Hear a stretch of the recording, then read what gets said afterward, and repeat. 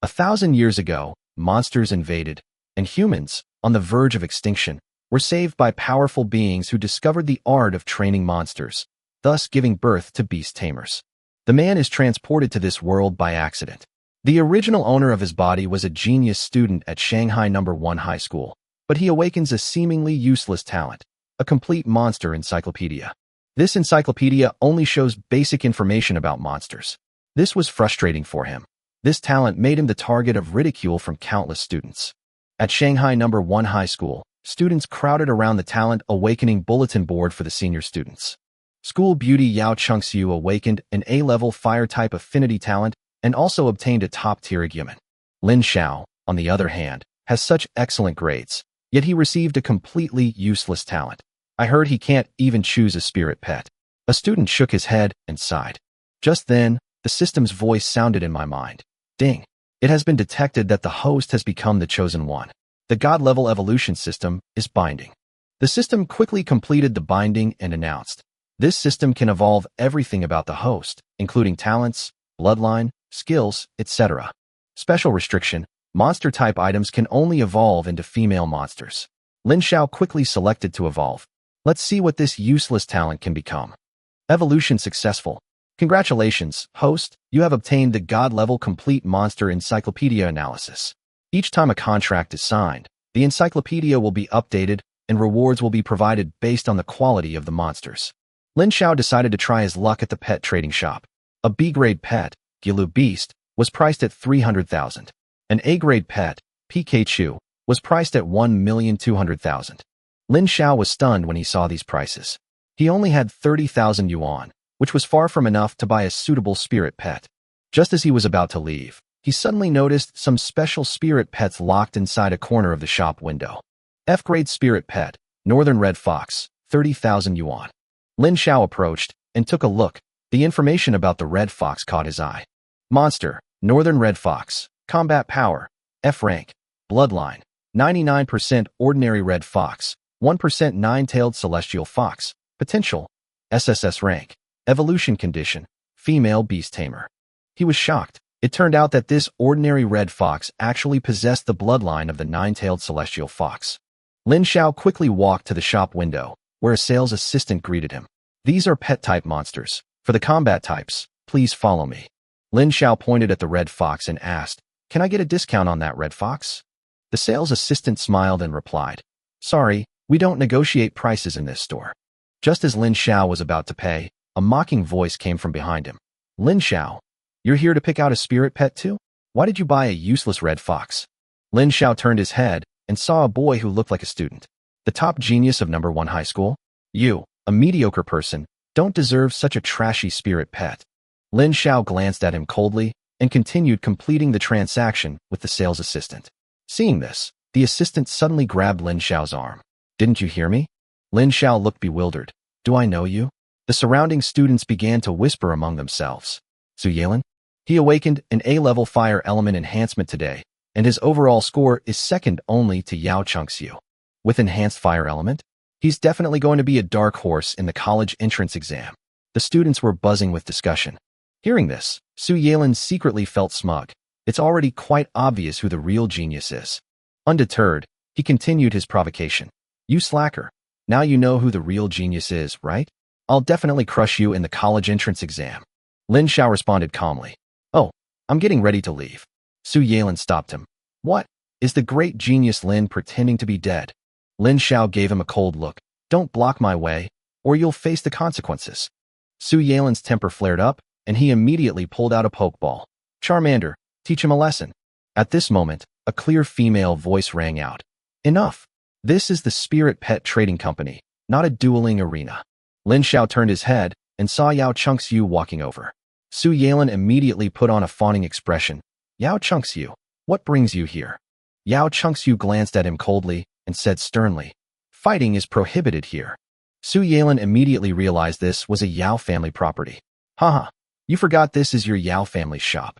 Yao Chengxiu frowned and walked towards Lin Xiao. Seeing the northern red fox in his arms, she exclaimed, you're using this kind of fox as a spirit pet? Don't you want to take the college entrance exam? Lin Xiao was taken aback. Was she concerned about him? Yao Chengxiu said coldly. If you give up so easily, you don't deserve to be my opponent. Lin Xiao replied indifferently. Really? See you in the college entrance exam. He paid the fee and left the spirit pet shop with the northern red fox in his arms. Yao Chengxiu watched him leave. Was he just going to fade into obscurity like this? Su Yalin clenched his fists angrily. Lin Xiao? I'll make you pay. Lin Xiao went straight home. He opened the door and entered the simple resettlement house. He carefully placed the red fox on the bed. The little guy was a bit timid and only dared to curl up into a ball. Subsequently, Lin Xiao attempted to establish communication with the northern red fox using the methods described in the book. Are you willing to sign a contract with me and become my spirit pet? The northern red fox trembled, and even its fiery red fur stood on end. If I become your spirit pet, will I get some good food? Lin Xiao nodded without hesitation and said, You can eat whatever you want. Upon hearing that there was something delicious to eat, the northern red fox immediately nodded and said, Okay, I agree. With that, the northern red fox immediately signed a contract with Lin Xiao. The northern red fox's panel appeared in the Complete Monster Encyclopedia, and the system immediately issued a notification. Ding! Congratulations, host. You have successfully collected the northern red fox and added it to the Complete Monster Encyclopedia. You have received a reward, low-level fire resistance. Lin Xiao was stunned. Low-level fire resistance meant that the fire element test in the college entrance examination would no longer pose a threat to him. Ding! The system has detected that the host possesses a spirit pet, which is a female nine-tailed celestial fox. This meets the evolution requirements. Do you wish to evolve immediately? Lin Xiao chose to evolve. Ding! Evolving. The northern red fox's body was suddenly engulfed in raging flames, instantly burning Lin Xiao's bed. Lin Xiao quickly dodged, his eyes fixed on everything before him. The flames gradually subsided, evolution complete. Ding! Congratulations, host, evolution successful. As the flames subsided, a beautiful figure appeared before Lin Xiao. Her fox ears twitched slightly. Ah, so comfortable. Lin Xiao stared in astonishment at the beast-eared girl before him, almost unable to believe his eyes. Nine-tailed celestial fox, young fox human form, combat power, SSS rank, bloodline, celestial fox bloodline. Skills, Fox clan power, heavenly fire control, 9 lives of the heavenly fox. Talent, heavenly fox inheritance, potential, SSS rank. The system notified again. Ding! Congratulations, host. You have successfully collected the nine-tailed celestial fox, young fox, and added it to your encyclopedia. He received a reward, heavenly fire control. Lin Xiao felt a scorching current flow into his body, and then a ball of flame appeared in his hand. Is this heavenly fire? Lin Xiao sensed the intensity of the flames. Although he hadn't fully mastered it yet, this flame was already powerful enough. He quickly extinguished the flames. I need more practice to get a stable grip on it. Just then, the nine-tailed celestial fox suddenly appeared in front of Lin Xiao. Master, what are you doing? I'm so hungry. Lin Xiao quickly took out a pokeball to put her in, but when the nine-tailed fox saw the pokeball, she showed a look of disgust. You don't like staying in the pokeball? Nine-tailed fox shook its head. No, I want to stay with my master. My master will take me to eat delicious food. Lin Xiao reluctantly took a school uniform from the wardrobe and helped her change. Instantly, the nine-tailed celestial fox transformed from a mischievous little demon into a pure and innocent college student. You're a nine-tailed celestial fox. How come you only have one tail? Lin Xiao asked curiously. Because I haven't grown up yet. Master, I'm hungry. I want to eat something delicious. However, the refrigerator was empty, so he decided to take her out to eat. As the two walked down the street, the nine-tailed celestial fox's animal ears and tail attracted countless glances, especially her beautiful face. Seeing this, some parents hurriedly covered their children's eyes, while the conservative older women showed expressions of disdain. Pa, young people these days are shameless, actually doing role-playing, and as a kimono mimi girl at that. However, some passersby gave Lin Xiao a thumbs up, saying, Awesome. He can even hold such a big plug in place. The nine-tailed celestial fox asked in confusion, Master, what are they saying? I can't understand them. Lin Xiao replied without changing his expression. It's nothing. They've just never seen anyone taking a spirit pet shopping before. After the two arrived at the restaurant, the nine-tailed celestial fox seemed somewhat impatient. Don't you like it here? Lin Xiao asked. The nine-tailed celestial fox nodded, and Lin Xiao frowned. Then what do you want to eat? Before she could answer, a young man in a white suit walked in through the door, followed by 2 bodyguards. He walked straight to Lin Xiao, and sat down next to the nine-tailed celestial fox. "Beautiful lady, are you free later? How about I take you for a ride?"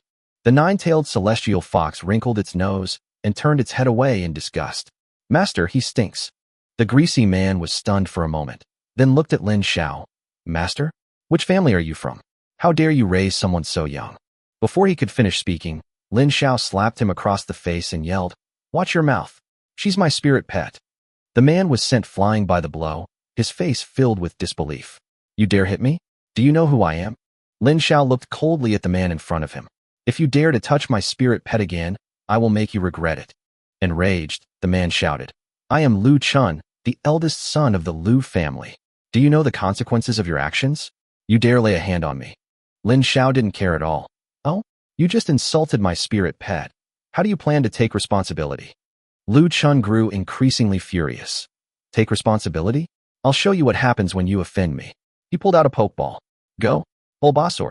A flash of green light appeared, and Bulbasaur appeared in front of Lin Xiao. Lu Chun pointed at Lin Xiao. "Bulbasaur, teach him a lesson." Bulbasaur is a rare plant-type spirit pet with high attack and high mobility, and it is very difficult to tame. Clearly, Lu Chun is no ordinary person.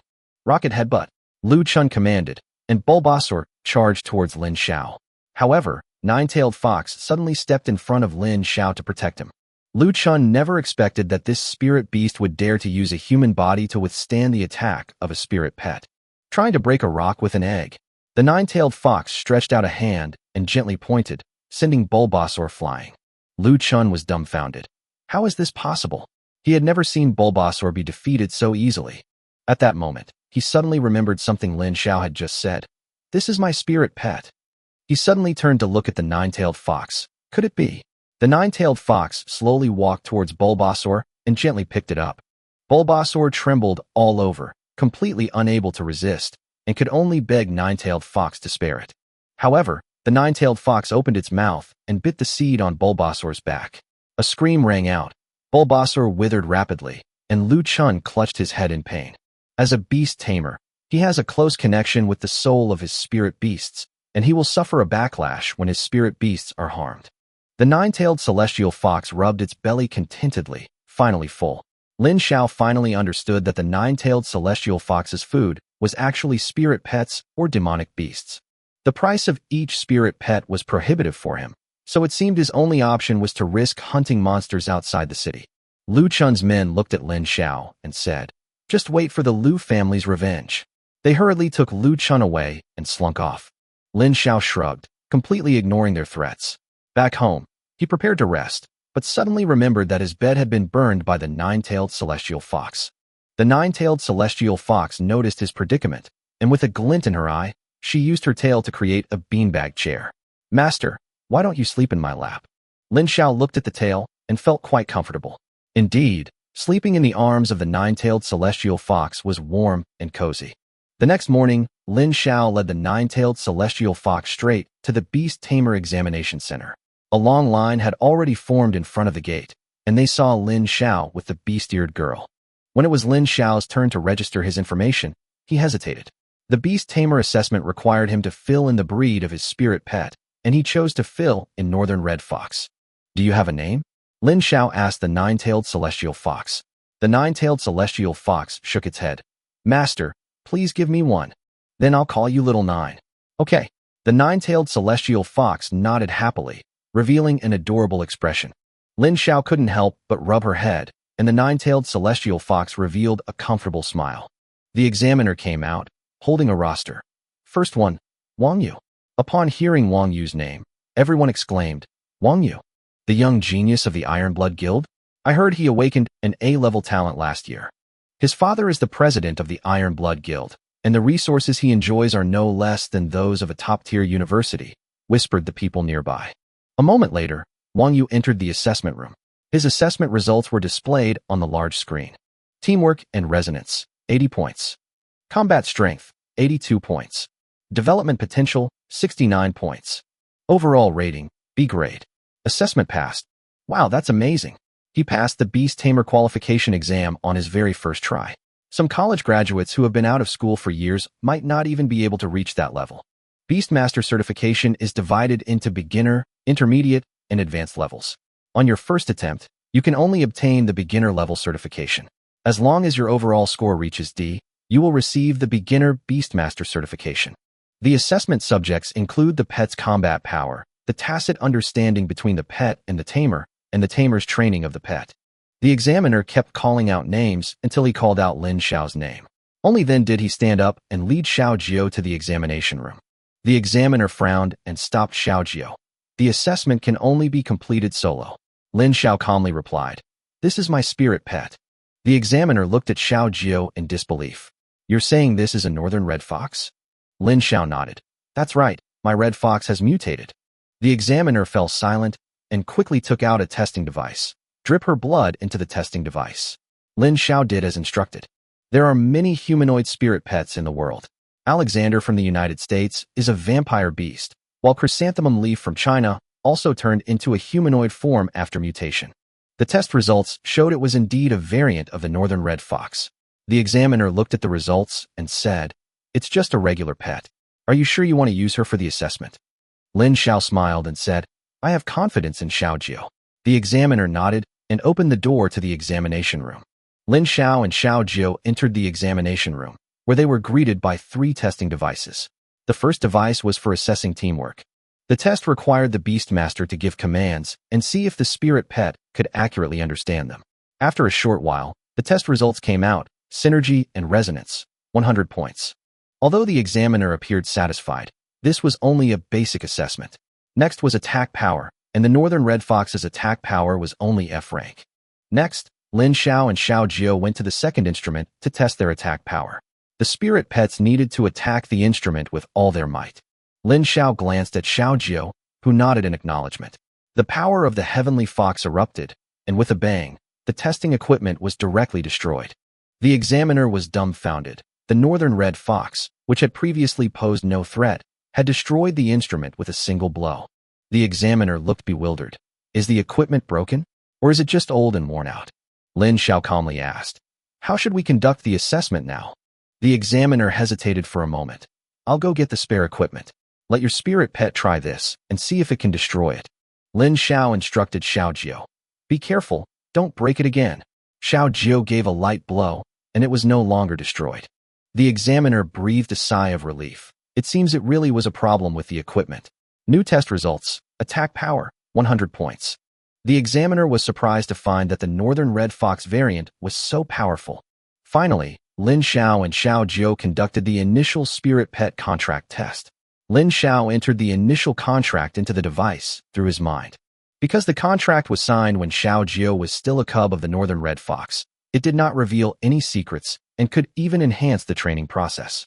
The test results came out again. Overall score: S grade. You passed the test. Lin Xiao looked at his test results, expressionless. The examiner was shocked. So young, yet he has passed the Beast Tamer qualification exam. His future is limitless. He hurriedly put the Beast Tamer badge on Lin Xiao and encouraged him. "Very good, I have high hopes for you." After thanking him, Lin Xiao walked out of the examination room, only to find the atmosphere in the hall to be unusually strange. Everyone quickly surrounded him. "Wow, what kind of spirit pet do you have? It's so strong. How old are you? Have you ever taken a certification exam?" At the entrance to the hall, Yao Chengxiu and her best friend were also watching all of this. What was happening? Why were they gathered there? Yesterday, Yao Chengxiu awakened her fire-type affinity talent and signed a contract with an A-rank spirit pet, a Guman. She now possesses the qualifications of a beginner beast tamer. Li Haixia grabbed a beast tamer who was taking the exam and asked, "What happened inside?" The beast tamer excitedly replied, "Someone got a perfect score." "A perfect score?" Li Haixia and Yao Chengxiu exclaimed in surprise. "Who is it? Which powerful family's genius?" She felt that even top geniuses couldn't possibly get a perfect score, since most test takers were very young and their main goal was to gain entry into Shanghai. Yao Chengxiu pondered for a moment. "It's probably an older beast tamer." Li Haixia laughed and said, "The family has been training me for several years, but I missed the best years of my life. They still call it accumulating knowledge and skills for future success. All right, let's not waste any more time. My father has spoken to the examiners, so we can cut in line now." Yao Chengxiu led Li Haixia toward the back of the crowd. Just as they arrived at the exam hall entrance, Li Haixia suddenly grabbed Yao Chengxiu. "What's wrong, Haixia?" Yao Chengxiu asked, puzzled. Li Haixia pointed to the big screen, and Yao Chengxiu saw that the name Lin Xiao was written on it, and that he had scored full marks in 3 subjects. All perfect scores. Yao Chengxiu exclaimed in shock, immediately running towards the crowd. Li Haixia called out, Chengxiu, where are you going? Yao Chengxiu ignored them and quickly made her way through the crowd to the innermost part of the area. But she didn't see Lin Xiao. She grabbed a bystander and asked, where is he?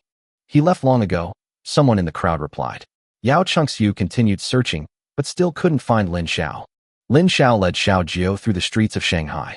Those people were so gossipy. Where are we going? I'm hungry, Xiao Jiao said as they walked. Lin Xiao's lips twitched. He'd only eaten a bulbasaur yesterday, and he was already hungry today. Come on, I'll take you to get something good to eat. The two arrived at the gates of the Demon City, where guards were checking people. Everyone leaving the city needed to go through a procedure.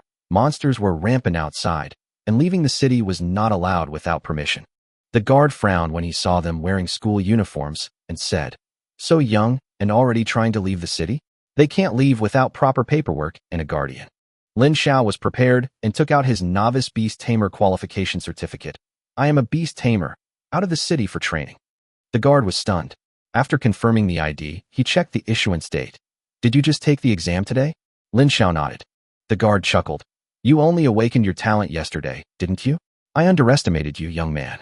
You may proceed. Looking at Xiao Jiao, he asked, you're also a student who just got your certification, right? Lin Xiao opened the documents, proving Xiao Jiao's information. The guard was shocked. You're saying she's a spirit pet?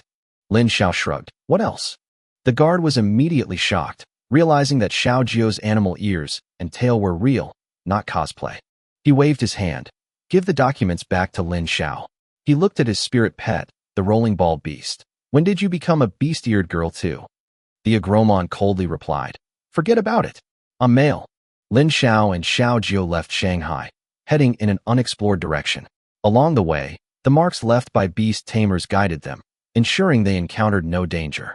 However, Lin Xiao and Xiao Jiao's goal was to hunt monsters, so they did not follow the marked route. Suddenly, the howl of a wild beast came from ahead. Lin Xiao became alert, and Xiao Jiao also got ready to stand guard. With a loud bang, a tiger nearly as tall as a person leaped out of the forest, staring directly at Lin Xiao. Lin Xiao's encyclopedia immediately displayed the tiger's information. Electric beast, D-rank monster, skills, electric attack, claw attack, rocket headbutt. Lin Xiao's lips twitched. This was really a D-rank monster? He almost thought the encyclopedia was broken, but he quickly understood why. Human-raised spirit pets are generally more docile, while wild monsters are extremely ferocious, and the difference in their levels is obvious. The Electabuzz suddenly launched an attack, its 4 claws hurtling towards Lin Xiao like cannonballs. Rocket headbutt. Lin Xiao did not dodge, but stood still and waited. Suddenly, Xiao Jiao appeared in front of him and threw a punch. Despite her petite stature and seemingly frail appearance, Xiao Jiao's punches are full of powerful beauty. The Electabuzz was knocked away, but quickly recovered and became even more enraged. Electric currents surged from its body. Discharge attack. Lin Xiao quickly gave the order. Use heavenly fire. Little Nine flicked its fiery red tail, and the blazing flames engulfed the lightning of the electric beast. After struggling for a moment in the heavenly fire, Electabuzz finally lost its life. Heavenly fire is a divine fire born from heaven and earth, possessing immense power. The Electabuzz corpse lay on the ground, emitting a burnt aroma. Xiao Jiao quickly pounced, picked up the Electabuzz carcass, and asked, Master, can I eat this? Lin Xiao nodded. Without hesitation, Xiao Jiao tore off the fleshy crest from the electric beast's head and began to wolf it down. After finishing her meal, Xiao Jiao pouted and said, Master, I'm not full yet. I want more. Lin Xiao smiled helplessly. One a day isn't enough to satisfy you? You're trying to drain me dry. Left with no other choice, Lin Xiao decided to lead her on a continued search for food. He determined the direction and began to walk forward. Not long after, 3 monsters died at Xiao Jiao's hands, 2 electric beasts and 1 saber-toothed tiger. It seems this forest is the territory of feline monsters. Lin Xiao sighed. Feline monsters are characterized by their solitary nature, except for lion-type monsters. Lin Xiao and Xiao Jiao cut off a saber-toothed tiger's claw and began roasting the meat. Soon, the aroma wafted through the air, and suddenly, footsteps approached. A young girl, holding a round object and accompanied by a spirit cat, quickly appeared in front of Lin Xiao. She casually tossed the object between Lin Xiao and Xiao Jiao, then quickly disappeared into the woods. Less than half a minute later, 3 menacing-looking men caught up, one of them riding a lion. Lin Xiao recognized the lion beast as a C-rank demon beast. The man stopped his horse, looked around, and asked, "Did you see a woman and a cat just now?" Lin Xiao pointed in the direction the girl had left. She had run past here a minute ago. The man riding the lion cursed and immediately led his group in the direction Lin Xiao had pointed. Lin Xiao ignored it and looked down at the round object in his hand. Sure enough, it was a spirit egg. The encyclopedia entry shows Biru Beast, an A-rank spirit pet, with the skills Magic Flame and Flame Attack. Special, Magic Flame has a bewitching effect. Lin Xiao was somewhat surprised that this Pokemon egg had such a powerful effect, something even Yao Cheng's Yuzugyuman couldn't achieve. When Xiao Jiao saw the elf egg, its eyes lit up with longing. "Master, I want to eat it." Lin Xiao was surprised. "You want to eat it?" Xiao Jiao nodded, and Lin Xiao sighed helplessly. An A-grade spirit pet egg is quite valuable. In a spirit pet trading company, it could probably sell for tens of millions. Just then, a figure swiftly approached and reached for the Pokemon egg. Lin Xiao reacted quickly, retrieving the egg and turning to face the attacker. After missing her target, the woman paused for a moment, then exclaimed, "Oh, this young man is quite alert." Lin Xiao calmly replied, "Likewise. You've been hiding for a long time, haven't you?" The woman was taken aback. Lin Xiao, with his keen senses honed through the complete monster encyclopedia, had already sensed her presence. "This fairy egg is very important to me. Give it back to me, and I can grant you one request." The woman proposed an exchange. Lin Xiao shrugged. "Fine. Give me your heavenly dog beast." Lin Xiao immediately recognized the spirit cat on the woman's shoulder. It was a heavenly dog beast, an S-rank spirit pet that might become a god in the future. The girl frowned. "The Pokemon egg in your hand is at most A-rank. Trying to trade it for a Tengu is wishful thinking." She immediately said, "Never mind. I had a little scheme in mind when I threw the Pokemon egg to you. I wanted to use you to distract those people." She took a bag out of her pocket and tossed it directly to Lin Xiao. As compensation, Lin Xiao took the bag and discovered it was a storage device, extremely rare in this world. Only special spirit pets could create storage devices, and this bag was clearly made from the mouth of a big-mouthed demon. Its value far exceeded that of a D-grade or C-grade spirit pet. "This bag is no use to me, so I'll give it to you," the girl said.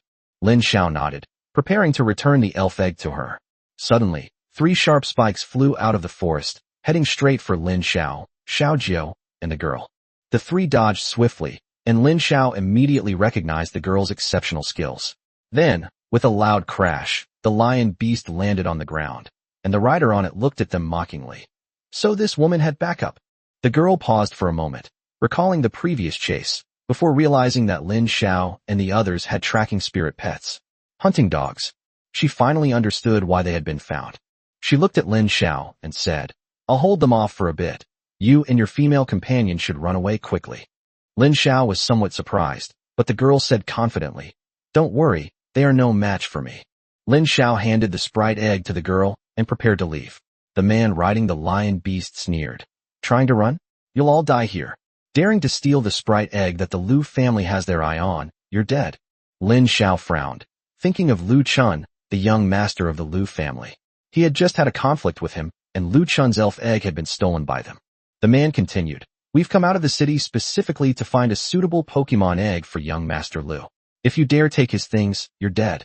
He ordered the other 2 to keep an eye on Lin Xiao and Xiao Jiao. The girl said apologetically to Lin Xiao, "I'm sorry for holding you back." The man riding the lion sneered, "Now you're scared? Too late. Brothers, kill them." The 3 charged towards Lin Xiao and the others. Spikes appeared on the lion beast's head and shot towards them rapidly. The hunting dog opened its blood-red maw and pounced. The third person summoned a hot-blooded cactus and immediately attacked the girl. The girl dodged quickly, but the hot-blooded cactus punched her. After dodging, the girl hurriedly shouted to Lin Xiao, "Run. They can't catch me." However, the lion beasts had already locked onto Lin Xiao. Clearly, they intended to kill him here to silence him. "Horn charge," the knight commanded, and the lion charged toward Lin Xiao. Without hesitation, Xiao Jiao instantly stood in front of Lin Xiao. The girl exclaimed, "Idiot! Get out of the way. The lion beast is a C-rank, second-tier spirit pet. Even the heavenly dog beast wouldn't dare to fight it head-on." The man laughed triumphantly. Little girl, you have good taste, but it's too late. You're all doomed. However, with a crisp bang, the lion beast was sent flying by Xiaojiu's punch. What? Everyone was stunned. Even the hunting dogs, the Tenga beast, and the hot-blooded cactus stopped what they were doing. Xiaojiu stepped forward, grabbed one of the lion beast's feet, and swung it around like a sandbag, making bang bang bang sounds. Lin Xiao calmly said, "All right, Xiaojiu, let's finish this quickly." Xiaojiu nodded, and with a flick of its fiery red tail, scorching flames instantly enveloped the lion beast. The leader, writhing in pain, collapsed to the ground, screaming. Lin Xiao had no intention of letting him go. Leave no survivors. Xiaojiu nodded. Her eyes narrowed as if she were an obedient child, yet it gave off a chilling aura. She stepped forward and punched the leader in the head, shattering it instantly. Upon seeing this, the two henchmen immediately chose to flee. Split up and run. Report to the family. However, Xiaojiu had already received orders to pursue the two. She flicked her fiery red tail and quickly gave chase. Don't come any closer, the two cried out in terror. The next moment, two corpses fell to the ground. At the same time, the Tenga beast suddenly launched an attack with incredible speed, almost instantly cornering the hunting dog. It unleashed its ultimate move, the Tengu flying claw, and a flash of blood appeared before the hunting dog fell to the ground. Its owner was also severely affected by the loss of his pet. Blood gushed out, yet he still struggled to escape into the distance. The girl looked at him coldly, full of disdain. Your spirit pet is fighting the enemy, while you're running away beforehand. How unfortunate. As soon as she finished speaking, she ordered the celestial dog beast to attack, and the man immediately fell to the ground. The girl turned to look at Xiaojiu and asked in surprise, "Is she your spirit pet?" Lin Xiao nodded and replied, "That's right. It's a variant of the northern red fox." The girl seemed to understand, showing an "I see" expression. It's a variant, no wonder. Then, the girl walked up to Lin Xiao and extended her hand. "Hello, my name is Su Su, and I am a student at Yuzhu Spirit Pet University." Yuzhu Spirit Pet University? Lin Xiao was shocked. That was a top university in the Dragon Kingdom. He hurriedly reached out and replied, "Lin Xiao, a senior high school student." Senior year of high school. She glanced at their clothes and smiled amusedly. "I thought you guys were here for some kind of play." Lin Xiao was slightly taken aback, then gave a helpless smile. Su Su chuckled. "Haha. Do you only have 2 days left until the college entrance exam? Did you bring your humanoid spirit pet outside for training?" Lin Xiao nodded and replied simply, "Yes." She then reminded her, "You have to be careful. The monsters around Shanghai are very strong. My mentor and I encountered several high-level monsters while we were studying here." She added with a smile, "The college entrance exam questions are a little different this year, so remember to be careful." Lin Xiao didn't take it seriously and nodded slightly. Suddenly, a red dot of light exploded in the air, followed by a peculiar shape. "Oh no, our instructor has summoned us." Su Su hurriedly said to Lin Xiao, "If you happen to be near Yuzhu Spirit Pet University, remember to come find me." Before she finished speaking, she disappeared into the jungle. Lin Xiao watched her leave, but began to ponder her words. This year's college entrance examination is special. A powerful monster has appeared outside the city. Lin Xiao looked down at the 6 corpses on the ground, feeling slightly relieved. Although the process was difficult, he had found enough food for Xiaojiu, and the harvest was not small. He had also found a storage bag. He handed the 3 spirit pet corpses to Xiaojiu, who quickly ate the roots of the hot-blooded cactus, the horn of the lion beast, and the nose of the hunting dog, let out a burp, and continued to watch Lin Xiao touch the corpses with satisfaction. Lin Xiao searched the body and found over 20,000 yuan in cash and 5 pokeballs. 3 of them were empty. They must have been the Pokemon that Xiaojiu had swallowed. 2 of the pokeballs even contained unowned Pokemon, which appeared listless and clearly had lost their owners. He saw a flying mantis, D-level spirit pet, skill, flying scythe, bite attack. He put it away and then looked at another spirit pet. Blood-eyed rabbit, D-rank spirit pet, skills, rocket headbutt, mental pierce. Bloodline, 1% chimera. Lin Xiao was shocked. A chimera bloodline. This was an unexpected surprise. He immediately put the blood-eyed rabbit into its pokeball and began a mental connection with it. After some time, he established a bond with the blood-eyed rabbit and successfully invited it to sign a contract. The blood-eyed rabbit accepted the contract, and Lin Xiao also saw its information in the monster compendium. At the same time, Lin Xiao felt dizzy. The depletion of his mental energy left him somewhat exhausted. but he knew that he had already signed 2 spirit pet contracts, which was enough to prove his potential. He wasn't overly excited. After all, the real surprise was yet to come. System, evolve and upgrade the blood-eyed rabbit's bloodline, Lin Xiao ordered. Ding. Upgrading. 1%, 2%, 100%. Upgrade successful. The blood-eyed rabbit's body was enveloped in white light.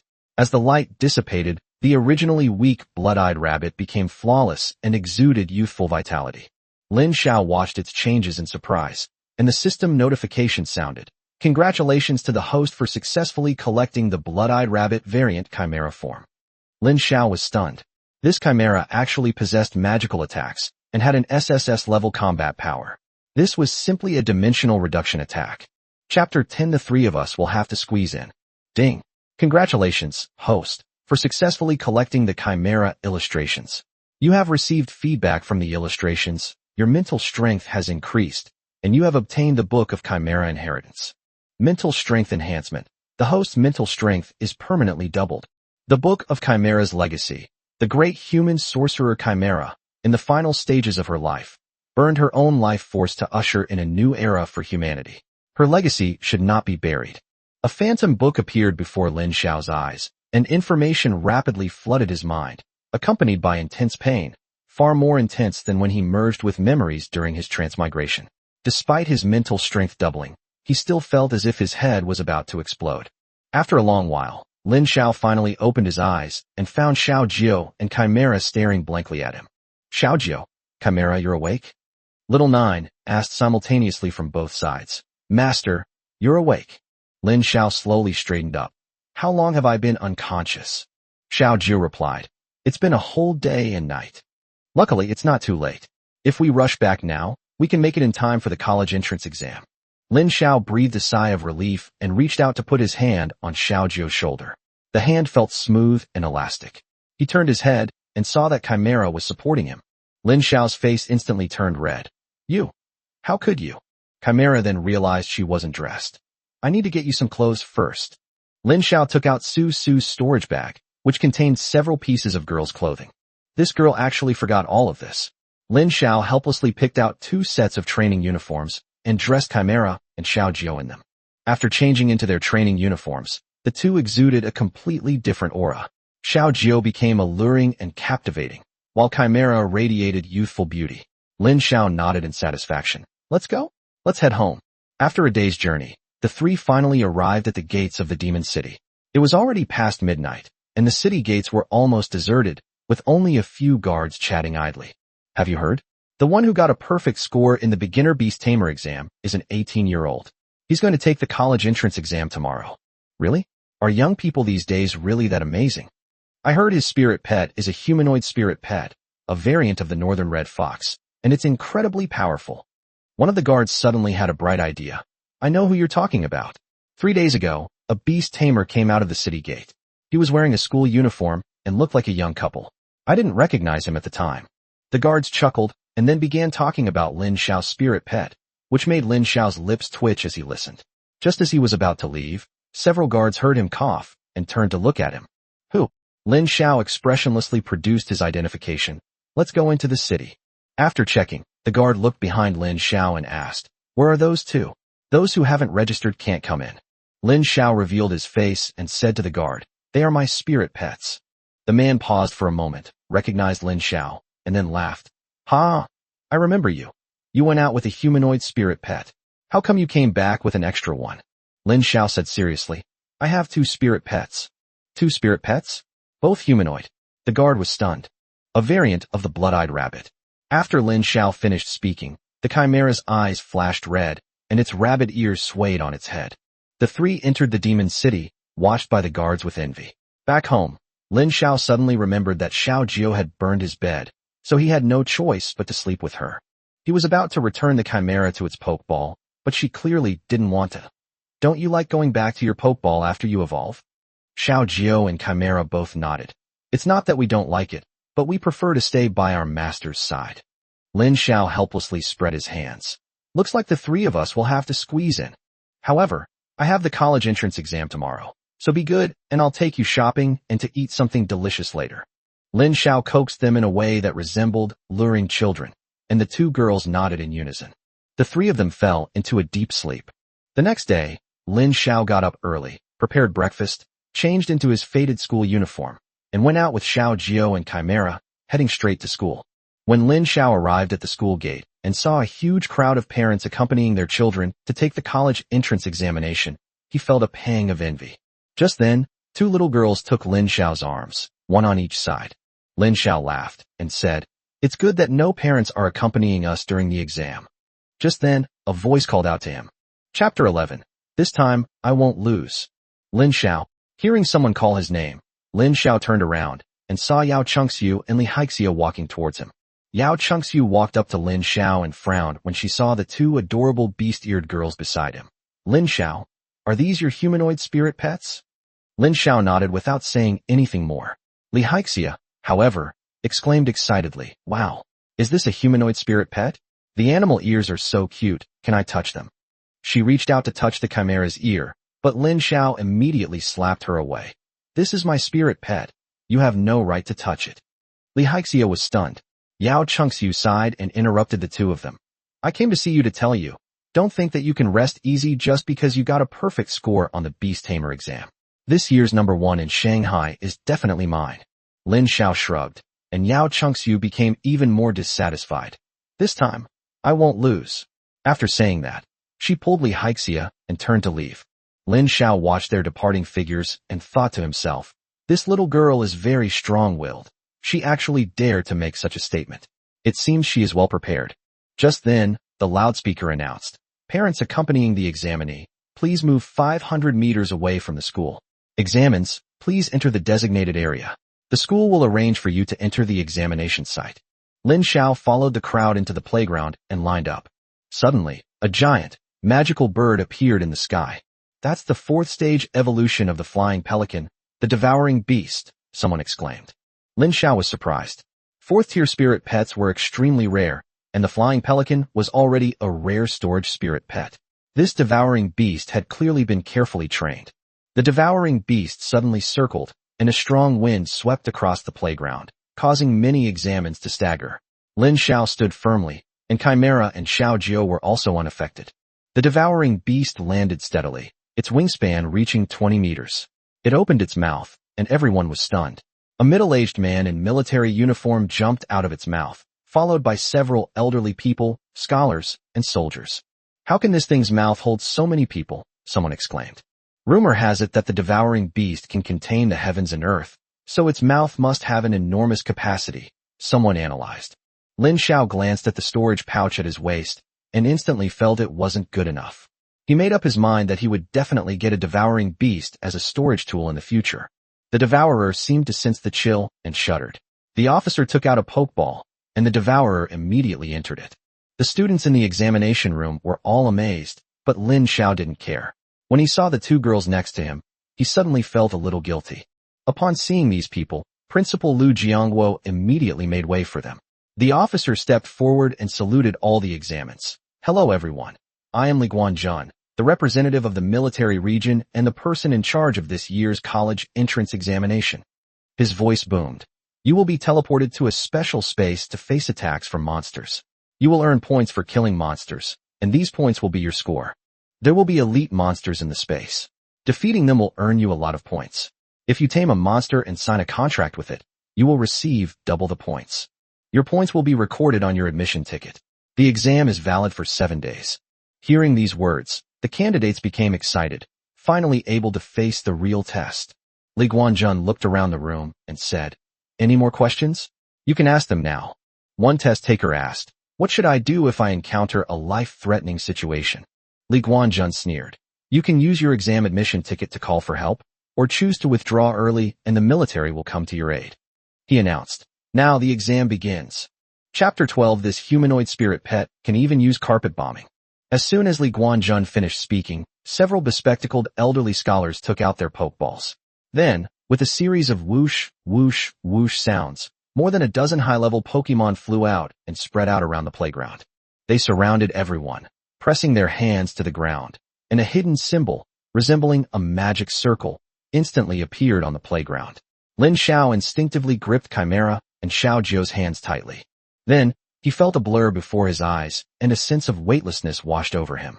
When his vision returned, he found himself in a desolate wilderness, surrounded by jagged rocks. Before Lin Xiao could even marvel at the extraordinary abilities of the powerful beast tamers in this world, a group of demonic beasts suddenly burst out from behind the boulder. Unlike ordinary demonic beasts, they wielded weapons, either knives or swords. Monster Encyclopedia, the Studious Gorilla, a D-rank monster, named for its ability to imitate humans. The 5 studious gorillas rushed towards Lin Xiao, their eyes filled with hatred, making woo-woo-woo sounds. Just as the college entrance examination began, all the television stations in Shanghai started broadcasting it live. Li Guanjun and the invigilators sat in front of the live broadcast screen, discussing the difficulty of the preliminary examination. Lu Jiangguo frowned and said, "Isn't it a bit excessive to send such a powerful demonic beast from the very beginning? Normally, the college entrance examination would start with a few ordinary D-level monsters for the candidates to get used to. But this time, studious gorillas were sent out. They live in groups and are good at cooperative combat, making them extremely difficult for ordinary candidates to deal with." Li Guanjun shook his head. Survival of the fittest. Young people must experience pressure to understand the cruelty of the future battlefield. The one who set the questions this time is that very person, Li Guanjun added. Lu Jiangguo sighed. "I hope they can get through this safely." Just then, a name suddenly appeared on the leaderboard. Lin Xiao, with a total score of 50 points. Li Guanjun immediately asked his staff to pull up Lin Xiao's footage. The screen showed 2 girls in training uniforms next to him. "Aren't the candidates supposed to be scattered?" Li Guanjun asked. After reviewing the information, the staff reported, "He possesses a humanoid spirit pet." The day after Lin Xiao awakened the complete monster encyclopedia, he passed the beginner beast tamer qualification exam, using a variant of the northern red fox as his spirit pet. Li Guanjun watched the battle scene with curiosity. He saw that as the 5 studious gorillas pounced on Lin Xiao, the chimera slowly stepped forward and raised its hand. "Didn't they say he only had one humanoid spirit pet?" the staff member asked, puzzled. Li Guanjun thought for a moment. "Organize his information and compile it for me." At this moment, the chimera remained motionless in the face of the 5 studious chimpanzees, seemingly preparing for something. What is she trying to do? Once she's surrounded, she can't escape. Young people still lack experience.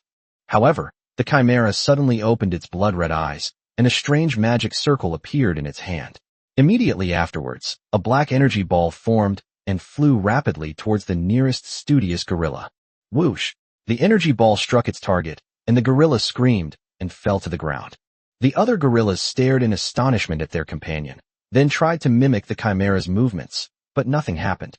The chimera sneered without responding, conjuring a second orb and knocking down another gorilla. Realizing they were outmatched, the remaining 3 gorillas immediately rushed towards the chimera, creating distance in preparation for a coordinated attack. The proctors were astonished. This humanoid spirit pet can actually use magic? For a monster to use magic, it must be at least at the 2nd or 3rd tier. Not necessarily.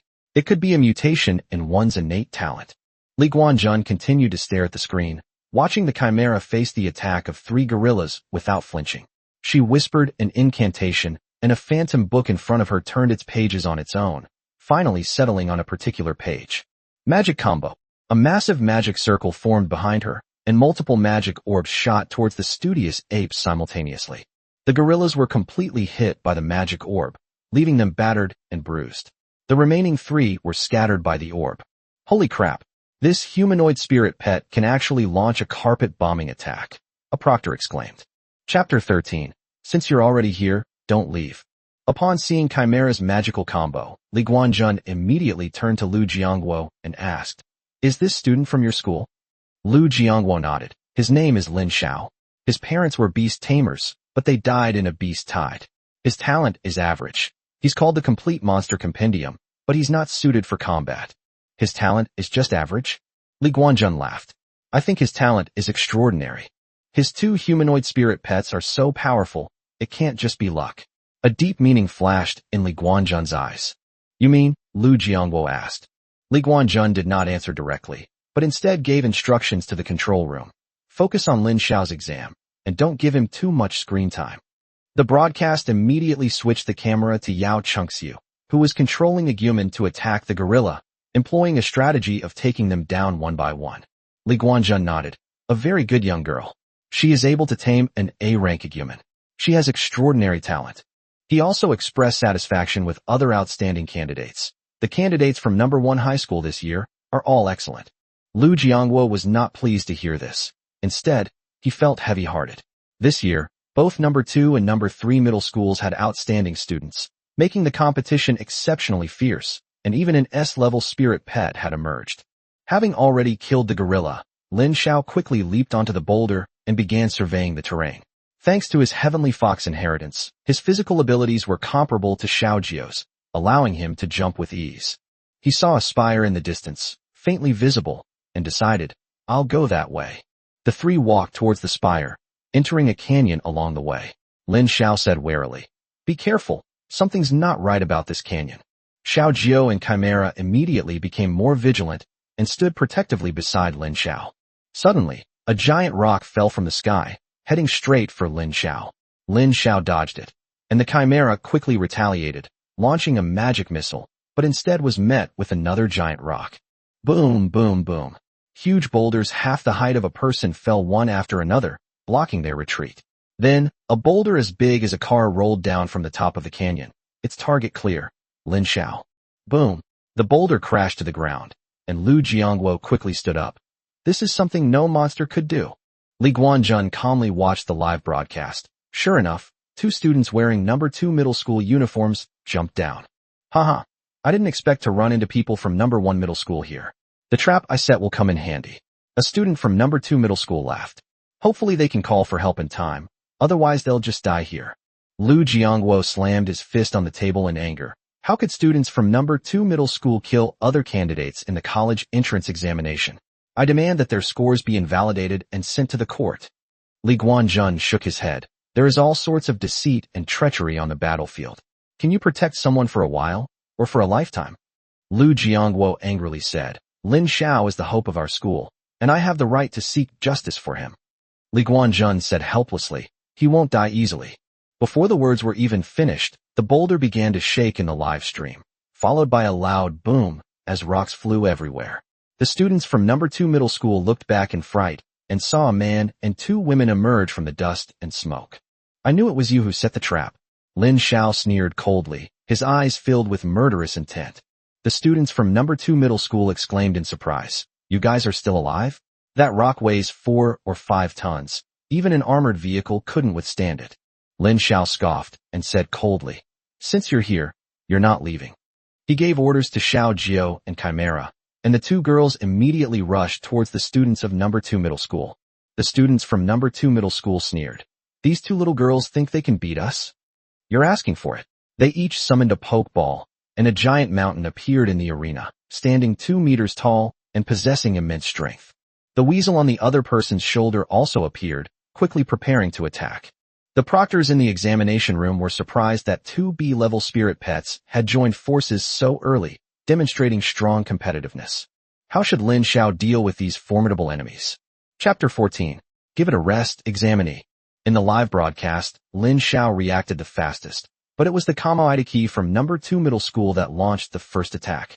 The students from number 2 middle school were experienced in combat, and the Kamo Idaki quickly burrowed into the ground, causing the ground to churn. At the same time, the mountain giant stood in front of Xiao Jio and the Chimera, raising its right hand made of giant stone and smashing it down towards them. The 2 students from number 2 middle school showed mocking expressions. 2 idiots, trying to defeat us with their physical strength instead of using their spirit pets. They mocked.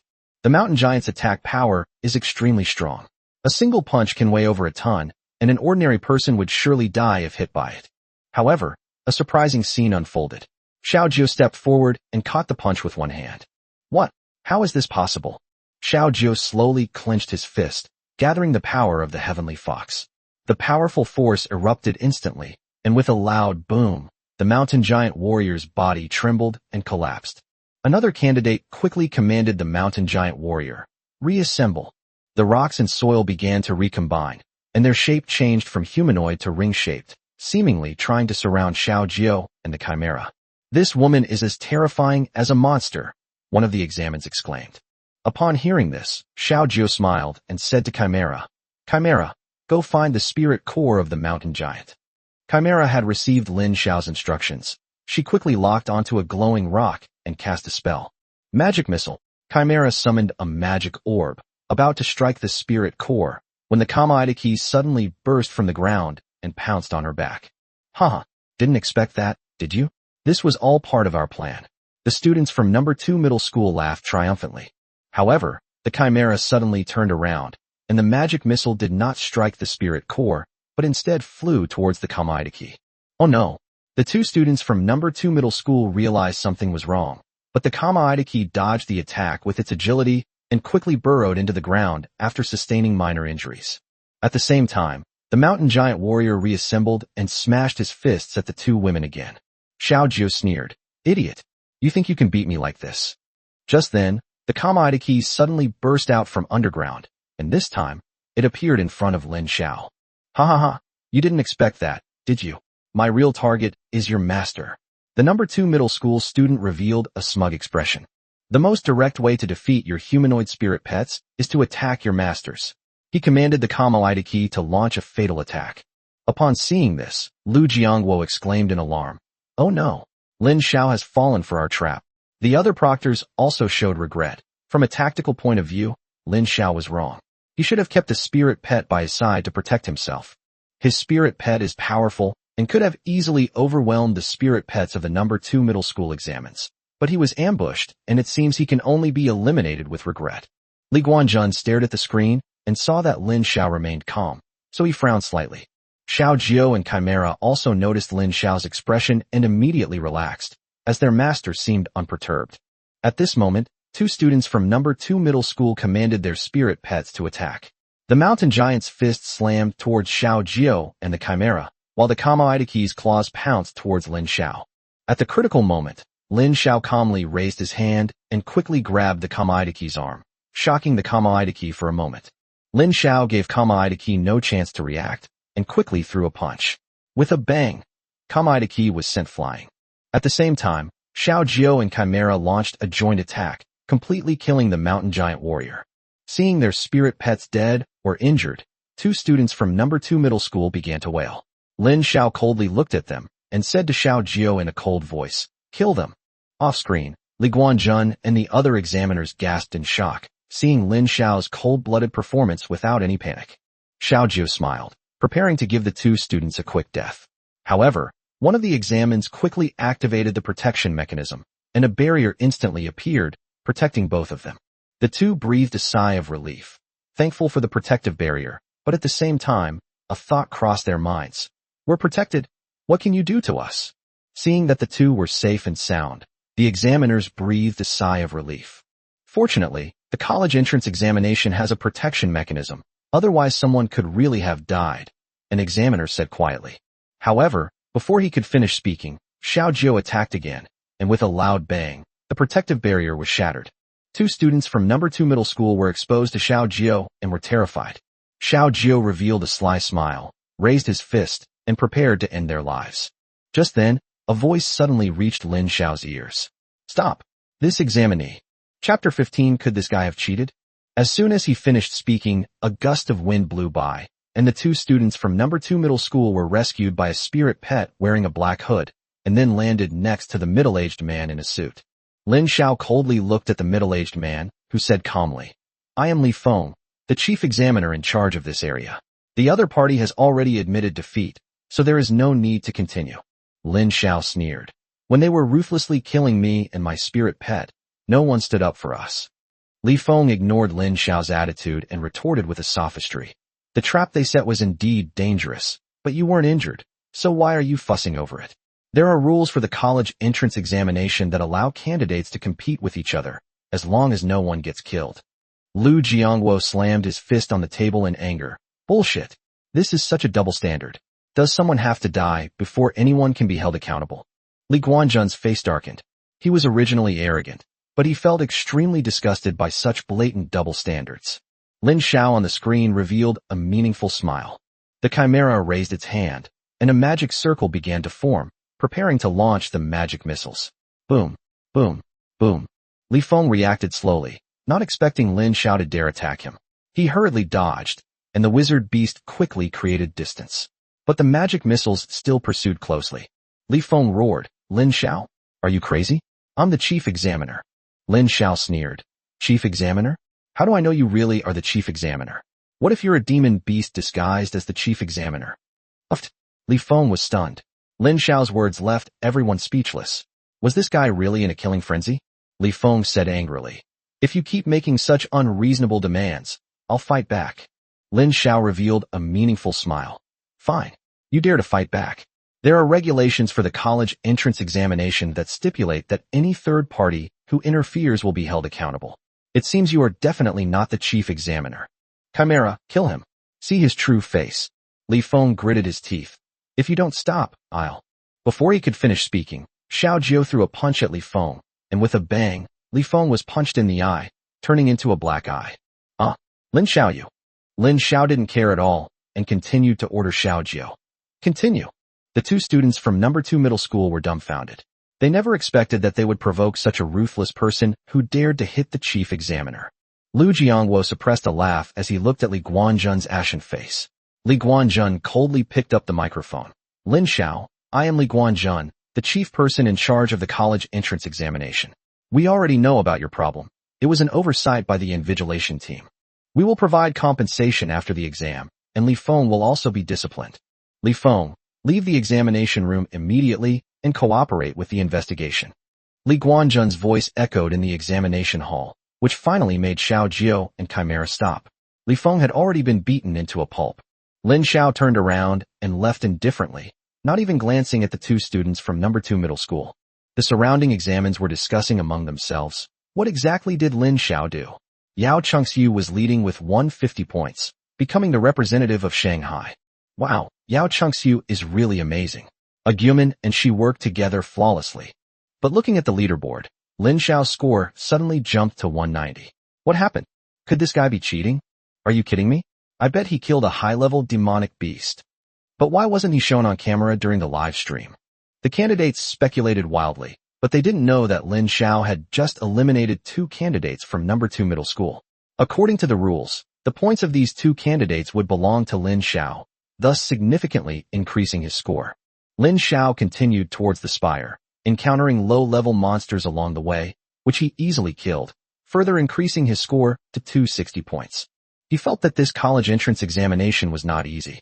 With 3 days of testing and such a huge map, finding the special monsters would not be easy. Just then, Xiao Jiao's stomach suddenly made a gurgling sound. Lin Xiao looked at her helplessly. Xiao Jiao, are you hungry? Xiao Jiao was a little embarrassed, and said in a slightly coquettish tone, Master, Xiao Jiao is hungry. Lin Xiao sighed, took out the corpse of a spirit pet from her pocket, and lit the fire. He skillfully skinned and gutted the spirit pet, then placed its meat on the fire to roast. The aroma gradually filled the air, and Chimera and Xiao Jiao couldn't wait to begin their feast. Just as the 3 were quietly enjoying their meal, a huge eagle flew overhead and then swooped down, heading straight for Lin Xiao. Chapter 16. Doesn't that make him invincible? Crisis strikes again. Lin Xiao swiftly rolled away, narrowly avoiding a fierce attack from the falcon.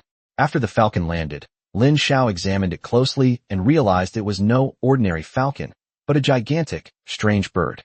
The complete monster encyclopedia immediately provided the data. Big-headed eagle, a B-rank, second-tier monster, simple-minded and physically strong, warlike, possessing dive attacks, rocket headbutts, and wind blade attacks, and will choose to flee when its life is threatened. Lin Xiao exclaimed in surprise. There are actually second-tier demonic beasts here. Most candidate spirit pets are currently at the first tier, while second-tier monsters pose a significant threat to them. The giant eagle charged angrily at Lin Xiao, surprisingly walking on 2 legs as it activated its rocket-powered headbutt. The other examiners, witnessing this, expressed their concern. Commander Li, isn't releasing a second-tier demonic beast too dangerous? What if there are casualties? Li Guanzhen replied seriously. This is an instruction from above. To differentiate the candidates, we must use drastic measures. The eagle, being a monster, is relatively easy to deal with. The candidates have solid fundamentals and can handle it. The real challenge will be on the last day. Hearing Li Guanzhen's words, the other examiners felt relieved. Suddenly, a staff member at the control room exclaimed in surprise. Look, Yao Chengxiu's spirit pet has advanced to the second tier. In the live stream, Yao Chengxiu did not dodge or evade the attack from the giant eagle. Suddenly, a Guman erupted, quickly transforming into a 3-meter-tall Greymon, directly taking the headbutt of the rocket and slamming the giant eagle to the ground. Finally, it spewed out scorching flames, turning the eagle to ashes. Yao Chengxiu is too strong. She actually advanced her spirit pet to the second tier. Her A-level talent, Fire Element Affinity, is truly a natural advantage. She's a true genius. She's undoubtedly the top student in Shanghai. At the same time, the live broadcast switched to Su Peng from No. 2 middle school. His S-level pet, Crazy Tank, grew larger and jumped into the tank to operate it, firing at the big head eagle. This Crazy Tank can attack like that. Next time it can't beat someone, it can just crawl inside. However, if we encounter a Tyrannomon, the tank might get flipped over. Another scene shows Chun Fiyang's Quick Knife Kid fighting Big-Headed Eagle, going back and forth for several rounds without a clear winner. The panting Quick Knife Kid retreats to Chun Fiyang's side. I originally wanted to save my talent for the finals, but it seems I have no choice but to reveal it prematurely. Chun Fiyang grabbed the Quick Dagger Imp, which transformed into a soul and entered his body. Chun Fiyang's body grew larger, and a phantom image appeared behind him. The talent of fusion of all things, the spirit pet, and the master become one. So cool. Chun Fiyang, wielding an illusory longsword, and with the help of the Quick Blade Little Demon, swiftly pounced on the big-headed eagle, cleaving it in two with a single strike. That's awesome. With Quick Knife Kid around, we're not afraid of close-quarters combat. Isn't he invincible now? Everyone exclaimed in amazement. Suddenly, a comment appeared on the screen. Look, how come Lin Xiao is still in first place? Li Guanjun stared at Lin Xiao's test. The screen showed the big-head eagle's rocket head but hurtling straight at Lin Xiao. Lin Xiao calmly retreated, and the Chimera stood in front, a magic circle condensing, unleashing a barrage of magical missiles at the big-head eagle. Xiao Jiu ran a few steps quickly, leaped onto the eagle's back, and stomped hard. Boom! The eagle screamed in pain, then was riddled with wounds by the magic missiles. Lin Xiao looked at Xiao Jiu. Stop playing around. Let's finish this quickly. Xiao Jiu leaped up in response, preparing to deliver a fatal blow to the big-headed eagle. Just then, the big-headed eagle's eyes suddenly flashed with a blood-red light. Its wounds healed rapidly, and its feathers turned blood-red. Lin Xiao frowned as the Pokédex provided new data. Crazy big-headed eagle, injured and failed to evolve, burning its life force to launch a final attack. Lin Xiao was astonished. We actually encountered the Mad Eagle. Before Lin Xiao could react, the Mad Eagle swiftly unleashed a deadly headbutt, violently striking Xiao Jiu on its back and sending it flying. Then, another headbutt aimed directly at the Chimera, which dodged in time. Xiao Jiu leaps into the air again, exchanging glances with the Chimera. Their tacit understanding is perfect. Chimera unfolded the illusory pages and chanted, "Entangle." A black magic circle appeared, and black tentacles quickly wrapped around the Mad Eagle. Chapter 17. If there's nothing else, don't let it affect my exam. With its speed and strength boosted, the Mad Eagle struggled angrily against the Chimera's magical restraints, breaking free after a few seconds and charging towards the three with bloodthirsty eyes. Lu Jiangguo hurriedly said, "How could it evolve before battle? It's already a third-tier demon beast." Li Guanjun solemnly instructed the invigilators to rush to the scene to protect the examines. Li Guanjun added, "If the examinee is not in mortal danger, we should not act rashly." He felt that Lin Xiao was not simple, and his eyes were focused on the live broadcast. As the Mad Eagle approached, Lin Xiao felt dizzy for a moment, but quickly recovered. Xiao Jiu was on high alert, his aura gradually increasing, his eyes blazing with fire, and his fists rained down on the Mad Eagle, which howled in pain. At the same time, the Chimera's magic missile accurately struck the back of the Mad Eagle. Li Feng received the notification and quickly rushed to the designated location. Li Feng was relatively close to the scene, but he dared not make any rash moves. Thinking about how to punish Lin Xiao, Li Feng sneered, "I'll make my move when he's been beaten to a pulp." Not far away, the Chimera once again solidified its magic circle, the massive circle pressing down on the Mad Eagle, making it hard for it to breathe. Little Nine's tail whipped up heavenly fire as it flew towards the Mad Eagle. Sensing the powerful energy within the heavenly fire, the Mad Eagle's beastly instincts told it that the flames could be deadly. It decided to self-destruct, taking Lin Xiao with it. Seeing the Mad Eagle preparing to self-destruct, Li Feng hurriedly shouted, "Get out of the way." He ordered the demonic beast Dark Knight priest to rush forward and stop it, while he himself quickly teleported to Lin Xiao's side. Just as Li Feng was about to grab Lin Xiao turned and looked at him. That one glance sent a chill down Li Feng's spine, making him feel a deadly threat. He managed to say, "Run, it's going to self-destruct." No sooner had he finished speaking than a loud bang was heard. Li Feng turned around and saw that the Mad Eagle had been burned to ashes by the heavenly fire, showing no signs of self-destruction. Li Feng was stunned, puzzled. How could a third-tier demon beast be burned to death by self-destruction? Lin Xiao turned his head and asked jokingly, "Proctor, what did you just say? I didn't hear you." Li Feng chuckled. It's nothing, it's nothing." Lin Xiao coldly replied, "If there's nothing else, don't let it affect my exam." Li Feng smiled wryly and quickly disappeared. In the live broadcast, Li Guanjun smiled broadly upon seeing Lin Xiao's calm demeanor. Good. He remained composed under pressure. His mental fortitude is truly outstanding for a beast tamer. Lu Jiangwo happily laughed. "I knew it. My student has top-notch talent. Third-tier demonic beasts are a piece of cake for him." Other staff members couldn't help but complain. "You old codger, that's not what you said just now." Lu Jiangwo smiled even more broadly, and everyone wanted to tear his face apart. The livestream viewers were still unaware of what was happening in the exam room. The camera focused on Yao Chengxiu, Su Peng, and Chen Fiyang. As the leaderboard updated, Chen Fiyang surpassed Yao Chengxiu to take the top spot. The audience exclaimed, "S-level talent is indeed extraordinary, easily suppressing second-tier monsters. Let's see if Yao Chengxiu and Su Peng have any backup plans. Otherwise Chen Fiyang will definitely be the champion." In previous years, Yao Chengxiu and Su Peng were competitive, but this year Su Peng's talent is just too extraordinary. Not only that, Su Peng's spirit pet is also extremely powerful. Chapter 18. They won't sleep in the wilderness with Lin Xiao, will they? At this point on the leaderboard, Chen Fiyang had 410 points, Yao Chengxiu had 380 points, and Su Peng was close behind. Lin Xiao's score seemed to have stagnated, and he was gradually being overtaken. Everyone thought he had lost his competitiveness. Suddenly, Lin Xiao's score soared from 260 to 560, an increase of 300 points. What did Lin Xiao do? He actually added 300 points. Could it be that he killed a third-tier demonic beast? How could an ordinary senior high school student possibly kill a third-tier demonic beast? Could he be cheating? Why hasn't the director ever shown him on camera? Everyone, quickly check what Lin Xiao is doing. Many viewers and parents began leaving messages, wanting to know what Lin Xiao was doing. The director forwarded the viewers' messages to Li Guanjun, who nodded. Let them see what Lin Xiao is doing. As night fell, the time inside the examination hall synchronized with the outside world. Everyone tacitly chose to camp and rest in the darkness, as both the spirit pets and humans needed to recover their strength. Yao Chengxiu took out a camouflage tent and a cot from her storage equipment, preparing to rest. She also took out some dry rations from her bag and ate them while taking recovery pills. When onlookers saw this, they exclaimed, "This is what children from big families are like." They actually prepared all the equipment in advance. Chen Fiyang and Su Peng, on the other hand, carried very simple items, backpacks, and only dry rations.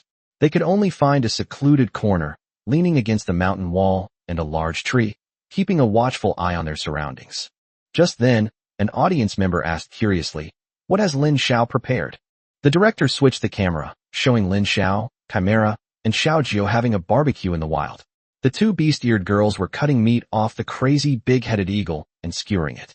Lin Xiao took out seasonings from his storage bag, leaving everyone dumbfounded. Is Lin Xiao here for vacation? Isn't this the college entrance exam? Cheating. It's definitely cheating. Is that Lin Xiao the one who got a perfect score on the beginner beast tamer exam? Look how much they enjoy their food. I'm so envious. Chimera finished grilling the meat skewers and hopped over to hand them to Lin Xiao. "Master, it's time to eat." Lin Xiao took the meat skewers, blew on them, and began to eat. Xiaojio also offered him her own grilled skewers. "Master, try some of Xiaojio's grilled skewers too." Lin Xiao ate with relish, one on each side, while the audience began to vomit blood. "I'm so jealous. I really want to report him for cheating." After they finished eating, it was already late at night. Some viewers wondered, didn't Lin Xiao prepare a tent? They had nowhere to camp, and in the open wilderness without cover, they were easily attacked by monsters. Will those two beast-eared girls sleep in the wilderness with Lin Xiao at night? In the scene, Lin Xiao yawned and said to Xiaojio, "It's getting late. let's rest. Xiao Ju nodded, curled up in a ball, and Lin Xiao actually laid down in her arms. Holy crap, Lin Xiao is actually lying in the arms of a beast-eared girl. That's a humanoid spirit pet. How can you be so insolent? The audience was stunned and began to complain. Then, Lin Xiao took out a blanket from his storage bag and handed it to Chimera. Chimera thoughtfully covered Lin Xiao with the blanket and then snuggled into his arms. Uft. The audience coughed up blood again. Lu Jiangguo awkwardly covered his face. In the jungle, it's cold at night, so the three of us huddling together can prevent heat loss. Li Guanjun smiled and said, Indeed, but sleeping in the open wilderness is not a good choice. The examiners agreed. It's best to choose a place with cover when camping, so that you can avoid being attacked from both sides if you encounter an enemy. As night deepened, Lin Xiao slept soundly like a child, completely unaware of his surroundings. At that moment, several beasts resembling hunting dogs stealthily approached from a distance. The audience recognized the monsters. These are prairie wild dogs, one of the most ferocious monsters. Their leader is a second-tier demonic beast, the prairie wolf. Lin Xiao has been ambushed by a monster. He actually set up camp in an open area. That's practically giving himself away. Lin Xiao is in big trouble this time. He's probably going to be eliminated. Chapter 19, I could have slept with my master until dawn. Just then, a wild dog on the prairie seemed to have triggered a restriction. A faint magic circle flickered and then disappeared. Chimera broke free from Lin Xiao's embrace, stretched, and looked sleepy, revealing an adorable appearance that evoked pity from the audience. She stood up, raised her hand, and set up a magic circle, enveloping Lin Xiao and Xiao Ju within it. She even thoughtfully covered Lin Xiao with a blanket. After finishing, Chimera turned her head and coldly looked at the prairie dogs that had surrounded her, angrily saying, It's all your fault for disturbing Master's sleep. I could have slept with Master until dawn. The prairie dogs couldn't understand her words, but driven by instinct, several charged forward, howling as they attacked. The audience held their breath for Chimera at this sight. While individual prairie dogs are weak, they become extremely powerful when in packs. Furthermore, the prairie wolves, being second-tier demonic beasts, also added to the threat. Chimera calmly raised her hand and silently chanted an incantation. Soon, countless magical missiles materialized behind the magic circle. The prairie dogs charged forward, ready to attack, but instead were met with a barrage of magical missiles. Boom, boom, boom. The sound of explosions echoed in the night sky. The entire area was cleansed by the Chimera's magic, and the prairie dogs were completely wiped out, leaving only their corpses. The prairie wolf fled upon seeing this. The Chimera did not pursue it, but instead looked back at Lin Xiao, who was still fast asleep, and breathed a sigh of relief. Fortunately, the magic circle is soundproof, so it didn't disturb the master. Viewers were filled with envy at this scene. Even when the enemy comes, Lin Xiao doesn't have to get up. His spirit pet handles it all by itself. Afterward, the Chimera snuggled back into Lin Xiao's arms to replenish the firewood, a heartwarming scene that left the audience speechless. Early in the morning, Chimera was already preparing breakfast. After a quick wash, Lin Xiao noticed many more corpses around him. Chimera explained, A second-tier demon beast escaped last night. Lin Xiao reacted quickly. Was it a prairie wolf? Chimera nodded. Lin Xiao warned, Wild wolves hold grudges. Be careful on the road today. A fighting spirit flashed in Xiao Jiu and the Chimera's eyes. Lin Xiao noticed that both of these spirit pets love to fight. Is this the nature of spirit pets? He wondered to himself. After breakfast, the three continued their journey. Along the way, they encountered more and more second-tier demonic beasts. Lin Xiao judged that at this pace, they expected to reach the spire by noon tomorrow. On their way, Lin Xiao noticed a prairie wolf angrily staring at them from a large rock in the distance. Chimera recognized it as the prairie wolf that had escaped the previous night. Seeing their gaze, the wolf raised its head and howled. Lin Xiao frowned and asked, Are they planning to surround us? He wasn't afraid at all, feeling that he could handle any number of prairie wolves. But soon, prairie wolves surrounded them. They didn't attack directly, but kept their distance, seemingly trying to buy time. Lin Xiao saw through their intentions and decided to take the initiative. If they don't attack us, then we'll go find them. He didn't like being passive. He preferred to actively eliminate all threats. The three of them rushed towards the pack of prairie wolves. Seeing them coming towards them, the wolves quickly hid behind strange rocks. Lin Xiao sneered. Trying to lure us into a trap? He gave Xiao Jiu and Chimera a look, and the two women immediately split up and surrounded the wolves. After some maneuvering, they finally arrived at an open space, ready to engage in a final battle. Chapter 20. Lin Xiao, I never thought you'd end up in my hands. After the three of them stood still, a dozen or so prairie wolves suddenly appeared around them, staring menacingly at Lin Xiao and his companions. One of the wounded prairie wolves was the same one that had attacked Lin Xiao the night before. In the control room, Li Guanzhun's face darkened as he saw the footage. Lu Jiangguo watched the screen nervously. These are over a dozen second-tier demonic beasts. They are extremely adept at coordinated attacks, and their attack power is comparable to that of third-tier demonic beasts. Lu Jiangguo turned to Li Guanzhun. Should we notify the chief examiner to come and oversee things? Even the chief examiner might not be able to defeat this pack of wolves. Li Guanzhun calmly responded, No. This is an opportunity to unleash Lin Xiao's potential. The examiner will be responsible for safety, so don't worry. He then looked at Lin Xiao on the screen. Look at Lin Xiao's expression. Lu Jiangguo observed carefully and saw that Lin Xiao remained calm and composed in the face of the wolf pack, seemingly full of confidence. The alpha wolf of the prairie wolves suddenly howled to the sky, and the pack immediately swarmed in. In Lin Xiao's mind, the complete monster encyclopedia unfolded, displaying information about the prairie wolves, a C-rank, second-tier monster. Its combat power increases exponentially when it gathers in a group. It possesses wolf bite, claw attacks, and rocket headbutts. When there are 10 or more, it can use the combined attack skill Prairie Storm. Lin Xiao looked at the data and his eyes lit up. Skills that can enhance teammates' attack power are rare. Prairie Storm can double the attack power. He turned to Xiao Jiao and the Chimera. Be careful, don't give them any chance. The two women acted immediately, and the Chimera began bombarding the wolves of the grassland with a barrage of magical missiles. Explosions rang out, and several wolves were hit, but thanks to the grassland storm, they were unharmed. Lin Xiao immediately gave the order, attack Prairie Storm, and find a way to break out from here. As one of the top students at No. 1 high school, Lin Xiao quickly realized that the Prairie Storm was actually a huge magic circle that could be destroyed with enough powerful attacks. Chimera nodded, and with a flick of her finger, instantly summoned a small magic circle, and a magic missile materialized. Sensing the threat, the wolf pack immediately charged towards Chimera, wanting to deliver a fatal blow before the missile could fully form. The wolf pack charged, a combined attack technique whose power rivaled that of a full-force strike from a third-tier demonic beast. Their momentum was like that of a cavalry charge. However, the Chimera ignored the attack and continued to complete the magic circle on its own. Just then, Xiao Jiao leaped up, blocking the Chimera's path, and charged towards the wolf pack.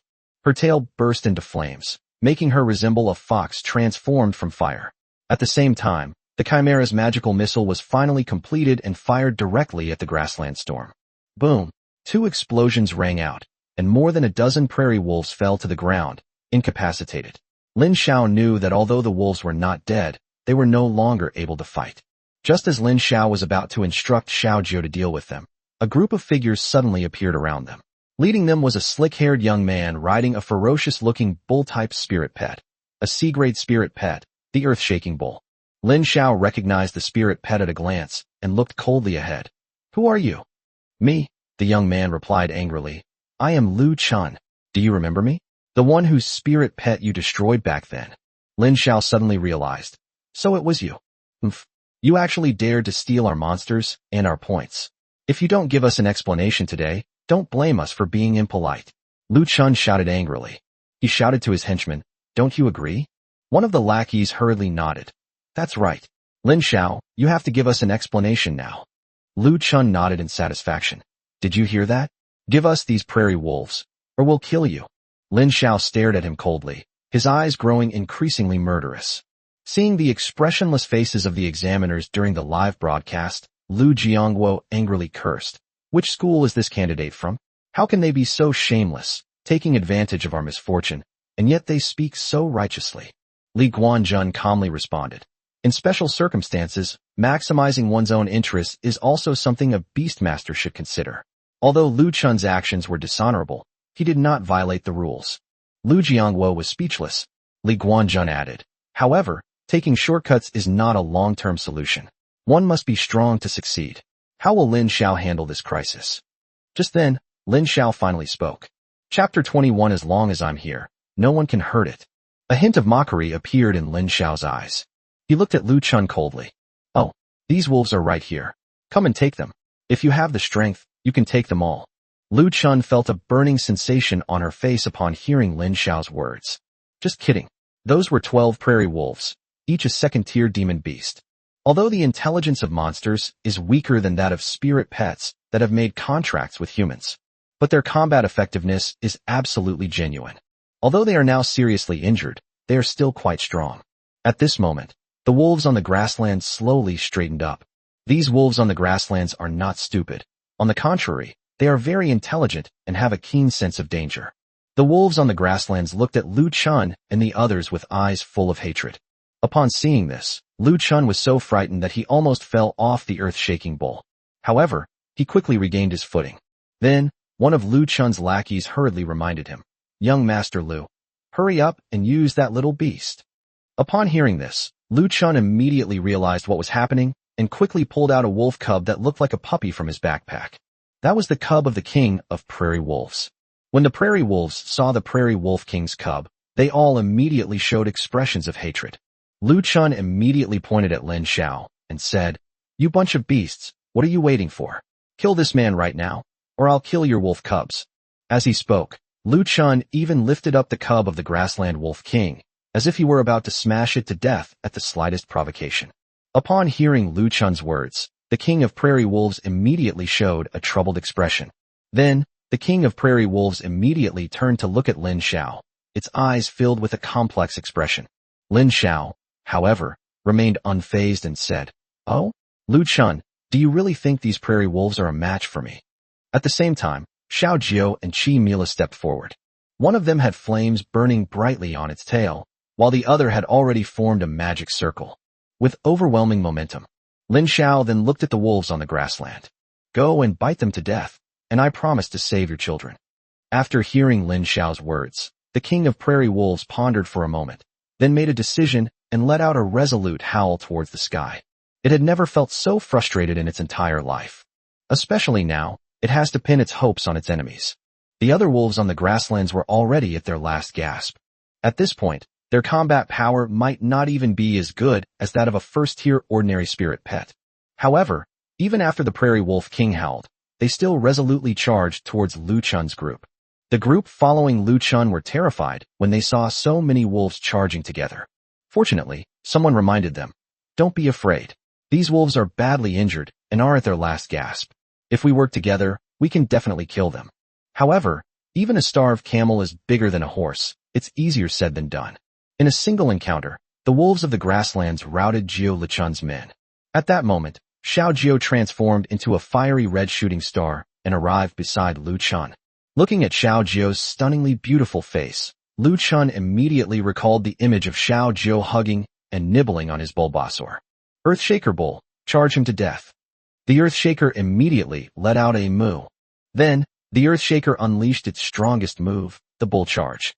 But how can such a charge compare to that of the divine beast, the nine-tailed celestial fox? Xiao Jiao stepped on the head of the earth-shaking bull and then exerted a little force. There was a loud boom, followed by the pitiful screams of the earth-shaking bull. Then, Xiao Jiao faced Lu Chun and gave him a meaningful smile. Lu Chun had no more interest in enjoying Xiao Jiao's unparalleled beauty and immediately tried to escape in a panic. However, Xiao Jiao had no intention of letting the other party off the hook. Then, Xiao Jiao lunged forward and grabbed Lu Chun in one swift motion. She first snatched the wolf cubs of the prairie wolf king. Then, she raised one of her hands high, about to slap Lu Chun to death. If that slap were to land, it would be enough to turn Lu Chun into mincemeat. Just then, Lu Chun shouted, "I surrender. Spare me. Don't kill me." As he spoke, Lu Chun quickly activated the security measures on his admission ticket.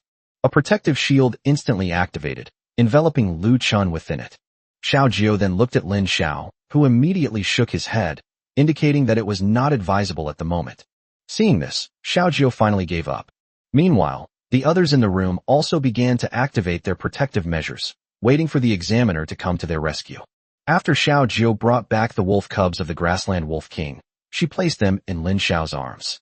Lin Xiao looked at the wolf cub of the king of the grassland wolves and couldn't help but feel very excited, because he had already noticed the unusual nature of the wolf cubs of the prairie wolf king. a wild wolf cub from the grasslands, a C-rank, second-tier demonic beast. Because both its parents are second-tier demonic beasts, it was born a second-tier demonic beast, possessing 10% of the bloodline of the spirit of nature. When Lin Xiao saw the bloodline of the spirit of nature, he knew that the wolf cub of the grassland wolf king was no ordinary creature. That's why he agreed to help the grassland wolf king rescue the wolf cub. At this point, the wolf cub of the prairie wolf king was on the verge of death. The king of prairie wolves, covered in wounds, walked over and looked at his cubs. Whoa! The prairie wolf king cried out in distress, and Lin Xiao quickly took out medicine from his storage bag and began to treat the prairie wolf king's cub. A moment later, the wolf cub of the grassland wolf king slowly opened its eyes and looked at Lin Xiao with gratitude. The king of prairie wolves then walked over and licked his cubs. Lin Xiao then said to the wolf cub of the grassland wolf king, "Are you willing to sign a contract with me?"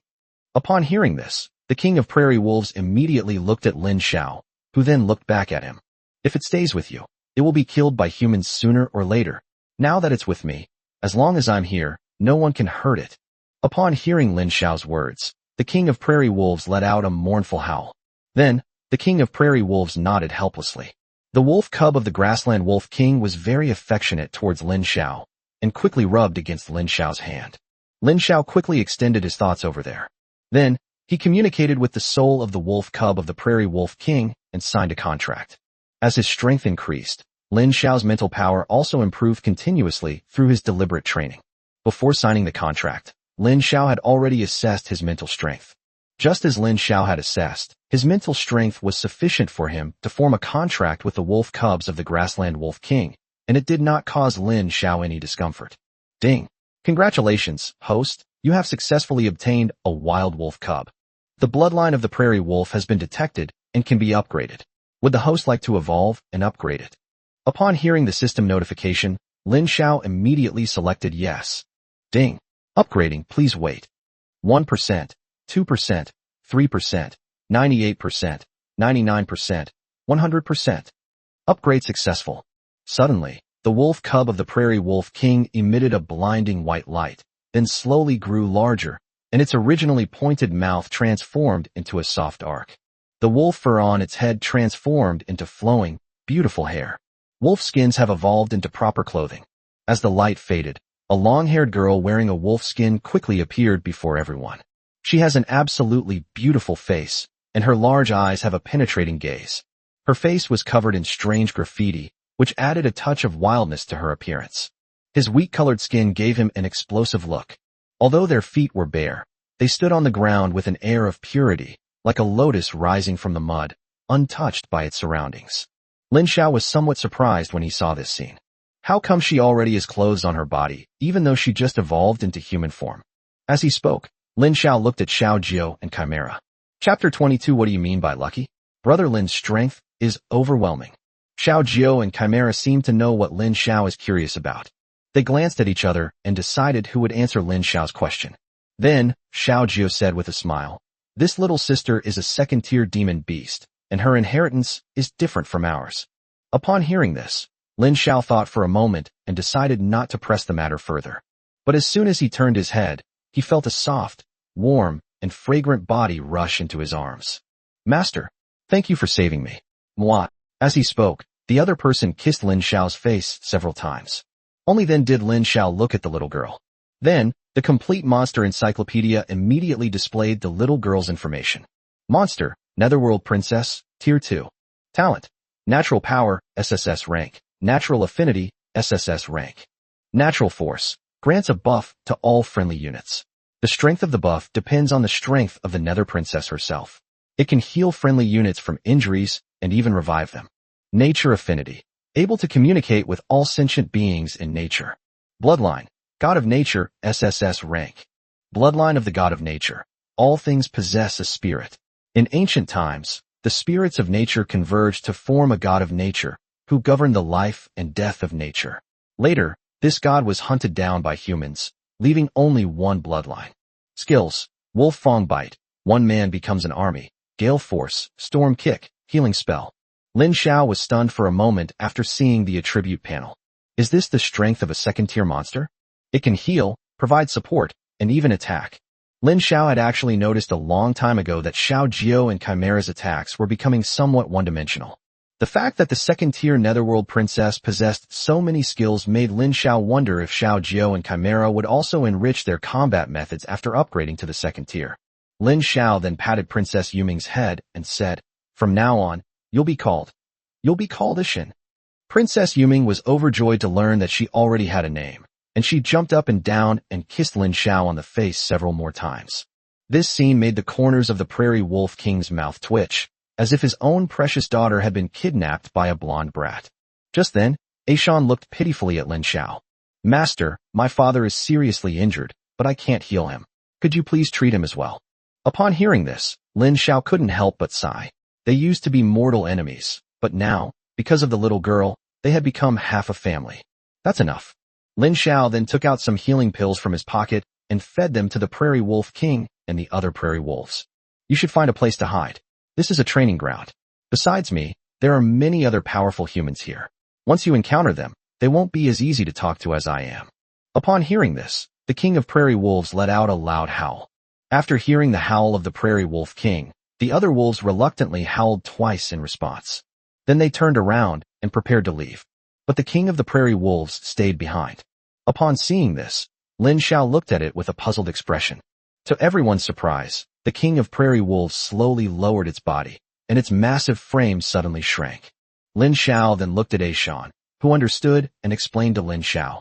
"Dad said he would give us a ride." As she spoke, Aishan was the first to mount the bike. Lin Xiao understood immediately and followed Aishan onto the back of the Wild Wolf King of the Grasslands, with Aishan nestled in Lin Xiao's arms. Xiao Jiao sat somewhat reluctantly behind Lin Xiao, her magnificent breasts pressing against Lin Xiao's back in an obstructive way. Then, Xiao Jiao hugged Lin Xiao tightly. Instead of riding on it, the Chimera conjured a magic circle beneath its feet and floated in midair. Lin Xiao was surprised. This girl could actually fly? Chimera seemed to know what Lin Xiao was curious about, and quickly explained, "I just wanted to be with my master, so I chose to walk." Upon hearing this, Lin Xiao turned his head indifferently and then judged the direction. Then, Aishan commanded the King of Wolves on the grassland to begin their advance. As Lin Xiao continued forward, the audience became somewhat unsettled.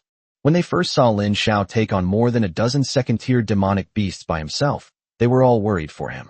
However, the next moment, Lin Xiao's two humanoid spirit pets crushed the grassland wolves with overwhelming force. However, some people believe that Lin Xiao did not choose to finish off the prairie wolf immediately after defeating him, because he was also at his last gasp. Therefore, when faced with Lu Chun and his group of opportunists, they all felt that Lin Xiao was completely finished. There were a total of 8 people, and they are all candidates with considerable ability. Everyone was worried for Lin Xiao. As a result, Lu Chun then took out the wolf cubs of the Grassland Wolf King to threaten the Grassland Wolf King into dying together with Lin Xiao. At this point, they were convinced that Lin Xiao was doomed. Who knew that Lin Xiao still had the strength left, and even beat Lu Chun so badly that Lu Chun could only save his life by ending his college entrance examination early. How come nothing happened? Lin Xiao is really lucky to be alive. What do you mean by lucky? Brother Lin's strength is overwhelming. At this point, some people had already idolized Lin Xiao. Just as everyone was talking at once, they saw Lin Xiao about to take the cub of the Grassland Wolf King as his spirit pet. This isn't quite right. After all, Brother Lin's 2 beast-eared girls are both incredibly talented, and their combat prowess is unfathomable. This cub of the Grassland Wolf King is a bit unworthy of Brother Lin. Yes, although the Grassland Wolf is powerful at the current stage, it is only a second-tier sea-level monster, and it will be useless in the later stages. That's right. Once a C-rank monster reaches the 3rd tier, it becomes useless. Brother Lin, are you planning to sign up the Grassland Wolves to farm points? You might as well just slaughter the wolf pack. Just as everyone was still feeling indignant on Lin Xiao's behalf, they saw a flash of white light suddenly appear on the wolf cub of the Prairie Wolf King, which was only the size of a palm. Then, she transformed into a little girl with wheat-colored skin, wearing a wolf skin and wolf ears on her head. Holy crap, what just happened? The wolf cub that Lin Xiao is holding has turned into a girl. I don't accept this. How is this possible? Why can Lin Xiao's spirit pet turn into a beast-eared girl? Jealousy drives me crazy. Let's team up and rob Lin Xiao. I don't want anything. I just want Lin Xiao's 3 humanoid spirit pets. Upstairs, do you guys really think you can beat Brother Lin? Hurrah! I'm wondering who should warm Lin Xiao's bed tonight. Stop talking. I'm already fantasizing about Lin Xiao carrying 3 girls and camping in the wild. In the control room, all the examiners stared in disbelief at the 3 humanoid spirit pets beside Lin Xiao. Why do all the spirit pets become human-like after signing a contract with Lin Xiao? Some people immediately expressed their confusion about Lin Xiao's beast girl spirit pet. Li Guanjun then looked at Lu Jiangwo. Principal Lu, you wouldn't have deliberately given false information to protect your students, would you? Upon hearing this, Lu Jiangwo quickly waved his hand. Don't make baseless accusations. When Lin Xiao awakened his talent, the entire faculty and students of No. 1 middle school testified to it. There's absolutely no way it could be false. Chapter 23. These little things are not suitable for you to deal with. Upon hearing Lu Jiangwo's words, Li Guanjun fell into deep thought. As the person in charge of the college entrance examination, he certainly knew that Lu Jiangwo could not possibly conceal Lin Xiao's basic information. Could it be that Lin Xiao has a hidden talent? Li Guanjun couldn't help but mutter to himself. That's not impossible. If Lin Xiao has a hidden talent, it would explain why his spirit pets have all taken on human form. At this very moment, Lin Xiao was already riding the king of the grasslands wolf, galloping across the wilderness. The low-level monsters he encountered on the road did not bother him because of the presence of the grassland wolf king. This left Lin Xiao somewhat speechless, both amused and exasperated. The college entrance exam is about who gets more points for defeating monsters. However, now even low-level demonic beasts are no longer bothering Lin Xiao. I really don't know if this is a blessing or a curse. What Lin Xiao was unaware of was that the outside world was in an uproar over his points. The reason is that Lin Xiao wasted a lot of time in the battle with the prairie wolves. However, they ultimately failed to kill any of the prairie wolves. Meanwhile, Yao Chengxiu, Su Peng, and Shen Fiang seized this opportunity, and their scores are now close to Lin Xiao's. The points gap is getting smaller and smaller, and it seems that all 3 of them have a chance to overtake Lin Xiao at this critical juncture. As a result, Lu Chun, along with his 7 teammates, came to offer Lin Xiao a wave of warmth. Lin Xiao's points jumped from over 600 to 2030. It has increased by more than 3 times. In an instant, all 3 people's efforts became futile. Some people immediately thought that the combined points of Lu Chun and the other 8 people might not even amount to 1,000 points, and wondered how Lin Xiao had obtained so many points. Could it be because Lin Xiao took the wolf cub of that prairie wolf king as his spirit pet that his points doubled? Very likely. Otherwise, how can we explain Lin Xiao having such a high score? Hey, why does Lin Xiao always get so many points when he's about to be overtaken? He's just incredibly lucky. Some people immediately question Lin Xiao's strength. Don't worry, everyone. It's only the second day of the college entrance examination. All the candidates are still in the early stages and haven't figured out the rules of the competition yet. Moreover, look at Yao Chengxiu, Su Peng, and Shen Fiang. They have already discovered that spire and are chasing after Lin Xiao's location. Once the 3 of them arrive, they will likely launch a siege against Lin Xiao. At that time, it will be clear who is stronger. That's right. Both Su Peng and Shen Fiang are very powerful beast tamers. And Yao Chengxiu is the only candidate among all the examines who has awakened an A-level fire element affinity talent and also has a second-tier spirit pet. Not only that, Tyrannosaurus is a second-tier spirit pet with an A-level talent. How could it possibly be compared to a low-end sea-level monster like a grassland wolf? Lin Xiao was naturally unaware of how others viewed him. Of course, even if Lin Xiao knew, he wouldn't care. They arrived at a dense forest. Although it was almost evening, the sun hadn't set yet, and Lin Xiao looked at the dense forest, feeling that something was amiss. His intuition told him that there was a dangerous aura deep in the forest. Lin Xiao then looked at the king of the grassland wolves. Aren't you going to move forward? Upon hearing this, the wolf king let out a loud "awoo." Shen quickly translated for Lin Xiao. Master, my father said there's a very dangerous aura inside, and he doesn't dare to go in. Lin Xiao nodded, then thought for a moment and asked, Then ask your father whether the aura on my body is dangerous, or the aura in the forest is more dangerous. Lin Xiao was very curious about this question. If the king of prairie wolves says his scent is more dangerous, then it proves that the king of wolves is likely hiding something. After all, if Lin Xiao's aura was more dangerous, then the fact that the prairie wolf king dared to lead its wolves to fight against Lin Xiao was definitely suspicious. If the wild wolf king of the prairie said that the atmosphere inside the dense forest was more dangerous, then Lin Xiao really needed to consider whether or not to go into the dense forest. To Lin Xiao's surprise, the answer given by the Prairie Wolf King after a moment's thought was unexpected. After hearing this, Shan's expression also became somewhat strange. However, Shan still conveyed the message of the Prairie Wolf King. My dad said he can't see through his master.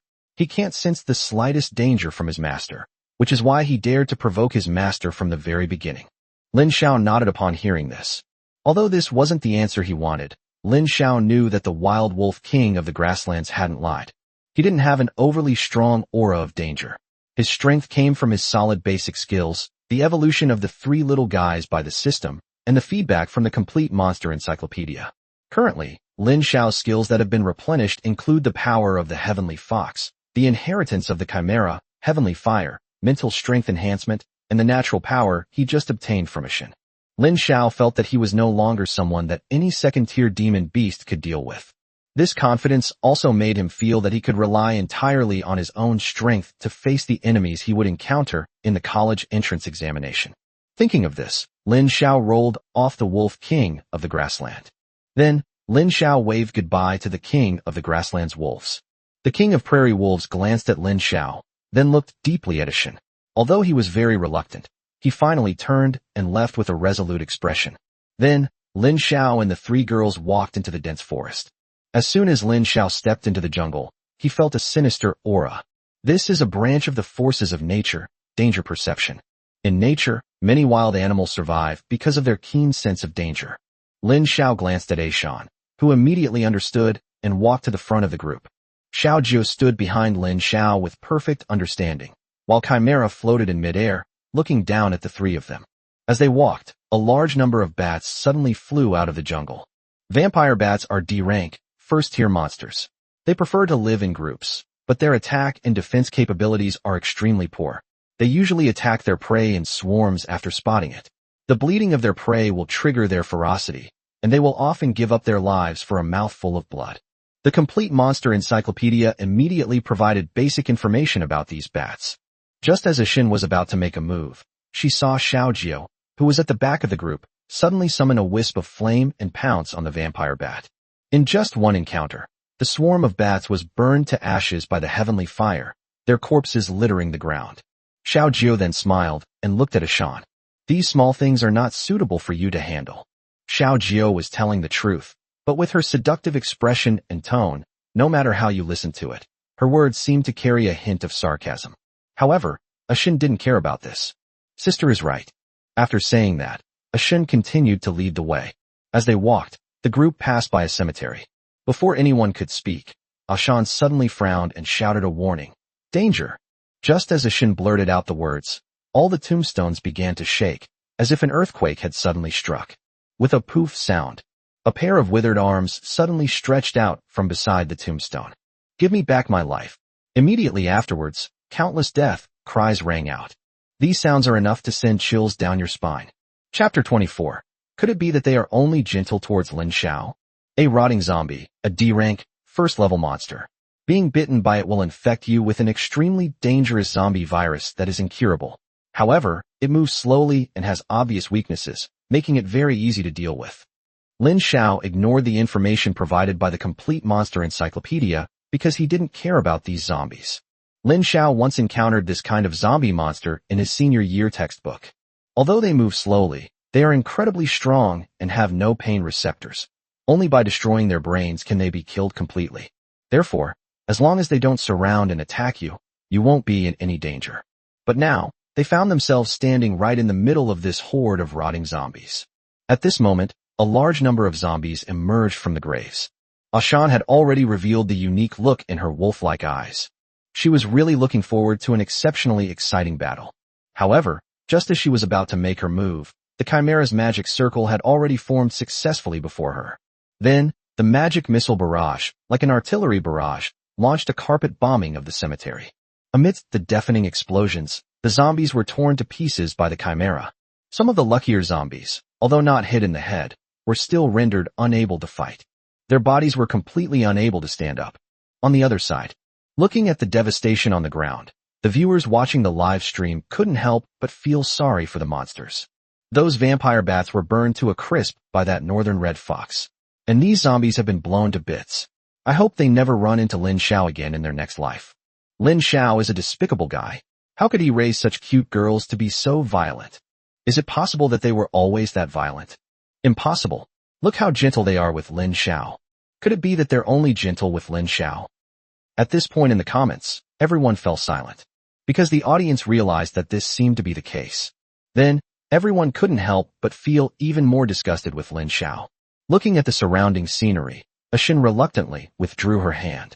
Chimera, high above in the air, said, "These small fry are not worth Ashin's time to deal with." Upon hearing this, Shan didn't think much of it, but Lin Xiao covered his face. No way. No way. Even spirit pets can create love triangles? Does that mean I'll need their approval to find a girlfriend in the future? Lin Xiao muttered to himself. Never mind. Anyway, they are all my spirit pets and my partners. Lin Xiao looked at the girls and said, let's keep going. I think the elite monster that Li Guanjun mentioned earlier should be in this forest. As he spoke, Lin Xiao looked towards the spire deep in the jungle, as if an invisible door was beckoning to them. The three girls immediately got ready and, together with Lin Xiao, headed towards the spire. The four continued deeper into the jungle. As they walked, the chimera suddenly exclaimed, in curiosity. Lin Xiao couldn't help but look in the direction the chimera was looking. Then, Lin Xiao discovered that there was a wooden sign there. It looked like a road sign. Lin Xiao walked up to the sign and saw a line of words written in large, blood-red characters. This is a dangerous area. Please be careful, all candidates. Lin Xiao then gave a cold laugh. The large, blood-red characters are clearly intended to create an eerie atmosphere, thus reminding test takers that if they are not capable, they should not go inside. However, due to the materials used, it doesn't look that strange. Next time you write this kind of sign, it would be better to use fresh blood. Ashan has a very sensitive nose. She wrinkled her nose and said, it wasn't written in blood, it was painted with paint. It smells awful. Upon hearing this, Lin Xiao chuckled and then nonchalantly told the three women, don't worry about them. With that, Lin Xiao strode forward and headed toward the spire not far away. Soon, the three arrived at the location of the spire, which turned out to be a huge manor. The entire manor seemed to be shrouded in darkness. Even though the moonlight was bright tonight, there was no light inside the manor, and the only way to illuminate the place was by the most basic torches. Lin Xiao stood at the entrance of the manor, just about to push the gate open. As a result, the manor gates suddenly opened by themselves. Just as Lin Xiao was about to step into the manor, a voice suddenly called out to him. Excuse me, are you all here to stay at Arneal Manor? Lin Xiao looked in surprise in the direction the sound came from, and it turned out to be right behind the gate. It was a very neatly dressed maid, but her expression was blank and she looked lifeless. Although she had a beautiful face, she lacked any sense of life, like a finely crafted doll. Meanwhile, information about the maid appeared in Lin Xiao's mind. The doll maid, a rank B, Tier 2 demonic beast, is an extremely rare and friendly demonic beast. As long as its master is not harmed, it will not harbor any ill will, and once it recognizes its master, it will never change its mind for life. At this point, Ashin had already developed hostility towards the doll maid. The doll maid's face remained expressionless, her gaze fixed blankly on Lin Xiao. Lin Xiao then patted Ashin's head and said, it's getting late. Why don't we stay here for the night? At least we won't have to sleep in the open today. As he spoke, Lin Xiao walked up to the doll maid. That's right. Do you have any guest rooms here? Upon hearing this, the doll maid nodded and said, yes. Master has prepared a fine dinner and rooms for everyone. Please follow me. As she spoke, the doll maid walked to the front. Upon seeing this scene, all the viewers were immediately a little unsettled. Holy crap. How come this woman walks without making a sound? And she doesn't move at all. It's like she's floating in the air. Could she be an evil spirit? Upstairs, are you stupid? What kind of evil spirit dresses up as a maid? In my opinion, she's just a ghost. What nonsense are you talking about? She's just a second-tier monster doll maid. With Brother Lin's strength, he could probably kill her with one slap. Then why didn't Brother Lin kill her? He even followed her into the manor. Was Brother Lin planning to assault her? Damn. You know what?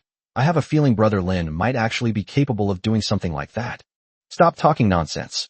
Lin Xiao is probably playing the long game.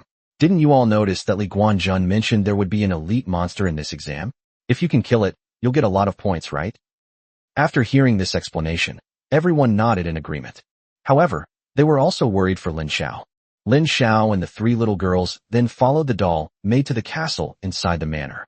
To Lin Xiao's surprise, the interior of the castle was decorated in a very luxurious manner. A huge painting hangs in the center.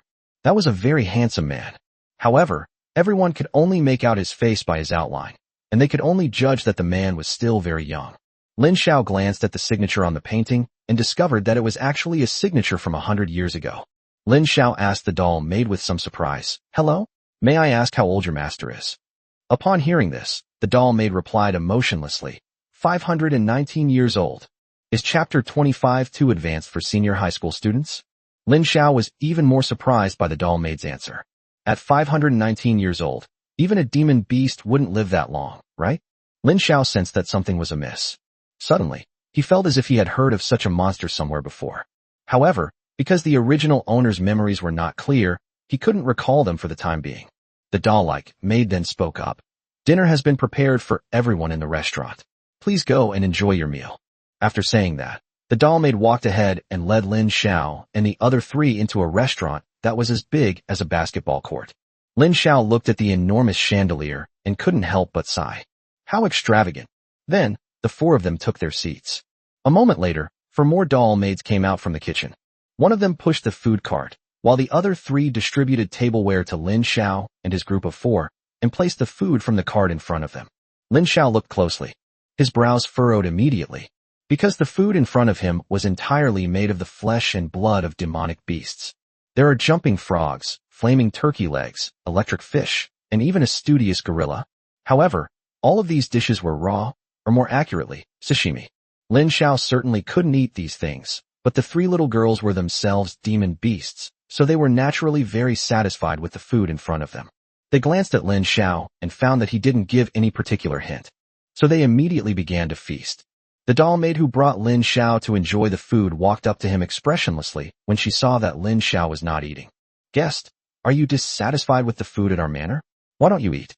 Such behavior will damage the reputation of our host." As the doll maid spoke, the other doll maids also came over. They immediately surrounded Lin Xiao, giving the impression that they would attack him at the slightest provocation. Upon seeing this, Lin Xiao couldn't help but sneer. "Why should I have a meal? The castle has guests, but the host doesn't even show up. Isn't that him being disrespectful to the guests?" Upon hearing Lin Xiao's words, the doll maid who had spoken to him earlier immediately became guilty. After thinking it over and over, she finally came up with a reason. "The host will be here soon, so, guest, please enjoy your meal first." Upon hearing the doll maid's reason, Lin Xiao immediately threw his knife and fork into the plate. He showed the other party through his actions that he was very dissatisfied. One of the doll maids immediately left the restaurant, leaving her companions to watch Lin Xiao and his three companions. At this moment, Lin Xiao turned to the doll maid who had spoken to him earlier and said, "I am very dissatisfied with these meals. Do you have any other food in your manor?" Upon hearing this, the doll maid answered without hesitation, "The manor also has wine brewed from the blood of demonic beasts, the back of a gibbon's head." She then proceeded to describe a whole host of monster flesh and blood. Upon hearing this, Lin Xiao frowned. It was not what he had imagined. Logically speaking, such a monster should prefer human flesh and blood, so why isn't it? Upon realizing this, Lin Xiao immediately understood and then revealed a knowing smile. "This is the National College Entrance Examination, JKO. All the monsters here are monsters captured by the military from various battlefields. So why would they prepare human flesh and blood for these monsters? Unless some unlucky candidate mistakenly ended up here. Now, Lin Xiao is all alone here, which means he's in trouble."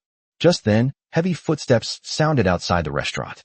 Then, a man dressed in a suit, who looked very gentlemanly and handsome, walked over. He bowed to Lin Xiao very politely. "I'm so sorry. Dear guest, I've been feeding my pet, and that's why I couldn't come to greet you sooner. Please forgive me." Lin Xiao looked at the man and couldn't help but feel a little surprised. How could this be? Because when that man appeared, the complete monster encyclopedia did not react at all. This proves that the man in front of them is not a humanoid monster, or rather, he is a real human. However, the doll maid just told the owner of this place that he is 519 years old. Even a monster who lives to be 100 years old should be in his coffin by now. But judging from his appearance, he clearly looks like a gentleman in his 30s. The man then introduced himself, saying, "My name is Charles III. You can just call me Little Charlie." Lin Xiao couldn't help but joke. Little Charlie? 519-year-old little Charlie. Charlie was taken aback for a moment, then smiled very politely and said, "The form of address doesn't matter, as long as the guest is happy. I've lived in this manner for too long. Apart from these doll maids, I only have a little pet for company. It's been a long time since I've interacted with real humans." With that, Charlie snapped his fingers. "Go get some food for humans." Lin Xiao waved his hand and said, "No, it's getting late, we should rest." Charlie wasn't angry. He immediately arranged for a doll maid to lead Lin Xiao and the other three to the guest room. Lin Xiao sat in the room. Xiao Jiu was massaging his back, and Chimera was massaging his legs. Ashin, on the other hand, lay on Lin Xiao's body, acting as a mascot. Originally, the audience was somewhat worried about Lin Xiao's situation, but after seeing this scene, they couldn't help but show their disdain. Damn it! Lin Xiao is surrounded by enemies and hasn't even figured out the situation yet. He still has the leisure to enjoy the support of beauties. I have to criticize this guy. Exactly. Charlie clearly prepared 4 rooms for them. So why are they still crammed into one bed? Lin Xiao must be plotting something against those 3 girls. You're really going all out. Let go of Lin Xiao, let me handle this. Upstairs, are you sure you're not mistaken about gender? No mistake. I came here specifically for Brother Lin. Hurrah! You guys are still being sour. Lin Xiao is holding a beautiful woman in his arms and remaining unmoved. Which of you could do that? Aren't you probably secretly cursing Brother Lin for not making a move yet? Inside the live broadcast control room, Lu Jiangwo wore a solemn expression. Were the questions on this year's college entrance exam too difficult? Upon hearing this, Li Guanjun shook his head, seemingly unconcerned. This is what the higher-ups want. They want to create a gap between the candidates, so this elite monster was designed to be quite complex. Upon hearing this, Lu Jiangwo was still somewhat worried. But cursed monsters are more difficult to deal with than any other monsters, and they're not even covered in high school courses. You only get some theoretical knowledge of them in university. Isn't this too advanced for a senior high school student? Only in this way can we see the true quality of outstanding students. Li Guanjun's tone was very confident. Upon hearing Li Guanjun's words, Lu Jiangwo could only accept it helplessly. In the live stream, Lin Xiao was already getting ready to go to sleep. Just as he was drifting off to sleep, he suddenly opened his eyes and finally remembered where he had heard of Charlie.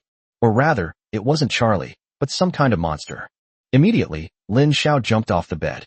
At the same time, all 3 girls opened their eyes. They followed Lin Xiao toward the door. However, as soon as Lin Xiao opened the door, he was stopped by an arm. Chapter 26. I almost got assimilated by that painting. Lin Xiao looked closely and saw a doll-like maid blocking the doorway. Guests, it is late at night. Please rest well, and do not wander around the castle. Lin Xiao did not answer, but instead glanced at Xiao Jiu beside him. Xiao Jiu immediately understood and threw a punch. The doll maid was caught off guard by Xiao Jiu's attack, and her head was knocked off. However, the doll maid, whose head had already been separated from her body, did not die. Her head rolled a few times on the ground before floating up on its own. Then she looked at Lin Xiao and slowly spoke. "Sir, are you not satisfied with my service?"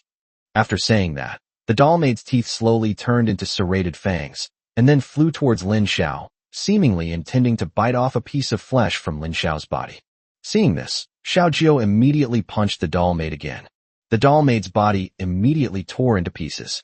But to everyone's surprise, yet also as it should be, the shattered body of the doll maid floated up again on its own. Then, the doll maid's fingernails turned into long, sharp spikes, and serrations grew from her body.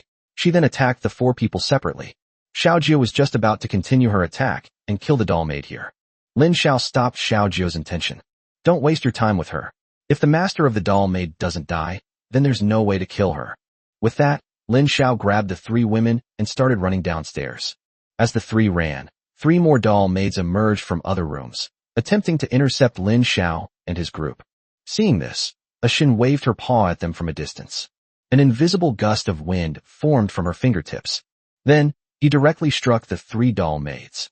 The 3 doll maids were immediately beaten to pieces. To prevent them from becoming monsters like the first doll maid, Ashin immediately used her claws to cut the other person's body into pieces.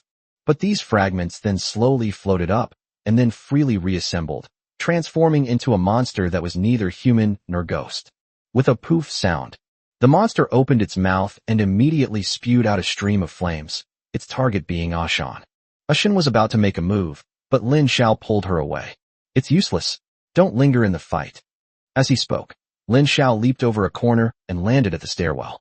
Then, he jumped directly down the 3-story stairwell. This scene drew gasps from the audience. However, to everyone's surprise, Lin Xiao landed steadily. Then, Xiao Jiao and Ishan landed, while Chimera floated in midair, blocking the attacks from behind. Then, Lin Xiao took 2 steps to the center of the hall, where a huge oil painting was quietly hanging. The figure who should have been in the painting, Charles III, had disappeared. Instead, there was a blank space. Upon seeing this, Lin Xiao couldn't help but let out a cold laugh. Just as I thought. The 3 women then came up behind Lin Xiao and saw this scene, all showing strange expressions. Xiao Jiao, use heavenly fire. Xiao Jiao immediately condensed a ball of flame at her fingertips and shot it directly at the oil painting. Sensing the power contained within the flames, the nearest doll made rush towards the fire as if possessed. Don't hurt your master. Then, with a poof sound, the doll maid who rushed towards the flames turned into a ball of fire. Heavenly fire is a divine fire born between heaven and earth, capable of burning away the life force of all things. The doll maid clearly felt her life force draining away after coming into contact with the heavenly fire. However, a strange energy was constantly infusing her with life, keeping her in a bizarre and painful balance. Then, she pointed at Lin Xiao angrily. You bunch of bad people, how dare you hurt my master? Especially you, Dai. As she spoke, she opened her mouth. Then a gun barrel appeared in her mouth, and she began firing incessantly at Lin Xiao. Upon seeing this, Lin Xiao immediately dodged. Then he glanced at the Chimera. Chimera immediately understood, and the magic circle condensed, causing countless black tentacles to appear on the ground, directly controlling the doll made in place. Then, Xiao Jiao unleashed heavenly fire once more, heading straight for the painting. Just then, an angry voice rang out from inside the castle. Heavy footsteps approached from afar. Charles III, wearing a nightgown, slowly approached Lin Xiao. Why? Why are you forcing me? I have no ill intentions towards you. Lin Xiao looked at Charles III with a hint of mockery in his eyes. No malice intended? Lin Xiao said, looking at the portrait that no longer contained any people. Then he pointed to 4 figures that were faintly visible in the corner of the portrait and said, If I'm not mistaken, that should be us. If I had found out any later, we probably would have become ghosts like you, neither human nor ghost. Upon hearing this, Charles III was first taken aback, then revealed a vicious expression. Oh, you found out. Then stay in the castle forever and become my food. As he spoke, Charles III's body suddenly transformed into a gigantic monster made of various kinds of pigments. The complete monster encyclopedia has finally provided information about him. The Undying Frame, a rank B, Tier 2 demonic beast. Anyone painted by the Undying Frame will be cursed with eternal life, forever living within the frame, never aging or dying.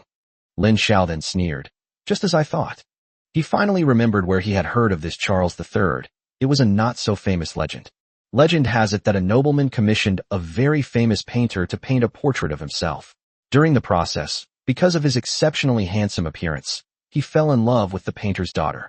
However, due to the difference in their social status, they did not end up together, which led to the painter's daughter committing suicide by jumping into the river. The nobles, however, did not even attend the girl's funeral. This caused the painter to hate him so much that he cursed him, and from then on, the nobleman became immortal. Even in his 70s, he remained young and handsome, yet he ultimately died at the hands of his best friend. The method the other party used was to simply burn the painting. Thinking of this, Lin Xiao said to Xiao Jiao, ignore him and just burn that painting. Upon hearing this, Xiao Jiao hummed in agreement, then once again condensed heavenly fire and hurled it towards the undying picture frame. Charles III roared in fear and was about to step forward to protect the immortal frame. But it was too late.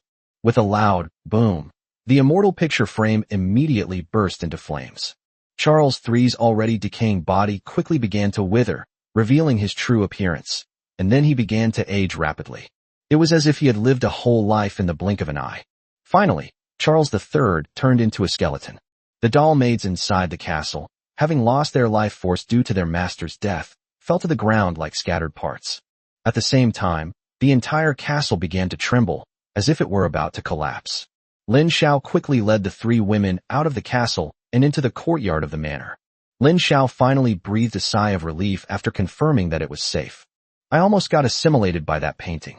Chapter 27. Even if you do nothing, you'll still be the top scholar. Lin Xiao looked at the collapsed castle and showed an expression of relief.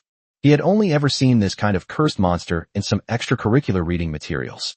Unexpectedly, this happened in this year's college entrance examination. It's completely beyond the syllabus. Lin Xiao silently complained to himself. Not far away, Li Feng was looking solemnly in the direction of the castle from a large tree. I never expected this little guy to be able to discover the weakness of a cursed monster. He had just been planning to rescue him, because if Lin Xiao couldn't defeat the undying frame before dawn, he would be assimilated by it and become an undying monster just like Charles III. Therefore, he must take care of the immortal frame before dawn. Who would have thought that Lin Xiao would solve the problem of the undying frame so easily? However, Li Feng knew that the college entrance examination was not over yet, because there was still an additional question. He couldn't help but show a solemn expression. So what are you going to do next? No sooner had he finished speaking than an angry roar echoed throughout the entire manor. Then, from the backyard of the manor, a black hunting dog with 2 heads darted out. Lin Xiao's natural power issued a frantic warning. The hunting dog glared at Lin Xiao fiercely, then uttered words full of filth and hatred. You actually killed my master. I'll eat you to avenge him. Meanwhile, Lin Xiao's complete monster encyclopedia also included information on this 2-headed hound. 2-headed demon hound, a rank B, tier 3 demonic beast, a hunting dog kept by an extremely evil person. A demon hound that escaped from hell. Its 2 heads possess 2 different attributes, extremely bloodthirsty, and has the skills Hellfire, Hellas, Frenzied Bite, Plague Infection, and Mind Fear. Lin Xiao looked at the information on the 2-headed demon dog and couldn't help but show a solemn expression. This is a 3rd-tier demon beast, and all of its skills involve magical attacks. Upon seeing this, all the audience members showed expressions of surprise. Holy crap! This year's college entrance exam is way too hard. Last year's final question was just a 2nd-tier monster, but this year there's not only a cursed monster, but also a 3rd-tier B-rank monster. They're trying to kill the test takers. Rank B demonic beasts are already extremely rare and possess formidable attack power, and now there's even a rank 3 one. You have to understand that demonic beasts don't evolve as easily as spirit pets do, with the assistance of humans. You could say that every evolution of a demonic beast is a qualitative leap, especially the process from rank 2 to rank 3. I think even Lin Xiao probably wouldn't be a match for this 2-headed demonic hound. Brother Lin, run. Find a place to hide right now. Even if you do nothing, you'll still be the top scholar. Viewers have been complaining about the appearance of cursed monsters and B-rank 3rd-tier monsters in this year's college entrance examination. They only knew how powerful the 2-headed demon dog was, but they didn't know that this test question actually had a purpose. That is to test the candidates' ability to cooperate with each other. Originally, according to Li Guanzhen's plan, the most capable candidates would arrive at the manor at the same time. If they can take down the undead frame, then they can face the 2-headed demon hound together. Then, through teamwork, they can defeat the 2-headed demon dog. Finally, the examiner will score and award points based on each person's performance. Who knew that Lin Xiao would win the favor of the Wild Wolf King of the Grasslands? Riding the Wild Wolf King, he marched forward triumphantly, facing the 2-headed demon dog, all by himself. This left the examiners who set the questions and proctors somewhat at a loss. Lin Xiao's outstanding performance from the start of the college entrance examination until now has completely disrupted these people's plans. Lin Xiao looked at the 2-headed demon dog without fear and slowly curled the corners of his mouth. Since he transmigrated to this world, he has not yet tested his own strength limits, and he doesn't know much about his true strength. This time, he encountered a B-rank, 3rd-tier monster, which was just the right opportunity for him to show off his skills. Besides, even if he were no match for the 2-headed demon hound, he believed the examiners would not put him in danger. Then, Lin Xiao's eyes turned cold as he pointed at the 2-headed demon dog. Xiaojiu, Chimera, Ashin. Attack with full force. The person who was most excited upon hearing Lin Xiao's order was actually Ashan. Ashan was the most awkward person next to Lin Xiao.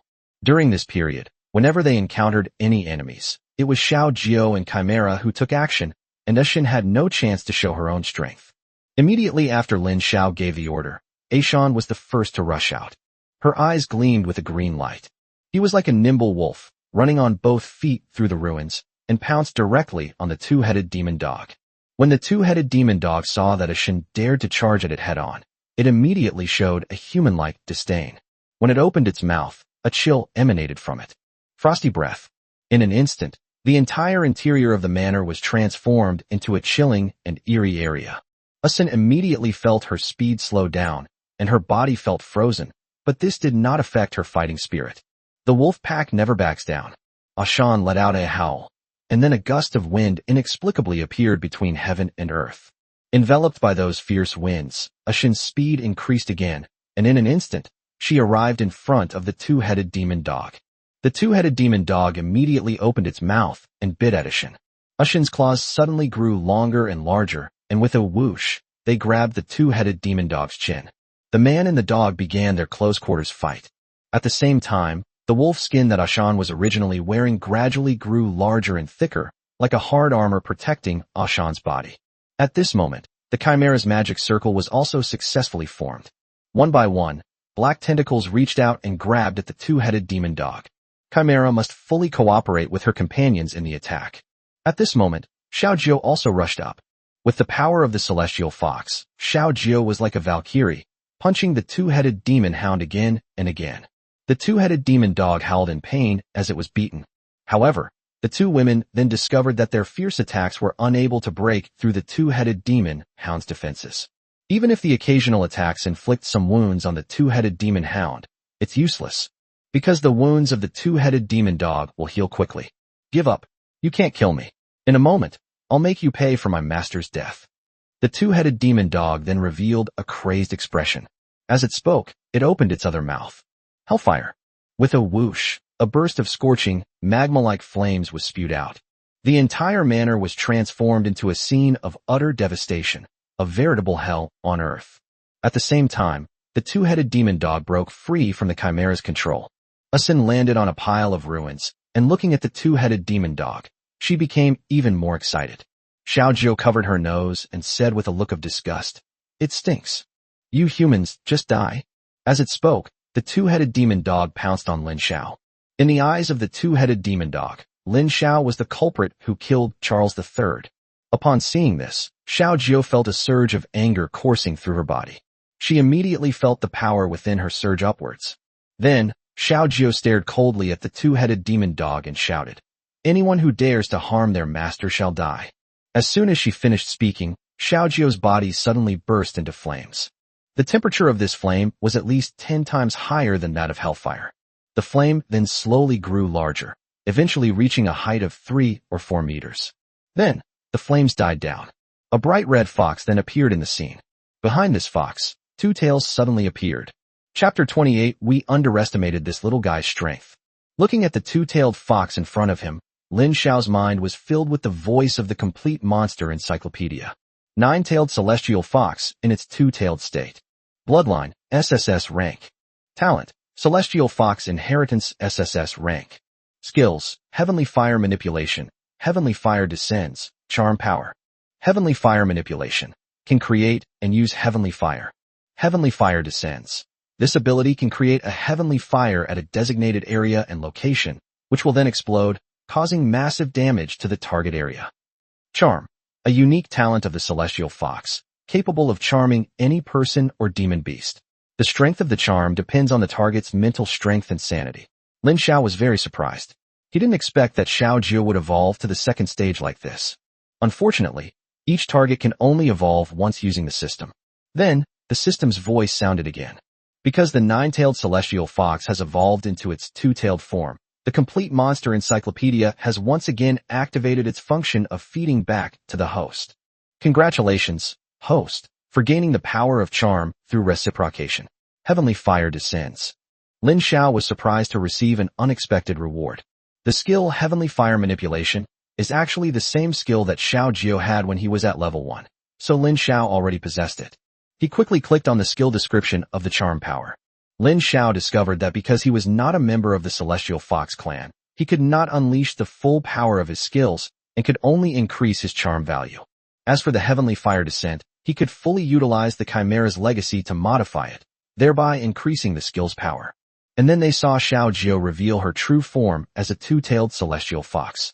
Ashin also revealed a smile full of fighting spirit. She let out a howl, and immediately, the sky was filled with fierce winds. The strong winds gradually gathered on Ishin's body, and then with a boom, they exploded. And Ishin transformed into a giant gray-white wolf that was 3 meters tall. The wolf's fur is soft, yet it possesses a wild beauty. This forms a stark contrast with Xiaojio's body. Then, the fox and the wolf charged at the two-headed demon hound. One was enveloped in fierce winds, the other was filled with heavenly fire. The two-headed demon dog clearly hadn't expected things to turn out this way. It sensed an unprecedented sense of danger emanating from Xiaojio and Ishan. However, it's too late for it to escape now. The two-headed demon dog had no choice but to grit its teeth and open its 2 mouths. As a result, before it could even unleash its magical attack, it was directly blown away by Ishin's gale. Then, Xiaojio's heavenly fire descended and exploded above its head, blasting it into a bloody mess. Its fur could no longer withstand the 2 women's attacks. Just as the two-headed demon dog was about to escape, it was bitten on the neck by Ishin. If a wolf bites your neck, no matter how much you struggle, you can't escape. Then, with a forceful shove, Ishin slammed the two-headed demon dog to the ground with a loud bang. Even through the screen, everyone could feel the earth trembling. At the same time, Xiaojio rushed up, bit its other head, forcefully tore off a piece of flesh, and swallowed it. Finally, Xiaojio said with disgust, "It tastes awful." This enraged the two-headed demon dog. It let out 2 screams, but Ishin's teeth were firmly gripping its neck. Then, Ishin placed 1 foot on its head while forcefully swinging her neck from side to side. The neck of the two-headed demon dog was then torn open by Ishin. Black blood kept gushing out. The two-headed demon dog sensed its life force slipping away. However, it could do nothing but feel Xiaojio and Ishan constantly chewing on its body. Lin Xiao then looked at Chimera. "Aren't you going to enjoy the food with them?" Upon hearing this, Chimera shook her head and said, "Sister Xiaojio and Sister Ishan can increase their strength by eating, but I cannot. If the 2 of them cannot get enough food, their cultivation will stagnate, or they may even suffer a backlash." Upon hearing Chimera's explanation, Lin Xiao immediately responded with an "oh."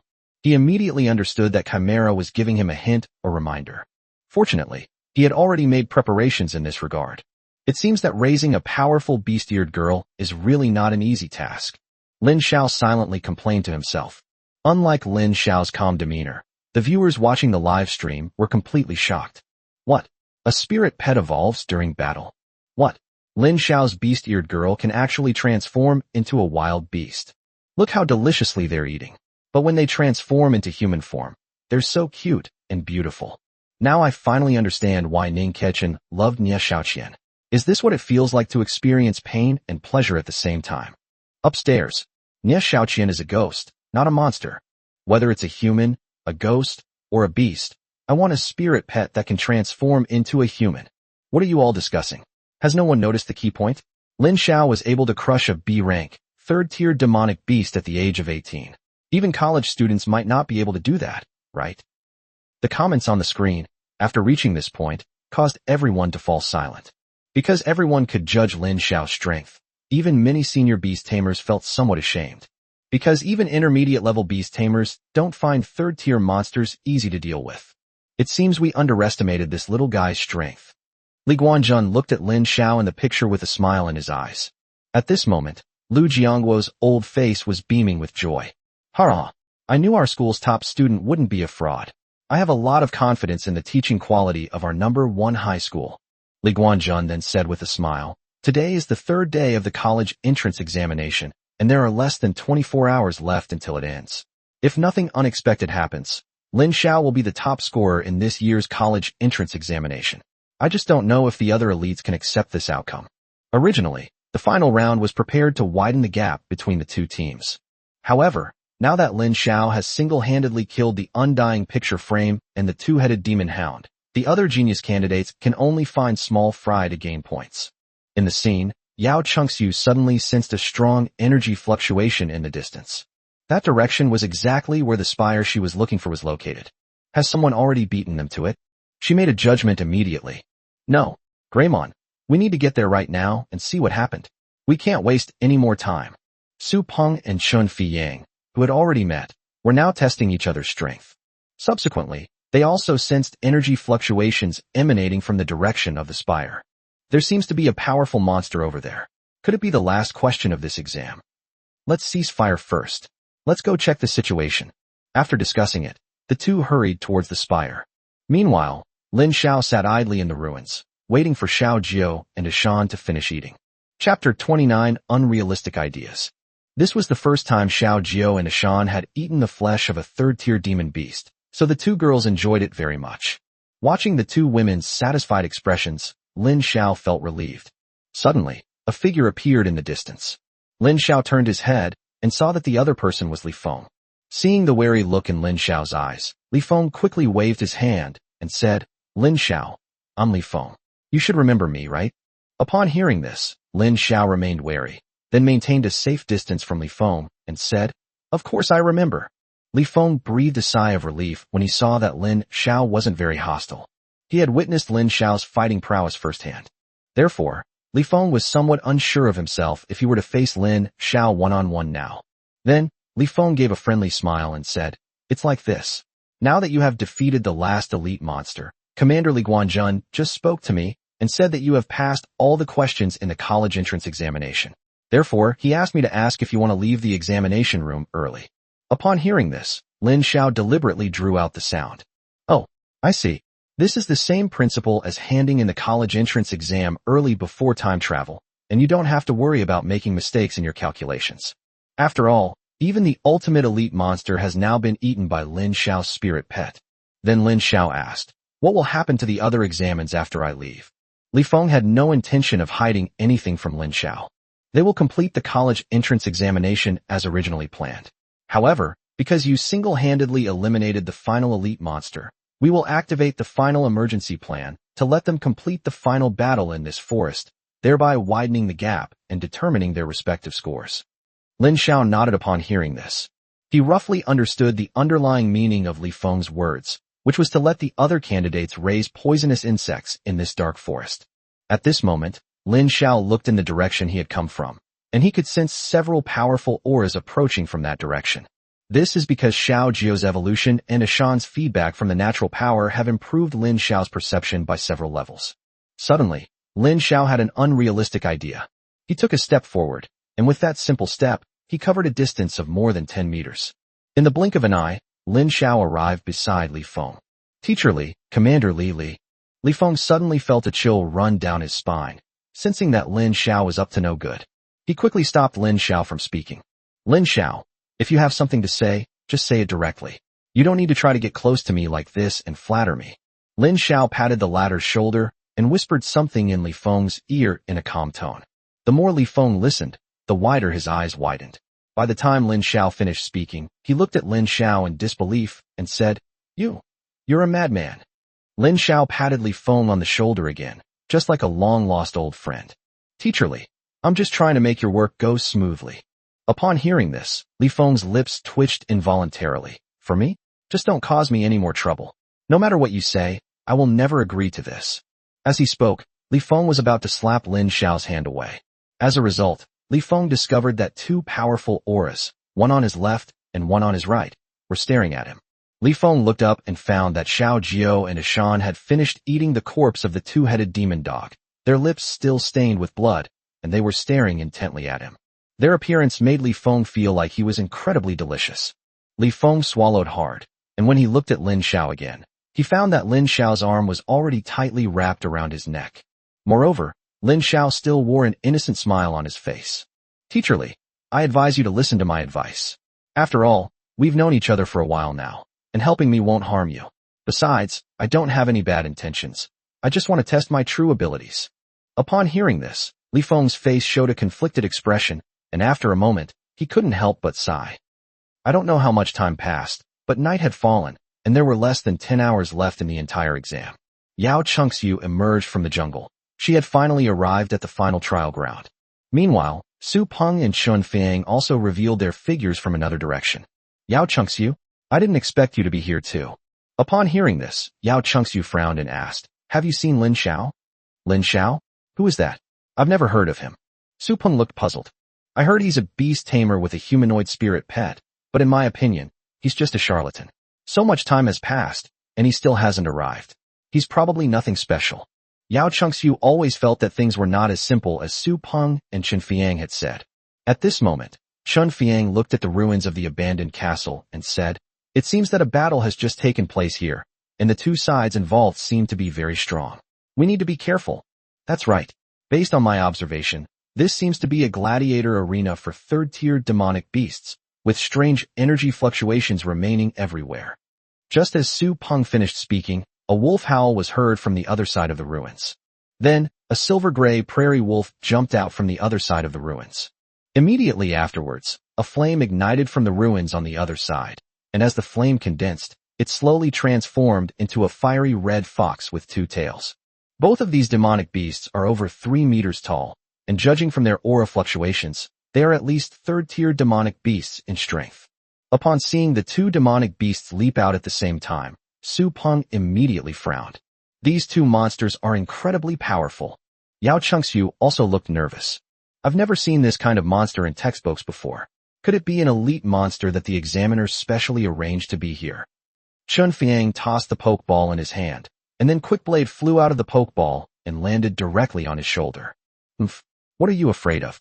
Do you think the three of us are afraid of two beasts like these? Let's try to take them down one by one. Yao Chengxiu, you hold off the fox for us while Su Peng and I deal with the wolf first." Yao Chengxiu knew that among the three people, only her Agumen had evolved into a second-tier Greymon. Only she had the means to deal with that fox. Therefore, Yao Chengxiu immediately agreed. Just as she was about to make her move, she saw the two-tailed fiery red fox yawn listlessly, then casually lie down in the ruins and start to doze off, showing no intention of attacking at all. But at that moment, the prairie wolf suddenly attacked, heading straight for the Tyrannosaurus beast. The Tyrannomon realized the danger and quickly dodged. Seeing this, Chun Fiang couldn't help but curse angrily. "Damn it! These two beasts look down on us. They actually think they can defeat us with the power of a demon beast." Chapter 30. One person overpowers the entire Shanghai. Upon hearing Chun Fiang's words, Su Peng also realized what was happening. "In all my years, I have never seen such an arrogant monster. So this time you saw it." Chun Fiang then said with fighting spirit, "Since these two beasts look down on us, then the three of us will attack together and let them know that we are not to be trifled with." As he spoke, Chun Fiang and Quickblade Kid immediately merged, transforming into an armored warrior clad in armor and wielding a phantom katana. Su Peng's crazy tank then emerged from the pokeball. The crazy tank fired a shell at the giant prairie wolf. Yao Chengxiu was furious. She was angry at Lin Xiao for breaking his promise, and even more furious that the fox had looked down on her so much. So she pointed at the prairie wolf and shouted, "Tyrannomon, claw attack!" The Tyrannomon's originally short forepaws suddenly began to grow, and its muscles became more developed. Subsequently, the Tyrannosaurus Rex, having received Yao Chengxiu's order, pounced directly on the grassland wolf. Upon seeing this, the prairie wolf let out a howl. Then, a strong wind arose from the sky, directly blowing the crazy tank's shell off course. The shell then landed right at Chun Fiang's feet. "Damn it! Su Peng, are you taking revenge for someone else's sake?" Su Peng shouted helplessly. "Stop talking nonsense. This guy is tough to deal with. Everyone be serious." Meanwhile, Tyrannomon, though also in a sorry state, managed to reach the opposite side of the prairie wolf and was just about to grab its body. But then the wolf opened its mouth and unleashed a powerful breath at it. With a poof sound, countless gusts of wind spewed out from the mouth of the prairie wolf, directly blowing the Tyrannosaurus beast backward, making it look extremely disheveled. Lin Xiao, held in Chimera's arms, looked down at the scene and nodded in satisfaction. It seems that Shan's strength is no less than Xiaojiu's. She just needs a stage where she can showcase her abilities." Chimera then offered her suggestion and hugged Lin Xiao a little tighter. "Master, in fact, under your training, Xiaojio and Ashan's combat power has improved significantly. In the future, you can let them complete missions on their own. They already have the strength to stand on their own." Upon hearing this, Lin Xiao immediately pinched Chimera's nose. "You're so good with words." Chimera's smiling face involuntarily flushed red. "Don't you want to complete the mission alone?" Chimera wrinkled her little nose as she spoke. "Master, Chimera doesn't want to leave you. Chimera just wants to stay by your side and serve you in your daily life." Upon hearing this, Lin Xiao patted Chimera's head with great satisfaction. Upon seeing this scene on screen, all the viewers couldn't help but grit their teeth in anger. "Lin Xiao, that beast. Why are there such obedient beast-eared female monsters? Why does that beast-eared girl monster obey Lin Xiao so much?" This isn't fair. I'm so jealous. My Seduct just pretends to be stupid in front of me all day long. Upstairs, you should be grateful. I have a hunting dog at home that's just as destructive as a husky. I don't even dare let it out of its pokeball, or I'll be dead. Everyone was criticizing Lin Xiao, but a few people said, I think everyone is focusing on the wrong thing. Lin Xiao could have left the examination room earlier, but judging from his current posture, does he intend to take on the top geniuses from 3 schools all by himself? That hits the nail on the head. Only then did everyone realize Lin Xiao's true purpose. Damn, if you hadn't told me, I would never have imagined that Lin Xiao could be so vicious. He wants to take on Yao Chengxiu, Su Peng, and Chun Fiang one-on-one. That's too ruthless. If he really does that, how will these 3 geniuses ever face the world again? If this gets out, the whole country will say that Shanghai's college entrance exam results are inflated, and that 3 people can't beat 1 top scorer. Poor goddess Yao Chengxiu. She'll live in Lin Xiao's shadow for the rest of her life. In the control room, Li Guanjun watched the live broadcast with a blank expression. At this moment, Li Feng was looking down, his face dejected, and he didn't dare to look at Li Guanjun. Commander Li, you saw it too. That guy Lin Xiao doesn't play by the rules. If I don't agree to his demands, he might really capture me and feed me to the wolves. Upon hearing this, Li Guanjun immediately glared back at him, and Li Feng immediately fell silent. Lu Jiangguo, however, sat with his legs crossed, looking completely at ease, and even hummed a little tune. After all, Lin Xiao was his student, and the fact that number 1 high school had Lin Xiao was enough to make him proud. This is a real top scorer in the college entrance examination. One person alone overpowers the entire Shanghai. Even looking at the whole country, probably no one can match Lin Xiao's extraordinary feat. In the live stream, the battle had reached a fever pitch. Su Peng has already started personally driving the Crazy Tank. Crazy Tank, fire heat-sensing missiles. Suddenly, the upper hatch of the Crazy Tank opened, revealing a cannon muzzle that was completely out of proportion to the tank's fuselage. Then, the cannon began to slowly gather energy, and after a dozen or so breaths, with a boom, a huge missile was launched, heading straight for Ishin. At the same time, the blade of the quick knife imp suddenly shone brightly. Swift blade slash. Swish. Swish, swish. A series of slashes were delivered towards the prairie wolf. The thermal sensing missile and the other missile formed a perfect coordination, one after the other. And the Tyrannomon's mouth was now wide open. Flaming breath. Puff. The 3 geniuses from different schools simultaneously unleashed the strongest attack skills on their spirit pets. The purpose was to kill the prairie wolves here in one fell swoop. However, the prairie wolves are Ishin. How could they possibly be easily defeated by them? Immediately, Ishin began to take it seriously. As a princess of the underworld, Ishin showed no mercy whatsoever. She knew that anyone who stood in her master's way was an enemy. You could see that her emerald green eyes were gleaming with a mysterious light. Then, Ishin slowly raised her paw and slammed it hard on the ground. The power of nature. As a descendant of the god of nature, she mobilized the power within her bloodline for the first time. Suddenly, a fierce wind arose between heaven and earth. What was originally a ruined site suddenly began to grow all sorts of plants and trees wildly. The thorns intertwined and swirled, forming a wall that blocked the heat-sensing missile. The quick knife imp slash, though it cut through several thorns, was completely obliterated by the layers of obstacles. While Tyrannomon's fire breath is naturally effective against thorns, the fierce winds of the world are precisely its nemesis. In a single exchange, the gale dispersed the Tyrannosaurus's fiery breath. Not only that, the thorns also quietly grew on the 3 of them, entangled Yao Chengxiu, Su Peng, and Chun Fiang. At first, the 3 tried to struggle, but when they looked up, they found that their spirit pets were also doomed. Oh no, what should we do? Chun Fiang was the first to ask. He and Quick Knife Kid had merged into one. Originally, he wanted to break the fusion so that Quick Knife Kid could act alone and help everyone escape. However, as soon as he did so, he was quite surprised to find that Quick Knife Kid had become listless. It was only then that Chun Fiang realized something was strange about the thorns, and he immediately asked Yao Chengxiu and Su Peng about it. Chapter 31, This is completely beyond our capabilities. These thorns are absorbing our life force and spiritual energy. Yao Chengxiu was the first to discover the problem. The Tyrannomon also became listless, and in just a few breaths, it shrunk back to the form of a human from a second-tier spirit beast. The other 2 weren't much better off. They had both lost their fighting ability. Gradually, they lost even the strength to struggle. Just then, a voice suddenly rang out. Forget it. Then, several consecutive slashes fell from the sky with a whoosh whoosh whoosh sound. Yao Chengxiu, Su Peng, and Chun Fiang felt a lightness in their bodies and then landed on the ground. They breathed in the fresh air, greedily trying to restore their spiritual energy. Yao Chengxiu picked up Agumon and asked with concern, Agumon, what's wrong? What's wrong? Li Guanjun descended from the sky. He actually came all this way for Lin Xiao. He glanced at Agumon and said, Don't worry.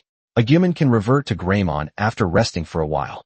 Hearing Li Guanjun's words, Yao Chengxiu finally felt relieved and quickly took out a pokeball to put Agumon back into it. Su Peng and Chun Fiang weren't fools. They did as instructed immediately, allowing their spirit pets to rest. Yao Chengxiu then asked, somewhat puzzled, Commander Li, why is the final hurdle of the college entrance examination so difficult? Even if all the candidates combined, they couldn't defeat this wolf, right? Not to mention, there's a fox behind it. Yes, this is completely beyond our capabilities. Chun Fiang was even more indignant.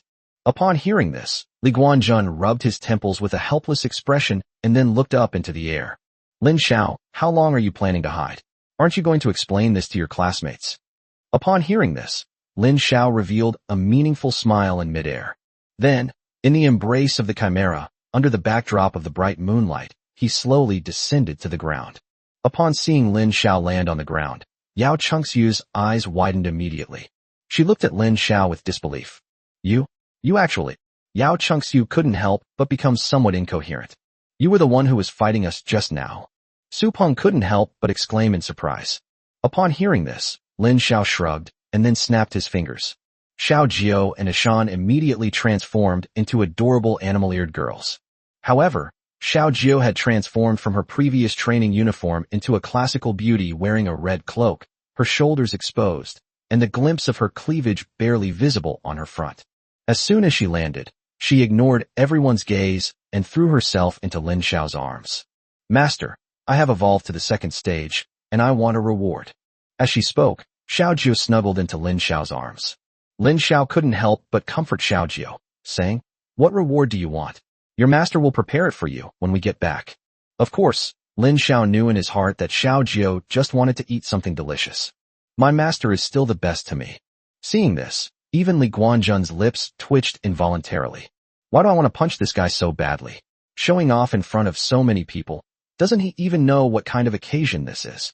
After landing, Ashin, with a wildness that only those who live on the grasslands possess, said, Too weak. Too weak. Master's opponents are all too weak. Ashin wants stronger opponents. She hasn't had enough fun fighting. Upon hearing this, Lin Xiao said with a helpless expression, There's nothing I can do. Next time, Master will find you a stronger opponent. Upon hearing Lin Xiao and Ashin's conversation, Yao Chengxiu, Su Peng, and Chun Fiang immediately showed expressions of dissatisfaction. What did you just say? Did you say we're too weak? Chun Fiang gritted his teeth and said. Ashin glanced at Chun Fiang sideways. Otherwise what? You're not convinced. Chun Fiang was speechless for a moment, because he had to admit that even the three of them working together were no match for the humanoid spirit pet in front of them. You just wait. One day, I will surpass you and defeat you. Su Peng also looked like he was gritting his teeth. The three of them working together couldn't defeat Ashan, this humanoid spirit pet. For Su Peng, it was truly a great humiliation. At this moment, Yao Chengxiu couldn't help but feel a little dazed. It's here. That's the feeling. The familiar Lin Xiao is back. She spent her 3 years of high school in the invincible shadow of Lin Xiao. Originally, she thought that she could make a brilliant comeback in this college entrance examination and completely get rid of the nightmare of Lin Xiao. However, Yao Chengxiu eventually discovered that it was simply impossible. Lin Xiao was so powerful that she saw no hope of defeating him. Yao Chengxiu's small mouth twitched involuntarily, as if she was about to cry. However, Li Guanjun spoke up at this moment. Everyone has their own path. Although Lin Xiao has an advantage at the starting line, it's also a good thing for you, because you now have a clear goal, so you won't be lost in your future endeavors. After hearing Li Guanjun's words, Su Peng, Chun Fiang, and Yao Chengxiu all seemed to be deep in thought. That's right. Although Lin Xiao is powerful now, he can also serve as a role model for their future progress. Lin Xiao can beat them countless times, but as long as they turn the tide even once, it will prove that they are actually no worse than Lin Xiao. Yao Chengxiu immediately looked at Li Guanjun with gratitude. Thank you, Commander Li. I will do my best. Upon hearing this, Li Guanjun nodded and then looked at Su Peng and Chen Fiang. These two were clearly able to adjust much faster than Yao Chengxiu, and their expressions were noticeably more confident than before. Although the three of you are not as good as Lin Xiao, you have all performed quite well. Our examiners will give you scores accordingly. After saying that, Li Guanjun looked at Lin Xiao. You're quite something. You actually dared to threaten the examiner. Upon hearing this, Lin Xiao rubbed his head and said innocently, I was just doing this for teacher Li Feng's sake, wasn't I? Upon hearing Lin Xiao's words, Li Guanjun couldn't help but sneer. Very good. A real troublemaker. I wonder if you'd be interested in coming to our military academy? Upon hearing this, Lin Xiao was taken aback, feeling that the twist in Li Guanjun's words was a bit far-fetched, but he did not give Li Guanjun a direct and accurate answer. Let me think about it. After hearing Lin Xiao's words, Li Guanjun stopped talking. At that moment, the sun finally rose. A golden ray of sunlight shone upon this land. Li Guanjun's voice then resounded like muffled thunder in every area and corner of this space. I hereby declare the college entrance examination over. In 1 minute, everyone prepare to return home. Then, the countdown began, and some of the examins who were still fighting hard against the monsters couldn't help but look dejected after hearing Li Guanjun's words. They didn't get many points in the college entrance examination, and now they have to end this college entrance examination with regret. Some people, having accumulated a lot of points, knew they would get good grades and be able to attend good schools in the future, and thus became very proud. Some people, despite having low scores, are not upset because they have gained their own opportunities in this area. 1 minute later, everyone was enveloped in a white light and then disappeared from the examination room. When everyone returned to the playground, Lin Xiao was somewhat surprised to find that the sky-swallowing pelican had its mouth wide open. Then you could see that the sky-swallowing pelican was constantly spewing white light from its mouth. Each of the light orbs transforms into a test taker after landing. We just took the college entrance exam inside the mouth of a giant pelican. Lin Xiao couldn't believe that the mouth of that giant pelican could actually hold a whole world. Chapter 32, Don't Look at Me Like That. While everyone was still in shock at just how much space was inside the mouth of that giant pelican, the outside world was already in an uproar over the final results of this year's college entrance examination. Look, I told you Lin Xiao couldn't be a fraud. He single-handedly took on geniuses from 3 schools and won by crushing them. If he were really sent to guard the final pass, then no one would be able to defeat him. Hey upstairs, stop trying to cram at the last minute. You were just fawning over Yao Chengxiu before, calling her the goddess Chengxiu. I like goddess Chengxiu and I admire Lin Xiao. Is there any conflict between us? Wow, Lin Xiao is so handsome. I really want to have his baby. Hurrah! This time, Lin Xiao is undoubtedly the top scholar in Shanghai. Moreover, the story of how he single-handedly overpowered everyone else will probably become widely known. Be confident, it's already trending on social media, and even the video clips of his college entrance exam livestream have over 100 million views. What nonsense are you talking about? I didn't see anything. Holy crap, how did it get deleted? Lin Xiao's topic was deleted too. What they didn't know was that Lin Xiao's college entrance examination scores had long been classified as secret and protected by Li Guanjun. All people know now is that during the college entrance examination, a genius named Lin Xiao appeared in Shanghai, who single-handedly overpowered all others. However, no one knows about his spirit pets or the course of his battles. Looking at the prominent second place on the list, Yao Chengxiu clenched her fist. I won't lose to you. Yao Chengxiu once again came in second place, solidifying her reputation as a perennial runner-up. Su Peng and Chen Fiang sighed after looking at the rankings on the list. He's really strong. I accept my defeat wholeheartedly. Chen Fiang looked at Su Peng with a surprised expression. They had known each other before the college entrance examination, so Chen Fiang was very familiar with Su Peng's personality. Given Su Peng's personality, the fact that he could say he was completely convinced shows just how deep the psychological trauma Lin Xiao had left on him was. Unexpectedly, Su Peng spoke up again. However, I will not give up. Sooner or later, I will repay this humiliation. Su Peng still remembers the way Xiaoju looked at him like he was trash. He still remembered the unparalleled aura Lin Xiao exuded when he descended from the sky. Chen Fiang then patted Su Peng on the shoulder. Then let's do our best. At that moment, Lu Jiangwo walked past the key figures in Shanghai's education sector with a smug look on his face, then suddenly stopped. He looked at the principal of No. 2 Middle School and said with a surprised expression, "Oh my, Isn't this the principal of number 2 middle school? I heard that your school did very well this time. Su Peng actually got 3rd place. Then he looked at a bald middle-aged man next to him. Isn't this the principal of number 3 middle school? During the last meeting, I heard you mention that your school has produced some kind of genius, and you even told me that he would definitely get the top score in the college entrance examination. I wonder how the results were this year. The principals of number 2 and number 3 middle schools looked at Lu Jiangguo, who was gloating over his success, with disdain. Don't look at me like that. Your school did really well on the exams this time. At least one person got 3rd place, and another got 4th. Ah. Lu Jiangguo couldn't suppress the smile on his face, so he burst out laughing. So, you must keep up the good work for next year's college entrance exam. Ha ha ha. With that, Lu Jiangguo laughed wildly and left. The principals of number 2 and number 3 middle schools, who were in the same boat, were left looking at him with disdain. At this moment, Lin Xiao was preparing to leave.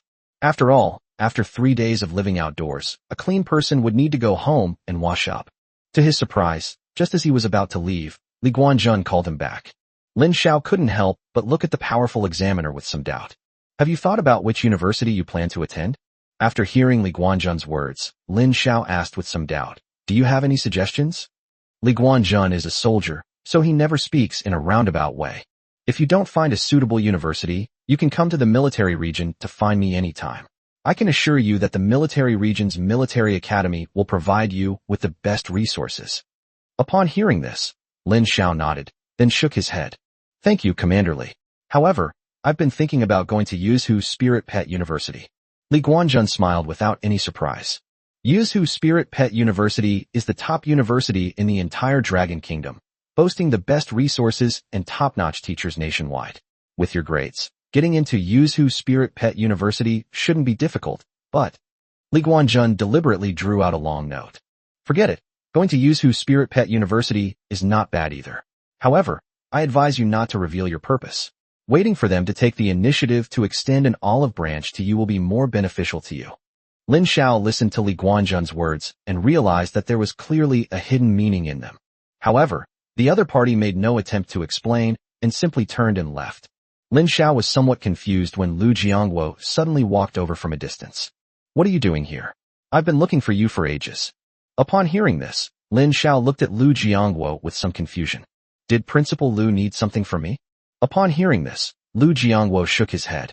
It's not that I need to see you, but rather that the head of the admissions office wants to meet with you. A moment later, Lin Xiao and Lu Jiangguo arrived at a very impressive office. As soon as he entered, Lin Xiao saw Yao Chengxiu, Su Peng, and Chun Feng sitting inside, with several students of similar age next to them, while a group of middle-aged people were sitting opposite them. Lu Jiangguo pointed to a chair next to him and said, "Sit down and let's talk." After Lin Xiao sat down, Lu Jiangguo and the principals of number 2 and number 3 middle schools spoke up, saying, "We called you here because your exam results in this year's college entrance examination were quite outstanding. For students with such strong abilities, the school leaders from the admissions office would like to hear your opinions on applying to universities." Upon hearing this, Lin Xiao immediately understood what they wanted to do. This is what they call early admission. After Lin Xiao sat down, Xiaojiu, Chimera, and Eshin all stood behind him. The room then became crowded. All eyes were now focused on Lin Xiao. The first to speak was an elderly man with white hair. "Young Lin Xiao, would you be interested in telling everyone how you obtained your humanoid spirit pet?" Upon hearing this, Lin Xiao couldn't help but let out a cold laugh. Lin Xiao knew these old fogies would be interested in his secrets, so he had already prepared to answer that question. Lin Xiao looked puzzled and asked, "What? How did you get them?" "I just bought the spirit pets, signed contracts with them, and then they turned into human form." Forehead. Lin Xiao's words immediately left everyone speechless. They couldn't help but think, "Brother, please stop being so Versailles-like." The old man then organized his thoughts and said, "What we mean is, how do you manage to transform these spirit pets into human form? Is there any secret?" Chapter 33. The more beautiful a woman is, the more likely she is to lie. To protect his secret, Lin Xiao then wore a puzzled expression, but remained unusually calm inside. He could never reveal his secret of possessing the system. If it were discovered, he might actually be captured and dissected for research by malicious individuals. Yao Chengxiu and the others also turned their attention to the scene, eager to know how Lin Xiao had acquired these powerful spirit pets. Lin Xiao looked at Xiaojiu, then at the Chimera, and asked, "When you signed the contract with me, Did you notice anything special about me? Upon hearing this, Xiao Jiu's face, which had been so utterly devastating, immediately showed a look of suspicion, making one feel quite sorry for her. Master, I remember that you were very gentle with me. I felt a sense of warmth from you, and then I wanted to serve you well. Then, I turned into human form. Upon hearing this, the old man immediately became uncomfortable. What do you mean by, I wanted to serve my master well, so I turned into human form? Did you transform into human form voluntarily? Then, Chimera, dressed in her training uniform, showed a look of reminiscence on her youthful, collagen-filled face. That's right. After I signed the contract with my master, I wanted to become like him, and then I became human. Upon hearing this, everyone fell silent. Do you treat us like children? Do you think you can fool us with such a simple lie? However, the old man who spoke first didn't think so. He thought about it carefully, then nodded and said, perhaps young Lin Xiao has some special talent that hasn't been discovered yet. As he spoke, he gave Lin Xiao his final, definitive assessment. However, this matter is not important. We called you here for another purpose. Those of you here are all outstanding talents who performed exceptionally well in this year's college entrance examination. So we would like to ask you, do you have any preferred universities? At this moment, Lin Xiao remembered what Li Guanjun had said to him, so he didn't speak. Yao Chengxiu, who was standing to the side, was the first to speak. I want to go to Yuzhu Spirit Pet University.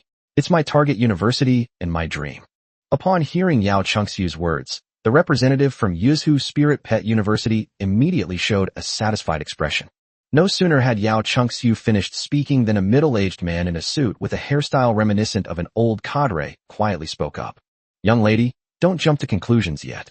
I think your talent and your spirit pet are very suitable for our Central Plains Spirit Pet University. Yao Chengxiu was just about to refuse when the representative from Zhongyuan Spirit Pet University interrupted her with a smile. Don't be so quick to reject us.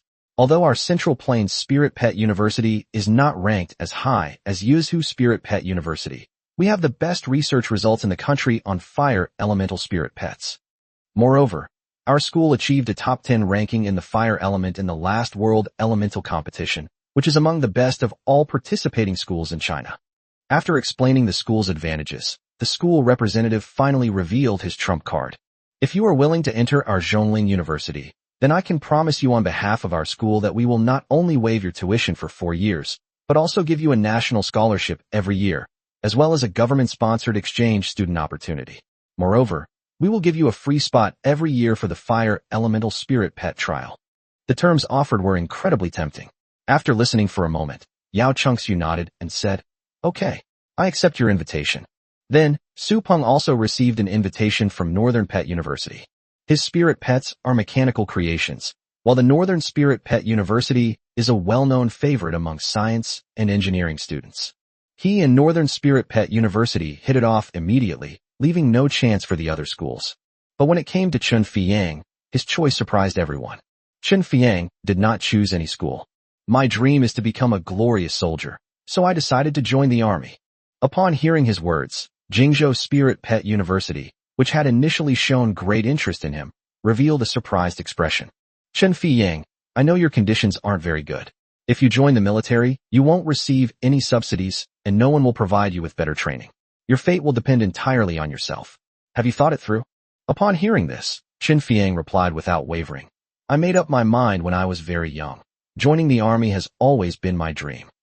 Upon hearing Chen Fiyang's answer, the representatives from various universities did not offer any further advice or dissuasion. Then, several more students with good college entrance examination scores were recruited by various universities. However, their benefits and treatment were all inferior to Yao Chengxiu's. Finally, it was Lin Xiao's turn to be the main character. Lin Xiao kept Li Guanjun's reminder in mind, so he thought for a moment and said, I haven't decided which school I want to go to yet. No one expected that the first person to speak would be a middle-aged, beautiful woman wearing glasses. Lin Xiao, how about you consider our Kyoto Women's University? Everyone stared at the middle-aged beauty with disbelief. Our Kyoto Women's University may not have much else, but it has great benefits. I can promise you on behalf of my school that once you join our school, all of the school's resources will be unconditionally allocated to you alone. Our school will build you a separate dormitory with a bathroom, and there will be dedicated teachers to teach you in all subjects. As for your humanoid spirit pet, we will also arrange for someone to take care of its daily needs. In addition to providing you with a normal scholarship standard and full tuition waiver every year, our school will also give you an additional scholarship of 1 million yuan per year. Upon hearing this, everyone gasped in shock. Kyoto Women's University actually wanted to make an exception and admit Lin Xiao just to get him. It's outrageous that a university that only admits women is now scrambling to admit men. The middle-aged woman had not yet finished speaking. You know, our school may not have much else, but it's full of beautiful girls. I don't think you'll refuse. Upon hearing the middle-aged woman's last words, someone finally couldn't sit still any longer. Cough, cough. Zhao Jia, you're deceiving a child, aren't you? The person who spoke immediately turned to look at Lin Xiao. As the representative of Northern Spirit Pet University, I must remind Lin Xiao, don't listen to this old hag. She loves to deceive people. Haven't you heard that the prettier a woman is, the more likely she is to lie? If you go there, you'll definitely be ostracized by those girls, and their school doesn't have any good majors. Why not come to our Northern Spirit Pet University? Our school has world-class majors open to you. Not only that, but we will also provide you with a separate laboratory, provided that all your basic welfare benefits are met. You should have heard of our Northern Spirit Pet Laboratory. It can simulate various battle scenarios for your spirit pets. This technology is among the best in the world. Chapter 34. You don't need to gamble with your life. After hearing the words of the representative from Northern Spirit Pet University, Zhao Jia immediately revealed a cold smile. Go to your Northern Pet University and become a monk? It's full of SDM guys. All they think about is machinery. Lin Xiao isn't cut out for research. His pets are so powerful, he has to develop their strongest combat capabilities. As soon as Zhao Jia finished speaking, another school representative wearing glasses spoke up. That's right. That's why our Magic Pet Academy is the most suitable for Lin Xiao. Don't underestimate our Magic Pet Academy just because it's a small academy. We are #1 in the country in terms of the development and research of magical pets. Perfect. This is also suitable for Lin Xiao's humanoid spirit pet. At this point, the other person looked at the chimera. As long as Lin Xiao comes to our academy, I guarantee that in addition to meeting the basic welfare benefits, Lin Xiao will receive an extra 2 million in scholarships. Furthermore, our academy's principal, who is known as the Encyclopedia of Magic, will personally provide Lin Xiao with one-on-one instruction. Having lived 2 lives, Lin Xiao possessed remarkable composure and did not experience excessive emotional fluctuations as a result. He never expected that the other party would directly bring up their college's principal. If he agrees, his status at the Magic Pet Academy will be equivalent to that of the sect leader's last disciple in a martial arts novel. Such a request was undeniably generous, but Lin Xiao showed absolutely no interest in it. The reason is simple. He possesses the legacy of the human magic, Mela.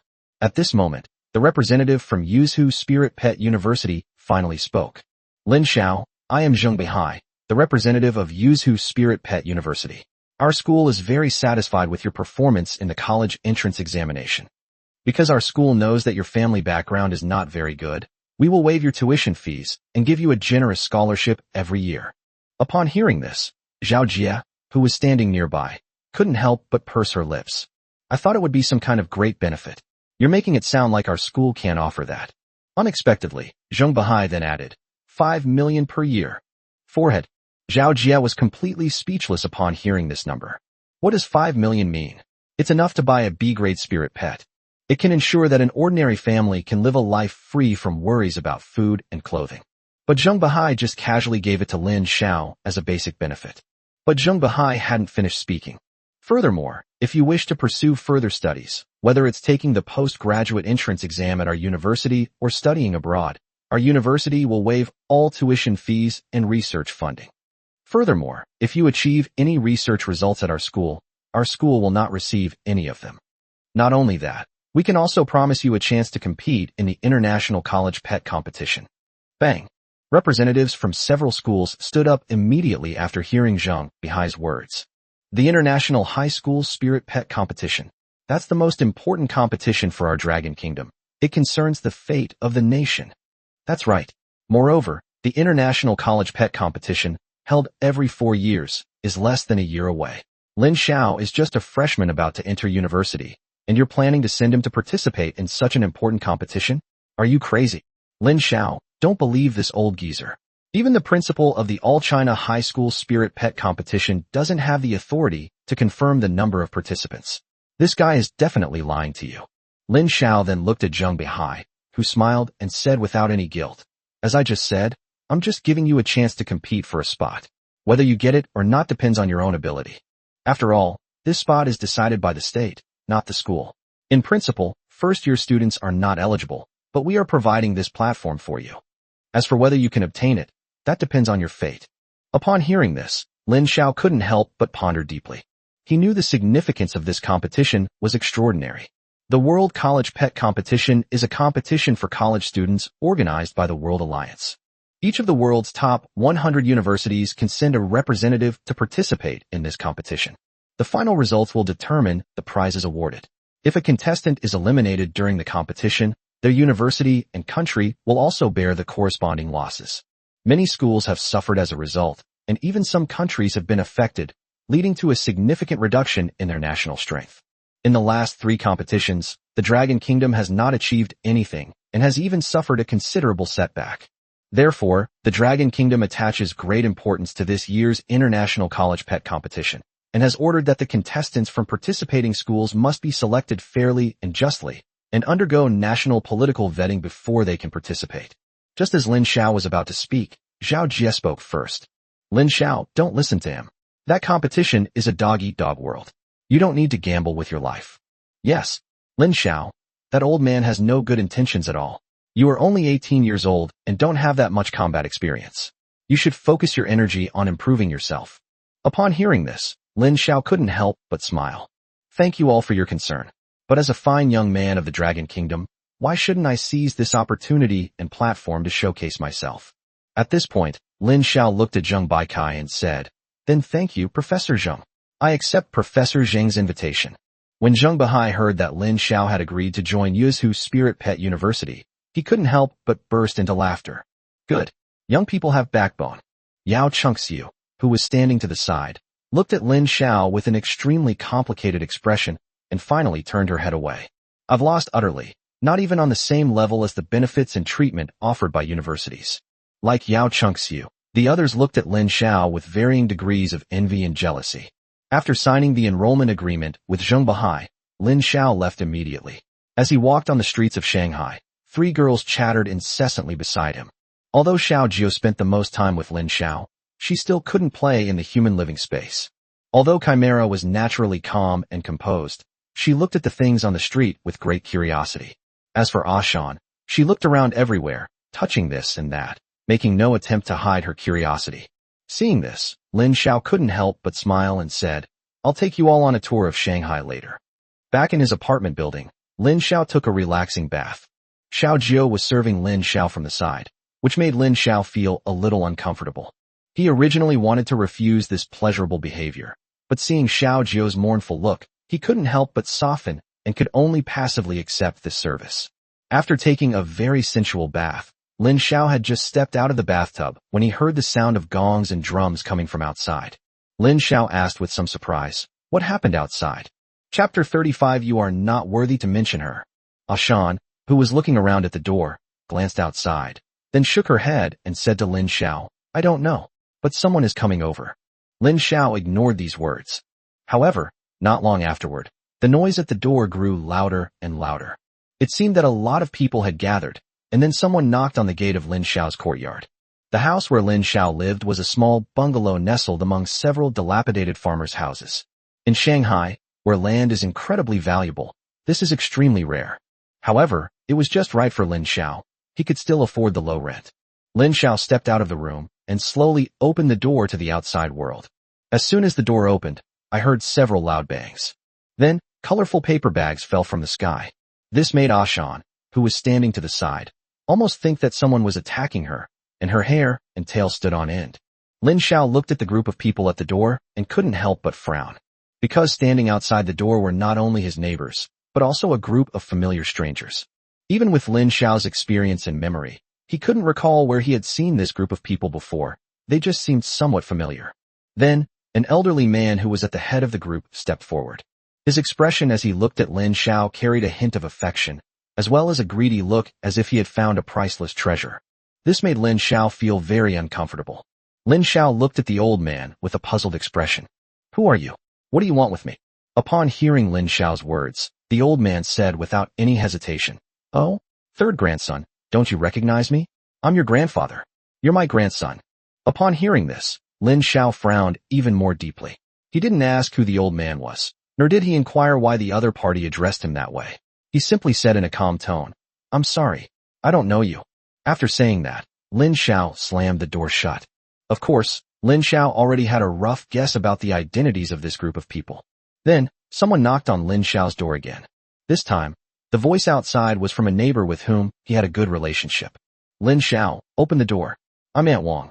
They're not bad people. They really are your relatives." Lin Xiao was still very grateful to his neighbors. Having lost both his parents when he was young, he was able to grow up relying on the meals provided by his neighbors. Although in the metropolis of Shanghai, everything is driven by profit. Although the neighbors said some unpleasant things, they still reached out to help Xiao Lingxiao because they saw him living alone. Over time, Lin Xiao also came to understand that they were just ordinary people trying to live their lives. Every time they help themselves, it makes their already difficult lives even harder. At first, he was a little resentful of his neighbors' sharp tongues but kind hearts, but later he was genuinely grateful to them. He looked at Aunt Wang and asked with a sincere smile, "Aunt Wang, why are you off work so early today?"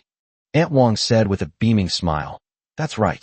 Everyone came back to ask about your results after you finished the college entrance exam. But as soon as we got back, we heard that your relatives from your hometown came and said you got the top score. Is that true?" Lin Xiao neither denied it nor gave a direct answer. "I owe my success today to the help of my neighbors." Upon hearing Lin Xiao's words, Aunt Wang couldn't help but smile from the bottom of her heart, and her eyes became a little moist. "That's wonderful.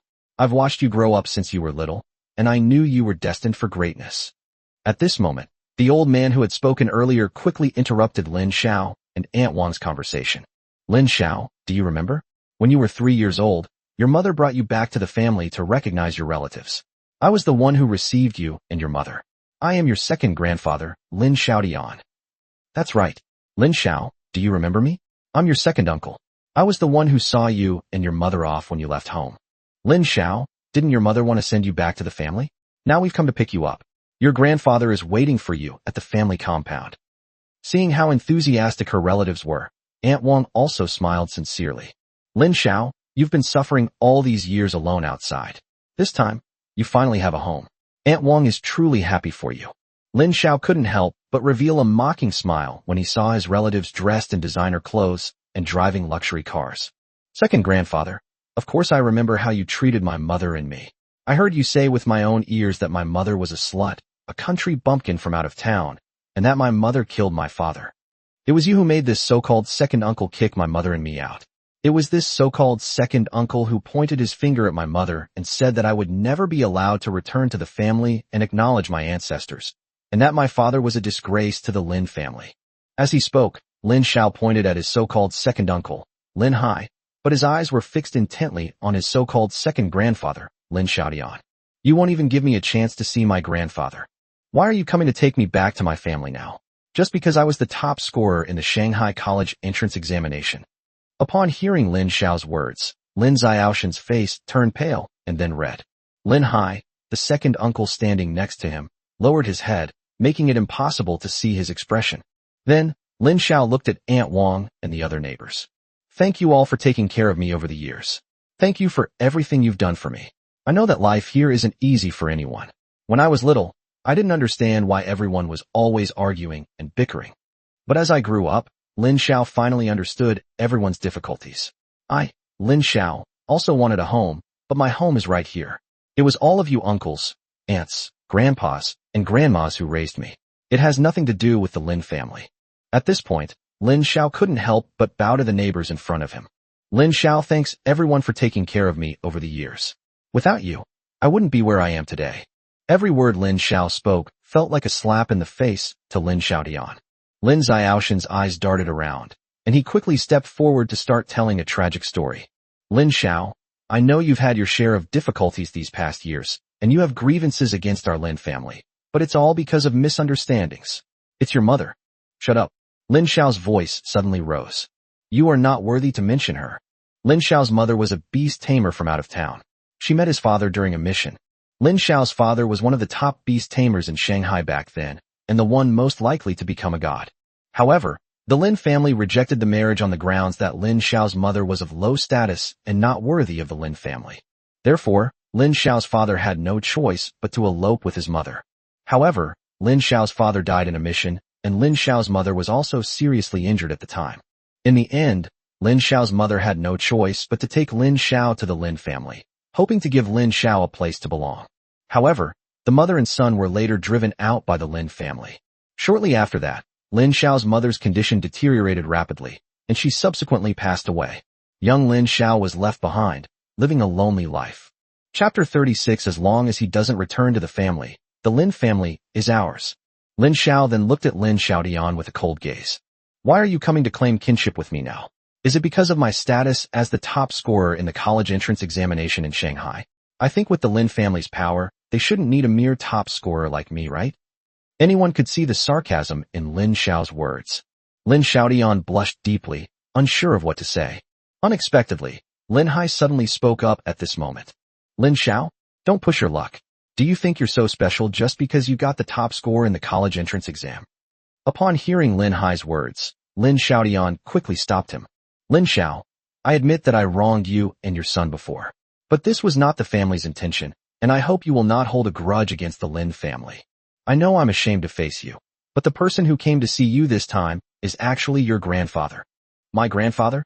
Upon hearing this, Lin Xiao asked in return with some confusion. The so-called grandfather, Lin Bassian, was once a powerful beast tamer in the entire city of Shanghai. He single-handedly built such a large family as the Lin family. Lin Xiao had only heard of him by name and had never met him. However, this is meaningless to Lin Xiao now. By the time he and his mother were kicked out of the Lin family, it was all over. Lin Xiao said with a sneer, Do I have a grandfather? The person who raised me from childhood to adulthood is Grandpa Zhang, the neighbor, and Grandpa Li, who lives in this farmer's house. I have absolutely no relation to that high and mighty Lin Bassian, the head of the Lin family. Upon hearing this, Lin Xiaodian couldn't help but sigh. Lin Hai, however, changed his previous friendly tone and shouted directly at Lin Xiao. Lin Xiao? You said those words, so don't regret it. Lin Xiao responded to the other party's words with silence. Looking at Lin Xiao's resolute expression, as if he had something left unsaid, Lin Xiaodian could only sigh. Let's go? After saying that, Lin Xiaodian led Lin Hai and his group away from there. Lin Xiao didn't even glance at the group of people. Aunt Wang seemed still in a daze and asked uncertainly, Lin Xiao, did you really become the top scholar in Shanghai? Lin Xiao nodded upon hearing this. Yes, Aunt Wang. Upon hearing this, the neighbors all showed expressions of joy. Lin Xiao could tell that they were genuinely happy for him. That's great. Everyone come over to my house for dinner tonight. Let's celebrate properly. Lin Xiao nodded again. Yes, I love Aunt Wang's cooking the most. On the other side, Lin Xiaodian and Lin Hai were sitting in a stretched Lincoln. Lin Hai angrily puffed on a fine cigar. Dad, this little brat is so ungrateful. Should we find someone to teach him a lesson? Lin Xiaodian looked at his son Lin Hai and said, No need. This outcome is in our best interest. Let him fend for himself. Do you think I'd be upset after he gave me such a thorough dressing down today? But, as long as he doesn't return to the family, the Lin family is ours.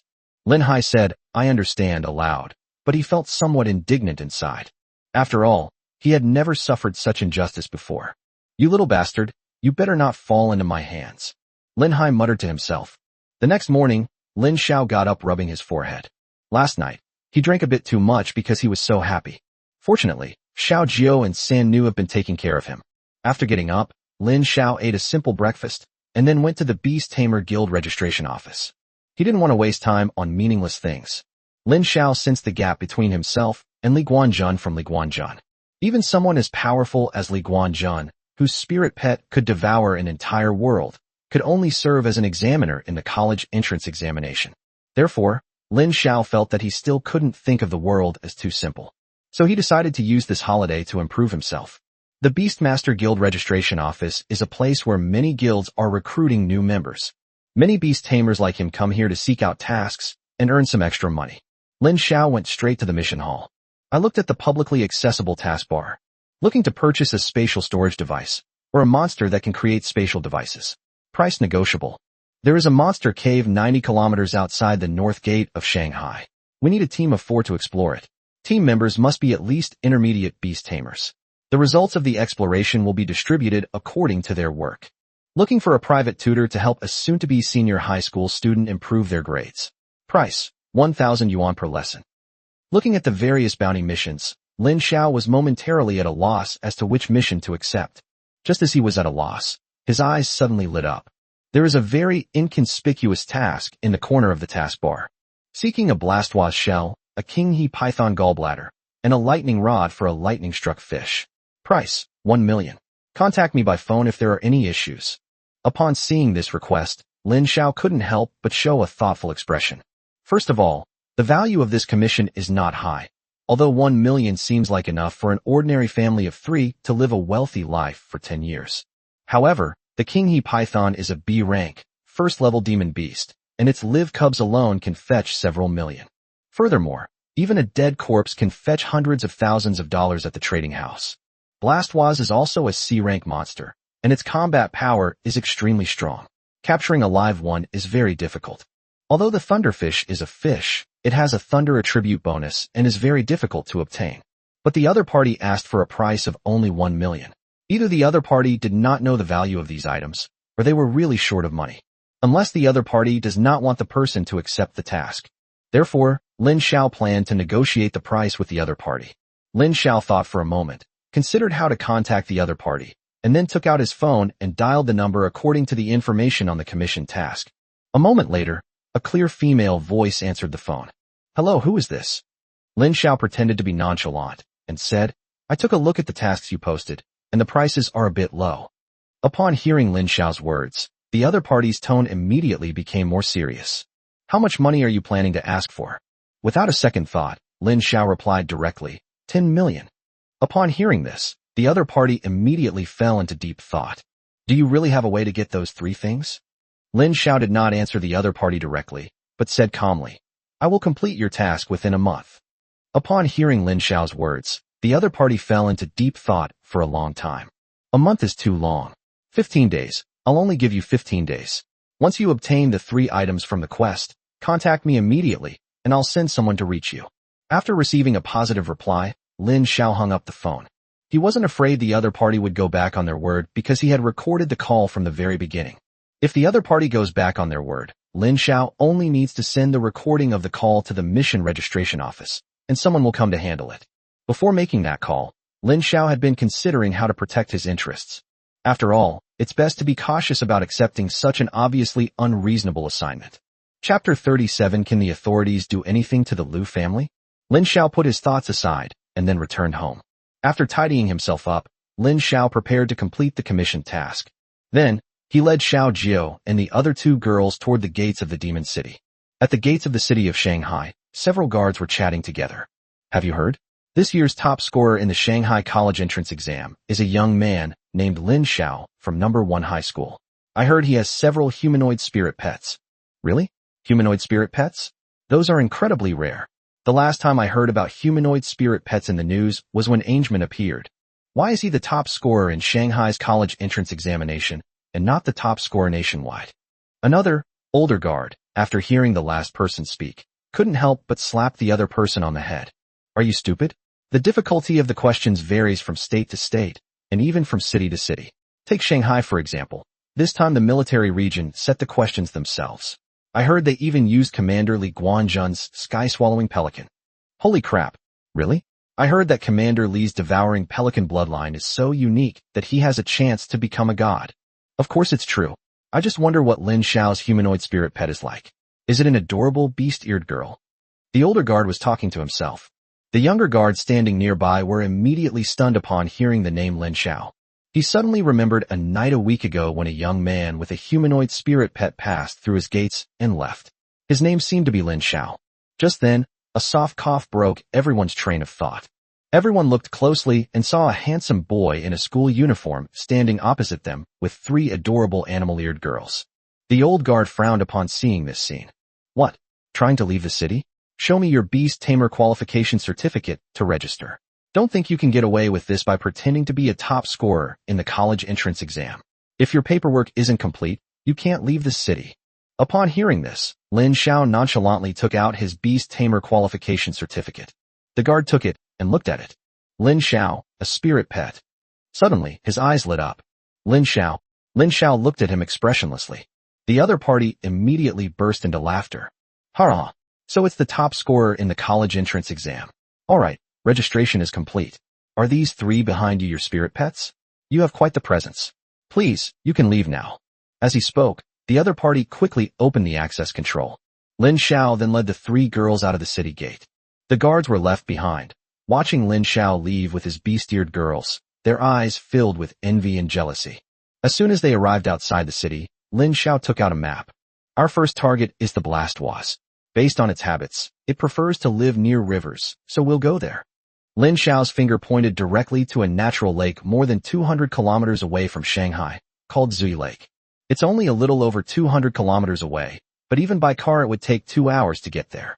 However, driving in the wilderness is the most dangerous thing. Because there is no way to determine a safe route, there are no long-distance travel options in this world of beast taming.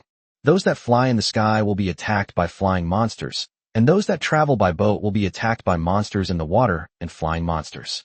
The land route is relatively safe because there are specialized explorers who will carve out a relatively safe route, but there are still some unexpected events. Left with no other choice, Lin Xiao could only sigh. It seems I have no choice but to keep going. Unexpectedly, at this moment, Ashin let out a howl. Then, she slowly lay down on the ground.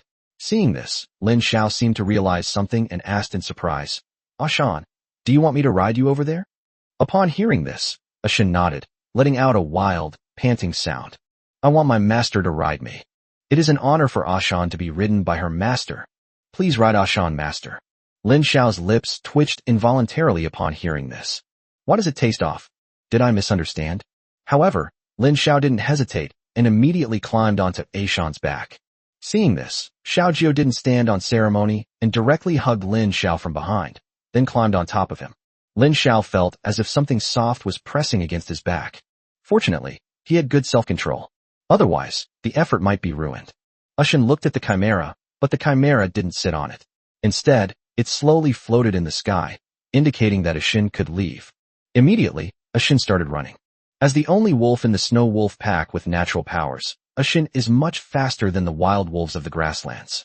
Some of the monsters they encountered on the road gave way after sensing the natural power emanating from Ashan. After an unknown amount of time, Ashin suddenly leaped into the air and landed on a mound.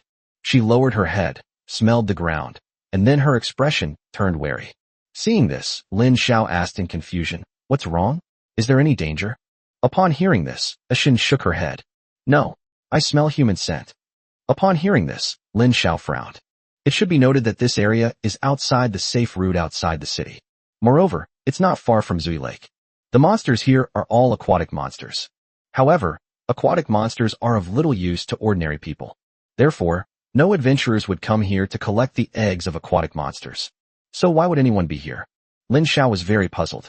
He and Xiaojio immediately rolled off Ashin's body, and Ashin then transformed back into human form. Lin Xiao looked around at the surroundings and said, Let's go take a look ahead. With that, Lin Xiao led the 3 women toward Bamboo Leaf Lake. After walking for about 10 minutes, the surface of Zui Lake came into view for the 4 of them. Suddenly, 2 figures appeared in front of them. Clang, clang, clang. The other party emitted the sound of a mechanical creation. Lin Xiao's mind then revealed the other party's information. Clockwork Man, a C-rank, second-tier mechanical monster, is a mechanical creation of the devil inventor Benjamin. It possesses powerful defense, and its skills include Clockwork Claw, Flame Breath, and Positioning Rocket.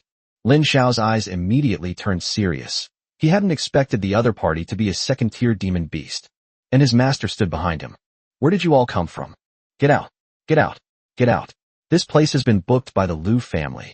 You'd better leave right now, or don't blame us for being impolite. Upon hearing this, Lin Xiao frowned. Why is it the Liu family again?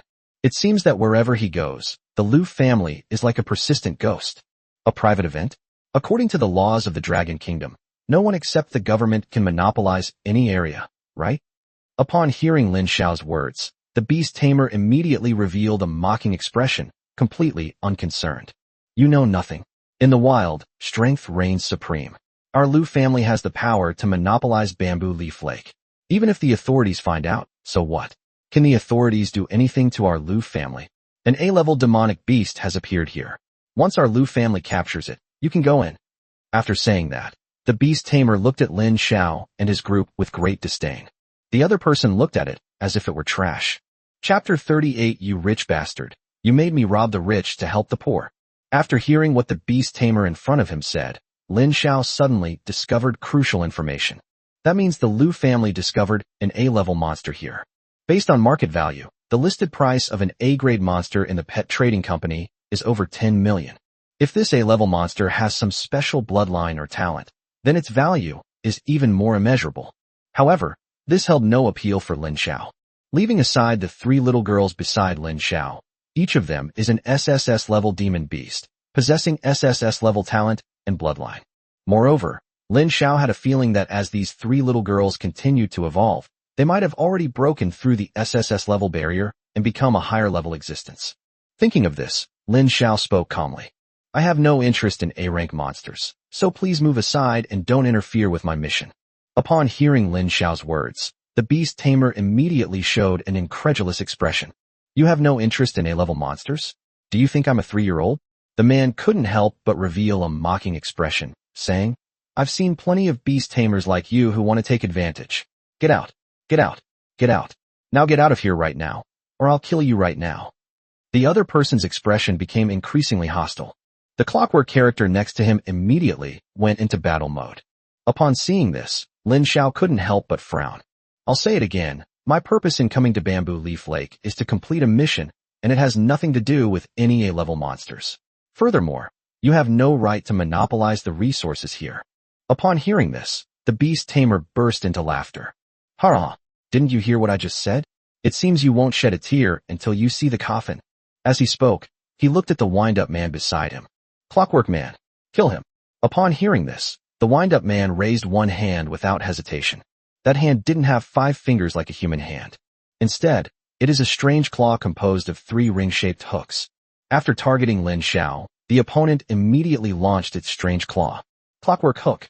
Lin Xiao reacted very quickly, responding the moment the other party made an attack. Lin Xiao did not need to issue any orders.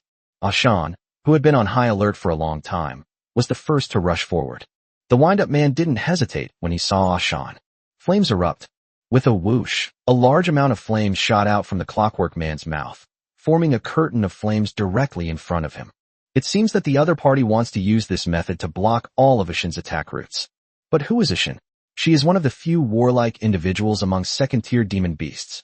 How could she possibly back down because of this insignificant attack?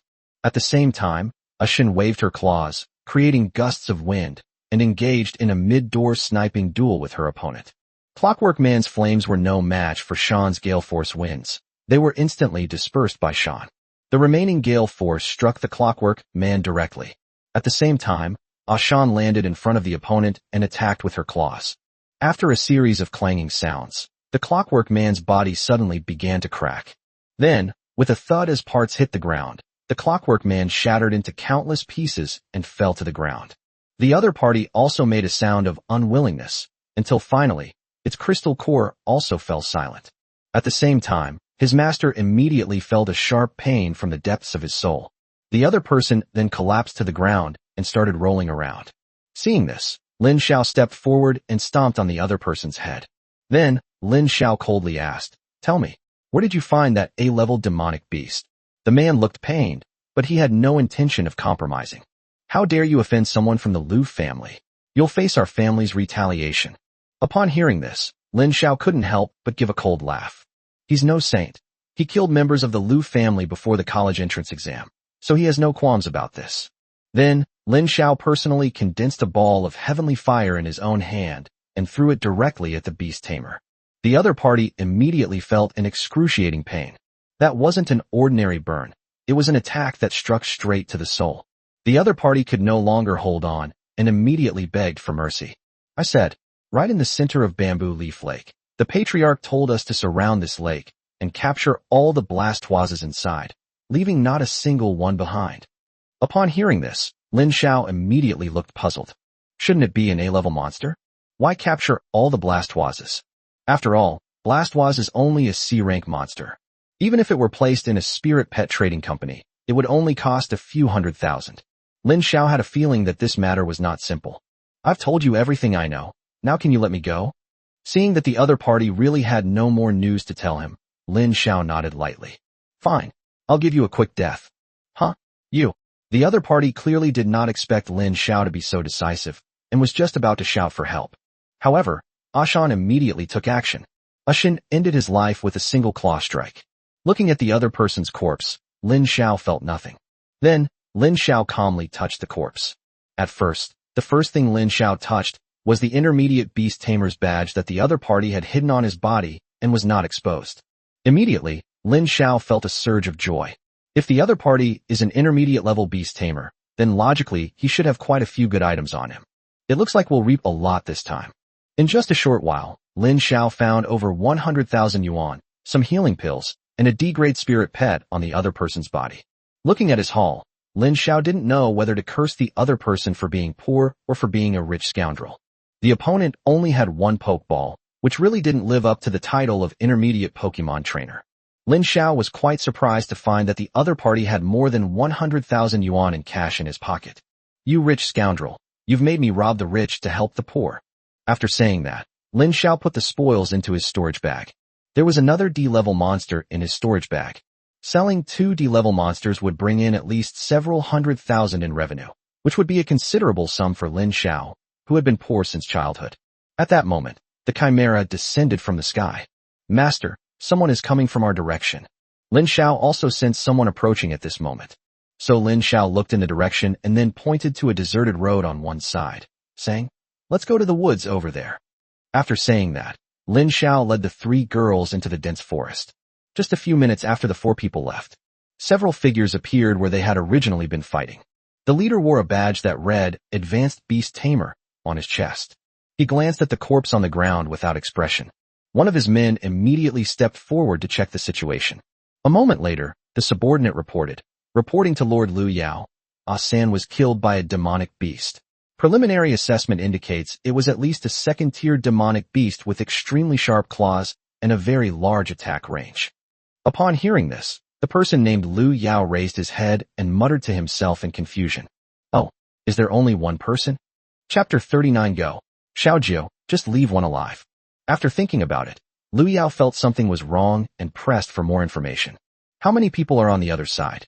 The subordinate looked around at the signs of battle, then said uncertainly, I don't know. Maybe 3, maybe 4, but what's certain is that only one of them made a move. Upon hearing his subordinate's assessment, Liu Yao narrowed his eyes. Oh, a single demonic beast was enough to defeat San? It seems the opponent is quite powerful. The subordinate then whispered in Liu Yao's ear. The other party is very strong and has accomplices. Could they be from the Lin family? Upon hearing this, Liu Yao shook his head. This is none of your business.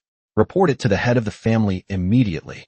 The others should be on high alert, and if they can't find the intruder, they should try to lure him out. Yes. After he finished speaking, the subordinate immediately did as he was told. Once inside the forest and in a safe area, the Chimera decisively flew into the air.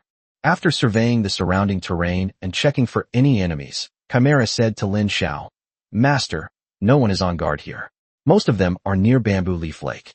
It seems they are trying to capture Blastoises. Lin Xiao nodded upon hearing this. Lin Xiao couldn't help but feel that this mission was rather strange. First, there was the other party's incorrect information regarding the entrusted task, and now it's the Liu family's monopolistic fishing here. This inevitably led Lin Xiao to connect the two matters. Lin Xiao didn't dwell on it. After observing carefully for a while, he discovered that the actions of the people in front of him were clearly patterned. Moreover, the entire Bamboo Leaf Lake is large enough that he can completely avoid these people before catching the Blastoise. Therefore, Lin Xiao did not act rashly right now, but waited very patiently for the Liu family to rest before making his move. It was only after nightfall that Lin Xiao opened his eyes from his meditative state. Afterwards, Lin Xiao took Xiaojiu and the two of them went to Bamboo Leaf Lake. Chimera was in charge of guarding the perimeter, while Ashin coordinated with Lin Xiao's actions from the outside. After arriving at the lake, the two immediately began searching for Blastoise's trail. Soon, they discovered 2 Blastoises hiding in a cave on a small island in the middle of the lake. Lin Xiao had just set foot on the island when he sensed something was wrong.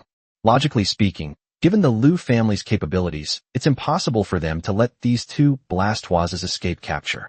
Moreover, these two Blastoises were hidden in such an obvious place. This looks suspicious. Xiao Jiao watched Lin Xiao from the side, knowing that Lin Xiao must have his own way. So, Lin Xiao thought for a moment and immediately used his super strong mental power to communicate with Chimera and Ishin.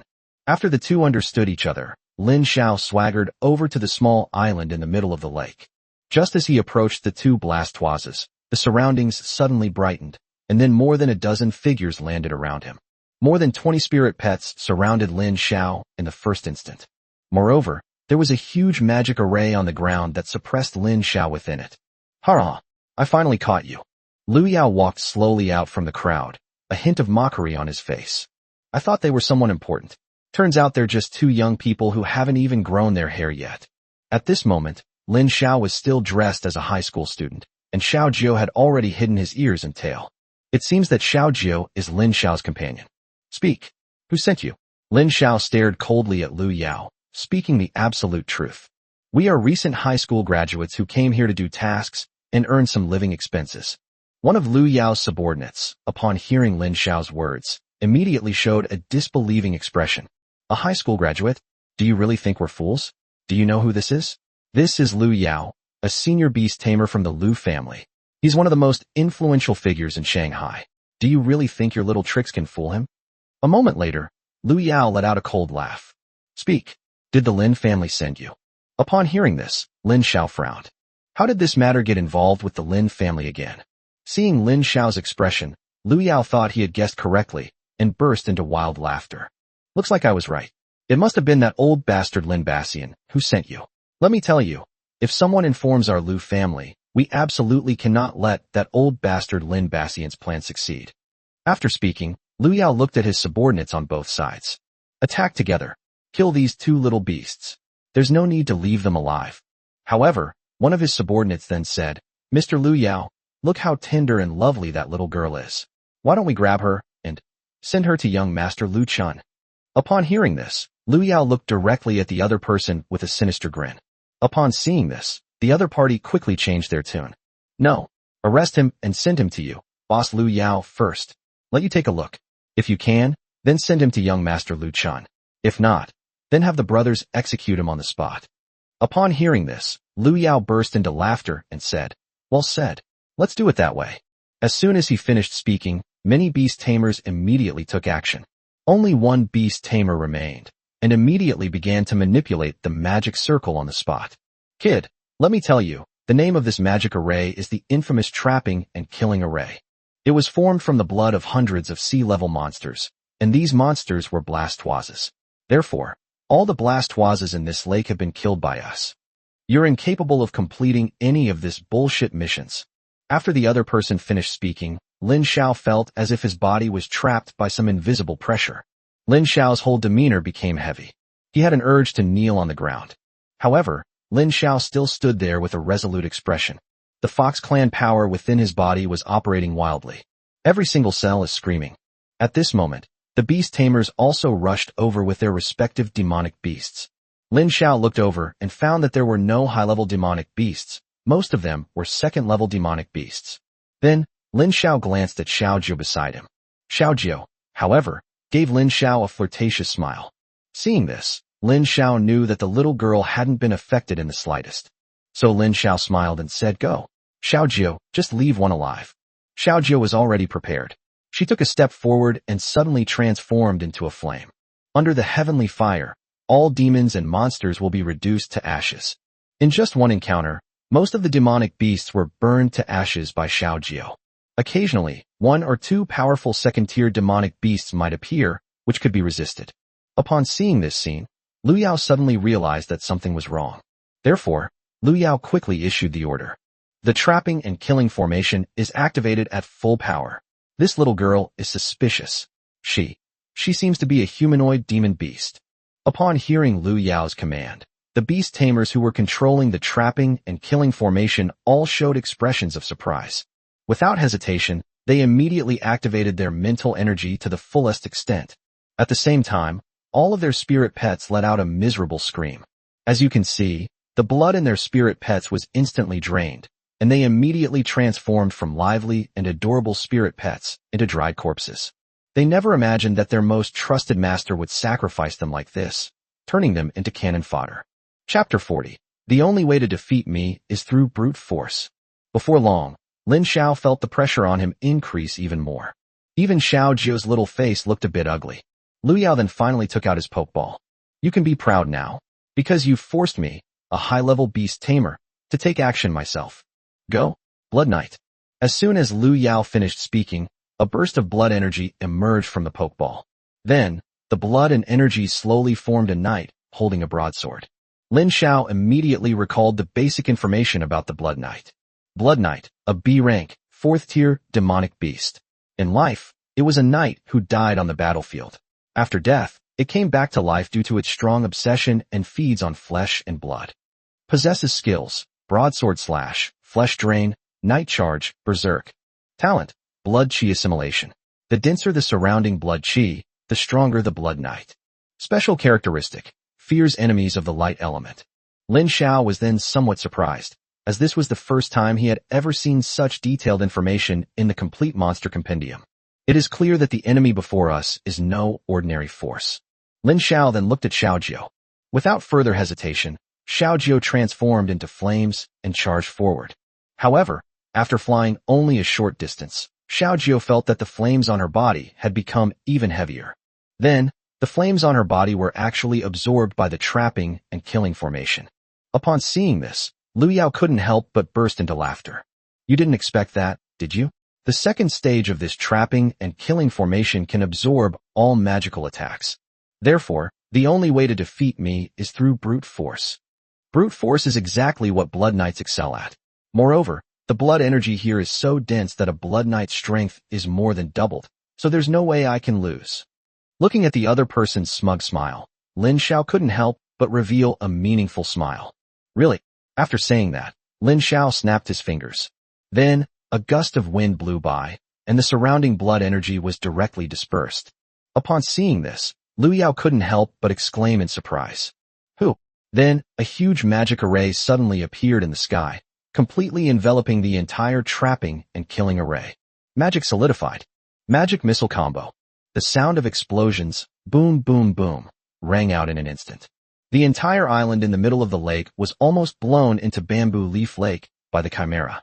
As the explosion subsided, Lin Xiao felt that the small island in the middle of the lake had become a little shorter. It seems the most violent one is that little Chimera. At that moment, the trapping formation was completely destroyed by the Chimera. Those beast tamers who presided over the trapping and killing formation were subsequently either killed or wounded. Lu Yao just managed to escape a disaster thanks to his own strength. When Lu Yao looked at Lin Xiao again, she couldn't help but show an incredulous expression. Then, as if realizing something, she exclaimed in great surprise, You're Lin Xiao, the top scorer in the college entrance examination who has a humanoid spirit pet. Upon hearing this, Lin Xiao did not deny it, but looked at Xiao Jiu, who immediately understood. However, this time Xiao Jiu did not transform into flames. I heard your spirit pet is quite skilled in close combat. As she spoke, Xiao Jiu walked up to the Blood Knight and threw a punch at him. Xiao Jiu's fist went straight for the opponent's face. Upon seeing this, Lu Yao was overjoyed. He had great confidence in the Blood Knight's strength. The opponent actually dared to fight a 4th-tier Blood Knight with his bare hands. Isn't that just courting death? The Blood Knight raised his broadsword, intending to clash directly with Xiao Jiu's flesh and blood. However, Xiao Jiu had no intention of dodging. Instead, she used her delicate fist to strike the blade of the Blood Knight's broadsword. However, with a clang, the Blood Knight's broadsword was broken by Xiao Jiu's punch. But Xiao Jiu's fist was completely unharmed. How is this possible? Lu Yao could not believe what he was seeing. Upon hearing this, Lin Xiao couldn't help but sneer. Impossible? Why not? Just now, Lin Xiao keenly sensed that the Fox clan's inheritance within Xiao Jiu's body was operating at full capacity. The power of the celestial fox had reached its peak, achieving a state of copper skin and iron bones. Under such circumstances, even if a nuclear bomb were to arrive, it might not be able to break through Xiao Jiu's defenses. However, Xiao Jiu's current strength is limited, and she cannot maintain this state for too long. However, if Xiao Jiu were to deal with the Blood Knight in front of her, the knight would only need a moment to finish him off. Then, the instant the Blood Knight's broadsword broke, Xiao Jiu raised her fist again. Then, Xiao Jiu punched the other person directly in the head. The Blood Knight's head, which had been forcibly pieced together by blood energy, was smashed apart by Xiao Jiu's punch. The splattered blood around them resembled a living hell. At the same time, the Blood Knight fell to the ground and turned into a pool of blood. Lu Yao's brain suddenly felt a sharp pain. However, Lu Yao, as a high-level beast tamer, did not wail in pain like the others. He simply had a lot of cold sweat on his forehead, and his expression was extremely painful. However, Lu Yao quickly recovered. Lin Xiao had already arrived in front of him. Speak. What exactly are you plotting here? Lu Yao looked at Lin Xiao with disdain. Lin Xiao? Stop pretending here. I advise you to let me go. Otherwise, the Lu family will not let you off the hook. I am a direct descendant of the Lu family, and a key member they are grooming. As a high-level beast tamer under the age of 30, Lu Yao has the right to say such things. The Lu family will definitely deal with Lin Xiao for his sake. However, Lin Xiao didn't take Lu Yao's words seriously at all. I'm giving you one last chance. Tell me what the Lu family is plotting here. Otherwise, you'll suffer the same fate as them. Lin Xiao then glanced at the beast tamers around him who were not quite dead yet. Ashan immediately understood, gave each of them a claw strike, and sent them directly to the next group to reunite. Upon seeing this scene, Lu Yao's eyelids twitched involuntarily. Is this a fresh graduate from high school? This level of decisiveness in killing is something even seasoned beast tamers might not be able to achieve. However, Lu Yao's pride wouldn't allow him to bow down and beg for mercy from Lin Xiao. Therefore, even though Lu Yao was at a disadvantage, his tone remained firm. Lin Xiao, I advise you to give up. Otherwise. However, before Lu Yao could finish speaking, a blazing flame ignited on his body, but it burned deep within his soul. The pain of the soul is something that most people cannot endure. I'll talk. Let me go? It's too painful. Lin Xiao then snapped his fingers, and the heavenly fire was immediately extinguished. Some time ago, news spread that the Lin family's patriarch, Lin Bassian, was critically ill and had been poisoned by fire. He urgently needed 3 kinds of extremely aquatic demon beasts as a medicinal ingredient to save him. Now, the entire Lin family has fallen into chaos. The reason our Lu family is here to monopolize the market is to prevent the Lin family from collecting aquatic monsters. Once Lin Bassian dies, the Lin family will collapse, and our Lu family will then have the opportunity to join the ranks of super families. Upon hearing this, Lin Xiao frowned. He was very familiar with the name Lin Bassian. Lin Xiao's mother had naturally mentioned this name to Lin Xiao on many occasions. According to seniority, the other party is Lin Xiao's biological grandfather and Lin Xiaoshan's older brother. Not long ago, Lin Xiaodian had come to see Lin Xiao, saying that Lin Bassian wanted to see him. Could it be? However, Lin Xiao had no intention of returning to the Lin family. After all, Lin Xiao had never considered himself a member of the Lin family. Chapter 41, I Will Avenge You. Lin Xiao didn't dwell on the Lin family matter. After all, he had completely severed ties with them. Then, ignoring Lu Yao's pleas for mercy, Lin Xiao gave him a single glance, and just like killing Lu Yao's men, sent Lu Yao and his men to their deaths with a single claw. First, check if there are any Blastoise carcasses nearby. Afterwards, Lin Xiao continued to carry out the tasks he had been entrusted with. Upon hearing this, Ashin immediately sniffed the air. Soon, Ashin covered her nose and said, "It smells awful. It's all the smell of blood." Lin Xiao couldn't help but rub her little head helplessly and said, "You've worked hard. After we complete the mission, I'll buy you something delicious."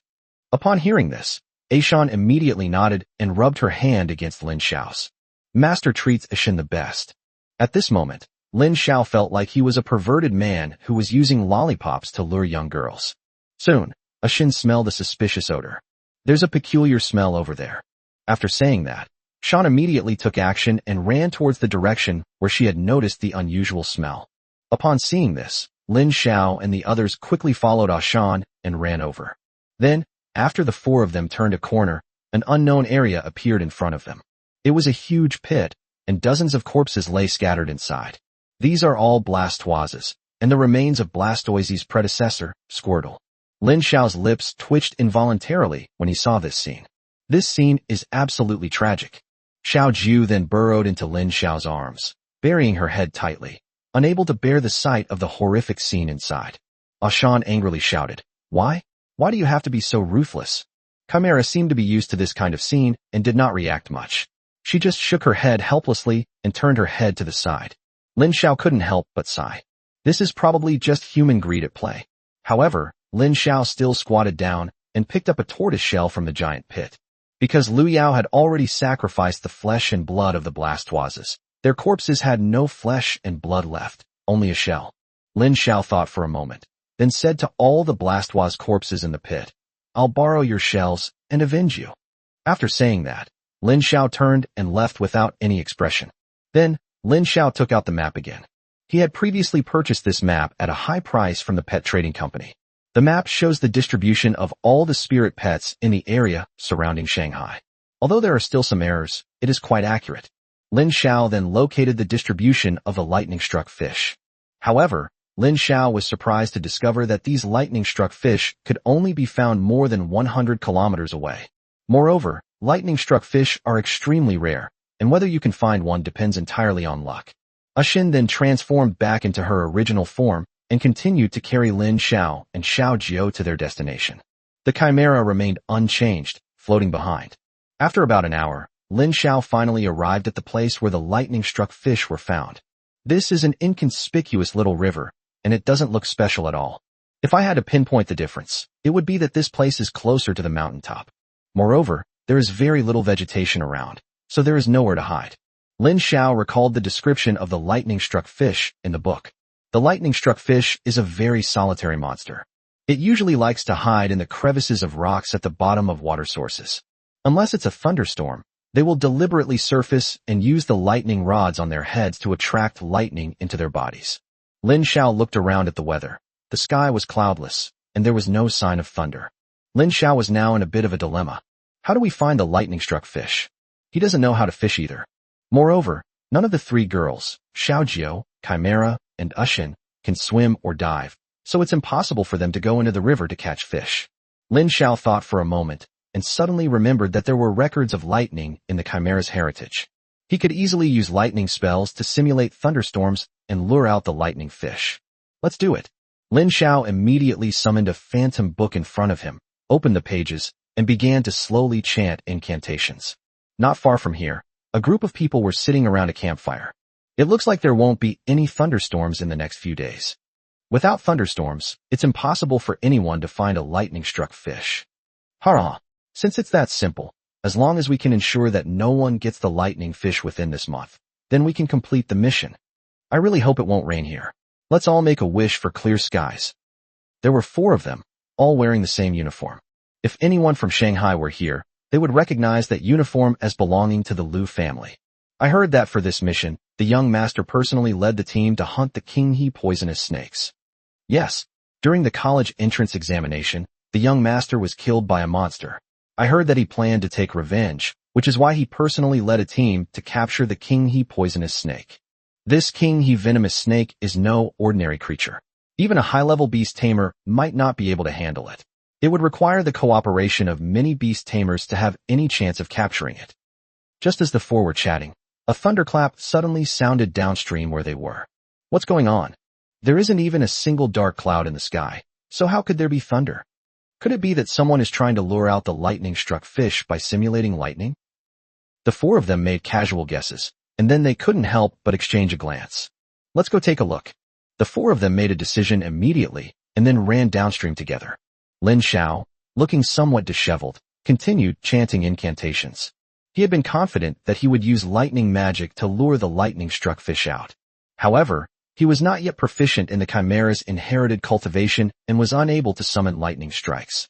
Chimera, standing to the side, looked at Lin Xiao and silently thought to herself, summoning lightning strikes is a rather profound spell. To master it, the master's mental strength will be under a great burden. With your current strength, master is not yet capable of cultivating such profound magic. Lin Xiao felt that his mental energy was almost exhausted, so he chose to sit down and rest. At the same time, he looked at the Chimera. Can you use lightning-based spells? Upon hearing this, Chimera shook its head and said, I am only a first-tier demon beast right now. If I want to use lightning attribute spells, I need to evolve to at least the 3rd tier. Forehead. After hearing what Chimera said, Lin Xiao realized that Chimera's level had fallen behind. Xiao Jiao and Ishan are already second-tier spirit pets, while Chimera is still a first-tier spirit pet. However, advancing a spirit pet is not actually that simple. Lin Xiao couldn't immediately make the Chimera advance to the next level. Furthermore, the advancement methods of Chimera, Xiao Jiao, and Ishan are also different. Ishan is a spirit pet with great talent. When she first signed the contract with Lin Xiao, she was already at the second tier. Xiao Jiao, being a carnivore and a warmonger, has experienced countless battles, both large and small. Furthermore, Xiao Jiao consumed countless amounts of demonic beast flesh and blood, including even some third-tier demonic beasts. Therefore, Xiao Jiao was able to advance smoothly. Thinking of this, Lin Xiao couldn't help but ask, Chimera, what conditions are required for you to advance? Upon hearing Lin Xiao's words, Xiao Jiao and Ishan couldn't help but look towards Chimera. They were all curious about what Chimera needed to do to advance to the next level.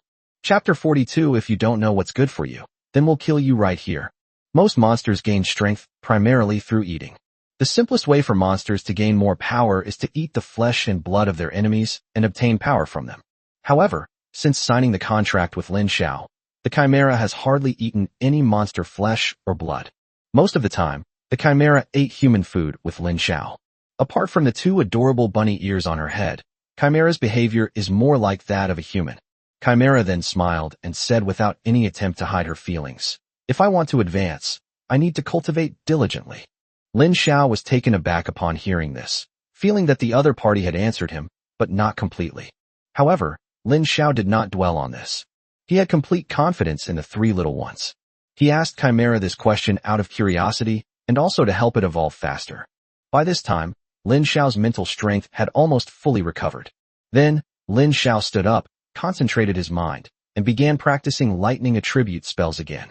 He kept chanting incantations. Just then, his inspiration suddenly struck. It felt like his spiritual power was connected to the heavens. It seems that they have grasped some kind of law governing this world. Then, a dark cloud slowly formed in the area directly above his head. Then, Lin Xiao chanted the incantation again, aimed at the river, and used the spell. Rumble. A rumble of thunder echoed above the river. Chimera, however, was awestruck by this astonishing power. She suddenly stood up from the ground, looking at Lin Xiao with an incredulous expression. Master really did it. At this moment, Chimera felt her worldview crumbling. To use this kind of lightning attribute spell, one needs very strong mental strength to control it. I really don't know just how powerful Master's mental strength is. In such a short time, I've only just started learning magic, and I'm already able to use such advanced lightning magic. Chimera still remembers that when Lin Xiao signed a contract with her, he didn't know any magic at all. However, only a short time has passed, and Lin Xiao has already mastered lightning magic. Chimera was shocked by this. It's important to understand that lightning magic is different from magic based on the other 5 basic elements: metal, wood, water, fire, and earth. Lin Xiao, however, can bypass these 5 basic elemental attributes and directly cultivate lightning attribute magic. If Lin Xiao hadn't failed to drink the Mengpa soup properly, and had been a great mage in his previous life, relying on his past life's experience to cultivate in this life, then Lin Xiao would definitely be a magical prodigy, 1 in 10,000. Thinking of this, Chimera couldn't help but smile. Looks like I had a good eye. Choosing Lin Xiao might actually fulfill my wish. At the same time, Lin Xiao's face was also beaming with a smile. As you can see, Lin Xiao manipulates the lightning in the air, which roars past above the river. Just then, a ray of light appeared from the river.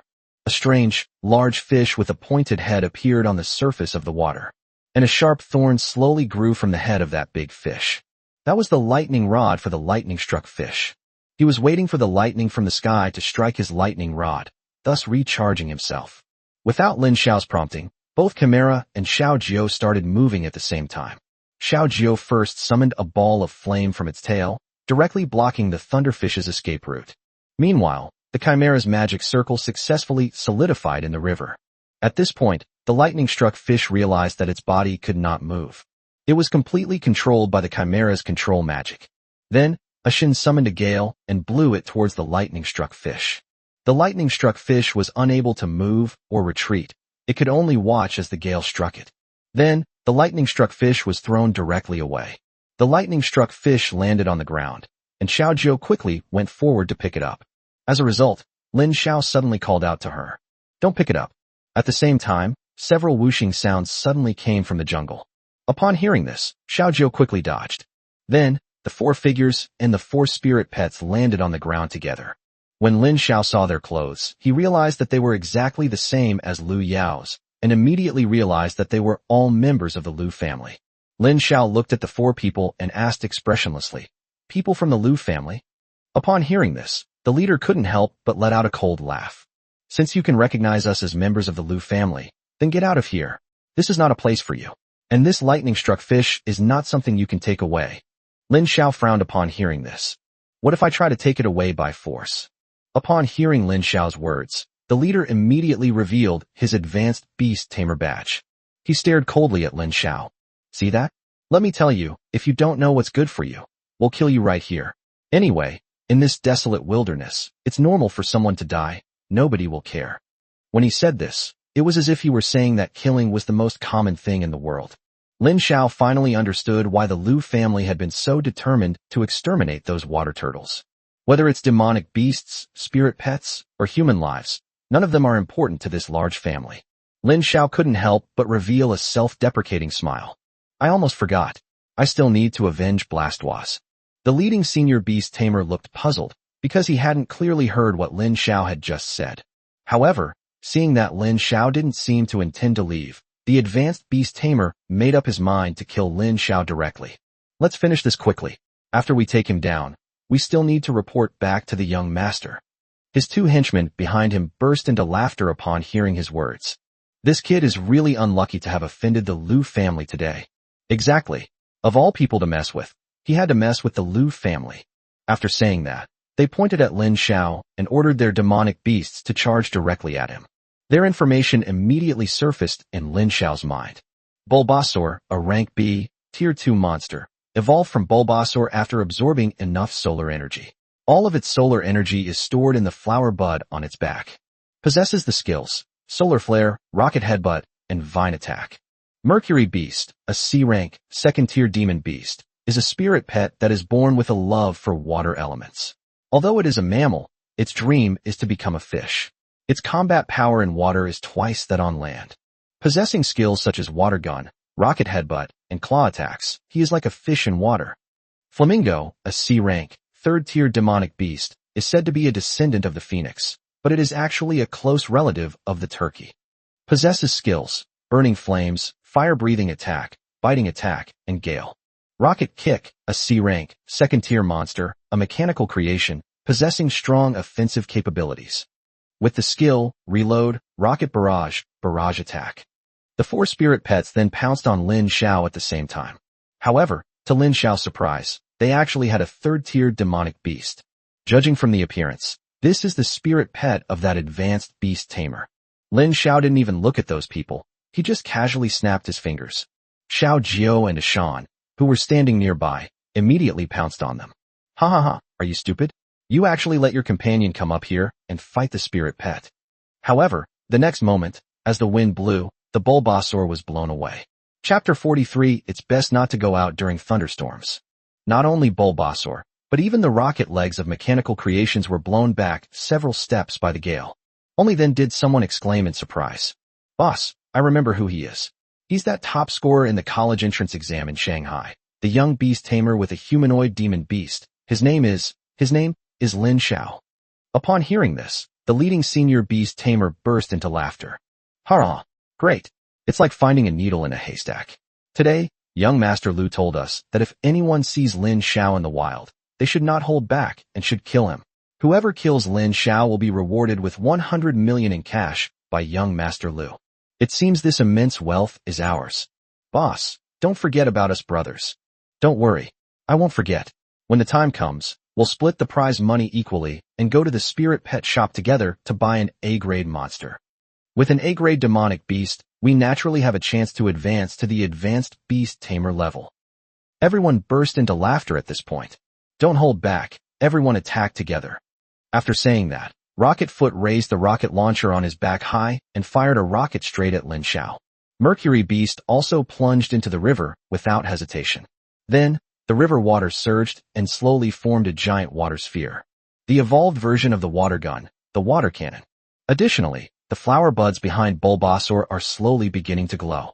It was like a blazing sun appearing in the darkest night. The sun is blazing. 3 attacks were launched at Lin Xiao simultaneously. Without hesitation, Xiao Jiao charged towards Bulbasaur, transforming into a ball of flame that collided directly with Sunfire.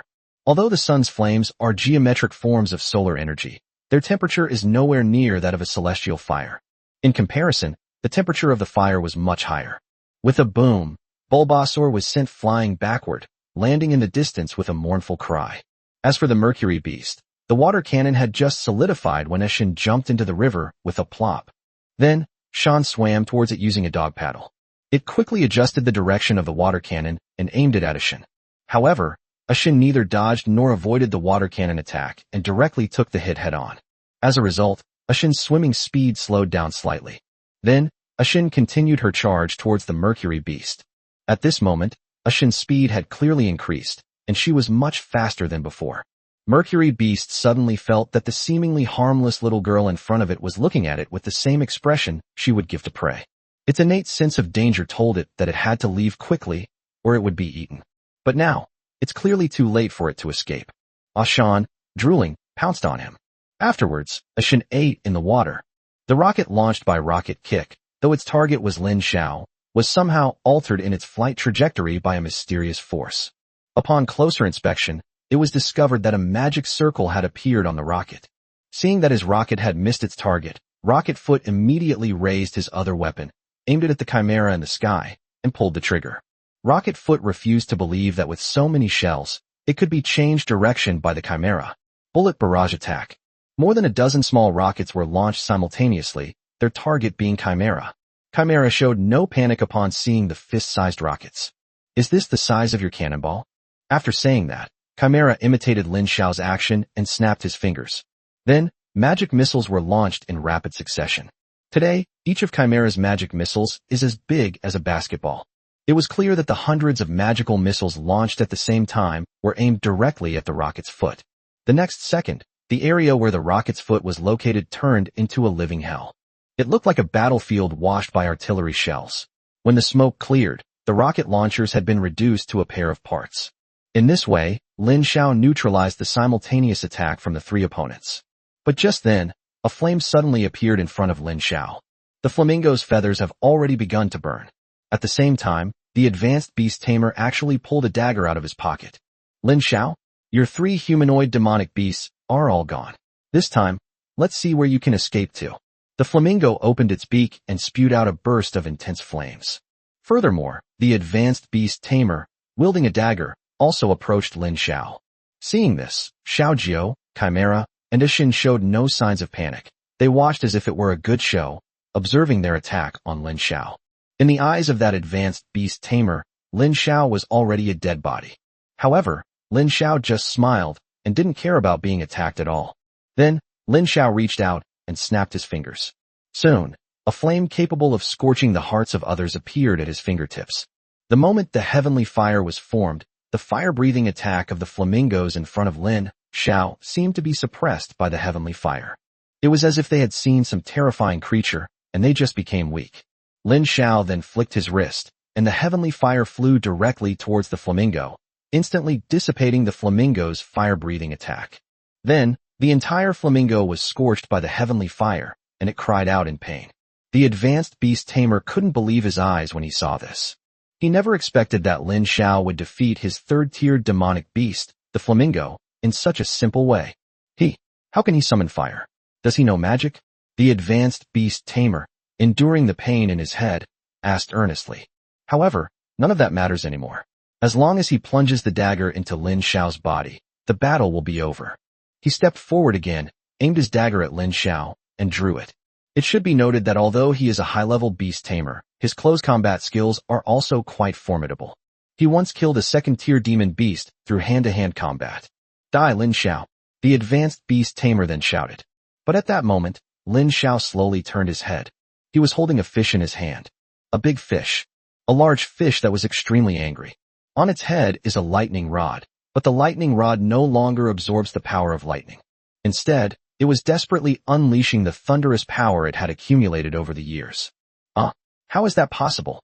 The advanced beast tamer then screamed in agony as he was struck by the lightning attack of the thunderfish. Then, the advanced beast tamer collapsed to the ground like a piece of charcoal. One strike, one kill. Lin Xiao then looked at the other person's corpse. It's best not to go out during thunderstorms. Then, Lin Xiao tossed the lightning-struck fish aside and let Xiao Jiao, who had already finished eating, deal with it. The reason he warned Xiao Jiao to be careful was because the lightning fish's attack method is quite unique. The lightning fish does not engage in prolonged combat with its opponent. Once it encounters danger, it will unleash all the lightning power within its body. If its all-out attack fails to defeat the enemy, it will become fish on a chopping board and ultimately have no choice but to wait for death. After Xiao Jiao finished eating the fish, Ashan began to deal with the flamingo's carcass. The two foodies began eating as if no one else was around. Lin Xiao then went to the side of the advanced beast tamer, looked at the charred corpse, and couldn't help but sigh. Ugh, all my belongings are charred. Chapter 44 can only maximize the benefits from your corpse. Lin Xiao had been used to a hard life, so every time he hunted monsters and people in the wild, the first thing he thought of was to loot the corpses. Even if he couldn't loot the corpse, he would try to maximize his gains. However, all the items on the high-level beast tamer's body had been reduced to ashes by the lightning attack of the thunderfish. This made Lin Xiao feel that it was a case of losing more than he gained. A high-level beast tamer would surely carry at least tens of thousands of yuan, right? Lin Xiao thought to himself. Just then, he suddenly saw a strange light emanating from the other person's body. Lin Xiao quickly squatted down and took the shiny object in his hand. It was a button. Or rather, something shaped like a button. What is this? Lin Xiao squatted down and examined the button very carefully, and couldn't help but ask with some doubt. As he spoke, Lin Xiao tried to use his mental power to enter and take a look inside. Unexpectedly, Lin Xiao suddenly felt his spiritual energy enter an extremely vast space. Lin Xiao exclaimed in surprise. This is actually a spatial device. Inside this spatial equipment were over 500,000 yuan in cash, several pieces of clothing from the Lu family, the identity certificate of the senior beast tamer, and a membership card for the Spirit Pet Trading Company. Lin Xiao took out the membership card and examined it carefully. It turns out that the senior beast tamer was named Chao Wang, and he was a guest of the Lu family. A membership card from the Spirit Pet Shop? That might be useful. Lin Xiao thought for a moment, then put away the membership card for the Spirit Pet Shop, along with the other items. At this moment, there were still 2 tamed spirit pets in his backpack that had not yet made a move. It wasn't that Lin Xiao didn't intend to sell the 2 spirit pets, but rather that he had obtained them through murder and robbery. No, that's not right. It should be called legitimate self-defense. Lin Xiao didn't want to get himself into trouble, so he never had the chance to sell it. Now that Lin Xiao has Chao Wang's identity certificate and the Spirit Pet Shop's membership card, he can sell those 2 spirit pets in Chao Wang's name, or even in the name of the Lu family.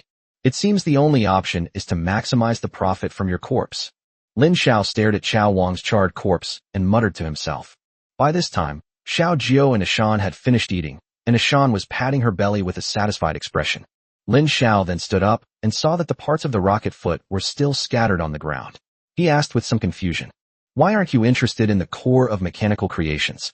Lin Xiao understood that the reason why Xiao Jiao and Ashan needed to eat was because they could obtain energy from the blood of spirit beasts, which would allow them to recover and evolve.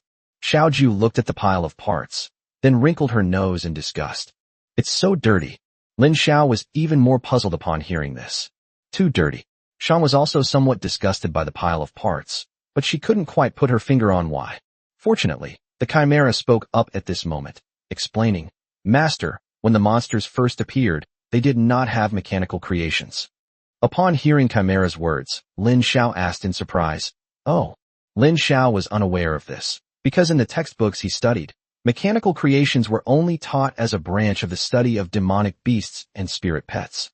Chimera then continued, "A long time ago, before people's ability to tame spirit pets was as sophisticated as it is today, a doctor named Benjamin came up with a way to control monsters.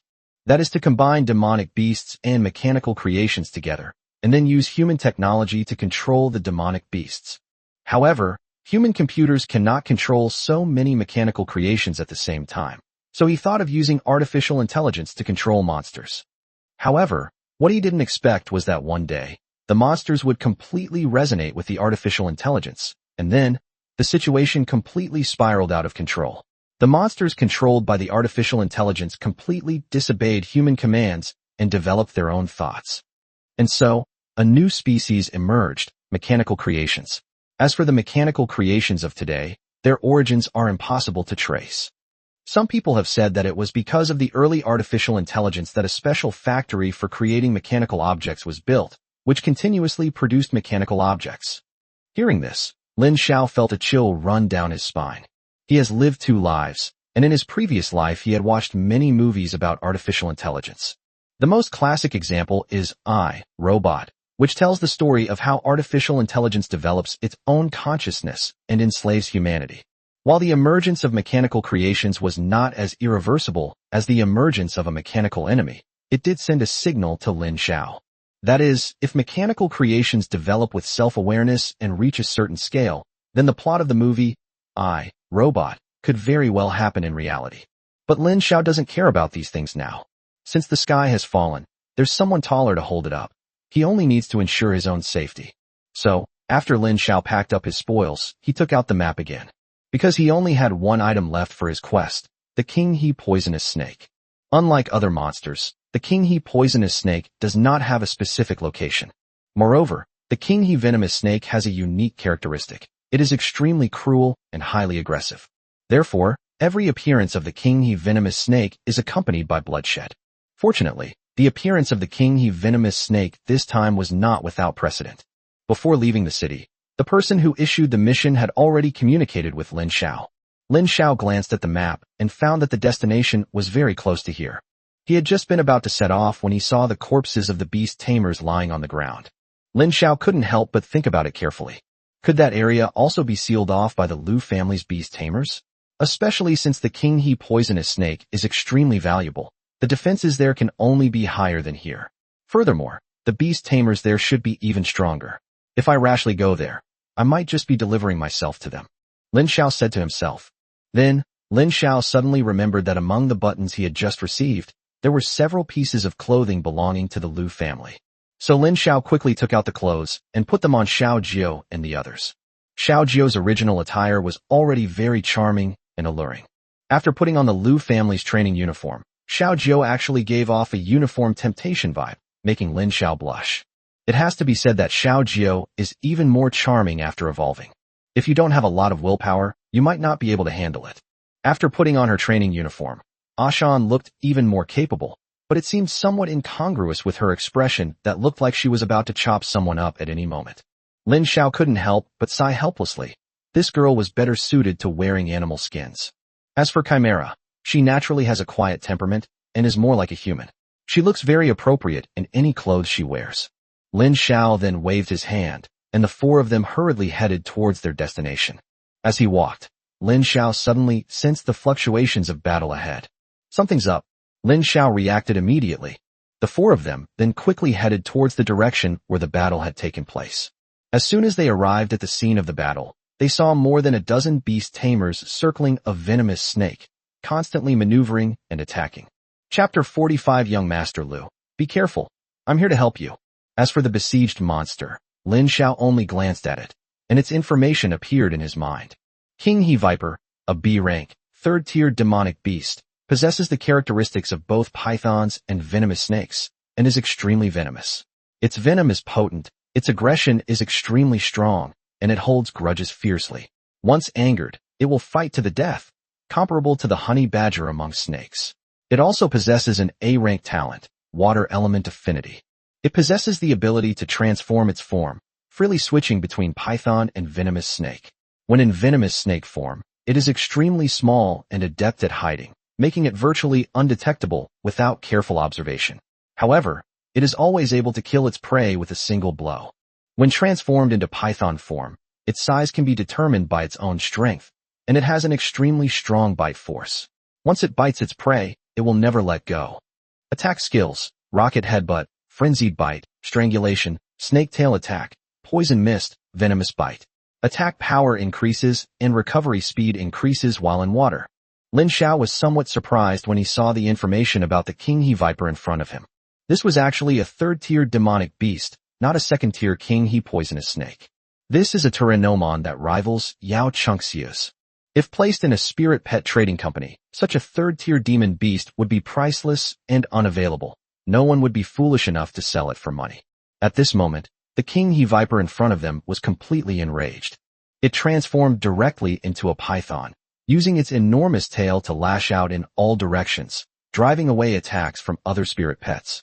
Around it, however, there were more than a dozen second- or third-tier monsters attacking it relentlessly. Several advanced beast tamers were directing their companions in coordination with their attack. You all better watch out. Don't kill it. This is my spirit pet that helped me conquer the university. The speaker was none other than Lu Chun, the sole heir of the Lu family. After being humiliated by Lin Xiao during the college entrance examination, he reflected deeply on his experience and realized that his inferiority to Lin Xiao was not due to his own strength, but rather to the incompetence of his spirit pet. So, after seeing the King He-Viper, Lu Chun decided to use it as a spirit pet. Originally, their purpose in coming here was to kill all the King He poisonous snakes. Thus, to complete the task assigned by a certain important person. However, after seeing this third-tier demonic beast, Lu Chun decided that no matter what, he had to get it and then seek revenge on Lin Xiao. Although it's only a third-tier demonic beast, why is its vitality so strong? Lu Chun couldn't help but curse angrily. He then pointed to several advanced beast tamers nearby. Damn it! You bunch of useless trash, how come you still can't handle it? Hurry up and exhaust its energy. Otherwise, you're all going back to be punished.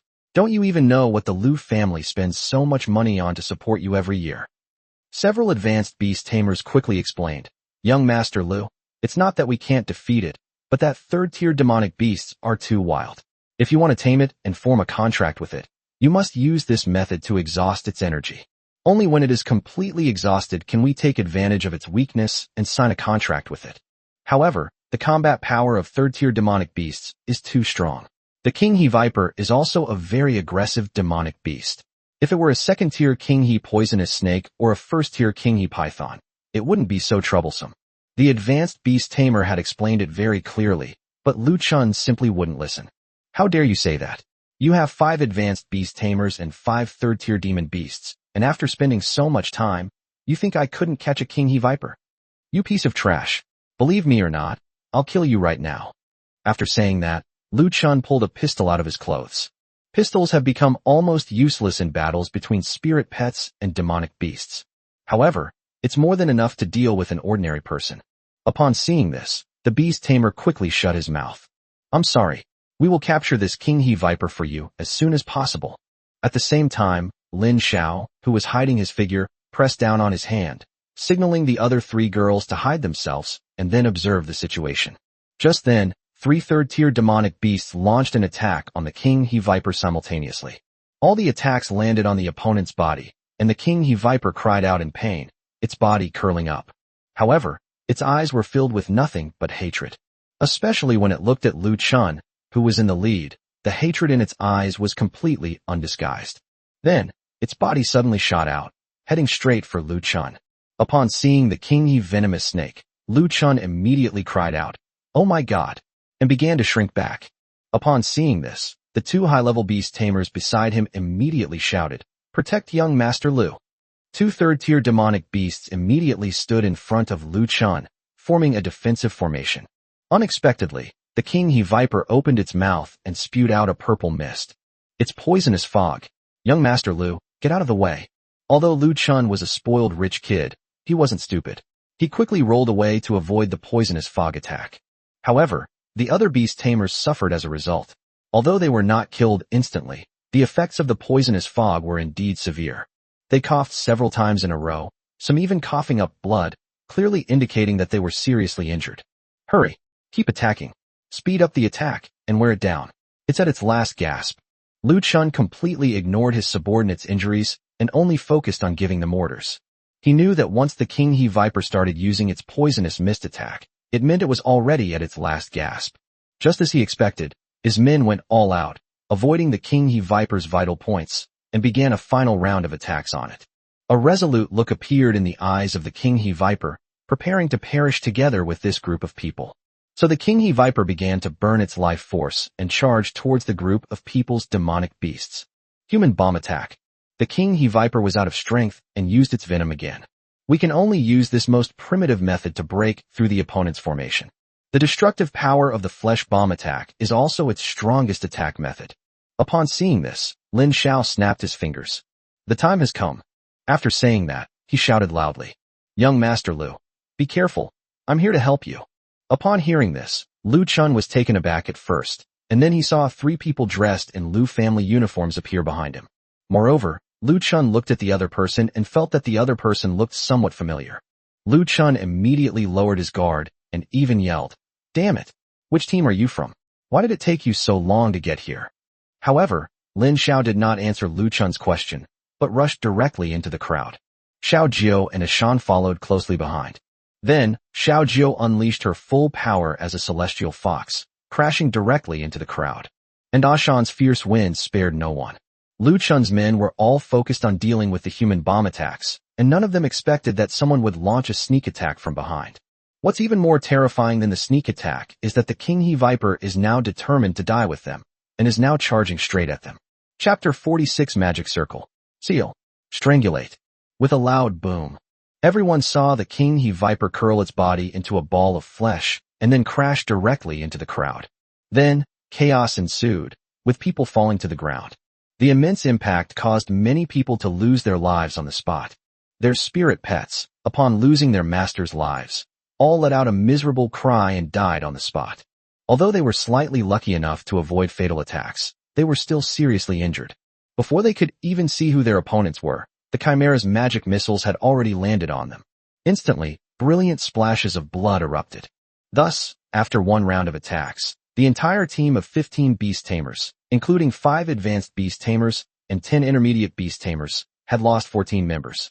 In the end, only Lu Chun remained, and because he was not in the center of the battle, he managed to survive.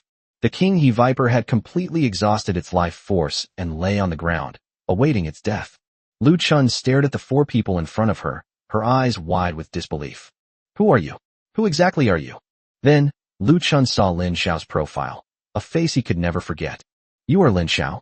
Why are you my enemy? The Lu family will not let you get away with this." Lu Chun's speech was now completely incoherent. Lin Xiao didn't even glance at it, and then went straight to the King He Viper. The King He Viper of today is in the form of a python, with a body as thick as a water vat and a length of 30 to 40 meters. Lin Xiao then slowly asked, "Do you want to live?" The King He Viper didn't answer, but instead blinked. Ashin, who was standing nearby, helped translate. It said it wanted to kill that human with its own hands. As she spoke, Ashan pointed at Lu Chun. Ashan has the blood of the god of nature and can communicate with anything in the world. Although Lin Xiao also gained the power of nature through feeding back, he is still unable to communicate with all things.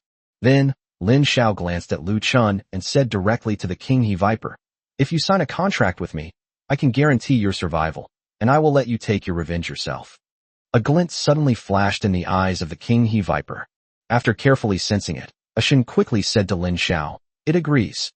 Lin Xiao smiled upon hearing this and quickly extended his mental energy to sign a contract with the King He Viper. In an instant, the system's voice rang in Lin Xiao's mind. "Ding! Congratulations, host, you have successfully obtained the spirit pet King He Viper. King He Viper, rank B, tier 3 monster. The host has received a boost, gaining initial resistance to potent toxins." Upon hearing the system notification of the reward, Lin Xiao nodded, feeling that the reward was quite good. Then, Lin Xiao looked around. "I saw a foxtail grass that hadn't died yet." Lin Xiao picked the foxtail grass and placed it on the King He Viper. Then, I closed my eyes and began chanting the mantra. The natural power within Lin Xiao's body then began to operate at full capacity, desperately drawing life force from its surroundings. The surrounding flowers and plants began to wither instantly. The foxtail grass went from lush growth to maturity, then flowering and fruiting, and finally withering away in just a few breaths. Finally, in its last moments of withering, a surge of immense life force suddenly flowed into the body of the King He Viper. Suddenly, the King He Viper became energetic and straightened its body. Then, it pounced directly on Lu Chun, who was trying to escape. Lu Chun was instantly entangled by the King He Viper, his face turning bright red from the immense pressure. He said with great difficulty, "Let me go. I am the young master of the Lu family. Save me." Just then, something suddenly jumped down from a large tree nearby. This thing is colorless, odorless, and invisible. If Lin Xiao and Ashan hadn't possessed the power of nature and could perceive all the movements in the forest, they would have had no way of discovering the hidden spirit pet. The spirit pet struck the Qinghe Viper with a single blow. With a cry of pain, the Qinghe Viper released its grip on Lu Chun. Lu Chun managed to escape. Then, as if being dragged by something invisible, Lu Chun ran away into the distance. Lin Xiao then looked at Ashan. Chase. Without Lin Xiao even needing to remind her, Ashan tore off her training uniform with force, revealing the animal hide underneath. Then, she revealed her true form and immediately chased after him. Xiao Jiao went even further, transforming into flames and blocking the opponent's path. If it was only that invisible, transparent creature that escaped, then perhaps there are still many others who could escape. However, it was chasing after Lu Chun and had no way to leave the area. It was simply too conspicuous. With a loud bang, Xiao Jiao crashed directly into the other person, who immediately let out a scream. Then, the other party finally revealed its true form. That's a chameleon. Lin Xiao finally saw the other party's information in his mind. A chameleon, a 4th-tier D-class demonic beast, possessing powerful invisibility abilities. In its invisible state, it can transform into any shape. It has extremely sharp eyesight, but poor hearing. It has very strong defense against physical attacks, and its body contains potent poison. In a life-or-death situation, one can cut off any part of their own body to save themselves. Possesses skills: Venom Attack, Tongue Throw, Devour, Stealth, Rocket Headbutt, Memory Fragment. Lin Xiao was somewhat surprised after seeing the other party's information. It turned out to be a 4th-tier demonic beast. Moreover, they have extremely strong abilities to become invisible and escape. Could this be a demonic beast that serves as Lu Chun's bodyguard? Lin Xiao suddenly realized something. That monster must be Lu Chun's bodyguard. After all, the opponent was a 4th-tier demon beast. Lin Xiao immediately shouted to Xiao Jiao and the other girls, "Go all out. This guy is extremely difficult to deal with." Ashan had been itching to try it out for a while, and she rushed straight towards the shape-shifting evil creature. The opponent, a 4th-tier demon beast known for its defensive capabilities, was not afraid of Ashan at all, and the two immediately began to bite each other. Xiao Jiao kept wandering around, but never had a good opportunity to use heavenly fire. Just then, Lin Xiao looked at the Chimera. Chimera understood immediately, and then she began to flip through the book in front of her, eventually stopping at a certain page. Magic Circle. Seal. Strangulate. A huge magic circle appeared above the shape-shifting monster's head. Even Ashan had to give way to the power of this magic circle. Ashan quickly released the shape-shifting evil creature and stepped outside the magic circle. Chimera's hair moved on its own without wind, floating in midair. Several black, viscous creatures resembling wild dogs emerged from the magic circle. These wild dog-shaped creatures immediately pounced on the deformed evil. They bit and tore at the other person's body indiscriminately, tearing off the flesh in one go. In an instant, the deformed monster turned into a bloody and gruesome mess. It wanted to cry out in pain, but most of its flesh and blood had already been eaten. Finally, the shape-shifting monster collapsed to the ground, its face full of resentment. Seeing this, Lin Xiao couldn't help but breathe a sigh of relief. Finally solved. Chapter 47, When Did I Say I Was Going to Let You Go? After the deformed evil creature fell, Lin Xiao carefully observed his surroundings to prevent any new developments from occurring. However, the surroundings were very calm, and the owner of the shape-shifting evil creature did not appear. Lin Xiao couldn't help but activate his mental power to check his surroundings. But he still didn't find any other suspicious people. Lin Xiao gave Chimera a look, and Chimera understood immediately, flying into the sky and looking down at the earth from above. A moment later, the Chimera flew back. There's no one else around. Lin Xiao frowned upon hearing Chimera's words. Could it be that this shape-shifting evil creature is only here to protect Lu Chun? Lin Xiao thought for a moment, and then came to Lu Chun. The moment Lu Chun saw Lin Xiao, she immediately shrank back. "You? What are you doing? Don't come any closer." Lin Xiao grabbed the other person by the collar and questioned him. "Where did that shape-shifting monster come from?" Lu Chun said with a look of horror. "I don't know." Lin Xiao then punched the other person in the face. "I'm giving you one last chance to think it over. Will you tell me or not?" Lu Chun covered her face, looking miserable, and said, "I really don't know." Then, as if remembering something, he quickly said, "It might be my father's spirit pet. My father said he would always protect me.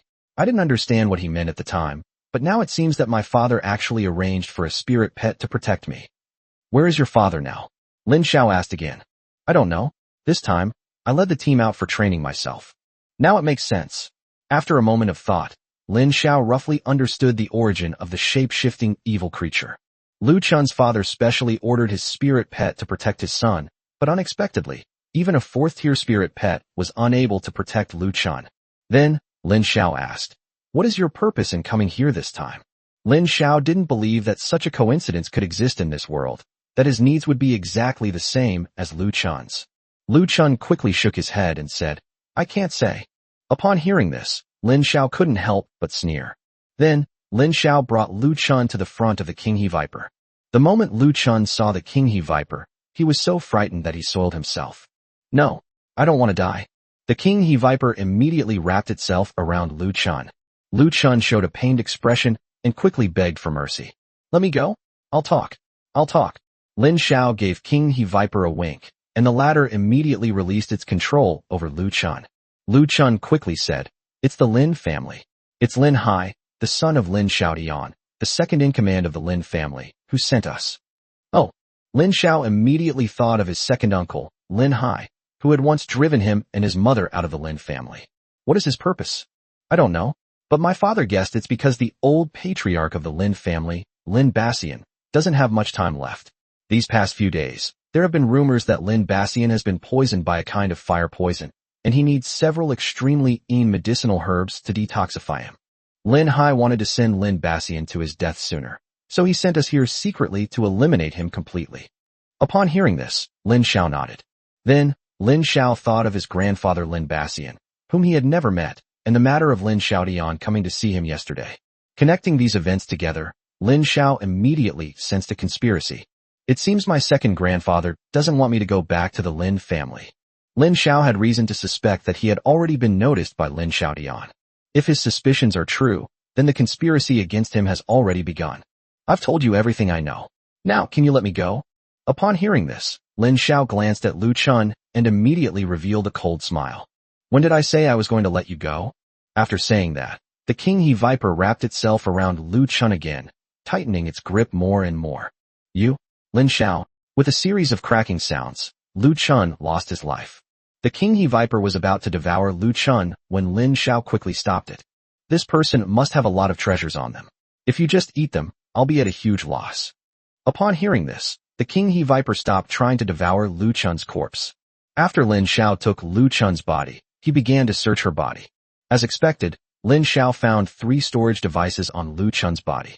One of them was a storage bag made from the mouth of a giant goblin, which was made of the same material as Lin Xiao's, along with a storage bracelet and a storage ring. The storage bag contained over 10 million yuan in cash, something Lin Xiao hadn't expected at all. Wow, this is amazing. Lin Xiao had never seen so much money in his life. Even though he had seen such large scenes in many movies and TV shows, this was the first time he had ever actually handled so much cash. Lin Xiao once again infused his spiritual power into the storage bracelet. The contents inside were even more eye-opening for Lin Xiao. The room was filled with materials. Preliminary estimates suggest that these materials are worth tens of millions. Lin Xiao then opened the 3rd storage ring. The storage ring was filled with potions, ammunition, and spare equipment. Lin Xiao couldn't help but marvel at the Lu family's wealth. How could an ordinary second-generation rich kid have so much money? The materials and potions that Lu Chun has are enough to enable a small to medium-sized family to rise rapidly. Lin Xiao felt that if he had such good resources, he could have become a beast tamer 3 years earlier. Then, Lin Xiao took a deep breath to calm himself down. Just consider it like robbing a rich person. After saying that, Lin Xiao distributed the 3 storage devices to the 3 girls. Xiaojiu, Chimera, and Ashin were all very happy after receiving their respective storage equipment. Wow, Master, this is a rare item. Are you just giving it to us for free? Xiaojiu said with a seductive look. Lin Xiao put the bracelet on Xiaojiu's wrist, which immediately made her slender hands look even more exquisite. Lin Xiao then gently pinched her little nose. You talk the most. Xiaojiu quickly retorted coquettishly. Chimera is rather low-key, so Lin Xiao gave her the storage ring instead. Ashan didn't like the jewelry, so she chose a storage bag to wear at her waist, a combination that perfectly suited her temperament. Lin Xiao then looked at the King He Viper once again. The King He Viper is just an ordinary B-grade Tier 3 spirit pet. Its strength is actually quite average. Fortunately, it has a great talent, water element affinity. The elemental affinity of monsters is different from the innate elemental affinity of humans. Humans' talents are primarily applied to spirit pets, and they have a natural affinity for certain elemental spirit pets. The elemental affinity of monsters allows them to thrive in their familiar elemental domains, resulting in attribute bonuses. For example, Yao Chunk's fire element affinity allows her to easily control fire elemental spirits like a human. The King He Viper's affinity for water elements allows it to gain stronger attack power and recovery capabilities in water. After careful consideration, Lin Xiao couldn't help but silently ask in his mind, "System, can I upgrade the King He Viper's talent?" The system's voice then rang in Lin Xiao's mind without any emotion. Ding. Of course. Chapter 48. One can only imagine how powerful the little green snake must be. After receiving confirmation from the system, Lin Xiao chose to upgrade without hesitation. Ding. Evolving and upgrading, please wait. 1%, 2%, 3%, 98%, 99%, 100%. Evolution and upgrade successful. Then, the King He Viper's enormous body emitted a burst of white light and slowly shrank. In the end, it became the size of an ordinary person. As the white light dissipated, a classical beauty dressed in a light blue robe, with graceful steps, approached Lin Xiao. Lin Xiao was almost stunned when he saw the girl. It's absolutely gorgeous. It's breathtakingly beautiful. Most importantly, she is not as alluring as Xiao Jiao, nor as wild as Ashan. She is more like a fairy who has stepped out of a mural, beyond compare. Then, the system's voice sounded again. Congratulations, host, you have obtained an SSS-level spirit pet, the 1,000-year-old green snake. Lin Xiao was somewhat surprised, not expecting that the system could even evolve the bloodline of the spirit pets along with the talents of the demon beasts. The system notification sounded again, explaining the doubts in Lin Xiao's mind. Ding. After the King He Viper's talent was upgraded, it became too powerful, and its physical form could no longer bear such a talent. Therefore, by chance, its bloodline also evolved and upgraded. Lin Xiao nodded and quickly looked at the 1,000-year green snake's talent. Millennial green snake, SSS rank spirit pet. Talent, commanding the wind and rain, SSS rank. The 1,000-year-old green serpent can summon water-based magic such as wind, rain, and floods in any location and area, with power comparable to natural disasters. Bloodline, Flood Dragon Bloodline, SSS grade. Within the body of this 1,000-year-old green snake lies the bloodline of a dragon, granting her control over all the waters of the world. Once she takes root in a place, she can become bound to that body of water. As that body of water grows stronger, her power will increase accordingly. Skill, Azure Serpent Explosion, Venomous Attack, summons wind and rain, unleashes a vast water area, causing devastating floods. Hiss. Lin Xiao really hadn't expected that all of the 1,000-year green serpent skills were at the level of natural disasters. Imagine how terrible it would be if a sudden, inexplicable flood occurred on the battlefield. At the same time, the system notification sounded again. Ding. Detected that the host has added a new member to their complete monster encyclopedia, thus gaining the abilities of invulnerability to all poisons, shrinking bones, and water attribute mastery. Immune to all poisons. The host will be immune to all poisons in the world. Bone contraction, a mechanism that allows you to freely adjust the position of your bones and joints. Water attribute mastery. The host will be able to move freely in any body of water. Lin Xiao felt numb today. In particular, the ability to give back this time completely exceeded his expectations. Leaving aside water attribute mastery and bone shrinking, the ability to be immune to all poisons alone is already a divine skill. Then, the 1,000-year-old green snake slowly walked up to Lin Xiao, like a fairy untouched by the mortal world, and bowed slowly to Lin Xiao. Greetings, master. The 1,000-year-old green snake's voice was gentle, making Lin Xiao feel somewhat unreal. Lin Xiao snapped out of his daze, thought for a moment, and said to the 1,000-year green snake, "From now on, you shouldn't be called the 1,000-year green snake anymore. I'll just call you Little Green." Upon hearing Lin Xiao's words, Xiaoqing couldn't help but show a look of surprise and bowed to Lin Xiao again. "Thank you for bestowing this name upon me, master." Xiaoqing greets you, master. At this moment, Xiao Jiao rushed over and grabbed Xiaoqing's arm. "Wow, these are the new sisters? They're so beautiful." Xiaoqing smiled upon hearing this. "I will be grateful for your care in the future." Ashin then came over, looked at Xiaoqing carefully, sniffed her nose, and finally frowned. That felt so dangerous. Luckily, you're our comrade, otherwise it would have been very troublesome. Hearing Ishin's words, Lin Xiao finally realized this seemingly harmless little green snake was actually considered dangerous even by Ishin, a descendant of the god of nature. One could only imagine how powerful the little green snake must be. Thinking this, Lin Xiao looked at Xiaoqing. Xiaoqing, could you prepare some venom from the king he snake for me? Lin Xiao always felt that the venom of the king he snake should be easy for Xiaoqing to obtain now. Xiaoqing shook her head upon hearing this. No, my venom is already far stronger than that of the king he venomous snake. Forehead. Lin Xiao looked completely bewildered. However, master, you can rest assured that I can help you obtain some venom from the king he snake. Oh, what should we do? Xiaoqing puts her 2 fingers together, forming the shape of a sword finger. Then, she made several hand seals in front of her chest. Receive. Suddenly, a strange power emanated from around her. Xiaoqing reached out and grabbed, and a small green snake flew out from a dense forest in the distance. That was the king he poisonous snake. Xiaoqing grabbed the snake by its vital spot. The latter trembled as if he had encountered some natural enemy. Lin Xiao quickly took out a test tube from his storage space and handed it to Xiaoqing. He didn't see Xiaoqing make any move, but the king he venomous snake immediately crawled obediently to the test tube and began to spit venom into it. A few moments later, a vial of venom was successfully collected. The king he venomous snake then slumped limply to the ground. It's clear that separating such a large amount of venom puts a significant burden on its body. Xiaoqing ignored the king he venomous snake and handed the test tube to Lin Xiao. Master, here's the venom you requested. Lin Xiao capped the test tube and put it back into his storage bag. Suddenly, Lin Xiao remembered something. Xiaoqing, I haven't given you a gift yet. After saying that, Lin Xiao took the button-shaped spatial equipment out of his storage bag and handed it to Xiaoqing. This is a spatial device that can store items. You can wear it on your person. After receiving the button, Xiaoqing quickly said to Lin Xiao with a grateful expression, Thank you, master. Because Xiaoqing was wearing a blue dress without buttons, she fastened the buttons around her waist, making her look very elegant. Xiaoqing then smiled and asked Lin Xiao, Master, am I pretty? It's very beautiful. Lin Xiao nodded upon hearing this. Thank you for the compliment, master. At this point, Lin Xiao had successfully collected all 3 items required for the mission. Therefore, Lin Xiao did not hesitate to turn back home. Lin Xiao has been away from Shanghai for more than a week, and there is only a month and a half left before the start of school.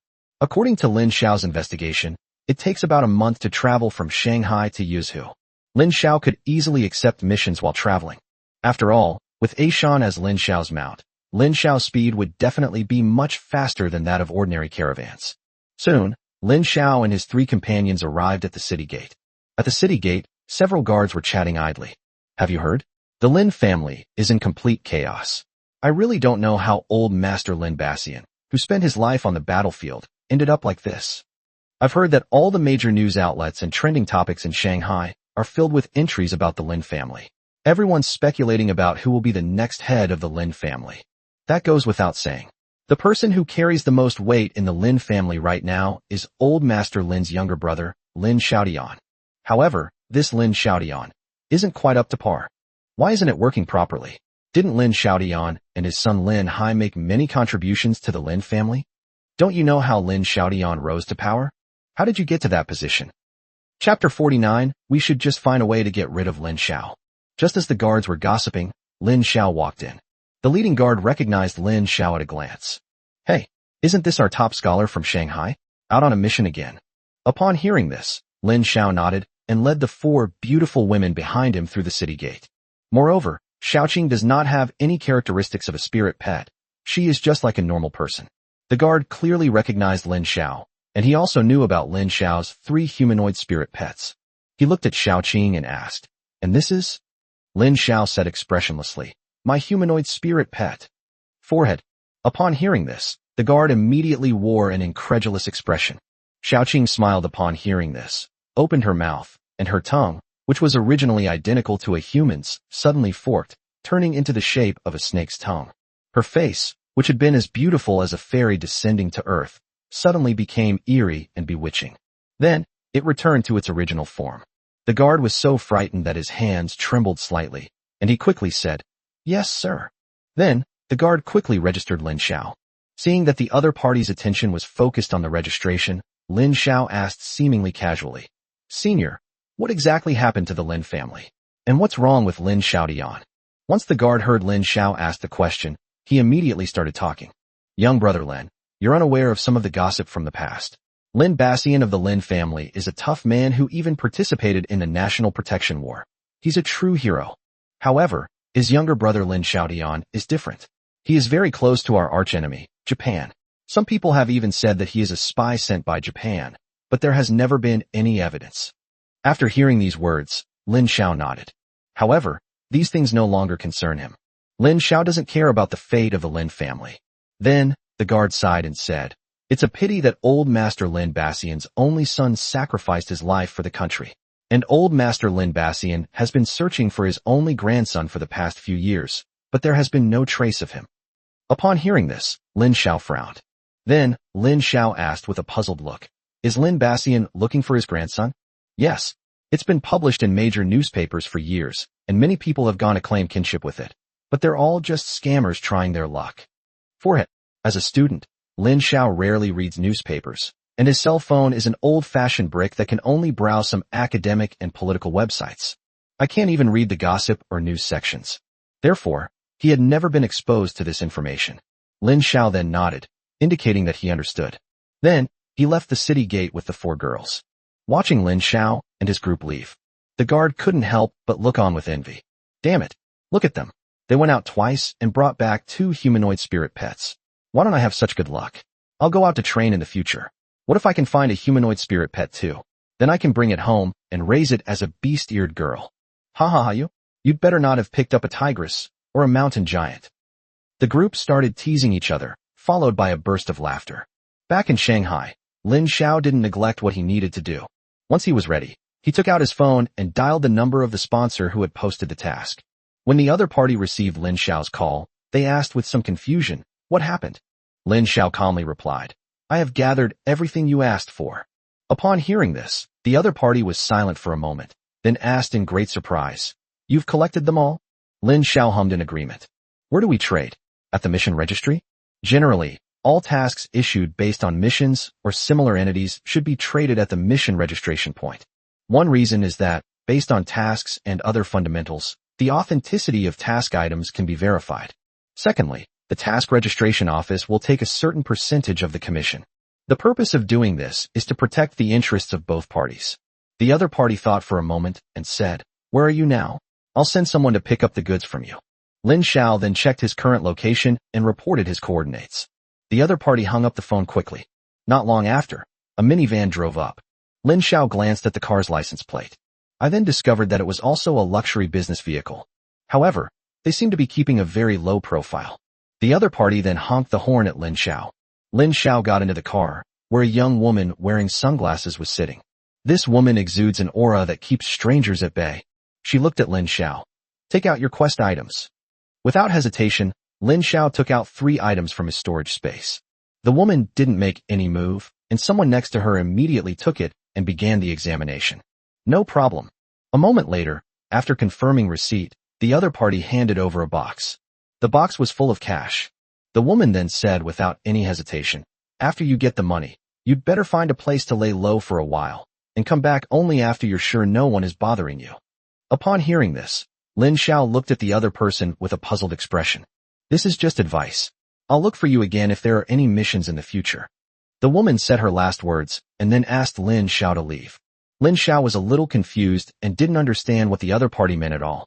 After Lin Xiao got out of the car, the woman immediately said to one of her subordinates, "Go and check this person's background. Is he reliable?" Inside the Lin family mansion in Shanghai, Lin Xiaodian and his son Lin Hai sat facing each other and talked. "Dad, I just received news that Lin Qianhui secretly met with Lin Xiao." "What?" Upon hearing this, Lin Xiaodian exclaimed in surprise. However, judging from the way Lin Qianhui and Lin Xiao met, they didn't seem to know each other. Of course, we can't rule out the possibility that they're just putting on an act. Should we send someone to investigate the specifics of the relationship between the two? Lin Xiaodian pondered for a moment, then said, "There's absolutely no need. We should just find a way to get rid of Lin Xiao." As he spoke, Lin Xiaodian revealed a vicious expression. Lin Xiao? I was originally going to let you off the hook, but since you want to get involved in the Lin family's mess, you're just asking for death. Meanwhile, in another part of Shanghai, at the Liu family mansion, looking at Liu Chun's twisted and inhuman corpse, Liu Zhan couldn't help but cry out in pain. Who did it? Who did it? Beside them, a man who appeared to be a steward stepped forward with a sorrowful expression and said, I don't know. When we arrived outside the city, we found that all the beast tamers we sent out had been killed. The enemy was very strong. Could this be retaliation from the Lin family? It doesn't seem like it, but we just received news. Chapter 50 What man doesn't love a green tea *TCH? Lin Qianhui secretly met someone a few days ago, and since then, she has obtained what she wanted. It is very likely that it was that person who gave Lin Qianhui what she wanted. Upon hearing the butler's report, Liu Zhan couldn't help but curse angrily. No matter what, you must find that person for me. The things Lin Qianhui wants are related to my son. Since it's possible that person gave Lin Qianhui what she wanted, then he could very well be the murderer who killed my son. After hearing Liu Zhan's order, the butler immediately went to make the arrangements. After receiving his payment, Lin Xiao returned home. Now, he has nearly 20 million in cash in his pocket, which means he can do whatever he wants. Watching the four girls bustling about in his house. Xiao Jiao is giving him a back massage, Xiao Qing is cooking in the kitchen, Chimera is cleaning the house with a rag, and Ushin is acting as a mascot at the door. Lin Xiao suddenly felt as if he had been transported to another world. There was a time when he was all alone in this cold home, and he could only stare at the ceiling and talk to himself every day. Occasionally, neighbors would come over to feed them, but the neighbors didn't even have a place to stand. Now, it actually gave him a feeling of unreality. The hustle and bustle made him feel a little uncomfortable. After a while, Lin Xiao took out his storage bag again. Now everything that needs to be sold is on him. There are 2 Pokeballs inside, each containing 2 D-rank Tier 1 monsters. There are also some materials and medicinal herbs from the monsters. However, Lin Xiao did not intend to sell these things now. After all, these materials and herbs might be worthless when not needed, but they would be worth a fortune when needed. What if it comes in handy later? Lin Xiao was particularly interested in turning them into equipment. Thinking of this, Lin Xiao did not hesitate, stood up, and said to the 4 busy girls, Girls, come with me. Upon hearing this, the 4 girls immediately put down what they were doing and happily followed Lin Xiao out of the room. It's important to know that none of them had ever lived in the human world. Even Xiao Jiao, who was the first to arrive in this world, would show an excited and curious expression whenever she saw something. Chimera alone remained calmly observing her surroundings. However, there was no excitement in Chimera's eyes, but rather a complex feeling of reunion after a long separation.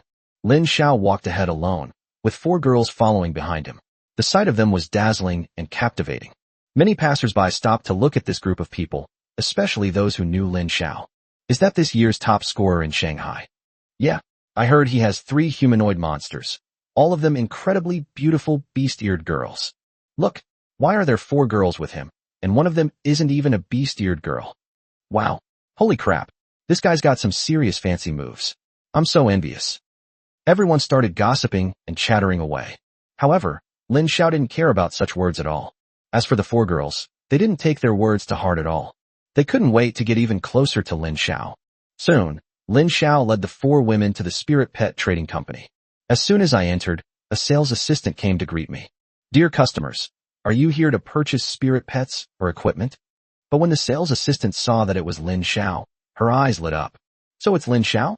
May I ask what brings you here? You can come to the VIP reception room over here to discuss this in detail. As she spoke, the sales assistant led Lin Xiao into the VIP reception room on the side. Lin Xiao was somewhat surprised and looked at the saleswoman. When did I become a VIP of your pet trading company? Upon hearing this, the sales assistant immediately smiled.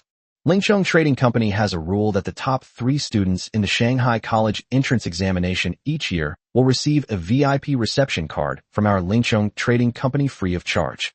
However, as you know, the runner-up this year is Ms. Yao Chengxiu. So Ms. Yao Chengxiu's VIP reception card was given to Chun Fiang. Upon hearing this, Lin Xiao said, "Oh," inwardly marveling at how shrewd and resourceful the Yao family's Spirit Pet Trading Company was in business. However, what Lin Xiao was unaware of was that this rule had not existed in previous years. At most, the top scorer will only receive some preferential treatment or discounts. However, this year is different. Lin Xiao's performance was truly outstanding. Even Yao Yu, the owner of the Spirit Pet Trading Company and the head of the Yao family, couldn't help but marvel at Lin Xiao's promising future. Furthermore, since Lin Xiao has the opportunity to participate in the International College Pet Competition, Yao Yu plans to make some investments in Lin Xiao in advance. This explains what happened after Lin Xiao came to the Spirit Pet shop today. Lin Xiao then led the 4 women and followed the sales assistant to the VIP reception room. As soon as he entered, Lin Xiao felt a sense of understated luxury. The VIP reception room is decorated in a very understated and elegant style. However, every piece of furniture and ornament is very exquisite. Both in terms of material and rarity, it ranks among the best. After Lin Xiao sat down on the sofa, a waiter quickly came over and asked, "Would you like tea or coffee?" After thinking for a moment, Lin Xiao replied, "Have some tea." The other 4 women didn't have much of a liking for tea or coffee, so they didn't order any and just sat quietly to the side. A moment later, a pot of fine green tea was served. In his previous life, Lin Xiao was a tea connoisseur, especially fond of green tea. After all, what man doesn't love a green tea *tch? Just then, the waiter from the Spirit Pet shop brought over green tea, which only heightened Lin Xiao's anticipation of trying it. Lin Xiao had just picked up his teacup and taken a small sip when his eyes lit up. What a fine tea. It's smooth and creamy on the palate, neither bitter nor astringent, but rather has a lingering sweet aftertaste. No sooner had he uttered those words than a burst of laughter rang out from outside. Ha ha ha. This dragon's hand-tipped teapot was specially picked by our Spirit Pet Trading Company from a valley where 4th-tier demonic beasts roam. The tea tree at Longshaojian is named Longshaojian because its leaves resemble a dragon's claws. I didn't expect that you, young man, could discern the subtleties of this tea at such a young age. That's truly remarkable. Soon, an old man with a white beard walked in through the door. Lin Xiao observed that the old man's expression did not change significantly. After brewing this tea, you can't smell its fragrance. You can only taste its subtleties after drinking it. It seems you are a connoisseur of tea. Although Lin Xiao wouldn't dare call himself a tea master, he could at least tell the difference between good and bad tea. The old man then clasped his hands in a fist salute to Lin Xiao and asked with a smile, "I am the manager of this Spirit Pet Trading Company. Young Lin Xiao, is there anything I can help you with?" Lin Xiao did not doubt the old man's identity. Then, Lin Xiao took out some items directly from his storage bag. First, there were 2 Pokeballs. These are 2 ownerless D-rank monsters. Please help me sell them. The manager glanced at the 2 Pokeballs and didn't find anything wrong with them because of their low level. "No need for all that trouble. I'll take them for 400,000 each," the manager said with a smile. Lin Xiao was somewhat surprised upon hearing this. The starting price for a D-level monster is around 300,000. Moreover, this is the market price. If a merchant is buying the goods, the minimum price reduction should be 40%. This price range is roughly between 180,000 and 200,000. But now, the other party is offering a price that is 30% higher than the market price, which is clearly abnormal. Something unusual must be going on. Lin Xiao had to be cautious and wary of what the other party was doing, wondering if they had some other intention. Chapter 51. Our Yao family's eldest daughter is about to fall in love with mortals. As if knowing what Lin Xiao was thinking, the manager smiled and said, "Compared to the company's interests, we value the experience of our valued customers even more, especially someone like you, the top student from Shanghai." After hearing the other party's reply, Lin Xiao couldn't help but reveal a meaningful smile. As expected, there's no such thing as a free lunch. The steward then continued, "I judge people by their tea, and I feel that young friend Lin Xiao is a straightforward person, quick to speak and to the point, so I won't beat around the bush with you. As long as we, Yao's Pet Shop, can establish a long-term and stable cooperative relationship with you, then we will be in a win-win situation in the future." Upon hearing this, Lin Xiao pondered for a moment, then picked up his teacup and took a sip. Indeed, excellent tea. If young friend Lin Xiao likes it, you can take a pound with you when you leave. I'd rather obey than be overly deferential. After saying that, Lin Xiao took out his items again. They are the skin of the mutated lizard, the bones of the blood knight, the water cannon of the blastwaz, and the horns of the earth shaker. Some of them were hunted and obtained by the forest owl, while others were obtained by the forest owl from other people's storage equipment after looting corpses. I hope your company can make these 4 materials into equipment for me. The manager glanced at Lin Xiao's belongings and then nodded. No problem. The price will be deducted from the price of the 2 D-grade spirit pets. Lin Xiao nodded in agreement. Then, Lin Xiao took out Qiao Wang's identification from his pocket. Please register with this name. The manager was clearly very surprised by Lin Xiao's request at first, and he looked at Lin Xiao with some confusion. However, the manager seemed to have quickly come to a realization and agreed immediately. Okay, no problem. Lin Xiao offered no explanation. After finishing the last sip of tea, he got up and left the VIP reception room with the 4 women. After Lin Xiao left, the steward sat alone in front of the sofa and poured himself a cup of tea. A moment later, the door opened, and Yao Chengxiu, an acquaintance of Lin Xiao, walked in. Grandpa, why did you give that guy so many discounts? He's just a beginner beast tamer. In fact, the elderly manager was Yao Lan, the actual head of Yao's pet trading company. Upon hearing this, Yao Lan couldn't help but smile. Why do I value Lin Xiao so much? You've already heard the reason, so why ask again? Just now, Yao Chengxiu had been hiding outside, watching the secret surveillance footage of the VIP reception room. Upon hearing this, Yao Chengxiu quickly stepped forward, hugged Yao Lan's arm, and said with a deliberately coquettish smile, but I just don't understand. Those top scholars from previous years didn't seem to receive this much attention from you. Is it just because they have humanoid spirit pets? Yao Lan nodded, and then shook her head when she heard Yao Chengxiu's words. You're overcomplicating things. What I'm really interested in is the potential for his growth, and his humanoid spirit pets aren't as simple as he makes them out to be. Yao Lan didn't finish his sentence. During his conversation with Lin Xiao, the humanoid spirit pets exerted a strong pressure on him. In other words, the humanoid spirit pets that Lin Xiao currently possessed were worth Yao Lan's investment. Upon hearing Yao Lan's words, Yao Chengxiu immediately retorted, somewhat indignantly. Grandpa still won't give a reason. Fine, I won't ask anymore. After saying that, Yao Chengxiu turned to leave. Upon seeing this, Yao Lan couldn't help but burst into laughter. Chengxiu, why do you value Lin Xiao so much? What? I'm just not convinced. Why can he keep beating me? Ha! Yao Lan pointed directly at Yao Chengxiu with her finger. You'd better watch out if you have such thoughts. Our young lady from the Yao family is about to fall in love with worldly things. Grandpa, what nonsense are you talking about? Before she could finish speaking, Yao Chengxiu pouted and disappeared in a flash. Behind them, Yao Lan's laughter grew even more unrestrained. After watching Yao Chengxiu leave, Yao Lan clapped her hands, and then a person who looked like a manager walked in from outside. Go and investigate what has happened to the Liu family recently. After leaving Yao's pet shop, Lin Xiao did not go home, but went directly to the guild registration office. The last time he came here, it was to receive a mission. This time, however, he genuinely wants to find a guild to join, for no other reason than to make it easier to take on tasks in the future. In this world, if you want to become strong, you can't avoid these organizations, whether official or unofficial. Otherwise, unless one becomes a wild beast tamer, no one can move an inch. For the sake of social stability, the Dragon Kingdom government needs to register the information of all beast tamers so that everything they do is traceable. This is a lesson learned through generations of blood and tears. Otherwise, look at those beast tamers abroad. They kill someone casually today, and if they don't like someone tomorrow, they'll just start a fight.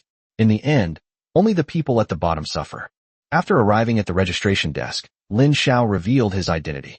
When the other person first saw the name Lin Xiao, they looked at Lin Xiao with a mixture of shock and admiration. Top scorer in the college entrance examination. Welcome, welcome. The other person's first words made Lin Xiao feel a little awkward. He didn't like being the center of attention. Which guild are you planning to join? Is it Jungle, the largest guild in Shanghai, or Skyward Guild, which is ranked second, or perhaps? Lin Xiao shook his head and said, I'm going to the capital of Yuzhou soon. The local guilds in Shanghai are not suitable for me right now. After hearing Lin Xiao's words, the registration staff immediately wrote them down in their notebook. Then, after thinking for a moment, the other party said to Lin Xiao, Mr. Lin, please wait here for a moment. I'll go and check which guilds are suitable for you. After saying that, the other party left Lin Xiao alone at the registration desk and disappeared in a flash. Lin Xiao was immediately puzzled. Were guild registration offices this casual now? Shouldn't they just recommend guilds and let you go for an interview? At this moment, in the interview hall, dozens of novice beast tamers, carrying their resumes and materials, moved between the interview booths of various guilds, nervously handing their resumes to the guild's reviewers. They await the reviewers' approval, and some may even be questioned by the reviewers, or even have to summon their spirit pets for practical training. Seeing this scene, Lin Xiao couldn't help but sigh. Isn't this just like the job fair in my previous life? Nearby, several beast tamers who had not yet joined a guild were chatting together. Sigh, I really wonder when I'll be able to join one of the innermost guilds. The person who had just finished speaking glanced towards the back of the interview hall. Those are some of the most prestigious guilds in Shanghai. They wouldn't even look at the resumes of ordinary people. Just then, the door to the innermost interview cubicle suddenly opened. Hey, someone came out of there. Did some tough guy pass the interview? Wait a minute. I haven't seen anyone go to the innermost room for interviews today. Could it be that they got in through connections? How could that be? Trying to get in through connections here? Do you want to die? What if it's someone from within the guild?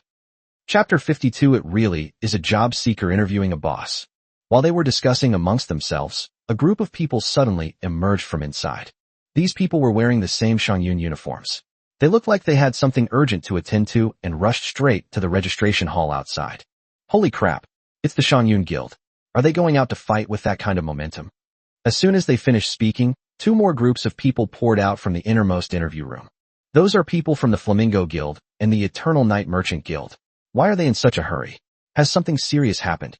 Then, many more members of top guilds ran out of there, and without exception, their destination was the registration desk outside. Let's go and see. Seeing this, several novice beast tamers, driven by curiosity, also followed to the registration hall. Just as they were wondering, they saw the leaders of several guilds all gathered around a young man. Lin Xiao was idling around when he saw dozens of people rushing towards him, looking very anxious. He assumed that his killing of Lu Chun had been exposed.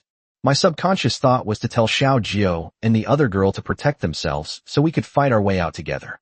Just then, a person wearing a cloud-patterned coat came out and approached Lin Xiao, saying excitedly, "Are you Mr. Lin Xiao? We are from the Shangyun Guild, and we are now formally inviting you to join our guild. Our guild is currently ranked number 1 in Lianghuai Road, and we have branches all over the country. We not only have dedicated team leaders to assist with missions, but we also have corresponding benefits for members like you who have just become beast masters." He paused for a moment as he spoke. He had originally intended to say college student, but as soon as he said it, he suddenly remembered that Lin Xiao was the top scorer in Shanghai's college entrance examination. Before Lin Xiao could even speak, someone nearby objected. "Number 1 in Lianghuai Circuit? You guys really know how to flatter yourselves." As he spoke, a person wearing a flame-patterned coat came out. "What do you mean? The number 1 in Lianghuai Circuit? You're just bullies within your own territory. Outside of Donghuai and Ziwei prefectures, you're nothing. You're ranked outside the top 50 in the whole country. When did you flamingos become so confident? You were suppressed by us in Lianghuai Road for 5 years and couldn't even hold your head up. How come you're talking so loudly now? Pa, isn't it because your Shangyun Guild has concentrated all its resources in Lianghuai Road? Why doesn't your Shangyun Guild compare its overall strength with our Flamingo Guild?" The person from the Flamingo Guild said with a resentful look. "However, today is not the time to argue with you." Then, the other party immediately changed his arrogant attitude and came to Lin Xiao, becoming respectful immediately. "Mr. Lin, our guild leader has seen your performance in the college entrance examination. He said that you are the chosen one he has been searching for many years, and he told us to invite you to the guild headquarters no matter what. We made a special trip to visit you at your home a few days ago. It's a pity you weren't home then. It's truly an honor to meet you today. Please come directly with us to the headquarters in Yuzhou Imperial Capital. The chairman is waiting for you." Upon hearing this, the members of the Shangyun Guild immediately shook their heads. "You're quite the smooth talker. Why don't you just say you'll take Mr. Lin to see the Dragon Kingdom's Grand Secretary? If you're so sincere, why doesn't that old bastard Zai Li personally come to Shanghai to invite Mr. Lin to join the association?" Zai Li is the guild master of the Flamingo Guild. The person in charge of the Flamingo Guild in Shanghai immediately changed his attitude after hearing what the other party said. "Shut up, you bastard. If you're not happy, let's have a one-on-one fight." After saying that, he turned his head and looked at Lin Xiao. "Mr. Lin, our guild offers a lot of benefits. Let me tell you about them." As soon as the Flamingo Guild members finished their introductions, another guild leader stepped forward and invited Lin Xiao to join their guild. Gradually, the entire registration office seemed to have transformed into a job fair. Wrong. It was, in a sense, a large-scale guild interview event. Lin Xiao, a job seeker, is interviewing with various guilds. Upon seeing this scene, all the beast tamers who came for the interview were completely dumbfounded. What's going on? How come all these guild leaders who are usually so high and mighty have suddenly become such sycophants? Furthermore, what's the story behind that high school-aged guy? Why are these big shots so interested in him? At this moment, someone recognized Lin Xiao and discovered that he was the top scorer in this year's college entrance examination in Shanghai. After learning Lin Xiao's identity, they were even more bewildered. Among these onlookers, many were the cream of the crop from previous years, and some were even graduates from top universities seeking employment. In their minds, being able to join a top guild is equivalent to having an excellent springboard. They work so hard because they want to join a good guild. As a result, those once unreachable guilds are now groveling before a naive high school student who has just finished his college entrance exams. They didn't even have the opportunity, or even the right, to speak with these guild leaders. Ugh, I'm not saying anything more. It's too hurtful to my pride. Some people covered their faces and couldn't help but sigh. This makes people feel ashamed to show their faces. Lin Xiao finally understood the purpose of these guild leaders. He smiled, then straightened his clothes, and coughed twice. Cough, cough. Upon hearing that Lin Xiao was about to speak, the guild leaders immediately fell silent, all looking at him like children waiting to be reprimanded. First of all, I'm going to university in the capital of Yuzhou, so I don't have a guild that's distributed nationwide, so please leave. Upon hearing Lin Xiao's words, the guild leaders were immediately disheartened, as their guilds were all local Shanghai guilds. Then, Lin Xiao said again, I am a student and I don't like being disciplined, so guilds that require regular attendance checks and performance evaluations should also leave. Upon hearing this, a guild leader quickly said, It's all right. Mr. Lin, our guild can grant you special privileges. Upon hearing this, Lin Xiao shook his finger. Don't give me empty promises. You are just the people in charge in Shanghai, not the guild leader. You can't make decisions. I don't believe in these so-called privileges. Based on his past life experience, the more privileges you have, the more hatred you will attract in the workplace. Lin Xiao didn't want to waste his precious time on these intrigues. After they finished speaking, many more guild leaders left the registration area. In the end, only 4 guilds remained. Flamingo Guild, Soaring Cloud Guild, Exploration Guild, Rhino Guild. Lin Xiao then looked at the leaders of the Rhino Guild and the Exploration Guild. Could you please tell me what benefits and perks your guild offers? Those around them gasped in astonishment upon hearing this. It really is a job seeker interviewing a boss. This guy is really not polite. The members of the Rhino Guild were not wearing uniforms. Then, a man who was easily over 1.9 meters tall, with more than a dozen pokeballs hanging from his waist, stepped forward and said, Mr. Lin, our Rhino Guild has no other advantages than plenty of money. You don't need to worry about the compensation. As long as you maintain a high success rate when completing tasks, your rewards will be at their highest. As for attendance and performance, we don't have any strict requirements. The only mandatory requirement is that our Rhino Guild may assign you some special tasks from time to time. Chapter 53 Caused by the internal division within the Lin family. Special mission? Upon hearing this, Lin Xiao raised an eyebrow. The leader of the Rhino Guild then nodded and said, That's right.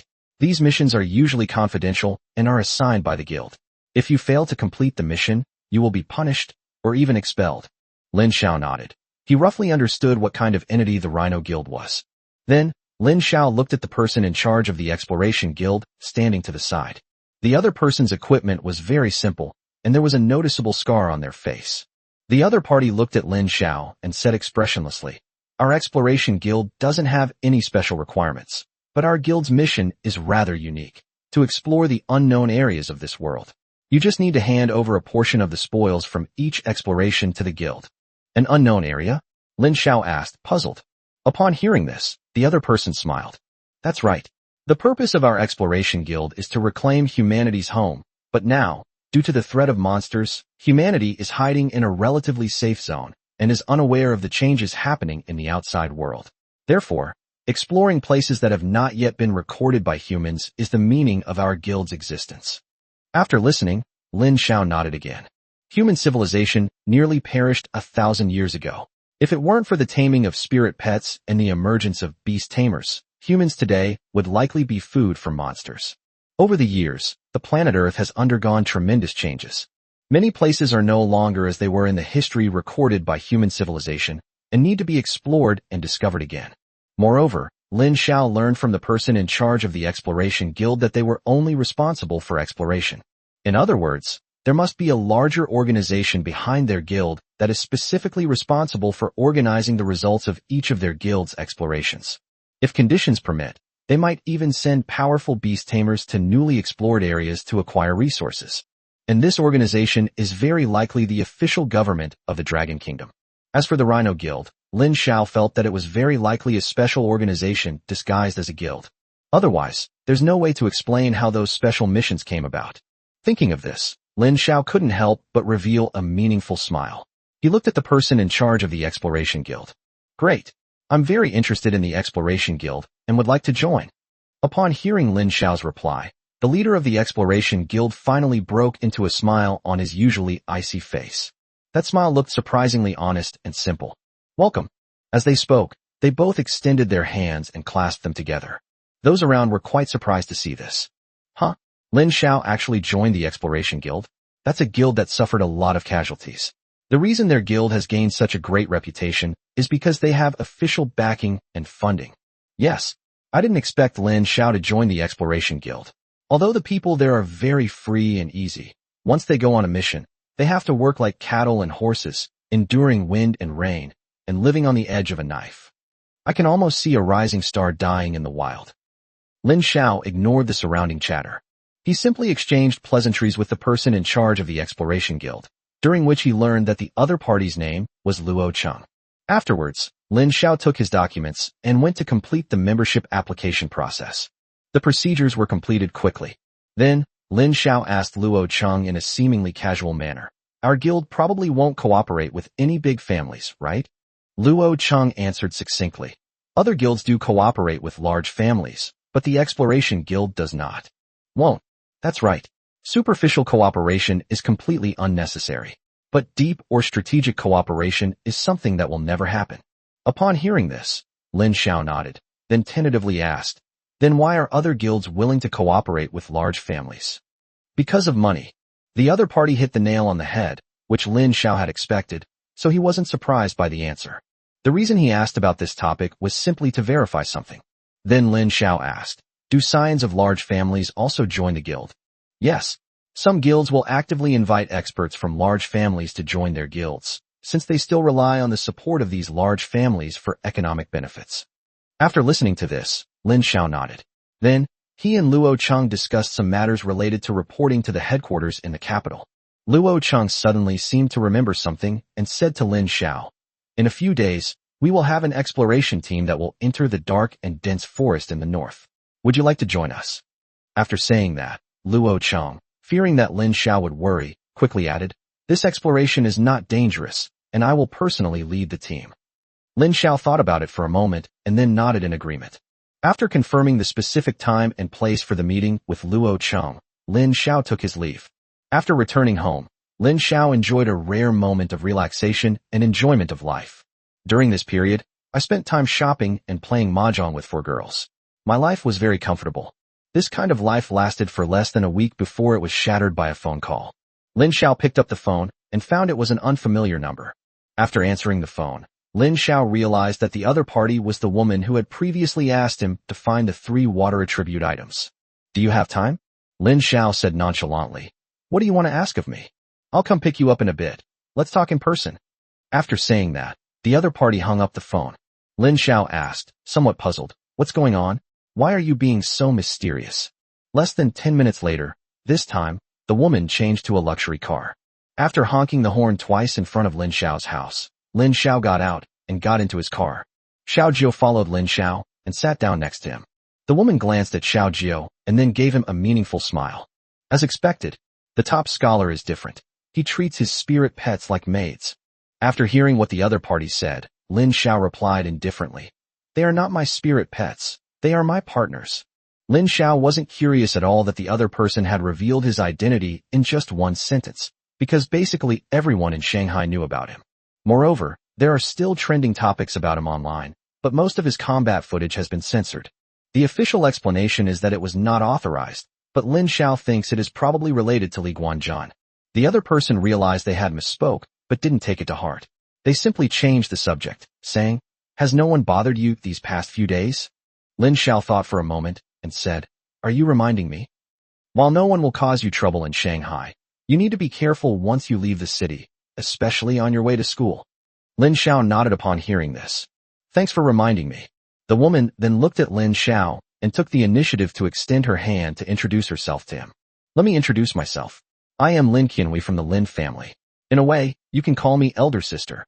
Upon hearing this, Lin Xiao, who had been about to shake hands, suddenly stopped, and his expression became somewhat complicated. To everyone's surprise, Lin Qianhui didn't seem to care when she saw Lin Xiao's expression and continued. I know you have a prejudice against the Lin family, but I can tell you that all of that prejudice actually stems from the internal divisions within the Lin family. Chapter 54. If you can complete this, I will give you an S-rank spirit pet. Upon hearing Lin Qianhui's explanation, Lin Xiao's expression gradually turned cold. Because he really didn't want to think about the past anymore, didn't want to think about his mother's humble appearance when she tried to get him away to survive, and the difficult past when he lived alone after his mother's death. Lin Qianhui then continued, I am the adopted granddaughter of Grandpa Lin Bassian, and I have been by his side since I was a child. Just 20 years ago, a split occurred within the Lin family. One group adhered to the patriarch's ideals and persisted in upholding the Lin family's beliefs. But the other faction is even more fascinated by the theory of maximizing interests put forward by the second branch. Moreover, they have used the fact that the family's development over the years has been inseparable from Lin Xiaoshan's achievements as a reason to suppress the older generation of the Lin family.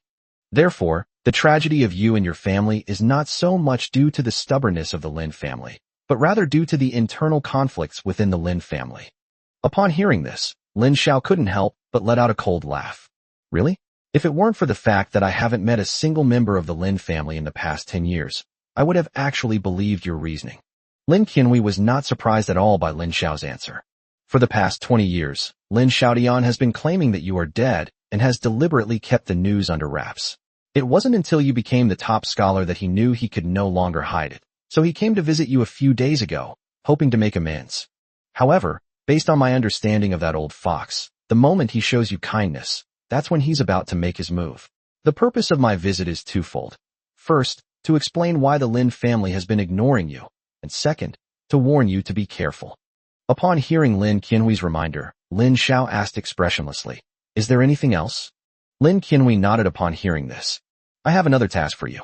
If you can complete it, I will give you an S-rank spirit pet. Upon hearing the other person's words, Lin Xiao remained unfazed and said, I'm sorry, I don't need it. After saying that, Lin Xiao was about to get out of the car. Lin Qianhui did not stop him, but instead handed Lin Xiao a file folder. I advise you to take a look at the mission information. It will benefit you. However, Lin Xiao completely ignored Lin Qianhui and got out of the car. An angry expression involuntarily appeared on Lin Qianhui's delicate face. Really?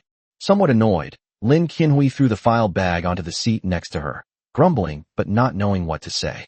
The luxury car then drove away. The Lin family villa.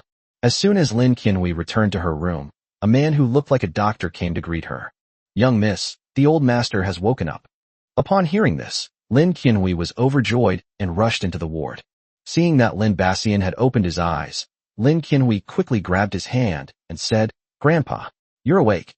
Lin Bassian's complexion had improved considerably, and he smiled as he said, Thank you for your hard work these past few days. Upon hearing this, Lin Qianhui shook her head.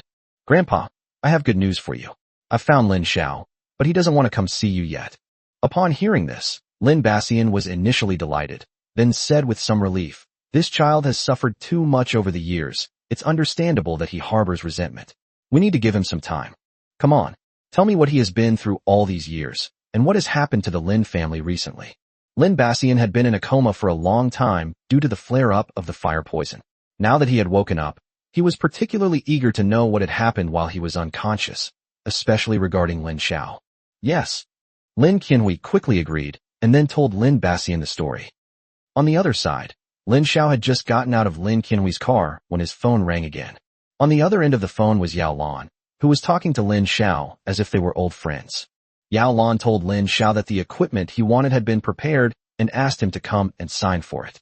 Lin Xiao snapped his fingers, then released Chimera, Xiao Qing, and Ashan from their Pokeballs. He then led them and Xiao Jiao toward the Pokemon merchant shop. Although the four girls didn't like staying inside the Pokeball, Lin Xiao wouldn't gamble with his life. It would be bad if someone saw that Lin Xiao had no humanoid spirit pets around him, or that there were few of them, and thought they could take advantage of the situation to ambush him. Lin Xiao arrived at the spirit pet shop and was greeted by a sales assistant, and led into the VIP reception room as soon as he entered. Yao Lan had already prepared tea and was waiting for Lin Xiao's arrival. Seeing Lin Xiao enter, he quickly greeted him. "This is some tea that our trading company recently purchased. Would you like to try some?" Lin Xiao is a tea lover, especially green tea, so of course he wouldn't refuse. After taking a couple of sips, the two got down to business. "Where's the equipment I requested?" After hearing Lin Xiao's words, Yao Lan took out 4 exquisite boxes and handed them to Lin Xiao. Lin Xiao first opened the first box. Then, a brass knuckle emitting a faint dark light came into Lin Xiao's view. This was made using the horn of the earth shaker bowl that you provided, as well as some unused demonic beast teeth that our trading company had left behind. Because the materials themselves are also poisonous, I named this brass knuckle Gale Venom Fong. Upon hearing this, Lin Xiao nodded, and then he opened the second box.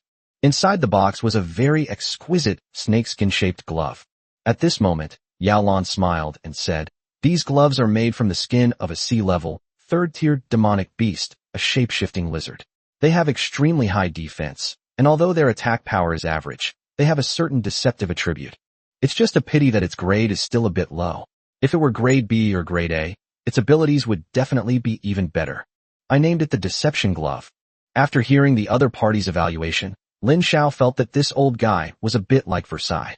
After all, weapons with deceptive properties, once in the hands of someone who primarily uses magic attacks, are simply deadly weapons.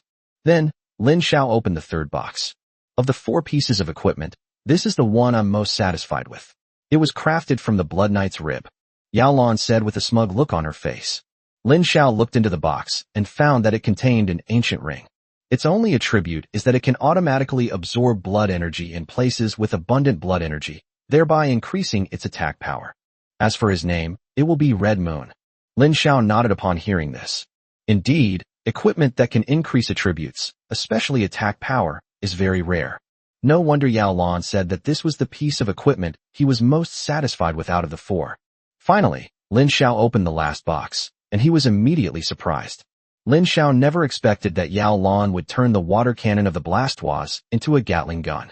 Yao Lan then said with a smile, "Because Blastoise's water cannon attribute is quite special, after communicating with the craftsman, I decided to make it look like a Gatling gun. I've already thought of a name for you. It'll be called Gatling Water Cannon." Upon hearing this, Lin Xiao nodded with great satisfaction and said, "They're all very good. I wonder how much it would cost to make all this equipment." Yao Lan was prepared for this question and said directly, "The 2 D-grade spirit pets you gave me before just covered the cost of making this equipment." Lin Xiao was immediately surprised to hear Yao Lan's answer. Getting 4 such good pieces of equipment for 800,000 is really a great deal. Lin Xiao found it hard to believe that this was true. Even though Yao Lan had personally confirmed with Lin Xiao that the cost of the 2 D-grade spirit pets he sold just covered the equipment manufacturing cost, Lin Xiao still found it somewhat unbelievable. Seeing Lin Xiao's surprised expression, Yao Lan was very satisfied. She then smiled and said to Lin Xiao, "With these 4 pieces of equipment, I believe you will be able to thrive even in a place like the capital, where hidden talents abound." Chapter 55. This investment is a sure thing. Lin Xiao was very satisfied with Yao Lan's arrangements. Because these 4 pieces of equipment are a perfect combination of defense, support, melee, and ranged attacks. Lin Xiao understood that Yao Lan wanted him to not only rely on his humanoid spirit pet to improve his combat power, but also to achieve something on his own. However, Lin Xiao didn't need these equipment at all. Because Lin Xiao originally possessed the power of the heavenly fox, the power of nature, and the inheritance of the chimera, he now also has the attribute of being immune to all poisons. It can be said that his own power is comparable to that of a 3rd-tier demon beast. Therefore, he doesn't need these equipment at all. Thinking of this, Lin Xiao picked up the Gatling water cannon and threw it directly to Chimera. "Thank you, master." Chimera happily accepted it, and then, very satisfied, she stored the Gatling water cannon into her storage ring. Then, Lin Xiao thought for a moment and handed the Red Moon ring to Xiaojiu. Xiaojiu quickly put the Red Moon pendant on her index finger. Suddenly, Xiaojiu's already charming temperament became even more sinister. Lin Xiao nodded with great satisfaction upon seeing this. "It suits you perfectly." Upon hearing this, Xiaojiu quickly took Lin Xiao's arm and started to act coquettishly. "Thank you, master." Master is the best to Xiaojiu. Lin Xiao then picked up the pair of deceptive gloves and handed them to Xiao Qing. "Xiao Qing, I think you're more suited for it than anyone else. Xiaoqing smiled gratefully upon hearing this. Thank you for the gift, master. Xiaoqing will remember it forever. After saying that, Xiaoqing did not put on the bewitching gloves in front of everyone. Instead, she smiled and put the bewitching gloves into the button-shaped spatial equipment on her blue dress. Xiaoqing's temperament is that of a very graceful and classical beauty. Lin Xiao was not at all surprised by her reaction. Lin Xiao had just turned his head when he saw that Aishan had already picked up the brass knuckles impatiently. Master, I really like this brass knuckle duster. Please give it to me. Upon hearing this, Lin Xiao nodded immediately, as he had the same idea. After Aishan put on the brass knuckles, her already somewhat wild nature became even more untamed. It can be said that her temperament is the perfect match for this brass knuckle. Yao Lan, who witnessed the whole thing, had a very interesting expression throughout.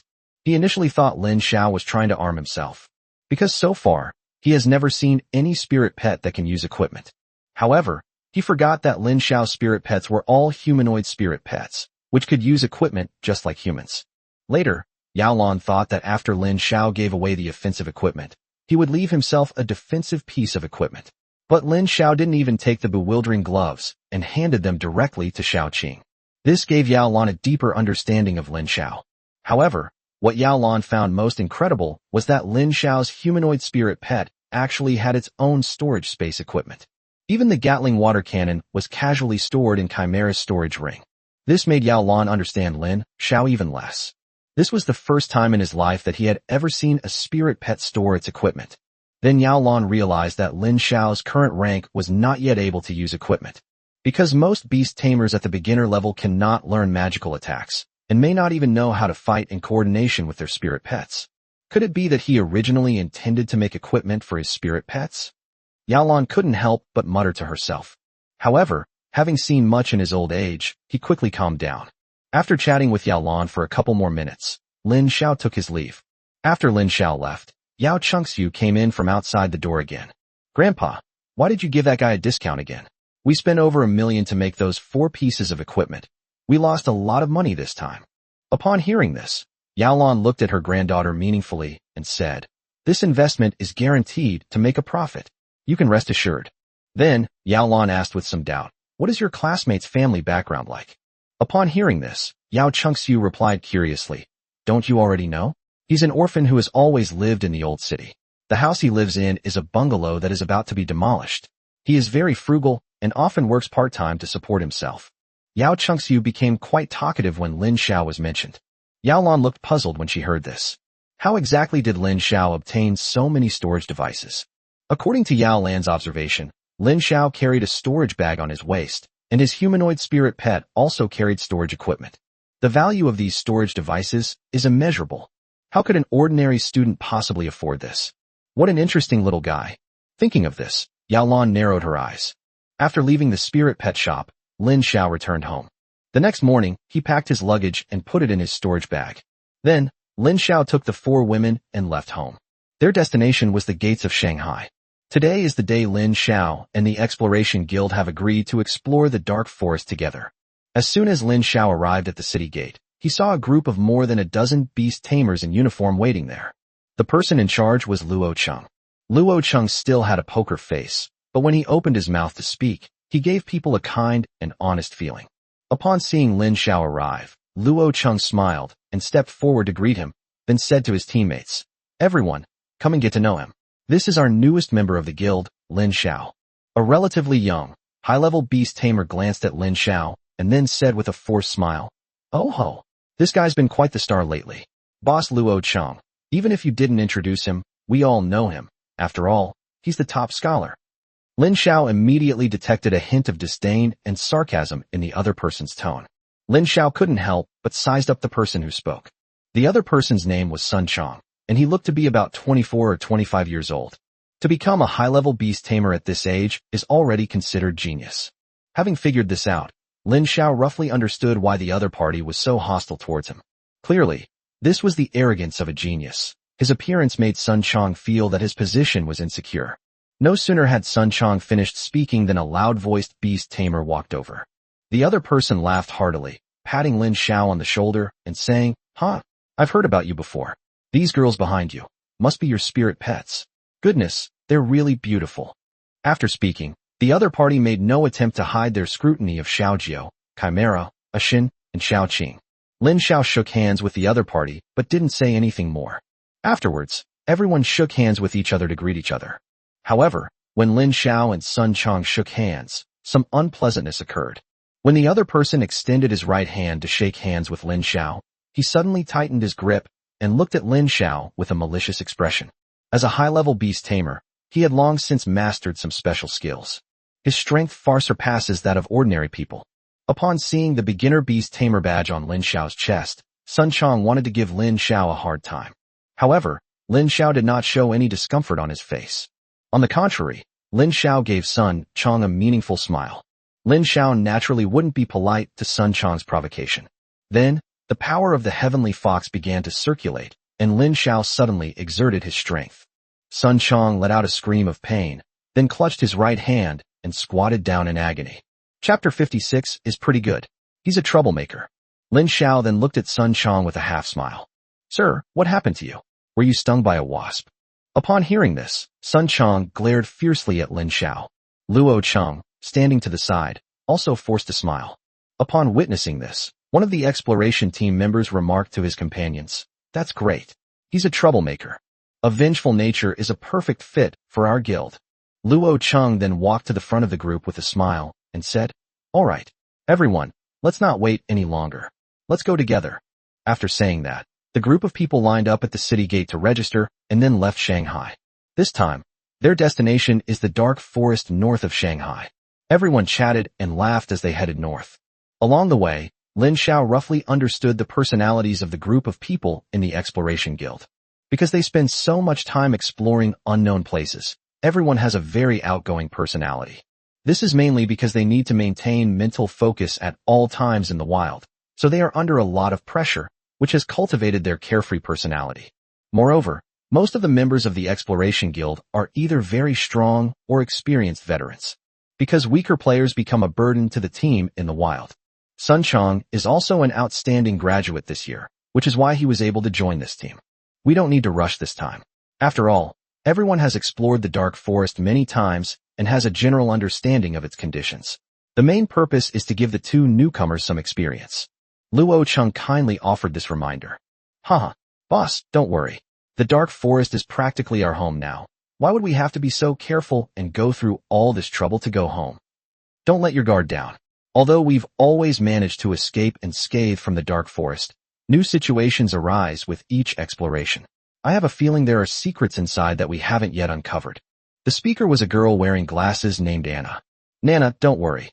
The monsters in the dark forest are at most 4th tier, and we have 10-star level beast tamers here. It's possible for us to easily conquer the dark forest. Beastmasters are ranked into 3 levels: beginner, intermediate, and advanced. Above the advanced level is called entering the star level, and each time the rating increases, an additional star is added. After 10 stars, one becomes a general level beast tamer, and after that, one becomes what is commonly known as a god. In the entire Dragon Kingdom, there are only 7 beast tamers who can become gods. These 7 individuals each guarded one of the 4 borders of the Dragon Kingdom, resisting invasions from foreign enemies and confronting some powerful demonic beasts. Lin Xiao can only look up to becoming a god at this moment. Finally, the group left the human city and stopped in a wide-open meadow. Luo Cheng then looked at Anna beside him. Anna understood immediately, took a pokeball from her backpack, and threw it onto the open ground. Then, a loud awoa suddenly rang out. A gigantic, monstrous beast, resembling an ancient chariot, appeared before the crowd. Then, information about the carriage appeared in Lin Xiao's mind.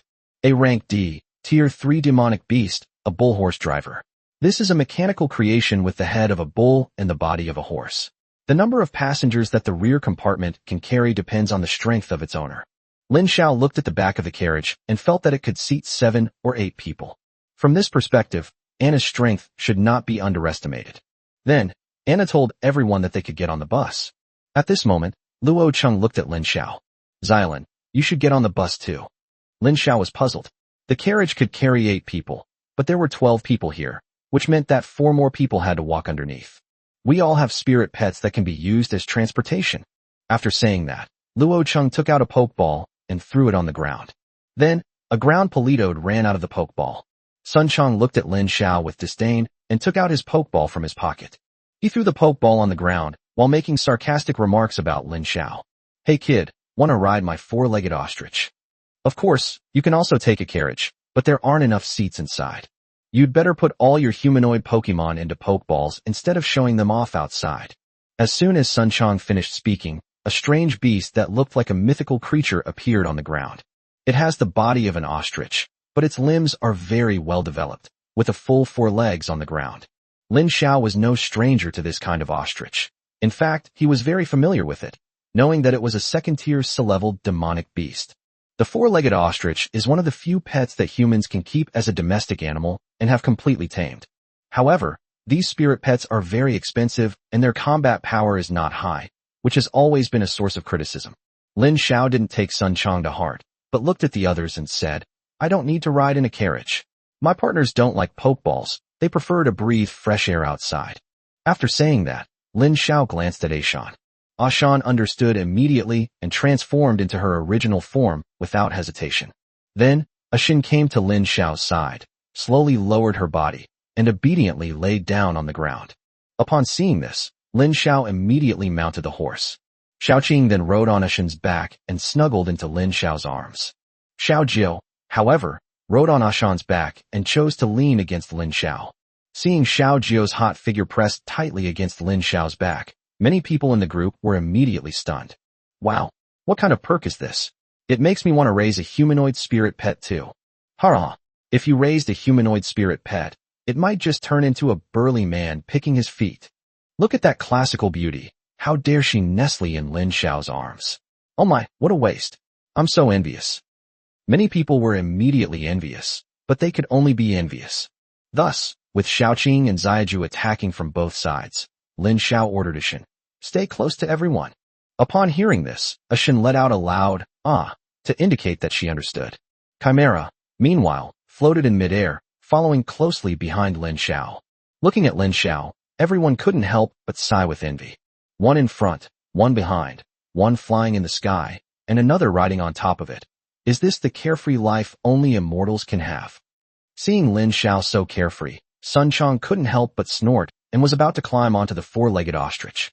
However, the 4-legged ostrich is quite tall, while Sun Chong's height is somewhat limited, and for a moment, Sun Chong was unable to climb up. You get down right now. However, the 4-legged ostrich completely ignored him and turned its face away. Sun Chong was so angry at his 4-legged ostrich that he was speechless. He made up his mind that he would definitely stew it when he got back. Left with no other choice, he found a large rock to stand on, and then climbed up.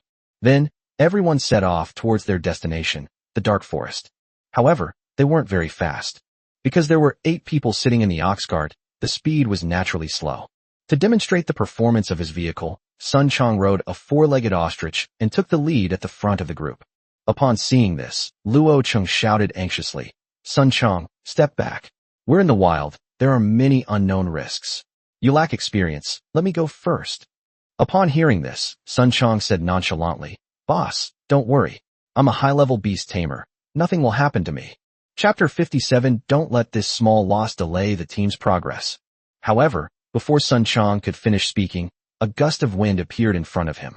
Upon seeing this, Luo Cheng immediately shouted, Watch out. Sun Chong was caught off guard by the gust of wind. However, it was too late for him to react. However, as a high-level beast tamer, he did not sit idly by and wait for his fate. He immediately flipped over and rolled off the 4-legged ostrich. Sun Chong looked like a rolling gourd, extremely disheveled. However, his strong physique still allowed him to perform a crouching motion. Then, Sun Chong quickly patted his chest and said, That was close. We almost fell for it. Just as he stood still, a large bird suddenly descended from the sky and flew directly towards him. Seeing this, Luo Cheng quickly took out a pokeball from his pocket and was about to throw it. Get down. Luo Cheng shouted, trying to get Sun Chong to react in time to avoid the danger so that he could rescue Sun Chong without hurting him. But Sun Chong was so frightened by the imposing presence of the large bird that he lost his composure. Just then, a whoosh was heard. A magic missile suddenly flew past Sun Chong's ear, and then collided with the large bird with a bang. The large bird was caught off guard by the magic missile, and its body shifted slightly. Just then, Luo Cheng seized the opportunity and released his spirit pet. It was a huge white tiger. The moment the white tiger landed, it released an indescribable aura. After a tiger's roar, the entire mountain forest trembled. The large bird seemed to be startled by the tiger as well. It grabbed the four-legged ostrich with a casual grab and flew away. Sun Chong was thus able to save his life. Then, Sun Chong sat down on the ground with a plop, looking in the direction the large bird had left with lingering fear. Luo Cheng quickly walked over and asked Sun Chong, "Are you all right?" Upon hearing this, Sun Chong shook his head, but remained silent, still somewhat startled. Then, Luo Cheng earnestly began to admonish him. "You must not be aggressive in the wild. At any time, in any corner, something could threaten your life." As he spoke, Luo Cheng looked at the black in mid-air that had already left. I didn't see clearly what kind of monster it was.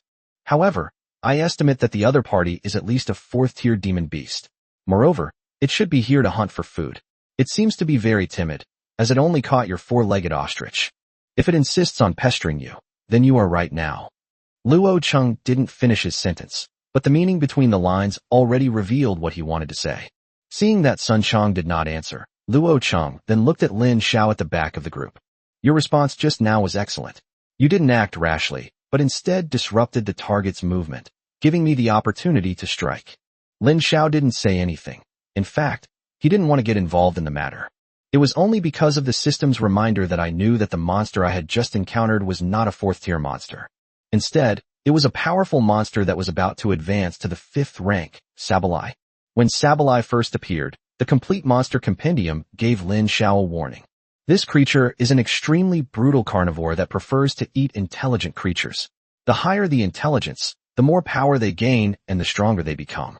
If Lin Xiao were to allow Sabalai to capture Sun Chong, he feared that Sabalai might actually advance to the 5th rank, at which point the entire expedition team would be wiped out here. He does have a way to escape, but these teammates he's just met and who he gets along with fairly well are likely to be in grave danger. Otherwise, he wouldn't have stepped in to save Sun Chong. Seeing Captain Luo Cheng praising Lin Xiao in front of him, Sun Chong felt a burning sensation on his face.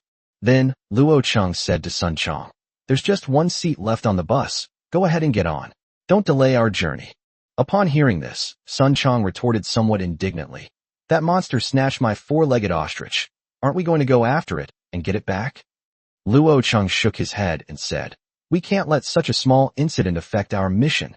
We can't just let it go like this." Luo Cheng, who had always been honest and kind, suddenly turned stern after hearing Sun Chong's stubbornness. The scars on his face also looked somewhat ferocious at that moment. "This is an order. Don't let this small loss delay the team's progress." Startled by Luo Cheng, Sun Chong immediately fell silent. Then, Sun Chong obediently climbed onto the ox-horse driver's carriage and sat in the corner of the carriage. Seeing this, Anna and the other team members did not go forward to comfort Sun Chong. Because wilderness exploration is different from ordinary missions, if everyone cannot unite, they will be killed by the unknown. Therefore, Sun Chong needs to change his mindset. No one can help him forever. "Let's keep going." Luo Cheng glanced at the team and then gave the order. The group continued forward, and this time, Luo Cheng took the lead. The team's pace also became much more stable. Lin Xiao could tell that Luo Cheng had been paying close attention to the surrounding movements. Lin Xiao took out the map he had bought earlier and found that very little information about this area had been recorded. The sky was now darkening, and they were about 12 hours away from the dark forest. The group reached a sheltered mountain hollow, and Luo Cheng signaled everyone to stop. Then, as if by magic, he lifted a door from a small mound. Inside that door, there was a cave that was neither too big nor too small. Although the space inside the cave was small, it was enough for the group to rest. Luo Cheng then smiled and said to Lin Xiao, "This cave was dug by us when we explored the dark forest before, for temporary rest. Otherwise, resting in this area at night would be too dangerous." Lin Xiao nodded in agreement upon hearing this. After putting away the spirit pets they used for traveling, everyone went into the cave. Although the cave is large enough, it would feel very crowded if a dozen or so people crawled in at the same time. With Lin Xiao himself and 5 other people in his group, the cave became even more stuffy and hot. Upon seeing this, Sun Chong immediately said to Lin Xiao with great dissatisfaction, "Can't you put your humanoid spirit pet away? Why do you have to keep it with you? The space inside is so limited. Do you want everyone to make room for your spirit pet?" Lin Xiao didn't argue with Sun Chong, but said to Luo Cheng, "Captain, I won't rest in the cave. I'll keep watch by myself." He didn't want to be crammed into the cave with so many people, and he was indeed prepared to camp in the wild. Moreover, Lin Xiao did not want to entrust his safety to others. Upon hearing this, Luo Cheng shook his head immediately. "This isn't the rule. We'll take turns keeping watch tonight, in pairs. You and I will keep watch together. You go and rest now." After hearing Luo Cheng's words, Lin Xiao did not insist any further. He found a spot at the entrance of the cave and sat down. Xiao Ju then very considerately came over and placed her tail behind Lin Xiao. This scene made the other team members somewhat envious. Chapter 58. Is there not a single normal person around Lin Xiao? Seeing Lin Xiao and Xiao Zhou's expressions, the outspoken Anna couldn't help but say bluntly, "Young people really know how to enjoy life. We old folks can't come up with so many tricks." "Hurrah, Sister Nana, otherwise, you could find a man to cushion your fall." "Get lost. You're so small you're not even enough to fill my teeth." This group of people clearly makes these kinds of jokes all the time. They tell dirty jokes without affecting the team atmosphere at all. Lin Xiao wasn't embarrassed at all. Having lived 2 lives, he was a seasoned pro. By this time, Captain Luo Cheng had already started a campfire. Everyone took out the dry food they had prepared beforehand and began to eat. "Cherish this moment, everyone. This is the last time we'll have something hot to eat before we head into the dark, dense forest." Upon hearing this, Sun Chong asked, somewhat puzzled, "Why do you say that?" Luo Cheng then explained, "Because in the dark and dense forest, some monsters are strongly attracted to light. If you light a campfire, it will attract their attention." Upon hearing this, Sun Chong nodded in understanding. Lin Xiao didn't care at all. After finishing his meal, he simply closed his eyes and rested. When it got late at night, Anna and Sun Chong, who was already a little sleepy, finished their watch, and it was Lin Xiao and Luo Cheng's turn. Anna woke up Luo Cheng, who was resting, while Sun Chong came over to wake up Lin Xiao. Just as Sun Chong approached Lin Xiao, he suddenly sensed 2 terrifying killing intents. Sun Chong was startled. When he looked at the source of the murderous aura, he found it was the little girl who could turn into a wild wolf and the classical woman in a blue dress. The way the two looked at Sun Chong was like that of wild beasts observing their prey. At this moment, Sun Chong had a feeling that if he made any unnecessary movements, the 2 girls in front of him would probably really eat him alive. Soon, Sun Chong realized that Lin Xiao's 2 spirit pets were actually transformed from real demonic beasts. It wasn't impossible for the other party to eat him. Although he was scared, Sun Chong forced himself to remain calm for the sake of the present, and said with some indignation, "It's his turn to keep watch." As a result, Sun Chong's mouth was somehow entangled by a snake's tail. And the face of that classically beautiful woman from the Green Hills was now very close to him. Xiaoqing lowered her voice and made a shushing gesture. "Shoo, don't wake the master from his rest. I'll keep watch." After saying that, the snake's tail suddenly disappeared again, and Xiaoqing returned to her original state of having her feet on the ground. Sun Chong almost cried out in surprise. Fortunately, Xiaoqing did not continue to frighten him. Otherwise, it might really turn into a blunder. Luo Cheng had already prepared for this, and when he saw this scene, he couldn't help but smile helplessly. However, Luo Cheng did not stop them. He and Xiaoqing went to the campfire outside and sat down. Xiaoqing sat there steadily, like a classical fairy who had stepped out of a painting. Luo Cheng originally wanted to chat with Xiaoqing for a bit. As soon as he opened his mouth, he saw Xiaoqing take out some food from somewhere. Then, Xiaoqing used her snake-like forked head to curl up and swallowed it into her stomach. Even Luo Cheng, who had seen many storms, couldn't help but shudder at the sight. How did Lin Xiao manage to live with a group of beauties who were like wild beasts? Was there not a single normal person around Lin Xiao? Luo Cheng couldn't help but mutter to himself. The little girl in the wolf skin seemed to have inexhaustible energy, always jumping and running around. The woman with rabbit ears always gave off a vague, ethereal feeling. Even if Luo Cheng only glanced at the humanoid demon with the fox tail a few times, he would be affected by its charm. However, the most terrifying thing was the woman in green in front of him. Luo Cheng had been living on the edge for many years, and he had a very keen intuition when facing danger. He felt that the woman in green in front of him was the most dangerous of the 4 beast girl monsters. And so, the night passed without further incident. Luo Cheng felt that this night watch was more tiring than any other night watch he had ever done, because he always felt that danger was lurking around him. He had a strange feeling that if he wasn't careful, he would be swallowed by Xiaoqing. Just as Luo Cheng was about to wake up the next person on night watch, Xiaoqing suddenly stood up. Then, a Shin also emerged from the cave. Luo Cheng looked at Xiao Qing with some confusion. Although Xiaoking's expression remained unchanged, her eyes were fixed on the distant sky. At this moment, Lin Xiao, Xiao Jiao, and Chimera also came out. As Lin Xiao left, he casually activated the alarm devices they had set up in advance, and everyone quickly came to their senses. Then, everyone immediately came out of the cave, ready for battle, but found nothing.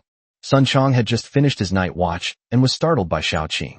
He had finally managed to fall into a light sleep when Lin Xiao woke him up. Sun Chong couldn't help but say with some displeasure, "What's wrong? Who triggered the alarm? Nothing's happened yet." Lin Xiao didn't answer him, but looked up at the distant sky and said, "That thing is back." "What is that?" Upon hearing this, Luo Cheng frowned and looked into the distance. With his mental strength, he failed to detect any danger in the distance. Then, at that moment, another gust of wind blew by.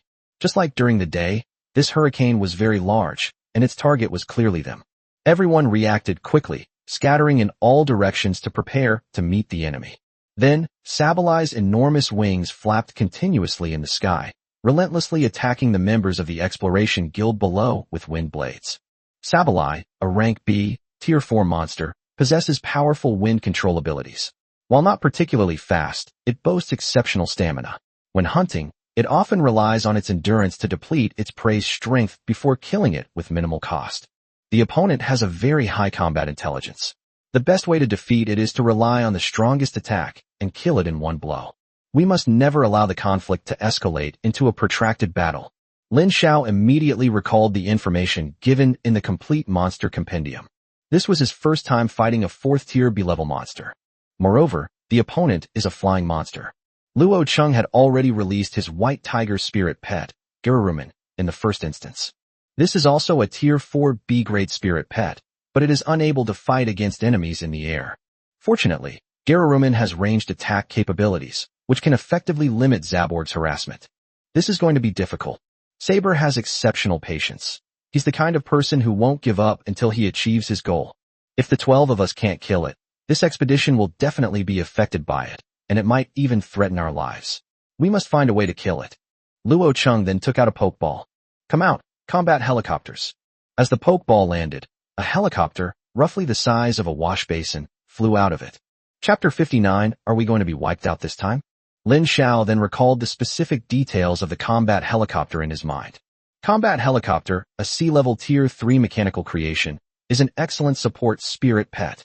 It can be combined with other spirit pets to give them the ability to fly, and the flight speed is related to the specific stats of the other pet. Possesses the following skills: fire support, aerial rapid fire. Lin Xiao looked at Luo Cheng with surprise. He never expected that the other party could not only have a 4th tier spirit pet, but also raise a 3rd tier auxiliary spirit pet. Moreover, their quality is excellent. This made Lin Xiao look at Luo Cheng, the team leader, with new respect. Because beast tamers have limited energy, and raising spirit pets requires a lot of resources, it is difficult to raise multiple spirit pets at the same time. Normally, apart from those with extraordinary abilities like Lin Xiao, ordinary beast tamers who cultivate spirit pets, without certain opportunities and support, are likely to be ruined by a single spirit pet. Therefore, most beast tamers initially only train one spirit pet. Only when they become star-level beast tamers, or even high-star beast tamers, and have more abilities, will they train 1 or 2 auxiliary spirit pets. Luo Cheng, who was only a 2-star beast tamer, actually possessed a 3rd-tier auxiliary spirit pet, and a rare flying spirit pet at that. It is conceivable that his strength should not be underestimated. The combat helicopter immediately fused with Gerurumin after it appeared.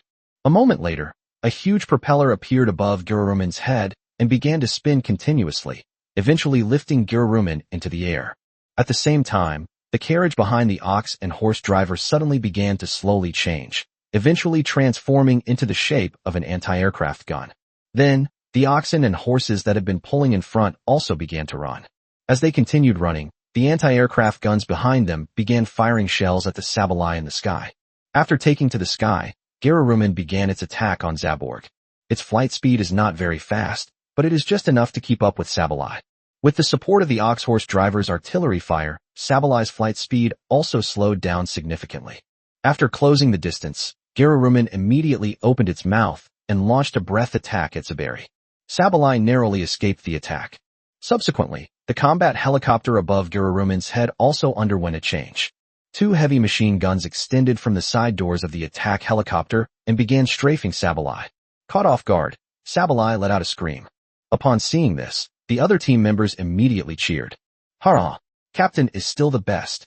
In this team, only the captain, Luo Cheng, possesses a flying spirit pet, which shows how rare flying spirit pets are. Sabaleye's body also tilted at this moment. Upon seeing this, Anna immediately ordered the ox and horse drivers to fire at it. After a series of explosions, Sableye fell from the sky. Although it's a bit troublesome, the good thing is that this Sableye isn't too difficult to deal with. Seeing that Sableye had been hit, Anna said with some excitement. However, Lin Xiao had a bad feeling. Immediately, his eyes were fixed on Sableye. Suddenly, he saw a hint of human-like contempt in Sabaleye's eyes. Lin Xiao immediately shouted, "Watch out!" Upon hearing Lin Xiao's shout, Sun Chong immediately revealed a look of disdain. "Didn't you see the captain defeated Saber? Why are you still so nervous? Don't you trust the captain?" However, no sooner had Sun Chong finished speaking than Sabaleye's body suddenly flipped in midair, regained its balance, and then charged directly towards the team members below. At this moment, a white light slowly shone from Sabaleye's body. Then, Sabaleye's body also grew larger. A word suddenly flashed through Lin Xiao's mind. Evolution. Gaeblock, a B-rank, 5th-tier monster, possesses extremely high intelligence. It is rumored to be a subspecies of the Wings of Wisdom, skilled in manipulating the wind. Possesses skills including wind control, claw attacks, rocket headbutt, and wing defense. Lin Xiao thought to himself, just as I thought. The worst outcome still happened to him. Previously, the Complete Monster Encyclopedia had warned him that this Sableye was about to evolve, and sure enough, it evolved after devouring the four-legged ostrich. In particular, this bird's intelligence is so high that it can pretend to be weak to take advantage of others, actively suppressing its evolution and deliberately creating an opening for Luo Cheng during the battle. Now, with a 5th-tier demonic beast so close at hand, the oppressive feeling was almost unbearable even for Lin Xiao. However, Lin Xiao quickly readjusted. When the others saw that damned saber had evolved above their heads, they couldn't help but show expressions of surprise.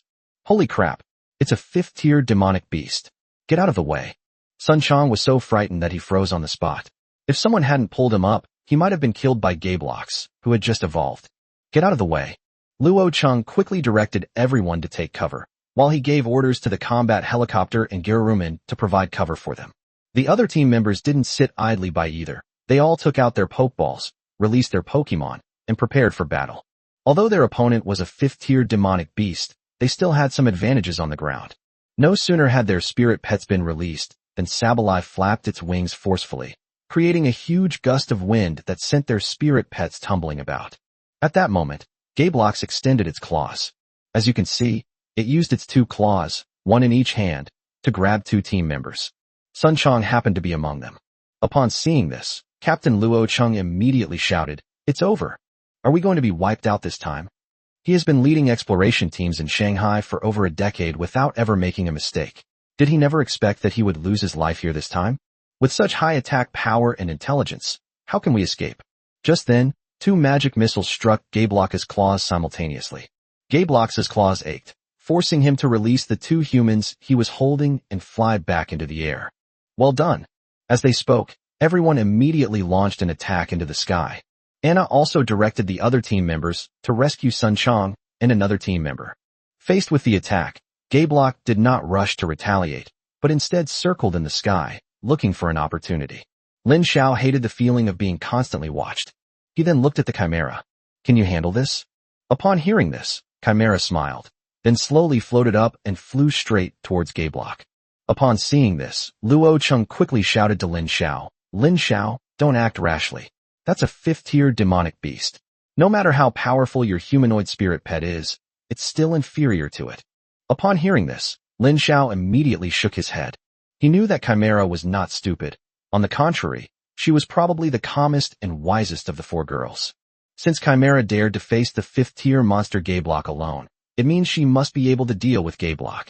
Even before the Chimera in the sky got close to Gaeblock's, the magic circle behind her had already slowly taken shape. Then, countless magical missiles were launched at Gaeblock as if they were free. Chapter 60 Lin Xiao, that madman, actually used the equipment on his spirit pet.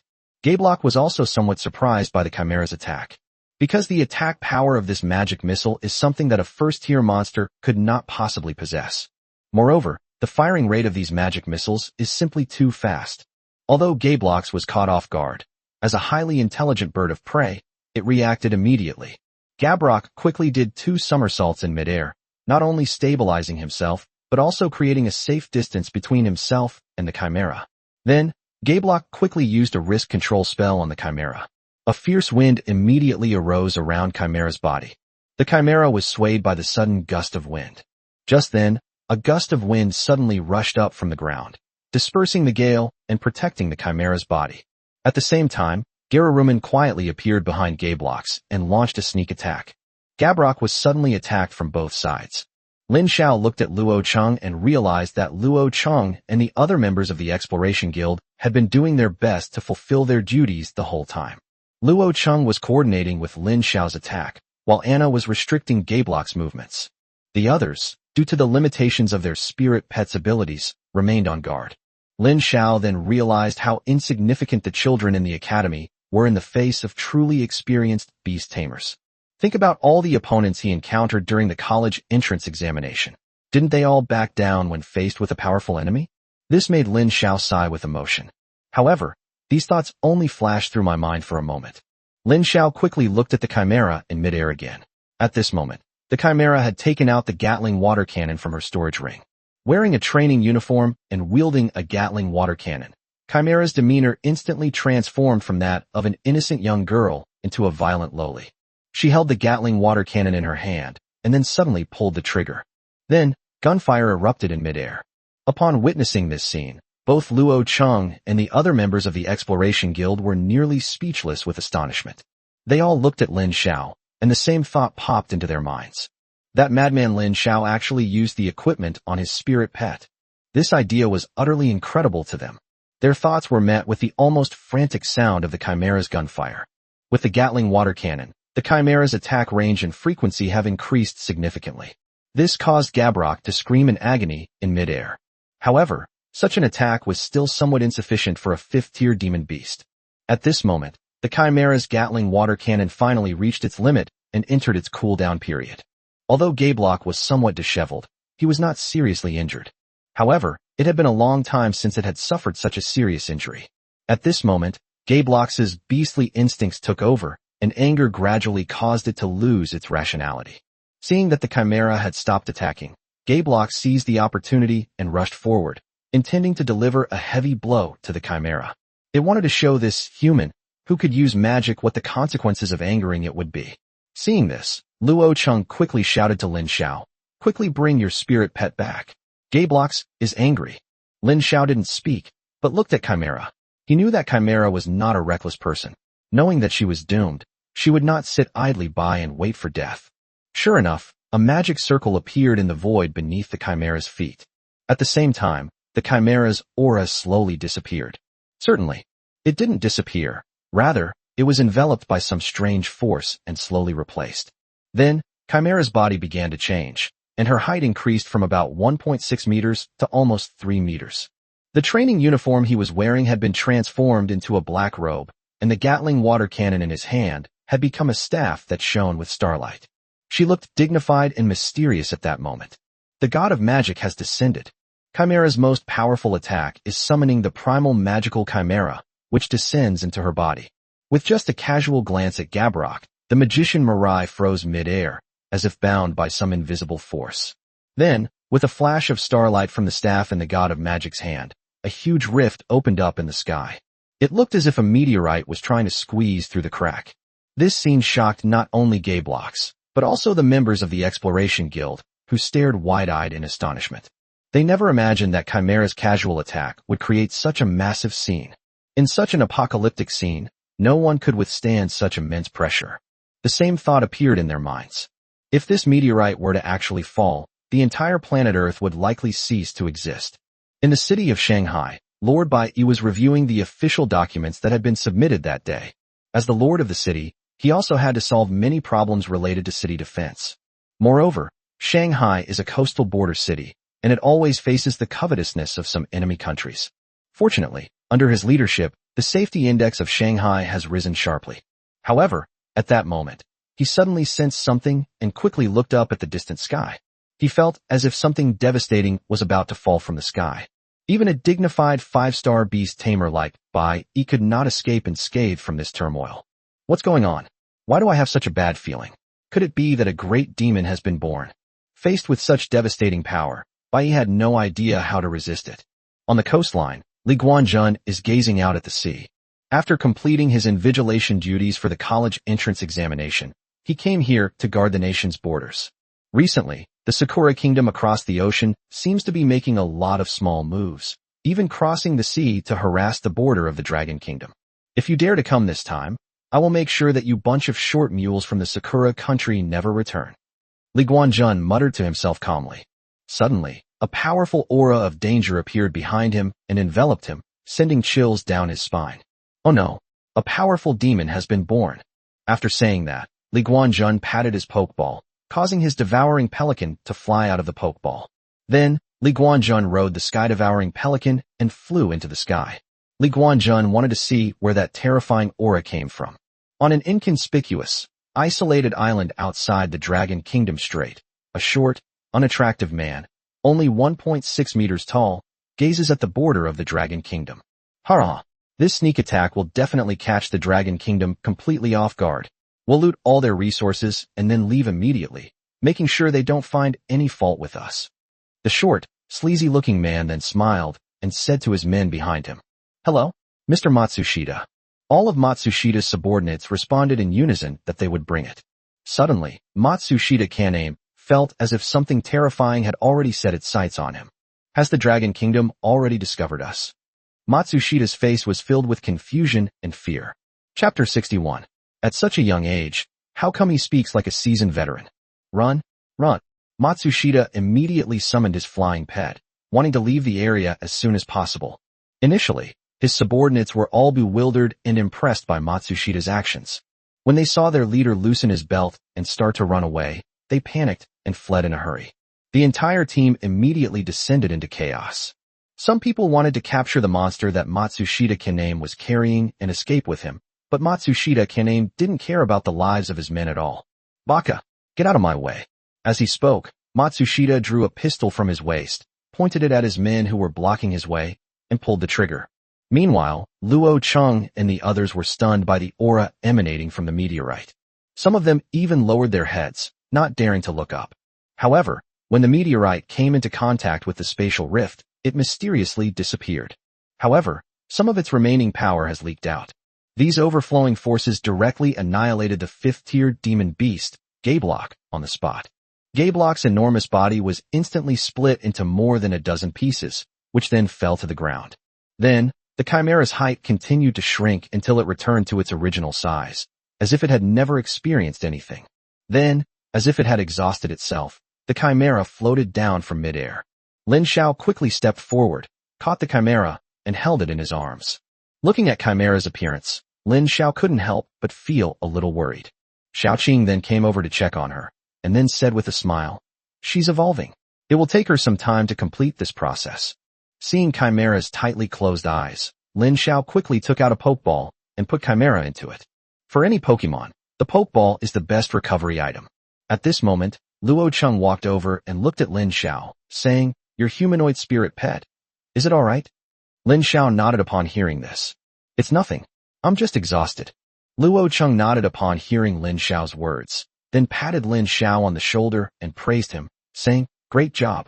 This time, we really owe you a lot. Otherwise, we don't know if we would have made it back alive." Lin Xiao smiled, but did not answer the question. Lin Xiao could tell that, apart from Sun Chong, everyone else present was a seasoned beast tamer. Although they had just been completely outmatched, they were still carrying out their defense methodically. Lin Xiao believed that with Luo Cheng's group's experience and combat strength, even if they couldn't defeat Gaeblock, they could defend themselves and eventually find a way to escape unscathed.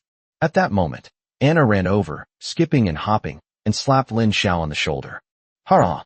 Young man, you're quite impressive. You even managed to kill a 5th-tier demonic beast. It seems I underestimated you." Upon hearing this, Lin Xiao shook his head in response.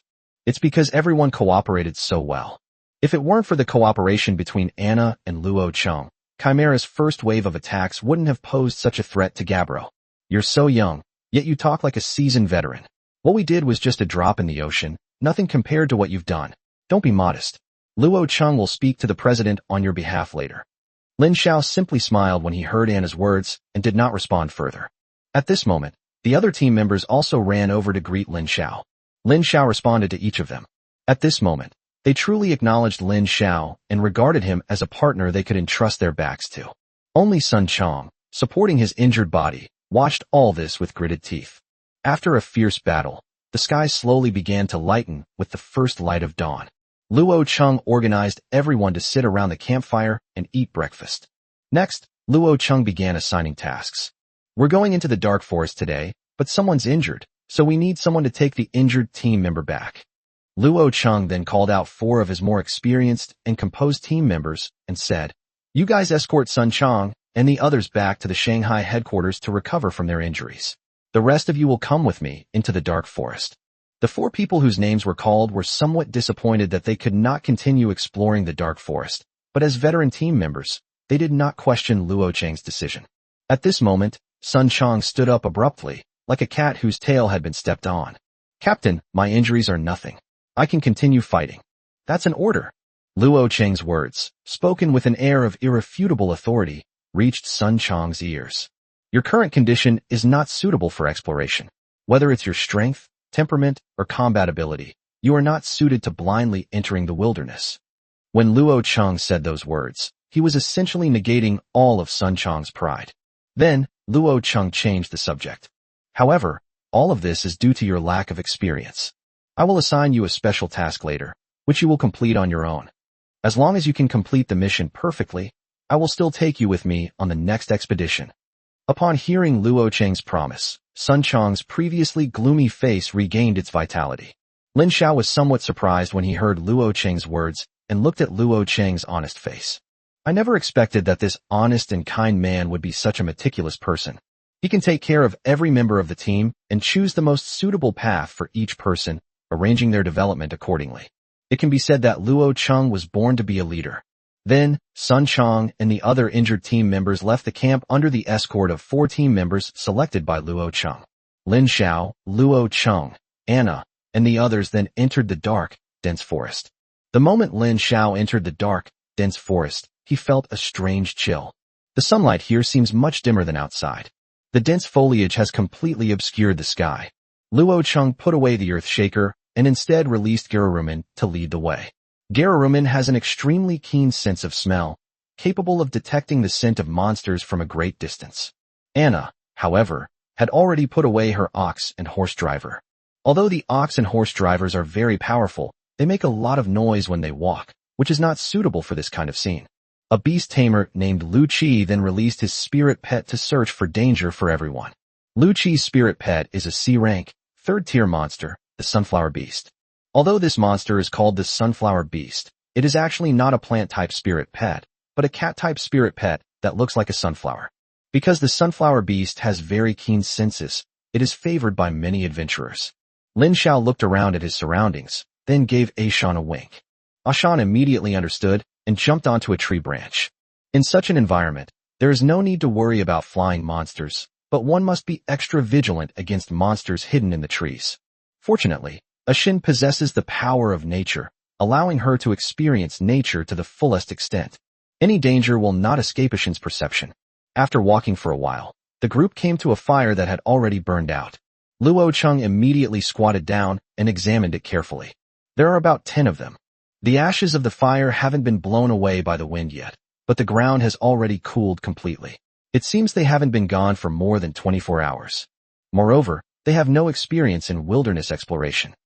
Chapter 62. This exploration was really unlucky. In normal outdoor adventures, fire is a very important tool for warmth and survival. However, we are now in a very dangerous, dark forest, where we cannot survive using normal logic. In particular, most of the monsters in the dark forest are attracted to light, so for safety reasons, experienced adventurers will not light fires for warmth in the dark forest.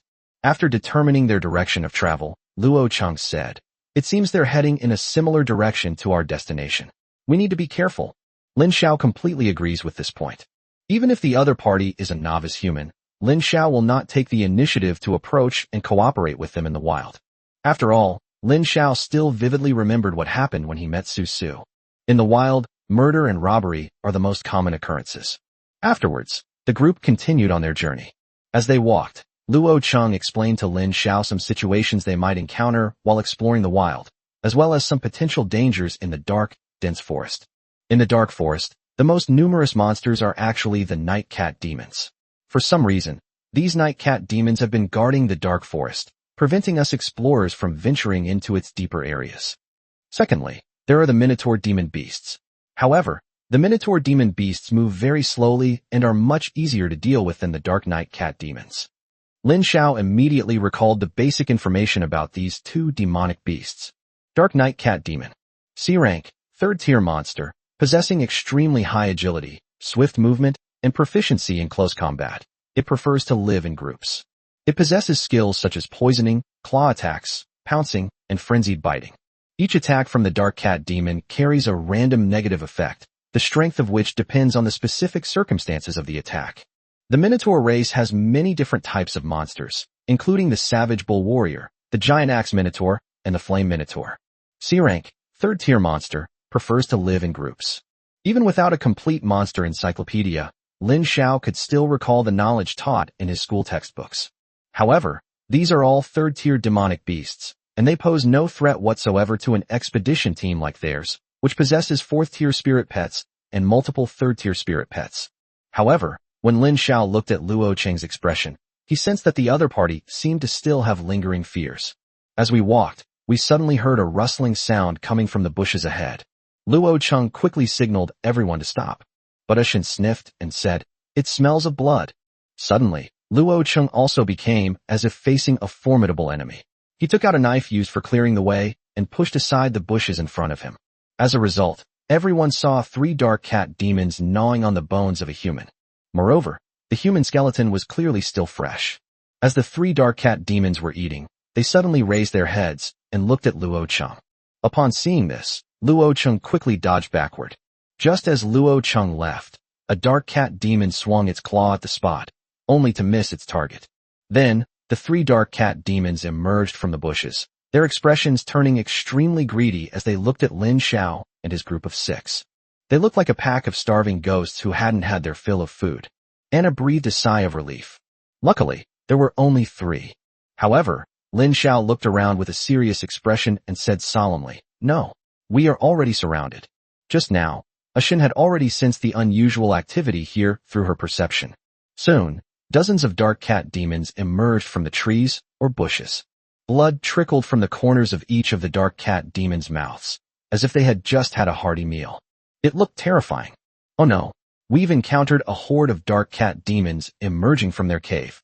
As soon as Luo Cheng finished speaking, several dark night cat demons pounced on him simultaneously. Gararuman quickly stepped in front of Luo Cheng, unleashing a breath attack. A white, smoky aura immediately rushed towards the area where the dark night cat demons were most concentrated. The few dark cat demons at the forefront were immediately blasted away by the breath attack and crashed to the ground. The dark cat demons behind them, however, completely disregarded the lives of their companions and continued their attack. The several dark cat demons that had been attacked earlier rolled on the ground, quickly got up, and continued their attack on Gararuman. Upon seeing this, Anna immediately released her ox horse driver. "Help the captain. We absolutely cannot let the dark night cat demons complete their encirclement, or we will all die." Lin Xiao looked at Anna and the others with some surprise. When they encountered the 5th tier demon beast Gayblock earlier, they had never been so wary of them. Curious, Lin Xiao continued to carefully observe the battle between the dark cat demons. Only then did Lin Xiao realize that something was wrong. After these dark cat demons pounced, they didn't care about their own lives at all, as if they only wanted to eat their prey. Suddenly, Lin Xiao remembered another attribute of the dark night cat demon. That is, the dark cat demon can heal its own injuries by devouring the flesh and blood of its enemies. In other words, these dark cat demons in front of them are fully capable of keeping all 6 of them here. At this moment, Ashin also jumped down from the tree and pounced directly into the horde of demonic beasts of the dark night cat demon. With a single claw strike, she killed each of the dark cat demons she attacked. However, The dark cat demons became even more frenzied after smelling the blood. Moreover, Lin Xiao noticed that there were many dark night cat demons rushing towards them in the distance. No, we have to find a way to eliminate all the dark night cat demons at once. Otherwise, these dark night cat demons won't give up. When Lin Xiao saw that several severely injured dark night cat demons were actually recovering from their injuries by eating the corpses of their own kind, he realized that he had underestimated these third-tier demon beasts. Thinking of this, Lin Xiao looked at his teammates. Although these teammates' spirit pets were all third-tier or even fourth-tier, none of them had the ability to attack multiple targets at once. Thinking of this, Lin Xiao couldn't help but look at Xiaoqing. Xiaoqing understood immediately, and she gave Lin Xiao a very graceful bow. Then, Xiaoqing slowly walked towards the center of the battlefield. It seems that Xiaoqing is completely oblivious to the danger inside. Seeing Xiaoqing approaching, Anna quickly instructed, Lin Xiao, have your humanoid spirit pet cover us outside. There are just too many dark night cat demons here. We need to find a way to break through and get back to the outside of the dark forest. This exploration has been incredibly unlucky. We've only just entered the outer area of the dark forest when we encountered a horde of night cat demons. We can only wait for them to disperse before we can find another opportunity to enter. However, Xiaoqing didn't pay any attention to what Anna said. Xiaoqing's once bright and moist eyes suddenly transformed into terrifying vertical pupils. Her head also transformed into a blue snake's head, with its forked tongue flicking out. Then, the green clothes on Xiaoqing's body turned into green snake scales, clinging tightly to her skin. Xiaoqing's entire body then began to lengthen and grow larger. Soon, a large, green snake, 50 meters long, appeared before everyone present. Immediately afterwards, Xiaoqing used her snake body to surround everyone present without hesitation. Then, Xiaoqing's voice rang in everyone's ears. Everyone get inside. Stand closer. Chapter 63 is like using a cannon to kill a mosquito. Upon hearing Xiaoqing's words, some people hesitated and wavered. After all, just thinking about being surrounded by a snake as big as Xiaoqing is a bit scary. Upon seeing this, Lin Xiao reacted immediately, walking directly into the circle that Xiaoqing had created with her body. He wanted everyone to believe Xiaoqing. Seeing that Lin Xiao had already done so, Luo Cheng immediately followed suit. As the team leader, he completely trusted his team members.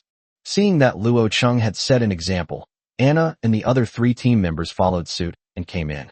Then, Xiaoqing's body, which was over 50 meters long, began to coil up layer by layer, protecting the 6 people in the middle.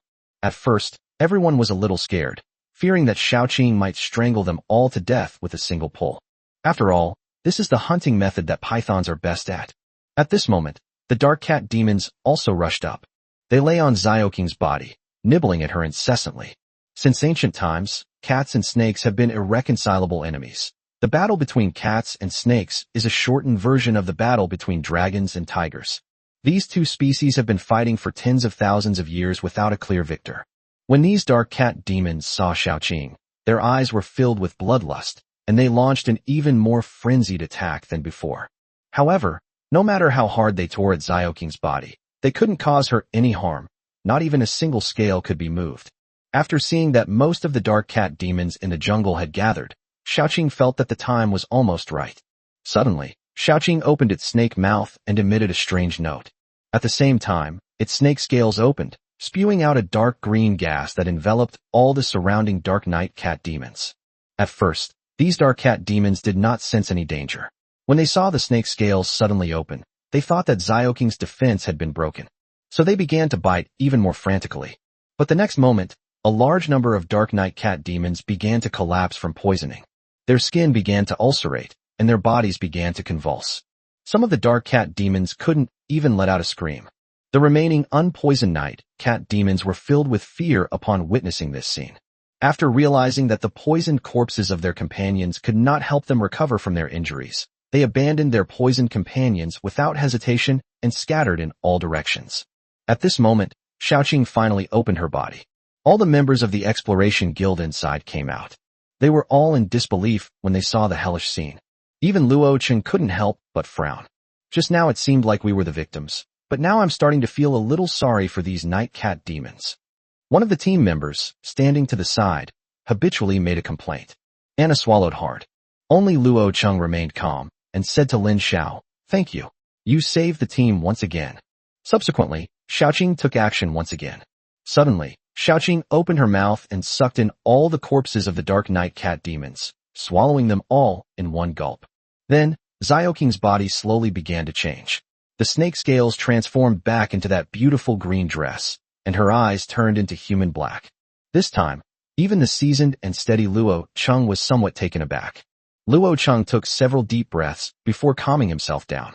Then, Luo Cheng said, as if making a complaint, "That's really a bit brutal."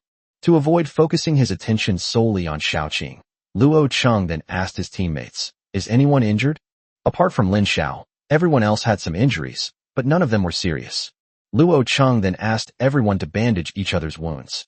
During this process, Xiaoqing originally wanted to help, but she felt that the other team members were very afraid of her, so she didn't go over to join in the fun. After some time, everyone regrouped and continued their journey. After this battle, Luo Cheng, Anna, and the others finally came to regard Lin Xiao as one of their own. After all, Lin Xiao had already saved the team twice. Of course, Lin Xiao also knew that before this, both Luo Cheng and Anna had probably held back in the battle. They were probably concerned for the safety of the rest of the team, so they kept looking for opportunities to cooperate and did not recklessly attack alone or even escape on their own. However, Lin Xiao's performance has completely won Luo Cheng's approval. So, as Luo Cheng walked, he took out a map and spoke to Lin Xiao. "Our destination this time is here." As he spoke, Luo Cheng pointed to an unknown area deep in the dense forest. "We have discovered several places along this road that are suspected to be mines or the lairs of strange monsters." Luo Cheng pointed to several marked points on the map once again. Lin Xiao looked at the map with shining eyes. It must be said that the value of Luo Cheng's map is simply immeasurable. If a wild beast tamer team were to explore this place, even without overwhelming the enemy's strength, having this map could reduce casualties by at least half. However, what puzzled Lin Xiao was Luo Cheng's purpose in doing this.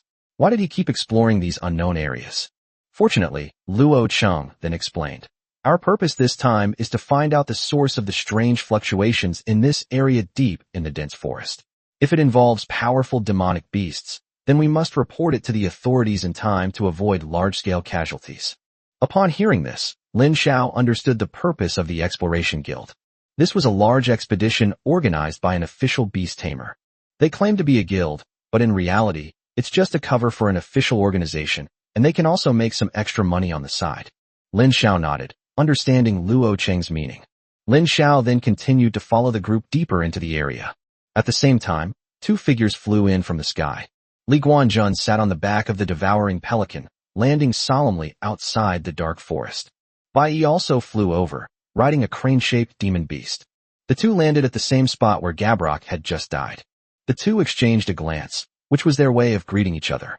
"Did you also sense the energy fluctuations here just now?" "That's right. That fluctuation was comparable to the birth of a great demon." "No, even the birth of a great demon might not be able to produce that kind of world-destroying aura." Li Guanjun nodded upon hearing this. At present, Shanghai may seem calm, but in reality, things are in turmoil. The Japanese in the East have always coveted our development of uncharted territories, and I heard that they have already sent a high-level beast tamer here. If a powerful demon were to appear at this time, then Shanghai would be attacked from both sides, and it could be another calamity.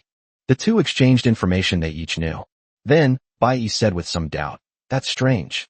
I clearly sense the presence of powerful demonic beasts here, but why can't I sense even the slightest trace of their aura now?"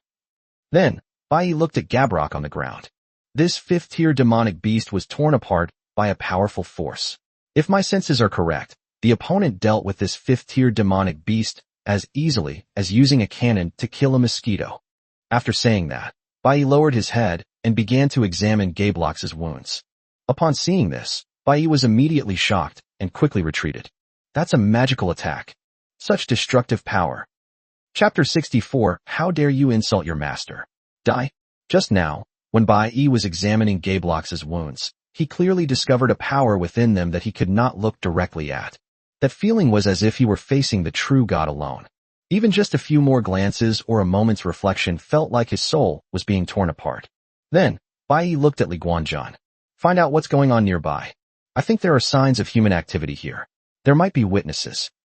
Meanwhile, Lin Xiao's six-person exploration team had already entered a deeper part of the dark and dense forest. As they walked, a poisonous miasma appeared ahead.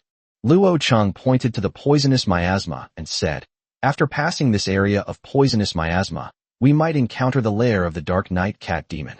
Everyone, be careful." Someone quickly said, "Captain, are we still afraid of encountering the Dark Night Cat Demons?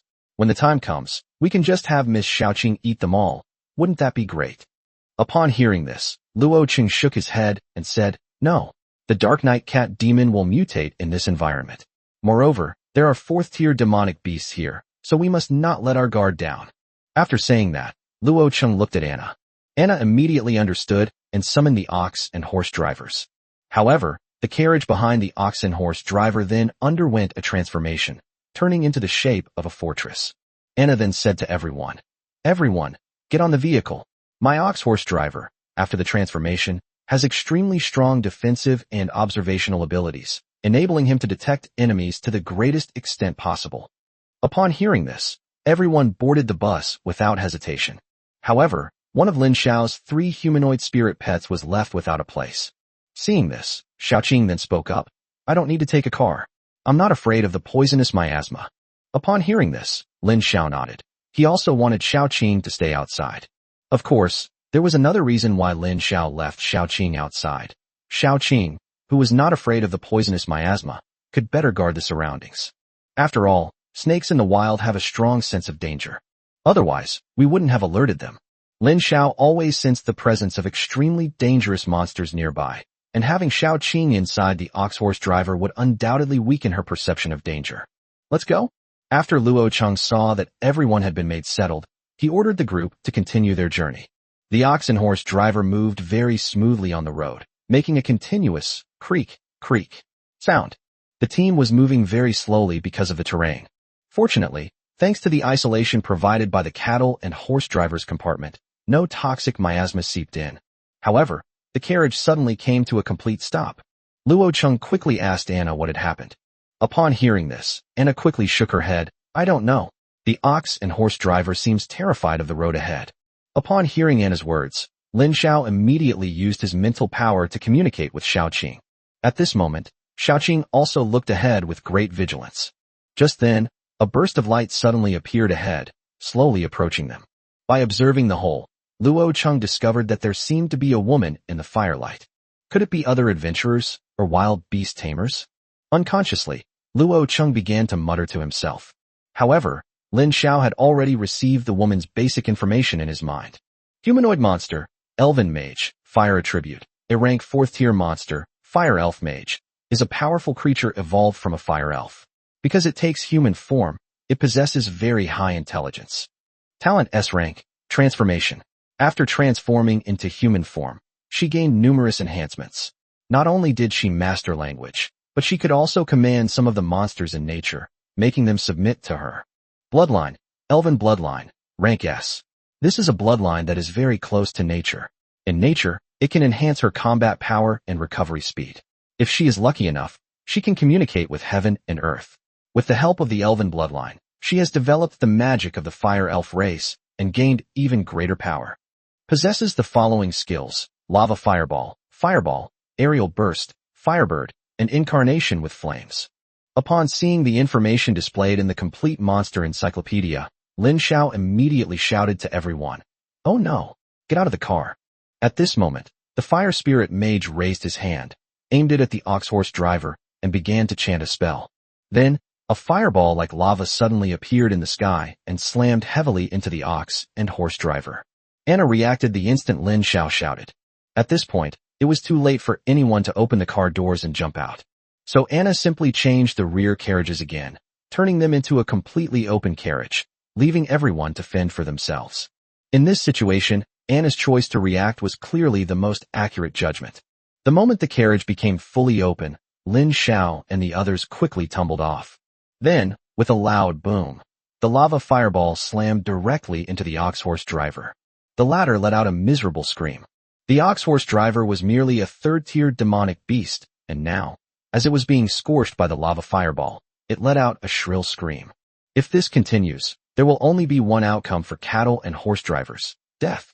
Fortunately, Xiaojiu slowly raised her hand at this moment. Then, a celestial fire appeared in the palm of her hand. Then, the flames of the lava fireball immediately began to shrink and eventually disappeared.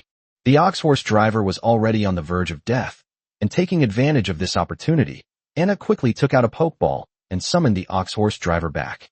The fire spirit mage looked at Xiaojiu and couldn't help but show a surprised expression. Then, the fire sprite mage spoke words that Lin Xiao couldn't understand. Lin Xiao then looked at Ashan standing to the side.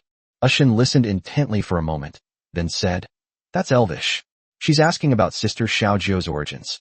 Lin Xiao hadn't expected that Ashan, who had a natural bloodline, could even understand Elvish. Upon hearing Ashan's translation, Xiaojiu coldly replied, "I am just an ordinary servant of my master. How dare she block my master's path? She deserves to die." After hearing Xiaojiu's words, Ashan couldn't help but smile. She then quickly helped Xiaojiu translate and relay Xiaojiu's words to the fire spirit magician. Upon hearing Ashan's words, the fire sprite mage immediately displayed a look of utter disgust. Then, the fire sprite mage uttered that incomprehensible sound once again. Upon hearing this, Ashan's expression suddenly turned angry. "How dare you insult your master?" As she spoke, Ashan's fingernails grew longer, and she immediately summoned a gale that blew directly towards the fire spirit mage.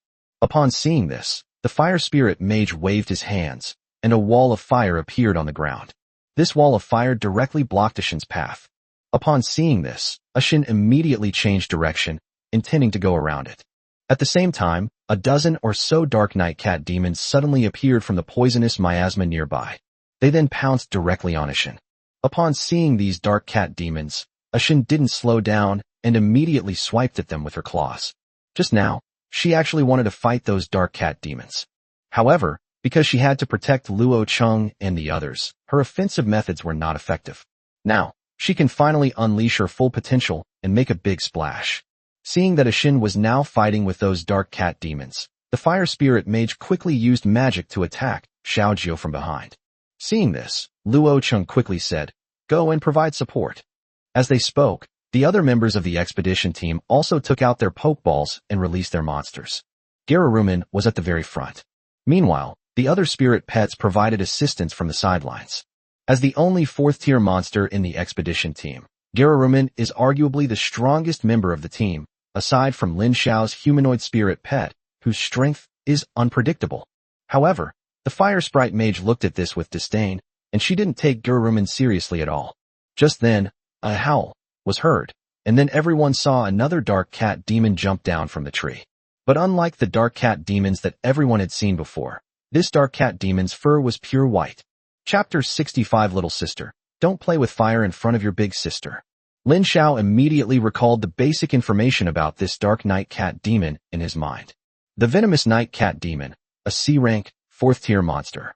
The night cat demon survives in a highly toxic environment for a long time, and is assimilated by the environment, which then mutates and evolves, resulting in it having highly toxic properties.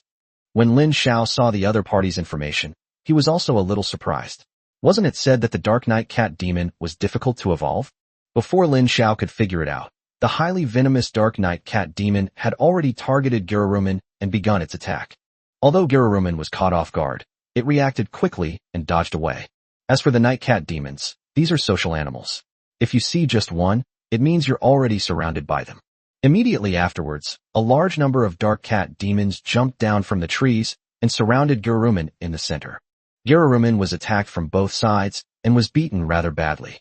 At that moment, the Fire Spirit Mage began to chant. She summoned another fireball, hoping to take this opportunity to eliminate Xiaojiu in one fell swoop.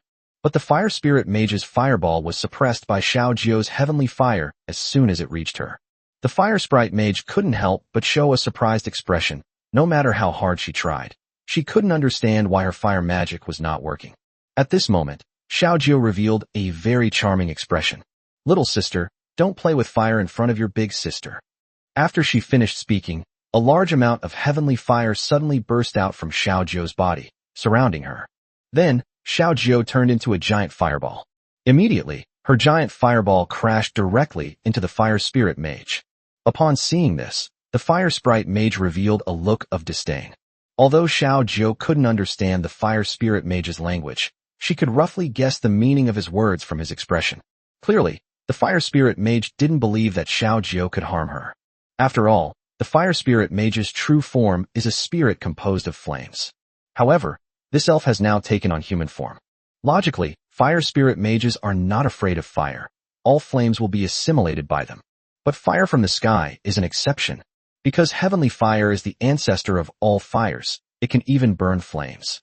So, the next moment, when the fire spirit came into contact with the heavenly fire on Xiao Jiao's body, it began to scream in agony, just like a prisoner being burned at the stake. Upon witnessing this scene, everyone present was so terrified by the shrill screams that they dared not utter a sound. A moment later, the fire spirit mage had vanished in a wisp of smoke.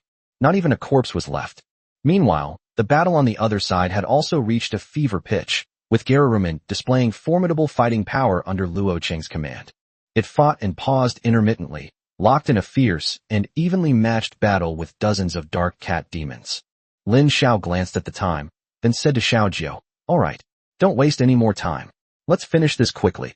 Xiao Jiao received Lin Xiao's order, hummed in agreement, and began to carry out the operation. "Tell your spirit pet to come back right away. Otherwise, it might get caught in the crossfire." Upon hearing Xiao Jiao's shout, Luo Cheng immediately sensed that something bad was about to happen. So he quickly had Gerumen return and put it back into his pokeball. Then, Luo Cheng saw a huge fireball that directly engulfed the area.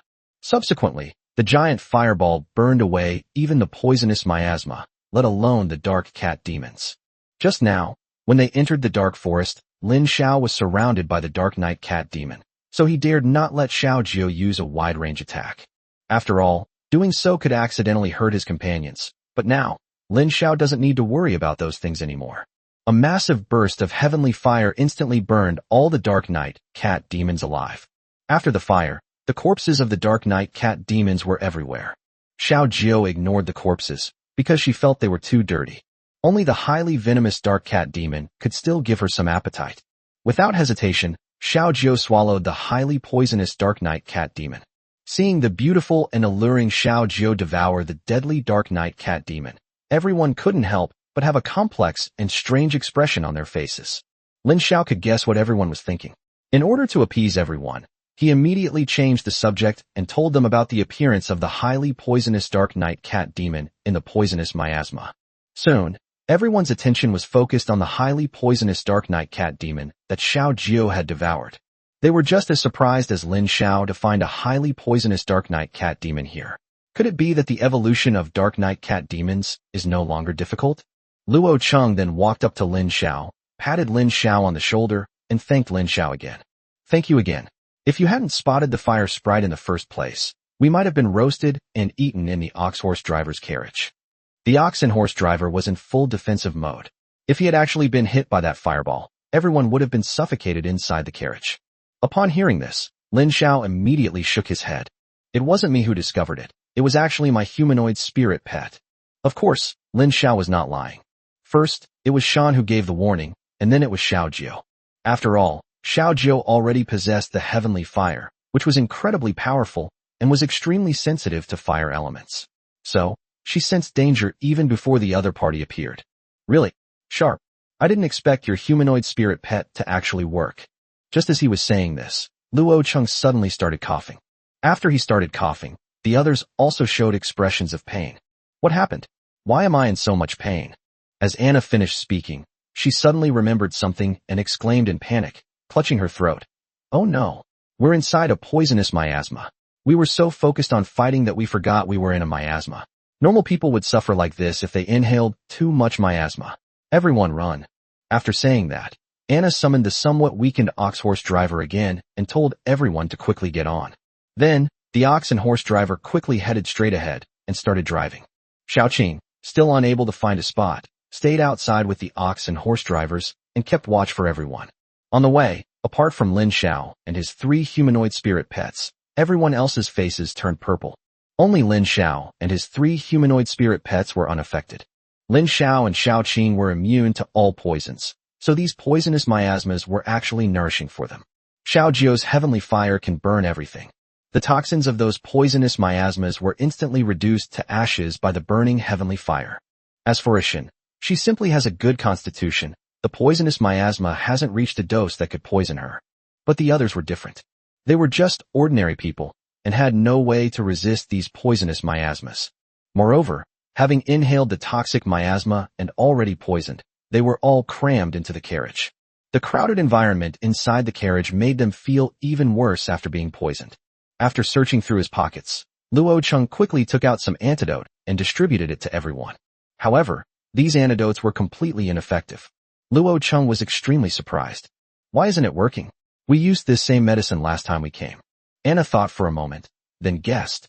It's possible that the concentration of the poisonous miasma here has increased, or it's possible that the composition of the miasma has changed. After all, the last time there were so many Dark Knight cat demons in the miasma, and there weren't any highly poisonous Dark Knight cat demons either. At this point, Luo Cheng also realized the crux of the problem. The poisonous miasma here is enough to nurture and evolve a highly venomous Dark Knight cat demon, so it's not surprising that things have changed. Without a word, Luo Cheng asked himself anxiously, what can we do now? All the antidotes are useless. How can we help everyone detoxify? Upon hearing this, Lin Xiao thought for a moment, then gave Ashan a wink. Ashan immediately understood and poured out some antidote from the storage bag hanging on her waist. Try this antidote. I believe my antidote should be able to cure the poison in your bodies. Chapter 66. I love your personality of robbing and plundering at the drop of a hat. Upon hearing Ashan's words, Luo Cheng was taken aback and then gave Lin Xiao a deep look. As the team leader, he had previously reviewed Lin Xiao's information. He knew Lin Xiao was an orphan, so he probably didn't have much money. Even Lin Xiao only managed to finish high school by working part-time. The antidote before us is no ordinary medicine. Luo Cheng immediately recognized that the antidote that Ashin had given them was a very precious, high-level antidote. This is a potion that only the scions of wealthy and powerful families can afford. Now, Lin Xiao has suddenly produced so many high-level antidotes. Moreover, he also placed the money on his spirit pet, and even prepared a storage bag for his spirit pet to store it.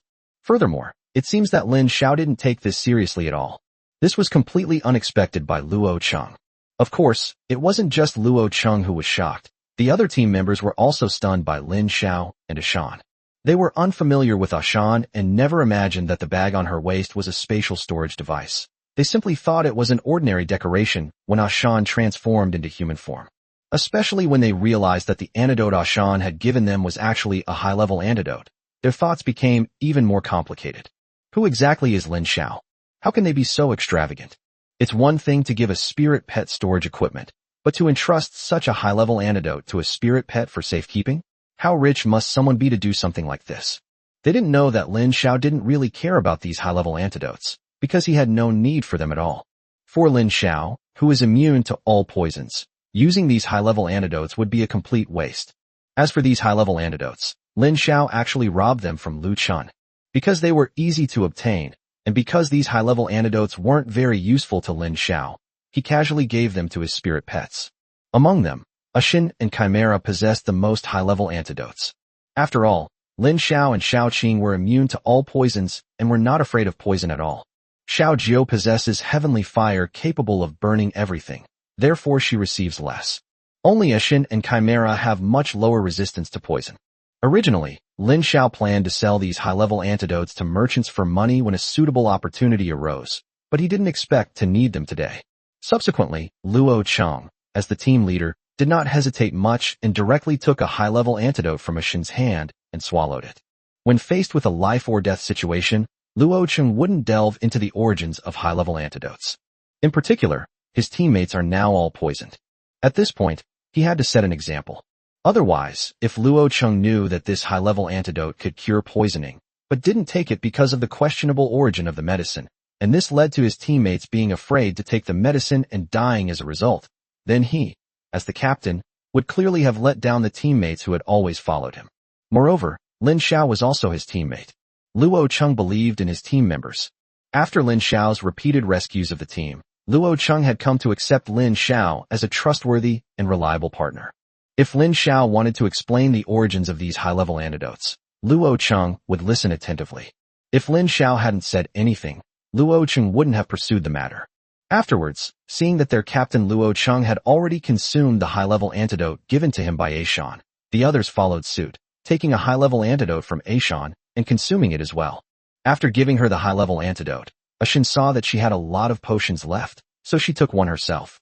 Although the miasma had not reached a dose that would poison her, it still made her feel somewhat uncomfortable. Since there were still some high-level antidotes available, Ashin took one to relieve her discomfort. After a moment, everyone breathed a sigh of relief. The toxins in their bodies were finally expelled. Truly worthy of being a high-level antidote. It works incredibly fast. Anna couldn't help but sigh. Then, she looked at Lin Xiao. I never expected you to have such a great thing. Anna's meaning was clear. She was subtly inquiring about the origins of these high-level antidotes. Lin Xiao didn't hide anything and replied with a smile. It's nothing. It's just that during one of my adventures, I encountered a group of clueless guys. After killing them, I found it on their corpses. Everyone was speechless upon hearing Lin Xiao's words. Anna, on the other hand, patted Lin Xiao on the shoulder in a very casual manner and praised him. Ha ha ha, I love your personality of resorting to robbery and plunder at the drop of a hat. Lin Xiao just smiled when he heard this, not taking Anna's joke too seriously.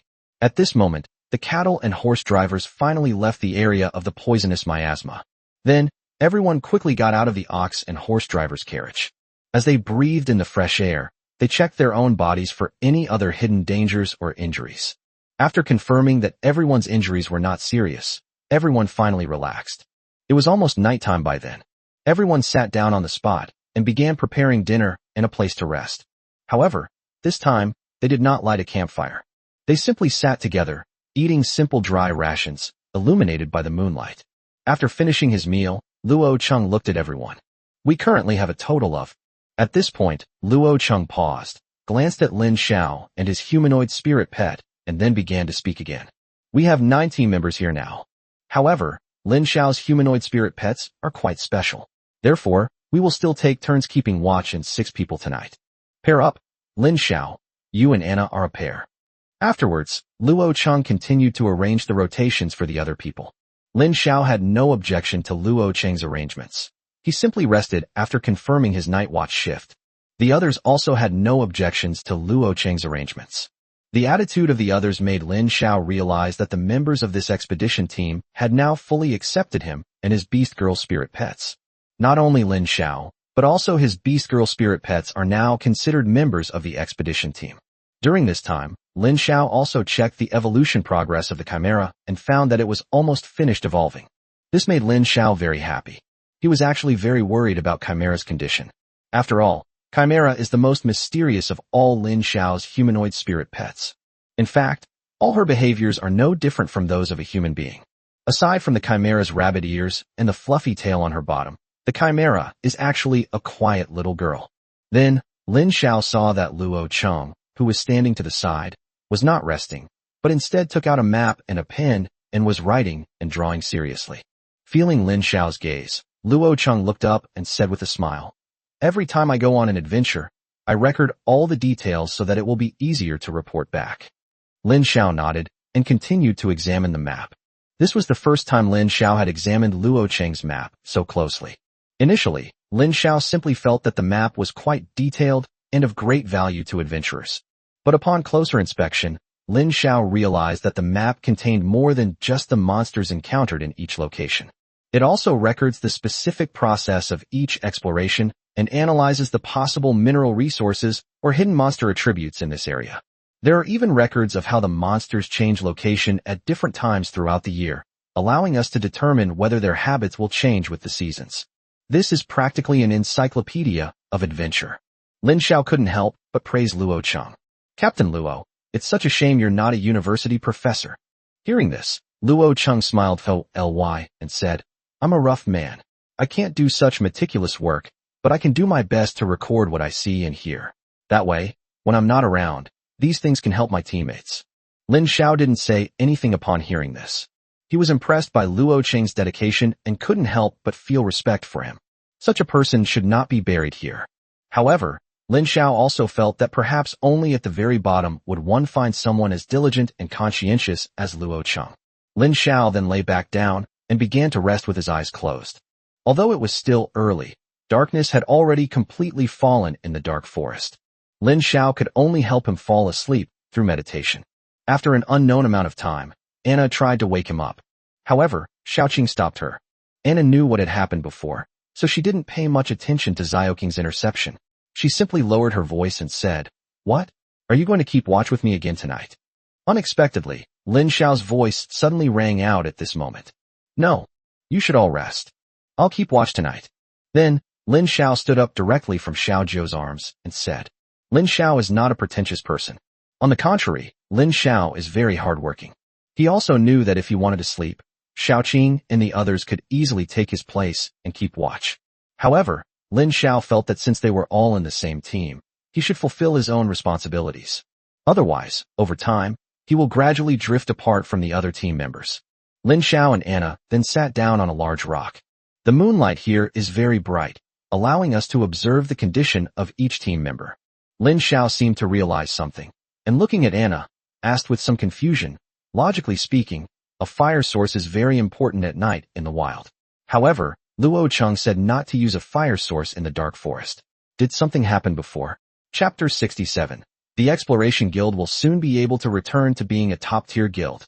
After hearing Lin Xiao's question, Anna couldn't help but sigh, and then revealed an expression of unbearable memories. "If it weren't for us, Captain Luo might have already been transferred to headquarters." Upon hearing this, Lin Xiao immediately raised an eyebrow. Just as he thought, there really is a story behind this. Anna then glanced in Luo Cheng's direction and found that Luo Cheng had already fallen asleep, so she began to tell Lin Xiao about what happened back then. "We've been to this dark, dense forest 5 times now. Each time we come in, we make different discoveries. That was our second time in the dark forest. Because of our first experience, we felt that this forest was nothing special, so the journey was relatively easy. So, on our first night here, when we set up camp, we boldly chose to light a campfire next to a stream. Not only that, we also hunted down a few monsters as game and ate them for dinner. Nothing happened during our night watch, but who knew that a group of demonic beasts would come looking for us that very night, following the firelight. Moreover, these monsters are very cunning. They actually hid their bodies in the dark corners of the firelight. The human eye has a strong adaptive property. Once it gets used to the illumination of a fire, it is not as sensitive to things in the dark. By the time we realized we were surrounded, it was too late. That battle was extremely fierce. Our exploration team consisted of 20 people, but 11 of them died in the end. Even our captain at the time, who was the former branch leader of the Exploration Guild in Shanghai, was killed. Originally, our Exploration Guild was one of the top guilds in the country. Even among guilds in Shanghai, we were among the best. But because of this incident, we were demoted. At this point, Anna became somewhat saddened. Lin Xiao could understand her feelings. So Lin Xiao couldn't help but offer a token word of comfort. "Don't worry. With Captain Luo here, the Exploration Guild will soon be able to return to being a top-tier guild." At this point, Lin Xiao suddenly changed the subject and continued. "When you had that incident, was the monster you encountered killed? Or did you know what kind of monster it was?" Anna nodded upon hearing this. "That's a rank A, tier 4 demonic beast, the vertical-mouthed night demon." Lin Xiao's mind was immediately filled with basic information about the vertical-mouthed night demon. The vertical-mouthed night demon is an extremely powerful monster in the darkness. After sunset, its speed, attack power, recovery ability, and 5 senses are more than twice as strong as during the day. Moreover, they have a strong phototaxis and gather in places with light sources, not because they like them, but to destroy everything that creates the light source. Their dream is to plunge the whole world into darkness. But they don't just use light sources to find their prey. The way they actually find their prey is through heat. They use the prey's body temperature to determine its location. They create fear, and once the opponent falls into fear, it will cause a strong debuff, even causing them to completely lose their fighting spirit and head towards their own destruction in front of the upright-mouthed night demon. Possessing skills, psychological intimidation, the descent of darkness, claw attacks, and biting. Lin Xiao looked at the basic information of the vertical-mouthed night demon, and his expression became somewhat solemn. It's actually a rank A, tier 4 monster. No wonder there were so many casualties. After learning about the basic characteristics of the vertical-mouthed night demon, Lin Xiao understood that he also needed to be careful. In particular, these vertical-mouthed night demons can determine the exact location of their prey based on its body temperature, which is equivalent to an infrared detector. If their team is unlucky enough, they may already be being targeted by the night demon. Thinking about this, Lin Xiao suddenly realized something. He quickly looked behind Anna. A vertical crack appeared there out of nowhere. Lin Xiao quickly grabbed Anna and pulled her forcefully. Anna gasped in surprise. Ouch! What are you doing? Then, the next moment, she heard a click. Immediately, a large, vertical mouth bit down on the spot where Anna had just been sitting. Even the stone under Anna's buttocks was bitten to pieces. Anna had already seen what was behind her. It was the night demon with the vertical mouth. A true A-rank, 4th-tier monster. Then, the night demon with the vertical mouth roared at Anna. Just as Anna was about to react, she felt an evil force creeping into her body. She was a first-hand witness to that incident, and the deaths of her teammates are still vivid in her memory. In that instant, a sense of fear arose in her mind. A voice kept echoing in Anna's mind. You piece of trash, there's no way you can defeat this monster in front of you. If it weren't for you being a burden, everyone might have fled in the last battle. You should just die? Use your body to feed this demon, and it might stop attacking your companions. Because of the voice in her mind, Anna was stunned when faced with the attack of the fiery night demon. That's it. Being dead might be more useful than being alive. As the mouth of the night demon drew ever closer, Anna slowly closed her eyes, as if preparing to face her final fate. However, at that moment, Lin Xiao pushed Anna away again. What are you doing? Get moving. Wake everyone up. Upon hearing Lin Xiao's shout, Anna suddenly remembered something. That's right. The vertical-mouthed night demon never acts alone. It always leads the demonic beasts that submit to it in its actions. So even if I die, I can't save any of my companions. Anna felt like she deserved to die. How could I have lost my composure at this moment? They were directly frightened by the psychological intimidation posed by the vertical-mouthed night demon. After figuring things out, Anna quickly released the cattle and horse driver. Ox-horse drivers are mechanical creations, and each appearance of them is accompanied by a great deal of noise. Upon hearing the driver's voice, the other teammates immediately stood up from the ground. Then, several Minotaur monsters suddenly appeared around them. One of the red, savage Minotaurs was charging toward a team member with earth-shattering steps. Along the way, the red, savage bull's head smashed through countless thick trees. Fortunately, the team member was prepared and quickly dodged the savage Minotaur's attack. On the other side, a Minotaur warrior swung its 2 hooves and smashed them down directly at Luo Cheng. At this moment, Gerurumin appeared and attacked the Minotaur warrior. With a single strike, the opponent was forced to retreat. Subsequently, Lin Xiao and his group also saw the full appearance of the vertical-mouthed night demon behind the Minotaur monster. What appeared to be a demon with devilish wings on its back was a monster. However, the other party did not have a nose. At the location of the other person's nose is a mouth that grows vertically. Moreover, the other person's teeth are serrated. 2 nostrils, located on either side of the mouth. The other person's appearance looked very strange. When Luo Cheng saw the vertical-mouthed night demon, hatred immediately flashed in his eyes. At this moment, Luo Cheng thought of his old chairman and his fallen teammates.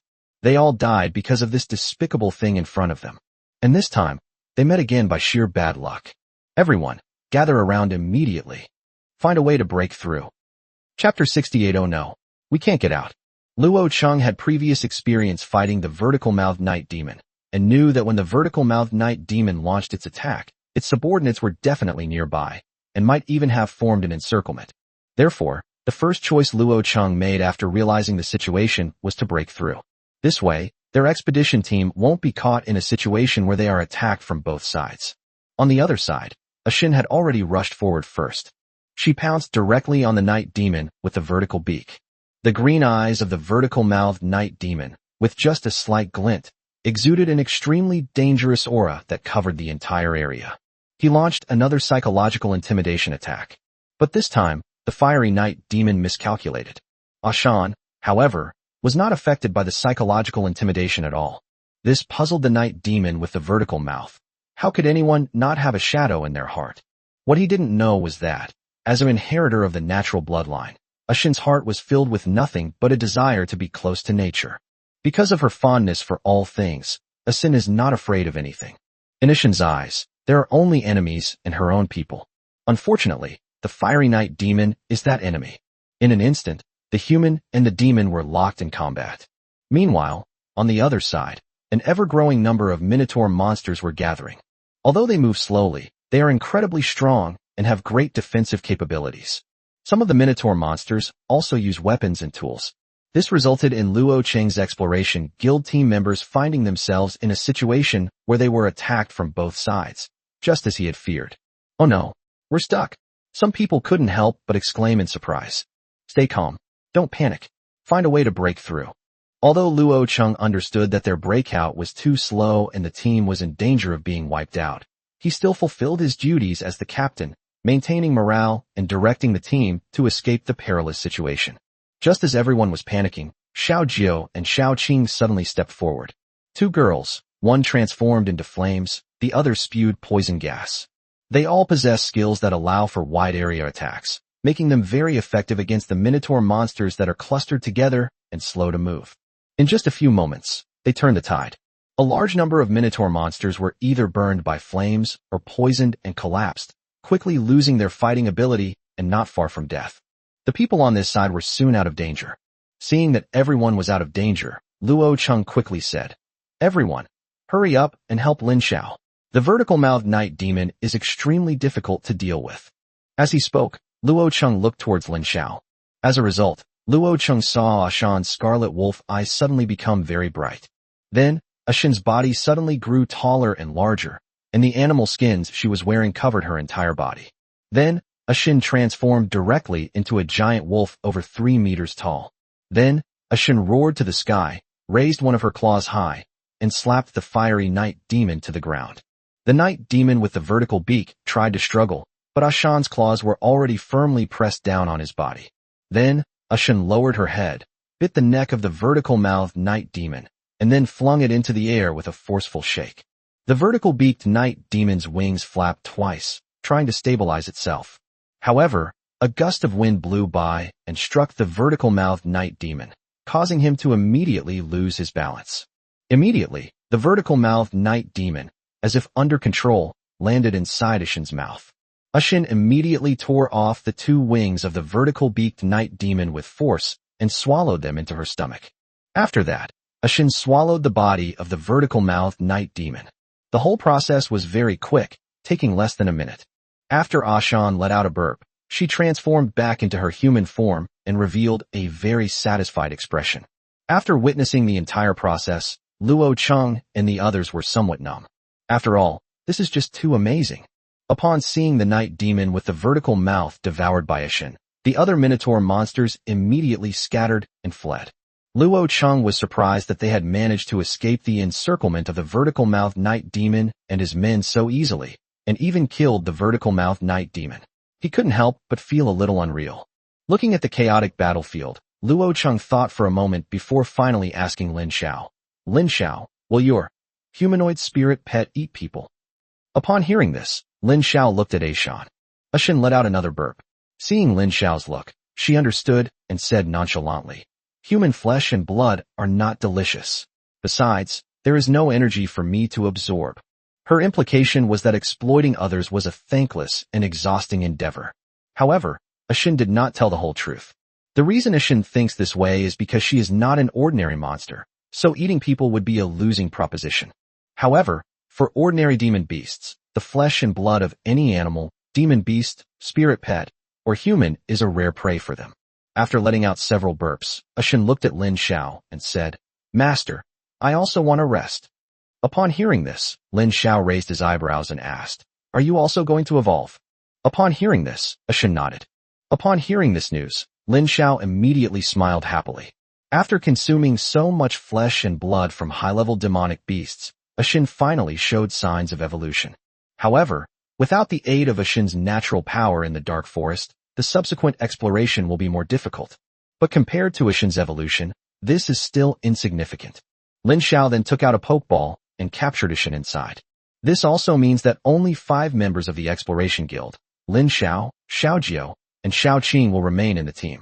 After the incident where the night demon with the vertical mouth led a monster to launch a sneak attack, no one had the mind to go back to sleep. Without hesitation, everyone gathered around, waiting for dawn. Anna then walked over, patted Lin Xiao on the shoulder, and said, "Thank you.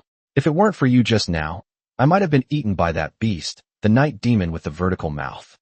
Lin Xiao smiled upon hearing this, but did not reply. Not long after, the sky began to lighten. After everyone had finished breakfast, they began to move forward. Luo Cheng took out the map again and led the way.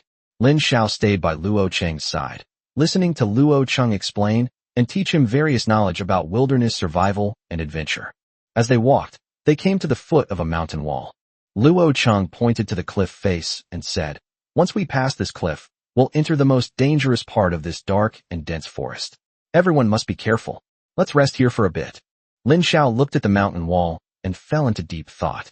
Because this mountain wall had been carved into a flat, smooth surface by something, and there were some obscure and incomprehensible characters written on it. Lin Xiao looked at these words and felt that they looked somewhat familiar. But for a moment, Lin Xiao couldn't remember where he had seen these words before. Just then, something suddenly touched Lin Xiao's heart. Immediately, he took out a pokeball and summoned Chimera from it. Chimera was still wearing the training uniform Lin Xiao had given her, with a Gatling water cannon that looked like a machine gun on her back, making her look exactly like a violent female special agent. Lin Xiao then asked the Chimera, "Did you successfully evolve?" Upon hearing this, Chimera nodded. "Yes, thank you for your care and concern, Master. I have finally evolved successfully." Then, the basic information about the Chimera appeared in Lin Xiao's mind. Chimera, an SSS rank, second-tier demonic beast, is the reincarnation of the magical Chimera and can also become the power of a magical god's descent. After evolving to the second tier, new abilities were added, including attribute magic, elemental magic amplification, and the ability to set up teleportation magic circles. Chapter 69 Master Hurts. Master was too rough. Lin Xiao was overjoyed upon seeing the information about the Chimera's evolution. He never expected that after the Chimera evolved, its physical form did not change, but its control over magic and the types of magic it could use underwent a deeper transformation. In other words, a first-tier Chimera is a magic apprentice. But now, Chimera is already a qualified magician. Then, the system's voice sounded again. Because the Chimera evolved to Tier 2, the host received a boost, their mental strength increased again. They unlocked basic elemental magic and began learning how to set up basic magic circles. A moment later, Lin Xiao felt as if something in his mind had been unlocked, and that illusory book slowly opened in his consciousness. Lin Xiao hadn't had time to learn the magic knowledge before, but now he had learned it directly, without having to learn it at all. Moreover, it starts at the proficiency level. Lin Xiao was overjoyed, as this completely made up for his weakness in magic. Now, whenever he wants, he can cast basic elemental magic such as metal, wood, water, fire, and earth. As for the lightning magic that Lin Xiao used before, it has also been further improved. However, what Lin Xiao didn't know was that lightning magic was a high-level elemental magic, requiring the next stage of evolution before it could be learned. But thanks to his talent, he has now mastered it. If this were ancient times, Lin Xiao would likely have been dissected and studied, given his extraordinary comprehension. Lin Xiao then looked at the Chimera and asked in confusion, "Why don't you have your own clothes after you advance to the second tier?" Because whether it's Xiao Jiao, Ashan, or Xiao Qing, they all have their own clothes after reaching the second tier. Xiao Jiao was wearing an ancient women's cloak.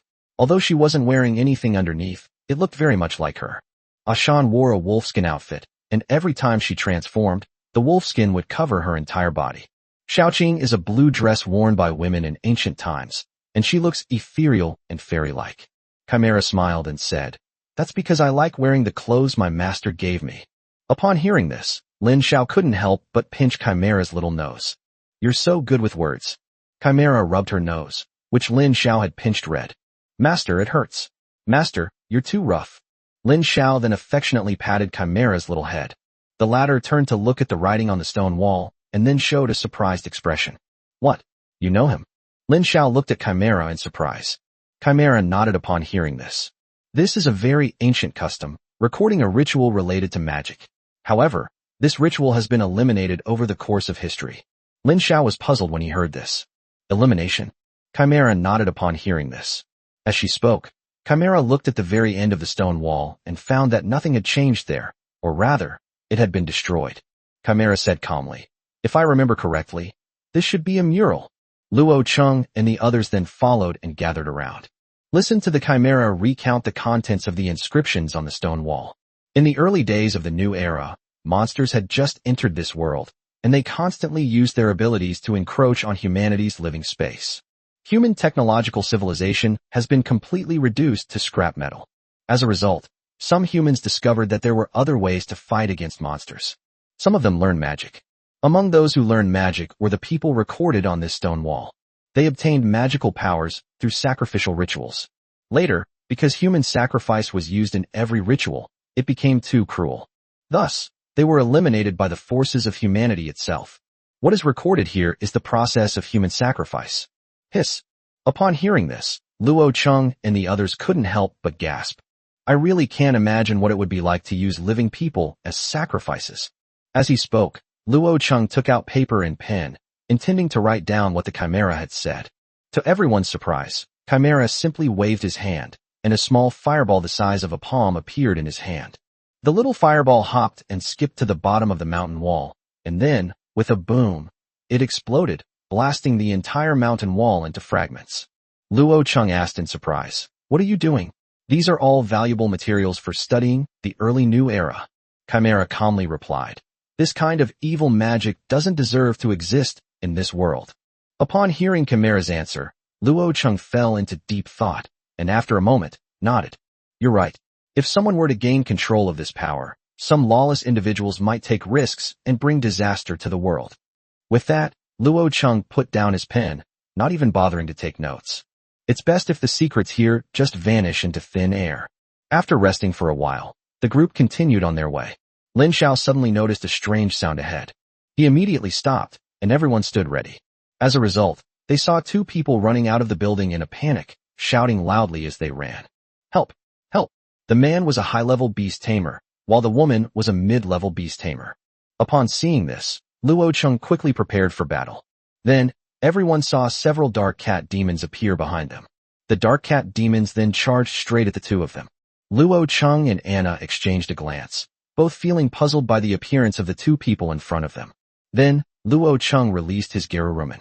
As soon as Gerurumen appeared, it leaped over the man and woman, and with a few breaths, defeated the several Nekomamushi. Then, the man and woman sat on the ground, still shaken. They all turned to Luo Cheng and said, "Thank you. Thank you all." The woman had a pretty face, but she was heavily made up, which looked very out of place. The man, however, was clearly seriously injured. Luo Cheng then stepped forward and asked the two men, "Who are you? Why are you here?" The man replied, still somewhat shaken, "My name is Zhou Xiang, and I'm from the Falling Flowers Guild in Shanghai." As he spoke, he looked at the woman beside him and said, "She is our temporary team member, named Li Jing. We recently received a task to collect some medicinal samples from a ruin deep in the dark forest for the client. Who knew that just now, we first encountered the vertical-mouthed night demon and suffered heavy casualties. In the end, only the two of us escaped. After barely saving our lives, we encountered the Dark Knight cat demon." Upon hearing about the Falling Flower Guild, Luo Cheng immediately began to scrutinize the two individuals' attire. Upon discovering that Zhou Xiang indeed bore the insignia of the Falling Blossom Guild, Luo Cheng's tense expression immediately relaxed considerably. Of course, the most terrifying thing in the wild is not monsters, but humans. Therefore, Luo Cheng kept some distance from the two of them. Then Luo Cheng asked, "So what do you plan to do now?" Upon hearing this, Zhou Xiang sighed and said, "My spirit pet has been eaten by the Dark Knight cat demon. Whether I can even leave the dark forest alive is now uncertain." Chapter 70, It's All About Survival. After listening to Zhou Xiang's words, Luo Cheng thought for a moment and said, "Our destination is the ruins deepest in the dark forest. If you'd like, you can come with us." Upon hearing this, Zhou Xiang thought about it carefully and said, "I think we should forget about it. The journey inside is just too dangerous." Zhou Xiang's meaning was clear. He wanted to abandon this mission. Luo Cheng did not insist any further, but instead asked the other team members to bring out some dry food and medical supplies and hand them to Zhou Xiang. "This ration is enough for you to get out of this dark, dense forest. I think you know the way out." Upon hearing this, Zhou Xiang nodded, then accepted the supplies and said gratefully, "Thank you." Luo Cheng didn't actually want to take them with him. One reason was that he didn't trust them, and another reason was that Zhou Xiang didn't have a spirit pet, so his combat power was almost zero. Even if Zhou Xiang were brought along, he would just be a burden. The two groups then decided to separate. However, before Lin Xiao and the others had taken more than a few steps, someone suddenly called out to them from behind. Luo Cheng turned around and looked behind him, only to find that the other person was the woman named Li Jing. Immediately, Li Jing pulled Zhou Xiang aside and said, "Please take us with you." Upon hearing this, Luo Cheng frowned. Weren't the two of them just planning to leave on their own? Li Jing said somewhat embarrassedly, "I know you don't want to take me with you, but we have no choice but to ask you. This dark and dense forest is full of dangers. Zhou Xiang's spirit pet is already dead, and my spirit pet is the unperturbed bird." As he spoke, Li Jing took out his Pokeball and released a bird-like Pokemon from inside. Lin Sui then learned the basic information about this bird-like spirit pet. The unperturbed bird, a C-rank, second-tier demonic beast, is an extremely perceptive beast. It can sense dangers around it to the maximum extent and has a strong sense of direction, making it useful for exploring in the wild. Possesses the following skills: basic malice perception, rocket headbutt, northward strike. Li Jing then continued, "My unperturbed bird can help you find your way in this dense forest, especially when you enter unknown areas." Upon hearing this, Luo Cheng and Anna exchanged a glance, still somewhat hesitant. When Li Jing saw that Luo Cheng didn't agree, she continued, "Isn't it a clause in the guild's agreement that we should help each other when we encounter people in distress in the wild? Do you intend to violate the guild agreement?" The so-called guild treaty is a set of terms that are formulated under the leadership of the government to bind guilds. There is a specific record that states that no guild can stand by and watch someone suffer, no matter the circumstances. Otherwise, they will be penalized. When Luo Cheng heard that the other party had even brought out the guild agreement, he had no choice but to agree. Li Jing then bowed to Luo Cheng, looking apologetic, and said, "Thank you. We had no choice. We were just trying to survive." Lin Xiao then looked at Li Jing's chest, where a badge identifying her as a mid-level beast tamer was hanging. However, Lin Xiao was somewhat puzzled, as he clearly sensed a very strong spiritual force emanating from Li Jing. Such mental strength is not something a mid-level beast tamer can possess. A beast tamer's mental strength requires long-term cultivation. A novice beast tamer's mental power is at most enough to form a contract with 1 or 2 first-tier demonic beasts. With each level up, the beast tamer's spiritual power increases along with their own cultivation and the evolution of their spirit pets. A typical intermediate-level beast tamer can tame 1 second-tier spirit pet, plus 1 or 2 first-tier spirit pets. A monster with extraordinary mental strength like Lin Xiao cannot be explained by common sense. But Lin Xiao sensed a powerful spiritual force emanating from the woman before him. Even a star-level beast tamer like Luo Cheng doesn't possess such mental strength. If Li Jing doesn't have a specific method for cultivating mental power, then the only explanation is that Li Jing is a genius. After receiving Luo Cheng's approval, Li Jing and Zhou Xiang joined the team. Throughout the journey, the two maintained a safe distance from everyone else. Every now and then, Li Jing would come over and chat with everyone for a bit. Her bird of wisdom flies nearby, helping everyone observe their surroundings or find their way. The journey was relatively peaceful. On the rest of their journey, the group encountered 2 more groups of dark cat demons, but they easily defeated them both. After that, they never encountered any danger again. However, Luo Cheng's expression became even more serious. Seeing this, Lin Xiao went to Luo Cheng's side and asked curiously, "What's wrong?" Upon hearing this, Luo Cheng frowned and said, "That's not right. There are many powerful 4th or even 5th-order demonic beasts deep in the dark forest. This should be the most dangerous area, but we haven't encountered a single powerful demonic beast so far." After hearing this, Lin Xiao also fell into deep thought. Luo Cheng continued, "This calm is very unusual. I have a feeling that something bigger is about to happen." Lin Xiao knew that Luo Cheng's judgment was based on his many years of experience in adventure, so he immediately became even more cautious. Just as the two finished speaking, Li Jing said, "After crossing this mountain, we will reach the area of the ruins." Upon hearing Li Jing's words, Luo Cheng's brows furrowed even more deeply. It went so smoothly. Something unusual must be going on. This is the message Lin Xiao gleaned from Luo Cheng's expression. However, Luo Cheng still led everyone over there. After they turned a corner, they saw a strange cluster of buildings ahead. It was a dilapidated ancient castle. The buildings inside had all collapsed by then. The entire castle was shrouded in a gloomy atmosphere. Upon closer inspection, a strange plant was found growing on the ground of the castle. Upon seeing the plant, Luo Cheng exclaimed, "Found it! This is the plant." One of their objectives for this expedition was to explore the ancient castle and investigate its origins, including why its former owners had mysteriously disappeared. The second objective was to collect these plants and take them back for research. Anna quickly took out the sealed bags and samplers she had prepared beforehand, put on gloves, and began picking the plants. To Lin Xiao's surprise, Li Jing was doing the same thing. However, Li Jing was not wearing gloves.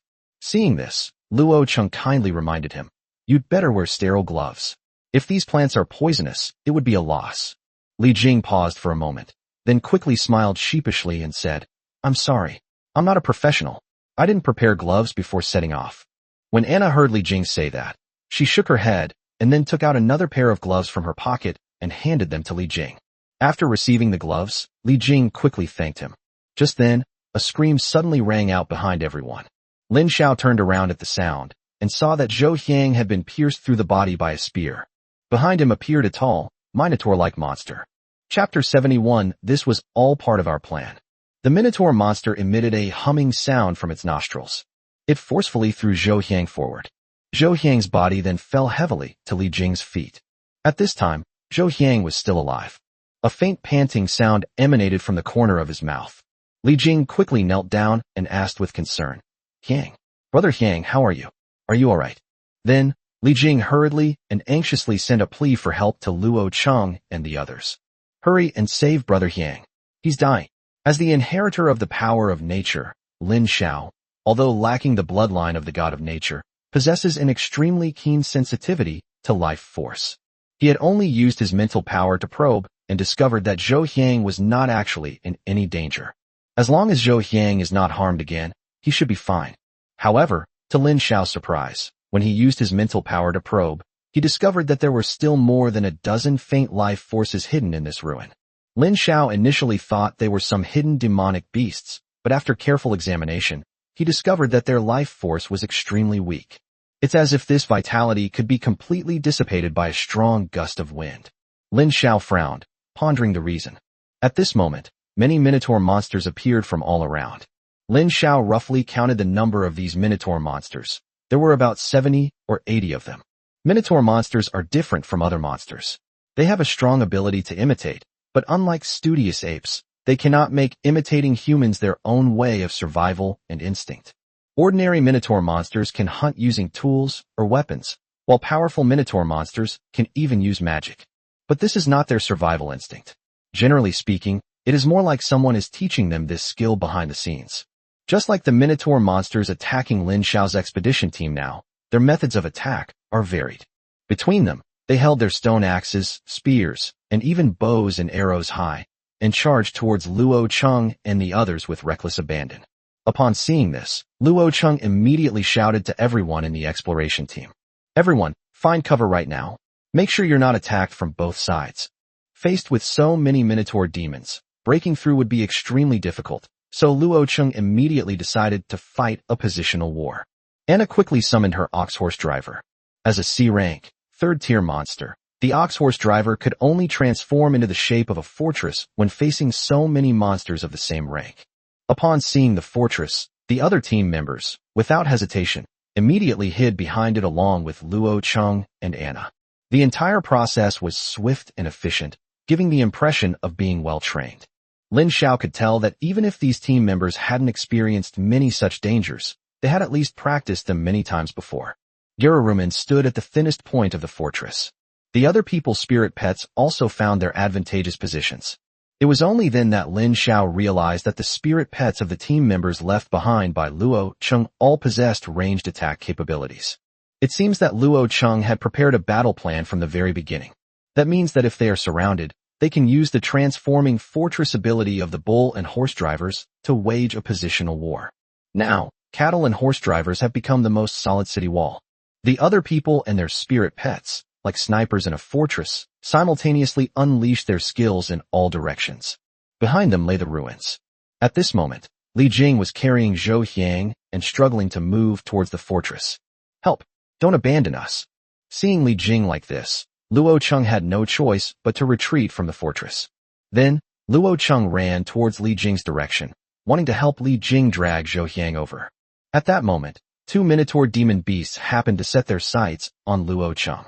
They immediately launched rocket headbutts at Luo Cheng simultaneously.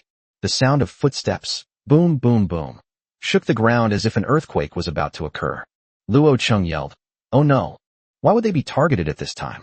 In Luo Cheng's memory, the Minotaur's monsters did not react so quickly. Just then, a burst of intense flame flashed by. Suddenly, Xiao Jiao flashed past and stood directly in front of the two Minotaur warriors. Then, without hesitation, Xiao Jiao used heavenly fire to burn the two Minotaur demon beasts to ashes. Luo Cheng breathed a sigh of relief and thanked Lin Xiao, who had rushed over, saying, "Thanks. You should hurry up and get into the fortress too. Positional warfare is more advantageous when fighting these beasts." Lin Xiao nodded upon hearing this. "All right, you go back first. I'll cover your retreat." After Lin Xiao finished speaking, he looked around warily, but did not move directly toward the fortress. On the contrary, Lin Xiao and Luo Cheng maintained a safe distance. As long as Luo Cheng is threatened, Lin Xiao can react immediately. Luo Cheng immediately understood Lin Xiao's intention and nodded gratefully. Although they suffered several attacks along the way, Lin Xiao managed to thwart them all. And so, Luo Cheng finally delivered Li Jing and Zhou Xiang into the fortress. Just then, a large number of Minotaur demon beasts suddenly attacked Lin Xiao, as if they were determined to keep him here even at the cost of their lives. Upon seeing this, Luo Cheng couldn't help but shout, "Lin Xiao, be careful." Immediately, Luo Cheng directed his team to provide fire support to Lin Xiao. However, a chilling aura suddenly appeared behind them. A blue demon with bat wings suddenly appeared. Luo Cheng wanted to react, but he had already sent his Gerurumin to rescue Lin Xiao. The other people's spirit pets hadn't even reacted yet when they were intimidated by the mental threat from the vertical-mouthed night demon. They all felt fear when faced with the ugly-looking, vertical-mouthed night demon. Even the cattle and horse drivers couldn't maintain their own condition under the opponent's skills. In an instant, the ox and horse driver reverted to their original forms and began to run wildly, trying to escape from this place. Upon seeing this, Li Jing suddenly revealed a wicked smile. "I never expected you guys could hold out for so long. Luckily, I was prepared, otherwise I really wouldn't have been able to kill you." Li Jing then looked at Luo Cheng and the others, and said in an icy tone. Upon hearing this, Luo Cheng looked at Li Jing with disbelief. Then, Zhou Xiang actually got up from the ground. "You didn't expect this, did you? This was all part of our plan." Zhou Xiang looked at Luo Cheng with a cold smile. "You two ungrateful bastards, what exactly is your purpose?" Luo Cheng shouted angrily. Zhou Xiang replied with a mocking expression, "Do you want to know our purpose? Don't worry, you'll find out soon enough." After saying that, Zhou Xiang looked at Li Jing. "Let's get started." Upon hearing this, Li Jing nodded. The night demon with the vertical mouth once again unleashed its psychological intimidation skill. However, this time the negative effect has changed from intimidation to deterrence. Luo Cheng and his four companions immediately felt dizzy and disoriented, and then they all collapsed to the ground, unable to move. Then, as a gust of wind blew by, strange flames inexplicably rose up on the ruins behind them. Upon closer inspection, one will discover that those flames are actually torches being raised. Those carrying torches were all Minotaur demons. They followed Zhou Xiang and Li Jing like servants. At the same time, some Minotaur monsters were also carrying several beast tamers who had been kidnapped. Then, Zhou Xiang looked at Lin Xiao. "Once we've dealt with him, we should have enough offerings." Upon hearing this, Luo Cheng looked at Zhou Xiang in disbelief. "Sacrificial offerings? You don't mean to." Chapter 72. They all died tragically in the end. Meanwhile, on the other side, after controlling Luo Cheng and the other four, the night demon with the vertical mouth charged toward Lin Xiao, who was still outside the fortress. This night demon with its vertical beak looks completely different from the ones Lin Xiao encountered before. Its eyes were even more ferocious and greedy, just like a vicious human being. Although Luo Cheng was lying on the ground unable to move, he still had the strength to speak. Immediately, Luo Cheng shouted anxiously at Lin Xiao, "Lin Xiao, run." This group of people planned this all along. Meanwhile, many large and small dark cat demons appeared in the trees of the forest near the ruins. After they appeared, they all obediently gathered around Li Jing and Zhou Xiang. Clearly, without exception, they all obeyed the orders of Li Jing and Zhou Xiang. When Lin Xiao saw this scene, he was not alarmed, but just smiled slightly. Have they finally given themselves away? As he spoke, Lin Xiao looked at the three girls beside him. "Girls, go ahead and have fun." Xiaoqing bowed gracefully to Lin Xiao. "Yes, master." Xiao Jiao also spoke up in a coquettish tone. "Okay, master. But, do you really not need Xiao Jiao's protection?"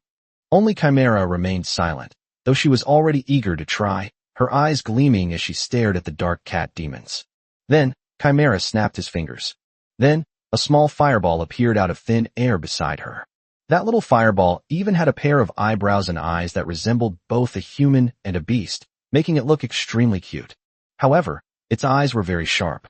Upon seeing a dark cat demon leaping over from afar, it immediately emitted a sound that was not human. Then, the little fireball looked even more like a wildcat than the Dark Night Cat demon, and it pounced on the Dark Night Cat demon as if it were going berserk. When the two collided, they burst into flames with a poof. Seeing the Dark Cat demon instantly reduced to ashes, Chimera snapped her fingers again. Then, a small snowman appeared out of thin air at her feet. The snowman is only about the size of a palm, like a small figurine on a table. Between them, the little snowman opened its mouth and bounced around on the ground, making "iya" sounds. The little snowman seemed to be hopping around aimlessly, but in reality, it was gradually getting closer to a minotaur. Upon seeing this weak creature, the minotaur demon immediately grew impatient, raised its foot, and stomped down on the little snowman. Originally, the minotaur monster wanted to simply crush the little snowman. However, the moment the minotaur's foot landed, the little snowman immediately emitted an extremely cold aura, freezing the minotaur's foot solid. The minotaur was startled by the biting cold and quickly took a few steps back. It glanced at its feet and, thankfully, found they were just frostbite and nothing serious, so it decided to continue its attack. As soon as it raised its head, it was horrified to see a swarm of tiny snowmen rushing towards it. It immediately let out a scream in terror. And as soon as it touches the snowman, everything around it that comes into contact with the snowman will freeze. In the blink of an eye, the minotaur beast was transformed into an ice sculpture. Then, with a crack sound, the ice sculpture of the minotaur shattered into ice crystals. Upon seeing this, Zhou Xiang exclaimed in surprise, "Damn it! What's going on with those three women? Why do they know magic?" Meanwhile, Xiao Jiao, in the form of flames, was constantly weaving through the minotaur demon beasts.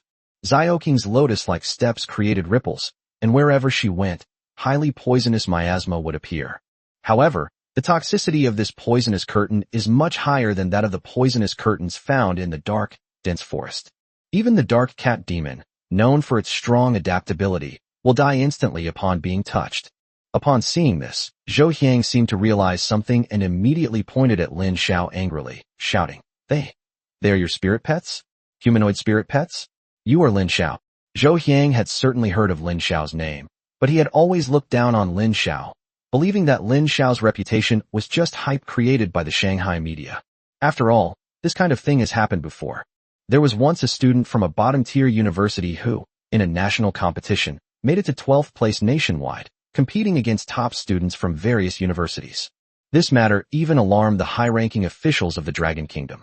Even the beast tamers who had already become gods made an exception and came out of seclusion, wanting to take that student as their apprentice. However, after some investigation, it was discovered that the student was just a publicity stunt.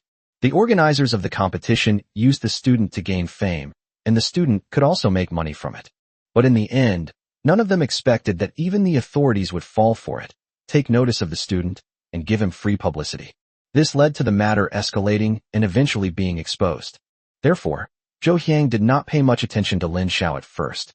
The same goes for Li Jing.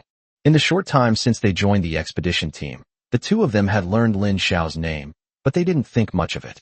Moreover, even if they knew that Lin Xiao was the same Lin Xiao as the one publicized by the Shanghai media, they wouldn't think that Lin Xiao was that strong. They would still think that Lin Xiao's strength was just exaggerated by the Shanghai media. As a result, after witnessing Lin Xiao's humanoid spirit pet, they realized how ignorant they were. Looking at the three girls, Lin Xiao said helplessly, "All right, stop playing around. Let's finish this quickly." Chimera was the first to respond. "Yes, master." Chimera then took the Gatling water cannon from behind her. Then, Chimera channeled her spiritual power into the Gatling water cannon. Snowman magic, launch. Bang, bang, bang. A series of gunshots rang out in the area. What was fired from the Gatling gun water cannon was not bullets, but little snowmen created by magic. All the monsters hit by the Gatling gun's water cannons were subsequently turned into ice sculptures. A defensive battle was turned into a tower defense game. The monsters rushed forward one after another, only to fall one after another. This scene sent chills down Zhou Xiang's spine. Where's the night demon with the vertical mouth? Get him! The vertical-beaked night demon then flapped its wings, carrying its clumsy body, and flew into the sky. Then, its entire body suddenly turned from dark blue to black. Then, the fiery night demon unleashed its strongest attack. Darkness descends. In an instant, the sky changed from noon to midnight. The sun then turned into the moon. Darkness has descended. This is the strongest skill of the vertical-mouthed night demon. It can upgrade it to level 5 in a short time. Lin Xiaorun. This is a 5th-tier A-level demonic beast. Its combat power is unimaginable. Upon seeing this, Luo Cheng was greatly alarmed. Lin Xiao didn't seem to care at all when he heard this. He then looked at the vertical-beaked night demon flying in the sky and couldn't help but reveal a cold smile. Master, can I have this guy? At this moment, Chimera, unusually, took the initiative to speak to Lin Xiao and even made a request. Oh, Master, I have just successfully evolved and haven't had a chance to properly demonstrate my abilities yet. Lin Xiao nodded upon hearing Chimera's words and immediately agreed to her request. Go ahead. Be mindful of the time. Don't play for too long. Upon hearing Lin Xiao's words, Zhou Xiang's anger intensified. Lin Xiao, it seems you look down on the abilities of 5th-tier demonic beasts. Let me tell you, I've seen plenty of young people like you. They all died tragically in the end. Lin Xiao did not respond to Zhou Xiang's words. At this moment, his attention was entirely focused on the Chimera. Lin Xiao was carefully observing the Chimera. Lin Xiao wanted to know what changes Chimera's abilities would undergo after its evolution. Then, Lin Xiao saw Chimera raise the Gatling water cannon high and pull the bolt. What a sitting duck! After saying this coldly, Chimera aimed at the night demon with the vertical beak and pulled the trigger. This time, instead of snowmen, fireballs were fired from the gun barrels. Then, those fireballs flew directly towards the fiery night demon. Before the vertical-mouthed night demon could react, it was already being attacked by those fireballs. Bang! Bang! Bang! Sparks exploded one after another on the body of the vertical-mouthed night demon. The night demon with the vertical mouth was unable to even put up a fight against the Chimera's fireball attacks. This scene immediately shocked everyone around. Wow! Chimera then shouted loudly, seemingly enjoying the suppression of firepower, and continued to attack the night demon with its vertical beak. That was awesome. After the Chimera fired countless fireballs, another huge explosion rang out, and the night demon with the vertical mouth was reduced to ashes. Chapter 73. They're about to die, yet they're still bluffing. Lin Xiao couldn't help but twitch his lips when he saw the Chimera fighting. Will this girl evolve into a violent loli after she grows up? Shoot at the drop of a hat. Zhou Xiang, standing to the side, was completely dumbfounded. His 5th-tier demon beast was taken away by the Chimera in one fell swoop. Zhou Xiang then looked at Lin Xiao with some fear. How can she be so powerful? Are humanoid spirit pets really that strong? Luo Cheng was also shocked when he saw this scene. However, recalling the strength that Lin Xiao's humanoid spirit pet had displayed earlier, Luo Cheng couldn't help but smile with relief. So that's how it is. No wonder this guy wasn't worried at all just now. He was simply fearless. Yes, it seems that the future belongs to the young people. Upon hearing this, Anna immediately echoed Luo Cheng's words. Captain, you found a treasure. Yes, with Lin Xiao's help, our branch might actually be able to restore its rating. I never expected that Lin Xiao, this newcomer, would become our guild's true star player. The other team members then echoed this sentiment. With the death of the fiery night demon, the intimidation effect on them completely disappeared, and they were able to move freely. However, their bodies are still very weak. Therefore, they can only try their best to escape from Zhou Xiang and Li Jing's side. With the hostages no longer a constraint, and with Lin Xiao's terrifyingly powerful humanoid spirit pet, the situation began to tilt in Lin Xiao's favor. Without hesitation, Zhou Xiang looked at Li Jing and asked how to deal with the situation. Do you have any other ideas? If all else fails, we can start that operation ahead of schedule. Li Jing thought for a moment and nodded in agreement. Okay, this is the only way for now. If we activate that, the two of us can definitely handle this group. Yes, that's right. We absolutely cannot let them take our secret out.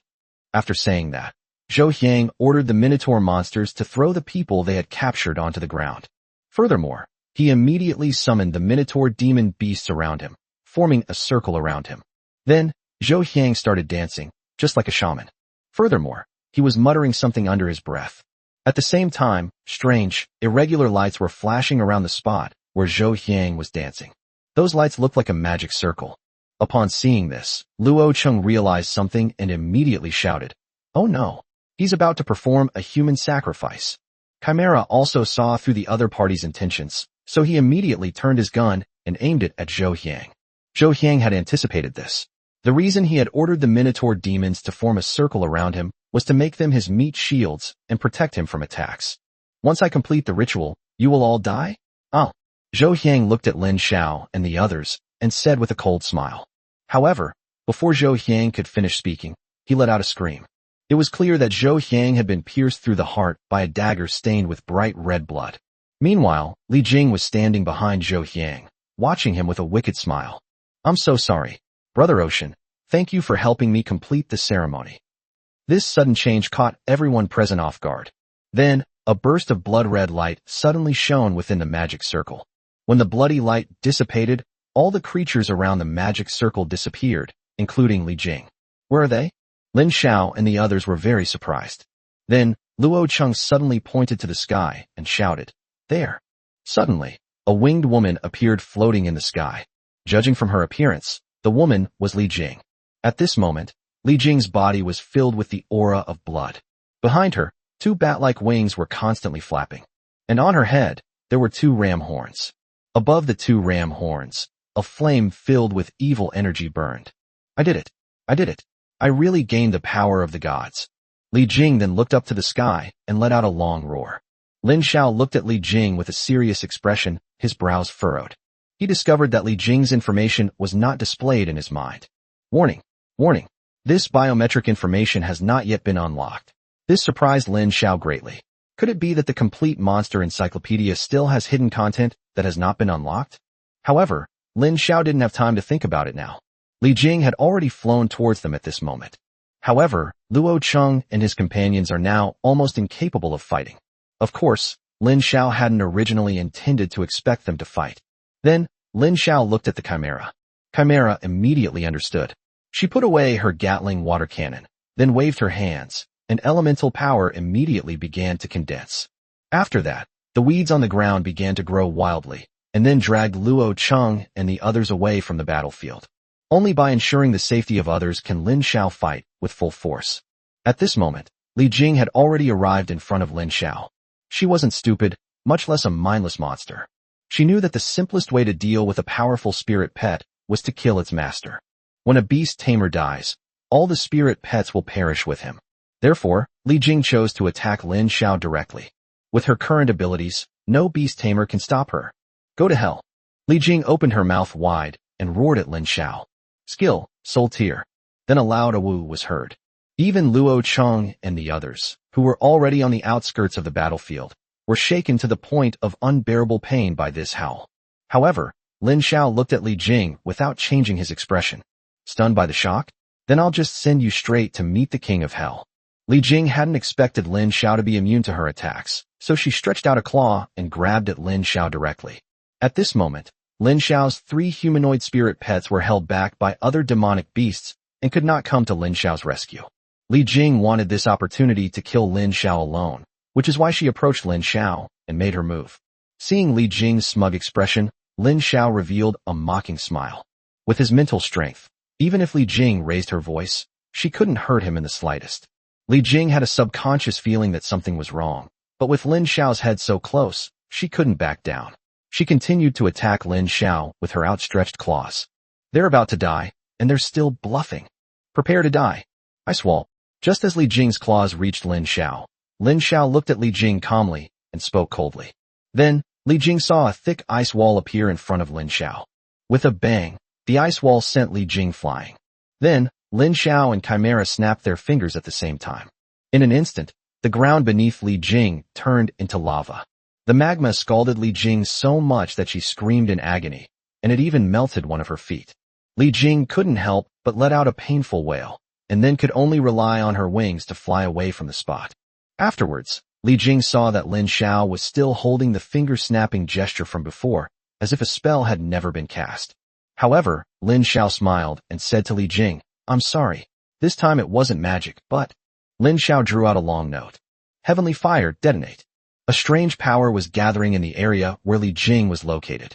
This is a skill that Xiao Jiao passed on to Lin Xiao, But because it takes Lin Xiao too long to activate this skill, he rarely uses it.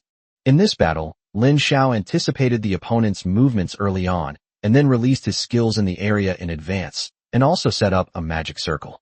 As Lin Xiao had predicted, Li Jing entered the area and fell into his trap.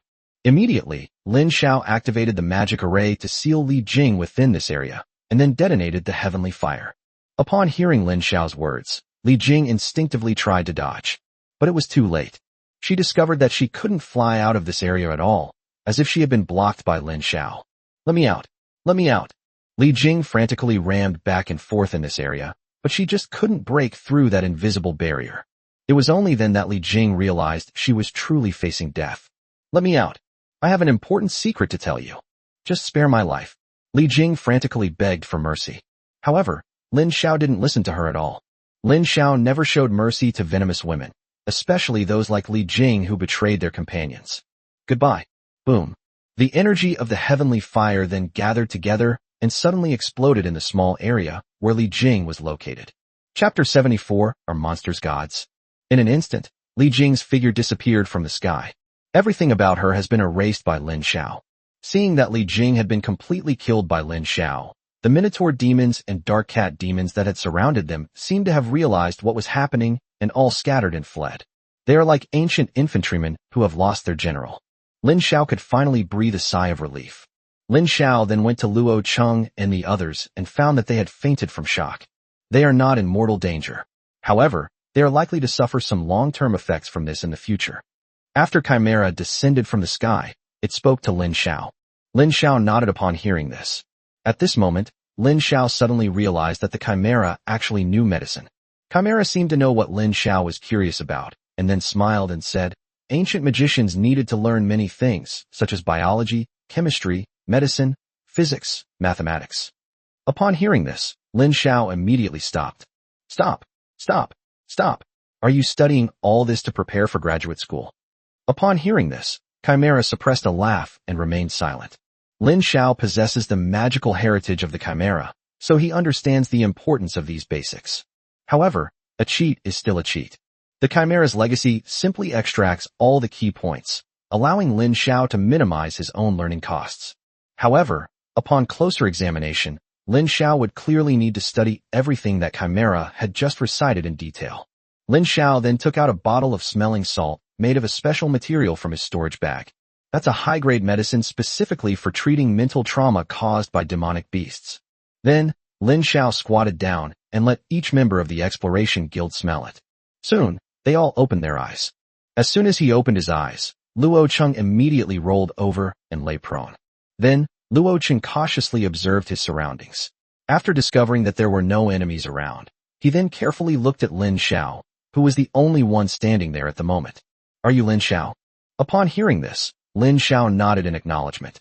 But just as Lin Xiao was about to walk up to Luo Cheng quickly distanced himself from Lin Xiao and asked with a very serious expression, "When did you join the Exploration Guild?" Hearing Luo Cheng's words, Lin Xiao couldn't help but sigh. This is what a seasoned veteran is like. He always remains vigilant when things happen. However, Lin Xiao was not angry about this. After all, such a captain must be a very trustworthy leader. Then, Lin Xiao replied with a smile, "You also have a small helicopter to assist your spirit pet." Lin Xiao did not answer Luo Cheng's question, but instead chose a spirit pet that Luo Cheng had not yet revealed to show his identity. Hearing Lin Xiao's words, Luo Cheng finally breathed a sigh of relief. The continuous battles had left Luo Cheng somewhat exhausted. Of course, Luo Cheng's main trauma was psychological, which was more severe. He suffered continuous psychological intimidation and also experienced a complete emotional trauma. Even a seasoned veteran like Luo Cheng was finding it difficult to cope. Once everyone had finished resting and was ready to move around normally, Luo Cheng announced that they would continue exploring to complete the mission. Because of the previous battle between Lin Xiao and Li Jing, all the monsters in this area have scattered and fled, so everyone's next move is safe. This made Luo Cheng sigh. This expedition was more dangerous than any other, but it was also more successful than any other. Anna then patted Lin Xiao on the shoulder casually and said, "It's all thanks to Lin Xiao that we were able to escape danger. Otherwise, we would have lost our lives several times over." Luo Cheng then chimed in with a smile. "That's right. When I get back, I'll definitely send a message to the president as soon as possible to recommend Lin Xiao for credit. Upon hearing this, Lin Xiao couldn't help but feel curious about who this president was. Not only does the other party have so many capable people under their command, but they also have connections with the authorities, so they seem to be no ordinary people. At this moment, Anna asked curiously, "By the way, Lin Xiao, do you know what Li Jing did? How did she suddenly become so terrifying?" Upon hearing this, everyone became curious and their eyes immediately focused on Lin Xiao.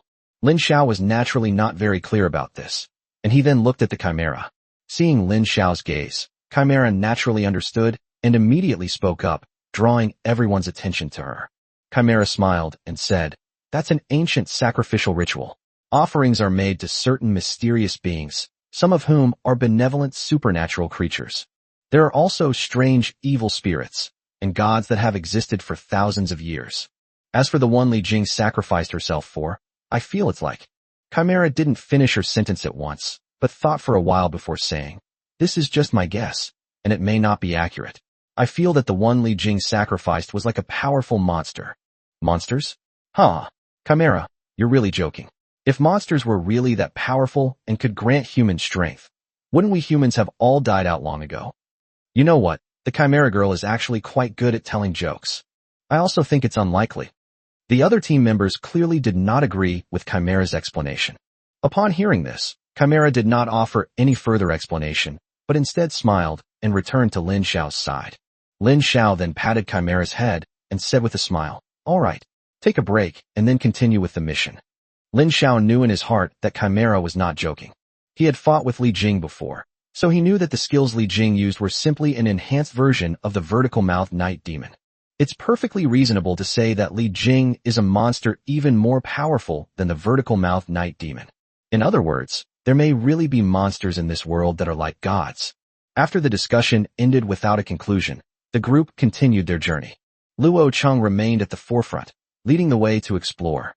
As they ventured deeper into the ruins, Luo Cheng carefully picked any wildflowers and plants they encountered along the way using special gloves, then placed them in sealed bags to take back for research.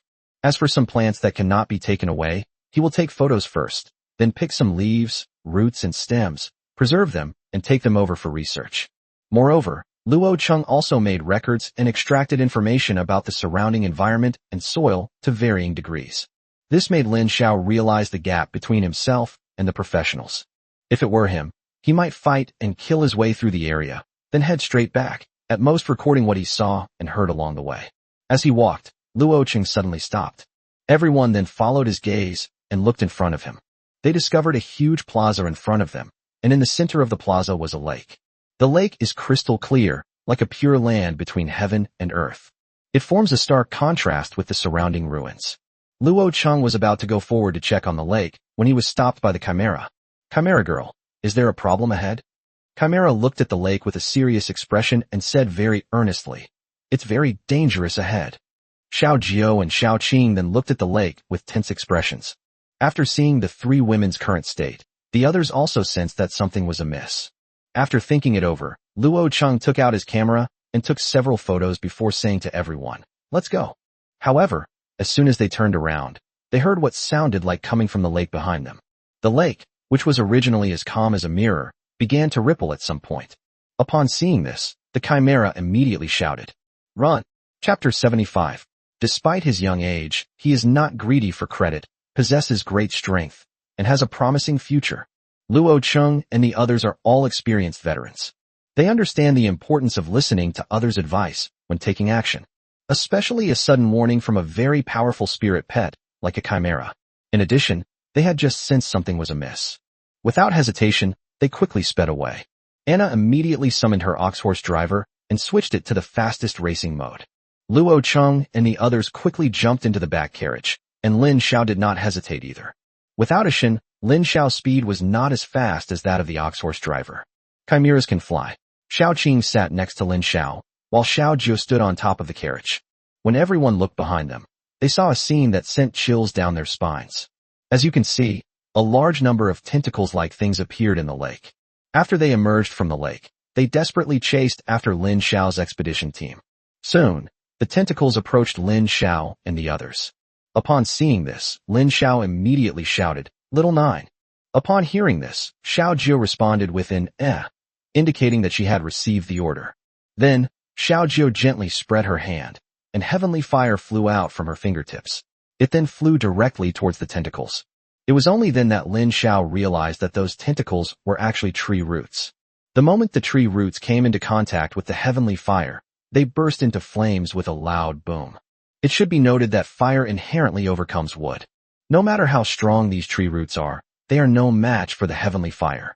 Even a tiny spark from a fire can ignite a prairie fire.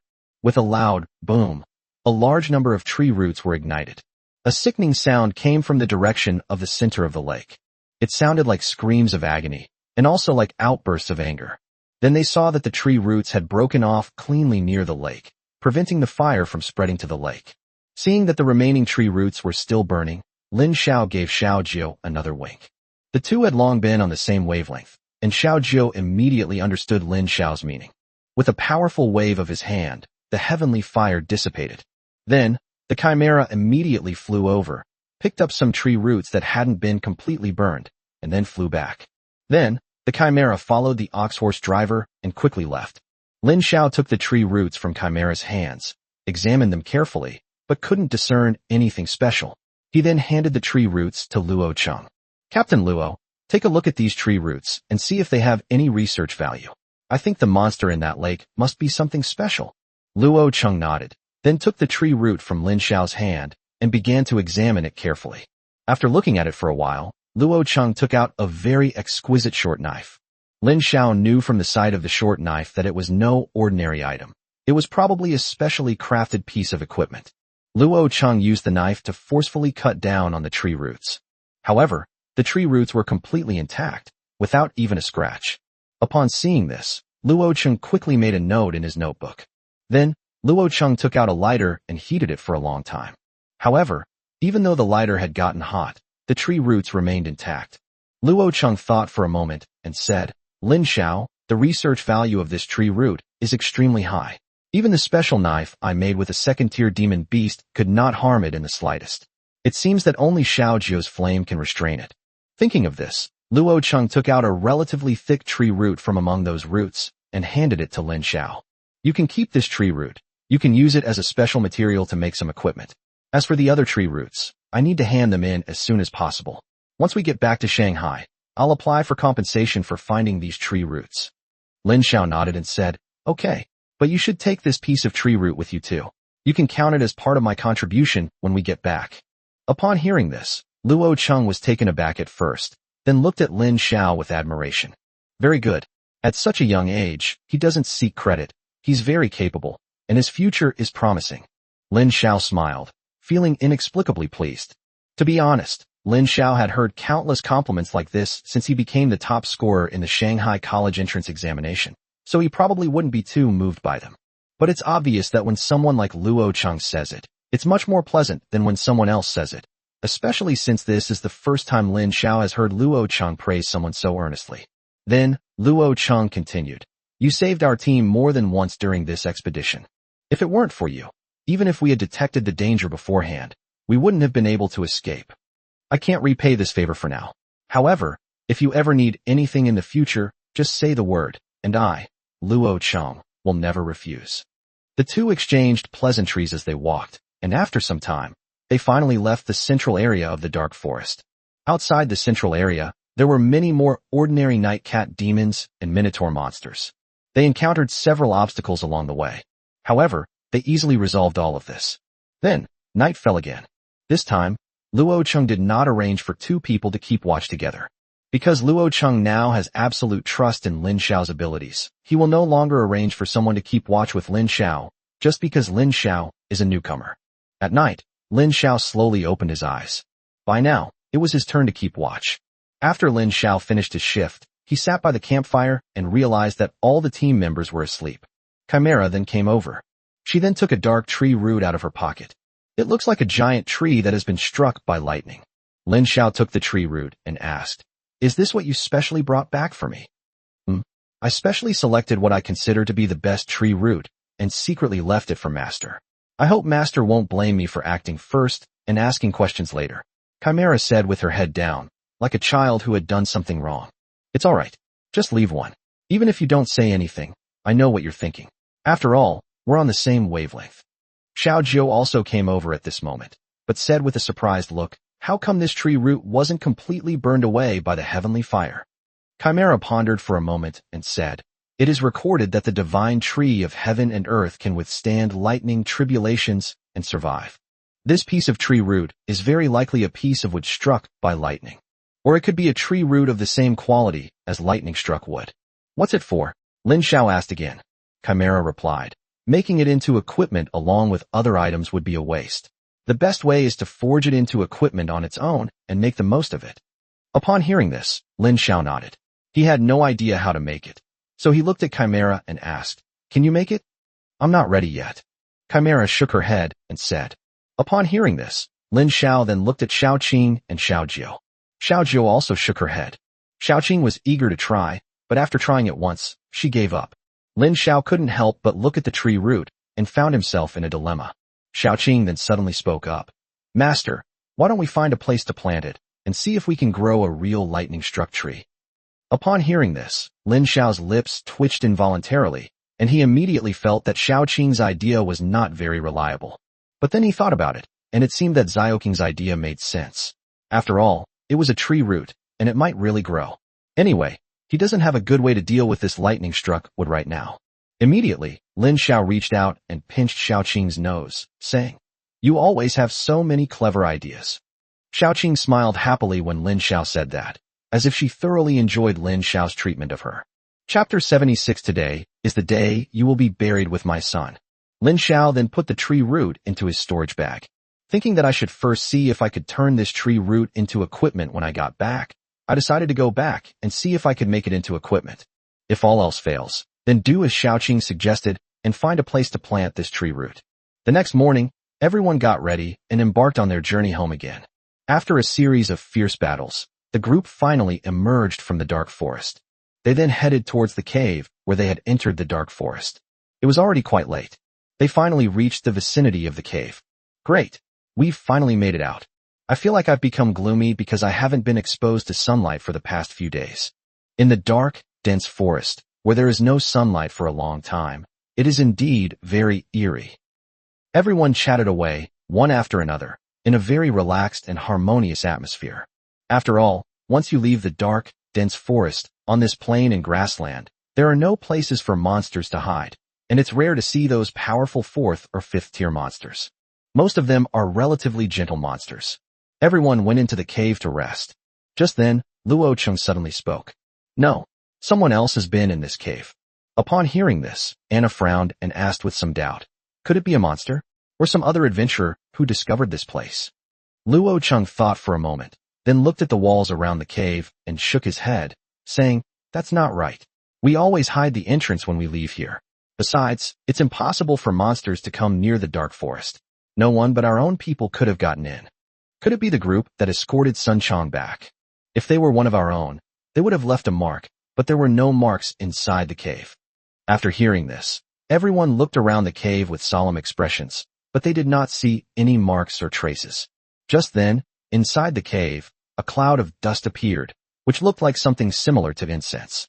Shortly afterward, a feeling of dizziness suddenly arose in everyone's minds. Oh no, it's poisonous.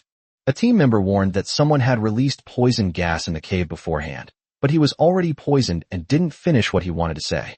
The poisonous gas was very potent, but it had no smell, making it difficult to detect in the dark cave. Furthermore, the poisonous gas remained trapped inside the cave, never escaping. Therefore, the group was already poisoned the moment they entered the cave. Then, a loud bang was heard, and someone kicked open the wooden door at the entrance of the hole. A voice filled with gritted teeth followed. I've been searching so hard for you. I never expected you to have been hiding in this dark forest for so long.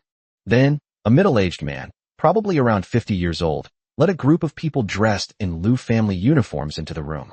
Behind them was a young man with a limp. That person was Sun Chong. Luo Cheng stared wide-eyed at Sun Chong, saying incredulously, Sun Chong, you betrayed us. Sun Chong lowered his head and said somewhat embarrassedly, I'm sorry, Captain, I didn't want to, but if I didn't tell them where you were going, they would kill me. At this moment, Luo Cheng's breathing became somewhat rapid. He pointed at the middle-aged man who was leading the group, suppressing his discomfort, and loudly questioned him. The Lu family has no enmity with our exploration guild, so why are you attacking our exploration guild? The moment the other party appeared, Luo Cheng recognized the middle-aged man's identity. The other party was none other than Lu Zhan, the head of the Lu family. Upon hearing this, Lu Zhan looked at Lin Xiao with a cold smile. That's right.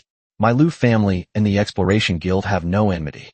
But my son, Lu Chun, was killed by this bastard. Upon hearing this, Luo Cheng looked at Lin Xiao in disbelief, and then at Lu Zhan. Don't talk nonsense. Do you have any evidence? Luo Cheng asked again. Although I have no evidence, the only person who has had a conflict with my son recently is Lin Xiao. Moreover, Lin Xiao is the prime suspect. If I have any suspicions, then the person I suspect must die. Lu Zhan said coldly. You despicable scoundrel. How could you so indiscriminately kill innocent people? Cough, cough. At this moment, Luo Cheng, like the others, had suffered a worsening of his poisoning and was almost too weak to even speak. After calming down a bit, Luo Cheng remembered something and quickly asked, Where are my other teammates? Your other team members? They were all quite capable, yet they endured so much torture and still refused to reveal Lin Xiao's whereabouts. So I chopped them up and fed them to the spirit pets. Lu Zhanlu said cruelly with a hint of mockery.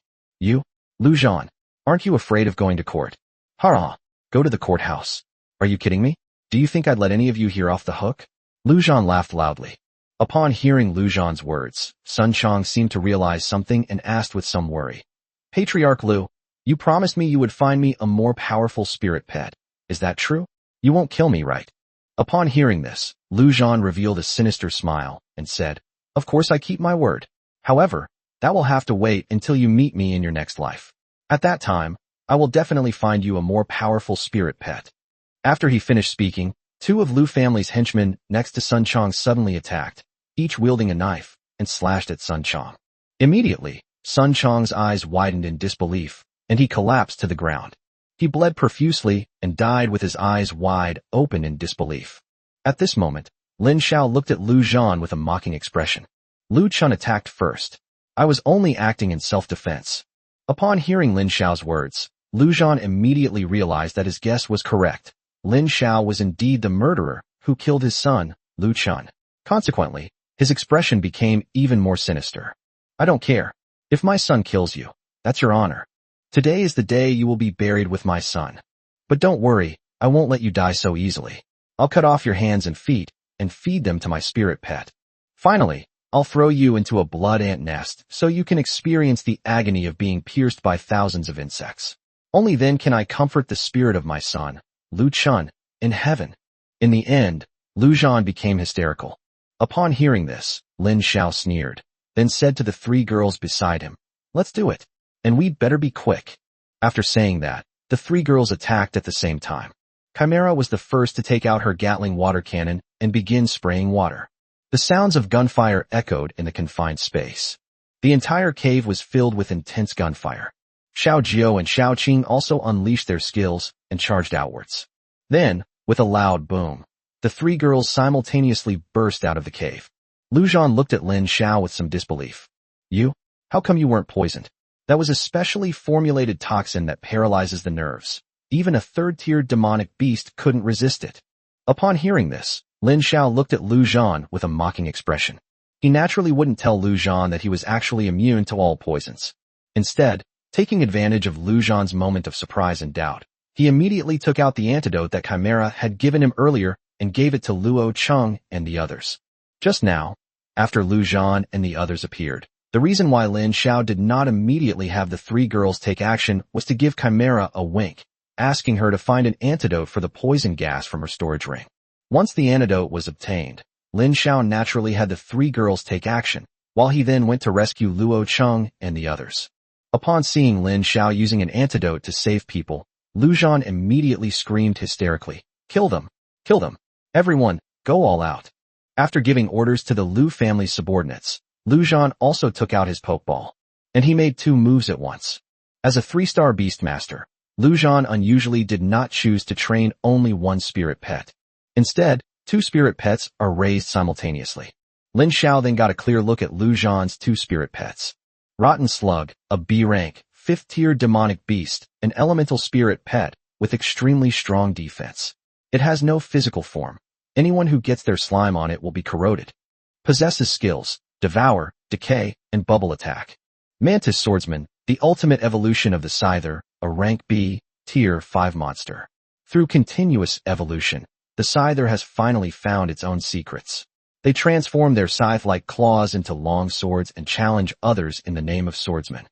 Possesses skills such as sword draw slash, jump attack, and continuous slash. Chapter 77. This Lin Xiao is strange. We are no match for him. Lin Xiao looked at the basic information of the Mantis Swordsman and couldn't help but be a little surprised. I never expected the Mantis Swordsman to be in its ultimate form. The ability of a spirit pet or monster to reach its ultimate form represents the absolute limit of its evolution. Some monsters may be very powerful in combat, but their potential is actually quite limited. For example, this Mantis Swordsman's first form is called Flying Mantis.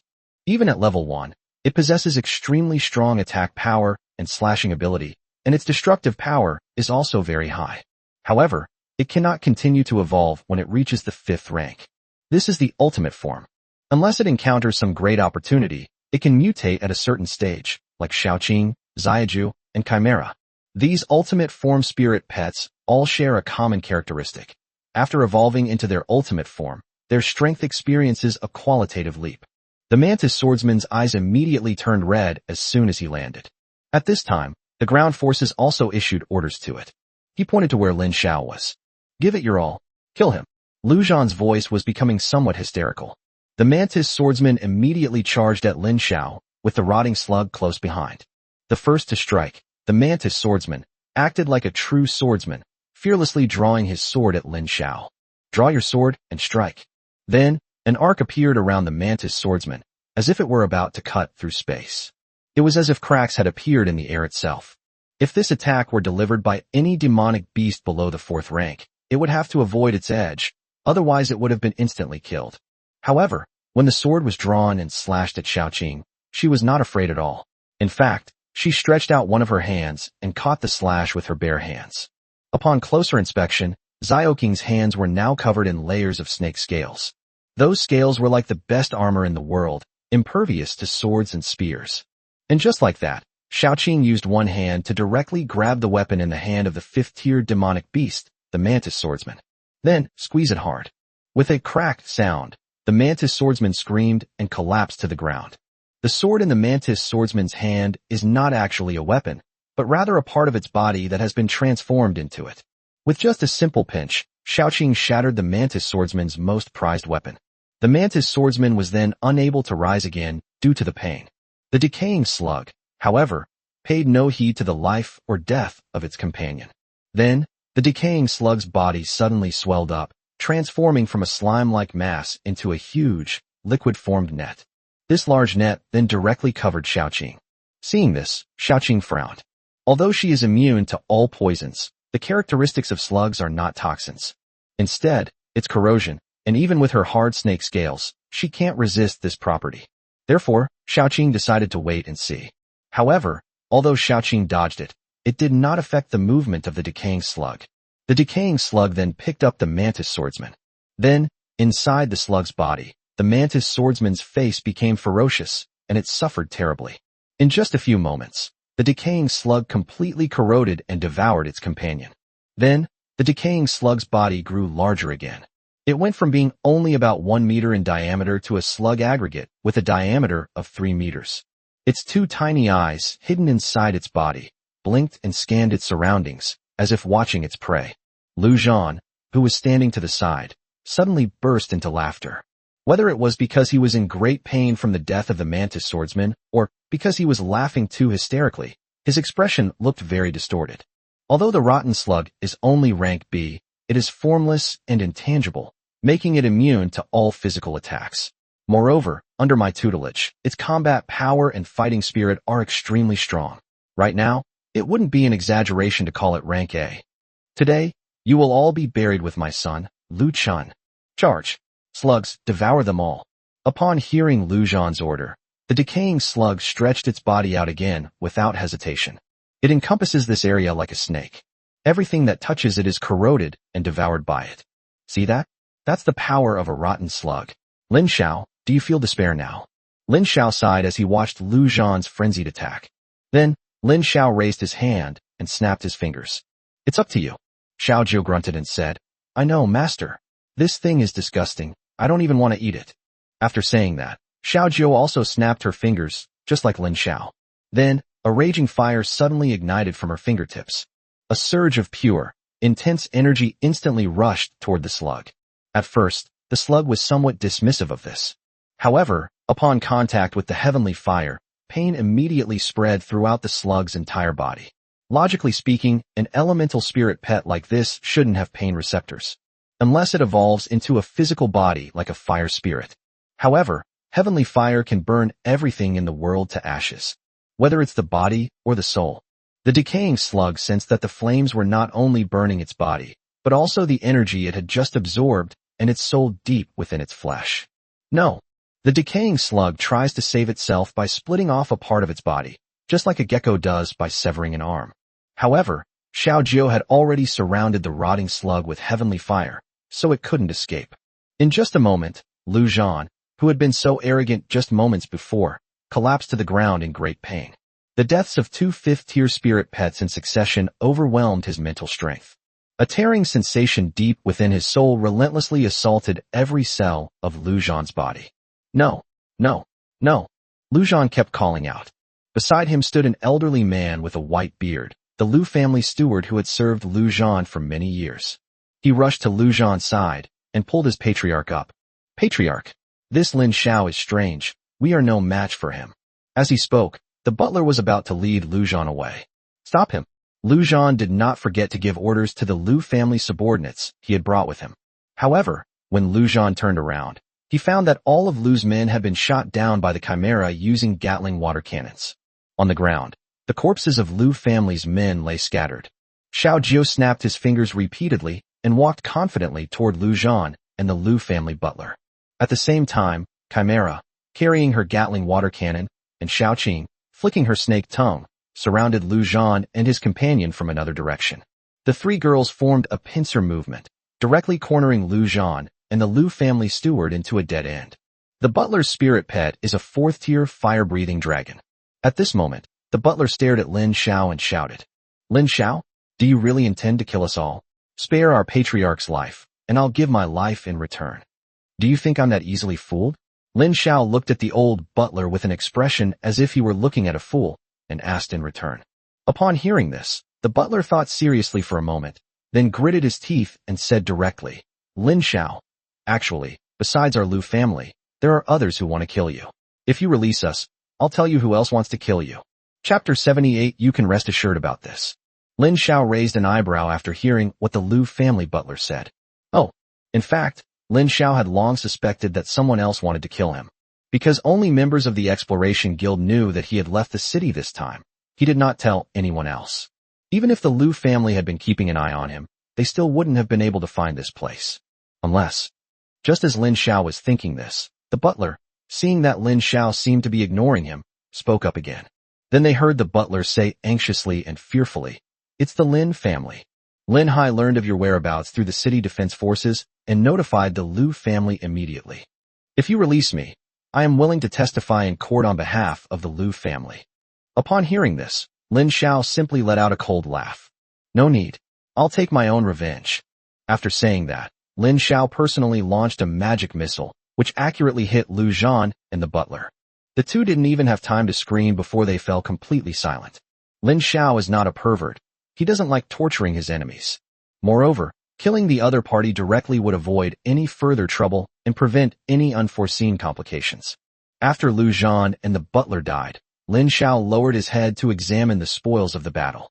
Lin Xiao first searched through Lu Zhan's body. Lin Xiao retrieved 2 storage devices from Lu Zhan's corpse. The first storage device contained mostly various kinds of potions. Although these medicines were quite valuable, they were of no use to Lin Xiao. Lin Xiao was so angry he wanted to curse. They didn't even have any cash. Poor bastard. Lin Xiao then opened another storage device. There was nothing inside except the notebook. Lin Xiao took out the notebook and carefully flipped through it. Lin Xiao immediately discovered that the notebook contained records of all the illegal businesses the Liu family had engaged in over the years. This includes, but is not limited to, murder, smuggling, and human trafficking.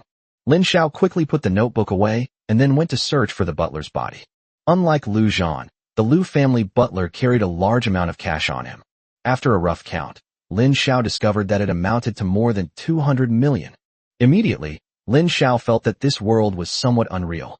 If he had this much cash when he was in school, he would probably be laughing to death in his dreams. However, for Lin Xiao, who has now embarked on the path of a beast tamer, so much money is nothing more than fleeting clouds. Afterwards, Lin Xiao searched through the bodies of the other members of the Liu family. After confirming that no bodies had been missed during the search, Lin Xiao found the antidote in Liu Zhan's storage equipment containing medicines, and then gave it to Luo Cheng and the others. Not long after, Luo Cheng and the others recovered. The damage caused to them by this poison gas attack was quite significant. Fortunately, they are physically strong and have good recovery abilities. They are just a little weak right now, but they are fine now. Lin Xiao then took out the Liu family's account book and handed it to Luo Cheng. After reading it, Luo Cheng was first stunned, then said in great surprise, "They actually..." Clearly, even with Luo Cheng's extensive knowledge, he never imagined that a large family like the Liu family would commit so many heinous acts. Before long, Luo Cheng immediately understood Lin Xiao's meaning and made a promise. "Lin Xiao, don't worry. Leave this to me. The Exploration Guild will definitely use its own channels to ensure that the Liu family receives the punishment they deserve." Upon hearing this, Lin Xiao nodded and said nothing more. He did not intend to let Luo Cheng and the others know that the Lin family was also involved in this matter. Firstly, because the Lin family's power is too great, it would be very dangerous for them if these people were involved. Secondly, Lin Xiao wanted to take revenge himself. After resting for a while, the group set off on their way back to the city. There were no further surprises on the way back, and the group returned directly to the headquarters in Shanghai. Lin Xiao had just returned to Shanghai when he went straight to the Yao family's spirit pet trading company. Upon seeing Lin Xiao arrive at the pet shop, the sales assistant quickly came forward and politely said to him, "Honorable VIP member, what can I do for you?" Without even thinking, Lin Xiao said directly, "I want to sell some things." The sales assistant quickly led the way and guided Lin Xiao. "Please come this way." Then, the sales assistant skillfully led Lin Xiao into the original VIP reception room. As usual, they first brewed tea for Lin Xiao, and after a while, Yao Lan walked in laughing. "Brother Lin Xiao, what good stuff do you have up your sleeve this time?" Upon hearing this, Lin Xiao threw out a storage bag without hesitation. "Please take care of these things for me." Those items were all unwanted equipment, medicines, and materials that were taken from the Liu family members. Yao Lan glanced at it at first and thought it was all low-class stuff. I felt that this was not a matter that required his personal intervention. But the more he looked, the more alarmed he became. After looking at it, Yao Lan put the storage bag on the table and said, "Brother Lin Xiao, where did you get all these things?" The unspoken question is, you didn't come here to sell stolen goods, did you? Anyone with eyes can tell that these things were obtained through murder and robbery. If that's really the case, Yao Lan felt she needed to distance herself from Lin Xiao.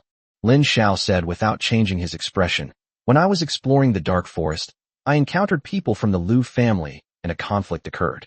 Upon hearing that the Liu family was involved, Yao Lan understood completely. Then, Yao Lan laughed heartily. "The Liu family? Humph. Those cowardly bullies who prey on the weak deserve a good lesson. Brother Lin Xiao, don't worry. Leave this to me. If that old bastard Liu Zhan comes looking for trouble, feel free to come to me.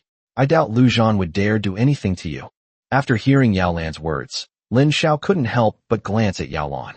From Yao Lan's words, he sensed that this old man was not as simple as he claimed. Speaking like that is not the tone of a business manager. However, since the other party didn't take the initiative to break the ice, Lin Xiao didn't bother to investigate further. Lin Xiao then took out the lightning-struck wood from his storage bag. "Could you find a way to turn it into equipment for me?" Yao Lan quickly took the lightning-struck wood and examined it carefully. "Great stuff. Great stuff indeed." Yao Lan exclaimed in admiration twice. "However, if you want to turn it into equipment, the price will be quite high, and you can't pay in cash." Lin Xiao wasn't surprised, and then directly asked Yao Lan, "What do you want?" He knew that in the transactions between beast tamers, once a high-level transaction was involved, they would often abandon ordinary currency and instead use materials, potions, or even spirit pets as a medium of exchange. "If we use it to make equipment, We might not be able to use it all. If you agree to give me the remaining scraps, that will be fine, Yao Lan said earnestly, holding the lightning-struck wood. After saying that, Yao Lan seemed to remember something and added very seriously, "Of course. I would never deliberately reduce the amount of materials used to make equipment for you just to use up your leftover scraps. You can rest assured about that." "Okay, I believe you," Lin Xiao agreed without the slightest hesitation. He already had a foundation for cooperation with Yao Lan and did not believe that Yao Lan would deliberately deceive him for the sake of rare and precious materials. Moreover, the Yao family pet trading company, where the other party works, has a very good reputation. Okay, Yao Lan was overjoyed upon hearing this. However, this thing is very rare. Even if you give me the remaining scraps, I'll still be the one getting a good deal. How about this? Brother Lin Xiao, you can take another mid-level piece of equipment from me. Lin Xiao was stunned for a moment when he heard Yao Lan's words, and then he realized what she meant. I never expected such a good thing to happen. After thinking for a moment, Lin Xiao said, "How about this? You help me find a suitable ranged weapon." Upon hearing this, Yao Lan thought for a moment, then called over a waiter, whispered a few words to him, and then dismissed him. A moment later, the waiter returned to the VIP reception room with 3 boxes. Chapter 79, The Liu Family, is finished. Utterly finished. The waiter respectfully placed the 3 boxes in front of Lin Xiao and Yao Lan, and then left. Yao Lan pointed to the 3 boxes and said, "Although the weapons in these 3 boxes are only mid-tier, the attack power and destructive power of each weapon are comparable to high-tier equipment." As she spoke, Yao Lan opened the first box. Inside the box lay a revolver, lying quietly. This gun is called Deadly Killer. It was made from the C-grade tier 4 mechanical creation, Angry Squirrel. Each use allows it to fire 6 times. The power of each shot is comparable to the full force attack of a 4th-tier demonic beast. Moreover, there is a chance to deal critical damage with a lock-on effect. As long as you hit the first shot, the subsequent shots will be 100% accurate. Upon hearing this, Lin Xiao immediately glanced at the deadly weapon. I have to say, the locking effect is absolutely incredible. If it's 100% accurate, doesn't that mean you can hit any target you point at? However, Lin Xiao quickly discovered the loopholes. That is, although it was 100% accurate, Yao Lan did not say whether it would hit vital organs. If every shot only hit places that don't hurt, wouldn't that be equivalent to wasting bullets? Moreover, the biggest problem with this gun is its power.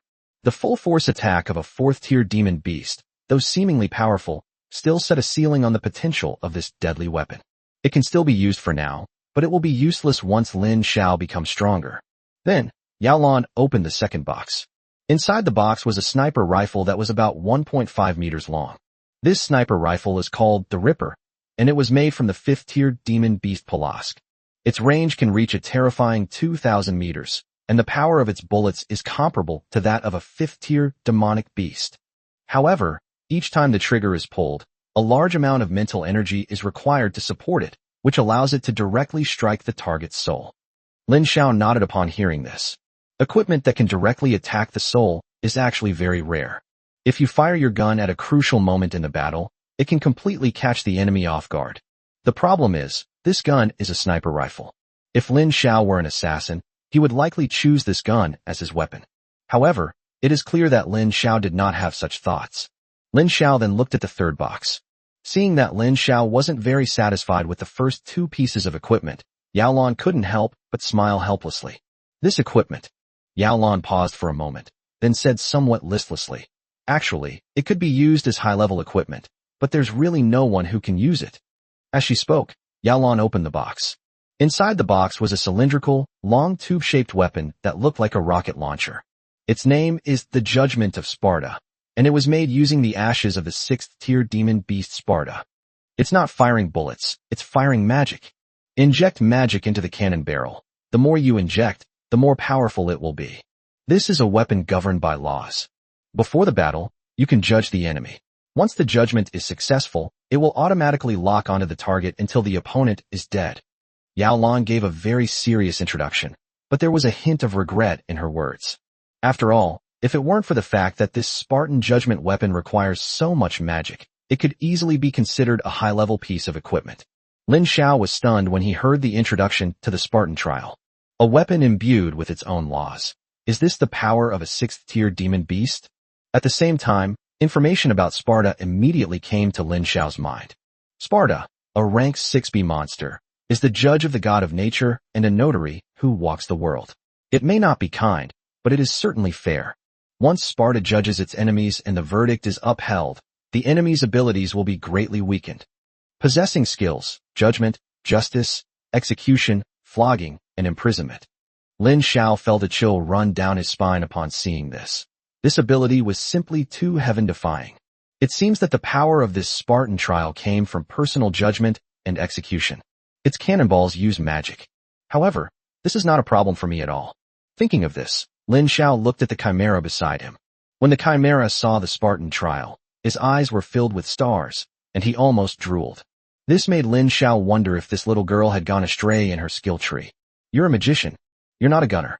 Why do you like playing with guns and cannons so much?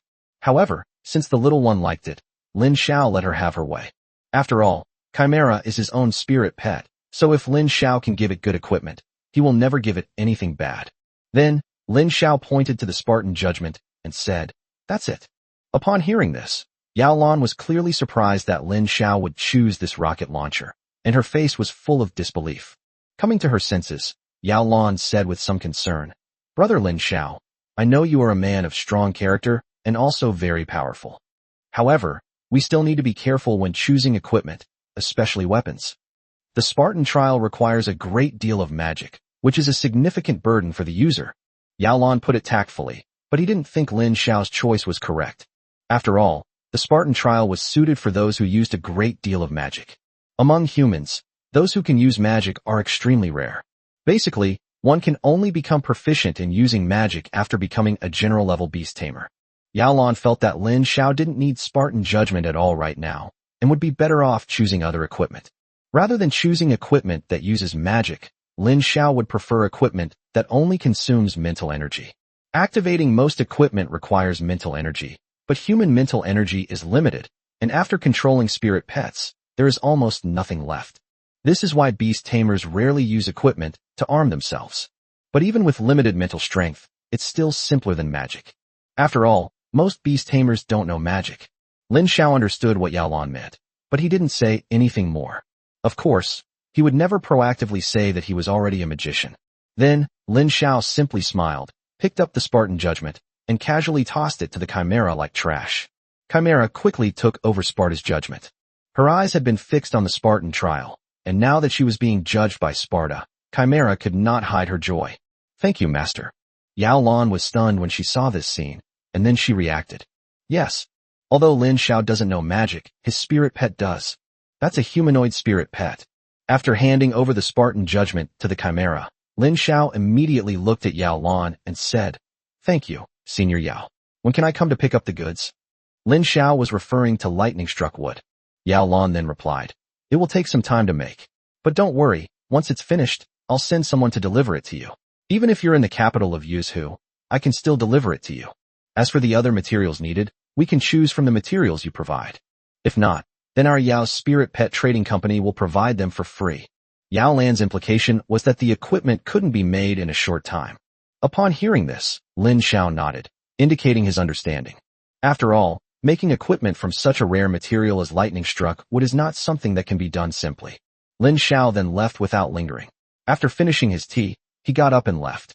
After Lin Xiao left, Yao Lan sat in a chair, looking at the piece of lightning-struck wood, pondering what kind of equipment should be made from it. Shortly after, the door to the VIP reception room was suddenly pushed open. Then, Yao Chengxiu walked in a panic. "Grandfather." When Yao Lan saw Yao Chengxiu enter, she looked at her with a doting expression. Then, Yao Lan pretended to scold her and said, "What's wrong? Why are you so flustered? This isn't like my precious granddaughter."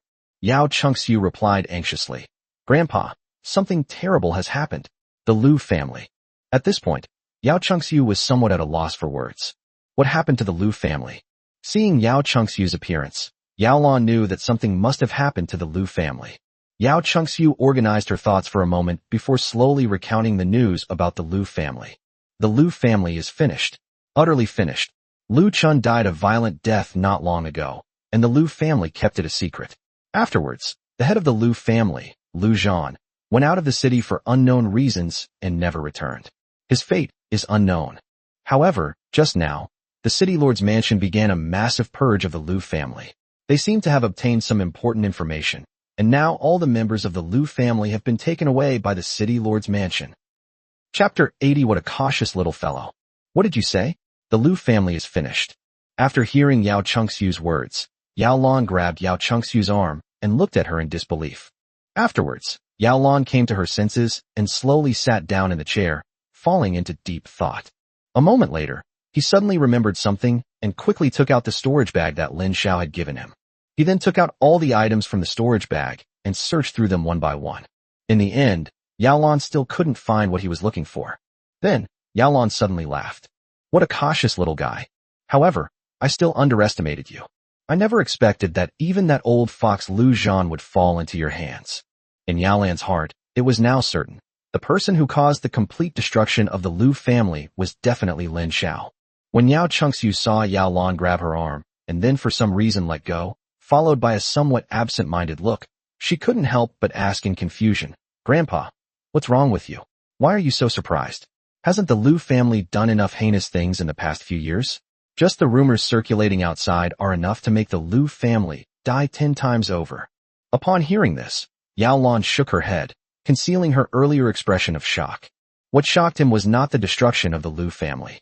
A family like the Liu family, which relied on the Lin family for survival and could not keep itself clean, would be abandoned by the Lin family sooner or later. He was shocked that the Liu family could be controlled by a mere Lin Xiao. Yao Lan then looked at Yao Chengxiu and said, Chengxiu, you're an adult now and will be going to university soon. You can have a boyfriend now. Do you have someone you like? If not, I think Lin Xiao is pretty good. If you can trick him into coming to our Yao family, Grandpa will be laughing in his dreams. Upon hearing this, Yao Chengxiu's face immediately turned red. Grandpa, what are you saying? If you keep saying such inappropriate things, Chengxiu will stop talking to you. Ha! So you can blush too, little girl. Grandfather. Upon hearing this, Yao Chengxiu couldn't help but give a reproachful look. We don't go to the same school. Oh, you mean if we're in the same school, then? Grandpa, I'm not talking to you anymore. After saying that, Yao Chengxiu fled as if she were running away. Seeing Yao Chengxiu flee in panic, Yao Lan couldn't help but burst into laughter. He then summoned a waiter. Investigate why the Liu family's property was confiscated. I need all the details. After leaving Yao's spirit pet trading company, Lin Xiao went straight home. This time, his haul was quite substantial. They not only seized the ground forces storage equipment, but also obtained a large sum of cash. Now, he can be said to have turned his life around and started singing again. Unfortunately, after Lin Xiao leaves Shanghai, it's unknown when he'll be able to return again. Lin Xiao's phone rang as soon as he got home. Lin Xiao took out his phone and saw that it was Lin Qianhui calling. After the call connected, Lin Qianhui's magnetic voice came through. You killed Lu Zhan? Lin Xiao was not at all surprised that the other party would know that he was the one who did it. Instead of answering directly, he asked in return, How did you know? The whole of Shanghai is buzzing with the news. They're saying the Exploration Guild has found evidence of the Liu family's crimes. All the Liu family's top executives have been arrested, and the few who escaped are now wanted. However, they all know one thing. That's because Lu Zhan recently went to the city defense team to inquire about your whereabouts, and as a result, Lu Zhan disappeared today, and the entire Liu family was wiped out. How do you think I know that? Lin Xiao was speechless after hearing Lin Qianhui's words. When he handed the Liu family's account books to Luo Chang, he knew that the other party would help him handle this matter. However, Lin Xiao did not expect Luo Chang to be so efficient. He had only just returned to Shanghai when the authorities had already taken action against the Liu family. Lin Qianhui then continued, However, you need to be careful. Some of the city defense team members who were disciplined because of this incident are from the Lin family. Now, someone in the Lin family is already planning to make a move against you. Upon hearing this, Lin Xiao frowned and asked, Lin Hai? Lin Xiaodian. Lin Xiao wasn't stupid. The Liu family's butler had told him that the news about him was from Lin Hai. Therefore, Lin Hai is now the most likely person to take action against him. Lin Qianhui did not answer Lin Xiao's question directly. Instead, she thought for a moment before saying, Do you have time? There are some things I need to talk to you about in person. Lin Xiao thought for a moment and then agreed. Okay. Wait for me at home. I'll come pick you up. Less than 20 minutes after Lin Xiao hung up the phone, a black minivan pulled up in front of his house. Lin Xiao then came out, followed by Xiao Qing, Xiao Jiu, and Chimera. When the car door opened, Lin Qianhui's once stunningly beautiful face no longer seemed so breathtaking compared to the three girls. This is an exceptionally spacious luxury business van. Even though Lin Xiao and the other three got on the bus at the same time, they didn't feel crowded. After Lin Xiao took his seat, the car slowly started moving. Lin Xiao frowned and asked, "Where are we going?" Lin Qianhui said without any hesitation, "I'm taking you to see someone." Upon hearing this, Lin Xiao's body stiffened. He realized who the other person was going to take him to see. At first, he thought he would resist, but deep down, a voice reminded him that he still craved that pitiful family affection. Perhaps this is the instinctive consciousness of Lin Xiao's body after transmigrating. Before he traveled through time, he was probably always looking for these things. Lin Xiao didn't say anything, but just looked at the street scene outside the car window with a complicated expression. The car slowly drove out of the most impoverished area of Shanghai. The street vendors, their reputations, and the lively atmosphere of everyday life are gradually fading away. Instead, all sorts of office buildings and high-end residences have sprung up. Finally, there was a lush, green forest. The car turned a corner and drove into a very grand manor gate. The mechanical creatures accompanying the security guards at the entrance were all 4th or 5th tier spirit pets. It took the car half an hour just to drive along the green roads of the manor. Finally, the car stopped in a manor covering tens of thousands of acres. Lin Xiao got out of the car and looked at the villa, which was many times larger than their school, and couldn't help but sneer.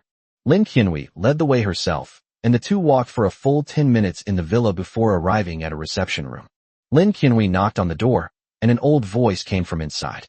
"Grandpa, I've brought the person to you."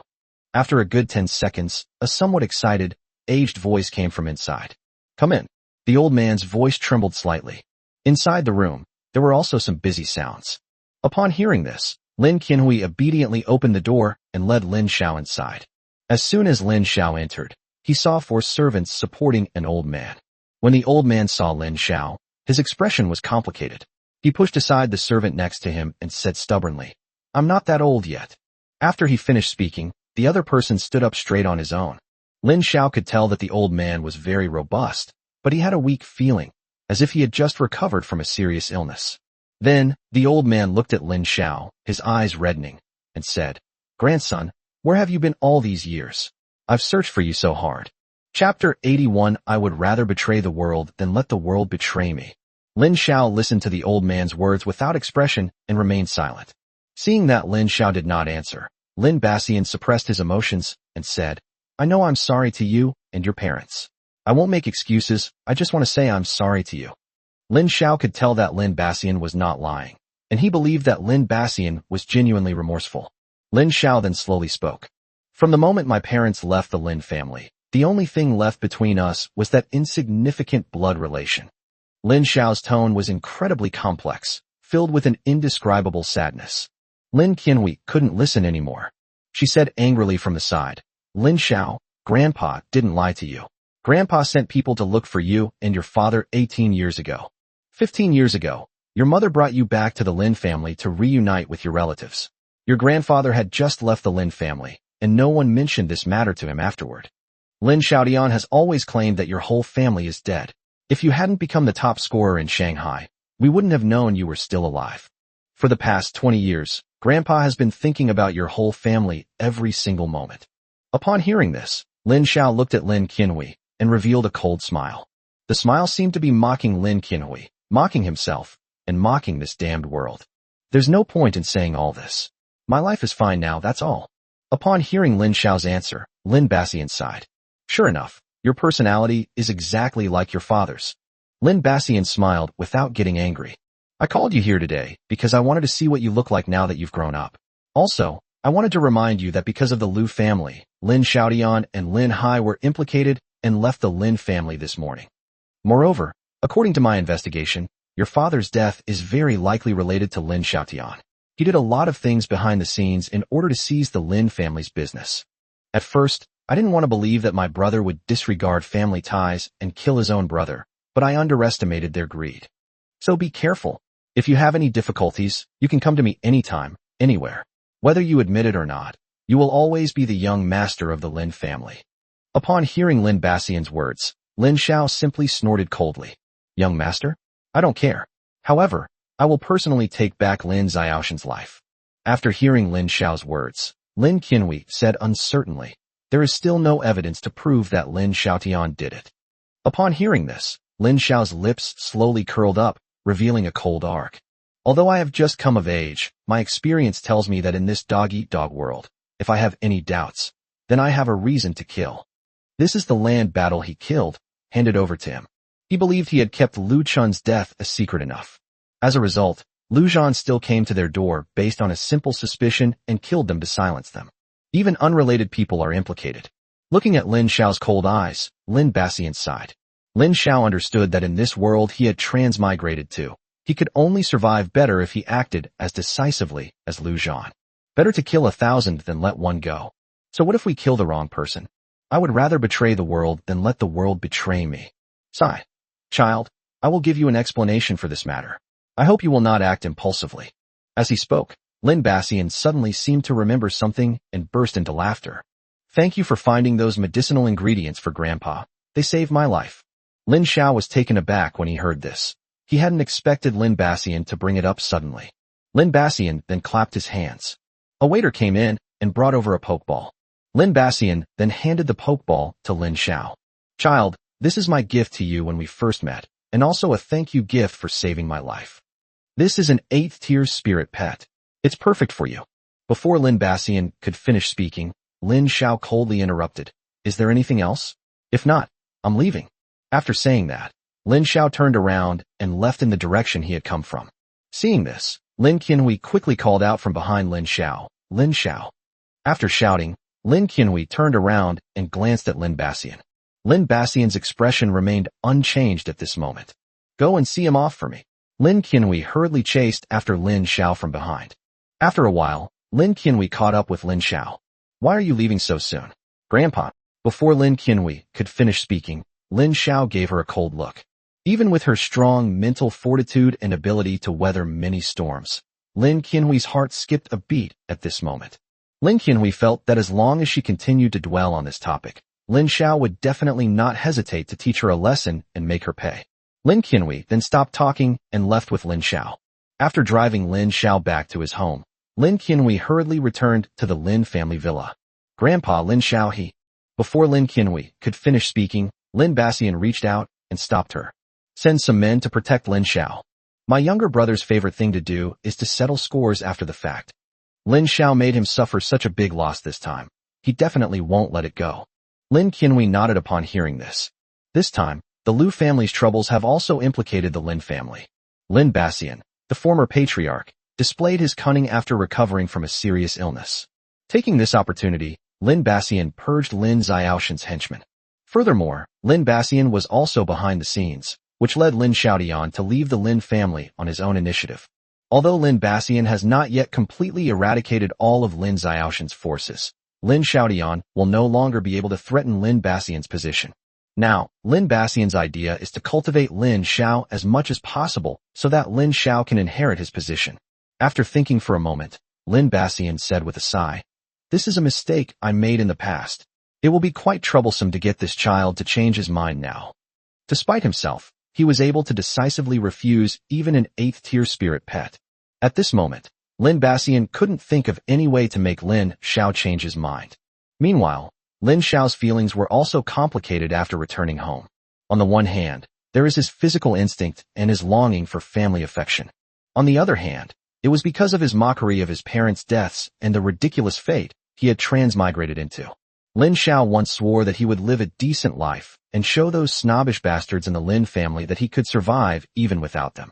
However, Lin Bassian was now standing in front of him, and he was not as cold and aloof as he had imagined, but rather a kind and benevolent elder. It all seems to be a misunderstanding. Seeing Lin Xiao's condition, Xiao Jiu came over, gently helped Lin Xiao lie down in her arms, and then took the initiative to massage Lin Xiao's head. Master, if something is bothering you, just take a rest. With me and my sisters here, there's nothing we can't solve. Upon hearing this, Lin Xiao slowly closed his eyes and revealed a smile. Yes, he already has Xiao Jiu, Xiao Qing, Chimera Shan. What's there to be conflicted about? The next day, Lin Xiao had just gotten up when his phone rang. Lin Xiao picked up the phone, and Luo Cheng's voice immediately came from the other end. I'm going to visit the Shanghai branch of the Exploration Guild this morning. Luo Cheng spoke calmly and concisely. Chapter 82, We must give our fallen teammates an explanation. After having breakfast, Lin Xiao took the three girls and set off to explore the guild's Shanghai branch. The distance between the Exploration Guild's Shanghai branch and Lin Xiao's home is actually not far. Upon arriving at the location, Lin Xiao noticed that the atmosphere at the entire Exploration Guild's Shanghai branch was extremely oppressive. You could see that dozens of team members were all wearing team uniforms and lined up in two very serious rows. In the center of the hall, however, are 5 photographs. Seeing this, Lin Xiao immediately understood what was going on today. Memorial service for the fallen soldiers. Then, Anna walked over and said to Lin Xiao, "Go and offer incense to our fallen teammates." Upon hearing this, Lin Xiao nodded, then walked towards the mourning hall, respectfully lit an incense stick, and placed it in the incense burner. Then, Lin Xiao looked at the family members beside him and said with some self-reproach, "I'm sorry. It's all because of me that everyone has been dragged into this." Although an old woman's eyes were a little red and swollen, she still stood up and patted Lin Xiao on the shoulder. "Young man, don't blame yourself. In the Exploration Guild, we're all family. Would you feel good about betraying your own family?" Upon hearing this, Lin Xiao was immediately taken aback. He looked at the old woman with some gratitude. At this moment, Lin Xiao realized why the Exploration Guild, despite its loose structure, was able to maintain such a high level of cohesion. After thanking the family, Lin Xiao finally saw Luo Cheng. Luo Cheng then led Lin Xiao to an empty room. Lin Xiao looked at Luo Cheng with a puzzled expression. "I called you here not just for the memorial service. There are some other things I need to tell you. The Lu family has been completely eradicated, but Lin Xiaodian and Lin Hai, who are behind the Lu family, are still at large. Making them pay the price is not something we can do. The guild will continue to investigate this matter. We must give our fallen teammates an explanation."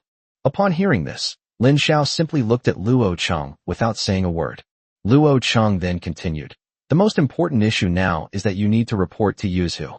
The journey is not only long but also extremely dangerous, and we cannot rule out the possibility that Lin Xiaodian and his son Lin Hai might attack you along the way. I'd like to hear what your plans are." After listening to Luo Cheng's words, Lin Xiao thought for a moment and said, "At first, I wanted to go to Yuzhu with a merchant caravan. This way it would be much safer. However, given the current situation, I feel that if I were to leave with the caravan in a very casual manner, I might end up endangering innocent people." Upon hearing this, Luo Cheng nodded. "However, it will be even more dangerous if you act alone. Putting aside whether the Lin family father and son will retaliate against you, the dangers along the way are not something you can handle by yourself." Upon hearing this, Lin Xiao revealed a meaningful smile. "I can indeed act alone, but I will not act under my own identity." Upon hearing this, Luo Cheng couldn't help but say, "Oh," wanting to know the specific countermeasures Lin Xiao had mentioned. Lin Xiao then took out an identification card from his pocket, which clearly read Chao Wang. Upon seeing the identification document, Luo Cheng immediately gave a knowing smile. "You've got a lot of tricks up your sleeve. When did you prepare this?" Lin Xiao did not hide anything. "I was ready about 2 weeks ago." Luo Cheng nodded upon hearing this. "I will keep this a secret for you." After saying that, Luo Cheng added, "There's one more thing. The tree roots you brought back are very important. In addition, I've told the Grand Master everything about your performance during this exploration. The President is very satisfied with your performance, and the reward for you was issued immediately." As he spoke, Luo Cheng took some things out of his storage space. Then, Luo Cheng added, "As a beast tamer, the stronger your spirit pet, the greater the danger you will face. Because enemies will try every means to attack your physical body, so I'm giving you this inner armor. This is an inner armor made from the skin of a crocodile. It hasn't been named yet, but I think you'll find it useful on your journey to Yuzhu." Upon hearing this, basic information about the horned crocodile immediately came to Lin Xiao's mind. A rank B, tier 4 monster with powerful defenses, it is a natural hunter. Possesses skills such as rolling ball attack, frantic biting, and screaming. Lin Xiao understood that this thing was a good thing for him right now. So Lin Xiao didn't refuse and put it away directly. This is the President's reward, and then there are the branch rewards. As he spoke, Luo Cheng took out 2 more boxes. He opened one of the boxes, which contained neatly stacked cash. "These are the reimbursements for the medicines you used during this exploration. I know those medicines are not ordinary. In fact, you could say they are so rare that money can't always buy them. Therefore, we are reimbursing you 120% of the market price." Upon hearing this, Lin Xiao was even less inclined to refuse, as he didn't mind receiving more money. Then, Luo Cheng opened another box. Inside lay a bone dagger, lying quietly. Chimera's eyes lit up when she saw the dagger. Lin Xiao, however, looked at Luo Cheng with an unchanged expression. Luo Cheng then explained, "This is a bone knife made from the bones of a zombie Tyrannosaurus."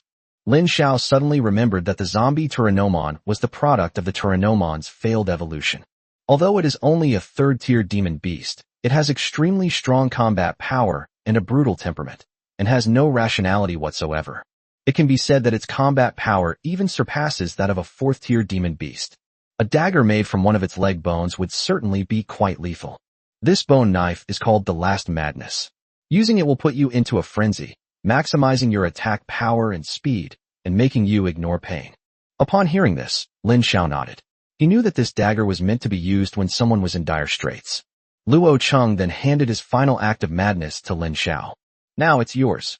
As Lin Xiao gripped that last bit of madness, an idea immediately popped into his mind. Who is Lin Xiaotian? I'm going to chop him up right now. This damned world. It deserves to be destroyed. From now on, if anyone dares to block my way, I'll chop them up. Then, Lin Xiao quickly put his last bit of madness back into his storage bag. In those last few seconds of madness, Lin Xiao felt like he was about to transform into an antisocial personality. Luo Cheng then asked, "When do you plan to leave Shanghai?" Lin Xiao thought for a moment and replied, "School starts in a month. The journey to Yuzhou will take about 20 days. I plan to find a merchant caravan that is going to Yuzhou soon and leave Shanghai immediately." Luo Cheng nodded upon hearing this. "Okay, then I won't go to see you off." It was already afternoon when Lin Xiao said goodbye to Luo Cheng. Lin Xiao was originally planning to go straight home, but his phone rang. Lin Xiao picked up his phone and found it was an unfamiliar number. Immediately, Lin Xiao answered the phone, and a somewhat familiar female voice came through. "Lin Xiao? This is your homeroom teacher. I've been looking for you for so long. I finally got through to you on the phone."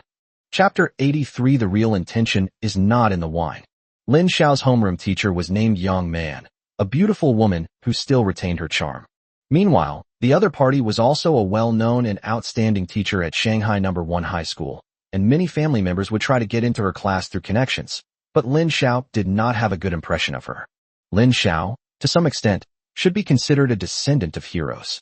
Both his parents died on the battlefield, and according to convention, Lin Xiao is an orphan of a martyr. Not only will they enjoy the same benefits as the children of martyrs, but they will also receive a substantial special hardship allowance. However, Yang Man never gave Lin Xiao these two subsidies. Furthermore, Lin Xiao's stipend was taken over by a girl from a well-off family in the class. Previously, the original owner had gone to Yang Man to inquire about this matter, but was scolded by her. Furthermore, the other party accused Lin Xiao of competing with girls for benefits and privileges, which caused the original owner's personality to become increasingly withdrawn. Fortunately, Lin Xiao had excellent grades and received a scholarship every year. In addition, he worked part-time to support himself, which enabled him to cover his high school expenses. Therefore, Lin Xiao had never had much contact with Yang Man before. Therefore, Lin Xiao naturally wouldn't have the other party's phone number. Lin Xiao was still very surprised to receive Yang Man's call. "Is there something you need?" Yang Man's voice came slowly. "It's like this, Lin Xiao. Now that we've graduated, everyone's planning a farewell dinner. We've notified the whole class, but we couldn't get in touch with you. I had to ask a lot of people before I finally found your number." Upon hearing this, Lin Xiao frowned. The phrase farewell dinner is too distant for him now. The last time I had a farewell dinner was in high school in my previous life. When we graduated, everyone went their separate ways early because of job fairs. This is also one of Lin Xiao's biggest regrets. Unexpectedly, in this second life, the memories that had already passed away were revived in Lin Xiao's mind. However, Lin Xiao was no longer the student he once was. He thought for a moment and said, "Is that so? But I don't have time. I'm about to leave for Yuzhou." Hearing Lin Xiao say that, Yang Man thought for a moment and said, "The whole class is here. You're the only one missing. Don't you want to say goodbye to everyone before you leave? Besides, the class is like a big family. If you don't fit in, you'll definitely suffer because of it in the future." Upon hearing this, Lin Xiao couldn't help but let out a cold laugh. "It's here. It's the same old trick of using collective honor to label others." To be honest, Lin Xiao didn't dislike a sense of collective honor. On the contrary, Lin Xiao strongly agrees with the importance of collective honor. If a person lacks a sense of collective honor and national pride, he will sooner or later go astray, be easily influenced by others, and even be brainwashed, becoming an extremist.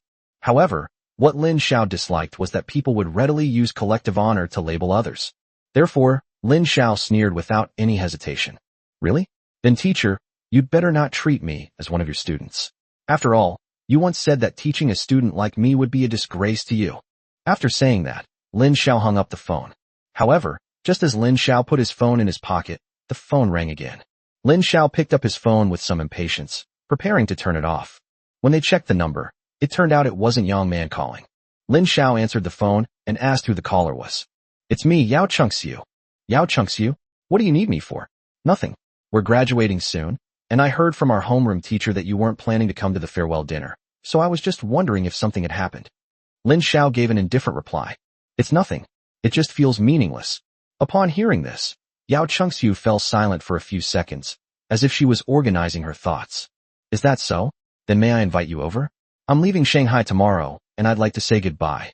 After hearing Yao Chengxiu's words, Lin Xiao fell into deep thought. After a moment, Lin Xiao agreed. All right. The time is tonight, and the place is the State Guest Hotel. After hanging up the phone, Lin Xiao checked the time and knew it was almost time to leave. So, Lin Xiao hailed a taxi as soon as he left the house and took Xiaojiu, Chimera, and Xiao Qing to the State Guest Hotel. As soon as Lin Xiao got out of the car, he saw a huge sign standing at the entrance of the State Guest Hotel. The sign read, Shanghai No. 1 High School's Intensive Class Farewell Dinner. Upon seeing this, Lin Xiao immediately revealed a half-smile. They've really made quite a show of it. It's important to know that the State Guest Hotel is a very famous hotel in Shanghai, and even in the whole of China. Being able to eat here is enough to prove how wealthy they are. What Lin Xiao found unbelievable was that someone had actually managed to secure an advertising space at the entrance of the State Guest Hotel. It's worth noting that these kinds of advertising spaces are usually reserved for social elites who get married or hold large, high-end gatherings. Lin Xiao didn't seem to care much about this. He went straight into the State Guest Hotel. As soon as I walked in, a very beautiful hostess came over. Judging from her appearance, she was around 20 years old and had a very innocent look. When Lin Xiao told her his name and the private room he wanted to go to, the girl quickly and politely led him and his 3 humanoid spirit pets inside.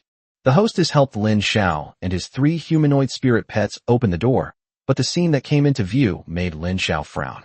Because there are a lot of people inside.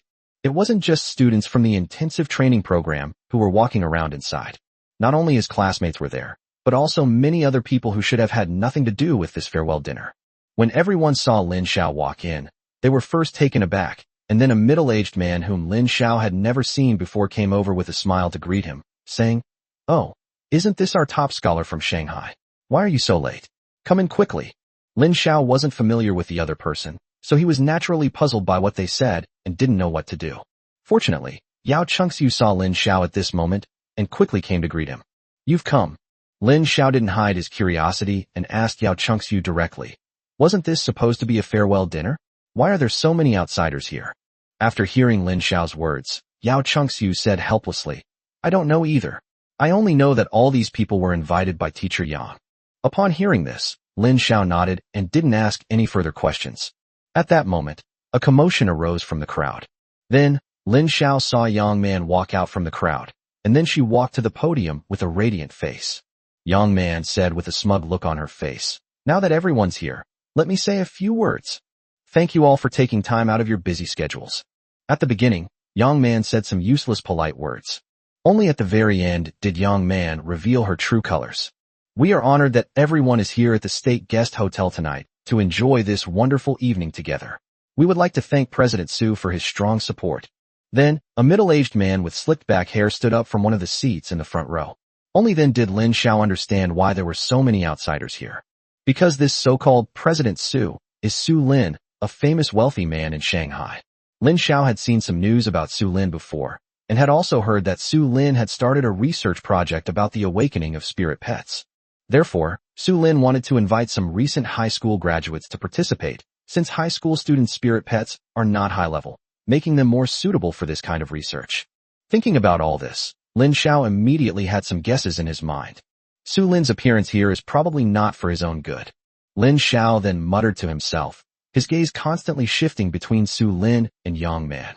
Chapter 84, I'll give you one last warning. To be honest, Lin Xiao was actually quite curious about Su Lin and his research team. Of course, what Lin Xiao was curious about was not why they chose high school students. Why don't they recruit specialized beast tamers to conduct specialized research? Lin Xiao believed that those high-level beast tamers must be very experienced in raising low-level spirit pets. Choosing a high-level beast tamer would definitely be more cost-effective than choosing these high school rookies. Meanwhile, Su Lin had already been invited by Yang Man to speak, and began to describe the experimental situation of their research team and the treatment of their research team members. Our laboratory is already quite large, and we have many beast tamers who have joined our experiments, but this is still far from meeting our requirements. We are currently lacking high-achieving geniuses, so we are inviting you to participate. Our offer is a salary of 1 million per year, and we guarantee that it will not affect your normal life and studies. Furthermore, all the spirit pets in our laboratory are available to you free of charge. As long as you can successfully sign a contract, they will be yours. The compensation offered by Su Lin's team was undeniably generous. As soon as Su Lin finished explaining the team's benefits, many of Lin Xiao's classmates immediately became interested. Most of the students in their class were high-achieving students from impoverished families. After all, it's a cram school, so most people's grades are quite good. Then, Yang Man stood on the stage and addressed the students below.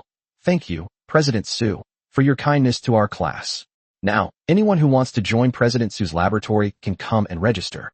As soon as Yang Man finished speaking, several students who were academically excellent but relatively poor, like Lin Xiao, went up to Su Lin and started chatting with him. However, after chatting with them briefly, Su Lin had his assistant take them to the side to fill out the forms. The next part of the day was just what you'd expect from a farewell dinner. First, the teacher gave a speech, then the class monitor flattered the teacher, and only then did everyone start interacting. Although Lin Xiao was no stranger to such scenes, and was even quite used to them, he still felt a bit disgusted. Just then, a familiar voice suddenly rang in Lin Xiao's ears. Lin Xiao looked in the direction of the voice and saw that the speaker was none other than their homeroom teacher, Yang Man. Lin Xiao, come here. There's something I want to talk to you about. Upon hearing this, Lin Xiao frowned. Teacher Yang, if there's anything you need to say, why don't you just tell me right here? Lin Xiao knew Yang Man, the very snobbish homeroom teacher, quite well. She was the kind of person who wouldn't do anything without a reason, and it was impossible for her to bother him for no reason. Either the other party wants to get something out of him, or they want to cause him trouble. As expected, after hearing Lin Xiao's words, Yang Man glanced at Su Lin not far away. Then, Su Lin also came over. After Su Lin arrived in front of Lin Xiao, Yang Man spoke. Lin Xiao, I was right about you. When you first came to our class, I knew you were an exceptional person. Sure enough, you've now become the top student in Shanghai. Upon hearing Yang Man's words, Lin Xiao immediately sneered. Teacher Yang, just say what you want to say. There's no need to beat around the bush with me. Yang Man's expression froze upon hearing Lin Xiao's cold words, but she continued without changing her expression. You're still as straightforward as ever. Well then, I have some good news for you. President Su is very interested in your humanoid spirit pet. If you're willing to join his experimental team, then... At this point, Yang Man lowered her voice and said in a tone only she and Lin Xiao could hear. President Su will give you a high price. Upon hearing this, Lin Xiao immediately let out a cold snort without changing his expression. Just as I expected, Lin Xiao finally understood why Yang Man had been so kind as to invite him to the farewell dinner today. She was waiting for him there, planning to sell him out. Lin Xiao looked at Yang Man, who was filled with anticipation, and said coldly, I'm sorry, Ms. Yang, I have no interest. After saying that, Lin Xiao turned to leave. As a result, Yang Man quickly grabbed Lin Xiao's wrist. Don't go. Lin Xiao, your teacher knows you are a hard-working student, but everyone knows your circumstances. With just that little scholarship, you can't afford the tuition and living expenses of Yuzhu Spirit Pet University. You need to understand how much it will cost to raise a spirit pet in the future. As she spoke, Yang Man also turned her gaze to Xiao Jiao, Chimera, and Xiao Qing standing next to Lin Xiao. Chimera's expression didn't change much. She just kept eating rice from a plate. Xiao Jiao rolled her eyes at Yang Man with a charming expression, as if she didn't want to meet the old woman's gaze.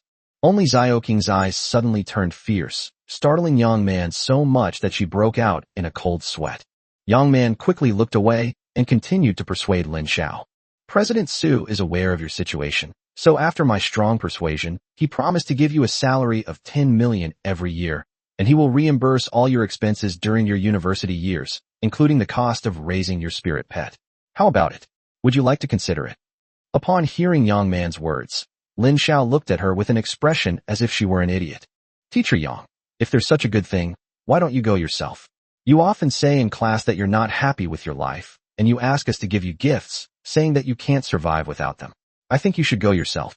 Lin Xiao remained unmoved, and even made sarcastic remarks about Yang Man, seemingly indicating that he wanted to leave again and was unwilling to discuss the matter further. Seeing this, Su Lin, who hoped to facilitate cooperation and did not want Lin Xiao to leave, spoke up. Lin Xiao, don't be so quick to reject me. The scale of our laboratory may exceed your imagination. Upon hearing this, Lin Xiao couldn't help but look at Su Lin, wanting to see what kind of trick Su Lin could come up with. You have 3 humanoid spirit pets, and their combat power is not bad. The research direction of our laboratory is to achieve the controllability of the evolution of spirit pets. Your appearance is an opportunity for the laboratory. If we can anthropomorphize all the spirit pets, then perhaps human survival can reach a new level in the future. Don't you intend to dedicate yourself to all of humanity? Don't you want all of humanity to remember you? Don't you want to become a hero to all of humanity? By the end, Su Lin's words had a kind of madness that made Lin Xiao want to laugh. Lin Xiao couldn't help but snort coldly. Here we go again. They're starting to label him again. If he weren't an adult who had lived 2 lives, he would have been completely fooled by these people's empty talk. Lin Xiao then looked at Su Lin, still refusing without wavering. Excuse me, Mr. Su, human survival has nothing to do with me. Upon hearing this, Su Lin still hadn't made a move, but Yang Man, who was standing to the side, immediately became anxious and continued to persuade him relentlessly. Lin Xiao, how could you have such a thought? Now that chaos is approaching, a battle between monsters and humans is inevitable. At that time, everyone will step forward to make sacrifices. Aren't you standing on the opposite side of humanity? Besides, you're just a rootless duckweed. If you don't make some contribution to humanity, how will you achieve upward social mobility in the future? Lin Xiao's face darkened immediately after hearing Yang Man's advice, which was clearly no different from an accusation. Here we go again. The other party has started instilling this distorted value system in him again. Lin Xiao then looked at Yang Man, his eyes turning icy cold. He spoke coldly, in a tone that said, Teacher Yang Man, I'm giving you one last warning. Don't try to outsmart me anymore, or else. Lin Xiao had just finished speaking when a voice suddenly rang out, interrupting him. Lin Xiao, so you were here. Chapter 85. He's going to settle all the scores from the past 3 years today. Although Lin Xiao's words were interrupted, he was not angry. Lin Xiao looked in the direction of the voice to see who had interrupted him, and then he saw Yao Chengxiu. At this moment, Yao Chengxiu walked over with a cup in her hand. Upon seeing Yao Chengxiu, Lin Xiao's expression softened considerably. Lin Xiao didn't have a bad impression of this old nemesis with whom he had fought for many years. I just think this girl is very competitive, even to the point of being a bit childish. Yao Chengxiu came up to Lin Xiao, nodded to him, and then looked at Yang Man and Su Lin. The Yao family's daughter has grown up so much. I didn't expect she's already in college. Su Lin nodded to Yao Chengxiu. Mr. Su, you flatter me. I need to speak with Lin Xiao about something. With that, Yao Chengxiu pulled Lin Xiao away quickly. Su Lin and Yang Man were left looking at each other in bewilderment. They wanted to keep Lin Xiao, but when they thought of the Yao family behind Yao Chengxiu, they couldn't very well snatch Lin Xiao away in front of Yao Chengxiu, since he clearly didn't want to chat with them. They could only watch Lin Xiao leave with Yao Chengxiu. Lin Xiao and Yao Chengxiu then went to the balcony one after the other. It must be said that the view from the balcony of the private room at the State Guest Hotel is indeed excellent. Lin Xiao felt the evening breeze. Yao Chengxiu also looked into the distance. For a moment, the atmosphere became eerily quiet. After an unknown amount of time, Yao Chengxiu finally spoke. I'm sorry. Lin Xiao shook his head upon hearing this. It's okay. Even if you don't call me today, I'm still going to put a period to my high school life. Yao Chengxiu shook her head upon hearing this. No, what I'm talking about is Yao Lan, the one you met before at the Yao family's spirit pet trading company. He's actually my grandfather, and he's the real head of our Yao family. Although my father, Yao Yu, is the head of the family, he usually has to listen to my grandfather. Upon hearing this, Lin Xiao simply said, Oh, I know. You know? I knew it. Upon hearing Lin Xiao's words, Yao Chengxiu stomped her foot in anger. I knew Grandpa couldn't hide it from you. With his personality, anyone could tell. Seeing Yao Chengxiu's expression, Lin Xiao couldn't help but find it amusing and quickly changed the subject. Do you know this Su Lin? He's a rising star in Shanghai's business district right now. As she spoke, Yao Chengxiu began to tell Lin Xiao about Su Lin. Su Lin has indeed been researching the evolution of spirit pets recently, but it's not as good as he claims. In fact, his laboratory hasn't produced any significant results. Later, someone suggested that his research might be hindered by the beast tamer. Based on this, Su Lin raised funds and received a large amount of investment from the outside world this year, and began to recruit young beast tamers to join him. While it can't be said that Su Lin is a fraudster, his laboratory does have a history of problems, so it can't be trusted too much. Anyway, it's not a bad thing if you go to his place, but you have to be careful of him, Yao Chengxiu said, giving Lin Xiao a special reminder at the end. Me? Do you think I'm that kind of person? Lin Xiao retorted immediately upon hearing this. I don't think so. Someone as cunning as you. If the two of you were to cooperate, who knows who would be outsmarting whom? Upon hearing this, Yao Chengxiu rolled her eyes at Lin Xiao. Then, Yao Chengxiu asked Lin Xiao about his upcoming schedule. When are you setting off? The road to Yuzhou is very difficult. The day after tomorrow. Have a safe trip. I'll definitely beat you when I get to university. Upon hearing this, Lin Xiao shook his head, surprised that the girl was still so immature. Good luck, and I hope you won't be crying then. Upon hearing Lin Xiao's words, Yao Chengxiu immediately raised her little fist and waved it. Don't you dare mention me crying. Do you want me to hit you? Lin Xiao quickly raised his hands in surrender. When this young lady gets angry, she really can do such a thing. The two chatted for a while longer before returning to their private room. At this moment, Su Lin had already left with his men. The expressions of the other students in the class when they looked at Lin Xiao had also changed. Especially after Yang Man met Lin Xiao, her tone became sarcastic and unpleasant. Wow, our top scholar has quite the clout. Even President Su's personal invitation couldn't persuade you to come. Now look what's happened. So many of our classmates have been dragged down by you, especially those who wanted to go to President Su's lab. Now they can't go. Lin Xiao frowned upon hearing this, not expecting Yang Man to target him on this matter. Especially those classmates who were interested in joining Su Lin's lab. After hearing Yang Man's words, their gazes towards Lin Xiao became filled with resentment, hatred, and even jealousy. Meanwhile, the wealthy young men and women watched this scene with amusement. Someone, eager for drama, said, "Don't talk about Brother Lin like that.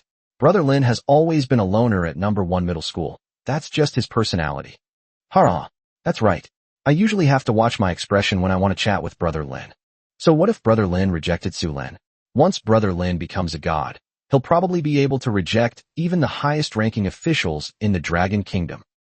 When Yao Chengxiu saw everyone talking about Lin Xiao, she immediately couldn't stand it anymore. How can you say such things about Lin Xiao? Lin Xiao has the right to refuse to join. Why are you forcibly morally blackmailing him?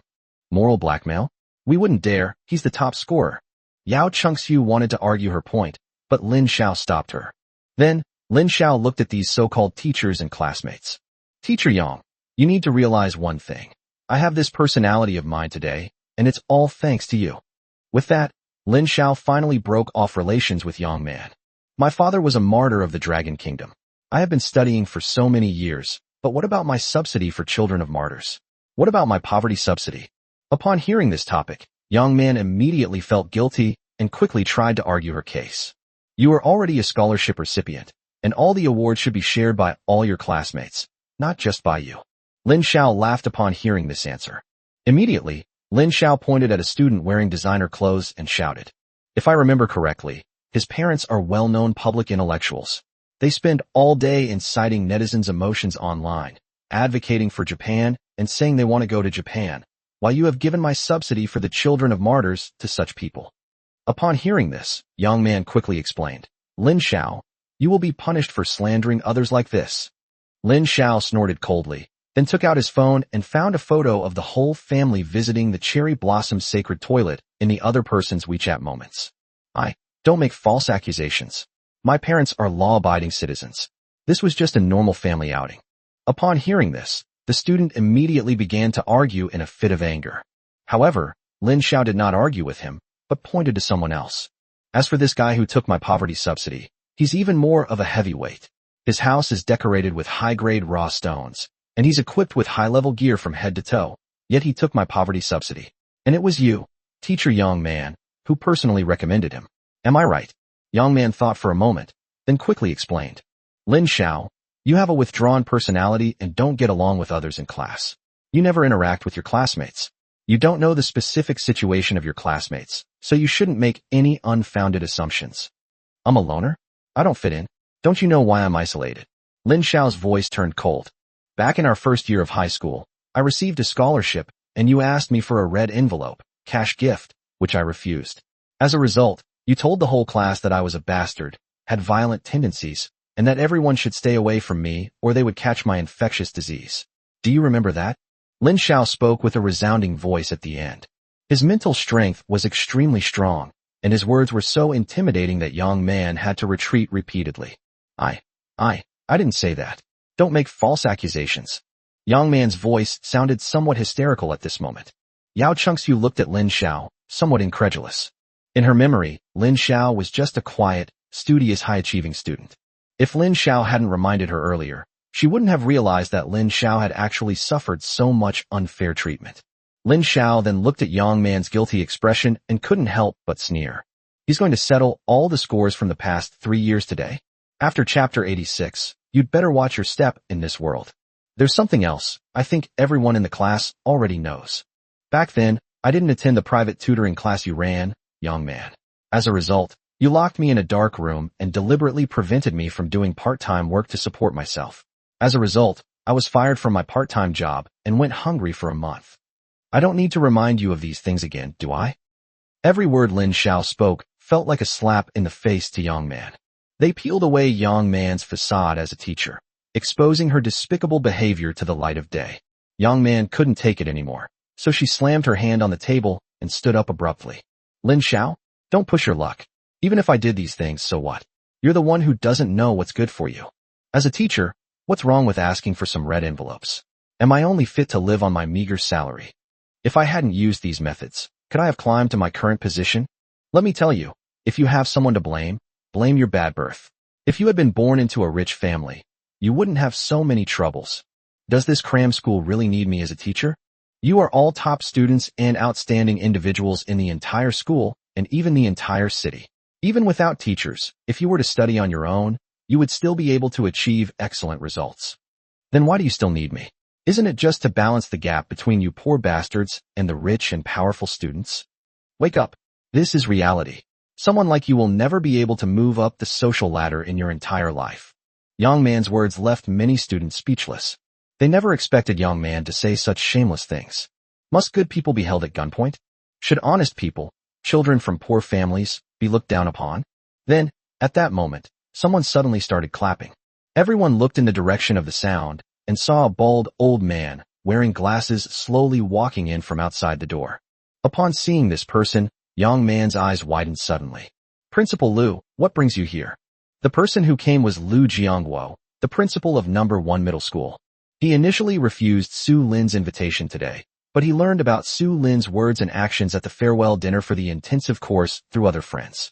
He immediately felt he needed to come and see for himself to be at ease. After all, he had heard some things about Su Lin and his laboratory that outsiders didn't know. As a result, he had just arrived outside the private room when he overheard the conversation between Lin Xiao and Yang Man. Lu Jiangguo never imagined that Yang Man, the head teacher of the intensive course, was such a shameless bastard behind the scenes. Principal Lu, what I said just now was just said in anger. Please don't take it seriously. Lu Jiangguo raised his hand, immediately interrupting the other person. You don't need to say anything. I will investigate this matter truthfully. As an outstanding teacher at No. 1 Middle School, all your words and actions represent the image of our school. If you fall into this level, then I'm the one who should be reflecting on my actions. I should reflect on why this principal was so negligent in his duties. How could he have such a shameless subordinate like you? From now on, the school will set up an investigation team. We will conduct a full investigation into any unfair or discriminatory incidents in the school's teaching practices. If anyone accepts bribes, discriminates against, or bullies students, then all matters will be handled according to the law. Upon hearing this, Yang Man stared at Lu Jiangguo in disbelief. She knew that this time, she was completely finished. It would be better if Lu Jiangguo scolded her at this time, or even fired her directly. These punishments were actually insignificant to her. At worst, Yang Man can use her fame to switch to a private school and continue making money. But Lu Jiangwo directly elevated the matter to the level of the school's founding principles and teaching philosophy, which was tantamount to completely breaking ties with her. If Yang Man's past actions were made public, she might face imprisonment. Thinking of this, Yang Man quickly stepped forward and pleaded with Lu Jiangwo. "Principal, I was wrong. Please give me a chance." Lu Jiangwo completely ignored Yang Man and went to all the students. He glanced at Lin Xiao first, and then sincerely said to everyone, "I'm sorry everyone. This is my fault as the principal. I was unlucky to have met such a bad person. It is my incompetence as the principal. I had too much faith in the teacher's abilities and did not pay enough attention to their professional ethics. I will report this matter to the school committee, and after this matter is dealt with, I will also apply to the school committee for self-punishment. Please rest assured, I will do my best to improve the teaching environment and atmosphere of our school." After speaking, Lu Jiangwo bowed to all the students. Upon seeing this, everyone immediately fell silent. After getting up, Lu Jiangwo did not linger and left immediately. Not long after, some people came and took Yang Man away.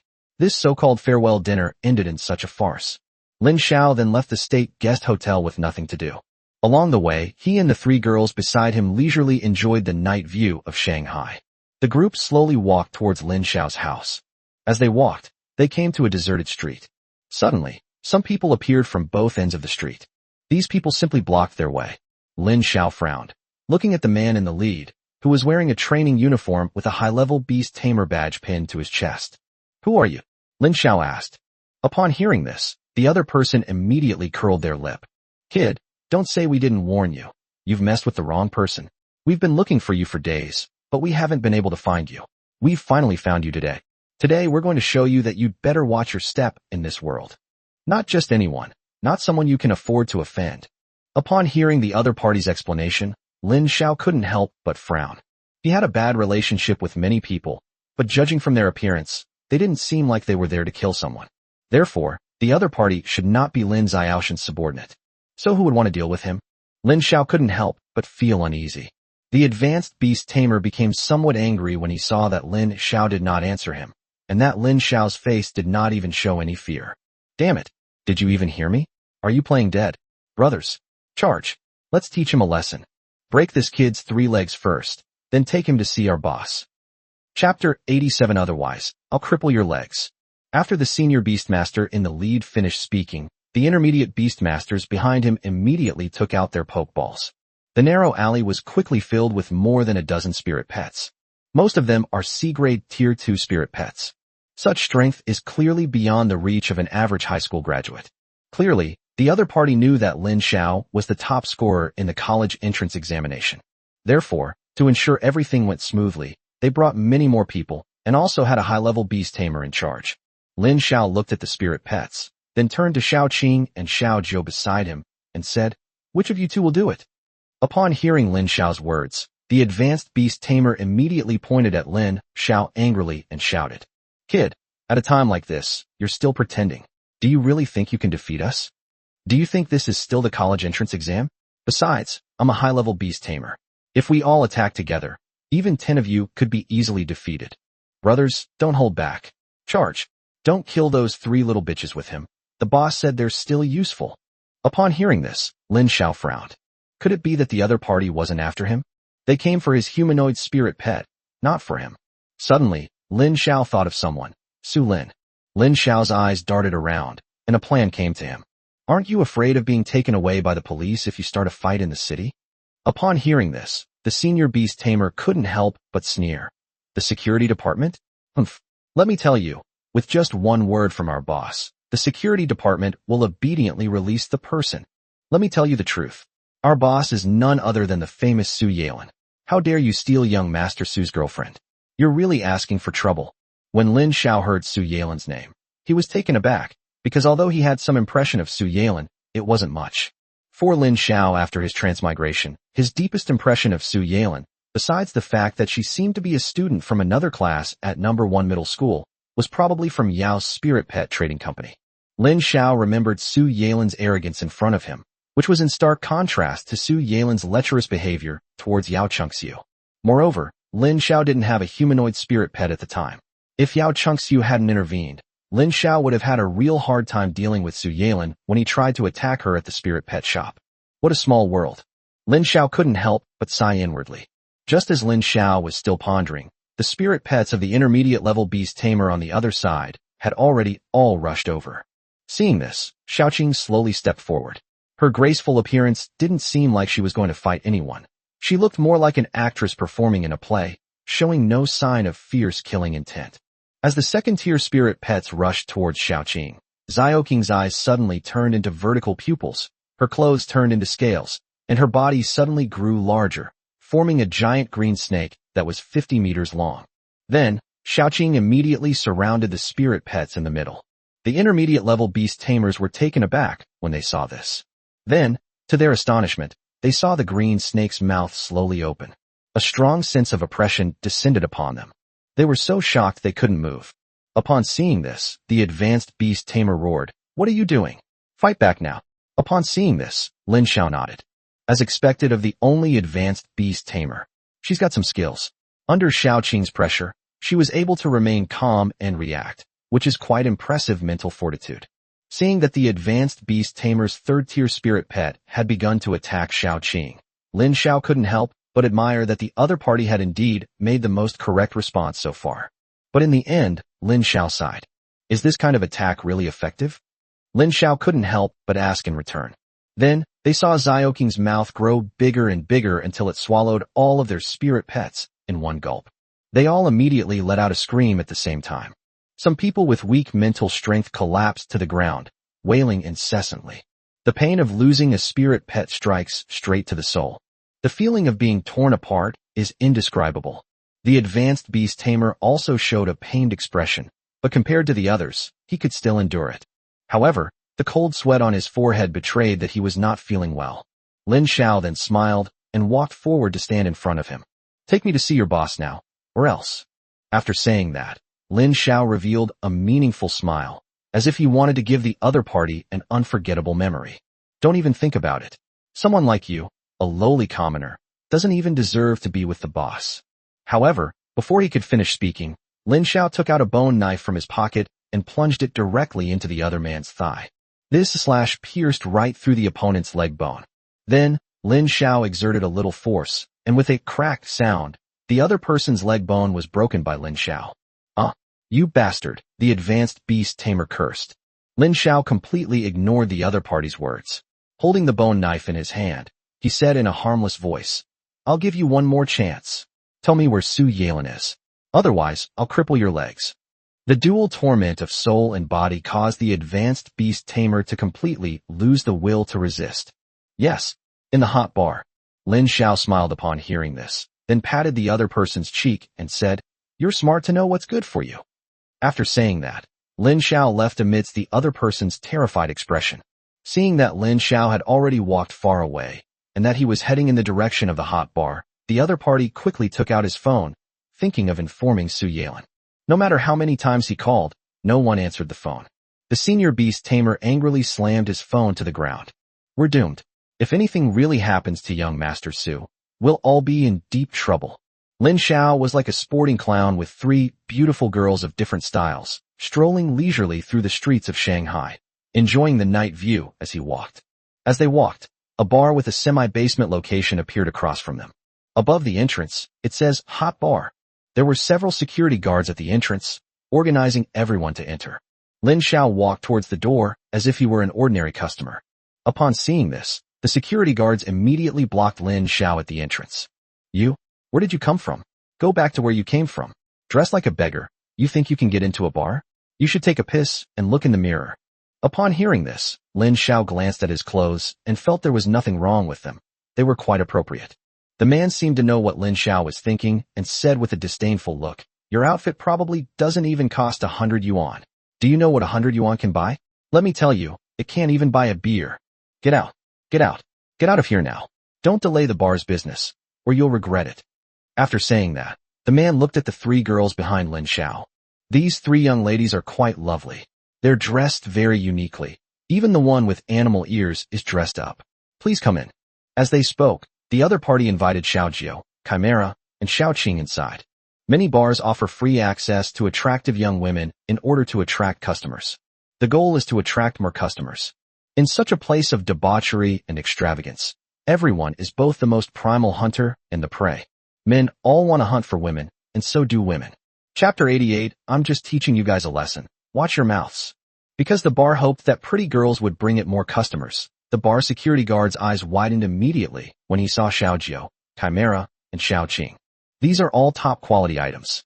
If these gorgeous girls went to a bar, and then a couple of guys filmed a short video of them and posted it in the bar's various customer groups, wouldn't that make those beastly rich guys go wild? Tonight's profits are going to take off. The other person stared intently at Xiaojiao, Chimera, and Xiaoqing, unable to look away. That fox girl with animal ears is so beautiful. She's so alluring. And that rabbit girl in her training uniform is also a stunner, a real beauty. And that one in Hanfu. While the other person was looking at Xiaoqing, Xiaoqing became mischievous again. Her eyes suddenly turned into vertical pupils, and then she stuck out her forked tongue like a man-eating monster, scaring the security guard into taking several steps back. The security guard was so frightened that he almost fell to the ground. The companions nearby rushed over and asked, "What happened? What's going on? Is someone causing trouble?" After a series of questions, the security guard shook his head. Then, the security guard glanced at Xiaoqing again with lingering fear, only to find that Xiaoqing had not changed at all.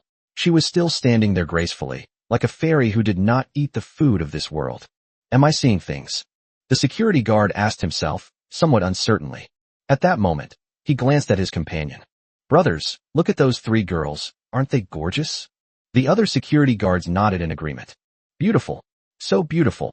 That woman with fox ears looks really hot. She must be a slut. That woman with rabbit ears looks so quiet and gentle, but who knows how wild she is behind the scenes. She might just play you to death in bed. Hurrah! I prefer the woman in Hanfu. People these days are all so fancy. I like people like her." The security guards made no attempt to hide their opinions about Xiaojiao, Chimera, and Xiaoqing. Upon hearing this, Lin Xiao frowned, then stepped forward and slapped the security guard across the face. That slap sent the other person spinning in place. After the other person finished spinning around and sat down on the ground, they still looked a little dazed. Shortly after, the other person exclaimed, "Wow," and spat out a few teeth before realizing what had happened. "You dare hit me? Don't you know where you are? You dare to lay a hand on me here. You're asking for death." Lin Xiao sneered and said, "I'm just teaching you a lesson. Watch your mouths." Upon hearing Lin Xiao's explanation, the security guards instantly flew into a rage. "Who the hell do you think you are? Daring to cause trouble here? Brothers, cripple this kid, and arrest the remaining 3 women." As soon as he finished speaking, the security guards rushed over. Although those security guards were ordinary people, they had all undergone some training, and their combat power was probably not much worse than that of a novice beast tamer. However, they were no match for Lin Xiao. Before Lin Xiao could even make a move, the 3 girls took the initiative. Just moments later, the security guards collapsed to the ground, groaning in pain. Lin Xiao didn't even glance at them before walking straight into the hot bar. Seeing this, one of the security guards lying on the ground realized that Lin Xiao might cause trouble in the bar. He quickly endured the pain, took out his walkie-talkie to contact the security guards inside the bar, and shouted, "Quick, go and notify the captain. Tell him to call the beast tamer." After Lin Xiao entered the bar, he saw young men and women indulging their desires on the dance floor. They dressed provocatively, acted boldly, and spent lavishly, showing no regard for tomorrow. In their eyes, there is only the present moment, and only the squandering of everything they can afford to squander, whether it's material, spiritual, or even one's own body. Lin Xiao remained expressionless and immediately grabbed a waiter. "Where is Su Yalin?" Upon hearing this, the waiter was taken aback at first and looked Lin Xiao up and down. But when he saw the 3 girls behind Lin Xiao, he seemed to understand something instantly. He quickly pointed in a direction and said, "Young Master Su is in the innermost luxury private room." After Lin Xiao learned of Su Yalin's whereabouts and let go, the other party left without caring at all. Lin Xiao then led the 3 girls to the innermost private room. Inside the private room, Su Yalin had his left arm around one girl and his right hand on another girl's thigh. A henchman quickly said, "Young Master Su, you're going to university soon. Once you get there, you'd better take good care of us brothers. You were in the top 50 in Shanghai's college entrance exam this year. Definitely a key student to be nurtured." "Yes, young Master Su, everyone knows about this year's college entrance exam results. Apart from the top 4, who are all freaks. The rest of the scores are pretty much the same. Pa, are you insulting young Master Su by saying that? Young Master Su just didn't want to get high scores and wanted to keep a low profile. Otherwise, what would that Lin Xiao have to do with him? Upon hearing this, Su Yelin burst into laughter. Ha! Lin Xiao won't be arrogant for long. Upon hearing Su Yelin's words, everyone stepped forward and asked, "Oh? What do you mean? Did young Master Su make a move?" Upon hearing this, Su Yelin immediately snorted coldly. That arrogant bastard dared to get so close to Yao Chengxiu. I've wanted to kill him for a long time. Upon hearing Su Yelin's words, his henchman immediately echoed his sentiments. Damn it! This Lin Xiao is shameless. Doesn't he know that Yao Chengxiu is Su Xiao's chosen future wife? Damn it! Young Master Su, do you want me to bring a few men? Let's go and kill him tonight. Exactly. That Lin Xiao is really asking for trouble, daring to steal young Master Su's woman. The two girls next to Su Yelin immediately spoke with displeasure after hearing Su Yelin's words. Young Master Su, what's so great about Yao Chengxiu? Is she better at her job than us? Young Master Su, I've learned a few new positions. I'll show them to you tonight. They'll definitely satisfy you more than Yao Chengxiu's. Upon hearing what the two girls said, Su Yelin couldn't help but feel very satisfied and took advantage of the situation by groping them. Hurrah! Yao Chengxiu is different from you all. She is the only daughter of the Yao family. Marrying her is equivalent to gaining the Yao family. As for that Lin Xiao, he's just a toad trying to eat swan meat. Just wait. Tonight, I'll make him kneel before me and beg me to let him go. No sooner had Su Yelin finished speaking than the door to the luxury private room was kicked open with a loud bang. The entire door panel flew out and crashed into one of the lackeys behind the door. Upon seeing this, Su Yelin was extremely surprised and immediately shouted, Who? Doesn't the hell know this is my territory? He had just finished speaking when he saw a seductive and alluring woman walk in. That woman was naturally Xiao Jiao. At this moment, Xiao Jiao was casually wearing a cloak. The glimpses of her chest and thighs, revealed as she moved, stirred the imagination. Upon witnessing this scene, everyone swallowed hard, wanting to tear open the girl's cloak to see if she was wearing nothing underneath. Then, Chimera walked in with her hands in her pockets, as if nothing had happened. She had a lollipop in her mouth. Anyone who sees such a youthful girl will involuntarily call her top-notch. Finally, Xiaoqing walked in slowly and gracefully, like a fairy emerging from a painting, untouched by the dust of the world even in this noisy place. Before long, Xiao Jiao, Chimera, and Xiaoqing, who had already entered the luxury private room, all leaned against the door, waiting for their master to enter. Chapter 89. If I make even one step, I'll consider it a loss. Lin Xiao then walked into the luxurious private room amidst everyone's attention. Upon seeing Lin Xiao, Su Yelin immediately exclaimed in surprise. Lin Xiao? How could it be you? Su Yelin never expected that when he sent his men to capture Lin Xiao would deliver himself to his doorstep. What? You're not welcoming me? Didn't you send people everywhere looking for me? Su Yelin's expression changed instantly upon hearing Lin Xiao's words. He wasn't stupid. He immediately understood the meaning behind Lin Xiao's words. Where are my men? Why didn't they come with you? Su Yelin couldn't understand why only Lin Xiao was here. Upon hearing this, Lin Xiao revealed a meaningful expression. Because your men should all be in the hospital right now. The hospital? What did you do to them?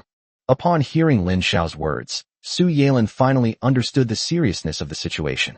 He knew Lin Xiao was not someone to be trifled with, so he specially sent more people, and even sent a high-level beast tamer to keep things under control. However, even with such a lineup, they were still unable to defeat Lin Xiao, who single-handedly took them all down and sent them all to the hospital, which was completely unexpected by Su Yelin. Su Yelin did not doubt that Lin Xiao was lying, because with Lin Xiao's strength, there was absolutely no need for him to do so. Therefore, after realizing how formidable Lin Xiao was, Su Yelin's voice trembled slightly. Despite her fear, Su Yelin looked at Lin Xiao and said, What? What do you want to do? Let me tell you, this is my Su family's territory. If you dare to act recklessly here, my Su family will never forgive you. Upon hearing this, Lin Xiao immediately revealed a cold smile. Didn't you want to see me? I just came to ask you if there's anything you want to say to me. Lin Xiao slowly stepped forward and pulled out a chair. At this moment, someone noticed the tense atmosphere and stood up to yell at Lin Xiao. Lin Xiao, stop pretending. You've offended young Master Su. Why don't you apologize right now? Do you expect us to? However, before the other person could finish speaking, he felt a blur before his eyes. Then, he heard a loud smack, and was slapped hard across the face. Xiao Jiao immediately withdrew her hand, looked at Su Yalin's lackey, who spun around in place several times before finally sitting on the ground and fainting. Seeing this, Lin Xiao's face showed a hint of helplessness. He was Xiao Jiao, and he didn't know how to control his strength like he did. If she's in a good mood, Xiao Jiao will just cripple her. If she's unhappy, Xiao Jiao will just kill her. Especially since the other party was disrespectful to Lin Xiao, Xiao Jiao would be even less polite. Of course, this applies not only to Xiao Jiao, but also to Chimera and Xiao Qing. Just now, Lin Xiao stood up for the three sisters, so the three sisters would not allow anyone to disrespect Lin Xiao. At that moment, several security guards suddenly rushed in through the door. The leader also wore a high-level beast tamer's badge on his chest. He had barely stepped into the room when he arrogantly shouted, "Damn it! Who dared to cause trouble on my turf and injure my men?" As he spoke, he saw Su Yalin in the private room. Immediately, he adopted a sycophantic manner, rushing to Su Yalin's side and saying in a low, obsequious voice, "Oh, young Master Su, you're here? My men just encountered a few petty thieves who said they were coming to your private room. Are you all right?"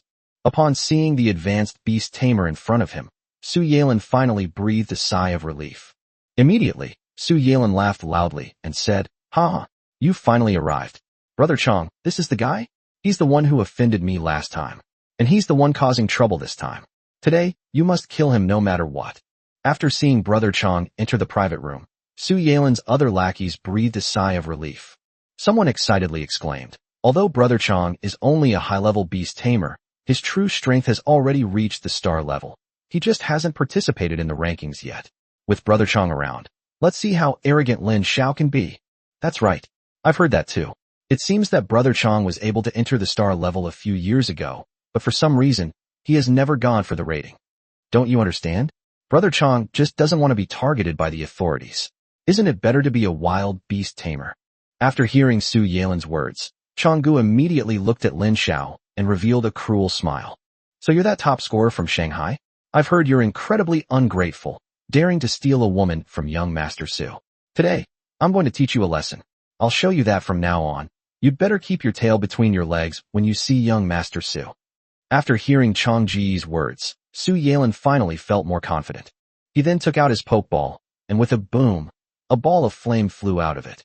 Immediately, a spirit pet resembling a fire dragon stood in the arena. "Brother Chong, let's attack together. Let him see how powerful a fire-type spirit pet is with my fire element enhancement talent." Upon hearing this, Chong chuckled and threw out a pokeball as well. Changgu is also a fire-type spirit pet, an ostrich with fiery wings. Information about two spirit pets also appeared in Lin Xiao's mind. Exploding Flame Dragon, a B-rank, second-tier spirit pet, a fire-type spirit pet with extremely high attack power. Possesses skills, Exploding Flame, Fireball, and Frenzied Bite. Fire-treading Ostrich, a C-grade, 4th-tier spirit pet. It is a bird that feels inferior because it cannot fly. Its dream is to become a divine bird like the phoenix. Its attack power is extremely strong. If it cannot be properly tamed, there is a certain chance that it will launch indiscriminate attacks, including against its own owner. Possesses the skills, Flame Impact, Fire Rain, and Lava Attack. Lin Xiao's eyes lit up when he saw the two spirit pets. If he remembered correctly, when he met Su Yalin before the college entrance examination, Su Yalin's spirit pet was still a little fire dragon. Now, Charmander has evolved into Blazing Dragon. Such a rapid evolution speed proves that Su Yalin is a skilled beast tamer. It seems that Su Yalin does indeed have something to be proud of. This fire-treading ostrich is actually much lower in level, only a C-grade spirit pet, and it can even turn against its owner, making it a very awkward kind of spirit pet.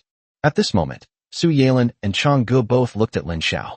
"Lin Xiao, if you surrender now, I might spare your life. Otherwise, I'll leave you here forever."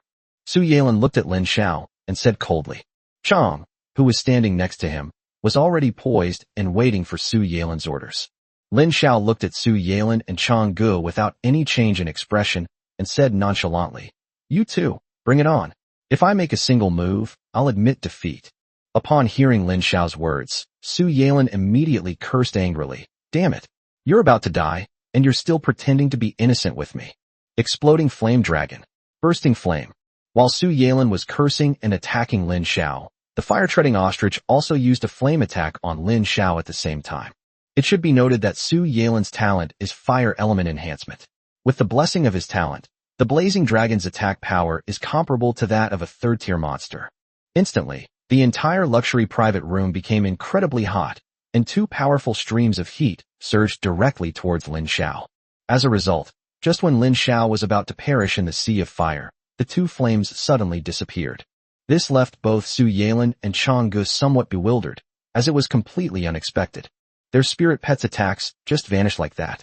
Blazing Dragon, Fire-Treading Ostrich, why did you cancel your attack? Burn this bastard to death right now. Su Yelin couldn't help but curse at his and Chang Ge's two spirit pets. Although Chang didn't say anything, his unpleasant expression showed that he shared the same attitude as Su Yelin. However, neither the Blazing Dragon nor the Fire-Treading Ostrich responded to Su Yelin's words. They huddled together like quails, as if they had seen something terrifying. Seeing this, Su Yelin and Chang Ge couldn't help but look in the direction their two spirit pets were looking.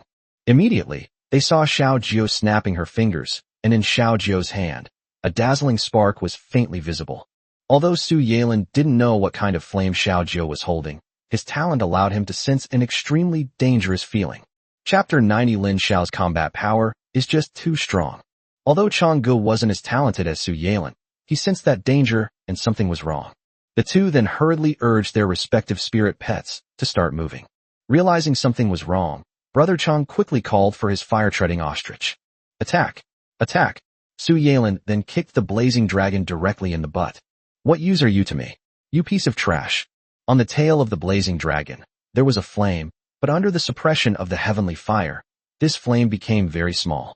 Su Yelin, consumed by rage, paid no attention to the flame and was immediately burned, wincing in pain. Upon seeing this, Lin Xiao couldn't help but glance at Xiao Jiao. All right, stop playing around. Xiao Jiao nodded upon hearing this. Then, Xiao Jiao stepped forward, and the scenery appeared and disappeared under her fiery red cloak. She walked up to the Blazing Dragon and the Fire-Treading Ostrich, two spirit pets known for their violence that had been completely reduced to little quails. Xiao Jiao revealed a wicked smile, then suddenly opened her mouth, and a burst of flames shot out from it. The flames then enveloped the two spirit pets, and when the flames dissipated, the Blazing Dragon and the Fire-Treading Ostrich were nowhere to be seen. Xiao Jiao then patted her stomach and let out a satisfied burp. At the same time, Chang Ge and Su Yelin immediately clutched their heads and began to cry out in pain. However, Brother Chang can still endure it. As for Su Yelin, he was already rolling around on the ground and talking nonsense. The others were immediately silenced by the scene before them. This is so bizarre. Lin Xiao easily eliminated a B-grade Tier 2 spirit pet and a C-grade Tier 4 spirit pet, leaving not even a corpse behind. Lin Xiao then stepped forward, looking at the already delirious Su Yelin with disdain. He casually picked up a bottle of wine next to him and splashed it on Su Yelin's face, which sobered Su Yelin up a bit. Immediately, Lin Xiao squatted down and looked coldly at Su Yelin. Are you going to cause me trouble again? Upon hearing this, Su Yelin looked at Lin Xiao with a terrified expression, not daring to utter a word. At this moment, someone wanted to save Su Yelin, which made Lin Xiao wary. Someone shouted from the side, Lin Xiao, don't be too happy. Young Master Su is the son of Su Lin, a wealthy man in Shanghai. President Su has cooperation with many schools. If you dare to touch young Master Su, even Yuzhu Spirit Pet University won't be able to protect you. Upon hearing this, Lin Xiao raised an eyebrow and looked at Su Yelin. So Su Lin is your father. Upon hearing this, Su Yelin seemed to have grasped at a straw and hurriedly tried to appear calm, threatening. That's right. Su Lin is my father. What? Are you scared now? Lin Xiao sneered upon hearing Su Yelin's words. Then, Lin Xiao took Su Yelin's phone out of Su Yelin's pocket. Seeing this, Su Yelin was both confused and impressed, wondering what Lin Xiao was up to. Then, Su Yelin saw Lin Xiao throw his phone in his face and say, Now, immediately, call your father and tell him you're in my hands. Tell him to bring money to ransom you. Upon hearing this, everyone was stunned, wondering what Lin Xiao was up to this time. However, Su Yelin didn't care about Lin Xiao's intentions at this moment. He quickly dialed the phone, hoping that his father, Su Lin, would come to save him. Dad, someone's hitting me. Come quick, save me. Su Lin was already in a bad mood after being rejected by Lin Xiao, and her expression immediately changed when she received Su Yelin's call. Help, help, help my foot. All you do is cause trouble outside. If you can't beat someone, you might as well die out there. After saying that, Su Lin hung up the phone. Upon hearing this, Su Yelin stared at his phone in disbelief. Su Yelin had just turned on speakerphone, so everyone in the private room heard Su Lin yelling at Su Yelin. They had initially thought that Su Lin would come over immediately with his men to avenge Su Yelin after hearing that his son had been bullied. As a result, things turned out this way. Now, all we can do is stare at each other blankly. Did I open it wrong? Undeterred, Su Yelin dialed the number again. This time, Su Lin was already somewhat enraged. You unfilial son. If you dare cause me any more trouble, I'll send you to my lab to be used as a specimen. Ignoring her father's threats, Su Yelin cried out. I'm telling the truth. Lin Xiao is holding me captive right now. He told you to bring money to ransom me at the hot bar. Su Lin was about to unleash another torrent of curses, but upon hearing Lin Xiao's name, he froze in shock. What did you just say? I've been kidnapped. Please come and save me. I'm at the hot bar. No. I asked you who you just said you were being controlled. Lin Xiao? He's the top scorer in Shanghai this year. He's right here with me, and he's the one who asked you to bring money to ransom me. Upon hearing this, Su Lin immediately fell into deep thought. After a moment, Su Lin said, Okay, tell Lin Xiao not to do anything reckless. I'm coming right now. Upon hearing Su Lin say he was coming to rescue her, Su Yelin immediately felt that he was capable again. Su Yelin then arrogantly cursed, Lin Xiao? You're just waiting to die? Nobody's leaving this room now. When my dad comes, I'll take all of your humanoid spirit pets. I'll make them my sex slaves. I'll chop you up and feed you to the dogs. Upon hearing this, Lin Xiao first shrugged indifferently, then kicked Su Yelin in the head, causing the latter to instantly faint. Finally, it's quiet. Lin Xiao then turned his head and looked at Brother Chong. What? You want to say a few words too? Changgu originally wanted to say something harsh, but after seeing Su Yelin's fate, he quickly shut his mouth. Lin Xiao then looked at Su Yelin's other eager lackeys. Upon seeing Lin Xiao's gaze, they quickly took a step back, some even covering their mouths, demonstrating to Lin Xiao that they would remain silent. Upon seeing this, Lin Xiao nodded, then found a place to sit down. Xiao Jiu then sat down beside Lin Xiao very considerately, and then asked Lin Xiao gently, Master, would you like something to drink? Lin Xiao glanced at the drinks on the table. Most of them had already been opened and wasted by this group of people. Then Lin Xiao glanced out of the corner of his eye, and his gaze met Chang Ji's. When Chang saw Lin Xiao's gaze, his body immediately stiffened as if he had been electrocuted, and he quickly chuckled awkwardly. I'll go get the wine. Lin Xiao nodded upon hearing this. Go. Bring me the most expensive drink in the bar. Upon hearing Lin Xiao's words, Chang Ji's body stiffened again. The most expensive wine? If they sell the most expensive wines regularly, they will definitely receive a large share of the profits. But in the current situation, the bar has to bear the cost of these drinks, and it might even have to be shared among everyone. Seeing Chang Ji's dawdling manner, Lin Xiao couldn't help but ask in confusion, What's wrong? Is there a problem? Upon hearing this, Brother Chang immediately shook his head. No problem. No problem. I'll go right away. After saying that, Brother Chang left the private room in a flash. A few of Chang's henchmen were standing outside the private room, having witnessed everything that happened inside. They quickly came up and asked, Brother Chang, what do we do now? Should we go get reinforcements? Upon hearing this, Brother Chang was so angry that he slapped the underling on the head. Idiot! The boss is coming, and you're going to go get reinforcements now? They won't be reinforcements then, they'll be ghost soldiers. What should we do then? Are we just going to run away? Lin Xiao's fighting power is just too strong. After hearing his younger brother's words, Brother Chang couldn't help but sigh. We've messed up this time. All we need to do now is ensure young Master Su's safety. After saying that, Brother Chang walked to the bar, grabbed a few bottles of the most expensive liquor in the bar, and then headed towards the luxury private room. Chapter 91, I'm the easiest person to talk to. To be honest, Chang was really heartbroken to give Lin Xiao those bottles of the most expensive liquor in the bar. After all, this is all money.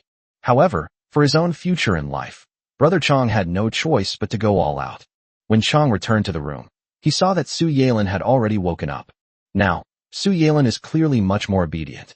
Su Yelin finally understood that Lin Xiao truly didn't value his life and might actually kill him. Chang Gu quickly placed the bottles of wine in front of Lin Xiao.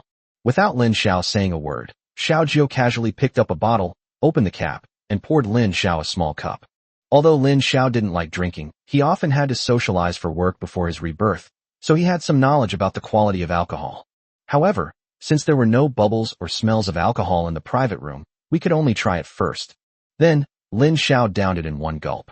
Chang Ge felt his heart bleeding as he watched Lin Xiao drink the wine down his throat. As a result, Lin Xiao curled his lip and said, "Why does it taste so bad?" Upon hearing this, Chang Ge quickly explained, "This is a famous wine produced in Austria and Hungary. It needs to be adjusted before it tastes good." Upon hearing this, Lin Xiao immediately kicked the bottle of wine aside without hesitation. The bottle shattered on the ground, and Chang felt like he'd been kicked half to death. Lin Xiao didn't dislike foreign liquor. He just disliked the fancy way of drinking it. Then, Xiao Zhou opened another bottle for Lin Xiao. Lin Xiao drank it all in one gulp again. As a result, he still felt that it didn't taste like much. "This is sake from the land of cherry blossoms." Lin Xiao then kicked the wine aside. Adding a dog's tail to a sable coat is not as good as drinking beer. Chang was almost in tears. If Lin Xiao continued to kick him, he would go bankrupt. Xiao Zhou then opened another bottle of wine for Lin Xiao. Lin Xiao nodded after finishing his drink in one gulp. He seems quite satisfied. As a result, Chang Ji's mouth was twitching. He felt that Lin Xiao might as well smash the bottle of wine too. This bottle of liquor is actually just a regular bottle of spirits, the cheapest kind. But to everyone's surprise, Lin Xiao took a liking to this bottle of strong liquor. Not long after, the door to the luxury private room opened again. A man in a suit walked in from outside. The person who arrived was none other than Su Lin. As soon as Su Lin entered the room, he also felt that the way he opened it seemed a bit off. The moment he opened the door, he saw his son's cronies standing in a row against the wall, like princesses in a karaoke bar waiting for customers to choose their concubines. But their expressions made them look more like they were being scolded by a teacher. Their gazes were now all focused on the ground. Following their gaze, Su Lin's lips twitched. Su Lin saw Su Yelin lying on the ground like a corpse, staring at the ceiling with a bitter expression. His group of cronies, at this moment, seemed to be attending his funeral, lining up to mourn. Seeing Su Lin enter, Su Yelin quickly scrambled to her feet, crying, and said, "Dad, you've finally come. You have no idea how awful Lin Xiao is he." Su Lin recounted Lin Xiao's actions with added embellishments. Su Lin ignored him and stared blankly at Lin Xiao, who was drinking. "President Su, please have a seat." Lin Xiao pointed to a small stool opposite him, as if he were the owner. Su Lin glanced at the somewhat insulting little stool and immediately sneered. However, Su Lin didn't care and plopped down on it. Su Lin, barely suppressing his anger, said, "Speak. What exactly happened?" Lin Xiao first downed the wine in his glass in one gulp, and then said in a nonchalant tone, "Your son sent people to kill me. Did you know that?" Upon hearing this, Su Lin's pupils suddenly dilated. Although he knew Su Yelin was a bastard, he never expected Su Yelin to be this much of a bastard. So, Su Lin quickly looked at Su Yelin. Su Yelin then said somewhat guiltily, I just wanted to teach him a lesson. Who told him to steal my girlfriend?" When Su Lin saw Su Yelin's expression, he knew that this matter must be true. After all, the Su family had indeed done many similar things in the past. It's very likely that Su Yelin didn't intend to kill Lin Xiao, but his subordinates wanted to push things to the extreme. However, Su Lin was more curious about Su Yelin's claim that Lin Xiao had stolen his girlfriend. You know, Su Yelin is never short of women around him, so when did he suddenly have a girlfriend? Girlfriend? Who is she? Su Lin couldn't help but ask Su Yelin. Yao Chengxiu. She's the only daughter of the Yao family. Puff. Upon hearing Su Yelin's words, Su Lin nearly spat out a mouthful of blood. How could Yao Chengxiu possibly be interested in someone as incompetent as you? However, Su Lin finally understood what had happened. It must be that Su Yelin saw the close relationship between Yao Chengxiu and Lin Xiao and became jealous, which is why she sent people to cause trouble for Lin Xiao. As a seasoned veteran, Su Lin had already guessed most of the facts. However, Su Lin was no pushover. He wouldn't let Lin Xiao hold him back because of this. Su Lin then sneered and said, "These are just some minor conflicts between you young people, but you've gone so far. Aren't you afraid of retaliation from the Su family?" Upon hearing this, Lin Xiao immediately snorted coldly. "I have already dealt with the assassins sent by your Su family. Also, he just said he would kill me and take my spirit pet for himself." Lin Xiao then put down his wine glass and looked at Su Lin, his aura showing no sign of weakness. At this moment, as Su Lin negotiated with Lin Xiao, the aura of a superior began to emanate from him. "Oh, then you should report it to the authorities. Besides, you caused trouble in our Su family's bar and injured my son. This isn't something to be settled like this." Besides, you beat my son like this. Aren't you afraid you won't be able to leave this house? As soon as Su Lin finished speaking, Xiao Jiao, Chimera, and Xiao Qing all revealed fierce expressions. This ancient bestiality and killing intent from wild beasts was something that even Su Lin, who had long held a high position, could not withstand. Moreover, all three girls possessed divine bloodlines. Su Lin almost fell off the chair. However, the swaying of his body had already embarrassed him greatly. Upon seeing this scene, Lin Xiao couldn't help but let out a cold laugh. If something really happens to me and I can't go to Yuzhu Spirit Pet University to report, who do you think the authorities will investigate first? Lin Xiao spoke these words casually, but there was a hint of mockery in his eyes. Su Lin naturally understood what Lin Xiao meant. Immediately, his eyes twitched as he looked at Lin Xiao and angrily cursed him.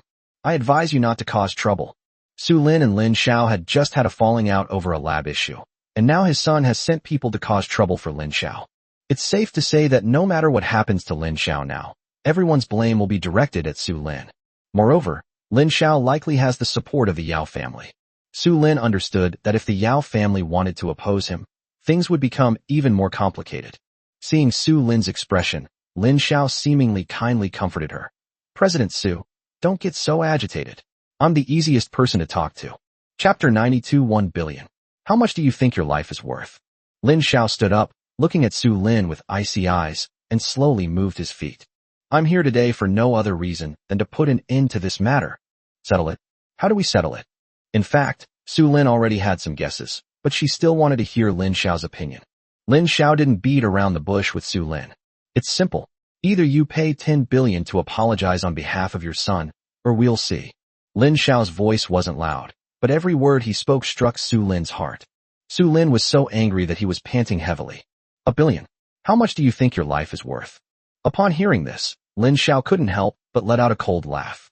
I need to correct a misconception of yours, which is that this billion yuan is not for my life, but for the lives of your entire Su family. At this point, Su Lin could no longer hold back. He hadn't encountered a young man who dared to speak to him like that in many years. Su Lin's expression turned ferocious as he shouted. Lin Xiao, the reason I invited you to my laboratory is because I think highly of you. Too many geniuses like you die young. Even the geniuses who have died by my hand are too many to count on two hands. I wonder if you'll be next. Upon hearing this, Lin Xiao patted Su Lin on the shoulder and said, I don't have your abilities, and I don't have to pay with my life for killing someone. However, the last person to say the same thing to you was that old bastard Lu Zhan. Upon hearing this, Su Lin suddenly froze, then turned sharply to look at Lin Xiao's retreating figure and asked, Did you kill Lu Zhan? It should be noted that after Lu Zhan led the core members of the Lu family out of the city, he never returned. This was common knowledge throughout Shanghai. After the Lu family was wiped out by the authorities, Lu Zhan was not placed on an arrest warrant. The only explanation is that Lu Zhan was brought to justice or executed. However, whether it is an execution or a surrender, the authorities will issue a report. Therefore, the upper class in Shanghai has always been curious about how Lu Zhan died. As it turns out, Lin Xiao has now brought up this matter on his own initiative. Lin Xiao did not answer Su Lin's question, but said casually, It's nothing serious. It was just a small conflict between me and his son Lu Chan, but now it's all resolved. As he spoke, Lin Xiao glanced at Su Yalin, who was trembling beside them. After hearing Lin Xiao's words, Su Lin fell into deep thought. He just couldn't understand how someone as poor as Lin Xiao could have so much power. Even the authorities sided with Lin Xiao and wiped out the Lu family. Could it be that the Yao family made a move? Su Lin felt that his understanding of Lin Xiao was too superficial. After today, he will definitely investigate Lin Xiao's past thoroughly. Watching Lin Xiao's retreating figure, Su Lin thought for a moment, then twitched her lips and agreed. Okay, I promise you. Lin Xiao certainly knew what Su Lin meant by agreement. Then, Lin Xiao snapped his fingers. Thank you for the treat. This wine is good. Remember to transfer the money to my account. Then, Lin Xiao left with Xiao Jiao, Chimera, and Xiao Qing. Seeing Lin Xiao leave, Su Yalin rushed over. Dad, are you just going to let Lin Xiao go like this? Aren't you going to avenge me? I'm your only son. Looking at his good-for-nothing son, Su Lin's lips twitched involuntarily. Then, he raised his hand and slapped Su Yalin. I'll teach you to cause trouble. I'll teach you to cause trouble. Ouch. Dad, stop hitting me. Dad, I was wrong. Dad, if you hit me again, I'll fight back. You dare to fight back. The entire VIP room was soon thrown into chaos because of the Su family father and son. After leaving, Lin Xiao didn't dwell on what had happened that day and went straight home. The only reason he's putting pressure on Su Lin today is because this person is extremely dangerous to Lin Xiao. In this dog-eat-dog world where the strong rule, Lin Xiao dared not entrust his life to the kindness of others. Lin Xiao didn't believe that Su Lin's grand farewell dinner today was solely due to Su Lin's refusal to join his team, and that Su Lin's subsequent anger led to the cancellation of the recruitment. It's very possible that Su Lin actually came here specifically for him. Everything Su Lin had done before was just for show. At most, Su Lin would only give young man some small prizes to cover up his true purpose. Otherwise, the other party wouldn't have left immediately after Lin Xiao refused. Therefore, when Lin Xiao learned that Su Yalin was Su Lin's son, he decisively decided to put pressure on Su Lin to see if the other party would reveal his true identity after getting angry. As for the danger, Lin Xiao didn't think Su Lin was stupid. Even if Su Lin wanted to attack him, he wouldn't do so on the spot. A seasoned veteran like Su Lin would definitely find an opportunity to eliminate Lin Xiao without anyone noticing, just like Lu Zhan did. However, Lin Xiao underestimated Su Lin's patience. "Aren't you angry at all?" Lin Xiao was somewhat disappointed. However, the thought that he would soon have $1 billion in his pocket made him feel at ease. Thinking of this, Lin Xiao fell asleep contentedly. Early the next morning, Lin Xiao took Luo Cheng's letter of introduction and went to the mission registration office. This time, Lin Xiao disguised himself when he arrived at the mission registration office. During this time, Lin Xiao did not expect that Xiao Jiao was actually a master of disguise. After she easily fiddled with him a few times, Lin Xiao was no longer recognizable as he originally was. Lin Xiao couldn't help but ask Xiao Jiao with some doubt, "Are all members of your nine-tailed celestial fox clan very good at disguise?" Xiao Jiao didn't answer directly, but instead smiled and asked in return, "Master, have you ever heard of a fox's tail showing?" Upon hearing this, Lin Xiao said, "Oh," and immediately understood what Xiao Jiao meant.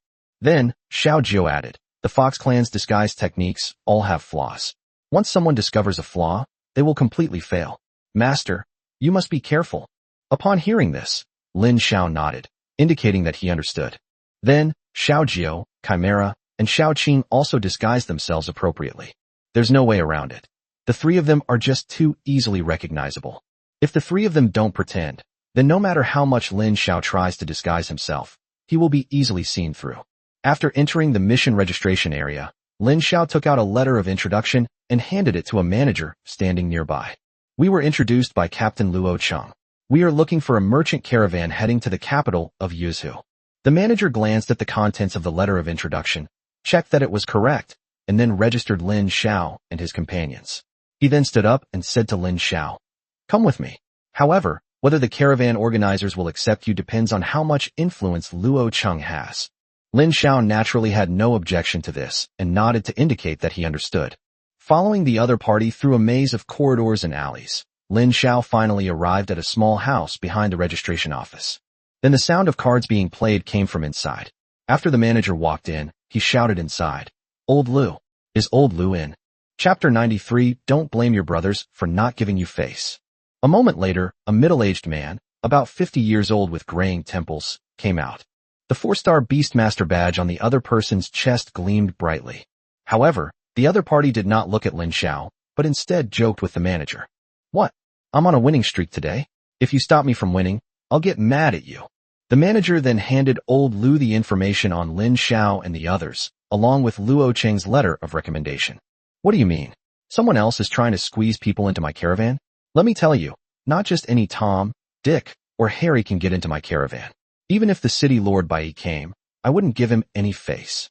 Upon hearing this, Lin Xiao immediately became curious. How could this person have such a boastful tone? The manager then smiled and said, "Don't worry. It was Captain Luo who personally wrote the letter of recommendation." Upon hearing this, Old Lu's eyes lit up, and he immediately took the letter of recommendation and began to read it carefully. After a few breaths, Lao Lu turned to look at Lin Xiao. "What is your relationship with Luo Cheng?" Lin Xiao was curious. Instead of asking about Lin Xiao's purpose in going to Yuzhou, this person inquired about his relationship with Luo Cheng. It seems Luo Cheng has quite a bit of influence. Following the prearranged script, Lin Xiao said, "I interned under Luo Cheng, and now I'm going to Yuzhou to escort students to school." Upon hearing this, Lao Lu simply said, "Oh," then stuffed the letter of recommendation into his pocket and said with a smile, "Good. I can trust the person recommended by Captain Luo. Meet here promptly at 6 o'clock tomorrow morning." Okay. The next day, very early in the morning, Lin Xiao then brought Xiao Jiao, Chimera, and Xiao Qing to the meeting point. Upon arriving at the meeting point, Lin Xiao saw more than 30 people waiting. Some of them traveled light, some carried large bags of luggage, and some even rode their spirit pets. Seeing that everyone had arrived, old Lu said to them, "We are all old friends, so I won't say anything more. For this trip to Yuzhou, we will follow the same old rules and plan our itinerary according to a 1-month journey.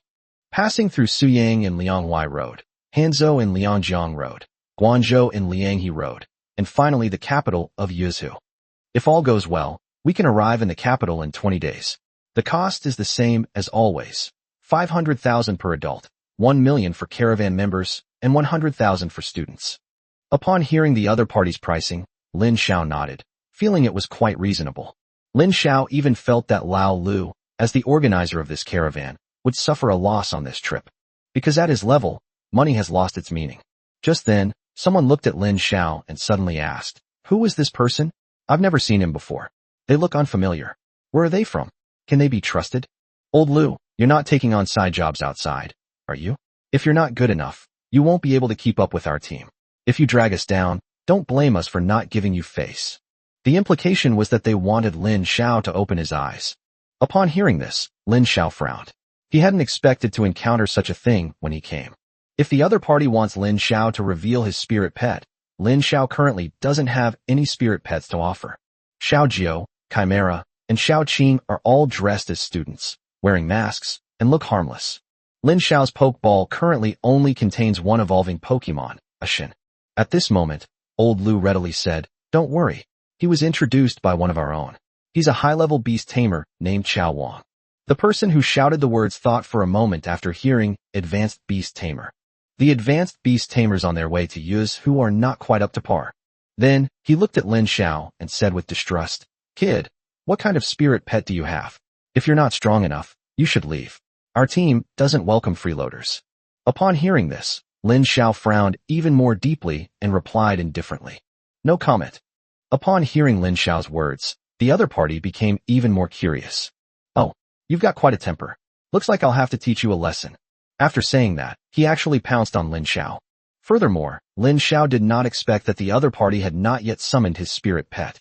Immediately, the other party threw a punch at Lin Xiao's face. This punch was extremely fast. Moreover, it is extremely powerful. Lin Xiao was certain that even second or third-tier spirit pets might not be able to generate such a powerful punch. At this moment, Xiao Jiao was about to step forward to block the punch for Lin Xiao. Lin Xiao immediately glanced at her. This immediately made Xiao Jiao give up the idea. Then, Xiao Jiao watched with great interest how Lin Xiao dealt with the opponent's attacks. In the blink of an eye, the punch had already reached Lin Xiao. But Lin Xiao did not dodge. Instead, he slowly raised his hand. Old Lu watched this scene with a half-smile.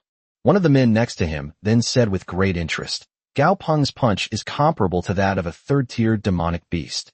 This kid is going to suffer." Upon hearing this, old Lu shook his head. "Not necessarily. The people Captain Luo introduced can't be that simple."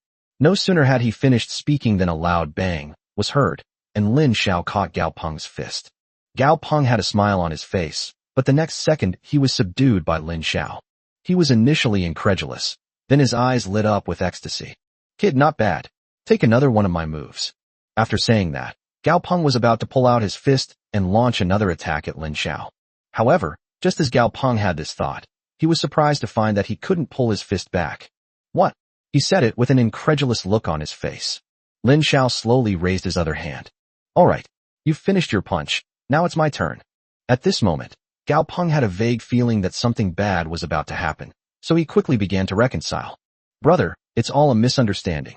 Just a misunderstanding. I was just testing you."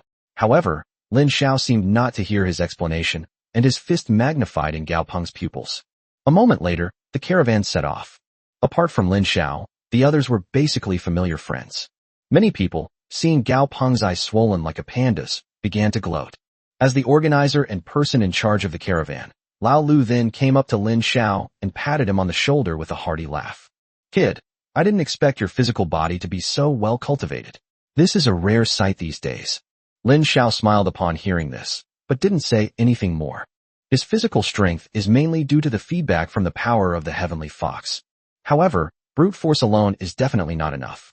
Fortunately, Lin Xiao got full marks in every subject when he was in school. This includes combat training. The two complement each other, directly achieving a result where 1 plus 1 is greater than 2. This makes Lin Xiao's physical cultivation level unmatched by ordinary people. Old Lu then seemed to realize something and explained for Gao Peng. Our caravan is different from other caravans. Most of us are unorganized beast tamers, so if something happens to us, no one will help us collect our bodies. Therefore, everyone is very cautious, especially when new members appear in the caravan. Chapter 94. To be honest, my spirit pet is also a noob. Lin Xiao understood Lao Lu's words very well, so he didn't dislike Gao Peng that much. He had already noticed that Lao Lu's caravan was indeed somewhat different, because none of the people in the caravan had the backing of a powerful family. Moreover, many of them didn't even have storage equipment. This indirectly proves that their level is not high. Of course, this does not rule out the possibility that they have absolutely no connection with the powerful families, because they might have secret connections with powerful families. As planned, the caravan registered at the city gate and finally left the city. As he watched the city recede into the distance, Lin Xiao felt a sense of loss. Having lived here for 18 years, he has little sense of belonging to this city. Lin Xiao couldn't help but sigh, wondering how long it would be before he could return. The caravan traveled north, and soon Lin Xiao had figured out the composition of the caravan. Among them, the group led by Gao Peng are all wild beast tamers. Among them, Gao Peng is an oddball. No one has ever seen his spirit pet. In every battle, Gao Peng would charge forward and engage in hand-to-hand combat with the monsters. Now, Gao Peng has reached the level of a 1-star beastmaster. The other small group consisted of backpackers. They all have some kind of opaque background, relying on a large family, but not belonging to the family itself. Among them, Wang Tao, a 2-star beastmaster, was the leader. The last group consists of bounty hunters, the role Lin Xiao is currently playing. Some of them were escorts for others were students going to school, and some were even doing gathering tasks. Because they had a mission to complete, most people kept a low profile. Lin Xiao was just a little curious about how old Lu had managed to gather this group of people together. Because of the large number of people, vehicles cannot be used in the wild. Since this group of people didn't have any spirit pets to use as transportation, the caravan had only traveled 5 kilometers in an hour. Lin Xiao calculated that, at most, the caravan's journey would be 50 kilometers in a day. At this speed, how could they possibly reach the capital within a month? Lin Xiao couldn't help but ask Lao Lu about his doubts. Upon hearing Lin Xiao's question, Gao Peng, who had just been punched by Lin Xiao, immediately offered an explanation. Brother Chao Wang, you don't know this, do you? Don't be fooled by the fact that this caravan is moving slowly now. Once it passes through places like Hanzhou and Guangzhou, there will be far fewer people in the caravan than before. By then, everyone can speed things up. Upon hearing this, Lin Xiao said, "Oh," to indicate that he understood. As they walked, the sun rose directly overhead.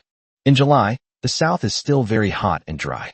Looking at the midday sun, old Lu couldn't help but curse, then said to everyone, "Let's take a half-hour break." Everyone quickly sat down on the ground, some to rest, others to eat. At this moment, Gao Peng approached Lin Xiao and patted him on the shoulder in a very familiar manner. "Brother, you're quite skilled. I, Gao Peng, have traveled all over the country, and this is the first time I've suffered a loss in close combat. Seeing how good you are at melee, your spirit pet must be very strong too, right?" Lin Xiao chewed on a biscuit, not looking at Gao Peng, and said casually, "No, I just settled for training my physical body because my spirit pet is only SOSO. After all, we can't just stand there and wait to die." Upon hearing Lin Xiao's answer, Gao Peng couldn't help but burst into laughter. "Ha! As expected, we're kindred spirits. To be honest, my spirit pet is a total noob. When I took the college entrance exam, I awakened a pretty good talent, but my family didn't have the money, so I could only sign a contract with a low-level spirit pet, which made me unable to beat anyone after that. After failing the college entrance exam, I thought, since my spirit pet can't beat others, then I'll find a way to help my spirit pet defeat others. Isn't that enough?" Gao Peng recounted his glorious past in great detail. Lin Xiao did not interrupt him, playing the role of a very good listener. However, Lin Xiao did not believe a single word Gao Peng said. Lin Xiao already had some knowledge of this caravan. Of the 30 people, apart from a few students who were enrolling in university, everyone else was a star-level beast tamer. Even the worst spirit pet of a star-level beast tamer will not be lower than the 4th rank. How could a 4th-tier spirit pet be as useless as Gao Peng said? At this moment, a girl who also looked like a student slowly stood up. She walked alone to a small river nearby, carrying a water bottle in her hand, seemingly intending to replenish her water supply. Arriving at the riverbank, looking at the clear water, she first filled her water bottle in the river. Then, she bent down, lowered her head, and prepared to wash her face. Just then, the river suddenly surged. Then, a huge, blood-red maw burst out of the river and bit down on the girl's head. That huge mouth looked big enough to fit half of a girl's body inside. It's terrifying to watch. The girl gasped in surprise and froze on the spot. Just then, a strong gust of wind blew by. A chill suddenly descended from behind the little girl. Then, there was a loud bang. A large chunk of ice, half a meter wide, smashed into the girl's gaping mouth. The owner of that huge mouth immediately started howling. Only then did everyone realize that the other party was actually a crocodile. Lin Xiao glanced at it, and the basic information about the crocodile appeared in his mind. The hidden big mouth beast, a C-rank, Tier 3 monster, possesses a powerful bite force and the ability to hide unexpectedly. It is a natural assassin, but its attack methods are limited, and it prefers to live in groups. Possesses the skill, and bites wildly. After being rescued, the girl had to leave that dangerous area. She quickly took a few steps back, then patted her chest, and let out a long breath. We're safe now. She was talking to herself. But is it really safe? How can there be absolute safety in the wild? Just as she lowered her guard, the river surged again. This time, more than a dozen hidden giant-mouthed beasts simultaneously leaped out of the river. This is a 3rd-tier monster. How could a high school graduate possibly handle it? She was immediately terrified and at a loss for what to do. As the elusive, giant-mouthed monsters drew ever closer, the girl was on the verge of death. Just then, 3 figures appeared behind her. One of the figures was a snow-white ball of flesh, another was a large beetle, and the last figure was Gao Peng, a living, breathing person. Chapter 95. It's truly a case of some suffering from drought, while others are drowning in floods. Ice and snow chinchilla, a type of chinchilla that lives in extremely cold regions, is a 5th-tier demon beast. It prefers cold places to avoid warmth, can use ice and snow magic, is not good at melee combat, but has extremely high defense. Furthermore, the snow chinchilla has a very low reproductive rate, only able to give birth to 1 baby per litter, making it extremely rare. Possesses the skills, ice making, blizzard, and ice hockey. General Bullhorn, a 3rd-tier D-class demonic beast, has extremely strong defense and can fly, but its flying ability is average. Its main attack method is still on the ground. Possesses skills including gladiator attacks, earth escape, noise attacks, and phantom clones.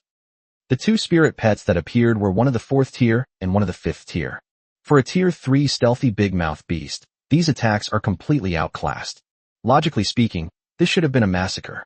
However, the hidden big mouth beast was not afraid of these 2 high-level spirit pets at all and pounced directly at them. Boom, boom. 2 large ice hoops simultaneously hurtled towards the 2 hidden, large-mouthed beasts. General Bullhorn used his long horns to knock away several hidden, large-mouthed beasts. Seeing this, Gao Peng immediately shouted, "Run! What are you all standing there for?" The girl then realized what was happening and quickly ran back. Just then, 2 hidden big-mouthed beasts appeared from the side. Gao Peng kicked one of them away. But another hidden, large-mouthed beast had already charged towards the girl. The girl fled in a panic, not knowing where to go. I don't know how, but I ended up running in Lin Xiao's direction. Seeing this, Lin Xiao couldn't help but sigh. What a nuisance. He originally wanted to minimize his chances of making a move, thereby avoiding revealing his hand. Otherwise, if he were recognized, his plan to secretly enter the capital would fall through. At the very least, in Shanghai, and even in Lianghuai Road, Lin Xiao tried his best not to expose himself. Once he's out of the area where his adversaries can reach him, he won't have to be so careful. Fortunately, what's attacking us now is just a 3rd-tier demonic beast. At that moment, someone shouted, "Chao Wang, run! Protect your employer." The man was right. Logically speaking, all bounty hunters or bodyguards should protect their employers at the first opportunity. But Lin Xiao is different. If a fight really breaks out, it's hard to say who is protecting whom between Lin Xiao and his 3 so-called employers. When the girl saw Lin Xiao, It was as if she had seen a lifeline. She rushed over and hid behind Xiao Jiao. Upon seeing this, Lin Xiao couldn't help but frown. Between Xiao Jiao and that hidden big-mouthed beast, there was also Lin Xiao. The moment the elusive, gaping beast saw Lin Xiao, it opened its massive jaws and lunged at him. Without saying a word, Lin Xiao immediately pulled out a bone knife from his sleeve. This bone knife was Luo Cheng's last act of madness for him. The moment Lin Xiao gripped the hilt of the knife, he felt as if the whole world was under his feet. Even if the King of Heaven himself came, he would have to kneel down before me. Fortunately, Lin Xiao possessed strong mental power and was able to quickly suppress the bone knife's frenzy. Then, Lin Xiao thrust out with his knife, and blood splattered everywhere. Lin Xiao actually cleaved the head of the hidden giant-mouthed beast in two. The latter fell to the spot and died completely. By this time, the battle was drawing to a close. After realizing they were no match for the caravan, the hidden giant-mouthed beasts immediately fled. Once they returned to the water, they disappeared. Some looked like a piece of rotten wood, some looked like a stone sunk to the bottom of the water, and some simply burrowed directly into the soil. Then, the girl peeked out from behind Xiao Jiao. She looked around with a worried expression and lingering fear, and only after finding that there was really no danger did she pat her chest and walk out. The other person approached Lin Xiao and said very politely, "My name is Lu Weiwei. Thank you for saving me.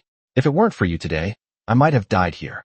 This barrage of sweet talk, coupled with the girl's eyes filled with adoration and gratitude, was practically the prelude to a romantic encounter. Upon seeing this, Gao Peng immediately started whistling. "Wow, Brother Chao Wang, you're really something. You just came out to take on a mission and managed to save a damsel in distress and meet such a beautiful girl." Lin Xiao looked at Lu Weiwei and said expressionlessly, "If there's nothing else, go back to your seat. Don't bother us here." Forehead. After hearing Lin Xiao's answer, the rest of the caravan were speechless. Holy crap, how straight is this guy? He's completely oblivious to romance. An upcoming freshman. Why can't I have such good luck? What a waste of opportunity. It's truly a case of some people dying of thirst while others are drowning in floods. Even old Lu touched his thinning hairline and said, "Sigh. I was the one who saved him first. Why doesn't he thank me?" Lu Weiwei was somewhat at a loss after Lin Xiao's words. Then, after thinking for a moment, she quickly said, "Where are you going?" "I'm going to school in Yuzhou. Are we going the same way?" Old Lu patted his forehead. He thought to himself, "Oh no, this girl is really in love. She can even ask such a question. In this caravan, who isn't going the same way?" As a result, Lin Xiao didn't even glance at her. "Not on my way." The rest of the caravan remained silent once again. Some people who were initially smiling like doting ants now looked disappointed and frustrated, and they all wanted to make amends for Lin Xiao. "Brother, seize the opportunity. She's a pure and innocent college girl." Lu Weiwei clenched her small fists and turned away reluctantly. Lin Xiao held the last madness in his hand, and then used the bone knife to begin dissecting the hidden big-mouthed beast. He first peeled off the skin, which is a very rare material that might be useful in the future. Next, Lin Xiao disassembled the meat of the hidden big-mouthed beast and packed it into his storage equipment. It wasn't that Lin Xiao didn't bring enough food. Instead, Xiao Jiao and Xiao Qing needed to use the flesh and blood of demonic beasts to enhance their strength, and he didn't want the two little girls to keep eating human food. Actually, the reason he treated Lu Weiwei coldly was because he keenly realized that Lu Weiwei was not as innocent as she appeared. First of all, when Lu Weiwei was being chased by that hidden big-mouthed beast, she did not go in the direction of old Lu, who appeared to be stronger. Instead, they chose themselves, which may have involved some element of chance. However, the other party, by sheer bad luck, hid behind Xiao Jiao. This is clearly using Xiao Jiao and Lin Xiao as her human shields. On the surface, Xiao Jiao is Lin Xiao's employer. Therefore, Lu Weiwei's actions were tantamount to forcing Lin Xiao to take action. Furthermore, during this process, Lu Weiwei didn't even summon her spirit pet, and instead immediately tried to get close to Lin Xiao. All things considered, Lin Xiao still felt it was better to stay away from Lu Weiwei. After confirming that no one in the caravan was injured, Lao Lu waved his hand and called everyone to continue on their way. This minor incident had no impact on the overall progress of the caravan. On the very first day of their journey, the caravan encountered 3 attacks, one large and one small. One of the incidents resulted in injuries. After a whole day of travel, the sun was setting and evening had finally arrived. Old Lu ordered everyone to set up camp on the spot and lit a bonfire in an open space. Lin Xiao bought a tent before setting off. After setting up the tent, Lin Xiao sat around the campfire with everyone, which gave him the feeling of sitting around a fire and brewing tea. After assigning the watch order, everyone then had free time. Gao Peng then walked over to Lin Xiao, holding a bottle of wine in his hand, and waved it at Lin Xiao. Want a drink or not? Chapter 96, A Female Bodhisattva of Boundless Love. Lin Xiao accepted the wine bottle handed to him without a care. Then, he tilted his head back and took a big gulp. It wasn't that Lin Xiao was overconfident or lacked the ability to guard against others. It's because Lin Xiao has a constitution that makes him immune to all poisons, which also makes him able to drink 1,000 cups without getting drunk. Gao Peng watched as Lin Xiao downed most of the bottle in one gulp, as if it were water. His lips twitched slightly, and he gave him a thumbs up, saying, "Brother, you have a good tolerance for alcohol. This is 52 proof vodka." As he spoke, Gao Peng took the bottle again and took a small sip. "You seem to have a strong prejudice against that girl from earlier in the day." Lin Xiao did not answer Gao Peng's question directly. "I am on a mission, and I will not pay attention to any factors that may affect the progress of the mission." Upon hearing this, Gao Peng once again gave a thumbs up. "That's some serious professional ethics. But I must warn you, that young lady's identity is quite extraordinary." Upon hearing this, Lin Xiao immediately raised his eyebrows, showing interest. "What do you mean? Is he another scion of some powerful family?" Gao Peng shook his head, then leaned close to Lin Xiao's ear and said, "She is not from a prominent family. On the contrary, she is just the daughter of an ordinary commoner who studies at number 3 middle school. When I first enrolled, my grades were very average, but for some reason I caught the eye of Guan Yishan, the young master of the Guan family from the capital who was studying abroad, and I became his girlfriend. Guan Yishan left her with a lot of cultivation resources, which turned her into a top seed player in the 3rd middle school."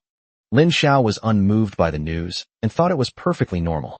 Because even in the intensive training class of number 1 middle school, let alone number 3 middle school, there are such ridiculous things. Which of those rich kids and playboys didn't rise to their positions through resources? Gao Peng shook his head. "Don't be so nonchalant. If things stopped here, there would really be nothing more to say.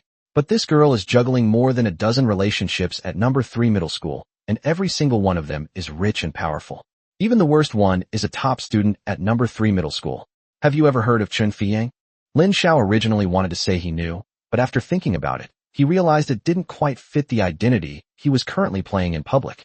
Therefore, Lin Xiao did not answer, but waited for Gao Peng to continue. Sure enough, Gao Peng, that overly familiar guy, said to himself, he was the top student at number 3 middle school, and he got 4th place in this year's college entrance examination. If it were any other year, he would definitely have been first. But there are too many geniuses in Shanghai this year, and there's that freak Lin Xiao, so he can only come in 4th place. Lin Xiao watched as the other person talked on and on without getting to the point, and he felt an urge to criticize them. Gao Peng then changed the subject. Chen Fiyang is Lu Weiwei's boyfriend. Chen Fiyang personally tutored Lu Weiwei in her academic subjects, and it was because of Lu Weiwei that Chen Fiyang missed the precious opportunity to prepare for the college entrance examination. Otherwise, it's really uncertain who would have become the top scorer in Shanghai. Lin Xiao was somewhat surprised upon hearing this, and the image of Chen Fiyang, who was taciturn and seemed very cold, quickly came to mind. He remembered that the other person eventually gave up university and chose to go to the military. It's unbelievable that even someone like that could be won over by Lu Weiwei. It's clear that Lu Weiwei is truly extraordinary. Lin Xiao nodded, then said nonchalantly, "So what? It's not like I was the one who got cheated on." Upon hearing this, Gao Peng choked on the vodka he had just taken a sip of. "Brother, don't you understand what I mean? I'm saying be careful this girl doesn't give you a hard time. Haven't you heard the saying, women and petty men are the most difficult to deal with? If you offend a petty person or a bully, at most they'll fight you to the death. But if you offend a woman, they have all sorts of ways to make you wish you were dead." Lin Xiao knew all too well how outrageous some women could be, especially after experiencing the era of female martial arts masters in his previous life, where every combination of punches thrown by a martial arts master could be deadly.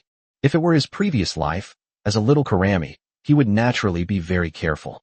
But now, in this world where everyone tames beasts and everything depends on the strength of the beast tamer, would Lin Xiao still be afraid of a green tea like Lu Weiwei? Lin Xiao made no attempt to hide his sarcasm and laughed. "Isn't she afraid that all her boyfriends will cheat on each other?" Gao Peng, with an expression that said, "You've never seen anything like this before," explained to Lin Xiao. "Brother, that's just how ignorant you are. If you were a woman, and you were two-timing, how would you convince your sugar daddy that you're faithful to him? Lin Xiao didn't understand, so he could only wait for the answer to his own question. It's very simple, just be good to him. This Lu Weiwei will pool all the money and resources that all the men have given her, and then buy a relatively expensive gift for one of them, saying that she bought it by saving up her own money. The man will treat her even better, thinking that the girl is sincere towards him. Then she will take the gifts that the man gave her and give them to other people. Just like that, like a snowball, she manages to arrange everything for everyone. If the other party discovers something fishy, she will say that so-and-so is the son of the boss of her parents' company, and that he has been harassing her ever since he took a liking to her. She is afraid that her parents will be retaliated against, so she dares not refuse him, and she will shed some tears. That way, the other person will feel more sympathy and pity for her. Upon hearing this, Lin Xiao couldn't help but exclaim in his heart, "Holy crap! She's no less impressive than those gold diggers from his past life. Moreover, she is a bodhisattva with boundless love." Lin Xiao couldn't help but give Lu Weiwei a thumbs up in his heart. Gao Peng glanced in Lu Weiwei's direction, then smirked and said, "So you'd better watch out. You embarrassed her today, and she won't let it go." Lin Xiao looked at Gao Peng and asked with some curiosity, "How did you know about these things?" Gao Peng's face immediately fell. "Do you think I want to know? If she weren't my client, and I weren't sending her to the capital of Yuzhou, why would I need to investigate her background?" Upon hearing this, Lin Xiao simply said, "Oh, since you know she's difficult to deal with, why did you take this job? There must be quite a few clients wanting to register for school around this time, right?" Gao Peng's face then fell even more. "It's all because the sponsor offered so much that I couldn't refuse." Lin Xiao was both amused and exasperated upon hearing this. After giving Lin Xiao his instructions, Gao Peng left immediately. Lin Xiao hadn't expected that Gao Peng would proactively reveal so much explosive information to him. After nightfall, Lin Xiao went into his tent to rest. In the middle of the night, Lin Xiao, Xiaojiu, Chimera, and Xiaoqing suddenly opened their eyes all at once. Chapter 97. How could these beasts have such equipment? Lin Xiao couldn't help but exchange glances with Xiaojiu, Chimera, and Xiaoqing. After that, Xiaojiu decided to go out and see what was going on. Lin Xiao stopped her, then crawled out of his sleeping bag and found old Lu standing at the door, looking at him with a half-smile. Old Lu was a burly man with a full beard, but Lin Xiao didn't think he was someone to be trifled with. Lin Xiao asked in confusion, "What is it? It's not my turn to take over the night shift yet." Old Lu nodded, then reminded Lin Xiao, "Nothing much. I just came to tell you something." Upon hearing this, Lin Xiao looked at Lao Lu with some curiosity. "What is it?" "Be careful of Gao Peng. That guy is unreliable." Hearing Lao Lu's words, Lin Xiao couldn't help but frown. Before setting off, Lin Xiao knew that all the escorts in the caravan were people they had verified, so how could they be unreliable? Old Lu seemed to know what Lin Xiao was curious about, and he smiled and said, "Don't ask me why. It's the rule of the game. Anyway, everyone here has their own selfish motives." Lin Xiao nodded, indicating that he understood. In fact, Lin Xiao knew before he arrived that many people in this team had their own backgrounds. Even wild beast tamers could be secretly bribed by powerful families. It could be doing something shady for them, or it could be providing them with intelligence. Lin Xiao seemed to realize something, and then asked, "Why are you telling me all this?" Old Lu chuckled. "You were introduced by Captain Luo. Captain Luo has been kind to me, so of course I want to help you." Upon hearing this explanation, Lin Xiao fell silent. Just then, a night breeze blew by, and Lin Xiao immediately frowned. Then, old Lu immediately picked up a whistle hanging around his neck, put it to his lips, and started blowing. Enemy activity. Old Lu was blowing the whistle and shouting at the same time. The other members of the team also quickly came out of their tents. In just a moment, 9 spirit pets appeared around the camp. Gao Peng and Lin Xiao still did not summon their spirit pets, remaining unarmed and wary of their surroundings. Behind Lin Xiao were 3 little girls, Xiaojiu, Chimera, and Xiaoqing. They seemed very scared, but in reality, they were not nervous at all. They were even chatting and laughing behind each other's backs. Soon, several footsteps could be heard from the darkness of the night. Bang, bang, bang. This in the darkness instilled fear in many members of the caravan. Then, a dozen or so gorillas appeared around the camp. They just happened to surround everyone. Lin Xiao felt that these gorillas looked somewhat familiar, but he couldn't remember where he had seen them before. Immediately, information about these gorillas appeared in his mind. The intelligent gorilla, a C rank, third-tier demonic beast, is an evolved form of the curious gorilla.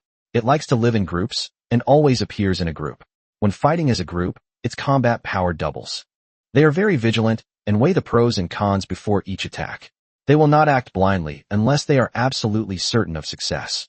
At the second stage, it simply likes to imitate humans. When it evolves into the third stage, it will think about human behavior, look for the intention of each action, and has a very strong observation ability. If a group produces a fourth or even fifth-tier Monkey King, its combat power will increase to a higher level. Possesses skills such as Human Bomber, Frenzied Biting, Mass Charge, Smash, and War Drum. Lin Xiao quickly recalled the familiar-looking gorillas he had encountered during his college entrance examination. At that time, the curious gorillas caused a lot of trouble for students taking the college entrance examination. Now, these evolved, intelligent gorillas are clearly much more powerful. Looking at the dozen or so intelligent gorillas, Lin Xiao felt that something was amiss. At this moment, Gao Peng said somewhat listlessly, "What did I think were some beasts? It's just these gorillas. These guys can bully lone wolf in packs, but a large caravan like ours isn't afraid of them at all. What's more, we have a full 10 fourth-tier demonic beasts. Aren't they just giving us experience and materials?" Upon hearing Gao Peng's words, Lin Xiao immediately realized what was wrong. That means these clever guys wouldn't blindly attack such a large caravan. Although most of the caravan members were not very strong fighters, there were a total of 12 beast tamers escorting the goods. Others are not necessarily ordinary people who are powerless to even kill a chicken. However, these intelligent gorillas still launched the attack. The clever gorilla, who was the leader among them, suddenly began to beat its chest, activating its war drumming skill. Upon hearing the war drums, the other gorilla's eyes turned red. Their expressions became ferocious, and they began to charge towards the caravan. Although there were a dozen or so intelligent gorillas, the caravan also had a considerable number of people. Gao Peng laughed loudly and rushed forward to start hand-to-hand combat with them. Old Lu and the other beast tamers then made their moves at the same time. Even if the opponent has a buff, a fourth-tier opponent can easily win against a third-tier opponent. Then, Old Lu suddenly shouted, "Go attack that gorilla leader. If we kill it, those guys won't dare to bother us anymore." Gao Peng had wanted to do this for a long time, but he wanted to protect his employer, so he hadn't taken any action. But now Old Lu has spoken. He could no longer suppress his fighting spirit and immediately pounced. Before setting off, Gao Peng glanced at Lin Xiao out of the corner of his eye. "Brother Chao Wang, if you don't make a move soon, I'll take care of all these guys. Why don't you take out your spirit pet and give it a spin?" Lin Xiao completely ignored Gao Peng, seemingly very worried about his employer's safety, and remained motionless in place. But the Monkey King was like a slippery eel. It didn't rush to escape, but instead darted back and forth between the crowd and the gorilla troop. The opponents seemed to be in a panic, but unknowingly, they had already turned the battlefield into a mess. Seeing this, Lin Xiao quickly shouted, "Be careful, it might be a trap." Gao Peng, however, said nonchalantly, "Don't worry, Brother Chao Wang. This guy is just slippery, but he can't escape my grasp. Once we catch him, we'll eat monkey brains together." However, just as Gao Peng finished speaking, he saw out of the corner of his eye that a round thing suddenly fell off the Monkey King. The thing had just landed when a loud bang was heard. A thick plume of smoke billowed out, enveloping everyone, including the gorilla. Lin Xiao quickly waved his hand, telling the three women to hold their breath. Then, he immediately retreated outside. And at that moment, Lao Lu's voice came out. "It's armor-removing powder. Everyone, don't breathe. Avoid getting poisonous gas in your bodies. Damn it, how could these beasts have such equipment? This shouldn't be happening." The crowd began to discuss the matter, and then they heard a howling sound suddenly coming from the woods not far away. Then, an even larger gorilla emerged from the woods with a series of loud thuds. Chapter 98 Notorious Serial Killer, Class of Fugitive. A girl was riding on the gorilla's shoulder. The girl was dressed in a smart training uniform, but her top and bottom did not match. Her body was covered with all sorts of equipment, which looked like they were pieced together from various sources. As the smoke and dust slowly dissipated, the girl saw that there were hardly any people left to stand on the ground, and couldn't help but smile. Besides Gao Peng, Lao Lu, and Wang Tao, what Lin Xiao didn't expect was that Lu Weiwei was also unharmed. However, although Lu Weiwei was lying on the ground and looked very weak, Lin Xiao could tell that she was just acting. Wang Tao then angrily cursed, "Damn it! A bunch of useless trash. We should have all attacked together and killed these beasts. Now look what's happened. Everyone's been disarmed. A caravan with so many star-level beast tamers was almost wiped out by a single armor-removing poison.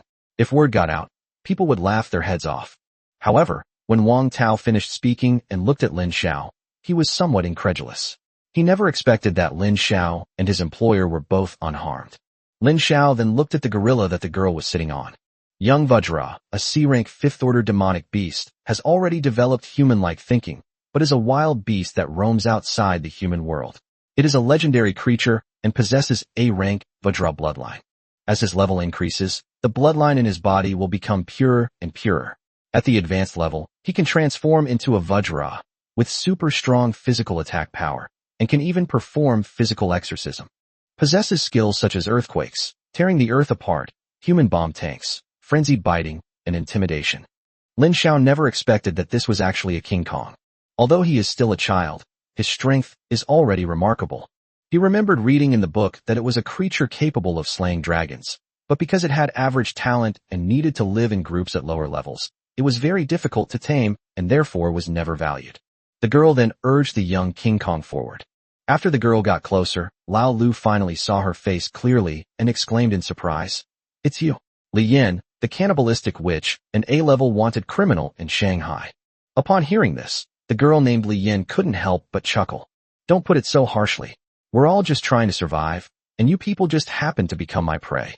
Upon hearing this, old Lu immediately let out an angry humph.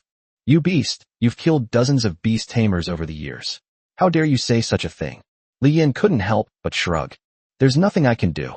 That's just how my talent is." Lin Xiao was also somewhat surprised, because he had seen Li Yan's wanted poster at the mission registration office. Li Yan, age 49, talent unknown, spirit pet unknown. 30 years ago, after she awakened her talent, she did not take the college entrance examination and disappeared. 3 years later, someone saw her in the wild. In the same year, someone discovered that she had kidnapped a beast tamer in the wild and was eating people. The authorities dispatched 3 law enforcement officers to investigate, but only one returned. The other 2 died at Li Yan's hands. Over the course of 30 years, Li Yan committed countless crimes while traveling around the country. The Dragon Kingdom issued an arrest warrant, offering a reward of 100,000 yuan to anyone who could provide clues. A reward of 30 million will be given to anyone who can kill it and bring back its body or head. If the enemy is killed but the body is not retrieved, and there is a sufficiently trusted third party to corroborate this, the reward is 10 million. Otherwise, it is considered invalid. Looking at the girl in front of you, probably no one would guess that she is an A-level fugitive, a very famous wild beast tamer near Shanghai, and a notorious serial killer. Li Yin then slowly began to speak. "My talent lies in absorbing the essence and blood of beast tamers. The higher the level of the beast tamer, the faster I grow. Perfect timing. I'll absorb your essence and then feed your corpses to these little guys." As she spoke, Li Yin touched the head of the young King Kong beneath her. Old Lu said angrily, "All right, brothers, let's go. Kill this old witch who's turned back the clock, and we'll all split the bounty." With that, the group prepared to take action. Li Yin replied with utter disdain, "Do you think you're the only ones with help?" After she finished speaking, the young King Kong beneath her roared. Then, the dozen or so intelligent gorillas immediately pounced on them. They were already numerous, and with each other having buffs, their combat power immediately increased to a new level. Although Lao Lu also had a 5th-tier demon beast, he was still suppressed by the numerical advantage. However, the opponent's main force, the young King Kong, hasn't even made a move yet. Li Yin loved this feeling of being in control. She enjoyed driving a group of travelers to the brink of despair and then slowly breaking their will. 30 years of living in the wild and constantly killing have completely transformed this woman into a psychologically twisted monster. Then, in front of everyone, Li Yin looked at Lu Weiwei and said with a smile, "I like young and beautiful girls the most. Eating this can help me stay young forever." After saying this, Li Yin pointed at Lu Weiwei and said to the young King Kong, "Little King Kong, go and bring her to me." The young King Kong immediately and obediently stretched out its 2-meter-long paws, ready to grab Lu Weiwei. "Help! No!" Lu Weiwei immediately stood up and ran away. Li Yin wasn't angry at all. She thoroughly enjoyed this cat and mouse game. "Go ahead and run.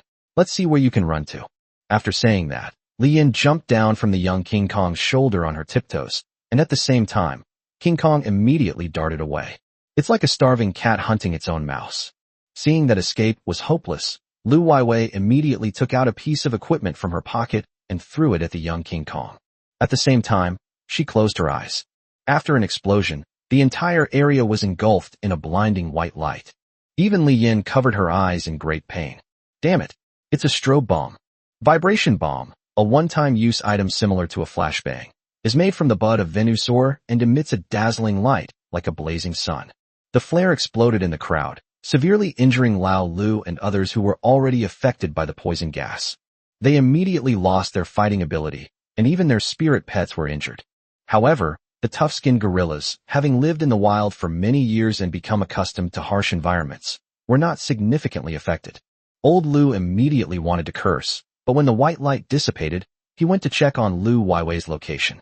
As it turned out, he didn't expect that Lu Weiwei had already run a safe distance away and was now not far from Lin Xiao and the others. You little bitch. You dare to hurt my eyes. I'll have you slowly sliced to death and use your flesh and blood to make porridge. After Li Yin finished speaking, she stopped holding back and ordered the young King Kong to use all his strength to bring Lu Weiwei back. Upon seeing this, Lu Weiwei immediately shouted angrily, "Why are you targeting me, a girl? Look at those 3 girls, they're all prettier than me." As she spoke, Lu Weiwei pointed to Xiaojiao, Chimera, and Xiao Qing standing to the side. Li Yan's gaze immediately fell on Xiaojiao, Chimera, and Xiao Qing, and she instantly revealed a look of ecstatic joy. Chapter 99. Today is the day you die, you old hag. Although Xiaojiao, Chimera, and Xiao Qing were all disguised, wearing masks and baseball caps, their exposed eyebrows and eyes were enough to make anyone who saw them unable to look away. Moreover, a beast tamer like Li Yin, with her exceptionally strong mental power, is far more perceptive of their beauty than ordinary people. Li Yin immediately recognized that Xiaojiao, Chimera, and Xiao Qing were all stunning beauties. She firmly believed that as long as she ate these 3 young girls, she would remain young forever. Hurrah! Great! This trip was definitely worthwhile. I actually met 3 amazing girls. Looks like I'm in for a treat. After saying that, Li Yin ordered the young King Kong. King Kong, go and capture those 3 little girls for me. Remember not to hurt them, capture them alive.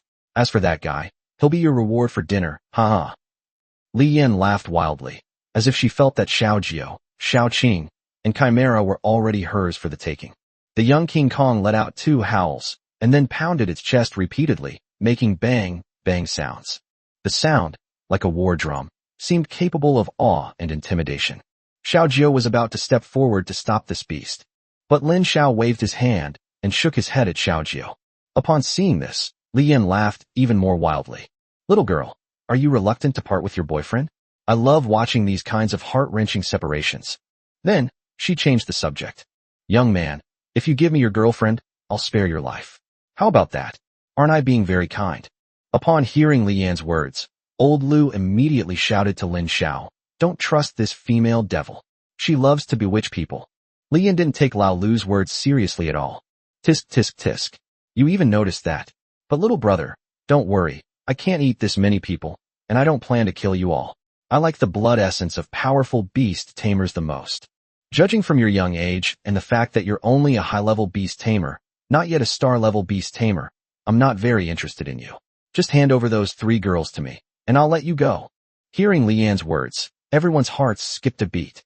It seems that the 3 clients Lin Xiao was protecting are truly in grave danger. Especially since he also has to face a 5th-tier spirit pet.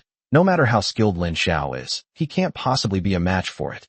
Upon hearing this, Lin Xiao gave a cold laugh. Stop wasting your breath. Stop your empty tricks. Today is the day you die, you old hag. At first, Li Yin didn't take Lin Xiao's rejection seriously. After all, she was just playing around. That's why she said that. If Lin Xiao agrees, then she will find another reason to kill him. According to her plan, she never intended to let any of the people here today go. However, when Lin Xiao called her an old hag, Li Yan's very sensitive nerve was completely snapped by Lin Xiao. What did you just say? I'm telling you, old hag, stop wasting your breath. Good, good, good. Li Yan said good 3 times in a row. Then, she gritted her teeth and glared at Lin Xiao, wanting to kill him by slow slicing right now in order to quell her hatred. Immediately, Li Yan pointed at Lin Xiao and angrily shouted at the young King Kong, giving him an order. King Kong, kill him. Since he asked for it, I'll eat him first today. I'll slice him up and make sashimi. Li Yin was a very beautiful student in school, and she had many suitors. However, her talent led her to reach an unbearable peak of craving for human essence. She had also tried the semen of other creatures, which worked, but none of them held the same allure for her as human semen. She once had her suitors offer their semen, but after tasting it, she became uncontrollably addicted and couldn't stop. And so, she drained her suitors dry. Since then, she used her beauty to kill off countless suitors, but one day, she suddenly found herself becoming ugly and unrecognizable. Unable to accept her changes, she devised a plan to use a young girl's essence and flesh to nourish her appearance, thereby concealing her ugly heart.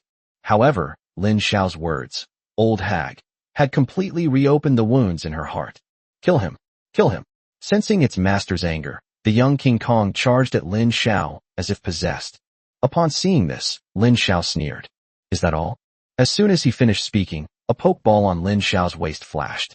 Then, a snow wolf, entirely silver gray, flew out from inside, stepping on the night wind. Just now, Lin Xiao felt Ishan calling to him. He entered the pokeball with his mental energy and found that Ishan had successfully evolved. So Lin Xiao talked to Ishan and told her not to appear in human form. Ishan immediately agreed. As soon as Ishan landed, a message appeared in Lin Xiao's mind. Congratulations, host. You have successfully acquired the Netherworld Princess, an SSS rank Tier 3 spirit pet. Bloodline, God of Nature, SSS rank. Talent, Natural Force SSS rank. As a descendant of the God of Nature, Princess Yuming possesses the ability to be most intimately connected with nature. She can not only obtain all sorts of information from nature, but also summon her servants through the power of nature. Possible skills: Gale, Wind Power, Group Buff, Summon Wolves, Claw Attack, Frenzied Bite, Nature's Call. Wind Power. When fighting alone, Princess Netherworld can summon the power of wind to grant herself a buff. Summoning the Wolf Pack. The Netherworld Princess can summon her tribe through spatial rifts. If her tribe is dead, the wolves will appear as undead. If her tribe still exists, the wolves will be summoned directly. Nature's Call. The God of Nature has helped many groups, and is the guardian of all living things in nature. Animals that have received the God of Nature's blessings will be awakened by Nature's Call, provided that their habitats are within the range of the call. Looking at this series of messages, Lin Xiao couldn't help but feel as if he were reading the Dota 2 update log. He never expected that the upgrade from the second to the third tier would bring such a big change. At this moment, Ishan was already fighting directly with the young King Kong. Chapter 100. This is a born warrior. Young King Kong is also one of the creatures with a special bloodline. This is a bloodline awakening that occurs when a curious ape reaches the third tier. If it does not awaken the Vajra bloodline, then the curious ape will evolve in a different direction. Moreover, the opponent was a fifth-tier demon beast, and when they first clashed, it truly felt like a collision between Mars and Earth. The sounds of flesh colliding, tearing, and the roars of wild beasts echoed throughout the scene. Young King Kong then began to subtly lose ground. However, the opponent was a race that had existed on Earth for tens of thousands of years, and they were true beasts. After being injured, their fighting power actually increased instead of decreasing. Lin Xiao knew that this was a characteristic of King Kong creatures. The more injured they were, the angrier they became, and this rage would increase their fighting power. To defeat it, you must kill it in one fell swoop. Otherwise, it will become increasingly difficult to deal with. Thinking of this, Lin Xiao immediately said to Lu Ishan, "All right, stop playing around. Let's finish this quickly." Upon hearing Lin Xiao's words, Ishan let out a woof and charged forward again. Ishan's entire snow wolf body became more excited than before, and she beat the young golden wolf until its skin was torn and its flesh was ripped open. Seeing this, Li Yin became even angrier. "What are you doing, King Kong? You can't even beat this kind of trash? Useless. Get your allies to come at us." The young King Kong clearly felt ashamed of such a command, but it dared not disobey its master. So it quickly ordered its pack to come and attack the troublesome snow wolf in front of it. Then, all the other gorillas dropped their enemies and rushed towards Lin Xiao's direction. Seeing this, Ishan immediately kicked off, widening the distance between herself and the young King Kong. The latter showed no intention of taking a break and rushed towards Ishan again. However, taking advantage of the distance between herself and the young King Kong, Ishan let out a long howl. Then, a spatial rift appeared from behind its snow wolf body. The howling of wolves echoed from inside, and then, one after another, prairie wolves charged out. Lin Xiao was somewhat surprised when he saw the prairie wolves. He discovered that these prairie wolves had actually evolved compared to before. Ushin's father, the king of the grassland wolves, has also evolved to the 4th tier. Silver Ash, a C-rank, 4th tier demonic beast, is the overlord of the grasslands and a god worshipped by the grassland herders. It punishes those unclean people who destroy the grasslands, while also helping those devout herders who protect them. Possesses skills: Frenzied Bite, Claw Attack, Wolf King's Call, Death Gaze, Wind Blade. Collective skills: the Spirit of the Wolf Pack, the Spirit of the Grasslands. Death Stare: when prey is targeted by the Wolf King, it will gradually become fearful under its gaze. The longer the gaze remains fixed, the more severe the fear will be. Lin Xiao nodded in agreement. It seemed that Shan's father had made a lot of progress during this time. The evolution of Ushin's father led Lin Xiao to speculate that Li Guanjun had released it from Tihu's mouth. As a result, he also underwent evolution. With a 4th tier Wolf King, the overall combat power of the Wolf Pack also rises to a new level. They had just leaped out of the spatial rift when they began fighting the apes. They already had a Wolf King as their leader, and his appearance was particularly sudden, so the situation was overwhelmingly dominant. Furthermore, Ushin also has a group buff, which makes her even more effective at suppressing the young King Kong. She is practically toying with the young King Kong at will. This made the young King Kong even angrier, causing its body to grow several sizes larger. His combat power has also reached a new level, and anyone who sees him thinks that this guy might be about to launch a successful counterattack. However, the dozens of wounds on its body also reveal one thing: it is about to collapse. Just then, 2 gorillas emerged from the gap in the wolf pack and pounced directly towards Lin Xiao. Seeing this, Gao Peng quickly shouted, "Chao Wang, be careful." Lin Xiao had noticed the 2 beasts long ago. Just as the 2 gorillas reached Lin Xiao and raised their claws to smash down on him, Lin Xiao finally moved, and the bone knife in his hand instantly slipped into his palm. There was no dazzling blade light, nor any fancy moves. Lin Xiao simply thrust out repeatedly in a straightforward manner. Then, several holes appeared out of nowhere on the 2 gorillas. Then, blood gushed out. The 2 gorillas collapsed to the ground like 2 beehives. This scene immediately sent a shiver down the spines of everyone present. Although Lin Xiao's moves were not very skillful, the visual impact was even more terrifying. At this moment, everyone present knew that the unknown young man, Chao Wang, was not as simple as he appeared on the surface. He's a born warrior, a ruthless and decisive beast tamer. As Lin Xiao dealt with the 2 beasts, the battle finally came to an end, and the gorillas were completely defeated. They were torn apart by the wolf pack. Seeing this, Li Yin took advantage of the fact that the young King Kong was not completely dead and the mental backlash had not yet arrived, and immediately ran away. However, no one expected that Lao Lu would assess the situation so quickly and immediately have his ice and snow Totoro block Li Yan's path. Upon seeing this, Li Yan was horrified. Her eyes darted around, and she immediately knelt down and begged for mercy. "I'm sorry. Please let me go. I just want to live, please." As she spoke, Li Yan continued to count out to old Lu. Seeing Li Yan's regretful expression, Lao Lu initially didn't want to give her another chance, but inexplicably felt a pang of sympathy. He actually hesitated at this moment. This is completely unlike the mistake that would occur to a caravan organizer who has traveled all over the country and experienced countless storms. Then, Li Yan suddenly sprang into action and pounced on Lao Lu, holding a short knife in her hand. "Hurrah! You didn't expect that, did you? I still have a sleeping potion on me." Upon hearing this, everyone remembered that Li Yan was carrying many unidentified items in large and small bags. Among those items, there should be a bewitching incense. As the name suggests, the bewitching incense naturally has the effect of confusing and interfering with other people's thinking. No wonder Lao Lu hesitated just now. It must be because Li Yan secretly used a bewitching incense when she begged for mercy. Old Lu saw Li Yan rushing towards him and knew he was in trouble. Fortunately, Gao Peng suddenly appeared and kicked Li Yan away. The latter rolled to the ground, and just then a mirror fell to the ground. The mirror side faces upwards. Li Yan's current appearance was also reflected in the mirror. At this moment, half of her face had become hysterical and distorted, while the other half of her face was swollen from Gao Peng's kicks, making her look terrifying. This isn't me. Who is this old hag? This isn't me." As she spoke, Li Yan was about to smash the mirror. Then, Gao Peng's voice came through. "Who else could the person in the mirror be but you? If it wasn't me, then who am I? I couldn't possibly be that ugly. I don't accept this. You're lying." Li Yan went completely insane. Unable to accept her current state, she took her dagger and slashed her face, revealing a gruesome wound. Then the second cut, the third cut. And so, she disfigured herself. Subsequently, Li Yan committed suicide by drinking a knife. After Li Yan's death, her spirit pet, the fifth-tier juvenile Vajra, also died completely due to the backlash of the contract and because a Shin bit off its neck. The scene was filled with the haphazardly laid corpses of more than a dozen gorillas, resembling a living hell. Chapter 1. Are you so heartless that you won't even look at me properly? Lin Xiao then stepped forward and patted a Shin snow wolf head. You've worked hard, but I'll have to trouble you for a while longer. Upon hearing this, a Shin let out a woof, and with the help of the power of nature, Lin Xiao was able to understand what a Shin meant. It's all right, master. However, you'll still have to make do for a while. Ashan called out again to indicate that everything was all right.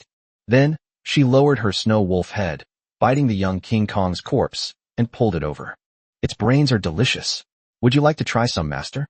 Upon hearing this, Lin Xiao's lips twitched involuntarily, and he then waved his hand. Go ahead and eat. You've been inside the pokeball for so long.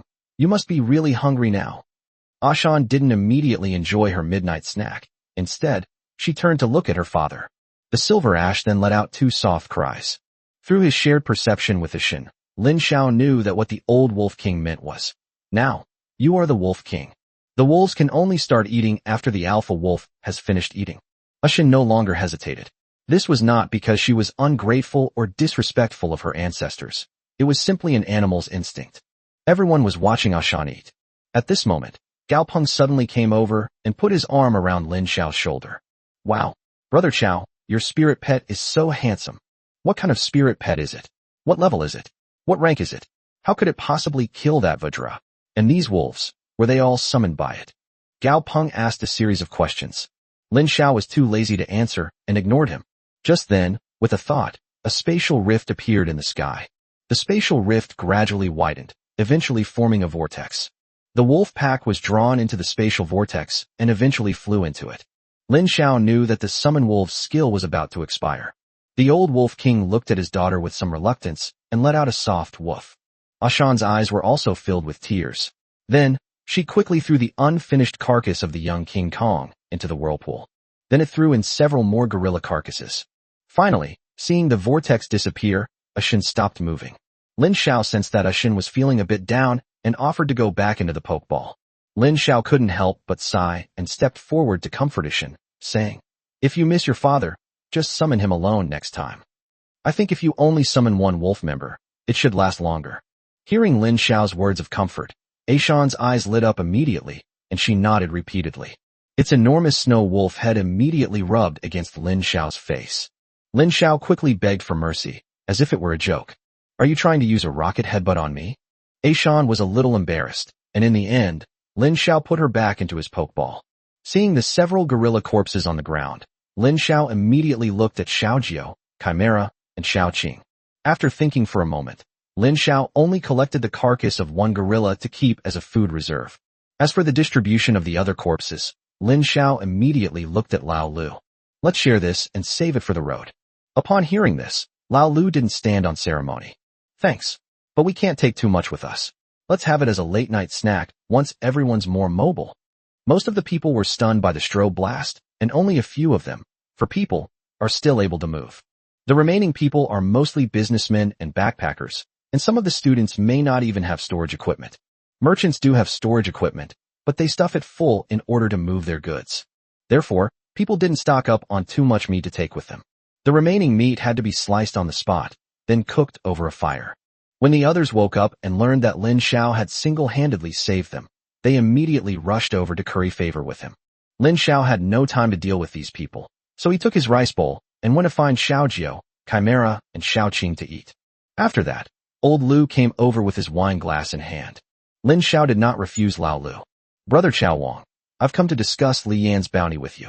Upon hearing this, Lin Xiao looked at old Lu. Is there something going on? Old Lu didn't hide anything.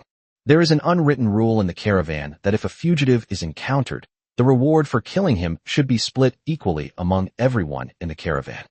Upon hearing this, Lin Xiao was neither angry nor did he feel that there was anything wrong with what he was doing. He simply gestured with his eyes for Lao Lu to continue. Seeing Lin Xiao's expression, Lao Lu couldn't help but feel even more satisfied with Lin Xiao. He nodded and praised. Young man, you have the composure to succeed. You're sure to achieve great things in the future. After that, Lao Lu finally revealed his thoughts. I discussed it with everyone, and since you contributed the most in dealing with Li Yin, and you saved us all, we've decided that you should take the lion's share of the bounty. You get 20 million, Gao Peng, Wang Tao, Lu Weiwei, and I will split 6 million, and the remaining 4 million will be divided equally among them. Of course, part of it will be used to compensate the caravan for its losses. Upon hearing this, Lin Xiao frowned. After seeing Lin Xiao's expression, Lao Lu quickly explained, Don't think we're taking advantage of the situation. Actually, this is the distribution method that everyone has weighed the pros and cons of. I think you must have seen the contract you signed when you joined the caravan. It's clearly written above. The brothers all know that we were saved because of you. Lin Xiao waved his hand, realizing that Lao Lu had misunderstood, and quickly explained, I saw that clause in the contract, so I didn't think there was anything wrong with it. I just didn't expect you to be so generous and give me such a large bonus. After hearing this, old Lu laughed heartily, patted Lin Xiao on the shoulder, and said, As expected of Captain Luo's recommendation, you're straightforward. I consider you a brother now. Lin Xiao didn't continue the conversation. He was just a little surprised that Lu Weiwei would actually receive a bonus of 1.5 million yuan. To be honest, this girl's behavior was rather. Thinking of this, Lin Xiao looked at Lu Weiwei, who was chatting with everyone on the other side of the camp. She seemed to be very good at socializing, and 3 young men were sitting around her. The 4 of them chatted and laughed, creating quite a lively atmosphere. Perhaps sensing Lin Xiao's gaze, Lu Weiwei turned her head and looked in Lin Xiao's direction. But at that moment, Lin Xiao had already shifted his gaze elsewhere. Lu Weiwei thought for a moment, then stood up and went to Lin Xiao's side. She pursed her lips and tugged at the hem of her clothes, looking very sad. When Lao Lu saw Lu Weiwei walking over, he immediately turned around and put some distance between himself and Lin Xiao. After watching Lao Lu leave, Lu Weiwei timidly said to Lin Xiao, I'm sorry. Lin Xiao seemed not to hear her at all and ignored her. Upon seeing this, Lu Weiwei's expression turned even more unpleasant. Then, her eyes reddened, as if tears were about to fall. With her pretty face, she really looked like a wronged young wife, making people want to pity her. Chao Wang, are you really so heartless that you won't even look at me properly? Chapter 102 The top-grade green tea's first move was indeed quite extraordinary. Lin Xiao was completely bewildered after hearing Lu Weiwei's words. What was all this about? Then, Lin Xiao heard Lu Weiwei say with a wronged expression, I'm a girl traveling alone, and I'm terrified. But I was all alone and helpless. The first thing I wanted when I encountered danger was to find someone who could help me. I thought you were strong and kind, so I sought your help because I trusted you. But I never imagined you would hate me so much. You only care about those 3 older sisters. I know they are prettier and more well-behaved than me, and they wouldn't cause you any trouble. I was wrong. I'm sorry. Upon hearing Lu Weiwei's words, Lin Xiao's lips twitched immediately. He never expected Lu Weiwei to pull such a stunt on him. What's this? Is this a real-life version of Empresses in the Palace? This premium green tea is truly exceptional. Xiao Jiu, Chimera, and Xiao Qing didn't care at all. They were all busy eating without a care in the world, completely ignoring their master's social death. The 3 beast tamers who had just been chatting with Lu Weiwei immediately ran over when they saw her crying. Why is Vivi crying like this? Stop crying. What's there to cry about? Yeah, cheer up. The 3 of them quickly began to comfort Lu Weiwei. Someone immediately pointed the finger at Lin Xiao, and then received the support of the other 2. How can you be like this? Weiwei is just a girl. What did she do to offend you? She was in danger and came to you for help. Is that wrong? That's right. Look, you've made Weiwei cry. Hurry up and apologize to Miss Weiwei. Upon hearing this, Lin Xiao's lips twitched again. It turns out that no world can do without sycophants. Lin Xiao was extremely annoyed by the victim-blaming online mobs he encountered before his transmigration. Anyone who starts by crying a couple of times and then writes a short essay online will cause a stir.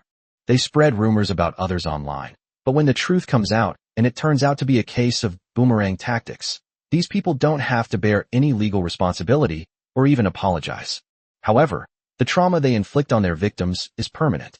This was the first time Lin Xiao had encountered such a person in this world. What was even more outrageous was that this had actually happened to him, and it was a real, offline event. Lin Xiao suddenly felt that this world seemed a bit magical. He thought for a moment, then put down the food in his hand, stood up, and gave the three boys who stood up for Lu Weiwei a mocking smile. The three of them immediately took several steps back after being glanced at by Lin Xiao. What are you going to do? Do you want to hit someone? I'm telling you, if you get into a conflict in the caravan, you'll be expelled from the team. That's right. Let me tell you, don't think you can do whatever you want just because you killed Li Yan. Old Lu, Gao Peng, and Wang Tao were watching the show from the sidelines, seemingly unconcerned, with freshly roasted meat still in their mouths. Lin Xiao made no attempt to hide his sarcasm and shouted at the three of them. Have the three of you never seen a woman before? Don't tell me you're all so old and still virgins. You never think before you speak. When you see a little girl crying in distress, it's as if you've been cheated on. Lin Xiao's words stunned the three men. Even Lao Lu, Gao Peng, and Wang Tao, who were standing nearby, spat out the meat they were eating. Who are you talking about? Fart. You? You're slandering me. I challenge you to a duel. The three were immediately enraged. After refuting Lin Xiao, they felt it wasn't enough, so they even took out their pokeballs, wanting to have a real man's war with Lin Xiao. At this moment, Lu Weiwei finally spoke. Brothers, Brother Chao Wang, please stop arguing. It's all my fault. I know that although I am weak and can only run away when I encounter difficulties, Brother Chao Wang has no obligation to protect me. He is not my client. He has people he needs to protect. I know I'm not as pretty or sensible as my three older sisters. I will never cause Brother Chao Wang any more trouble. Here we go again. The finest green tea is here again. Then, Lu Weiwei looked at Lin Xiao. Brother Chao Wang, are you willing to forgive me? This time, Lin Xiao looked at Lu Weiwei calmly, and then he revealed a very bright smile. Seeing Lin Xiao smile, Lu Weiwei was overjoyed. Brother Chao Wang, are you finally willing to forgive me? The three people who witnessed this scene immediately felt a pang of jealousy. Before Lin Xiao's smile had faded, he decisively said, I'm not willing. Forehead. No one expected Lin Xiao to say that. Although the three beast tamers were happy, they were mostly filled with righteous indignation. Hey Chao, what do you mean? Weiwei is already being so humble. How can you be so stupid with such low emotional intelligence?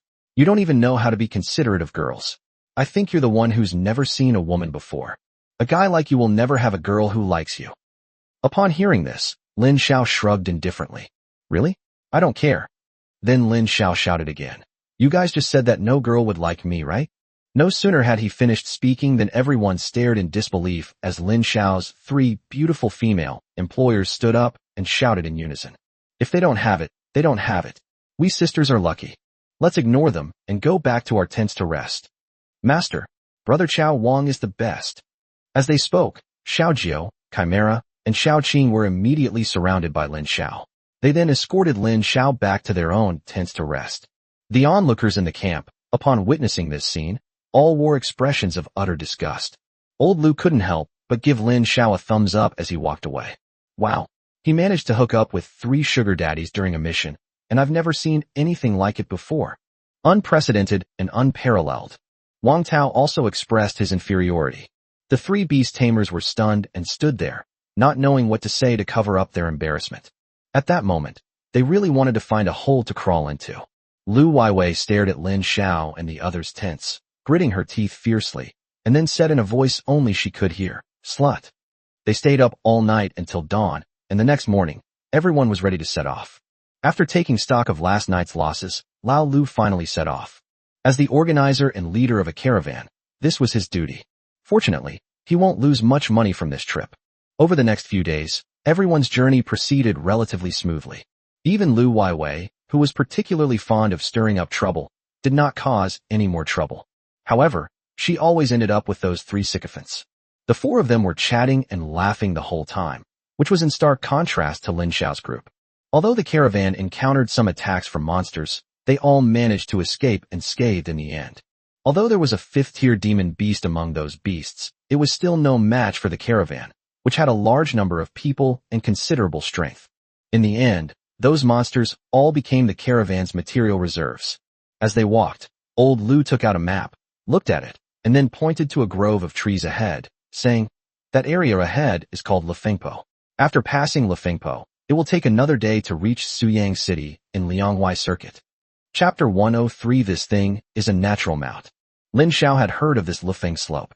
Legend has it that a divine bird resembling a phoenix once perished here, hence the name. And this divine bird is none other than the famous S-rank, 9th-tier demon beast, the Fiery God. At that time, the Fiery God led a horde of beasts to attack human territory. At that time, the Dragon Kingdom had a total of 10 god-level beast tamers, the most of any country on Earth. To resist this beast tide, the Dragon Kingdom's divine-level beast tamers mobilized all their forces. In the end, at the cost of half of their divine-level beast tamers' lives, they defeated the beast tide and killed the Fiery God Lord. From then on, the entire southeastern coastal region was stable, which led to the establishment of large cities such as Shanghai and Suzhou. Otherwise, this land might still be in a state of devastation. As they walked, Lin Xiao and the others arrived at the territory of Falling Phoenix Slope. At the entrance to Lefengpo stands a huge stone tablet. The stone tablet depicts 5 brave humans battling a bird formed of flames. Beneath their feet lay countless corpses of monsters and humans. Although it was just a stone tablet, Lin Xiao could still feel the ferocity of the battle back then. Upon seeing the stone tablet, old Lu stepped forward, removed his hat, and paid his respects. Finally, he swept away the dust on the tablet and the weeds nearby. After that, Lao Lu rejoined the team. Lin Xiao looked at Lao Lu with some surprise. Old Lu knew he was wasting the team's time, so he explained to some of the more clueless people, "We still need to show the necessary respect to our predecessors." Lin Xiao didn't believe that this was Lao Lu's reason, but since the other party didn't want to say, he wouldn't press him. Then, Gao Peng walked over and whispered to Lin Xiao. Old Lu's ancestor also participated in that battle. After speaking, Gao Peng pointed to the carvings on the stone tablet. Lin Xiao was somewhat surprised upon hearing this. I never imagined that old Lu's ancestors were so amazing. Looking at Lao Lu's back, Lin Xiao was also curious as to how a descendant of a god-level beast tamer like Lao Lu, who had made great contributions, could end up having to organize a caravan and become a leader in the caravan. Gao Peng continued to explain, "Don't look down on Lao Lu now. His ancestors were once wealthy. It's just that his family had a good reputation and he had a god-level beast tamer in the Lu family as a backer. He fell in the battle against the Fiery God 100 years ago. The Lu family did not rely on their ancestors' protection to live off their achievements, but rather relied on their own efforts to flourish in the Dragon Kingdom. Unfortunately, the Lu family was unlucky. By the time of old Lu's generation, the family had fallen on hard times." Upon hearing this, Lin Xiao nodded. They have a good family tradition, much better than the descendants of those powerful people who only know how to bully men and women. The caravan continued its journey and entered Lefengpo. The so-called Lefengpo is a canyon with a relatively gentle terrain. To get through here, you either have to take the mountain path below or risk climbing the hill. The route chosen by the caravan was uphill. Old Lu said that if they took the path below and encountered a high-level monster, they would have nowhere to escape. Although climbing mountains is dangerous, once they reach the top, the open view and flat terrain allow them to detect danger immediately and take effective measures. Everyone trusted Lao Lu a lot, so they all supported climbing the hill. The entire caravan slowed down. Although the pace was relatively slow, the climb went fairly smoothly. After half a day, the entire caravan finally arrived at the top of Lufeng Slope. The view stretches as far as the eye can see, making it a beautiful sight that inspires awe at the wonders of nature. However, at that moment, Lin Xiao was suddenly struck by inspiration. The power of nature made his 5 senses extremely sharp, especially in such a natural environment. He suddenly looked up at the sky. Everyone was still resting, tired, and chatting with each other. Only Lin Xiao frowned and looked towards the dome. Old Lu walked over and patted Lin Xiao on the shoulder. "Brother Chao Wang, what are you looking at?" Lin Xiao's pupils suddenly dilated. "Be on guard. Flying monsters are here." However, on this vast, high slope, where is there any place to hide? Everyone could only raise their heads and prepare for battle. However, as soon as someone looked up, they found there was nothing in the sky and couldn't help but feel puzzled. Old Lu looked at Lin Xiao with great curiosity and asked, "Brother Chao Wang, what did you discover?" The 3 people who had previously clashed with Lin Xiao over Lu Weiwei also spoke up one after another. "You're so easily startled. I think you're just acting crazy. The crying wolf trick won't make you stand out. It'll only make you look like a clown. I think everyone should just continue doing what they were doing, don't." Just as the 3 were speaking, a fireball suddenly fell from the sky, landing right next to him. With a boom, the person who hadn't finished speaking was blasted away by the fireball spell. "Oh!" The man let out a scream. However, no monsters or enemies were seen in the sky. Only attacks, like a rain of fire, kept falling. Old Lu was the first to react. Scatter.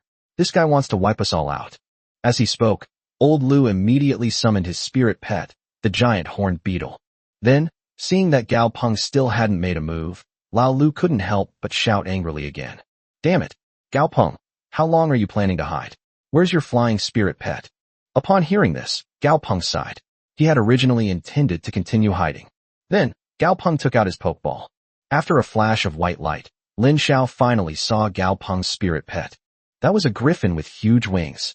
Gyral Gary, a rank A, tier 4 spirit pet, possesses powerful carrying capabilities, but its combat strength is average. It can carry 1 or 2 people on its back to fight in the sky. Furthermore, it can also take the initiative to attack, and its attack power against aerial units is doubled. At the same time, it is also a social animal and has a certain ability to fight in a coordinated manner. Possesses the following skills: riding, accelerated flight, volley fire, and aerial net casting. When the number of Gyrogali reaches a certain scale, the power of the arrows will increase when they are fired simultaneously.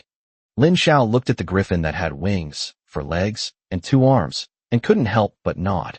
This thing is a natural mount. To be honest, Lin Xiao has always had one regret, which is that he still can't fly. Every time he watched the Chimera step on a magic circle and fire cannons in the sky, he thought that he could do that too. Therefore, Lin Xiao had always wanted to get a flying beast that he could use as a mount, but he never had the chance. If I can't find a suitable flying spirit pet, then I'll just buy one myself when I get to the capital. Lin Xiao secretly made up his mind. At this moment, Gao Peng had already mounted Gyrogali's back. Then, the griffin let out a howl, and then it leaped into the air with its 4 hooves pushing off the ground, reaching a great height. Its wings only begin to flap at its highest point. And so, Gyrogal carried Gao Peng and flew into the sky. Chapter 104 Brother Chao Wang is truly a kindred spirit. Seeing Gao Peng riding Gyrogali in the sky to fight, Lin Xiao finally understood why Gao Peng didn't like to bring out his spirit pet to fight. This thing is great for aerial combat, but it's not very effective against ground enemies. It's not even as good as Gao Peng fighting with his bare hands. After flying into the sky, Gao Peng actually took out a long spear from his spatial equipment. He actually planned to fight the monster hand-to-hand. Even Lin Xiao felt something was off about this scene. Then, Gao Peng and Gyrogal flew to a height that was difficult to discern with the naked eye. All anyone could see was a black dot, hovering in midair. Where is he? I can't find that beast. Gao Peng shouted in the sky. Lin Xiao frowned upon hearing this. Could it be that this demonic beast has the ability to conceal its form? Immediately, Lin Xiao searched his mind for relevant information. A flying monster with fire attribute attacks and the ability to hide itself. Suddenly, Lin Xiao remembered something he had read in an extracurricular book. That is the fiery god. But surely a 9th-tier demon beast couldn't possibly appear here? If that's the case, wouldn't everyone be doomed here? After thinking it over, Lin Xiao immediately had an idea. He said to Gao Peng, Brother Gao Peng, you should retreat first. Although Gao Peng didn't understand it, he now trusted Lin Xiao completely, so he quickly did as he was told. Then, Lin Xiao glanced at the Chimera. Chimera understood immediately and quickly took out the Gatling water cannon from her storage ring. Then, the Chimera skillfully loaded its gun and began firing into the sky. Suddenly, the sound of bullets firing, rat-a-tat-tat, rang out in the open field.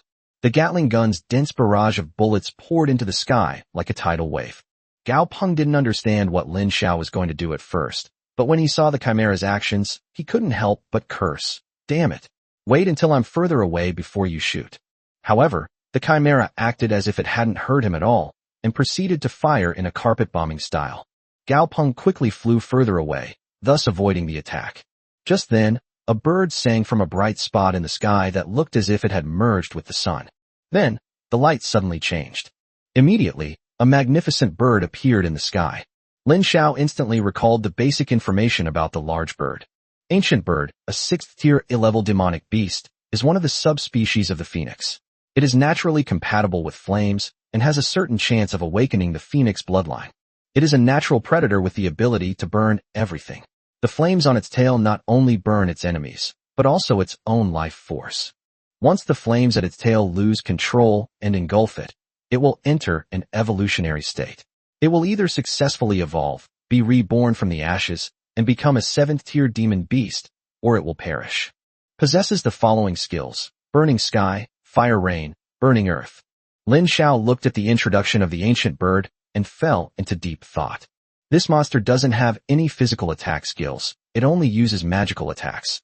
Then, Lin Xiao saw the reason clearly with his own eyes.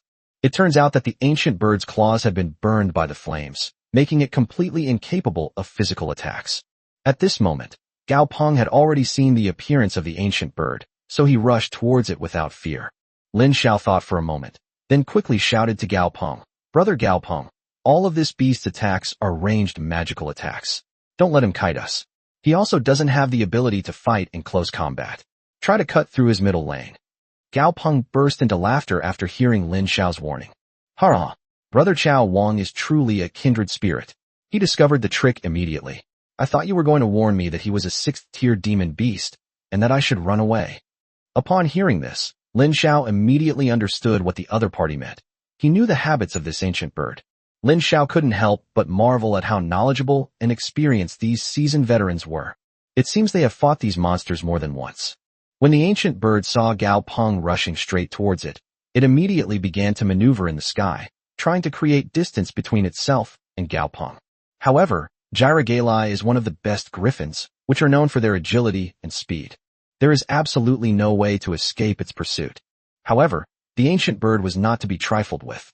It stopped attacking the people on the ground and launched a series of fire skills at Gao Peng.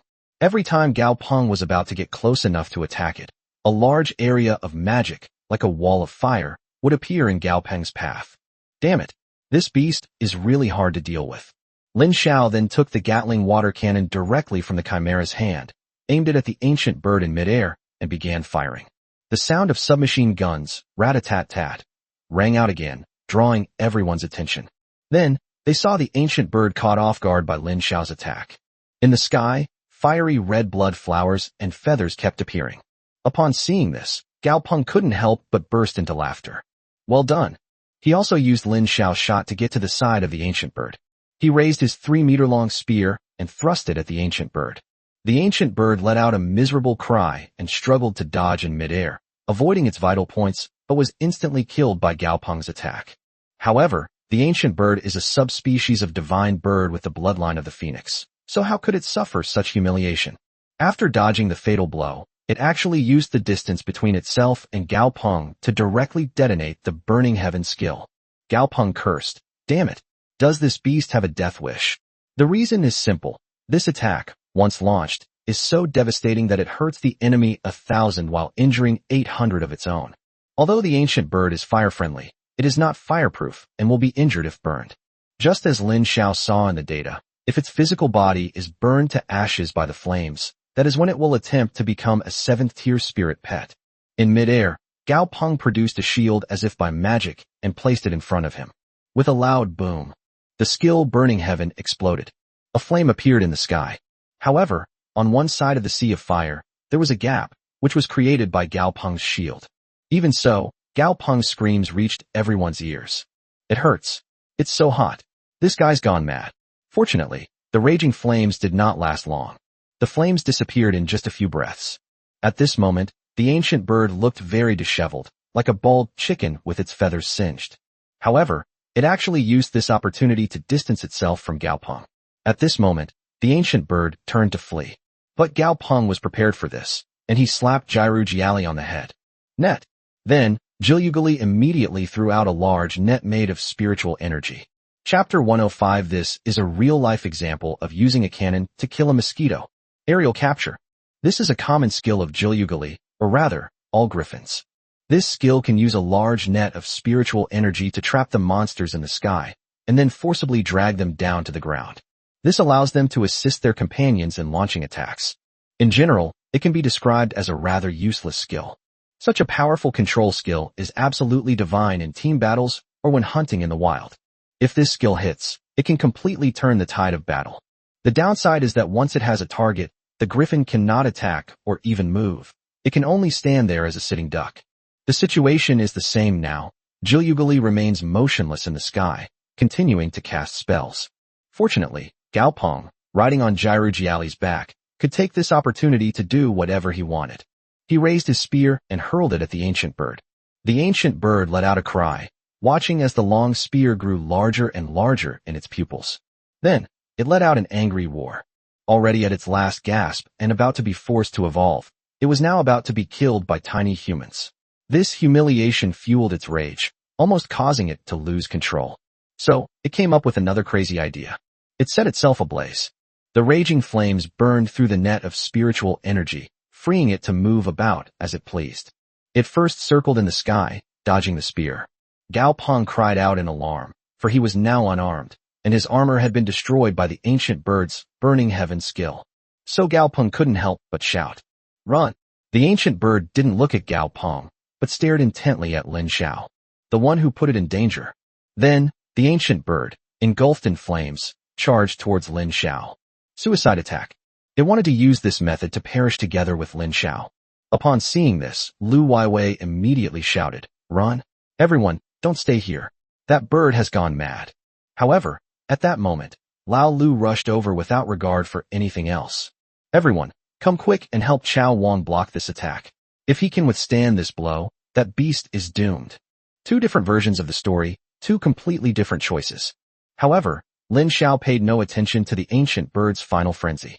He snapped his fingers. "Chimera, take it down." Upon hearing this, the chimera responded with a soft hum. Then, she took out the Spartan judgment from her storage ring. "Because you dared to lay a hand on Lord Chao Wang, your crime is unforgivable. I will destroy you in the name of the moon." After he finished speaking, the Spartan trial suddenly lit up, signifying that the trial had taken effect. Its suppressive power appeared, and the ancient bird's flight speed slowed down. The flames on his body also subsided. Then, Spartan's trial locked onto the body of the primal bird, and at that moment, the chimera pulled the trigger. The rocket, powered by magic, transformed into a massive magical missile. With a loud boom, the magic missile struck the already burning body of the ancient bird. The latter let out a scream. At the same time, the enormous magic missile actually contained a huge amount of frost element. This extinguished the flames on the ancient bird's body, freezing it solid. Then, the ancient bird landed on the ground with a bang. Lin Xiao glanced at Xiaojiu, who immediately understood. She bowed to Lin Xiao and then said charmingly, "Thank you, Brother Chao Wang." That statement was so chilling it made your skin crawl. Xiaojiu then stepped forward and directly put away the body of the ancient bird. This is the body of a 6th-tier fire elemental beast. If she can absorb it all, her strength will increase significantly, and she will be close to reaching the 3rd tier. Everyone was in disbelief when they saw this. What the hell? What just happened? If I'm not mistaken, that looks like a rocket-propelled bird. This is a real-life example of using a cannon to kill a mosquito. After Gao Peng flew down from the sky, he first put away the gyrogol that was under his butt, then ran to Lin Xiao's side and looked at the chimera. At this point, the chimera had already put away the Spartan trial and the Gatling water cannon. "Brother Chao Wang, who is this girl? She's too violent. She's using a cannon to kill a mosquito. I'm starting to feel sorry for that ancient bird." Upon hearing this, Lin Xiao couldn't help but smile. A 6th-tier demonic beast? It's better to be safe. Gao Peng immediately gave a thumbs up. Ox. Gao Peng actually had one more question he didn't voice. What were the origins of those two pieces of equipment? They were capable of turning a 6th-tier demonic beast, the ancient bird, into a turkey. They couldn't possibly be of a low level, right? However, what he didn't know was that Spartan Judgment was only at level 5, and Gatling Water Cannon was only at level 2. It can be said to be a very low-end piece of equipment. The reason it has such great power is entirely due to its high magic damage combined with that of the Chimera. However, none of that matters anymore. Now, in the eyes of everyone in the caravan, Chimera is a little rich woman with powerful equipment. Moreover, this rich woman was taken into the harem by that beast Lin Xiao. Everyone was immediately filled with envy and jealousy. Why didn't they encounter such an employer? At this moment, Lu Weiwei, surrounded by the two remaining men who had been following her, returned to the crowd. Lin Xiao didn't even glance at her, but instead said to old Lu, "Thank you." Old Lu didn't care at all when he heard this. "We're all in the same caravan. You've paid the money, so it's my duty to take responsibility for your safety." Lin Xiao nodded. Then, Lin Xiao looked at Gao Peng. "I want the carcass of this ancient bird. What kind of compensation do you want?" Gao Peng had just fought the ancient bird and even damaged one of his shields.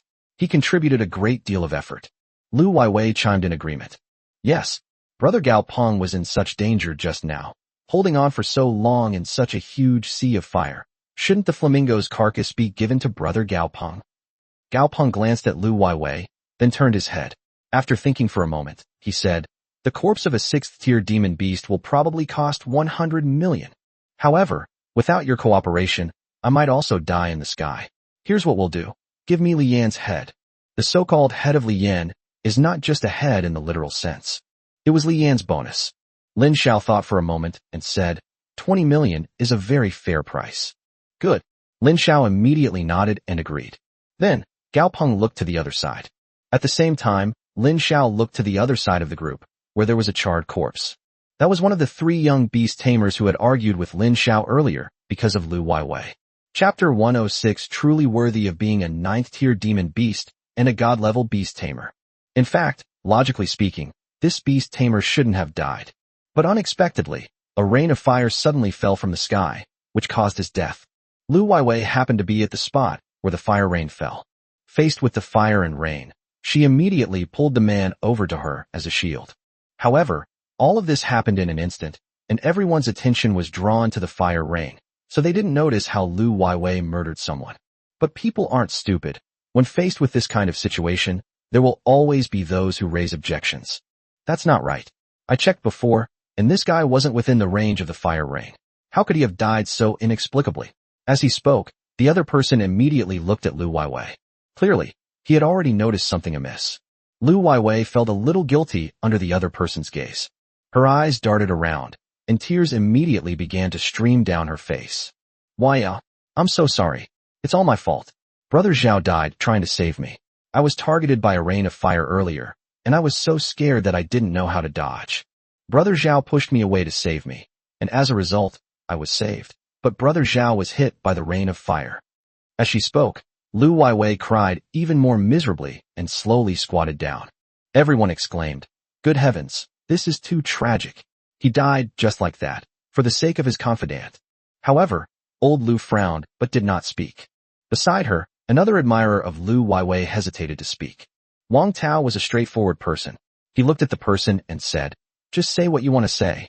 The man's name was Lu Dabao. He was about to say something when he caught a glimpse of Lu Weiwei looking at him out of the corner of his eye. After thinking about it, he decided against it. He shook his head. "It's nothing. I just feel a little sorry for Zhao Xi's death." Wang Tao sighed. "All right. In our line of work, life and death are commonplace. When humanity can truly tame the monsters and recreate the life of the technologically advanced era, then no one will have to sacrifice themselves anymore." Upon hearing this, Lu Dabao nodded and said nothing more. However, he was still glancing at Lu Weiwei out of the corner of his eye. Lu Weiwei felt the other person's gaze, but did not look away. Instead, she looked at Lu Dabao and gave him a seemingly friendly smile. Then, Lao Lu said to Gao Peng, "You'll bear the losses of this caravan, no objections, right?" Gao Peng nodded upon hearing this, offering no objection. Afterwards, the group lifted Zhao Xi's body up and burned it in an open space. Old Lu then explained to Lin Xiao, "In the wild, there are all kinds of monsters. Perhaps the inconspicuous insects we see in the soil are actually very troublesome monsters. If we bury our companion's body in the wild, the most likely consequence will be that it will be torn apart by monsters. Therefore, in order for them to rest in peace after death, we will bring their ashes back home." After listening, Lin Xiao nodded. He recalled his adventures with Luo Cheng and others from the Exploration Guild. After his 5 companions died, Luo Cheng collected their bodies and placed them in his storage space. Although Sun Chang's body was not brought back, it was buried somewhere at random, which was probably due to this consideration. After finishing their work on Zhao Xi's body, everyone resumed their journey. However, just as everyone was about to leave, Xiao Jiu suddenly chased after Lin Xiao's clothes. Lin Xiao looked at her. He knew that Xiao Jiu wouldn't have come looking for him for no reason. Xiao Jiu lowered her voice and said to Lin Xiao, "I have a feeling that I sense a familiar aura." Upon hearing this, Lin Xiao frowned. "Is there any danger?" Xiao Jiu shook her head. "No, it's just a feeling of closeness." Lin Xiao closed his eyes and activated his mental power to the maximum, connecting the power of nature with the vast grassland here. After a short while, Lin Xiao still didn't sense anything. He thought for a moment, then asked, "Can you sense the specific direction?" Xiao Jiu nodded and pointed to a circular basin at the bottom of Lufeng Slope. It was more of a large pit with a diameter of hundreds of meters than a basin. Lin Xiao calculated the distance and estimated that it would be almost dark by the time he got there. Thinking of this, Lin Xiao immediately said, "Let's act together tonight." Soon, night fell again, and the caravan set up camp right near the basin. Old Lu enthusiastically introduced the place to some first-time visitors. This is where the fiery god, Lord, perished. Back then, the 5 great beast tamers of the Dragon Kingdom perished together with it right here. Looking at the basin, which still resembles charcoal, everyone sighed with emotion. Truly worthy of being a 9th-tier demon beast and a god-level beast tamer. The destructive power was completely beyond their imagination. 100 years have passed, but this land is still scorched and barren, as if it had been bombed by a nuclear bomb. Lin Xiao sensed the area and discovered that it still exuded an explosive aura, like the prelude to a volcanic eruption. However, he knew very well that there were no volcanic or earthquake zones nearby. In other words, the effects of the fiery god's death on this place may not dissipate for several hundred years. Lin Xiao stood before the large pit, paying his respects to the ancestors who had sacrificed themselves to save the civilization and survival of the Dragon Kingdom. Once upon a time, in his previous life, there was also a group of lovely people who fought one after another for that distant country in his previous life. At this moment, Lin Xiao felt a resonance between his past and present lives. As night fell, Lao Lu had already arranged for people to keep watch. Most people choose to form teams of several to keep watch at night. This can prevent someone from being lazy or causing problems. However, Lin Xiao still chose to keep watch alone at night. Old Lu thoughtfully arranged for Lin Xiao to meet him late at night, because Lin Xiao said he preferred peace and quiet. Nothing happened that night. In the latter half of the night, Lin Xiao was woken up to keep watch. He sat by the campfire, and time passed by, minute by minute. Lin Xiao glanced at the sky, sensed the activity in the camp, and, feeling the time was right, said to Xiao Jiao inside the tent, "We can move out now." Xiao Jiao immediately stood up, while Chimera had already been transformed by Xiao Jiao, becoming similar in figure and appearance to Lin Xiao.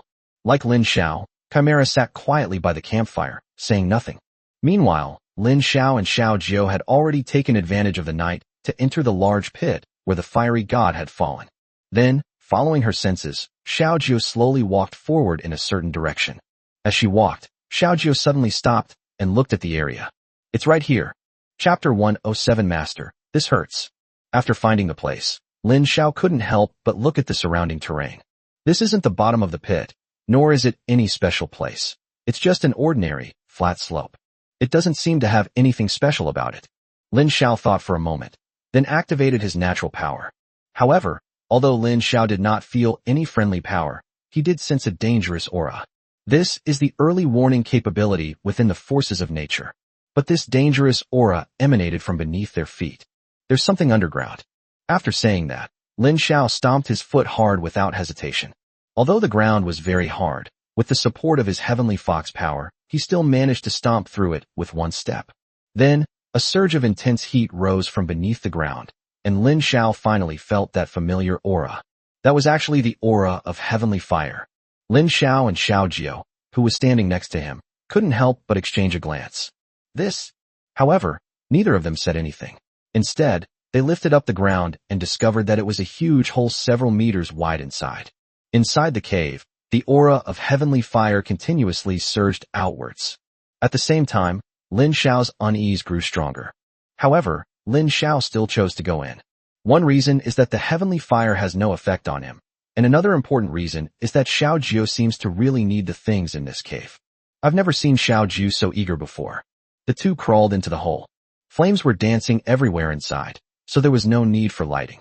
The rock walls of this cave do not appear to be naturally formed. Rather, they seem to have been carved out by some kind of wild beast or human with immense strength. Lin Xiao thought for a moment and said, "Why does this place feel like the habitat of some powerful wild beasts?" Xiao Jiao nodded in agreement. "That's right. I sensed a familiar aura, and it's very violent." The two continued walking forward, and the further they went into the cave, the hotter and more humid it became. Fortunately, both of them possessed the ability to use celestial fire and had a natural affinity for flames, so they did not feel the heat. Then, the two continued walking inside, when Lin Xiao suddenly stopped and looked at the surrounding walls. "No, two creatures once lived here." Lin Xiao pointed to the smoother scratches on the wall and said, "Look there." Xiao Jiao looked up in the direction Lin Xiao was pointing, and saw that it looked as if it had been crushed by some huge body. It looks like this area has been rubbed back and forth by some thick body. Look over there. Lin Xiao then pointed in another direction. Those are clearly scratches. Xiao Jiu pondered for a moment and said, Master, could it be a monster similar to a dragon or a lizard? Upon hearing this, Lin Xiao thought for a moment. It doesn't seem like it. If it were this kind of monster, their distribution should be more even, but the distribution of the traces here is more like they arrived one after the other. Xiao Jiu nodded in complete agreement. Master, you are so smart. I wish I could be as smart as you. Lin Xiao immediately smiled and tapped Xiao Jiu on the forehead. You're so good with words. Xiao Jiu pretended to be in pain. Master, this hurts. Xiao Jiu's appearance became increasingly alluring. If Lin Xiao didn't have exceptional self-control, he probably wouldn't have been able to resist the latter's charm. The two continued walking forward. As we walked, the space suddenly opened up in front of us. Lin Xiao saw a huge space, as big as several football fields. And at the very back of this space, there was something that looked like a shack. It is composed of an inexhaustible stream of heavenly fire. In the very center of the heavenly fire was a fiery red fairy egg. The fairy egg was engraved with intricate patterns. It looks like flames, but it also looks like feathers. Lin Xiaowang couldn't take his eyes off the patterns. Xiao Jiu was also drawn to that strange power. The two slowly walked towards the elf egg. Just as the two were engrossed in the activity, Lin Xiao suddenly felt a bone-chilling cold. That was an unprecedented sense of crisis. Lin Xiao immediately came to his senses, then quickly turned around and grabbed Xiao Jiu. The moment Lin Xiao pulled Xiao Jiu back to her senses, she also snapped out of her daze. Owner! Lin Xiao made a shushing gesture, then immediately pulled Xiao Jiu along and leaped into the crack in the mountain wall of this space. Then, a rumbling sound came from the outside. A giant snake, a full 100 meters long, swam in from outside. The difference was that a fleshy growth had appeared on the head of that giant snake. This is a sign that he is about to transform into a dragon. Then, the basic information about the snake appeared in Lin Xiao's mind. The Loach is an S-rank, 6th order demonic beast with the bloodline of a dragon, S-rank. It is an extremely evil being. Every time it appears, it signifies disaster, such as flash floods or river changes. It is extremely greedy, and enough offerings must be made to it in order to prevent the disaster from happening. Otherwise, even if you cut it off, you may not be able to prevent the disaster from happening. It possesses a robust physique, keen reflexes, and an extremely affinity for water. Possesses the following skills: Flood, Rocket Headbutt, Devour, Treasure Hunt. Lin Xiao never expected that the opponent would be an S-rank monster, and a 6th rank one at that. This was the first time he had ever seen such a legendary monster up close. Then, the Loach began to circle around the fairy egg. Xiao Jiu asked in confusion, Master, what is it doing? Is that its child? Perhaps the Loach heard Xiao Jiu's question, for it actually spoke in human language. I never imagined that your guardian, the ancient bird, would be killed by humans. Now, let's see who can protect you. With just these flames around you? Ha! Just wait to become my meal. If I eat you, my bloodline can evolve further, and I will become a pure-blooded dragon, or even a dragon. After saying that, Kaiwu let out a roar and pounced on the elf egg. Then, Lin Xiao and Xiao Jiu heard a scream. The Loach was scorched by the heavenly fire, its skin torn and its flesh torn open, and it was seriously injured. Why? Why do you still have this layer of protection even without that wretched ancient bird? At this moment, Lin Xiao finally understood that the ancient bird must be the mother of this elf egg.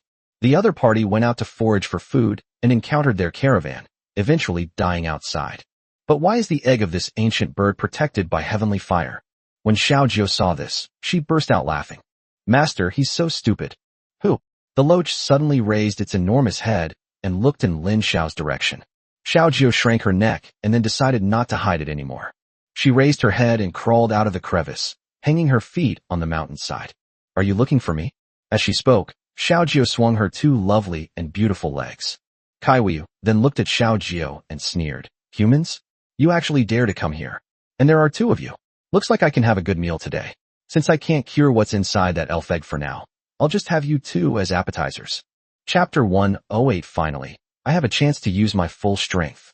After Kaiwu finished speaking, with a loud boom, his entire snake body shot towards Xiao Jiu's direction. Xiao Jiu quickly dodged, and Lin Xiao also jumped down from the mountain wall. No sooner had the two left than the Loach smashed the spot where they had been standing to pieces.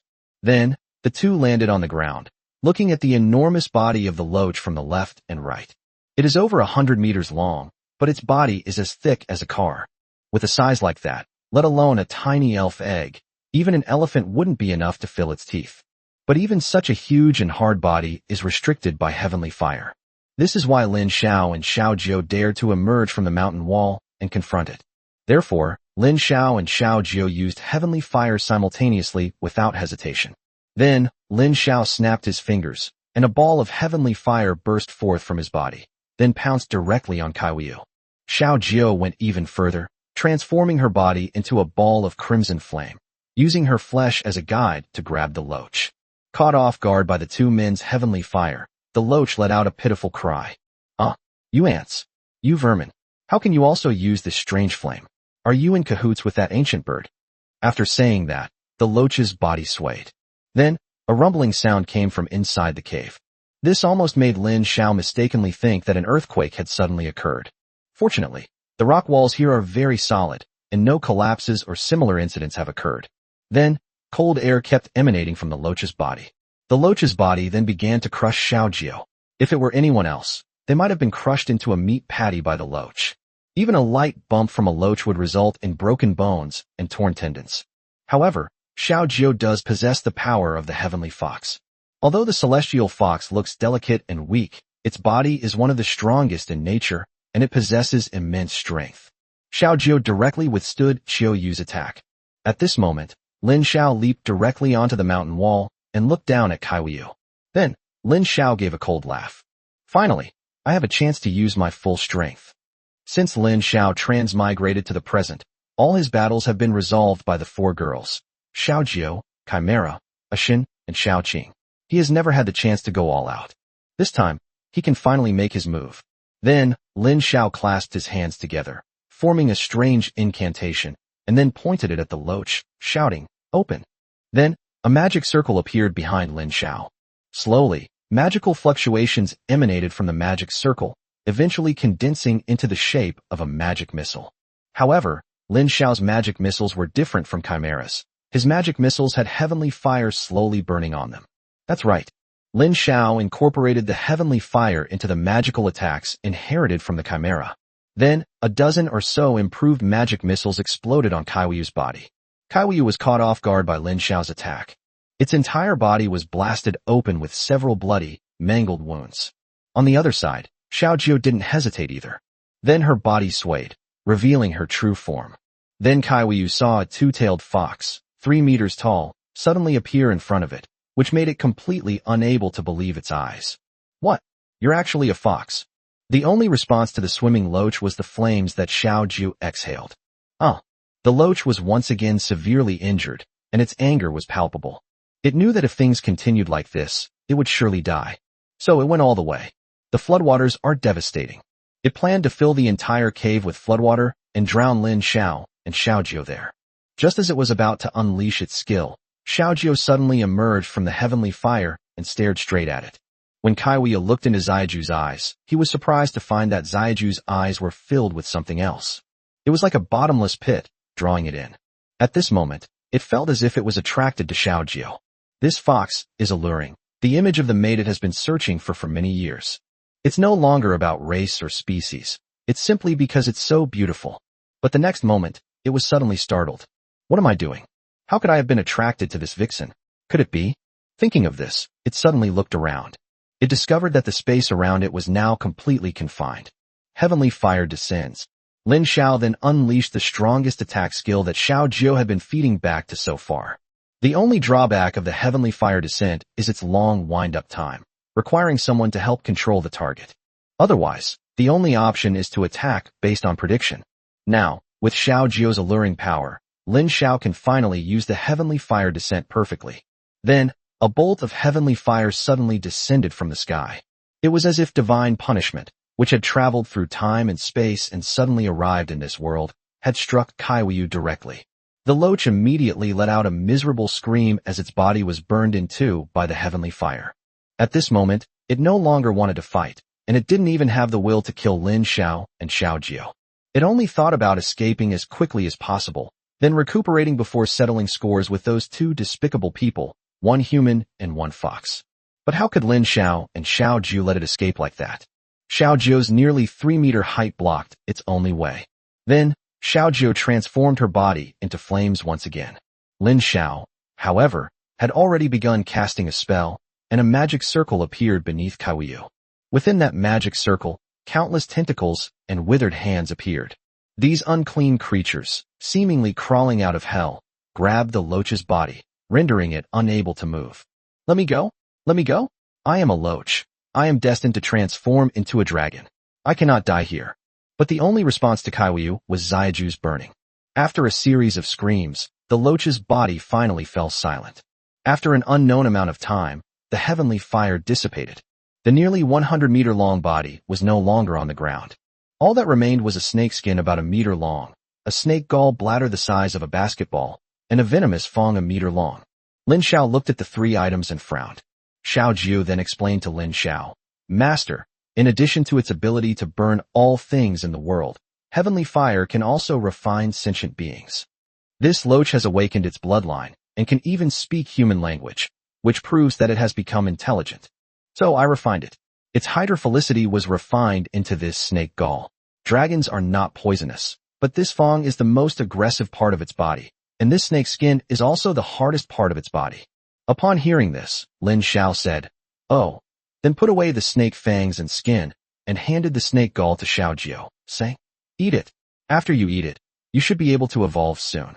Upon hearing this, Xiao Ju looked at the snake gall bladder for a moment, then shook his head and said, Master, leave it for Xiaoqing. She needs this snake gall bladder more than I do. Chapter 109 The most poisonous heart is a woman's. Lin Xiao raised his eyebrows upon hearing Xiao Ju's words. Why do you say that? Xiao Ju then stated without hesitation. The reason is simple. I am a member of the Celestial Fox clan, and the Celestial Fox is a symbol of beauty and disaster. Every time the Celestial Fox appears, it is accompanied by. At this point, Xiao Ju didn't continue. She quickly changed her tune, saying, Our lineage is based on fire, so this snake gall isn't suitable for me. Although eating it would increase my strength, it would waste its water attribute. But Xiaoqing is different. Xiaoqing is a water-loving demon beast and belongs to the same category as the dragon, so it would be more effective for her to take the medicine. She is the most suitable person to do so.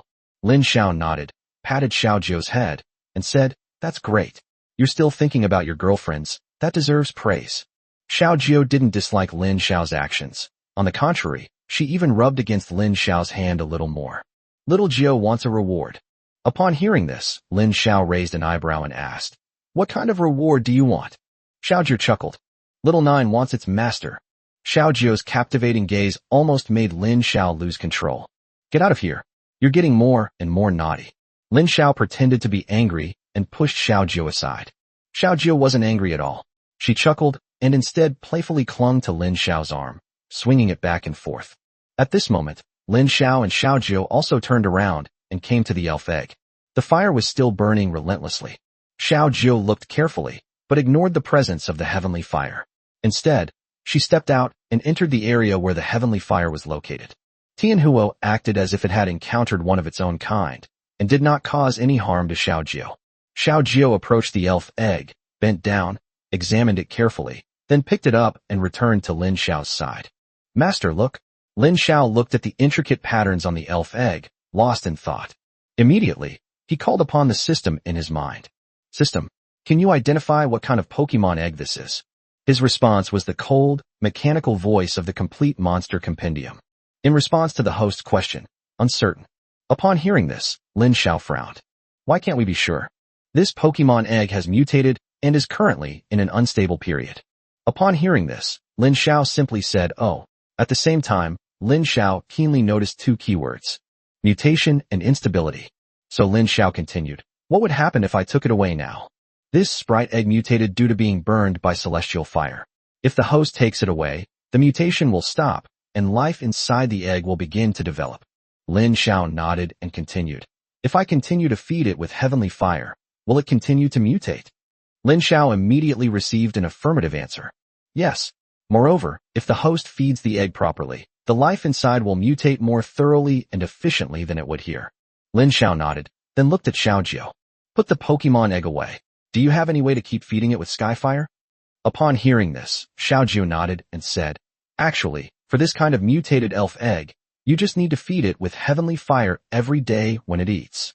There's no need to keep it on the fire to roast, because if you roast it for too long, it will easily be cooked. Upon hearing this, Lin Xiao's lips twitched involuntarily. Why did the heavenly fox's inheritance seem so unusually erudite? Lin Xiao then said to Xiaojiu, then I'll leave this matter to you. Xiaojiu hummed in agreement, then placed the Pokemon egg directly into her storage space. Then, with a wave of his hand, all the heavenly fire in this area disappeared. The two then walked out of the cave. Xiaojiu then said with some emotion, so this cave was created by the battle between the Loach and the ancient bird. Lin Xiao nodded, but said with lingering fear, however, it's quite rare for two 6th-tier demonic beasts to have such power in a battle. To be honest, Lin Xiao always had a feeling. The secrets here are probably more than that. His sense of danger kept reminding him to leave this place as soon as possible. The two then headed towards the camp. They've been stuck in this cave for quite a while now. On the way, Lin Xiao and Xiaojiu suddenly looked in the same direction at the same time, and then immediately disappeared. A moment later, two figures arrived near Lin Xiao and Xiaojiu. Although the night was dark, Lin Xiao was still able to see through their identities thanks to his extraordinary mental strength. Those two figures were actually Lu Weiwei and Lu Dabao. Brother Bao, I'm so sorry. I really did something wrong, but I didn't mean to. I want to live too. Lu Dabao looked at Lu Weiwei with pity after hearing her words. Don't worry, Weiwei, I'll keep your secret. I think even if Xiao Si hadn't died, he would understand you. Lu Weiwei then slowly leaned on Lu Dabao's shoulder. Brother Bao, you're so good to me. I think if Brother Zhao hadn't died, he would understand us both. Yes, the situation was so urgent. If you hadn't done that, you would have been the one who died. You can only blame Zhao Si for being unlucky. Lu Weiwei then raised her head, looked at Zhao Dabao, and said with a dreamy look in her eyes, Brother Bao, if one day, would you die for me? Looking at the beauty in his arms, Zhao Dabao quickly said, yes, I definitely will. Lu Weiwei's eyes then became even more unfocused. Thank you, Brother Bao, I really feel safe with you around. After saying this, Lu Weiwei slowly straightened up, stood on tiptoe, and gently kissed Zhao Dabao's lips. Zhao Dabao's eyes widened suddenly. He never expected that such a goddess would willingly throw herself into his arms under his advances. At that moment, he felt like the happiest person in the world. He had even thought of names for his future children with Lu Weiwei. But then he suddenly felt a slippery tongue penetrate deep into his mouth. Then he smelled a bitter, fishy odor. The smell made him feel nauseous and want to vomit. Then, he found that his limbs suddenly began to go numb. Immediately, his body stiffened and his mind went blank. He felt his vitality beginning to slip away. He immediately pushed Lu Weiwei away. Lu Weiwei took out a tissue, wiped her lips hard, and then spat. How disgusting.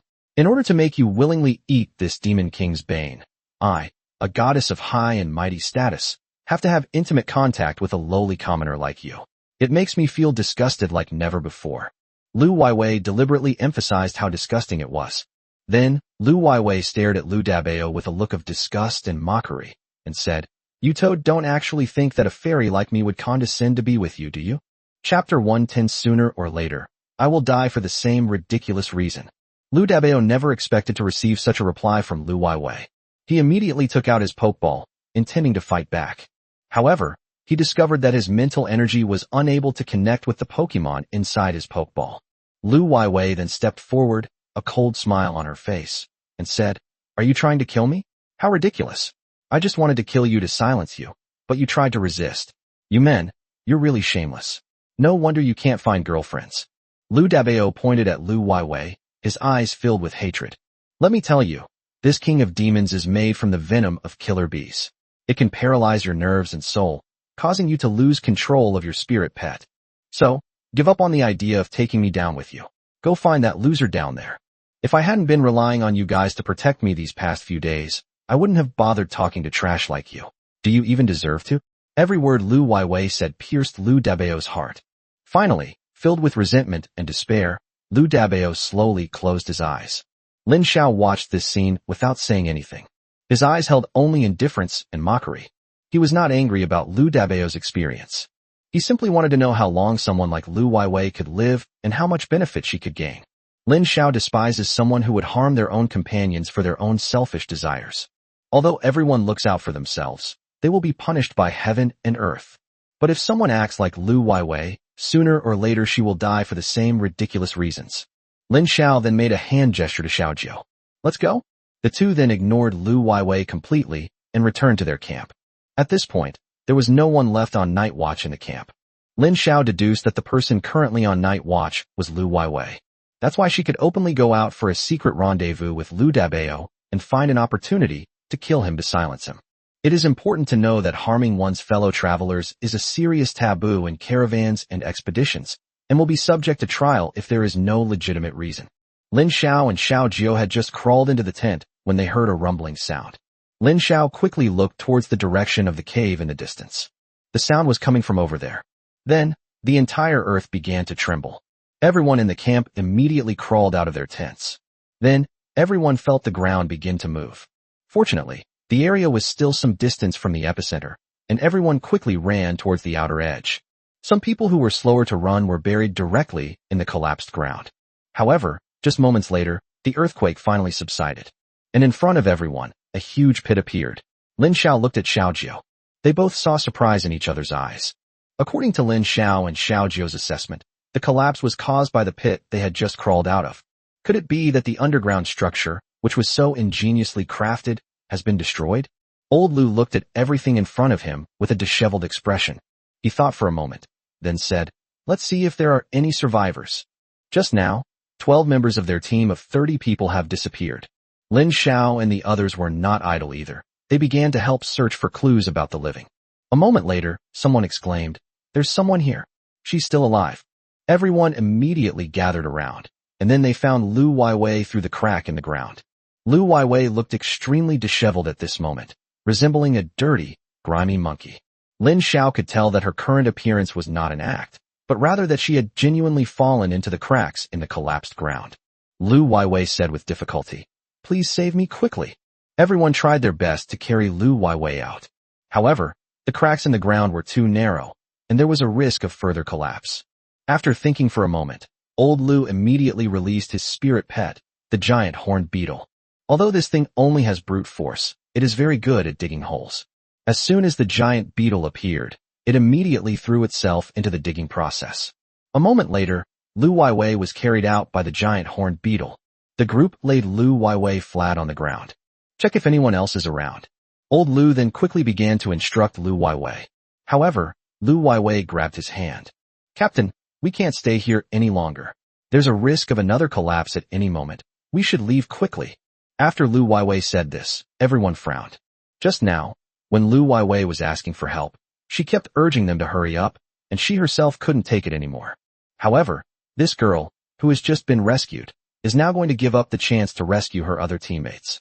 Lu Weiwei then said, "We should take advantage of the calm ground now, before it collapses further, and get out of here as soon as possible so that everyone can protect their own safety." "Captain Lu, they're buried underneath. They're basically doomed. We can't abandon the living for a bunch of dead people." When Lu Weiwei said this, she was in tears, and it really seemed like she was doing it for everyone's good. However, upon closer reflection, it becomes clear that it is not as she described. Because no one can be sure if there are any other survivors. What if someone is still alive? Moreover, according to the rules of the caravan, they must see the person alive or dead. Old Lu then fell into deep thought. However, Lin Xiao completely ignored the commotion. To his surprise, the sense of danger that had been making his heart pound had completely disappeared. They disappeared during the brief period when the sky collapsed and the earth caved in. Lin Xiao was somewhat confused. Am I being too sensitive? Or is the collapse of this cave-in related to that sense of danger? Lin Xiao continued to think and make judgments on his own. Just then, another rumbling sound came from the ground. Then, another crack appeared in the ground, and another person fell into it before they could react.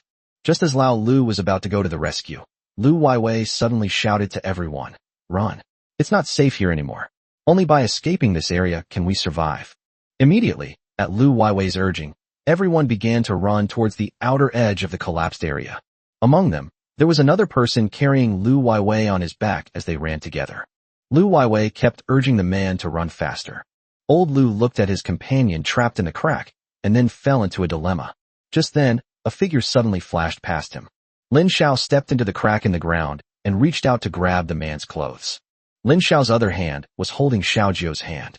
Xiao Jiu was holding Chimera's hand, while Xiao Qing was clinging tightly to Chimera's waist. Together they pulled, and soon they managed to pull the person who had fallen into the crack out. Chapter 111. This is because you are worrying too much. Lin Xiao threw the man up forcefully, and old Lu caught him with great joy. Brother, let's run together. For some reason, what should have been a very embarrassing statement now sounded incredibly powerful coming out of Lao Lu's mouth.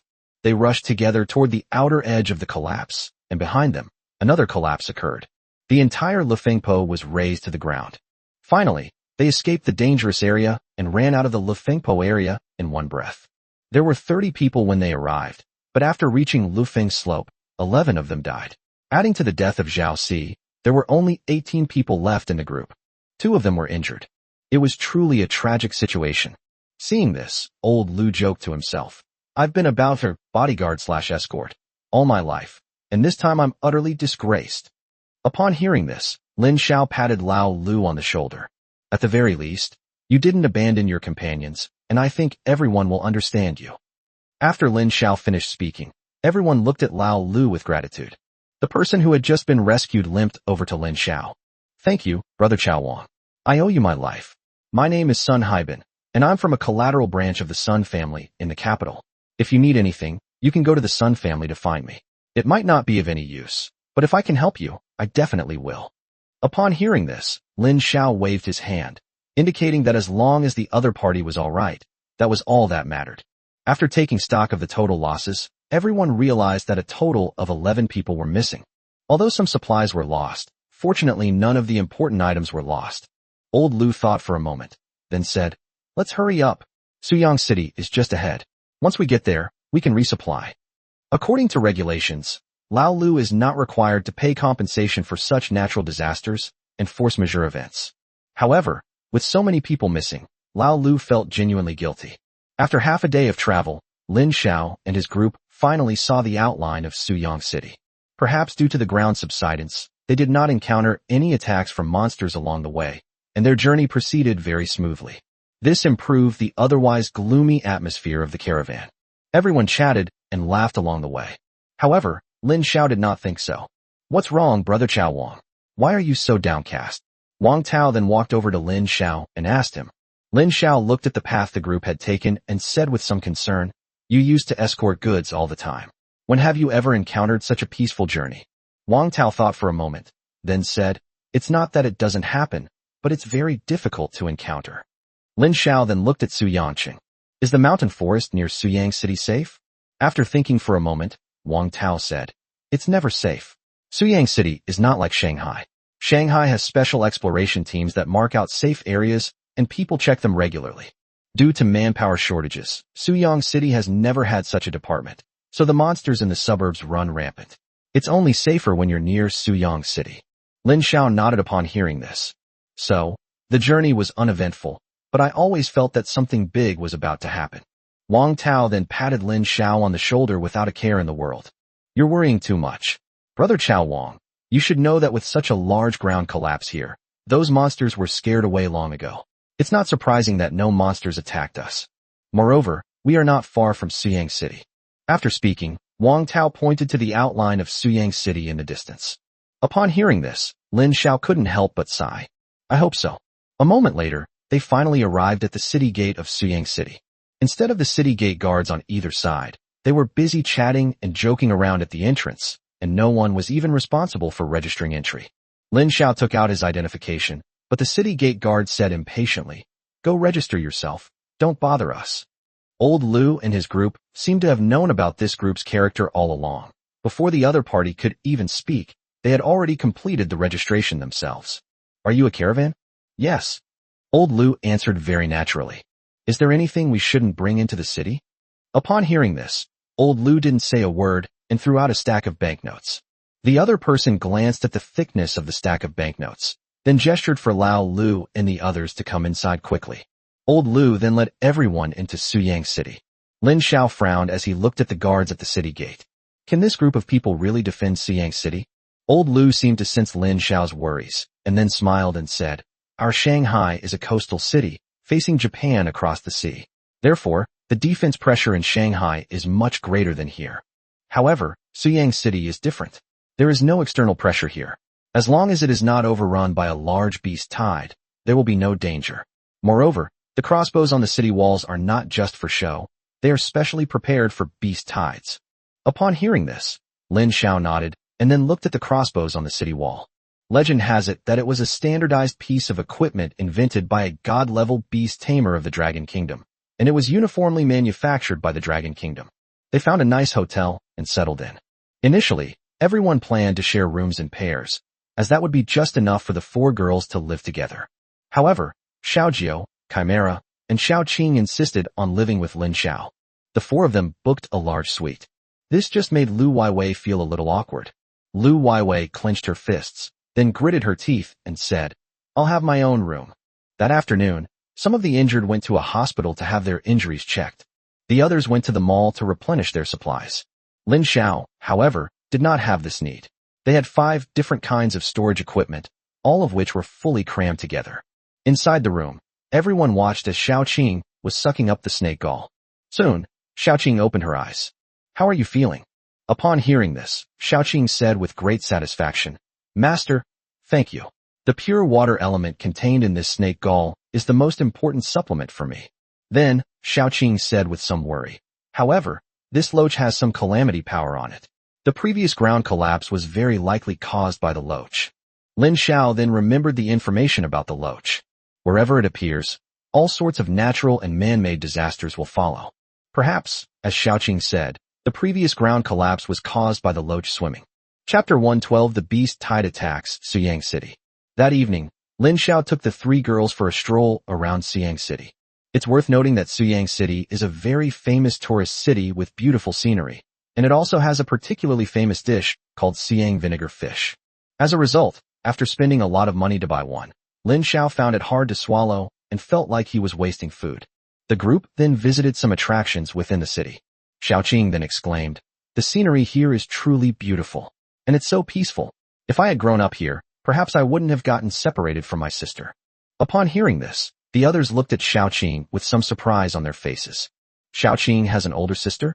Xiao Qing nodded upon hearing this. "Of course. My sister is so beautiful. She's a white snake." Everyone remained astonished. What kind of creature is Xiaoqing's older sister? Why is she a white snake? Xiao Qing shook her head upon hearing this. "I don't know. I've been wandering with my sister since I was born. My sister is very strong and very beautiful. However, we met a very hateful person on our journey. He wanted to take both of us as his spirit pets and possess us. To protect me, my sister went alone to fight him, and in the end, my sister and I got separated." Xiao Jiao then came up and hugged Xiao Qing. "Don't worry. Your sister will be fine. Besides, you still have us sisters." Xiao Qing then hugged Xiaju tightly and said, "Sister is right. With you all here, I'm not afraid of anything." Seeing the deep bond between the sisters, Lin Xiao couldn't help but breathe a sigh of relief. Fortunately, it's no longer a chaotic scene.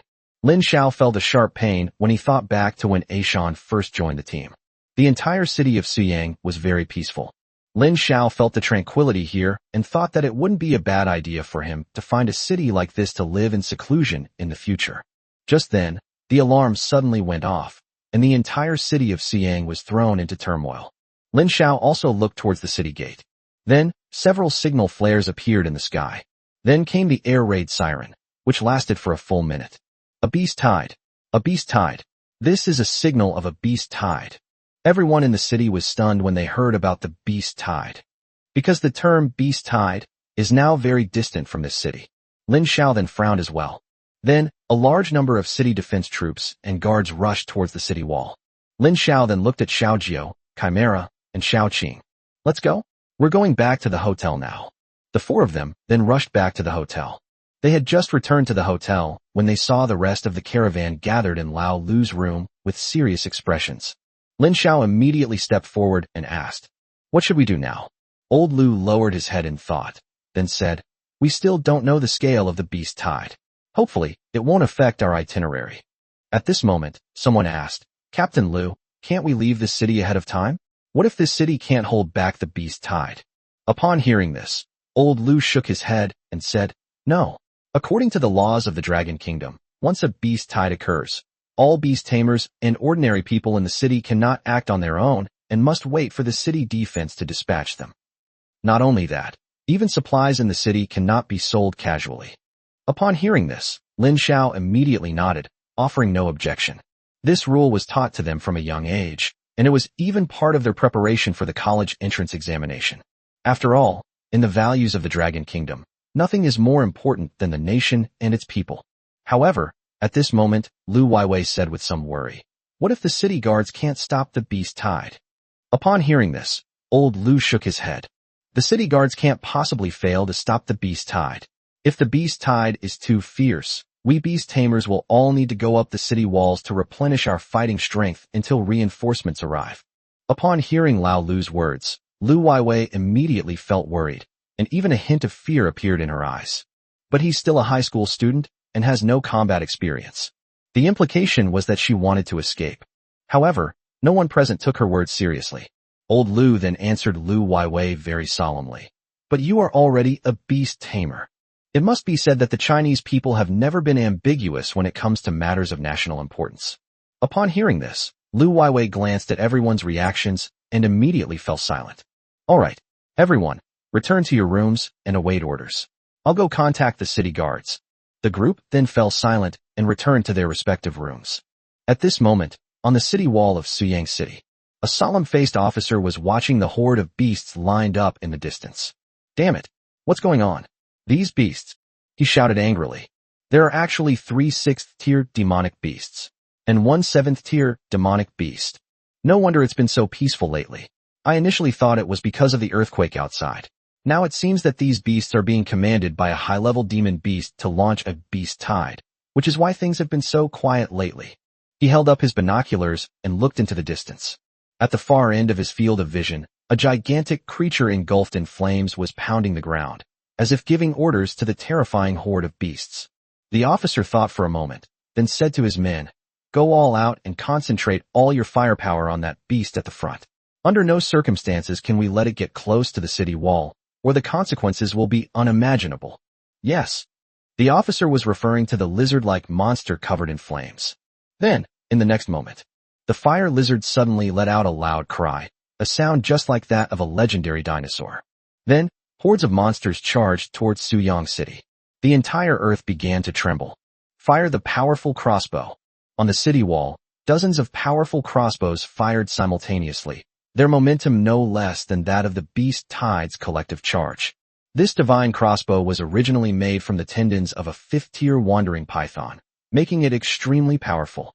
Moreover, the divine power crossbow has a major advantage. It doesn't actually require great strength to activate. One only needs to reach the mental strength of an intermediate-level beastmaster. Each crossbow bolt was as powerful as a full-force attack from a 6th-tier demonic beast. The only drawback of the divine crossbow is that the interval between firing one arrow and reloading is too long. Even so, the simultaneous firing of 50 powerful crossbows, each more than half a person tall, posed a tremendous threat to the beast tide. Each crossbow bolt fired could pierce through more than a dozen low-level demonic beasts. But just then, a monkey that was about 4 meters tall suddenly darted out from among the monsters. The monkey was carrying a huge rock in its hands. Then, the monkey hurled the huge rock heavily towards the top of Suyang City. A rank B, tier 6 monster, a giant monkey with 2 elbows. Its arms are different from those of ordinary primates. Each arm has 2 elbows, and its hands are very long. It also has excellent climbing ability and top-notch throwing ability. Possesses skills including throwing proficiency, throwing anything, spinning attacks, frantic biting, double-handed smashing, and earth-shattering. The beast tide was still more than 500 meters away from the city walls of Suyang City. However, the huge stone thrown by the giant monkey with 2 elbows actually drew a precise arc and landed on the city wall. Upon witnessing this scene, the soldiers on the city wall of Suyang were immediately dumbfounded. However, upon seeing this, the officer simply snorted coldly. "A mere child's play. How dare you show off your limited skills before an expert?" After saying that, the officer flipped his hand, and the pokeball flashed with light. Immediately afterwards, a huge cannon appeared on the city wall of Suyang City. A 6th-tier spirit pet, the Heavenly Might Giant Cannon. However, the Heavenly Might Cannon is not a mechanical creation, but a strange fish. Chapter 113, How Did You Recognize Me? The Heavenly Mike cannon aimed at the incoming boulder and revealed an angry expression. Its eyes widened, and a burst of white light suddenly shot out from the cannon barrel it was biting in its mouth.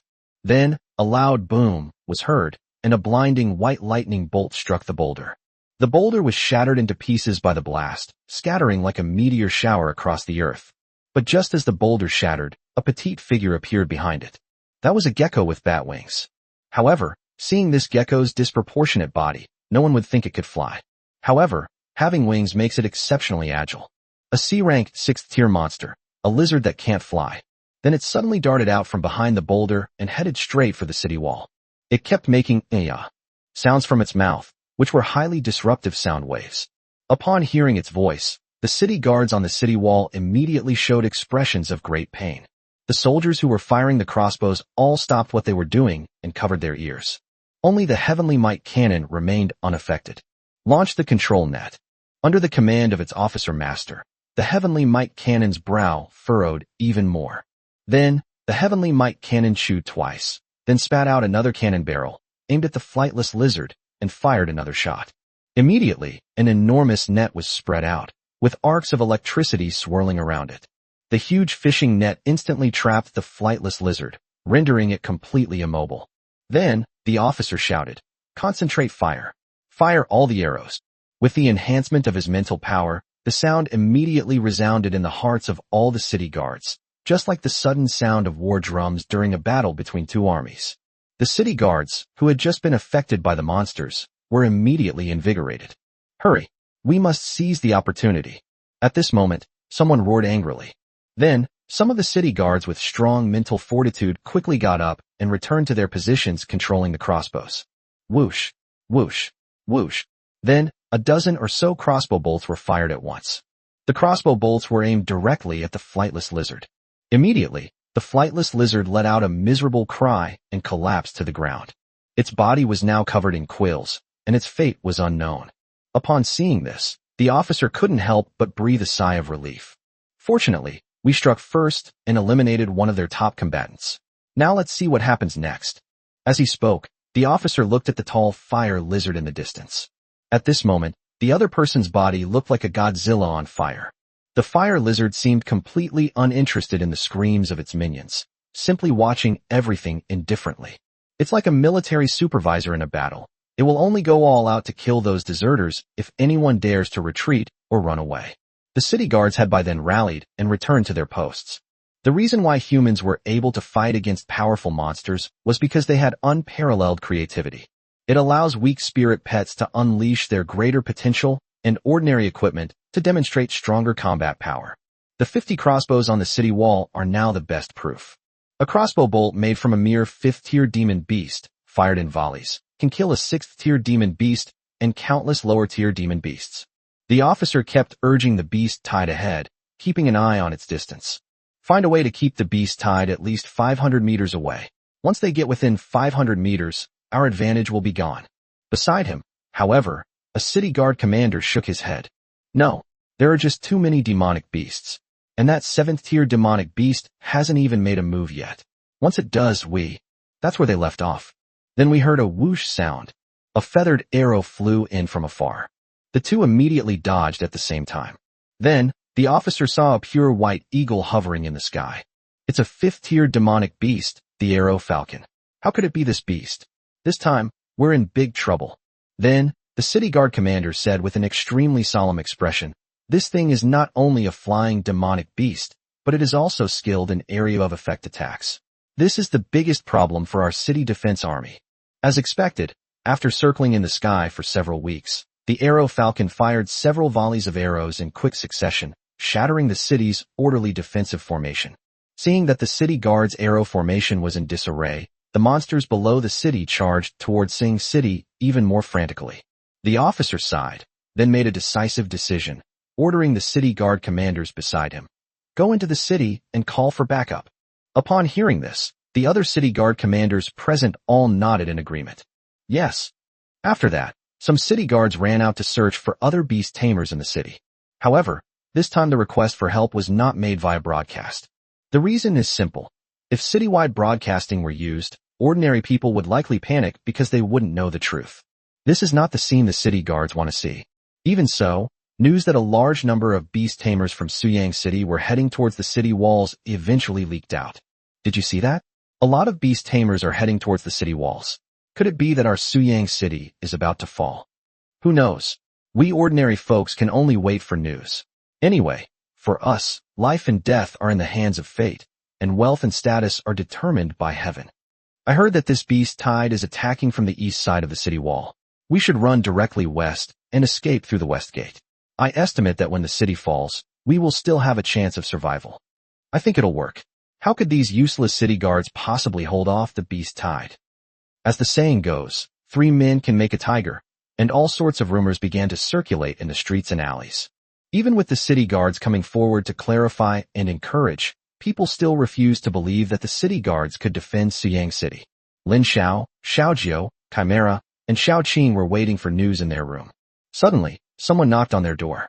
As soon as Lin Xiao opened the door, he saw a familiar figure. The other party was also taken aback when they saw Lin Xiao, and then looked at Lin Xiao with a surprised expression. You are. Then, the city guard suddenly remembered. You are? Lin. Before he could finish speaking, Lin Xiao pulled him into the room.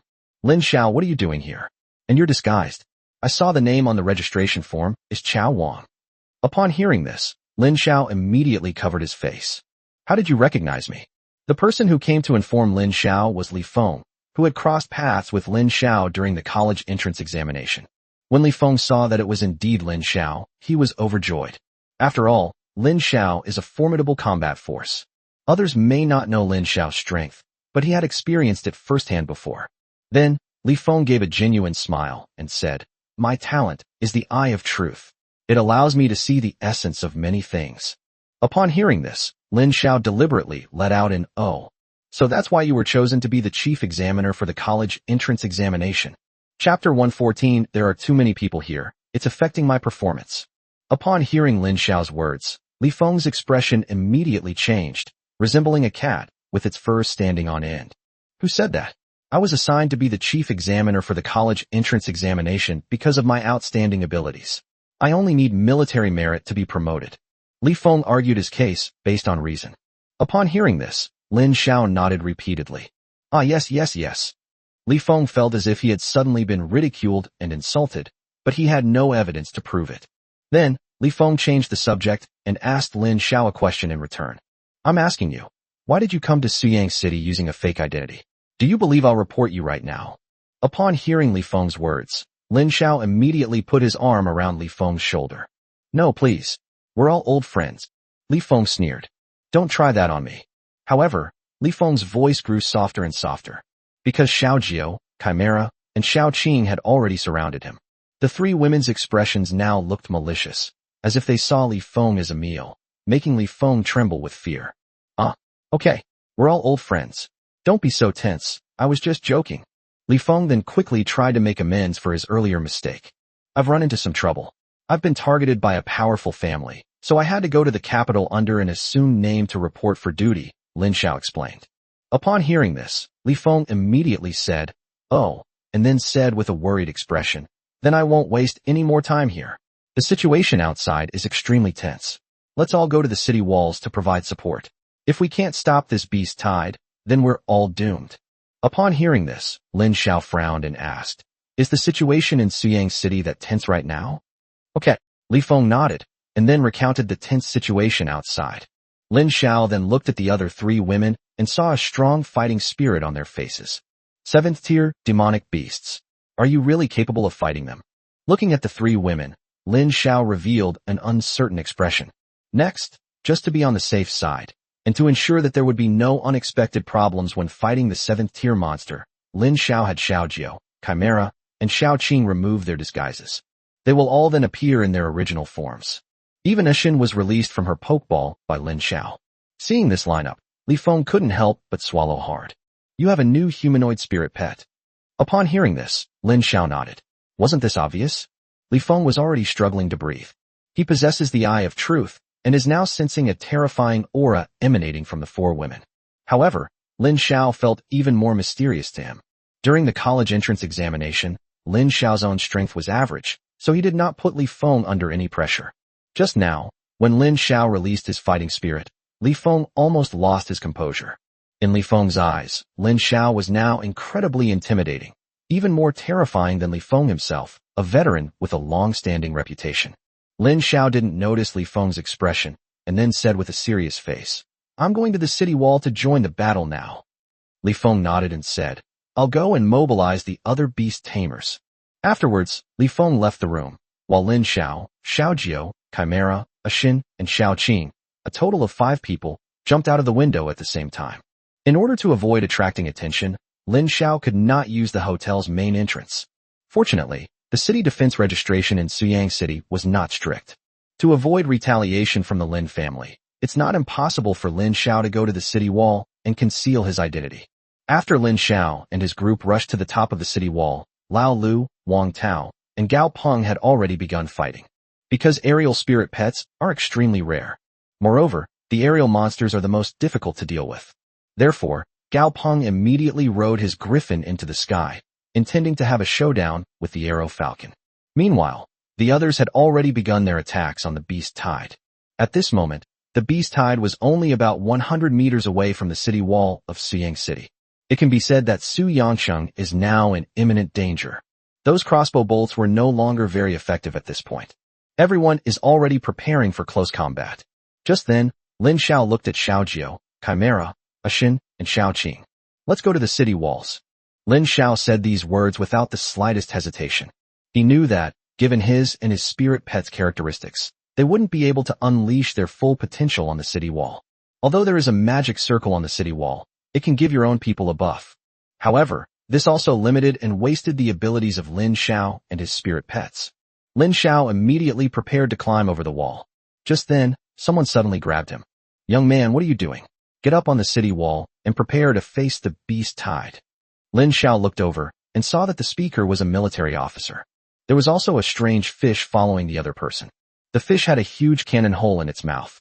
Heavenly Might Cannon, a C-rank, 6th-tier demonic beast, the guardian beast living in Heavenly Might City. It is extremely irritable and will always fire its cannon decisively at anything it dislikes. The cannon barrels inside their mouths are not mechanical creations, but their mouth parts. However, this is not the true trump card of the Heavenly Might Cannon. Their real killing move is the poisonous barbs on their foreheads, which can poison and kill everything. Possesses the following skills: Thunder Web, Furious Strike, Charged Cannon, and Poison Sting Attack. Remembering some information he had about Suyang City before coming here, Lin Xiao immediately understood the other party's identity. The other party was Chun Kong Kong, the chief commander of the city defense of Suyang City, and his spirit pet, the Heavenly Might Giant Cannon. Lin Xiao glanced at Chun Kong Kong, then said in a cold tone, "There are too many people here. It's affecting my performance." Upon hearing this, Chun Kong Kong's lips twitched involuntarily. This was the first time he had encountered such a shameless young man. "No, it's too dangerous down there. You can die fighting on the city walls, but you can't go outside to your deaths. I won't allow you to go down below the city walls. Besides, why didn't you 5 young people even bring any spirit pets?" Lin Xiao glanced at Chun Kong Kong, then gave Chimera a helpless wink. Chimera understood immediately and snapped his fingers. Suddenly, a magic circle appeared beneath Chun Kangtai's feet, and several tentacles emerged from it. "Damn it! Enemy attack! They've gotten to the city walls without us noticing." Then, the tentacle covered Chun Kangtai's mouth and threw him away with force. Seeing its master being treated this way, the Heavenly Might Cannon glared angrily, about to unleash a furious attack. But in response to the Heavenly Might Cannon, it also threw it forcefully, sending it flying to join its master. Then, Lin Xiao nodded to the other girls. However, Chun Kangtai got up from the ground and ran over. "Stop those young men. Don't let them do anything foolish." Then, in the next moment, Chun Kong Kong then saw flames burst into flames on Xiao Jiao's body with a whoosh. Then, a 2-tailed celestial fox, its entire body ablaze with fiery red, leaped out of the flames and charged straight into the beast tide below.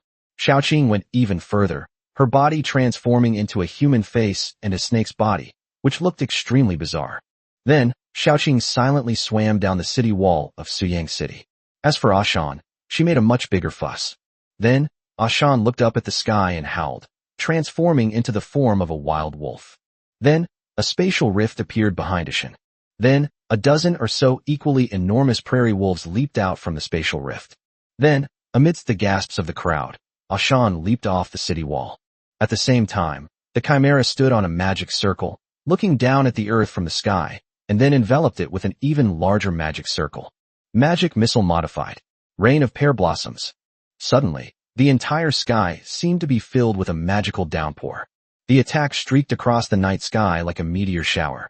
Chapter 115, that was the clarion call for the Beast Tide's all-out attack, the signal for the final battle.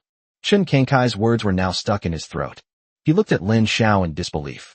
They are our spirit pets? Lin Xiao nodded upon hearing this.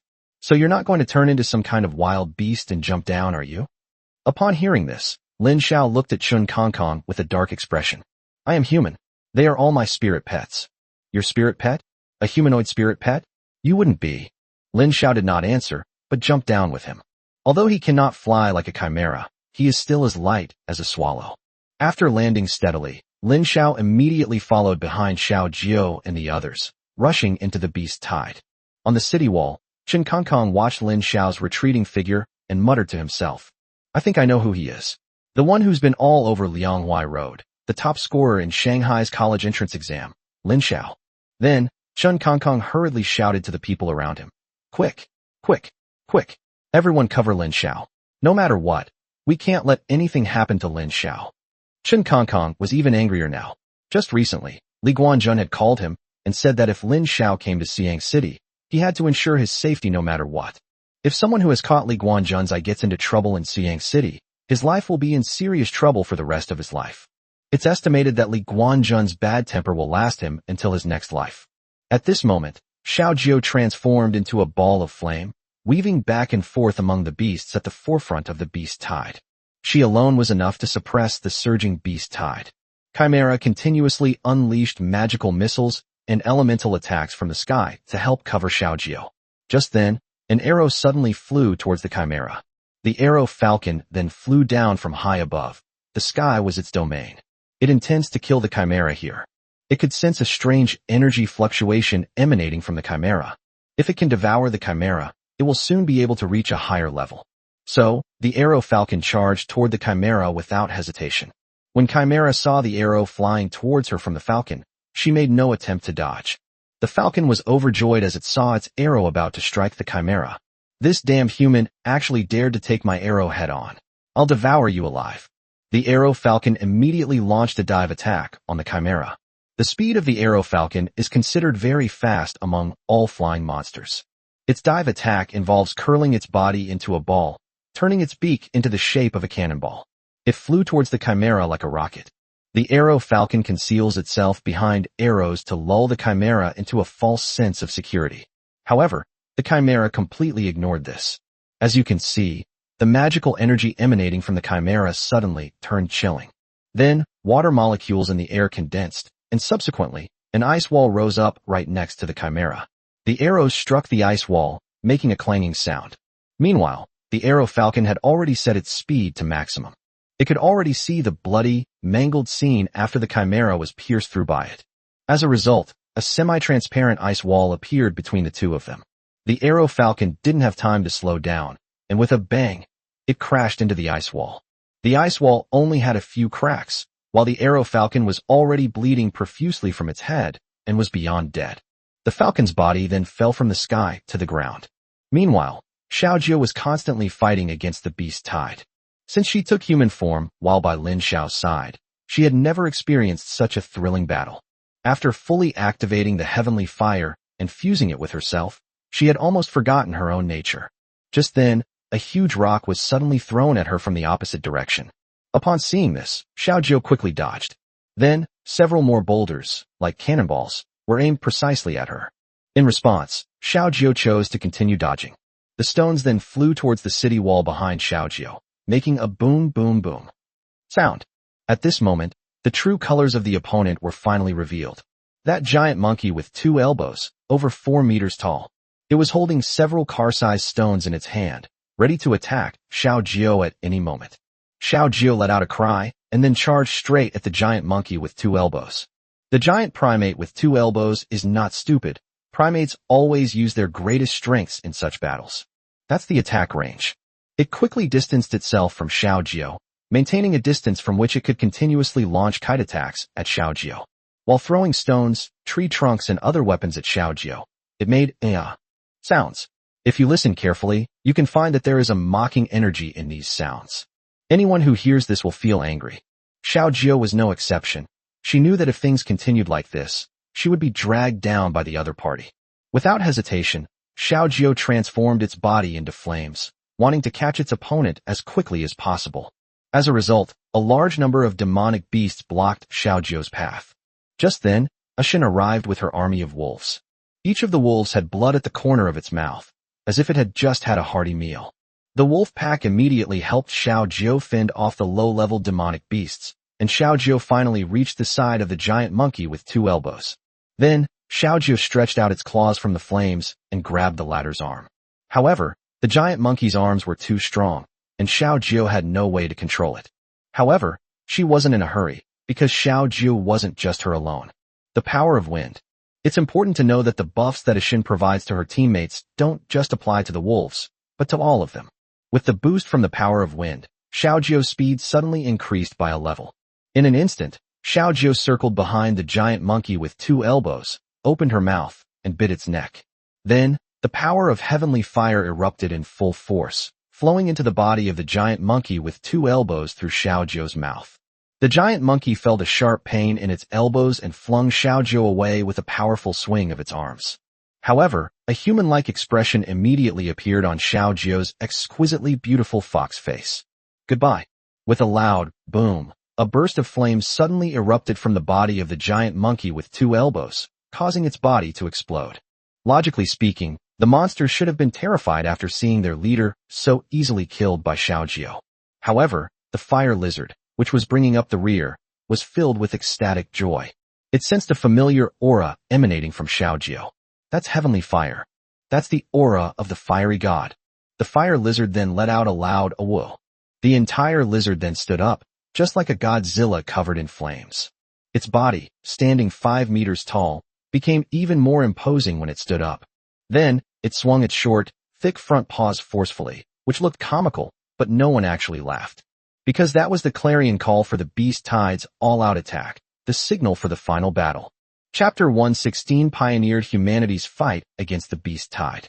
All the demonic beasts immediately stopped charging towards Su Yang's city wall, then turned around and rushed towards Xiaojiao, Lin Xiao, and the others, just like a swarm of locusts passing through. On the city wall of Suyang, Chen Kongkong and his men, who had been on high alert, were stunned when they saw this scene. What's going on? Why has the beast horde stopped attacking? Is our Suyang city unworthy, or are the resources within the city not good enough? Chen Kangkai couldn't help but ask this question. When Chen Kongkong saw the Beast Tide turning to attack Xiaojiao, he finally realized what was happening. He knew that the Beast Tide's target had changed. Based on his years of combat experience, this should be a sign that the leader of the Beast Tide was already furious. He couldn't help but feel anxious. On one hand, Li Guanjun had told him that Lin Xiao was a young man he had his eye on. On the other hand, there was the safety of the people in the city. Regardless of which aspect went wrong, Chen Kangkai felt that his career had come to an end. So he was at a loss, scratching his head. And within Suyang City, near the West Gate, a group of people were crowding near the West Gate, shouting loudly, wanting to leave the city through the West Gate and escape from Suyang City. Don't give me that nonsense. The soldiers guarding Suyang City are utterly useless. At the slightest disturbance, they run away faster than ordinary people like us. That's right. Open the city gates quickly. Let us leave. We don't want to wait here to die. A large crowd gathered at the West Gate. Most of them are wealthy people and large families. They brought most of their assets with them, along with their families. They used every connection they could think of in order to slip away before the disaster struck. Li Feng stood in front of the West Gate, looking exhausted. He looked at this group of opportunists and his teeth itched with hatred. Why is this happening? They've seized most of the wealth in Suyang City, but when the disaster struck, they were the first to flee. Don't they have any gratitude towards this city? The shouts from the West Gate grew even fiercer. Damn it. If the city gates don't open soon, we're going to have to force our way in. Don't expect us to fight the monsters on the city walls. My life is precious. I don't want to die before I've even spent all my money. Exactly. Let the civilians do the dangerous work. We need to get to a safe place now. Open the city gates now. Brothers, since these soldiers want us dead, let's teach them a lesson. No sooner had he said that than some people began attempting to breach the checkpoint. Just then, Li Feng, who was in charge of the area, suddenly received a phone call. Li Feng said a few words into the phone, then immediately showed a surprised expression. After hanging up the phone, Li Feng immediately said to all his soldiers, "Everyone, follow me to the east gate." Then, Li Feng looked at the wealthy people who were trying to escape and the beast tamers and their families, and said, "I'm giving you one last chance. Go to the east end of the city and fight alongside us now, or you'll face the consequences." Upon hearing Li Feng's words, those people immediately showed expressions of disdain. "Fuck you. I'm rich. I'm the boss wherever I go. Brothers, these soldiers are going to their deaths. Let's run. Hurry up and lift the bolt. Let's run west. Once we reach the next city, things will be much easier." After Li Feng finished speaking, he led the city guards to the city wall. But these wealthy people opened the city gates themselves and poured out all at once. Among them, a young figure was mingling in the crowd, secretly slipping out of the city. This person was Lu Weiwei. "I don't want to die here.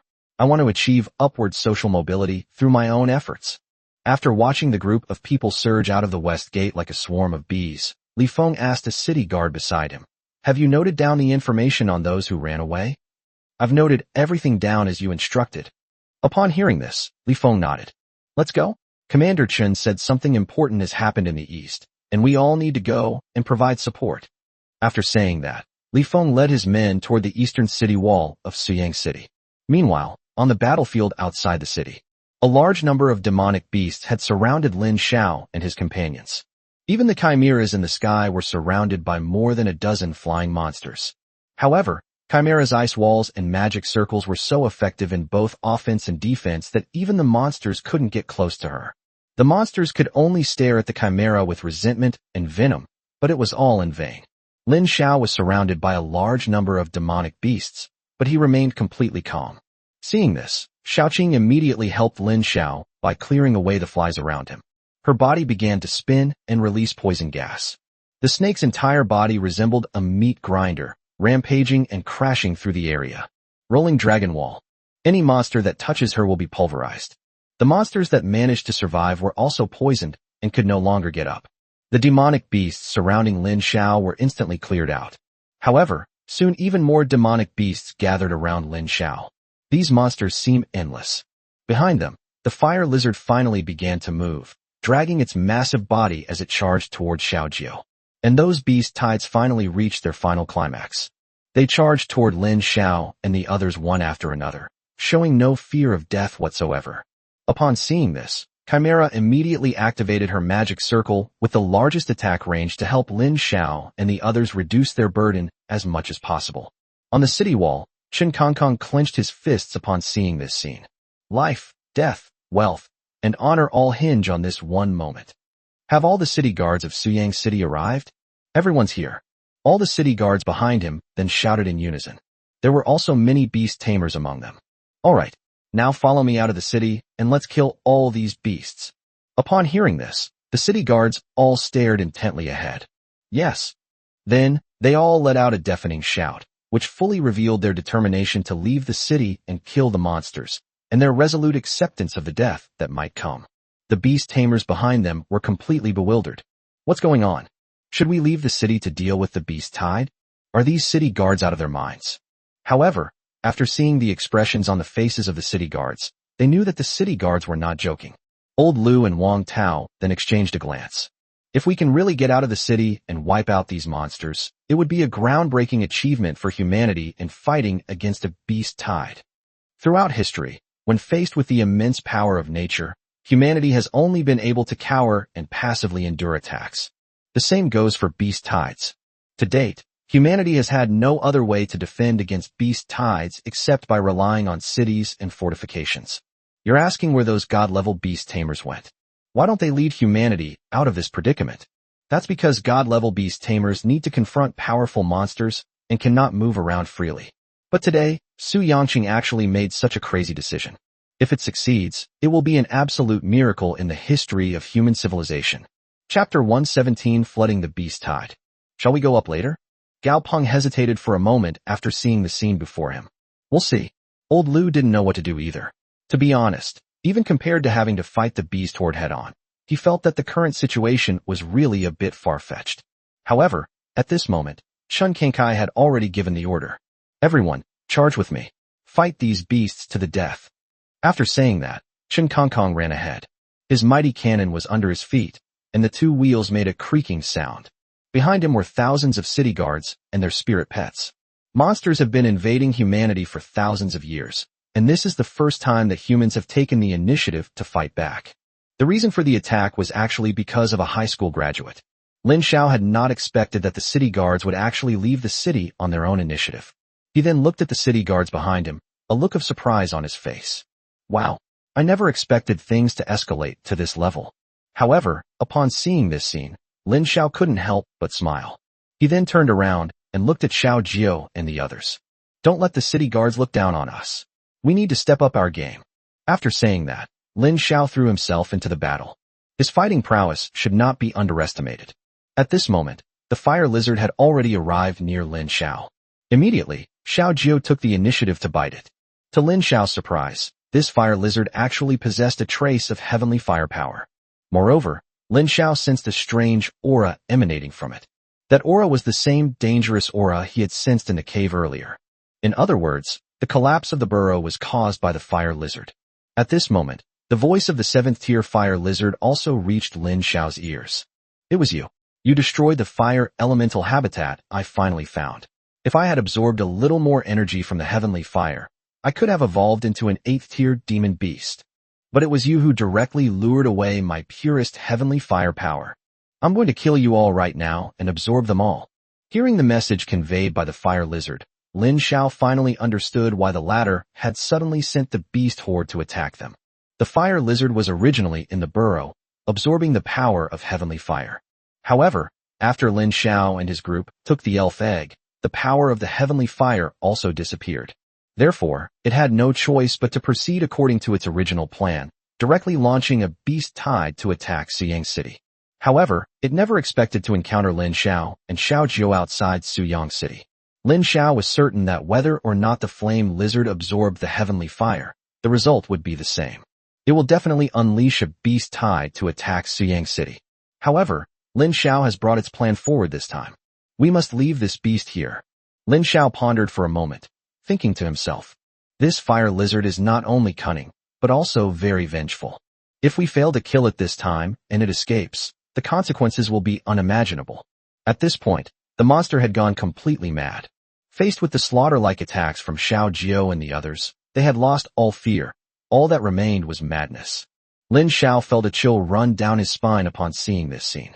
It seems the only way is to capture the leader first. Meanwhile, Chen Kangkai had already arrived with his men. A distance of over 100 meters passed in the blink of an eye. Lin Xiao, we're here to help you. Human beings appear somewhat weak and vulnerable under the immense power of nature. There were just too many monsters in the beast tide. The thousands of city guards always seemed so insignificant when fighting against the beast tide. Kill these beasts. Damn it. How can there be so many of them? We can't possibly kill them all.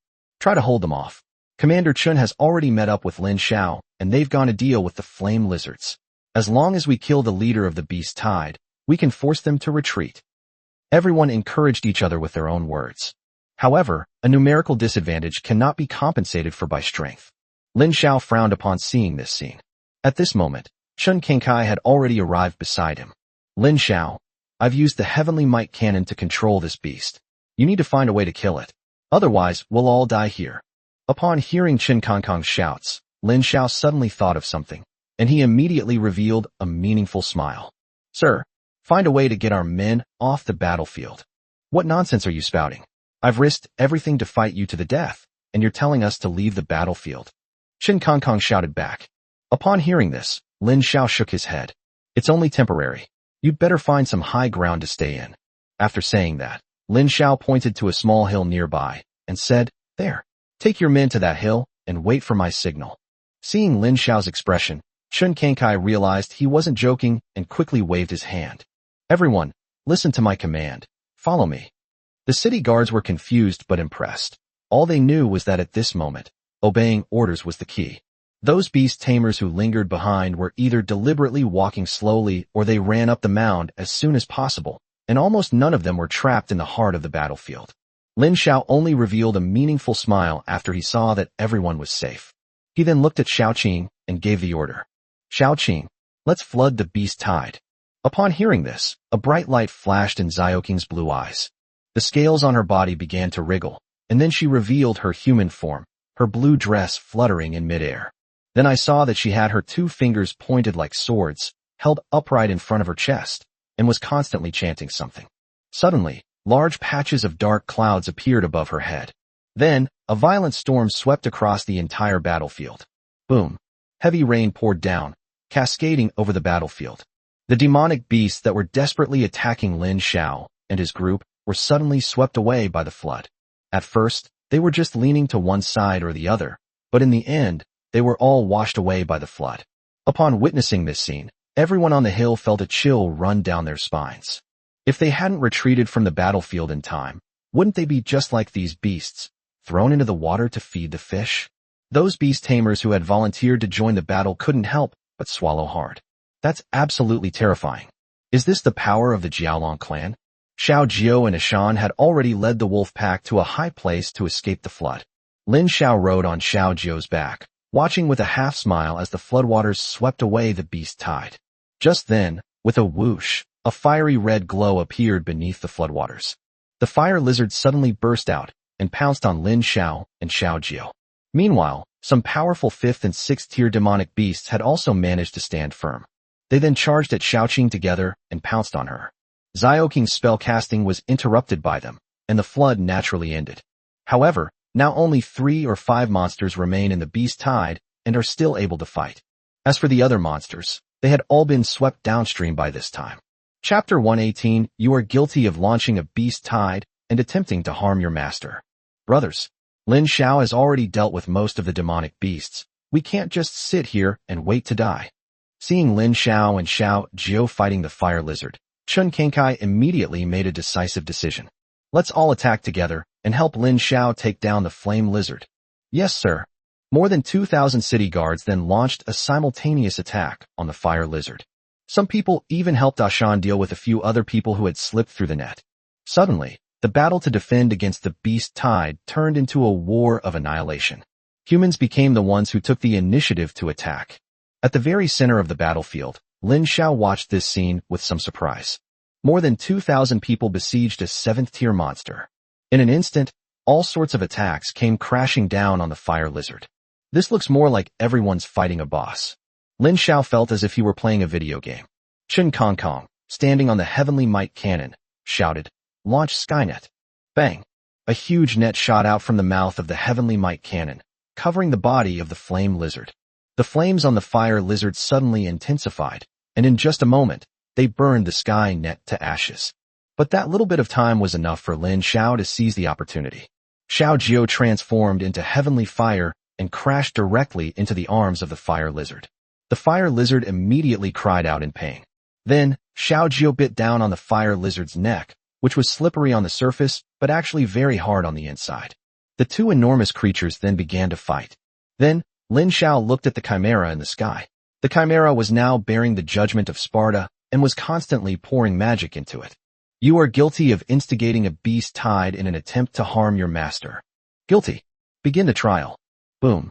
The shot hit the fire lizard's scales, directly blasting a wound into the fire lizard's originally tough defenses. Upon witnessing this scene, both Lin Xiao and the city guards were extremely excited. Attack that wound together. This beast has broken through its defenses. Thousands of attacks, large and small, arrived simultaneously as promised, all aimed at the fire lizard's wound. Xiao Jiao raised its head, aimed at the wound, and spewed out heavenly fire, which directly burned the fire lizard, causing it to howl in pain. The fire lizard tried to escape, but Lin Xiao had already made arrangements nearby, constantly blocking its escape routes. Finally, the fire lizard could only let out a long howl before collapsing to the ground in utter despair. Its corpse was constantly being burned by the raging fire. After the fire died down, Xiao Jiao picked up a heart that was still burning. Then, the world finally fell silent. Those monsters that were still waiting for an opportunity to strike fled in panic after seeing that the leader of the beast tide had fallen. Upon witnessing this scene, Chun Kong burst into tears of joy. The first successful proactive attack in human history to resist a beast tide has been accomplished. We won. All the soldiers cheered, and the ordinary beast tamers, though they hadn't contributed much, also felt proud. Did we really do it? Old Lu stared incredulously at the cheering city guards, feeling that everything that had just happened was completely unreal. Holy crap, that's a 7th-tier demonic beast. I can brag about this for the rest of my life. Ha ha ha, you haven't contributed much, have you? So what if I didn't contribute much? Anyway, I did throw a javelin at that 7th-tier demonic beast. Gao Peng, this battle maniac, almost made it to the front just now. If there hadn't been so many people in front of him, he would have already gone straight into melee combat with the fire lizard. Finally, Gao Peng had no choice but to throw his javelin, which struck the fire lizard. Looking at the figure riding on Xiao Zhou's back, Wang Tao murmured thoughtfully, "Why does that Lin Xiao look so familiar?" That day, the same news became a trending topic on every news platform around the world. Shocking. The city guards of Suyang City in the Dragon Kingdom have launched a proactive attack to resist the beast tide, killing 1 7th-tier fire lizard and 3 6th-tier demonic beasts. The scene depicts Chun Kong leading the city guards in a charge against the beast tide. Next, there's the scene of Lin Xiao riding on Xiao Zhou's back and killing the flame lizard. My god, this person actually dares to fight a 7th-tier demonic beast at such close range. He's incredibly brave. That guy is so handsome. I wonder if he has a girlfriend. Dragon Kingdom. Awesome. Many Chinese netizens are very proud of this. However, there were also some rather discouraging comments online. Damn, it's just a 7th-tier demonic beast. Why are you all so excited?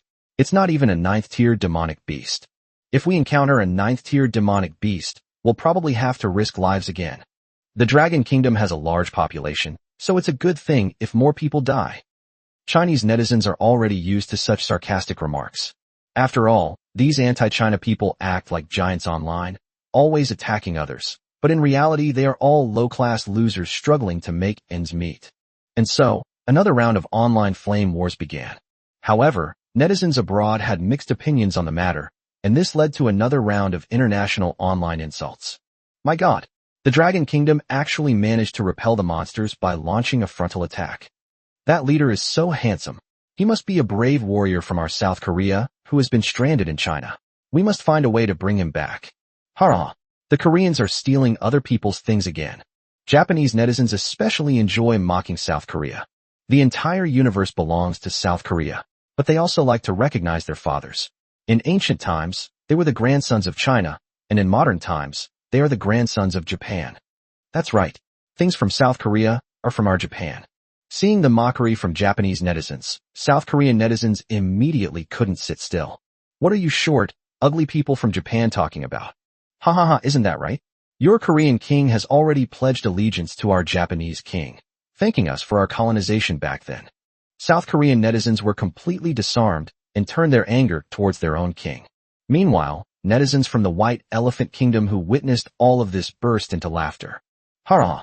These 3 East Asian countries, upon seeing a Dragon Kingdom person going out of the city to fight the beast tide, started cursing him incessantly, completely unaware of the power of our White Elephant Kingdom. Exactly. Our White Elephant Kingdom is the strongest nation in the universe, and the beast tide is just our plaything. Yes, we are not afraid of the beast tide at all. Just as we were getting to this point, a news item appeared in the Kingdom of White Elephant. Because too many people were standing on one of the city walls, a serious collapse occurred, allowing the beast tide to pour into the city without any resistance. The city of White Elephant suffered heavy casualties. Upon seeing this news, netizens in the White Elephant Kingdom suddenly couldn't sit still. Heavens! The people of the White Elephant Kingdom actually trampled down the city wall. They must not be devout enough, and they must not have drunk enough Ganges water. This is the first time I've ever heard of a country trampling down its own city walls. Is it because their walls were too bad, poorly constructed, or because they had too many people? This kind of thing could only happen in the White Elephant Kingdom. Of course, the news from White Elephant Kingdom is incomparable to the news of Suyang City's successful counterattack against the beast tide. If the former becomes known, it will only be a joke. The latter, however, shocked the entire world with this news.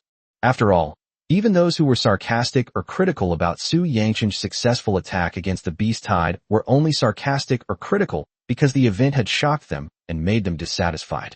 Meanwhile, in Suyang City of the Dragon Kingdom, Lin Xiao seemed to have suddenly disappeared after Suyang City successfully fought against the Beast Tide. Neither the city lord's mansion nor the city guards could find Lin Xiao at all.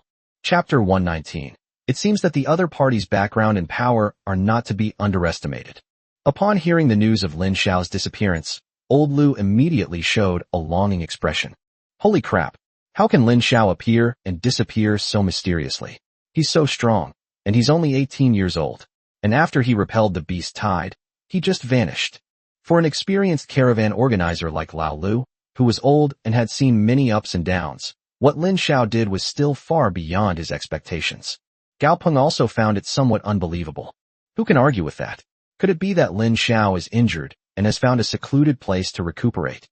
Brother Chao Wang, what do you think of Lin Xiao? Gao Peng, who was standing to the side, then looked at Lin Xiao. After killing the flame lizard, Lin Xiao immediately returned to his room with Xiao Jiao and the others, and then disguised himself again, pretending that nothing had happened. Lin Xiao ignored even the invitations from the city lord's mansion and the city guard.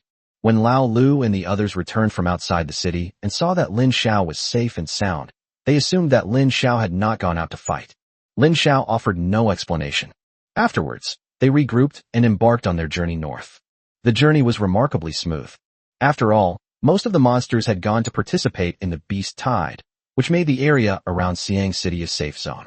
Lin Xiao and the others were happy to have some peace and quiet. As dusk fell, the caravan found a sheltered corner and set up camp. Lin Xiao moved to a larger tent inside Suyang City. Inside the tent, Lin Xiao looked at Chimera with a speechless expression. At this moment, the Chimera was holding a giant crossbow that was 2 meters wide. It turned out that when Chimera returned to Siang City, she directly removed a crossbow bolt from the city wall and put it into her storage ring. This left Lin Xiao speechless, wondering why this girl was becoming increasingly fond of mechanical weapons. Lin Xiao then placed the crossbow in his hand, preparing to examine it closely. Suddenly, the system's cold, crisp mechanical notification sound appeared in his mind. Ding! Host has been detected to possess a crossbow, meeting the upgrade requirements. Would you like to upgrade? Lin Xiao was immediately surprised when he heard the system notification. This thing can actually evolve and upgrade. Lin Xiao asked with some curiosity. System, why can't Spartan Judgment and Blastoise Gatling gun be upgraded? Even the various storage equipment that Lin Xiao had previously obtained did not receive any upgrade notifications from the system. Then, the system notification tone sounded emotionlessly. Ding! System upgrade requires certain conditions. This crossbow was personally designed by a god-level beast tamer. It's not something that can be upgraded by just any piece of junk or random cat or dog. Lin Xiao nodded upon hearing this. Alright, let's upgrade now. Ding! Evolution and upgrade in progress. Please wait. 1%, 2%, 3%, 98%, 99%, 100%. Upgrade successful. Congratulations, host, you have obtained a divine crossbow. The divine crossbow, a heavy crossbow, possesses the power to cleave mountains and breach cities. It doesn't require drawing the bowstring. Simply injecting spiritual energy allows it to automatically load an arrow. When used with arrows made of special materials, its power will double. Special effects of the divine crossbow: armor penetration, weak point attack, rapid fire, and city destruction. Armor penetration. When facing heavily armored units with extremely high defense, you can launch an armor-piercing attack. The power of the armor-piercing attack can be increased by continuously charging up the attack. Weakness attack. During rapid fire, there is a chance to trigger a weakness attack, allowing the user to find the enemy unit's weak point and aim. Once hit, your subsequent shots will have a 100% hit rate. Rapid fire is a technique that involves charging up the arrows for an extended period and then firing multiple arrows simultaneously. The divine crossbow, when used with a physical arrow, triggers a city-destroying effect, meaning it can breach a city in a single shot. Lin Xiao never expected that the crossbow bolts that the Chimera casually stole from the city wall, oh no, they were just picked up by the Chimera, would be so effective. Moreover, after the upgrade, the divine crossbow has changed from being more than 2 meters wide to a regular-sized hand crossbow, without any of its previous bulky feel. Lin Xiao then threw the divine crossbow to the Chimera. If you like it, you can keep it. Chimera's beautiful eyes widened in surprise upon seeing the brand new divine crossbow. Although in her opinion this was a very simple matter for Lin Xiao, she couldn't help but be somewhat surprised after it happened. Thank you, master. The other girls, just like Chimera, didn't seem curious about Lin Xiao's effortless enhancement of the divine crossbow. It was as if it were perfectly normal. However, unlike Chimera, they are not first-hand witnesses to this event. Otherwise, if they were to witness this event firsthand, even if they knew Lin Xiao possessed such abilities, they would still be as shocked as Chimera. Then, Lin Xiao took out another pokeball. This pokeball contains a large amount of pure fire element. After absorbing the heart of the flame lizard, Xiao Jiu entered a state of evolution. Fortunately, she had already prepared the disguises for Lin Xiao and the others before she fell asleep. Otherwise, Lin Xiao and the others wouldn't know how to travel with the caravan. Fortunately, everything went relatively smoothly. Furthermore, after noticing that Lin Xiao was missing one of his clients, Lao Lu didn't ask any further questions. After all, every time a caravan passes through a city, some people will leave the group once they reach their destination. Especially when they pass through Suyang City, everyone personally experienced the beast tide. At this point, some people may feel that the road ahead is too dangerous and voluntarily leave the group. After leaving Suyang City, the caravan, which originally had 19 people, now only has 15 left. Lu Weiwei and another beast tamer have already left the group. The caravan members did not have any specific information about the two men, but they believed that the two men had probably run away on their own after seeing the beast tide and realizing the danger.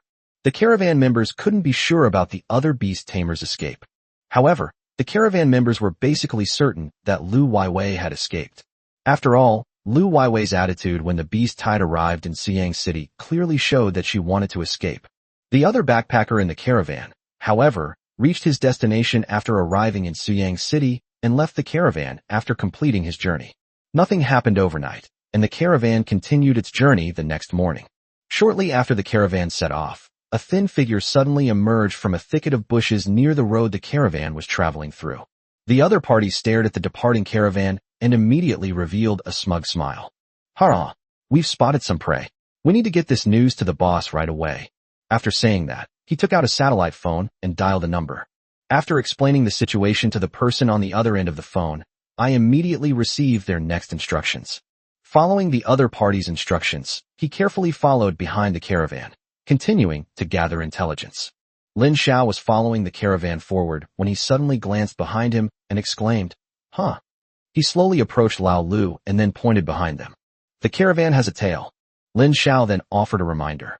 Upon hearing this, Lao Lu was immediately surprised, but he did not turn around to check. Instead, he greeted Gao Peng, who immediately understood. Then, in a flash, Gao Peng disappeared into the bushes by the roadside. The thin, slender follower was cautiously trailing behind the caravan. Suddenly, a tall man appeared in front of him. The other party immediately gave him a meaningful smile. "Kid, how long have you been following us?" Upon seeing Gao Peng, the skinny man immediately cried out in alarm and pulled out a pokeball from his pocket, ready to fight back.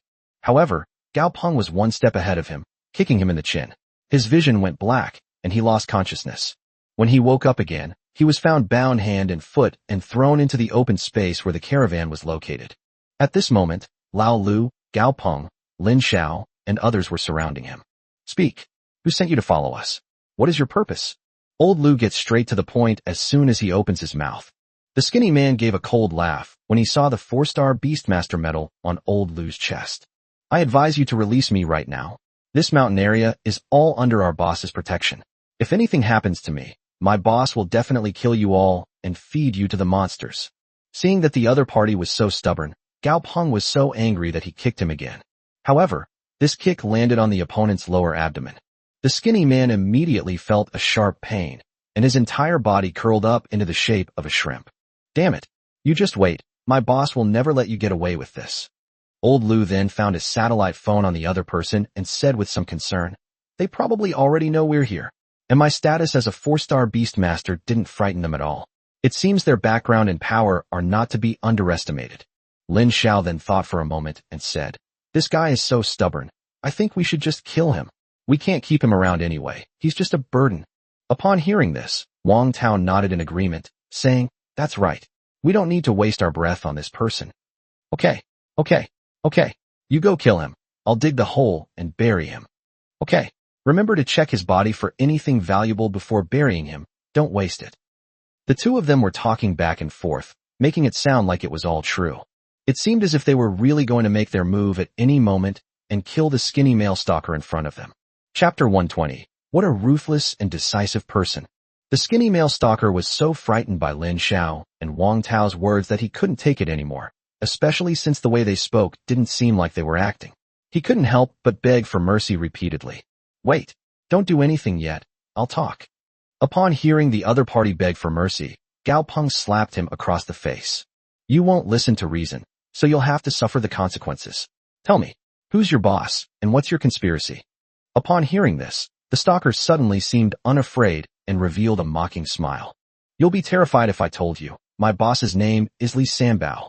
Upon hearing the name Li Sanbao, even an experienced caravan organizer like Lao Lu's expression changed instantly. Gao Peng and Wang Tao immediately wore solemn expressions. Now you know fear, huh? This mountain road is all our boss's territory. Everyone who comes here has to give him some face. If you know what's good for you, you'll respectfully send me back and leave some money for the journey. Maybe I can persuade our boss to spare your lives. Lin Xiao then looked at Lao Lu with a puzzled expression. Captain Lu, who is this Li Sanbao? Is he famous? Upon hearing this, old Lu nodded. I don't know what Li Sanbao's real name is, but people in the underworld call him Li Sanbao. 10 years ago, Li Sanbao became a wild beast tamer, and he also built a powerful team in the wild to hunt down powerful monsters and sell them in the trading company. Upon hearing this, Lin Xiao couldn't help but think. This Li Sanbao can hunt monsters. He doesn't seem like a robber. Nowadays, beast tamers can be roughly divided into 3 types. The first type of beast tamer is the one who is officially registered, like Lin Xiao. After receiving training from various universities, they will most likely enter the military or take up positions in various guilds in the future. The most distinctive feature of this type of beast tamer is that they have been officially registered, have beast tamer badges and ratings, and will occasionally receive official missions. The second type of beast tamer is the one who works for various families. They should also be officially registered, but in order to preserve their strength, the major families will hide some of their information or even prevent others from knowing that they exist. For example, Chao Wang once served as a guest advisor in the Lu family. The last type of beast tamer is the wild beast tamer. These beast tamers are basically those who, for various reasons, broke away from the control of the government and major families and established their own independent strongholds in the wild. Of course, there are also some beast tamers who live among the common people but do not follow the official arrangements. Although they are not officially registered, it cannot be said that they are necessarily illegal. Hearing about Li Sanbao's past deeds, Lin Xiao felt that Li Sanbao was at most a wild beast tamer who didn't follow official orders. However, Lao Lu then added, who knew that in these 3 years, Li Sanbao had a conflict with a family surnamed Yu in Suyang City. The Yu family, I don't know what methods they used, framed Li Sanbao with a fabricated crime, made him a fugitive, and even sent law enforcement officers to hunt him down. The authorities originally wanted to give Li Sanbao a chance to explain, but the law enforcement officers they sent were bribed by the Yu family, and the two groups immediately clashed. After that, Li Sanbao simply went all the way and became an outlaw. Upon hearing this, Lin Xiao couldn't help but say, oh, I see. Doesn't this sound just like the story of Lin Chong being forced to join the Liangshan bandits? Hearing this, Lin Xiao didn't say anything more. Gao Peng said with some difficulty, according to this guy's account, Li Sanbao should be nearby. We've been targeted by him. This is really troublesome. Why don't we negotiate with them? Subsequently, someone made a suggestion. That's right. Let's all chip in some money and avoid trouble. Do you think Li Sanbao will let us go? He's already killed several caravans. But we can't just sit here and wait to die. Are we really going to go head-to-head with Li Sanbao with just a few of us? What are we still thinking about? Let's run now. Everyone then brainstormed and shared their ideas, but they all sounded increasingly unreliable, with no suitable suggestions to follow. Wang Tao then looked at Gao Peng, but Gao Peng was looking at Lao Lu. Old Lu thought for a moment, then looked at Lin Xiao. What do you recommend? Upon hearing this, Lin Xiao revealed a meaningful smile. Instead of sitting here and waiting to die, we might as well take the initiative and strike. Take the initiative? Upon hearing this, old Lu asked in response with some doubt. Lin Xiao then looked at the skinny male stalker who had been captured, and then approached him with a wicked grin. Come on, tell me, where is your boss, Li Sanbao, hiding? The skinny male stalker looked at Lin Xiao with a surprised expression. What? What are you going to do? Upon hearing this, Lin Xiao's seemingly harmless face, still bearing a smile, suddenly changed without any change. He then pulled out a bone knife and plunged it directly into the other person's thigh. Immediately, the skinny male stalker let out a scream. If I ask you a question, you just need to answer it obediently, without asking so many whys. When Lin Xiao said this, his expression was calm, as if he were doing something completely ordinary. This scene sent chills down the spines of Lao Lu and the others. At this moment, a sentence involuntarily surfaced in their minds. This Chao Wang is truly a ruthless and decisive person. The skinny male follower then screamed repeatedly, realizing that the caravan in front of him was not made up of normal people. Without hesitation, the skinny male stalker immediately begged for mercy, saying, "Stop torturing me. I'll tell you, he's deep inside a cave in that dense forest." As he spoke, he simultaneously pointed to a dense forest in front of the clearing where the caravan was located. Lin Xiao and Lao Lu exchanged a glance, each seeing a hint of suspicion on the other's face. Immediately, Lin Xiao plunged his bone knife into the other man's other thigh. "I asked you to tell the truth, not to try to pull any tricks on me." The skinny stalker couldn't help but cry out in pain again. "I didn't lie to you." Upon hearing this, Lin Xiao immediately let out a cold laugh.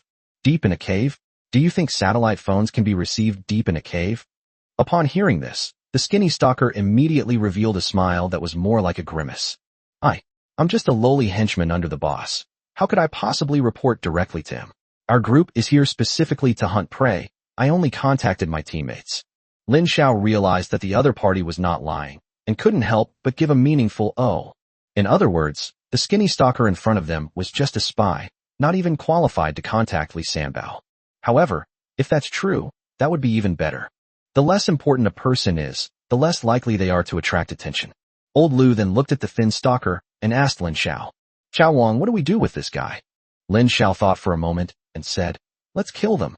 Just in case, it would be bad if the news leaked out." When Lin Xiao said this, it was as if he were talking about something extremely ordinary. Even a seasoned veteran like Lao Lu could sense the coldness in Lin Xiao's tone towards his enemy. Upon hearing Lin Xiao's words, the skinny stalker immediately screamed in fear. "You can't kill me. My companions are coming soon. I can be your messenger and plead for you." He had barely finished speaking when the satellite phone that had been taken from him suddenly rang. Chapter 121. I would rather die than betray my brothers. Old Lu then answered the phone very naturally. Upon seeing this, the skinny stalker immediately fell silent. He looked at Lao Lu with some trepidation. After the call was connected, a sharp voice immediately came from the other end. "Damn it. Wang Wu, where are you right now? We're already nearby. Tell me, when's the best time for us to make our move?" Upon hearing this, Lao Lu immediately looked at Lin Xiao. The moment their eyes met, they knew what the other was thinking. Old Lu then smiled and said into the phone, "Hello, this is Old Lu from the caravan. If you want to take action, we're ready anytime." Upon hearing Lao Lu's voice, the person on the other end suddenly fell silent. After a moment, the other side sneered and said, "I advise you to take good care of my brother, otherwise I will kill all of you bastards." After saying that, the person hung up the phone immediately. Afterwards, Lin Xiao secretly took Xiao Qing and Chimera and quietly left the caravan without the skinny stalker Wang Wu noticing, and then lay in ambush nearby. The eye contact between Lin Xiao and Lao Lu just now gave them the idea of first concealing their strength and then taking appropriate action based on the specific development of the situation. At this moment, Wang Wu was terrified and didn't pay much attention to his surroundings. All he wanted was for his accomplices to appear quickly and rescue him. Not long after, 8 people emerged from the open space in front of the caravan. When they saw Lao Lu and his group, they all showed expressions of surprise, because they didn't expect that Old Lu, the leader of the caravan, was already a 4-star beast tamer. This is a beast tamer of the same level as their leader, Li Sanbao. Upon seeing the person who came out, Wang Wu immediately shouted, "Third brother, save me. Be careful of them." However, before Wang Wu could finish speaking, Gao Peng immediately kicked him in the stomach. Wang Wu was in so much pain that he almost fainted. He was bound hand and foot, and he couldn't help but grit his teeth and inhale to relieve the pain. Upon seeing this, the man known as Third Brother immediately roared, "Shut up. You piece of trash, you can't even do a proper job of finding prey. If it weren't for the fact that you're quite clever, I would have killed you long ago." Upon hearing this, Wang Wu immediately fell silent, forced to shut his mouth and continue enduring the pain inflicted by Gao Peng's kick. Then, the man called Third Brother stepped forward and clasped his hands in a fist salute to Lao Lu. "Brother, let me introduce myself. My name is Chen Beizong. I guess you already know who I am." Upon hearing the name, Chen Beizong, Lao Lu immediately looked at the other person with great surprise. "Oh, rumor has it that you were a beast tamer kept by the Wang family of Xiang City, but you killed your master and ran away. I didn't expect that you would be Li Sanbao's dog now." Upon hearing the words, Wang family of Xiang City, Chen Beizong immediately showed a look of disdain. Damn it. If I hadn't been too weak back then, I would have killed his whole family. When Lao Lu heard that something was amiss with what the other party said, he couldn't help but wonder if there was something else going on. However, Lao Lu didn't press the matter further. He then pointed to Wang Wu, who was bound like a dumpling and trying to ease his pain, and said directly, "What should we do? Make a path." Upon hearing this, Chen Beizong laughed heartily. "I can't make the decision on this matter. We have to wait for our eldest brother, Li Sanbao, to decide." Upon hearing this, Lao Lu immediately revealed a cold smile. "Do you really think I'm a 3-year-old? Once Li Sanbao arrives, there won't be any more equal negotiations. We'll just be fish on the chopping block in your eyes." Chen Beizong's expression froze for a moment. Then he revealed a look of disdain. In fact, that's exactly what he thought. When he first reported to Li Sanbao told him to wait a while, because he felt that there were not enough people on his side, so he sent the second-in-command of his gang with some other people to come and support them. Especially now that his underling Wang Wu has been captured by the caravan led by Lao Lu, he has to wipe out Lao Lu and his group no matter what, otherwise they will be looked down upon by their peers. Chen Beizong's face immediately hardened. "What? You dare to lay a hand on our brothers here?" However, as soon as Chen Beizong finished speaking, he saw Gao Peng standing to the side, holding a long spear, walking straight up. Looking at Gao Peng, Chen Beizong said with a mocking expression, "Brother, what era are we living in? You're still using this kind of long spear to fight hand-to-hand? Do you think we're gangsters?" As soon as he finished speaking, he saw Gao Peng twist his wrist, and then Gao Peng thrust his gun directly into Wang Wu's heart. Then, Gao Peng used his gun to flick Wang Wu's body and threw it directly in his direction. This means that the two sides have completely broken off relations. "Damn it! You actually dared to kill my brothers. Everyone, attack them together and slaughter them." Upon seeing this, Chen Beizong was furious and immediately ordered his men to take action. Then, all 8 people simultaneously took out pokeballs and threw them at Gao Peng. Then, all sorts of spirit pets appeared before the caravan members. Chen Beizong's spirit pet is a B-grade, 5th-tier monster named Nightmare Clock. This is an extremely rare law-based monster. It looks like a pig, but it has 2 pointers above its nostrils. Once the 2 pointers point to the same location, all creatures within its field of vision will be forcibly pulled into the dream. In dreams, the Nightmare Clock's power will be greatly enhanced. To escape the dream, you either have to wait for the 2 hands to separate, or you have to wait to kill the Nightmare Hand. However, the 2 hands of the Nightmare Clock are clearly not in the same direction now, which means that its attack power may not even be as good as that of an ordinary 5th-tier monster. Chen Beizong's other subordinate spirit pets were all 3rd or 4th-tier demonic beasts. Such a lineup was quickly routed under the attack of Lao Lu and his men, and soon some were injured or killed. Upon seeing this, Chen Beizong couldn't help but shout, "Damn it! How come everyone in this caravan is so strong?" He noticed that everyone in the caravan was at least as strong as a high-level beast tamer, and most of them seemed to be 1- or 2-star beast tamers.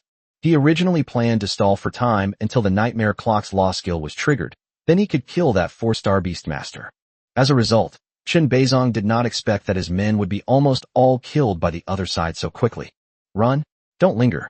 These people are not to be trifled with." After saying that, Chen Beizong was about to lead his surviving men away from the place. However, at that moment, Wang Tao appeared from behind Chen Beizong, blocking the only way for him and his men. Not only that, Wang Tao's bullhorn general charged forward like a raging bull, sending one of Chen Beizong's men flying. "Damn it! We've been ambushed. The brothers aren't going anywhere. Let's fight them to the death." However, human strength has its limits, and even if they wanted to fight desperately, their abilities wouldn't allow it. How could a motley crew possibly stand up to the powerful beast tamers on Lao Lu's side? Soon, only Chen Beizong was left. Old Lu then looked at Chen Beizong and shouted, "Stop resisting now, and I'll give you a quick death. If you do as we say, I might consider sparing your life." Upon hearing Lao Lu's words, Chen Beizong immediately retorted with a mocking expression, "Bah, I'd rather die than betray my brothers." After saying that, Chen Beizong was about to fight Lao Lu and the others to the death when, just then, a series of gunshots rang out from the distant jungle. Fortunately, even though Lao Lu and his group had just defeated Chen Beizong and his group, they had not let their guard down. When the gunshot rang out, they reacted immediately and then either used their physical advantages to quickly dodge the bullets or relied on their spirit pets to avoid being shot. In this way, they escaped the danger of being attacked by bullets.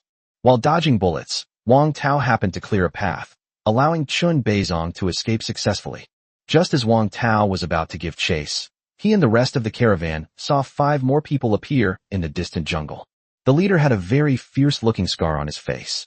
"Second brother, you've finally arrived." Upon seeing the corpses scattered on the ground, Scarface couldn't help but spit out a mouthful of saliva. "Damn it, so many brothers died." Chen Beizong immediately warned, "Second brother, be careful.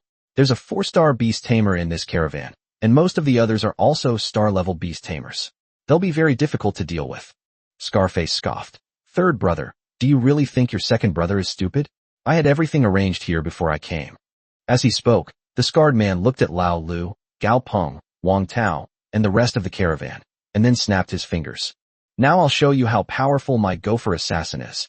Chapter 122, He's too weak. He's not worth my time. After the scarred man finished speaking, the ground beneath Lin Xiao and the rest of the caravan suddenly shifted. Suddenly, something resembling a groundhog appeared. The opponent then lunged directly at Gao Peng's throat. Upon seeing this, Gao Peng quickly dodged. This mole-like creature is as fast as a 6th-tier demon beast. Even Gao Peng, the strongest hand-to-hand combat fighter, was startled and broke out in a cold sweat. The scarred man was immediately startled when he saw this. "Oh ho, you reacted quickly, didn't you? But if you can dodge this attack, can you dodge the next one?" After Scarface finished speaking, the groundhog assassin burrowed into the ground again and then kept darting around the group. Scarface burst into laughter upon seeing this. "See? My gopher assassins have been setting up burrows nearby all along, which is why I'm so late. As long as the terrain is favorable to the gopher assassin, its attack power will be comparable to that of a 6th-tier demonic beast. With my gopher assassin, it can kill all of you and your spirit pets by itself." Upon hearing this, someone immediately looked at Old Lu. "Old Lu, what should we do now? Should we split up and try to escape from here?" Old Lu, as expected of a seasoned veteran, immediately revealed the secret in a single sentence. "No, this is the opportunity he's been waiting for. If we split up and escape, he can divide and conquer us, or at least deplete most of our manpower. We must stick together, each of us watching a different direction, and be careful of the mole assassin's attacks." Upon hearing this, Scarface laughed again. "Ha! You're so clever, you even thought of that. But what if several of us acted at the same time?" After he finished speaking, the other 4 beast tamers beside him also revealed their respective spirit pets, 3 third-tier demonic beasts and 1 4th-tier demonic beast. This configuration is, to put it mildly, extremely meager. However, once they disrupt the caravan's formation, the mole assassins can seize the opportunity to deliver a fatal blow. Upon seeing this, Chen Beizong asked with a complicated expression in his eyes, "Second brother, since you arrived so early, why didn't you save the brothers earlier? They were all dead." Upon hearing this, Scarface immediately snorted coldly. "Why would a bunch of useless people save them? Besides, this caravan has so many people and is so strong. I'm not stupid. Would you have asked me to jump out just now to ask for my death?" Upon hearing this, Chen Beizong was speechless. "All right, third brother, I know you have a good relationship with the brothers. In a moment, I'll let you kill these bastards with your own hands and avenge them." After hearing Scarface's explanation, Chen Beizong nodded with mixed feelings. Is this the fate of wild beast tamers? These people are already facing certain death. Not a single one of them can be spared. However, right after Scarface finished speaking, Old Lu suddenly shouted, "They probably have no more tricks up their sleeves. Brother Chao Wang, you can make your move now." As soon as he finished speaking, 3 people emerged from behind a large tree in the distance. They are Lin Xiao, Xiao Qing, and Chimera. Chimera was carrying a crossbow that was about a meter long. Upon seeing this, Scarface was first stunned, then burst into laughter. "Ha ha ha, you guys really know how to joke. This was your backup plan. But you had 2 students and a high-level beast tamer lying in ambush on me. I think you're underestimating us. After speaking, Scarface looked at one of his underlings, who was accompanied by a fourth-tier demonic beast. You? Can you take care of all three of them by yourself? The man nodded quickly upon hearing this. Don't worry, second brother. I can kill 30 of them by myself. But second brother, I have one request. Upon hearing this, Scarface asked with some confusion, what are your requirements? Those two girls look quite pretty. Could you perhaps keep them for me? At this point, he suddenly changed the subject. After the three older brothers have their fill, give me some more fun. Upon hearing this, Scarface looked very carefully at Xiaoqing and Chimera, and his eyes immediately lit up. Haha, you've got a sharp eye? Even from this distance, you can tell these two girls are exceptionally beautiful. They're even prettier than the bandit leader's wife we captured a couple of days ago. Alright, it's your choice. After saying that, the man, along with his fourth-tier spirit pet, came to Lin Xiao and the other two. Did you hear that? You two beauties, you're now ours. The man looked at Xiaoqing and Chimera and said arrogantly. However, Xiaoqing and Chimera didn't take his words seriously at all. Chimera then looked at Xiaoqing. Xiaoqing, do you want to kill him? Upon hearing this, Xiaoqing immediately shook her head. Too weak. He's not worth my time. Chimera looked helplessly at the divine crossbow in Xiaoqing's hand when she heard Xiaoqing's words. It's not worth me firing such a precious crossbow bolt. Upon hearing this, Xiaoqing said speechlessly, you didn't find these crossbow bolts yourself. You clearly conjured them with magic. Upon hearing this, the Chimera helplessly pointed her crossbow at the man. Upon seeing this, the man burst into laughter. Because his fourth-tier demon beast just happens to be a spirit pet known for its defense. In his view, he had nothing to fear from the crossbow bolts in the Chimera's hands. The B-rank, fourth-tier monster, Shield General, is a land crab with a huge pincer. Furthermore, this pincer can be used as a shield for the Shield General, possessing extremely strong defensive capabilities, capable of withstanding a full-force attack from a fifth-tier demon beast. Moreover, the greater the destructive power of the attack on this pincer, the stronger the counterattack damage from this pincer. The Shield General's other pincer is responsible for attacking. Although its attack power is slightly weaker, its attack speed is extremely fast. Skills include Powerful Strike, Swift Grab, Shield Bash, and counterattack damage. It can be said that this Shield General is a being that inflicts 1,000 damages on the enemy, but also suffers 800 damages on itself. Chimera then took her divine crossbow and aimed it at the Beastmaster. Then, she slowly pulled the trigger. With a whoosh sound, an arrow made of magic flew out of the divine crossbow and headed straight for the Beastmaster. The Beast Tamer, however, looked on with disdain. A mere trick. I'll show you the might of my Shield General. After saying this, Shield General raised its pincer shield and placed it in front of its master. However, just as the arrow was flying over, a crack sound was heard. Before anyone could even see what was happening, the Shield General's massive shield had already shattered into pieces. The Beast Tamer stared in disbelief at the bloody hole in his chest. Then, his entire body slowly collapsed to the ground. This all happened so fast. Even Scarface and Qin Beizong, who were nearby, didn't have time to react before they saw their companions unconscious and beyond dead. What? That bitch is holding an offensive weapon. Someone immediately realized what was happening and exclaimed in surprise. Scarface, upon hearing this, realized what was happening. He then looked greedily at the divine crossbow in Chimera's hand, pondered for a moment, and said to Qin Beizong, Third brother, leave this to me. You deal with those three people. Remember, be careful of that crossbow. Although we don't know what level of equipment that little girl has in her crossbow, the fact that it can so easily pierce through the shield-bearing general proves that it's at least a 7th-tier crossbow, or even possibly an 8th tier or higher. If we brothers get this crossbow, we'll be set for life. Qin Beizong clearly knew that what Scarface said was true. Therefore, upon hearing Scarface's suggestion, Qin Beizong quickly agreed, saying, Okay, second brother, be careful later. I'll come help you after I've dealt with those three. Chapter 123, How come this caravan has so many experts? However, before Qin Beizong could finish speaking, he felt his scalp tingle and quickly dodged to the side.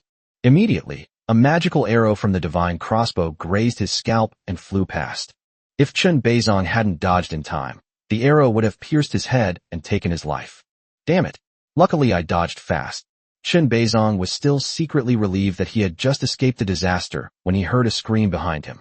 He quickly turned around and saw that one of Scarface's companions had been shot through by the arrow. That bitch actually. Qin Beizong felt a chill run down his spine. He never imagined that the Chimera was aiming to kill two birds with one stone. Even if that arrow didn't take him away, the Chimera would take others with it. However, what terrified Qin Beizong was not yet over. Chimera pulled the trigger again, but did not fire the arrow. Upon closer inspection, one can detect a magical fluctuation within the arrow magazine. After the magical fluctuations had been building up for about 10 seconds, a dozen or so magical arrows were fired in quick succession with a series of whoosh, whoosh, whoosh.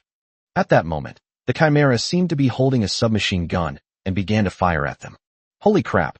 How can this thing fire in rapid succession? Qin Beizong and Scarface were caught off guard by the Chimera's attack. In the chaos, some people were even shot and died on the spot. They were a team of 6, but now there are only 4 left. Holy crap! How can this caravan have so many experts? After dodging yet another magic arrow, Scarface couldn't help but curse repeatedly. But before he could finish speaking, a dark shadow suddenly appeared above his head.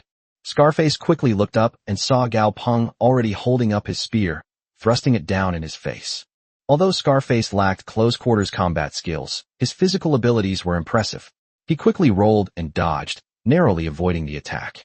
Gao Peng's attack had just landed, and although Scarface dodged it, he immediately changed his attack direction to give Scarface a good beating.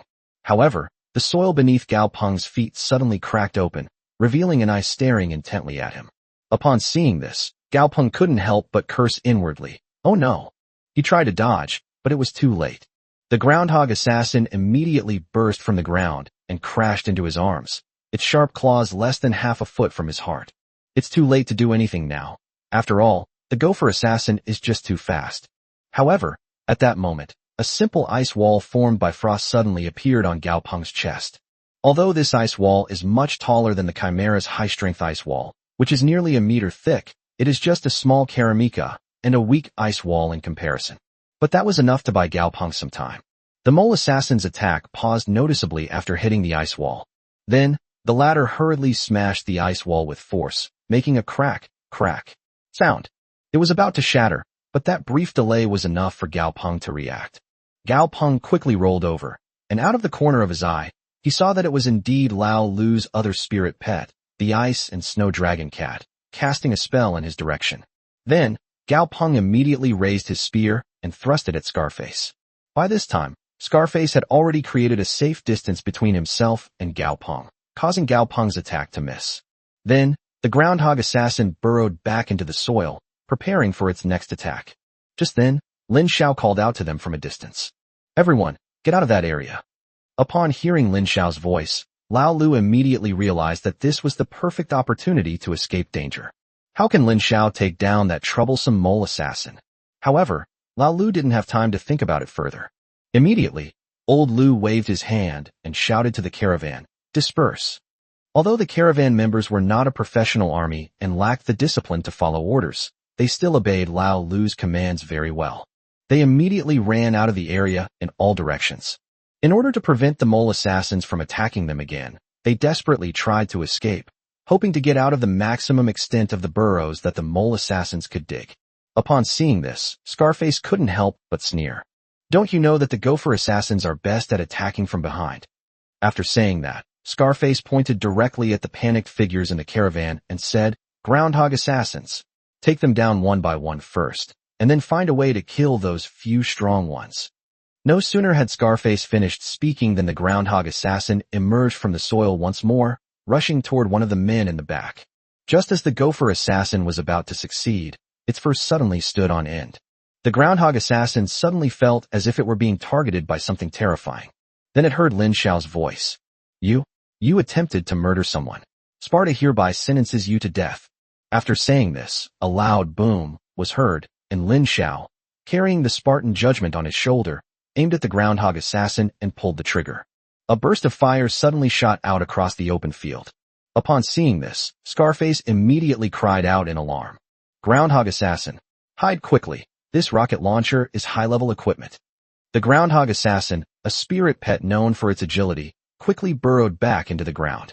But the next moment, the magic projectile that Lin Xiao fired suddenly changed direction and shot directly at Scarface.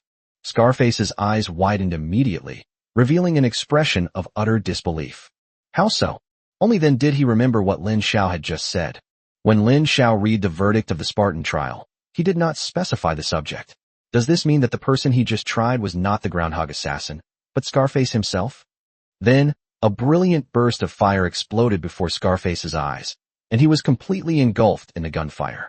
The groundhog assassin, who was about to burrow into the soil, suddenly froze. Then, it clutched its head in agony and collapsed. When the master dies, the subject perishes. This is what a spirit pet that makes a contract with a human is like. If their owner dies, they will also lose their lives.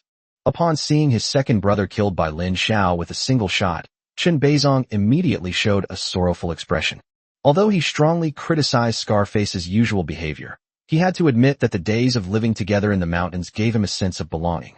Immediately, Chen Beizong glared angrily at Lin Xiao and shouted, "It's all because of you. You killed my second brother." As if sensing its master's anger, Nightmare Clock's expression immediately turned ferocious. Just then, the two hands on the tip of the Nightmare Clock suddenly overlapped. Then, the entire battlefield became eerily quiet, as if all sound had vanished. As a result, one by one, the caravan members fell to the ground. Even Lin Xiao, Chimera, and Xiao Qing, although they lasted longer than others, still felt dizzy and couldn't resist their drowsiness. Then they closed their eyes and fell asleep immediately. When Lin Xiao opened his eyes again, he found that the world in front of him had turned black and white. Although Lao Lu and the others had regained consciousness, they were all in a daze, looking as if they were sleepwalking. Chapter 124: The Secret of the Nightmare Clock. Lin Xiao frowned upon seeing the state of the caravan members. Just then, the sound of an alarm clock rang out in the distance. The caravan members only came to their senses when they heard the noise. Why am I able to wake up faster than others in the dream world created by the Nightmare Clock? Lin Xiao couldn't help but ponder it carefully, and soon he came to a conclusion. Could it be because my mental strength is stronger than others? Then, Lin Xiao remembered that he was the last person to be dragged into the dream, which made him even more convinced of his judgment. Just then, the distant mountains and forests suddenly seemed to collapse, raising a huge cloud of dust. Then, Nightmare Clock, which was originally only the size of an ordinary pig, suddenly grew to be the size of a small mountain and pounced on this side from a distance. Upon witnessing this scene, everyone in the caravan except Lin Xiao showed expressions of fear. My God, how did this thing become so terrifying? It wasn't this big just now. With such a large body, if it were to run us over, we would surely die. Can anyone tell me what to do? Do I have to commit suicide in this dream to escape? Lin Xiao then spoke up to remind everyone. If you die in the dream of the Nightmare Clock, you will also die in the real world. The only way to escape is to defeat it or wait for its spiritual power to be exhausted, thus passively ending the dream. Upon hearing Lin Xiao's words, some people immediately clutched their heads in utter despair. Impossible! Impossible! How could something so powerful be defeated by us? It could crush us with one hand. Upon hearing this, Lin Xiao frowned again. The people in the caravan are not usually the type to say discouraging things, so why are they so pessimistic in this dream? Even Lao Lu lost his usual composure, looking troubled and remaining silent. Lin Xiao couldn't help but look at the approaching Nightmare Clock. The other party's information immediately came to mind. Nightmare Clock, Nightmare State, is as powerful as a 6th-tier demon beast. In the dream created by Nightmare Clock, it will become everyone's nightmare, plunging everyone into fear. Possesses the skill, Nightmare Strikes, Fear Descends, Fear Burns. Nightmare Descends. You can use the effects of nightmares to amplify the enemy's deepest fears to an extreme degree. Fear Descends. Once the enemy's fear reaches a certain level, Nightmare Clock can bring that fear into the dream world. Fear Burns. When the thing that the enemy fears completely takes over their mind, or shatters their will and takes over their soul, then the Nightmare Clock can ignite this fear and obliterate their soul. Lin Xiao was not surprised at all when he saw such a powerful skill. Instead, he looked astonished. Such powerful skills, yet they are all attacks targeting the soul and mental power, with not a single one targeting the physical body. Why is that? At this moment, the Nightmare Clock had arrived near the group. Its mountain-like body exerted an unparalleled sense of oppression on everyone. Then it let out a howl, a sound like a whale, which was even more awe-inspiring. Then, it stomped heavily on the ground, causing the sky to collapse and the earth to cave in. The ground kept cracking, and the mud it kicked up swept everyone in different directions. Although Lin Xiao was also in a very sorry state, he still managed to land steadily on the ground. He repeatedly used his mental power to check on his condition and found that he was in good condition. At the same time, he also tried to contact Chimera and Shaoqing. However, Lin Xiao was surprised to find that he could not contact Chimera and Shaoqing at all. What surprised him even more was that he couldn't use his storage bag or take out his Pokeballs. You should know that there's still a battle-ready Sylvanaz inside his Pokeball that he hasn't released. For Lin Xiao, who is currently in this dream world, Ashin is definitely a significant help. If we release Ashin, we can easily defeat Nightmare Clockwork in hand-to-hand combat. Lin Xiao understood that in order to defeat the behemoth before him, he would have to rely on the power of his spirit pet. Otherwise, are we going to have Lin Xiao go up and fight Nightmare Clock hand by hand? Wouldn't that mean being crushed to death by the opponent? Just then, another person landed beside Lin Xiao. This person was a backpacker from the caravan. The other party had also tried to take advantage of Xiao Jiao, but after being stopped by Lin Xiao, they never had any contact with Lin Xiao again. Now, the other party is desperately kowtowing, begging for someone's forgiveness. It seems he's affected by some of the Nightmare Clock's abilities and can't break free. As he kept hitting the ground, his entire body burst into flames. Moments later, he turned to ashes. Upon seeing this, Lin Xiao couldn't help but frown. A moment later, Lin Xiao seemed to have thought of something, and his eyes lit up. He finally knew the secret of the Nightmare Clock. Although everyone was drawn into this dream, their physical bodies remained in the real world. Even the physical body of the Nightmare Clock remains outside, so if it wants to kill everyone, it can only do so through mental attacks. The intensity of a mental attack is clearly proportional to the intensity of the mental force itself. Lin Xiao's mental strength was enhanced by the Chimera's feedback, making him virtually unmatched at his level. Even the Nightmare Clock cannot compare to Lin Xiao. This is why Lin Xiao was not affected at all. Upon considering this, Lin Xiao immediately made a judgment. In other words, if you want to escape from here, all you need to do is launch a mental attack on that Nightmare Clock. Lin Xiao immediately concentrated his mental energy, and then a phantom book appeared in front of him. As the book's illustrations are turned, they stop at a particular page. At the same time, Lin Xiao was also silently reciting some obscure and difficult-to-understand incantations. Suddenly, Lin Xiao opened his eyes and activated his magic skill on the Nightmare Clock. God's punishment. Thunder. Boom. Boom. Boom. Dark clouds then appeared in the sky, followed by bursts of intense lightning striking down from the heavens. The lightning, carrying the force of divine punishment, struck Nightmare Clockwork directly. Nightmare Clock was already terrified of this divine punishment, and now it was struck directly on the head, letting out a miserable scream as its body began to burn. Then, its body continued to shrink until it disappeared. Then, the world around them changed from a colorless black and white world to a colorful one. Lin Xiao suddenly opened his eyes and found that he had returned to the real world. Chimera and Shaoqing, who were lying on the ground, were fast asleep. The other caravan members had expressions ranging from ferocious to pain radiating from their brows. Fortunately, everyone's condition improved, except for one backpacker who had lost his life. Lin Xiao looked at the backpacker and immediately recognized him as the man whose spiritual power had been burned by the Nightmare Clock due to fear. Lin Xiao couldn't help but sigh, and then planned to wake up the rest of the caravan.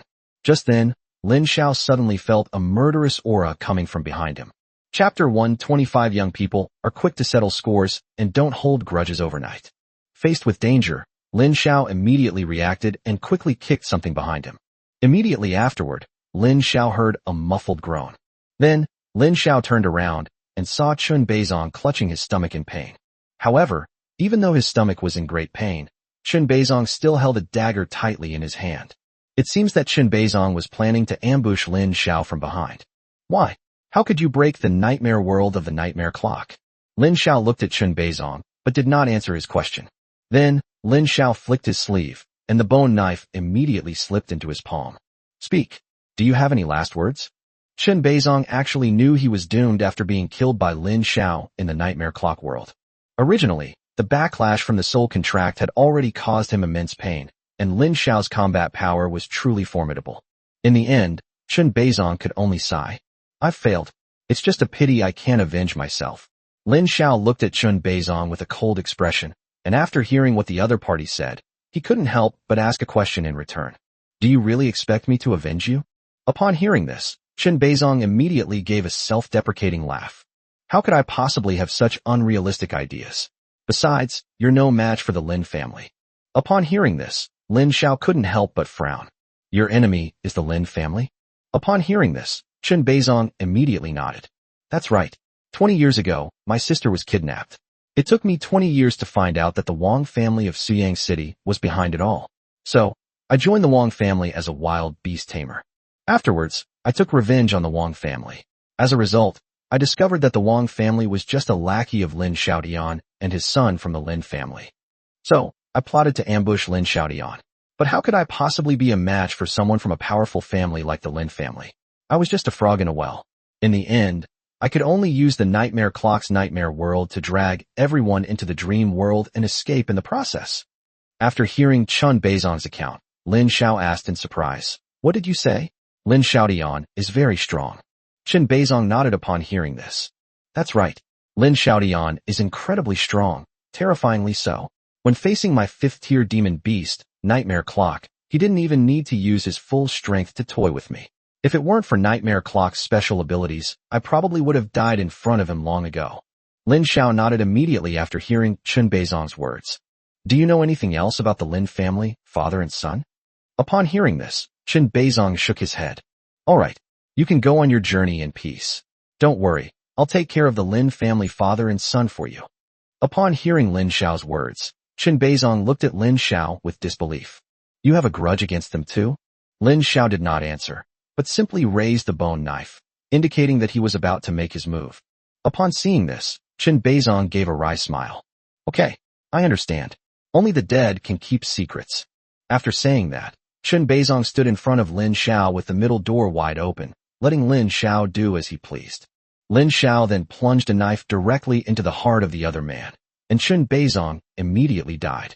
Just as Chen Beizong's body fell to the ground, someone among the caravan members lying on the ground slowly let out a painful groan.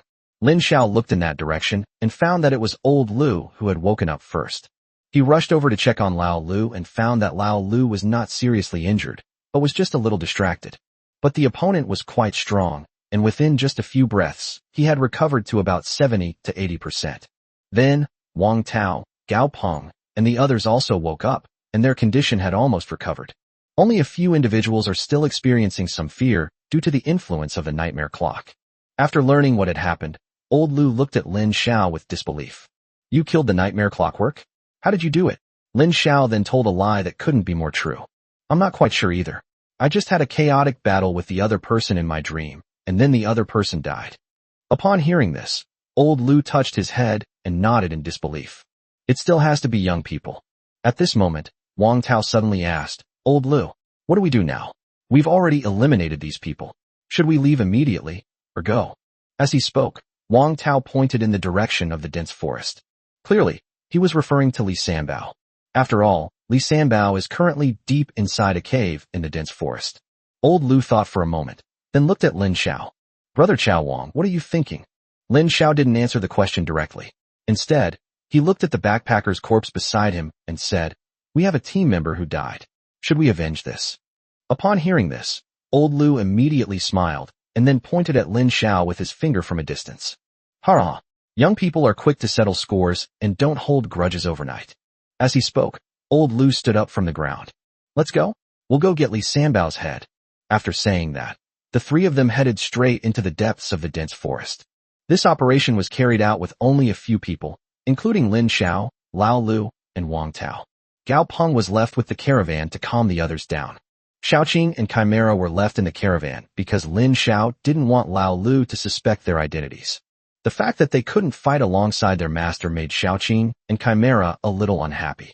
Seeing this, old Lu said sarcastically from the side, Brother, these two clients of yours are a bit too clingy. This is a big no-no for us who travel in the world of escorting goods and making trade. Upon hearing this, Lin Xiao remained non-committal and did not respond. As they walked, Lin Xiao suddenly reached out and stopped everyone in their tracks. Seeing this, Lao Lu looked at Lin Xiao with some doubt. Lin Xiao then pointed to a rather hidden branch on the tree in front of him. Old Lu nodded and then released his giant horned beetle. The giant horned beetle is not very big to begin with, and it is difficult to spot in this jungle environment. The giant beetle quickly approached the branch and cautiously moved closer. Then, a scream was heard, and a person fell from the tree. The three rushed forward and found that the other person had simply fainted. Old Lu checked it out with practiced ease. No pokeballs. Judging from the other person's appearance, they don't seem to be a Pokemon trainer. Not necessarily. Maybe the spirit pet was already dead, so it had no use anymore, and was used by Li Sanbao as a patrolman. Very likely. Wang Tao then made a judgment. In fact, there are many people who have lost their spirit pets. There were several such backpackers in their caravan alone. At this moment, Lao Lu gave Wang Tao a wink, and Wang Tao immediately understood. He took out the smelling salts and let the other person smell them. The other person coughed a few times and then woke up. Cough, cough, cough.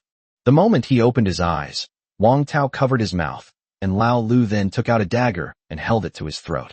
I can give you a chance to live. Answer my questions, or you'll be going to see the king of hell. Upon hearing this, the latter stared wide-eyed in horror. Old Lu then gestured for Wang Tao to let go so he could answer the question. Tell me, where is Li Sanbao? Just as Wang Tao was about to let go, the other person immediately opened their mouth wide, intending to shout for help. However, Wang Tao was prepared for this. The moment the other person tried to call for help, he reached out and covered their mouth, silencing them again. Then, Lao Lu stabbed the other man in the thigh with a knife, and then threatened him with a fierce look in his eyes. Damn it! You dare to mess with me? Looks like you're going to have to suffer the consequences. I'll tear you to pieces right now. The other person's face turned ashen. He tried to cry out to relieve the pain, but Wang Tao covered his mouth, preventing him from making any sound. Chapter 126. You're really ruthless. Seeing how agitated Lao Lu was, Wang Tao quickly tried to dissuade him. Old Lu, forget it. I don't see any pokeballs on him, so he's probably just an ordinary person. If he knows what's good for him, let him go. Upon hearing Wang Tao's advice, Lao Lu immediately looked at the man. I'm giving you one last chance. If you dare to play any tricks on me again, I'll kill you. Upon hearing this, the man, enduring the excruciating pain, quickly nodded in agreement. Tell me, where is Li Sanbao? Who is with him now? What is his spirit pet? What are its abilities? At this moment, Wang Tao had already released his hand from the other person's mouth. He was near a cave in front of us, but he wasn't inside the cave. He was in a thatched hut outside the cave. Thatched cottage. That's right. Li Sanbao said it wasn't safe inside the cave, that people could easily block the door and surround him. So he moved all the supplies inside the cave, but lived outside. Upon hearing this, Old Lu immediately nodded. Anything else? The man knew what Lao Lu wanted to know, so he quickly added, Li Sanbao is very suspicious, and he usually doesn't have many people with him. This time, all the brothers went out to hunt, so he only has 5 people left with him now. 4 of them have 4th-tier spirit pets, and there is also a bandit's wife. The bandit's wife? That's right. It's that high school girl we snatched back a few days ago, who was locked up in that thatched hut by Li Sanbao. Go on. Old Lu scolded. Li Sanbao has a 6th-tier demonic beast, but I really don't know its name. Upon hearing this, Old Lu frowned, and then slapped him on the head. Damn it! What use are you to me? After saying that, Lao Lu was about to kill the other party with a single blow. Seeing Old Lu's fierce appearance, the man couldn't help but beg for mercy repeatedly. I really don't know what kind of monster it is, but I can describe what it looks like to you. After saying this, seeing that Old Lu did not kill him, the man quickly said, It's a monster that looks like a ball of light. You can't see its face. It usually floats around and always appears around Li Sanbao. When it attacks people, it can summon magic missiles. Hearing what the other party said, Lao Lu was completely confused. After asking a few more questions, Lao Lu could tell that he really couldn't extract any more information from this person. The other party immediately begged for mercy, saying, I really don't know anything. Please let me go. I just wanted to beg for a living, but after being caught by Li Sanbao, I had no choice but to become his henchman. Upon hearing this, Old Lu immediately let out a cold laugh. Fine. I'll let you go now and set you free. Really? Then I thank you for sparing my life, sir. However, no sooner had the man finished speaking than Old Lu stabbed him in the chest. After being stabbed, the man immediately stared at his chest in disbelief. I'm really sorry. Only the dead can be trusted. If I let you go, I'm not sure if you'll go and inform on me. The man then pointed at Lao Lu with a look of despair before collapsing to the ground. After confirming that the man was completely dead, Old Lu looked at Wang Tao and Lin Xiao. Do you know what kind of spirit pet he's talking about? Upon hearing this, Wang Tao shook his head repeatedly. I've never heard of such a monster before. It sounds like a ball of light. Could it be some kind of insect? A firefly? Lin Xiao pondered for a long time before finally speaking. I have a guess. Upon hearing this, Lao Lu and Wang Tao focused their attention on Lin Xiao. Lin Xiao then stroked his chin and said, I've heard that in ancient legends, there was a kind of monster called the elf race. Once, Captain Luo Cheng and I encountered a fire elf that had taken human form in the dark forest. Elves are life forms created by the aggregation of pure elements. Based on the description we just heard, Li Sanbao's monster is likely an elf race created by the aggregation of light matter. Upon hearing the name of the elves, Lao Lu and Wang Tao exchanged a glance. Elf beasts. Those are extremely rare beasts that only exist in legends. I've heard that many important figures are willing to pay high prices to buy them. Upon hearing this, Lin Xiao nodded without refuting. Since leaving the dark forest, Lin Xiao has devoted a considerable amount of energy to studying elves. He knew that elves were not only extremely powerful in combat, but also had very extreme characteristics because their bodies were formed from the aggregation of elements. If you train an elf into a special spirit pet, you may achieve twice the result with half the effort in the growth and evolution of the spirit pet. Lin Xiao pondered for a moment, then said, if Li Sanbao's monster is really an elf, then he'll be relatively easy to deal with. It's just unclear what elemental spirit Li Sanbao's monster is. Hearing Lin Xiao's words, Lao Lu and Wang Tao immediately felt more confident. Okay, let's go now. After saying that, the three of them headed towards Li Sanbao's stronghold. Soon, the three of them saw a mountain wall in the distance. Below the mountain wall, there was a cave that was partially hidden. That was where Li Sanbao stored his supplies. Not far from the cave, there was a thatched hut that looked very secluded. Moreover, this thatched hut was also disguised. If the three of them hadn't known about this beforehand, they would have had a hard time finding the thatched hut and wouldn't have been able to tell that someone lived inside. Old Lu immediately started cursing angrily. That Li Sanbao is really cunning. He made such a big cave, yet he lives in such a secluded place. He's afraid someone will discover his hiding place, so he's using this cave as bait. Wang Tao then nudged Lao Lu, pointing him to a campfire near the cave. Near the bonfire, four beast tamers were pointing their weapons at several women, forcing them to prepare lunch. What's going on? Weren't you saying there were only 5 people here? They might be from other caravans, kidnapped by them. Upon hearing this, Lao Lu nodded in complete agreement. Very likely. After thinking for a moment, Lao Lu said, let's 3 of us figure out how to deal with those 4 beast tamers first, and then we can deal with Li Sanbao together. Lin Xiao shook his head when he heard the suggestion. Look at the location of thatched hut. As soon as we make a move, Li Sanbao will definitely rush out to support us immediately. Then what should we do? Upon hearing this, Wang Tao immediately inquired with Lin Xiao. Lin Xiao said without any attempt to hide his intentions, if you go and ambush those 4 beast tamers, with your strength, it would be relatively easy for you to kill 1 or 2 of them in an instant. And I lay an ambush outside that thatched hut, ready to deliver the fatal blow to Li Sanbao. Upon hearing Lin Xiao's words, Lao Lu and Wang Tao exchanged a glance, then nodded in unison and said, you're really ruthless. Okay, we'll listen to you then. After saying that, the 3 of them went their separate ways. Old Lu and Wang Tao cautiously approached the 4 beast tamers. Neither General Bullhorn nor Ice Snow Dragon Cat made a sound as they slowly approached the 4 of them. Chapter 127, that pungent smell was really strong. Damn it, you bunch of bitches, get to work. Otherwise, you'll all go hungry tonight. Damn it, do you even know who you are now? You're our slaves. If you want to live, you have to work. Damn it, a bunch of pampered rich wives and princesses, they never thought they'd fall into our hands. Hurrah! This is the first time in my life I've ever been with these rich wives from big families. They're so damn hot. And that slutty smell is really something. The 4 beast tamers were uttering disgusting words with impunity. Those wealthy women who were used to living a life of luxury could only lower their heads at this moment, not even having the courage to glare back. Not long ago, they escaped from Suyang City with their families, intending to flee to a nearby city. To everyone's surprise, the group encountered this group of wild beast tamers, who wiped out all the combatants in the group, including all the men. Even though these people were all wealthy and he promised them large sums of money, Li Sanbao didn't give them any chance to survive. In Li Sanbao's words, money can buy life, but it will also expose his location. How could Li Sanbao, who had always been cautious, possibly allow his location information to be exposed and discovered by the authorities? As a result, most of the people in the group were killed, leaving only some of the prettier women to be enslaved. However, the group of women were not completely out of danger. If they discovered that someone had a health problem or wanted to escape, they would be in danger. Or if she couldn't work properly in Li Sanbao's lair, Li Sanbao would kill her without hesitation, not even giving her the chance to become a tool for Li Sanbao and his gang to vent their lust. All the wild beast tamers under Li Sanbao's command were fierce men who lived on the edge of a knife. They spend most of their time in the wild, suppressing their desires and spirits. Now that they have a chance to vent, these women will naturally be tormented to the point of death. These days, Li Sanbao's men haven't been able to let loose like this for a long time. When they looked at the group of women, they showed no pity whatsoever. It's like they're treating their pet cats and dogs. If they want, they can torture these rich ladies and princesses or even kill them outright.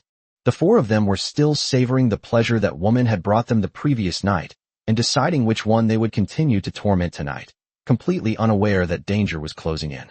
Seeing that the opportunity was almost there, Wang Tao immediately issued an order to General Naijiao. Attack! The horns on General Bullhorn's head suddenly grew larger, and then it used all its strength to charge at one of the beast tamers who had their backs to it. At the same time, the chubby body of the Snow Totoro transformed into a human bomb tank and rolled out. However, unlike ordinary humanoid combat vehicles, the Ice and Snow Totoro's humanoid combat vehicle is covered in ice crystals. While increasing physical damage, it will also increase some magical damage. It attacked from the blind spot of a beast tamer nearby. The moment the two men made their move, someone immediately cried out in alarm. Enemy attack. After saying that, the two beast tamers' companions immediately released their spirit pets to help their companion withstand the damage. During his charge, General Bullhorn was blocked by a stone golem that emerged from the ground. A loud boom came from its ears. The stones on the stone man's body were scattered everywhere by the impact of the giant horned beetle. Moreover, the other party was seriously injured. As for the Snow Totoro, a strange ragdoll that was top-heavy also appeared next to it. Its hands and feet had broken threads on them. The threads wrapped around the Snow Dragon Cat, but it seemed the opponent had underestimated the attack power of the human bomber. Those few threads were snapped by the Snow Totoro. The ice-cold Dragon Cat slammed directly into the beast tamer, who was still trying to roll and dodge. However, in the face of absolute power, there is no chance to escape. In a single encounter, one person was killed and another was injured. The Bullhorn General, having escaped unscathed, immediately took out his Pokeball and released the Pokemon inside. It was a butterfly that was more than half the height of a person. Its wings fluttered, and it looked very beautiful. However, the colors on the butterfly's wings were really too strange. If people look at it for too long, they will feel very uncomfortable. Wang Tao couldn't help but curse angrily. Damn it, it didn't work. Fortunately, the stone golem was seriously injured. Even with the Ice and Snow Totoro's 5th-tier level advantage, they still held their own in a 2-on-3 battle. Then, they immediately started fighting. In the immediate aftermath of the battle, the captured women had no idea what to do.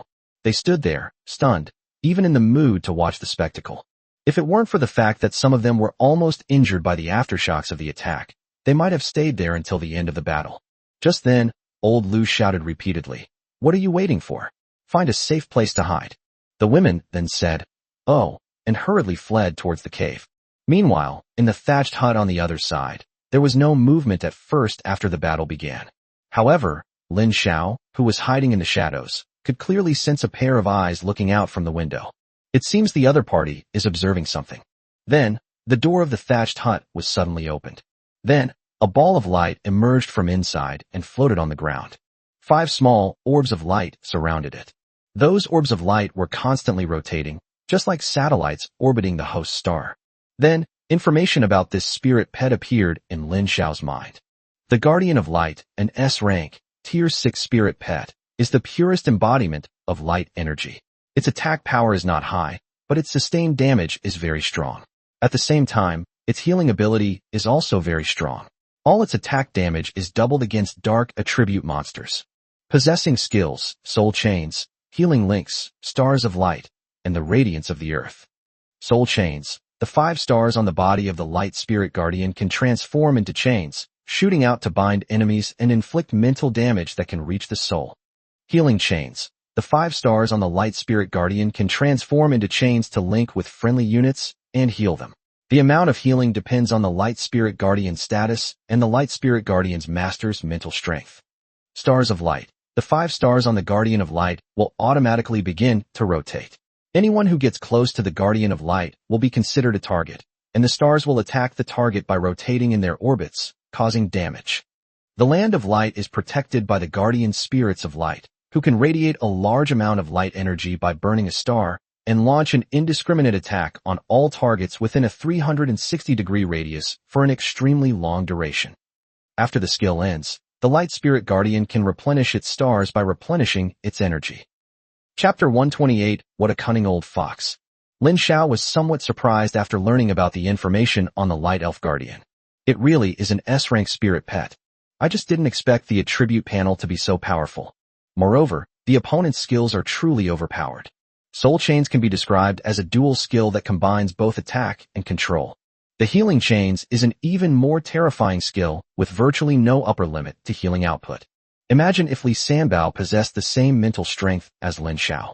If Li Sanbao wanted to defend himself, none of his companions would die, as he could heal them indefinitely. And the Star of Light is an absolute defense. Furthermore, this absolute defense also possesses considerable offensive power. Although the damage is still unclear, since it's an S-rank, 6th-tier monster skill that can only be obtained through sacrifice, its attack power must be quite high. As soon as the Light Spirit Guardian appeared, it immediately launched 3 stars from its side, targeting its 3 companions. Without even thinking, it's obvious that it wants to provide treatment to its companion. The other 2 stars did not fly away completely. One of them transformed into the shape of chains and attacked the Snow Dragon Cat. As for the last star, it began to revolve around the Guardian Spirit of Light. Seeing this, Lin Xiao couldn't help but curse inwardly. What a cunning old fox. The moment Li Sanbao made a move, you could tell he was a seasoned veteran. Not only did it attack the Snow Dragon Cat immediately, but it also protected its companions and even left a star for defense. If it were someone else, there really wouldn't be anything they could do about him. However, Lin Xiao is not so easy to deal with. Lin Xiao knew a principle well. To catch the thief, first catch the king. Since Li Sanbao was hiding in the thatched hut and dared not come out to see anyone, Lin Xiao decided to find a way to get him out. Immediately, Lin Xiao threw out his pokeball, and then a Shin flew out of the pokeball. Then, a huge, over 2-meter tall, silver-gray snow wolf suddenly appeared. Even the Light Spirit guards were stunned. Then, as soon as Shin opened her mouth, a gust of wind appeared. The entire area became within range of the gale's attack. The thatched hut was already very simple, and after being blown by such a strong wind, the roof was blown directly into the sky. Not only that, the earthen walls of the thatched hut were also shaking incessantly. Ashan spotted her target and then increased the power of the gale once again. With a loud boom, the earthen wall collapsed, revealing the scene inside. Then, a one-eyed man appeared, shirtless and wearing only trousers. At his feet lay a naked woman, her body contorted in pain. The woman was clearly tortured beyond recognition. She was barely breathing. Then, the man looked at Lin Xiao and couldn't help but curse. Damn it! What is that? Then he saw the tall snow wolf and couldn't help but point at it and shout. Light Spirit Guardian. Take it down. As soon as he finished speaking, the Light Elf Guardian floated towards Ashin's direction. There was only 1 star on its body at that moment, constantly shining down on Ashin. This star rotates very fast, and its orbit is not fixed. Some attacks, more or less, hit Ashin. Although there were no wounds on Ashan's body, Lin Xiao and Ashan were of one mind, and he could clearly feel that Ashan's injuries were getting worse. Lin Xiao then gave orders to Ashan. Attack with full force. Upon hearing this, Ashin let out a whoosh, and a gale blew up again, directly towards the Light Elf Guardian. The Light Spirit Guard's body visibly swayed, but it was not affected in any way. The gale force winds passed through its body and struck the ground behind it. Upon seeing this, Lin Xiao couldn't help but frown. He understood that this creature was elemental, and ordinary physical attacks were completely ineffective against it. At this moment, Li Sanbao also burst into laughter. Hara, I really don't know what kind of courage you have to come and deal with me. You should know that even those powerful families and government officials can't do anything to me. Do you think you can mess with me, a bunch of worthless nobody? However, this is fine too. If I kill you all, I can still make a considerable profit from you. Lin Xiao listened to the other party's words without caring at all. He just wanted to kill Li Sanbao right now and wouldn't give Li Sanbao the chance to kill him. Since the Light Spirit Guardian is an elemental light spirit, he attacked the Light Spirit Guardian based on the concept of mutual generation and restraint of matter. Lin Xiao's brain was racing as he began to ponder what the nemesis of the light element was. Many people believe that the element of light is the nemesis of the element of darkness, but this is actually a big misconception. Dark elements can only suppress light elements when they achieve absolute dominance. Once the two are equal, then the element of light is naturally dominant over the element of dark. However, Lin Xiao had another idea. Since dark element can't counter light element, then I'll keep the light spirits completely in darkness. Wouldn't that allow dark element to completely overwhelm and counter light element?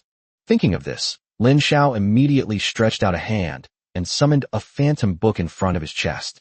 You could see that the book was being turned over and over, and finally it stopped on a certain page. Lin Xiao began reciting some obscure and difficult-to-understand words. That is the legacy of the Chimera, elemental magic. As soon as Lin Xiao finished reciting, the earth began to tremble. A huge earthen wall rose up from all around. It enveloped Lin Xiao, Li Sanbao, the Light Elf Guardian, and Shen. Upon seeing this, Lao Lu and Wang Tao exclaimed in surprise, "Brother Chao Wang, what are you doing?"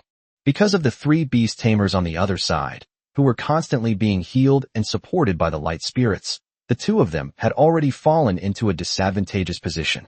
However, just after Lin Xiao used the earthen wall to separate the battlefield, the star guarded by the light spirit broke off.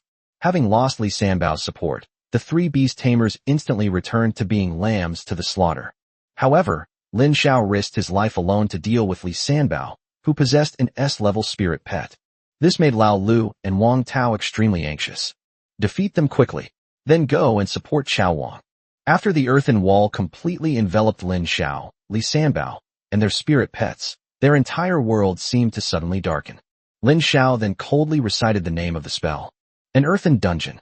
Inside the earthen dungeon, only the spirit of light guarded a single source of light, illuminating the entire area. Li Sanbao was looking at Lin Xiao at this moment. "I thought you had some tricks up your sleeve. Turns out you just wanted to save your companion. I think you're wasting your time." Li Sanbao's voice was very hoarse, and his expression as he looked at Lin Xiao carried a hint of mockery. Upon hearing this, Lin Xiao looked at Li Sanbao with a mocking expression. "Really?"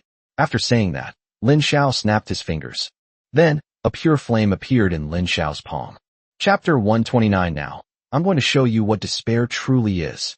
Upon seeing that flame, Li Sanbao's expression immediately changed. He hadn't seen clearly how Lin Xiao summoned the earthen prison, and thought Lin Xiao used some special equipment to summon it. However, seeing the flame in Lin Xiao's palm, Li Sanbao finally realized that things were not as simple as he had thought. Lin Xiao then put Shen into a pokeball, and then coldly said to Li Sanbao, "Now, I'm going to show you what despair really is."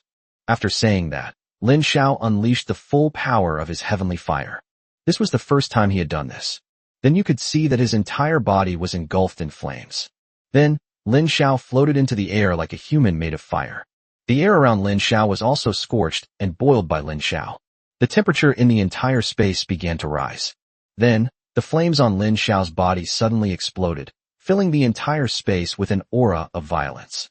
Seeing this, Li Sanbao quickly instructed the Light Elf Guardian to use the healing chains to heal himself. But it was too late. Lin Xiao's heavenly fire enveloped the entire space in an instant. Li Sanbao was burned to ashes in the first instant. The Light Spirit Guardian, lacking the replenishment of light elements, shrank continuously under the intense heat and eventually disappeared. It's as if Li Sanbao and the Light Elf Guardian never existed in this world. Outside, Lao Lu and Wang Tao finally managed to take down the three beast tamers they were fighting. Immediately, old Lu said breathlessly, "Hurry, go help Chao Wang." Li Sanbao's Light Elf Guardians are not easy to deal with. So, Lao Lu and Wang Tao quickly went to the outside of the earthen wall. "Find a way in." After saying that, old Lu released his other spirit pet, the bighorn beetle, and had it dig a hole. Immediately, the giant beetle began to relentlessly ram the earthen wall, and with great difficulty, it managed to dig a small hole in one side of the wall. As a result, Lao Lu and Wang Tao both felt a powerful heat erupting from the small pit. Upon seeing this, the two quickly dodged away. "What is that thing? Could Chao Wang be dead inside?" Wang Tao said somewhat uncertainly. Then they saw the earthen wall gradually decrease in height and slowly fall deeper into the ground. Lin Xiao then strolled out from inside. Old Lu and Wang Tao were unsure what had happened inside the earthen wall and were now on high alert. They breathed a sigh of relief when they saw Lin Xiao appear in front of them. However, even so, they still dared not be careless. "Where is Li Sanbao?" Wang Tao asked with a puzzled look. Lin Xiao looked around at the scorched earth and some rocks melted by the heavenly fire, and then said, "They're dead." "He's already dead?" Old Lu and Wang Tao then exclaimed in surprise at the same time. "How long has it been? And Li Sanbao is already dead. How did he die?" The same question simultaneously popped into their minds. However, upon seeing the mess on the ground, especially the scorched earth and melted rocks, both of them fell silent. Lin Xiao's combat power has exceeded the two of them's expectations. Lin Xiao saw the women peeking out of the cave and said, "Let's go check on those people." Upon hearing this, Lao Lu and Wang Tao both nodded in agreement. Then, as if he had thought of something, old Lu looked in the direction of the collapsed thatched hut.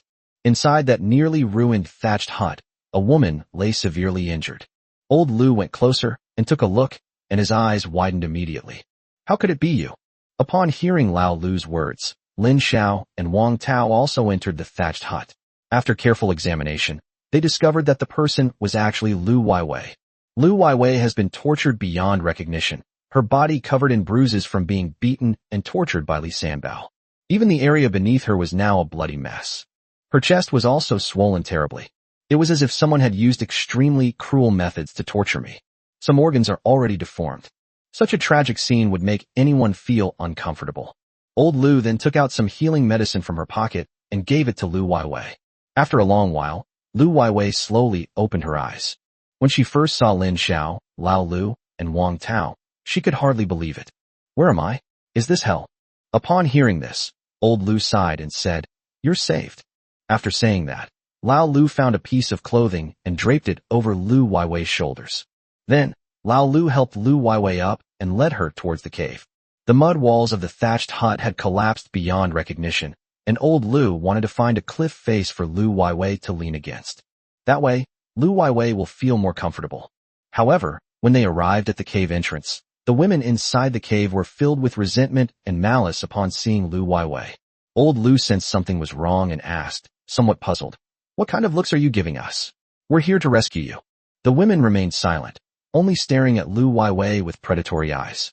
"What are you all doing? Why aren't you coming to help rescue them?" Looking at the women's expressions, Wang Tao asked them with some curiosity, "Why are you looking at this woman like that?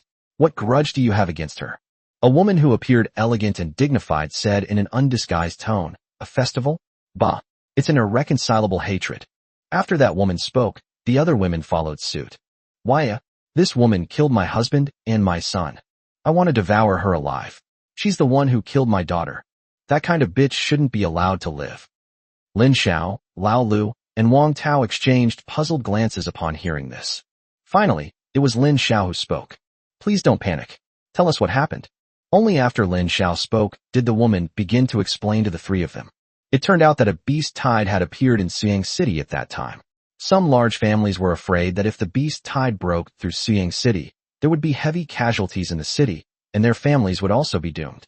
Moreover, even if Suyang City manages to hold out, it will inevitably be a Pyrrhic victory. The city lord's mansion and the city guards might even compel various families to contribute manpower, money, and equipment. This will definitely cause their assets to shrink. They believe that using such methods to protect civilians would definitely be a losing proposition for them. Therefore, they decided to leave Suyang City. As the large families began to move, the smaller families that heard the news naturally followed suit and started to relocate. This also led to the relocation of the middle class in Suyang City, and even some ordinary people who were afraid of death. As a result, the entire middle class and above in Suyang City began to plan to abandon the city and flee. After Li Feng left the west gate, they opened it without authorization. After that, they began to flee towards the two rivers. But how could the power of small families, the middle class, or even ordinary people compare with that of large families? Large families all have their own vehicles, some are their spirit pets, and some are special equipment. As soon as they leave the city gate, they run very fast.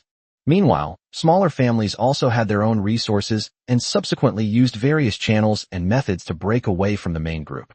The remaining middle class and other ordinary people could only flee cautiously on their own two legs towards the two river channels.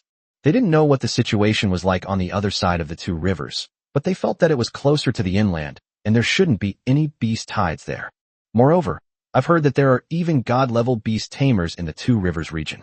Once a beast tide appears, a god-level beast tamer will surely step in, and dealing with the beast tide will be a piece of cake. Thus, despite the hardships along the way, the middle class and ordinary people were able to keep going by a kind of ignorant belief.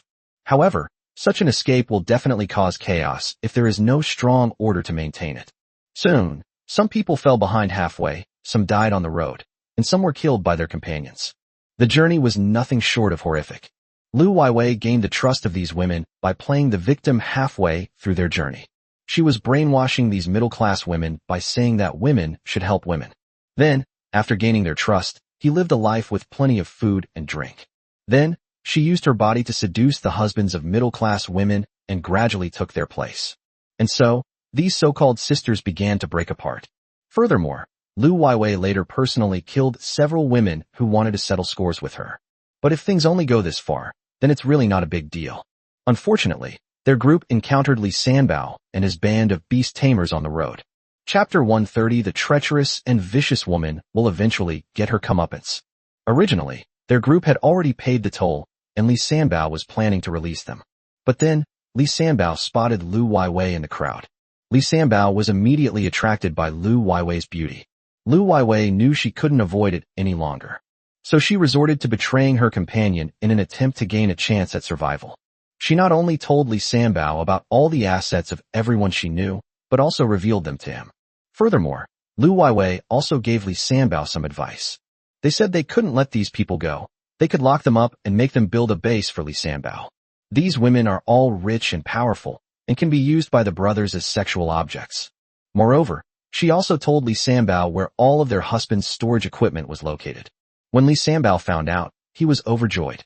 He immediately killed all the men in the team in order to find the storage equipment. The remaining women were all captured by Li Sanbao's group of beast-taming bandits and taken to the base, where they became slaves. Whether it was day or night, they were constantly being trained by that group of beast-taming bandits. Some women even had to work for those beast-tamer bandits. Lu Weiwei became the ruler of these slaves. Anyone who disobeyed her was punished without mercy by being beaten and scolded. Many children were even killed by Lu Weiwei because their crying was too loud. Lu Weiwei's actions can only be described as the most vicious woman's heart. However, it was clearly impossible for Lu Weiwei to win Li Sanbao's favor in this way. For a robber like Li Sanbao, who had become ruthless and vicious, once the initial pampering wore off, it would clearly become a nightmare for Lu Weiwei. Lu Weiwei's current state is proof of this. Old Lu listened to all of this in disbelief, and then looked at Lu Weiwei, who had recovered. Is what they said true? Lu Weiwei originally wanted to pretend to be dead, but she was terrified by the murderous looks in everyone's eyes. She struggled to stay upright and said, I didn't mean to do this. I just wanted to live. I'm a victim too. Look at how I've been tortured. How could I do such a thing? These rich women are just jealous of my youth and beauty. That's why they're so mean to me. They're the ones who betrayed me and gave me to Li Sanbao. Lu Weiwei's explanation immediately put Lao Lu into deep thought. As a result, a woman then pulled out a cell phone while crying. I risked my life to take this picture. You'll see for yourselves when you see it. After saying that, the woman handed the phone to Lao Lu. The images on the phone can only be described as appalling. That was Lu Weiwei torturing a 7-year-old girl, yelling as she did so. I'll teach you to cry. I'll teach you to cry. Afterwards, Lu Weiwei said to the little girl's mother, if you don't serve these old men well today, I'll feed your daughter to the dogs. After putting down his phone, Lao Lu immediately closed his eyes, finding it hard to accept this reality. The still attractive mother suddenly rushed out and pounced on Lu Weiwei. Give me back my daughter's life. Then, another woman said to Lao Lu, go and take a look inside the cave. After you've seen it, you'll know just how vicious this Lu Weiwei really is. Immediately afterwards, Lao Lu, Wang Tao, and Lin Xiao entered the cave.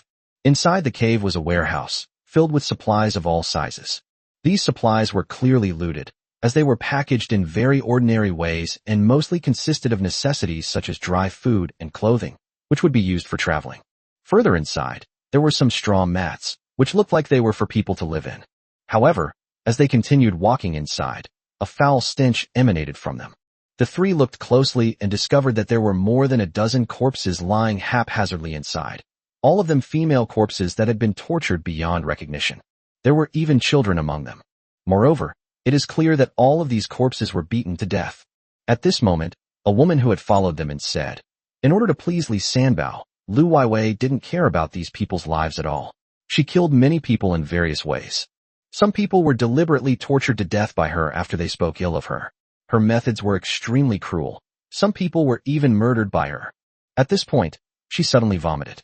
Lin Xiao and the other two could guess what the woman was going to say next, and could only sigh. Back outside the cave, looking at Lu Weiwei's unrecognizable body, old Lu threw a dagger to the ground. Do whatever you want with her. After saying that, Lao Lu, Lin Xiao, and Wang Tao entered the cave again. They couldn't be bothered to see how Lu Weiwei would be treated by those women. All she could hear were the women behind her, who were now screaming and rushing towards Lu Weiwei as if they had gone mad. Immediately, Lu Weiwei's painful screams echoed into the cave. The three of them went to the storage room and looked at the supplies. These supplies are very generous.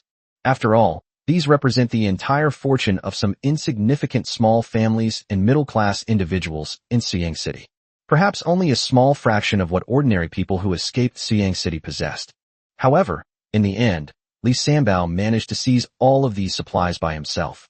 Old Lu first took out some funds from the account and said, "These are our expenses on the road, in compensation for the deceased. The remaining portion will be used to compensate the women outside. I will organize these women to come and claim it later. After they claim the remaining supplies, we will divide them equally." Lin Xiao had no objection to this. Wang Tao also trusted Lao Lu completely and followed Lao Lu's arrangements and everything. Afterwards, the three of them left the cave and arrived at the ruins of the thatched hut where Li Sanbao had lived.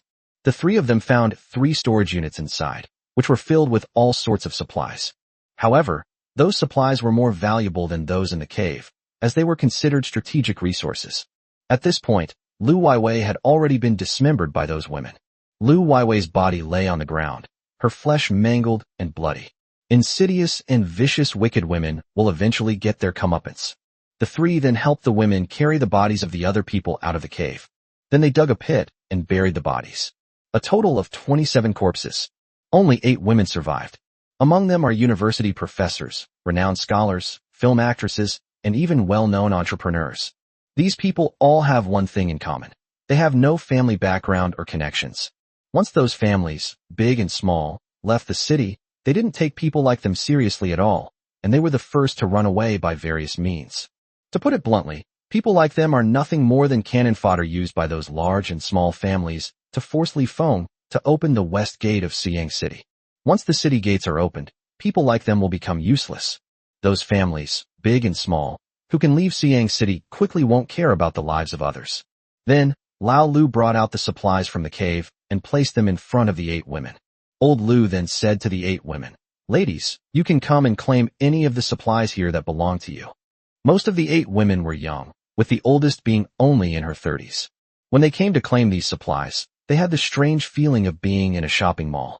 Then, the 8 women each spoke about things they knew, which were nothing more than daily necessities, luxury goods, and money. Even if some people were clearly trying to take advantage of the situation and gain more benefits, Lao Lu did not expose them. Instead, he distributed the supplies based on their descriptions. After assigning the tasks, old Lu said to the 8 women, "I will help you notify the authorities and the city guards of Siang City. I believe they will send someone to pick you up. After that, just go to a safe place and wait for the city guards to come and rescue you." Chapter 131 9th Tier Monster Dragon Napoleon. The city guards of the Dragon Kingdom have always had a tradition of coming out to rescue anyone who is in danger in the wild. Furthermore, this rescue is completely free of charge. However, this is contingent on the official city guards being able to locate your exact coordinates. If the area you are in is an unexplored unknown land, or is frequented by powerful monsters, or is an area that humans cannot enter, then the city guards will not come to your rescue. After all, who told you to come to these places and risk your life? Clearly, this is not an exploration area, much less a dangerous area. Even Li Sanbao wants to establish a base here. Old Lu then said to Wang Tao and Lin Xiao, "You two go back first and continue onward with the caravan. I'll stay here and take care of these victims. Once the city guards arrive, I'll rush back and join you." Neither Lin Xiao nor Wang Tao had any objections to this. However, Lin Xiao had some questions before leaving. He remembered clearly that when Lao Lu signed the contract with him, there was a clause stipulating that no matter what happened, the caravan's journey would not be affected by anyone. Even when Lu Weiwei got separated from the group in Xiang City, it didn't stop Lao Lu from searching for her. Why did Lao Lu offer to help these victims this time? However, Lao Lu's words also indicated that he would not affect everyone's plans to move forward, and that he would catch up with the group soon. Since Lao Lu had said so, Lin Xiao stopped worrying about it. Back with the caravan, Wang Tao showed no sympathy whatsoever for the victims. He chatted and laughed with Lin Xiao and Gao Peng, discussing the gains from the recent annihilation of Li Sanbao and his men. The belongings of the middle class in Suyang City constitute a considerable fortune. Although they didn't have much equipment or materials related to beast tamers, they still had many gains that were hard to refuse. After the caravan set off, everyone continued to walk ahead. As he walked, Lin Xiao suddenly felt a chill run down his spine. He couldn't help but shout, "Take cover!" The others were confused, but Gao Peng and Wang Tao also sensed danger after Lin Xiao. So they quickly followed Lin Xiao's lead and called to the others, and together they hid in a bush and concealed themselves. Lin Xiao then raised his head and looked up at the sky. A gigantic monster, at least 70 or 80 meters tall, flew over their heads. Lin Xiao estimated the height, and then roughly judged the shape and length of the other party's body. This is a giant dragon that is a full 100 meters long. Lin Xiao was very surprised. The other party resembled a dragon from Western legends, entirely black and covered with dense scales. Subsequently, basic information about the giant dragon appeared in Lin Xiao's mind. The demon dragon Napoleon Yi is an S-rank 9th-tier demon beast with an SSS rank dragon bloodline and an S-rank talent of demonization. It is a dragon bloodline, a Western dragon, and a demon dragon species. It has the ability to corrode all things, and the areas where it is located will become barren lands. Even without its pollution, no life can grow in the barren lands. To restore life to a barren land, you can use blessing magic to bless it, or purification magic to purify it, or use the power of nature or similar abilities to restore its vitality. In the wasteland, Napoleon's combat power will increase, and even the power of light cannot suppress him. If any creature lives in the wasteland for too long, it will be cursed and become an undead creature or a monster. Napoleon can create undead creatures and monsters. The undead creatures and monsters he creates have no sense of pain, only the killing instinct cursed by Napoleon. They will instinctively seek out living creatures to kill and feed on. Undead creatures do not have corpses after they die, but monsters do. Napoleon can resurrect a monster once using its corpse. The resurrected monster is a part of Napoleon and only obeys its commands. The appearance of Napoleon Ya foreshadows the coming of a great disaster. Possesses the following skills: demonic transformation, death coil, death aura spread, curse, resurrection, dead fire, summon undead creatures, monster descent, demon descent. Demonic transformation. Napoleon allows a demon to merge with himself. Death binding. If you are bound by Napoleon's demonic energy and cannot break free in time, you will turn into a pile of dead things. The aura of death spreads, turning a certain area into a wasteland. Resurrection. Detonates surrounding corpses and undead, causing massive damage. Dead fire. A special kind of flame that uses life as its fuel. Once it is contaminated, it will burn away a huge amount of life force. Monster descent. Summons monsters to aid Napoleon in battle. Demon descends. Napoleon can contact the demon realm and have a demon descend upon him. Lin Xiao almost lost his composure when he saw such a long list of basic information about the demonic dragon Napoleon. That's incredibly powerful. Is this what they call a 9th-tier demon beast? Is this the 9th-tier demon beast that only a god-level beast tamer can deal with? Moreover, the opponent is an S-rank dragon monster. That oppressive force was simply unparalleled. If Lin Xiao hadn't been so determined, he wouldn't have dared to look up. The other members of the caravan all gasped in surprise.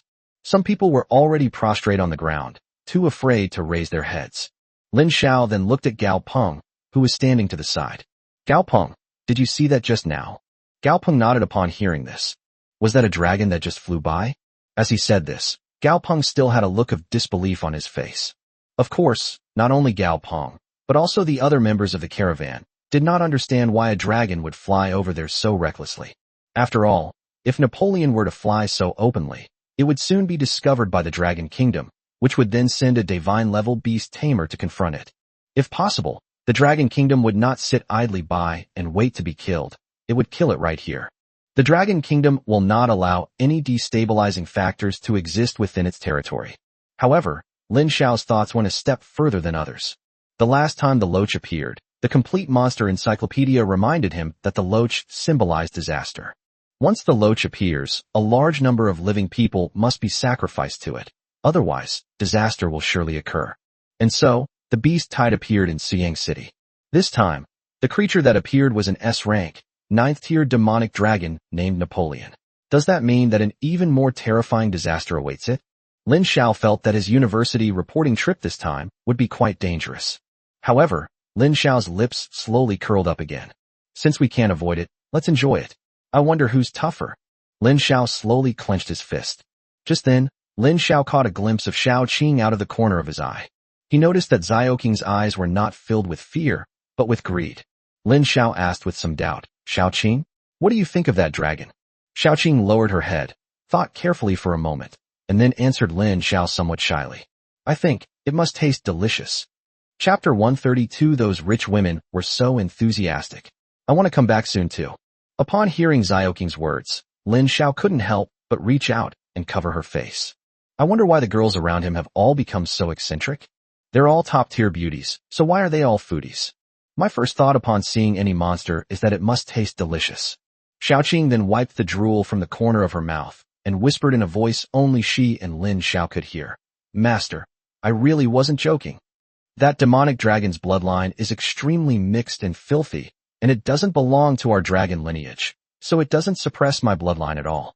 Furthermore, I'm certain that if I could eat it, it would definitely be of great benefit.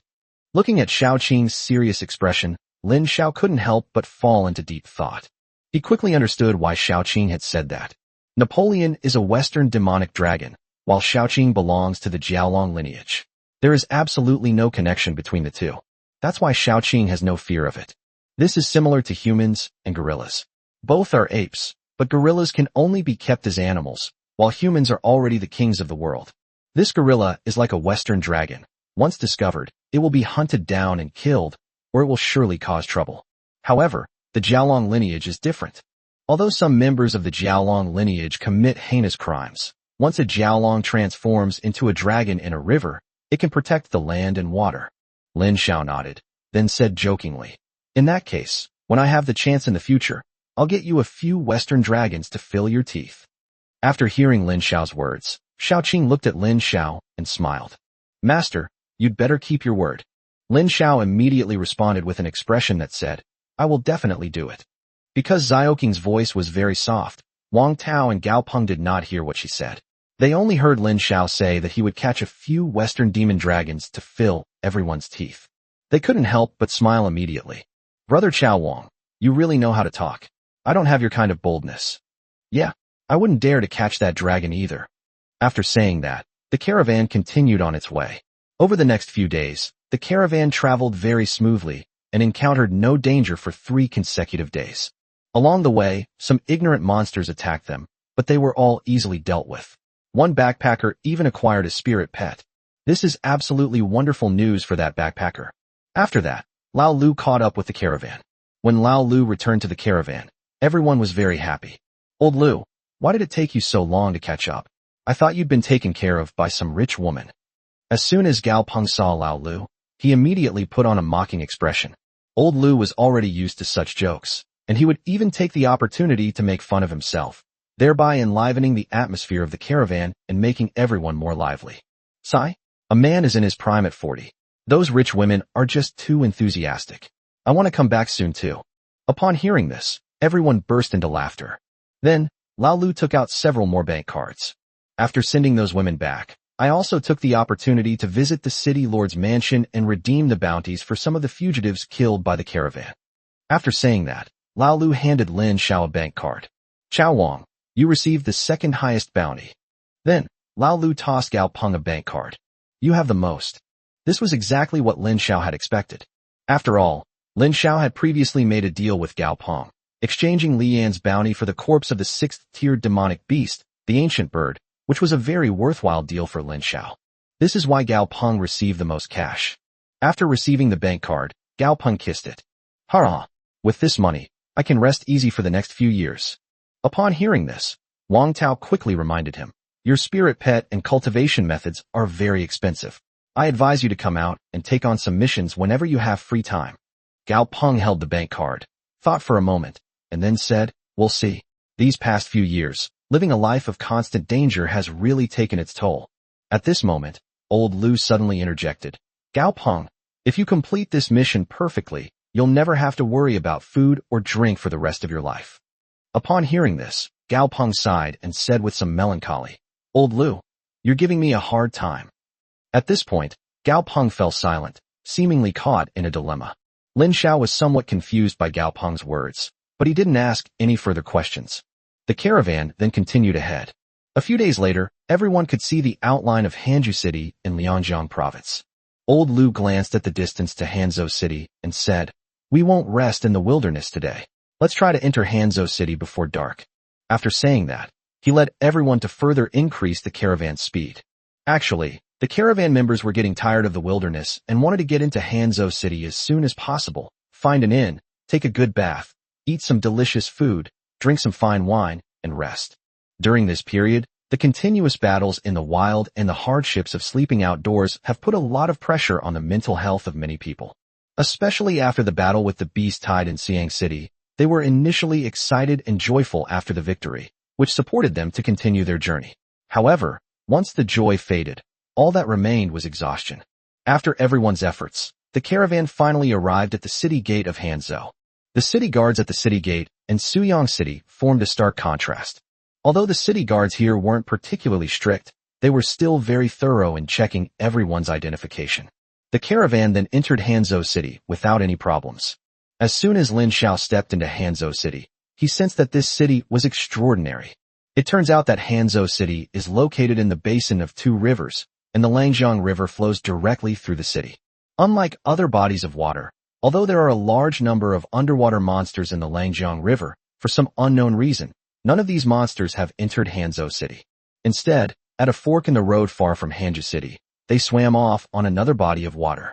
Even some underwater monsters that accidentally wandered into Hanzhou City would leave the city as if avoiding some kind of danger. Some speculate that this is because Tian Wan, the city lord of Hanzhou, is the only worldly level beast tamer in the Dragon Kingdom. Some people speculate that it's because there's a huge magic circle beneath Hanzhou City. This magic circle possesses a powerful suppressive force, preventing the aquatic monsters from approaching easily. However, these are all just speculations, and no one can confirm them. Lin Xiao naturally shared this curiosity, but he didn't know the specific reason behind it. The caravan then found a hotel and checked in. Old Lu then said, I've thought about it, and I still think we should report the fact that we saw the Western Demon Dragon.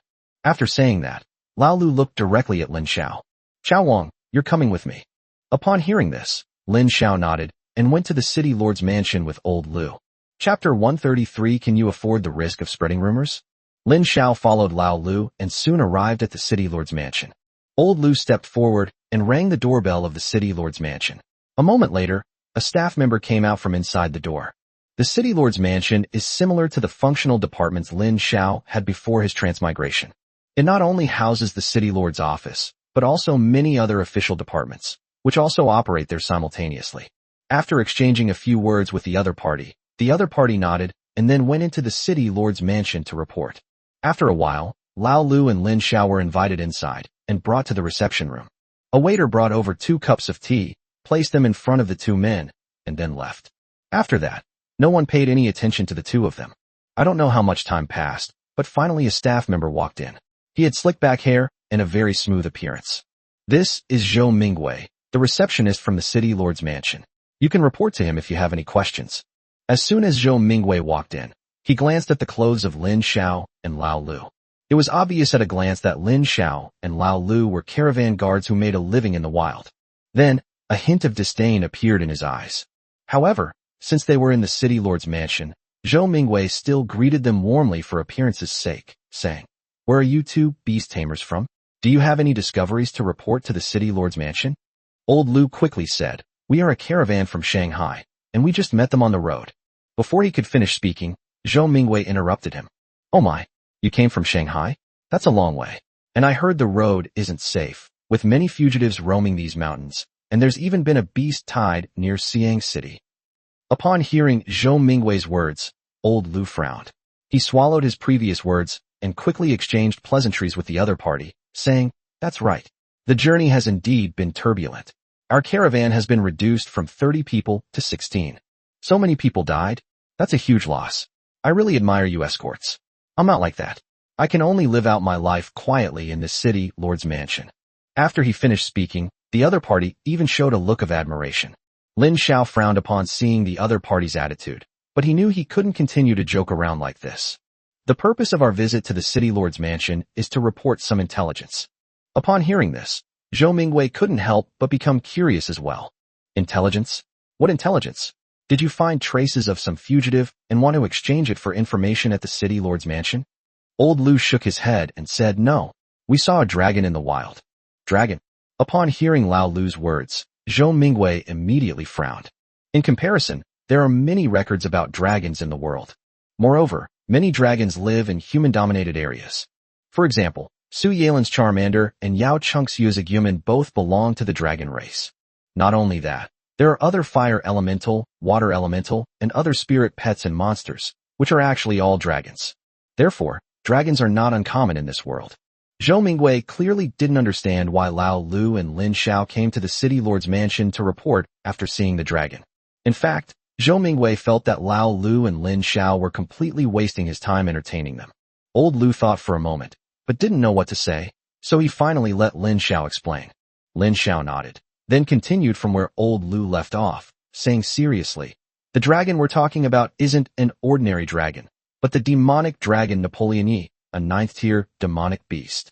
When Zhou Mingwei first heard the name Napoleon Ya the Demon Dragon, he was somewhat confused and impressed, not knowing what was so special about this dragon. But when Zhou Mingwei heard 9th Order Demon Beast, his eyebrows immediately furrowed. "What did you say? A 9th-tier demonic beast?" At this moment, Zhou Mingwei could not believe it at all. How is that possible? It should be noted that all 9th-tier demonic beasts within the Dragon Kingdom are recorded. He had never heard of a 9th-tier demon beast named Napoleon. "Are you sure you're not lying?" Lin Xiao did not respond to this. But old Lu said firmly, "We're sitting right here. Why would we lie to you?"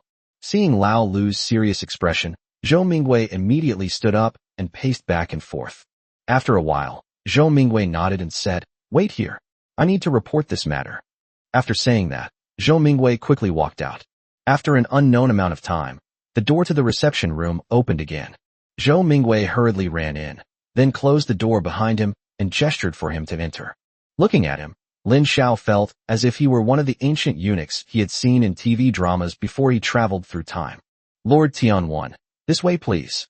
At this moment, Lin Xiao suddenly felt that the sun outside seemed to have dimmed a little. A tall, middle-aged man walked in.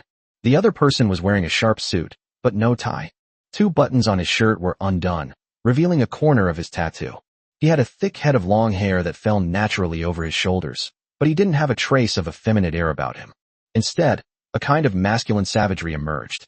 He was a full 1.9 meters tall, with a square head, large ears, a wide nose, and large, round eyes, not the kind of handsome that is considered conventionally attractive. However, he possesses a domineering beauty. Lin Xiao recognized him at a glance. This was Tianwan, the city lord of Hanzhou City, whom he often saw in various news reports. Lin Xiao and Lao Lu immediately stood up and were about to bow to Tianwan. However, Tianwan waved his hand dismissively. "All right, enough with the unnecessary formalities. I just want to ask you one question. Did you really see a 9th-tier demonic beast?" Lin Xiao keenly noticed the subtle information in the other party's words. Tianwan didn't ask if it was a dragon, but instead asked directly if it was a 9th-tier demon beast. This proves that Tianwan either didn't take the dragon seriously, or that he didn't believe the matter was true. Old Lu then looked at Lin Xiao. Lin Xiao quickly replied, "It's absolutely true. Many people in our caravan saw the dragon. It's about 2 days' journey from Hanzhou City. At that time, Napoleon flew right above us. It was a western dragon, about 80 to 100 meters in size." When Lin Xiao replied, he also mentioned some information about Napoleon, thus increasing the authenticity of what he had seen and heard. Tianwan closed his eyes, pondered for a moment, and then said somewhat dismissively, "According to you, that thing was so big that as a divine-level beast tamer, I couldn't possibly not have sensed it. However, I didn't hear the slightest sound in Hanzhou City. What reason do you have to believe you? Tianwen's words did not deny Lin Xiao's statement, but rather he wanted Lin Xiao to prove the authenticity of what he had seen and heard. Then, Tianwen continued, "Do you know why I'm stationed in Hanzhou City?" Lin Xiao spoke without hesitation about the little common sense he knew. All the divine-level beast tamers in the Dragon Kingdom are locked in a standoff with 9th-tier demonic beasts. Since you are in Hanzhou City, it proves that there are also 9th-tier demonic beasts nearby. Upon hearing this, Tianwen nodded. That's right. So, you need to know what kind of impact your claim about Napoleon is on the current situation in China. Can you afford to risk spreading rumors? Lin Xiao was stunned when he heard this. After all, Tianwen is now putting a difficult problem on his head. Old Lu was also sweating profusely. He was already regretting coming to the city lord's mansion with Lin Xiao. Lin Xiao then sighed helplessly and said, "May I ask, Lord Tian, can you trust the people around you?" Upon hearing this, Tianwen raised his eyebrows. Then, as if he had thought of something, waved his hand and said to Zhou Mingwei, "You can go down now." Zhou Mingwei nodded hurriedly. "Yes, Lord City Lord." After Zhou Mingwei left, Lin Xiao then looked at Lao Lu and said to him, "Captain Lu, could you please go out and wait for a moment?" Chapter 134. Who did I think it was? It's you. Although Lao Lu didn't know what other arrangements Lin Xiao had, he still stood up and walked out of the reception room. Tianwen then looked at Lin Xiao with great interest. "What? Are you trying to pull some trick on me?" His tone was calm, but there was no hint of sarcasm in it. It gives the impression that Tianwen, given his position, should speak in this way. This is the demeanor of a god-level beast tamer. Lin Xiao didn't refute anything, but instead stretched out a hand and made a grabbing motion in front of him. Suddenly, a phantom book appeared in front of Lin Xiao. Upon seeing this, Tianwen immediately frowned. He subconsciously took a step back, not because he was afraid, but because he was in a safer position.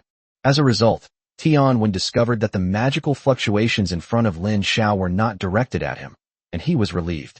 You must understand that as a god-level beast tamer, although he has already stood at the top of the world, the whole world is watching him. Many hostile nations have been trying to deplete their opponents' god-level beast tamers. For example, Japan, those Japanese chickens, colluded with the United States to commit a tragedy 20 years ago, murdering a god-level beast tamer from China. This was the biggest loss the Dragon Kingdom had suffered in the last 20 years. Although the Dragon Kingdom successfully retaliated against Japan, everyone knew that the fall of a god-level beast tamer was an immeasurable blow to the Dragon Kingdom. Just then, the illusory book in front of Lin Xiao stopped on a certain page, and a wisp of water rippled out from it. Elemental magic, mirror replay. The so-called mirror playback is a kind of water element magic, which uses light and shadow to present a memory in the water's ripples and mirror surface. The scene reflected in the mirror was Lin Xiao and his companions encountering the demonic dragon Napoleon outside Hanzhou City. Upon seeing this, Tianwen immediately frowned. With his knowledge, he could easily determine the authenticity of the scene and the level of danger Napoleon. Immediately, Tianwen fell into deep thought. After a moment, Tianwen looked at Lin Xiao very seriously. "Who exactly are you?" Upon hearing this, Lin Xiao replied nonchalantly, "Me? I'm just an ordinary freshman." Upon hearing Lin Xiao's words, Tianwen let out a cold laugh. A freshman? Would a freshman have such strong mental power to control magic of this intensity? After saying that, Tianwen suddenly looked at Lin Xiao, his aura soaring like a rainbow. Lin Xiao knew that if he couldn't clearly explain his identity, Tianwen would not let him go. So, Lin Xiao said without any hesitation, "My name is Lin Xiao." Upon hearing Lin Xiao introduce himself, Tianwen was taken aback for a moment, then burst into laughter. "Who do we have here? It's you. That guy Li Guanjun specifically told me that if you come to my territory, I must take good care of you." Upon hearing this, Lin Xiao couldn't help but twitch his lips. Why is Li Guanjun so persistent? This guy seems to have seen right through me. Then, Li Guanjun will arrange his people in every city. He is going to escort me all the way to the capital of Yuzhou. Looking at Lin Xiao, Tianwen didn't ask him why he was disguising himself. Instead, he said to Lin Xiao, "If that demonic dragon really exists, then things will be very serious." Lin Xiao then asked, "Can't we just report it directly to our superiors?" Upon hearing this, Tianwen shook his head. Now Hanzhou City is in turmoil. Not long ago, some extremists infiltrated the city. They want to release the thing that was sealed in Hanzhou City. I suspect that the demonic dragon was attracted here by them. Is something terrible sealed away in Hanzhou City? At this point, Lin Xiao suddenly thought of that rumor. The reason why Hanzhou City was able to establish a city on the Langjiang River was that it had a powerful seal that sealed a ninth-order demon beast. Tianwen nodded immediately. That's right. Hey, is sealed here. However, at this point, Tianwen realized that he should be careful what he said when facing Lin Xiao. Therefore, Tianwen stopped him in time, then smiled and said to Lin Xiao, "All right, thank you for the information. Go back now, and leave Hanzhou City as soon as possible." Lin Xiao nodded upon hearing this. He didn't ask any further questions, but instead decisively chose to leave the city lord's mansion. As soon as Lin Xiao stepped out of the reception room, he saw Lao Lu waiting for him. "Why did you come out? Does Tian Shun believe what you said?" Lin Xiao nodded and didn't hide anything from Lao Lu. "The god of the fields told us to leave Hanzhou City immediately, saying that things are not safe here." Upon hearing this, Lao Lu didn't think much of it, assuming that Tianwen was preparing to deal with the demonic dragon, so he didn't ask any further questions. After the two returned to the hotel, Lao Lu rearranged the itinerary for the rest of the trip with everyone. Old Lu announced to everyone that after purchasing enough supplies the next day, they would set off overnight. No one understood why Lao Lu would arrange for everyone to set off overnight the next day, since the wilderness at night is many times more dangerous than during the day. However, Lao Lu explained that the area around Hanzhou City is very safe, and as long as everyone walks carefully, there will be no problem. Everyone habitually trusted Lao Lu, so no one raised any questions. They all prepared to purchase the supplies the next day and set off overnight. Nothing happened that night. The next morning, Lin Xiao took Xiaoqing and Qimila out for a stroll. For Lin Xiao, who possesses 4 storage devices, his supplies were already prepared. The most important thing is to take these 2 little girls out to experience the scenery of a human city. Although the 3 of them were disguised, they were still considered handsome men and beautiful women, attracting the attention of passers-by along the way. They wandered through various tourist attractions, eating and drinking along the way, having a wonderful time. Lin Xiao was quite satisfied with this kind of life. Ultimately, one can't always be living on the edge, can one? The 3 then arrived at a well-known local restaurant. Lin Xiao saw that it was almost time, so he decided to take the 2 girls to lunch. Lin Xiao had just sat down when he casually ordered quite a few dishes. The waiter looked at the menu and said, "Sir, you've ordered quite a lot. I'm afraid the 3 of you can't finish it all. Would you like to change 2 portions?" Upon hearing this, Lin Xiao shook his head. "No need. Please pack up the 2 extra portions for me. I want to take them to my friends."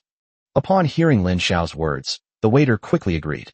Watching the waiter go off to serve the dishes, Xiaoqing quickly asked, "Master, are you giving these to Sister Xiaju and Sister Ishan?" Lin Xiao nodded. "Master, you're so good to us. I was wondering how I was going to explain things to Sister Jiao and Ishan after they came out of the pokeball. It turns out you've always remembered them." Lin Xiao smiled upon hearing this, but remained silent. Soon, the dishes were served. Xiaoqing was overwhelmed by the sight of all the food on the table. "Master, these dishes are all so delicious." Lin Xiao glanced at Xiaoqing's gluttonous expression and smiled. The most famous thing about China is its food. Every city has its own unique cuisine. As soon as he finished speaking, Lin Xiao's heart tightened inexplicably. Immediately, out of the corner of his eye, he saw 5 people slowly walking out of the private room upstairs. Chapter 135. This is the most terrifying person in the world. The 4 people around them looked like an ordinary group of tourists, but each of them had a shifty look in their eyes, as if they were all wary of something around them. In the very center of these 4 people, another person was surrounded by them, looking like a prisoner being escorted. At first, Lin Xiao didn't feel anything was wrong, but the natural power within Lin Xiao's body suddenly gave him a dangerous premonition. An indescribable sense of danger began to surface in Lin Xiao's mind. In Lin Xiao's heart, a voice was roaring incessantly. "Run, run. You will die? Get away from here. This is the most terrifying person in the world." Lin Xiao suppressed the excitement in his heart and ate the delicious food on the table with Xiaoqing and Chimera.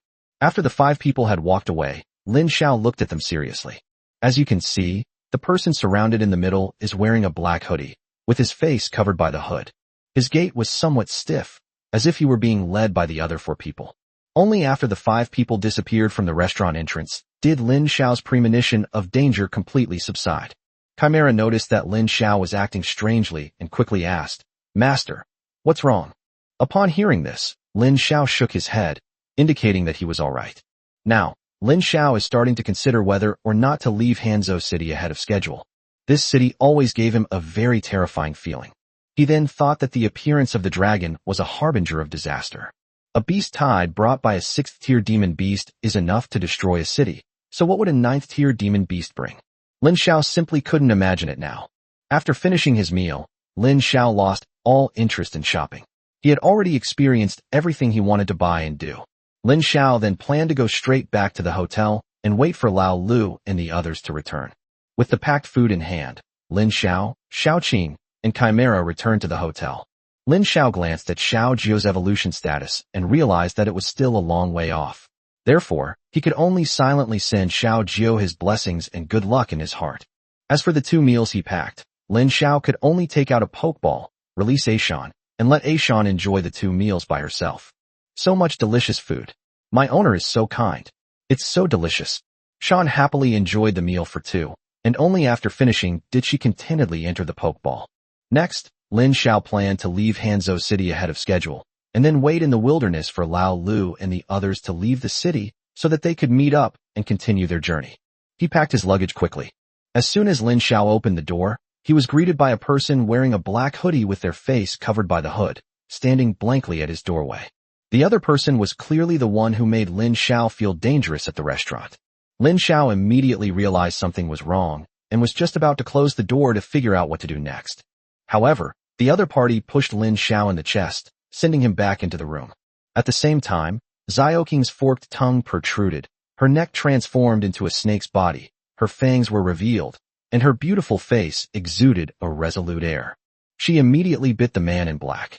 The chimera beside it had also formed a magic circle, ready to unleash its power.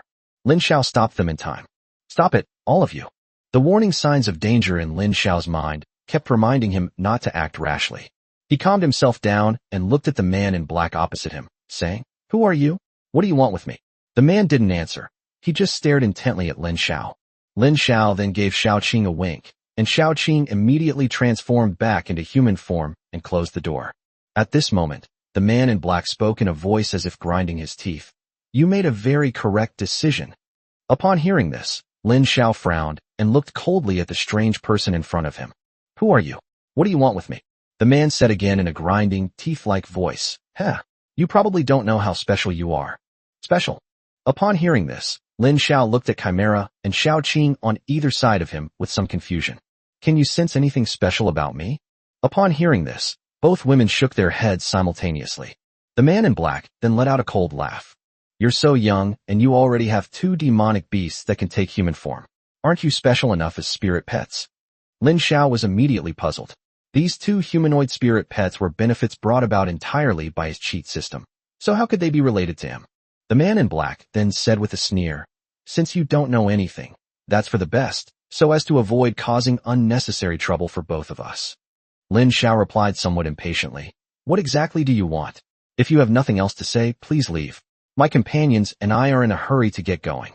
I'll make a deal with you, as long as you take me out of Hanzhou City." Upon hearing this, Lin Xiao nonchalantly replied, "I'm not interested."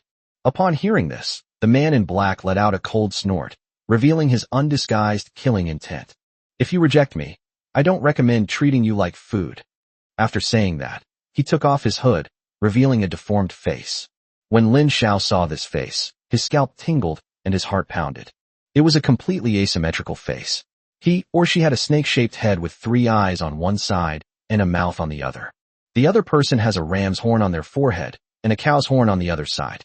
The original mouth position was where an insect's mouth parts were, but the tip of the mouth parts was actually a nose used for breathing. The skin below the neck was covered with a mixture of scales and downy hairs, giving it a very rough appearance. Immediately afterwards, the other party's basic information appeared in Lin Xiao's mind. The will of an Earth Immortal, an S-rank 9th-tier demonic beast, a product of a 9th-tier demonic beast's failed evolution. Some 9th-tier demonic beasts retain a very strong will after death, thus influencing the thinking of surrounding demonic beasts. They may even fight fiercely for the corpse and will remnants of the 9th-tier demonic beast, and may even devour each other, ultimately forming different Earth Immortal wills. If any of the attracted demonic beasts possesses powerful spiritual energy capable of suppressing the will of a 9th-tier demonic beast, then its spirit will become the core of this aggregate. Conversely, if the ninth-tier demonic beast is not suppressed, it will be resurrected within the aggregate. Because the ninth-tier demonic beast has failed to evolve, and its will cannot escape, its strength can only stagnate. Over time, the will of the earth immortal will inevitably go mad, and it will begin to relentlessly kill and devour everything around it. It is recommended that the host immediately leave its line of sight. Otherwise, find an opportunity to kill it. Possesses skills unknown. After learning the other party's information, Lin Xiao suppressed the urge to wipe the cold sweat from his forehead and looked at the other party very calmly. How do you plan to escape? Upon hearing Lin Xiao's words, the other party merely sneered. This is not something I should be thinking about. Just remember, if you can't get me out of Hanzhou City before dark, then you and these two humanoid monsters beside you will become my food. Upon hearing this, Lin Xiao immediately nodded. Then, he glanced at the time. It was only 2 p.m., and there were still 5 hours until it got dark. After thinking for a moment, Lin Xiao asked, "Why don't you just break out?" The will of the earth immortal put its hood back on. "I don't want to see that old guy yet." "Who is that old guy?" Tian asked. Upon hearing this, Lin Xiao couldn't help but speculate in his mind. According to Tian Wen's previous statement, a ninth-tier demonic beast is sealed beneath Hanzhou City. Could that ninth-tier demonic beast be the predecessor of this ugly monster in front of us? Chapter 136, Playing Cards All Night Long.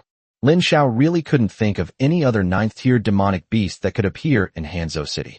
The dangerous aura emanating from the Earth Immortals will subsided somewhat.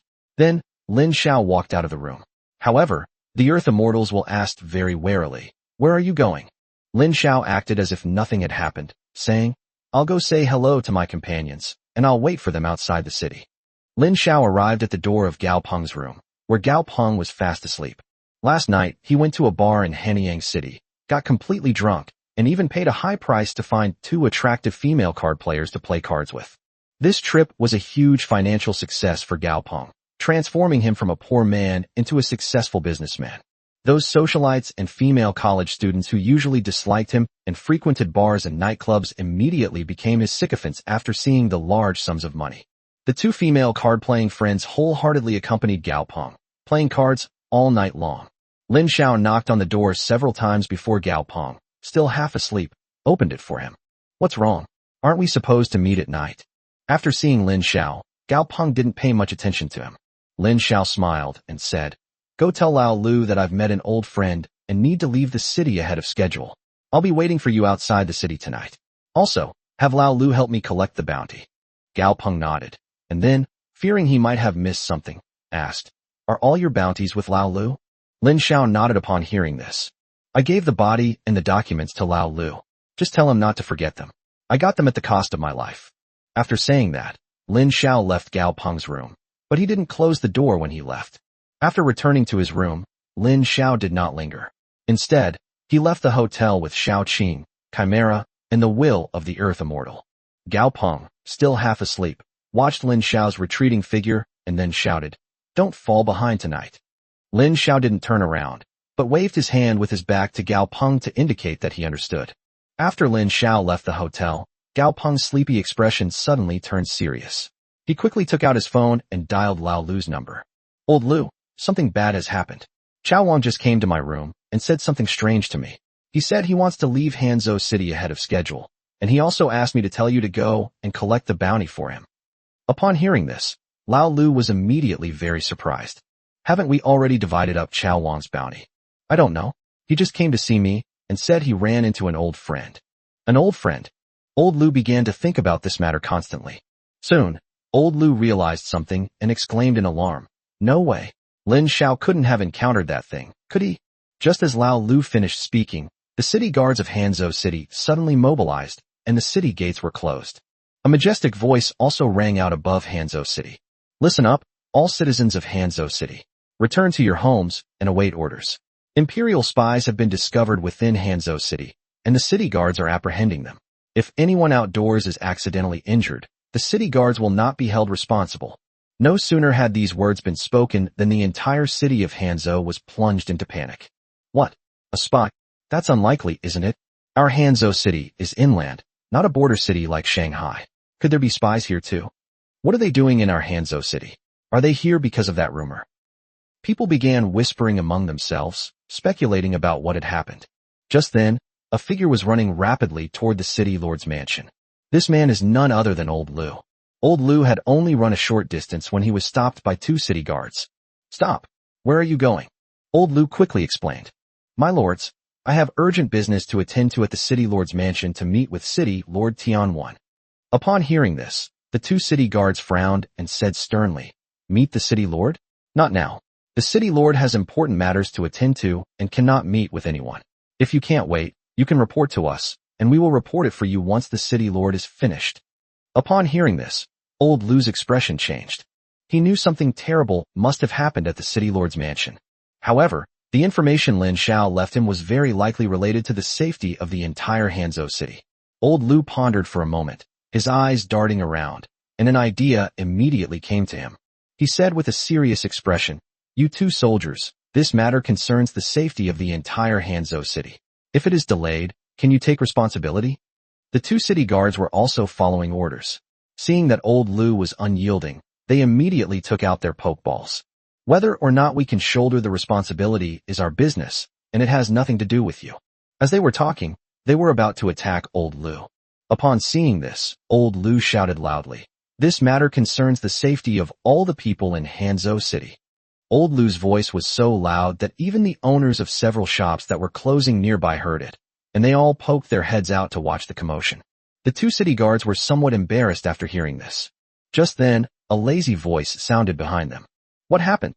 Old Lu looked closely and realized that the other person was Zhou Mingwei, the receptionist from the city lord's mansion. However, Zhou Mingwei now looks completely different from when he met him at the city lord's mansion. At the time, Zhou Mingwei's impression on Lao Lu was that of a shrewd and worldly civil servant. However, Zhou Mingwei now gives the impression of a capable beast tamer. Zhou Mingwei then walked up to them. "What just happened? What were you arguing about?" "Reporting to the Sir." Before the 2 city guards could report, Old Lu spoke up first. "Commander Zhou, I have an urgent matter to report to the city lord." Upon hearing this, Zhou Mingwei looked at Lao Lu with surprise, then remembered Lao Lu's identity. "You are the one who came with Chao Wang." Upon hearing this, Old Lu nodded, indicating his identity. "What's wrong? You can tell me first. Something big has happened in Hanzhou city. The city lord may not have time to deal with you." Zhou Mingwei then asked. Upon hearing Zhou Mingwei's words, Old Lu immediately looked troubled and said, "You probably can't make the decision on this matter. I must see the city lord immediately. Otherwise, Brother Chao Wang might be in trouble." When Zhou Mingwei heard Lao Lu say that Chao Wang was in trouble, he initially wanted to dissuade him again, but then he suddenly remembered something and quickly changed his mind, saying, "Really? Something happened to Chao Wang." Upon hearing this, Old Lu shook his head uncertainly. "I don't know. Chao Wang just left me a message indicating that he might be in trouble. Moreover, the message he left is related to the city lord's mansion, which is why I need to meet with the city lord." Upon hearing this, Zhou Mingwei said to Lao Lu without hesitation, "Okay, come with me." A moment later, on the city wall of Hanzhou, Old Lu stood in front of Tianwan with a serious expression. "Are you saying all this before Chao Wang left?" Chapter 137. My own beast girl is still the most reliable. After walking around the streets twice, Lin Xiao and the Earth Immortals will heard the citywide broadcast. The Earth Immortals will then spoke in his characteristically sharp, teeth-grinding voice. "You don't think I'll let you off the hook just because you're dawdling here, do you?" Upon hearing this, Lin Xiao pointed to the sky. "You heard the announcement just now. The entire city is now under martial law. If you intend to attract the attention of the city guards, then you can come with me to the city gate and force your way through the checkpoints. In that case, life or death is up to fate. Of course, given your strength, you should be able to break through." Upon hearing this, the will of the Earth Immortal immediately let out a cold snort. "Anyway, if you can't get me out of here before dark, I'll kill you first." Upon hearing this, Lin Xiao asked with a suspicious look, "Why are you making things difficult for me? I'm just an ordinary college student." The voice of the Earth Immortals will then became even hoarser, saying, "It seems you truly are unaware of your own uniqueness." Upon hearing this, Lin Xiao's curiosity was immediately piqued. "What is it about me that makes you so fond of me? Why don't you tell me, and I'll change it, okay?" The will of the Earth Immortal did not continue this topic. It glanced at the sky, then said calmly, "4 hours left." Lin Xiao thought for a moment and decided to run away. Unexpectedly, The will of the Earth Immortal said without turning his head. If you want to escape, I won't stop you, but you must have the strength to escape. At this moment, Lin Xiao looked down at his feet and discovered that his shadow had already merged with the will of the Earth Immortal. Lin Xiao tried to break free and found that the further he was from the Earth Immortal's will, the more his shadow was stretched. When Lin Xiao's shadow was stretched to a certain extent, he would feel a very dangerous sense of palpitation. Lin Xiao immediately frowned. When did he become controlled by the will of the Earth Immortal? He had absolutely no recollection of it. Moreover, this method of controlling other people's shadows was something he had never seen before. To Lin Xiao's dismay, the complete monster encyclopedia was of no help at this point, and he couldn't analyze the specific information about the skill at all. Lin Xiao could only helplessly follow the will of the Earth Immortal. I can tell you, this skill of mine is called Dark Capture. As long as you remain in my sight, your shadow will be preserved. If you disappear from my sight, your shadow will break, and your life will also be. At this point, the Earth Immortals did not continue speaking, but instead allowed Lin Xiao to fill in the blanks in his mind. Lin Xiao appeared helpless on the surface, but in his heart, he began to make plans. Based on his experience, he could deduce from the dream of the nightmare clock that all skills have a prerequisite. One's mental strength must be strong enough. Otherwise, the target of the spell could use their powerful mental strength to interfere with, modify, or even destroy the spellcaster's skills. So, is it possible for him to break free from the control of the Earth Immortals, through his powerful mental strength? Lin Xiao was making plans in his mind. Just then, he caught a glimpse of Chimera winking at him out of the corner of his eye. Lin Xiao immediately understood and took out his phone. He discovered that Chimera had sent him a message. The message contained only one sentence. I can. Upon seeing the message from Chimera, Lin Xiao immediately smiled. Our own beast girl is still the most reliable. Immediately, Lin Xiao strode to catch up with the Earth Immortals will. Seeing Lin Xiao chasing after him, the Earth Immortals will immediately sneered and asked, Have you thought about how you're going to get out of the city later? Upon hearing this, Lin Xiao smiled and asked, Can you enter the Pokeball? Upon hearing this, the will of the Earth Immortal immediately cast an unfriendly glance, making Lin Xiao's hair stand on end. Entering a Pokeball is a disgrace for any monster. Upon hearing this, Lin Xiao shrugged. But if you don't go inside the Pokeball, how am I supposed to get you out? That's your problem. Lin Xiao sensed that the Earth Immortal's aversion to the Pokeball wasn't something that had developed overnight, but rather something deeply ingrained in his being, which puzzled him. After all, Pokeballs are the best resting place for Pokemon, and they are very effective in helping them recover. Lin Xiao then thought for a moment and said, Since you don't plan to enter the Pokeball, you should at least disguise yourself a bit, right? If you disguise yourself well, it will be much easier for us to sneak out of the city. Upon hearing Lin Xiao's words, the Earth Immortals withdrew its predatory gaze. They arrived at a shopping mall, where Lin Xiao bought a set of oversized clothes for the Earth Immortals replacing its black hoodie. Then, Lin Xiao put a wig and mask on the Earth Immortals which perfectly covered its terrifying face. However, just as they left the mall, Lin Xiao saw the four men who had arrived with the will of the Earth Immortal earlier walk in. Upon seeing them, the will of the Earth Immortal quickly dodged to the side, intentionally avoiding them. After witnessing this scene, Lin Xiao couldn't help but smile and ask, You're so powerful, why are you afraid of them? In fact, Lin Xiao's words implied that he was asking the Earth Immortals whether the four people on the other side possessed any special equipment or magic treasures that could be used against it. However, the Earth Immortals sneered and said, Humph, me afraid of them? I'm just afraid that killing them here will attract the attention of the person in the City Lord's mansion. Upon hearing this, Lin Xiao let out a long, oh. However, Lin Xiao did not expose the other party's lie. If that's really the case, then why would the will of an Earth Immortal want to avoid it? Isn't it better to confront the opponent head-on? Thinking of this, Lin Xiao's eyes darted around, and he immediately smiled and said, Then let's go to the city gate now. Let's find a way to slip through the chaos and get out. The will of the Earth Immortal followed behind Lin Xiao, showing no fear that Lin Xiao might make any underhanded moves. But it didn't realize that wearing the long trench coat Lin Xiao bought for it, and a mask in the sweltering summer heat, was already a very conspicuous act.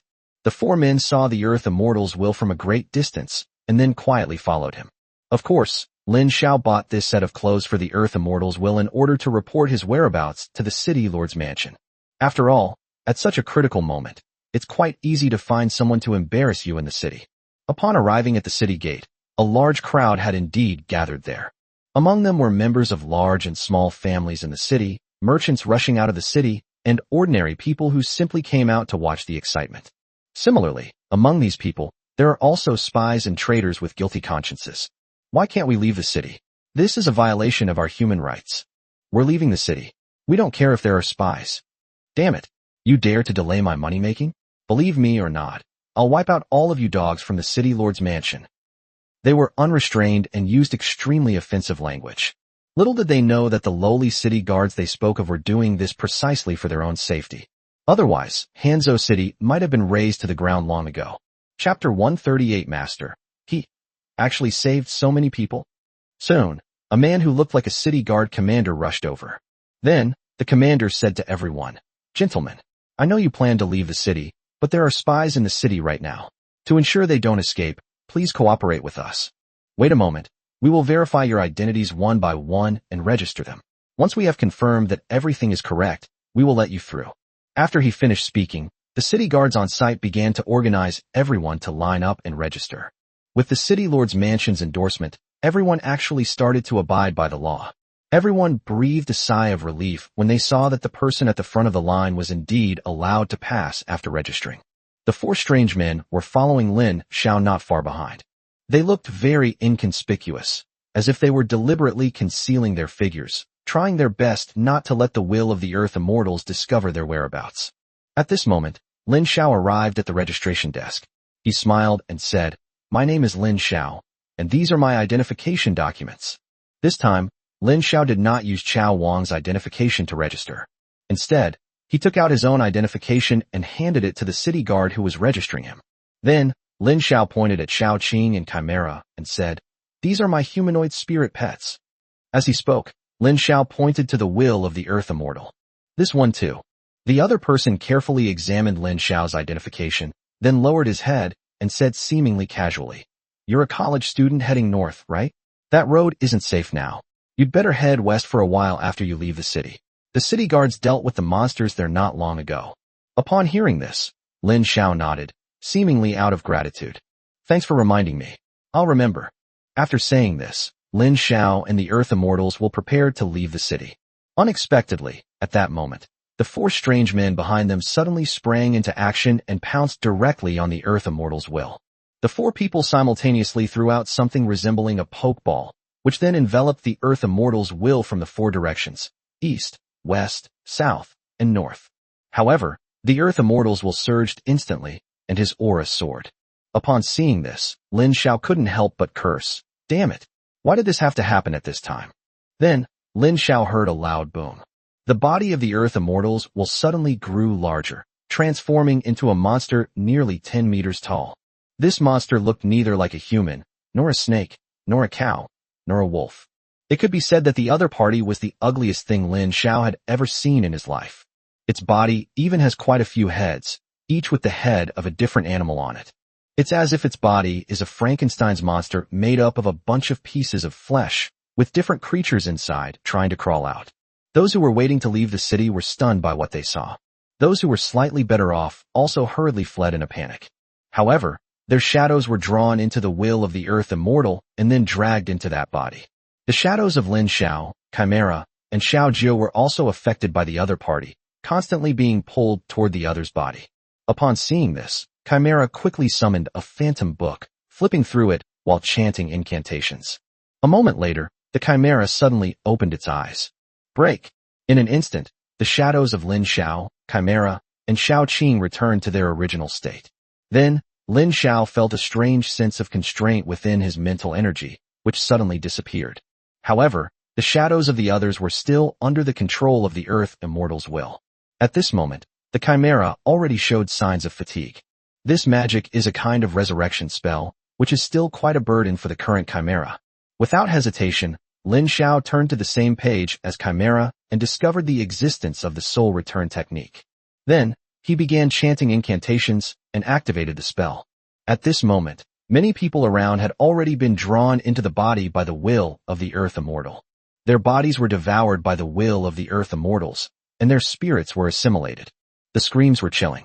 Everyone instinctively resisted the fate of being devoured, but they were utterly insignificant in front of a ninth-tier demonic beast. Despair filled their hearts at that moment. However, at that moment, Lin Xiao's sharp shout interrupted their despair and pulled them back to reality. Chimera stared in disbelief at the scene before her. Master, he actually saved so many people? Chimera knew that the spell was not difficult in itself, but the difficulty lay in the caster's mental strength, not being able to withstand the effect of bringing back so many people's souls. However, Lin Xiao could easily bring dozens of people back to life. It's easy to imagine how powerful Lin Xiao's mental strength must be. At this moment, the four strange men were unaffected. They surrounded the Earth Immortal's will without showing any fear. Suddenly, a sharp sound rang out. Bakayara, this guy has gone berserk.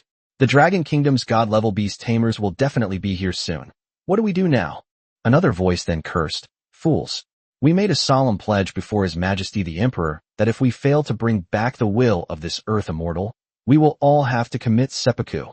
For the dignity of our great core Netherworld clan, we will fight to the death. Let's give it our all. The four men simultaneously adopted an expression of heroic willingness to die. Then, they threw dozens of strange pokeballs at the will of the Earth Immortal. Those pokeballs seemed to have undergone special modifications, as if they could extract something from the will of a spirit after touching it. Over time, the strength of the Earth Immortals will actually began to decline. After seeing this, Lin Xiao finally understood what the other party wanted to do. They want to steal the will of this Earth Immortal.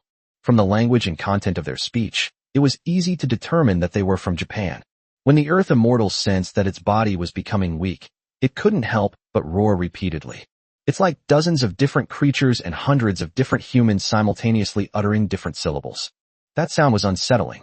With just that one roar, the four beast tamers from the Sakura Kingdom were all sent flying backward, seemingly seriously injured. They completely ignored their injuries and continued to manipulate the pokeballs, absorbing the energy of the Earth Fairy's will. The will of an Earth Immortal is a rare find, perhaps only once in 1,000 years. If we can bring you back, I believe our Sakura Kingdom will surely rise again. The four men then absorbed energy from the Earth Immortals will even more frantically. The will of an Earth Immortal is originally a failed product of the evolution of a ninth-order demon beast. It is a remnant of that will.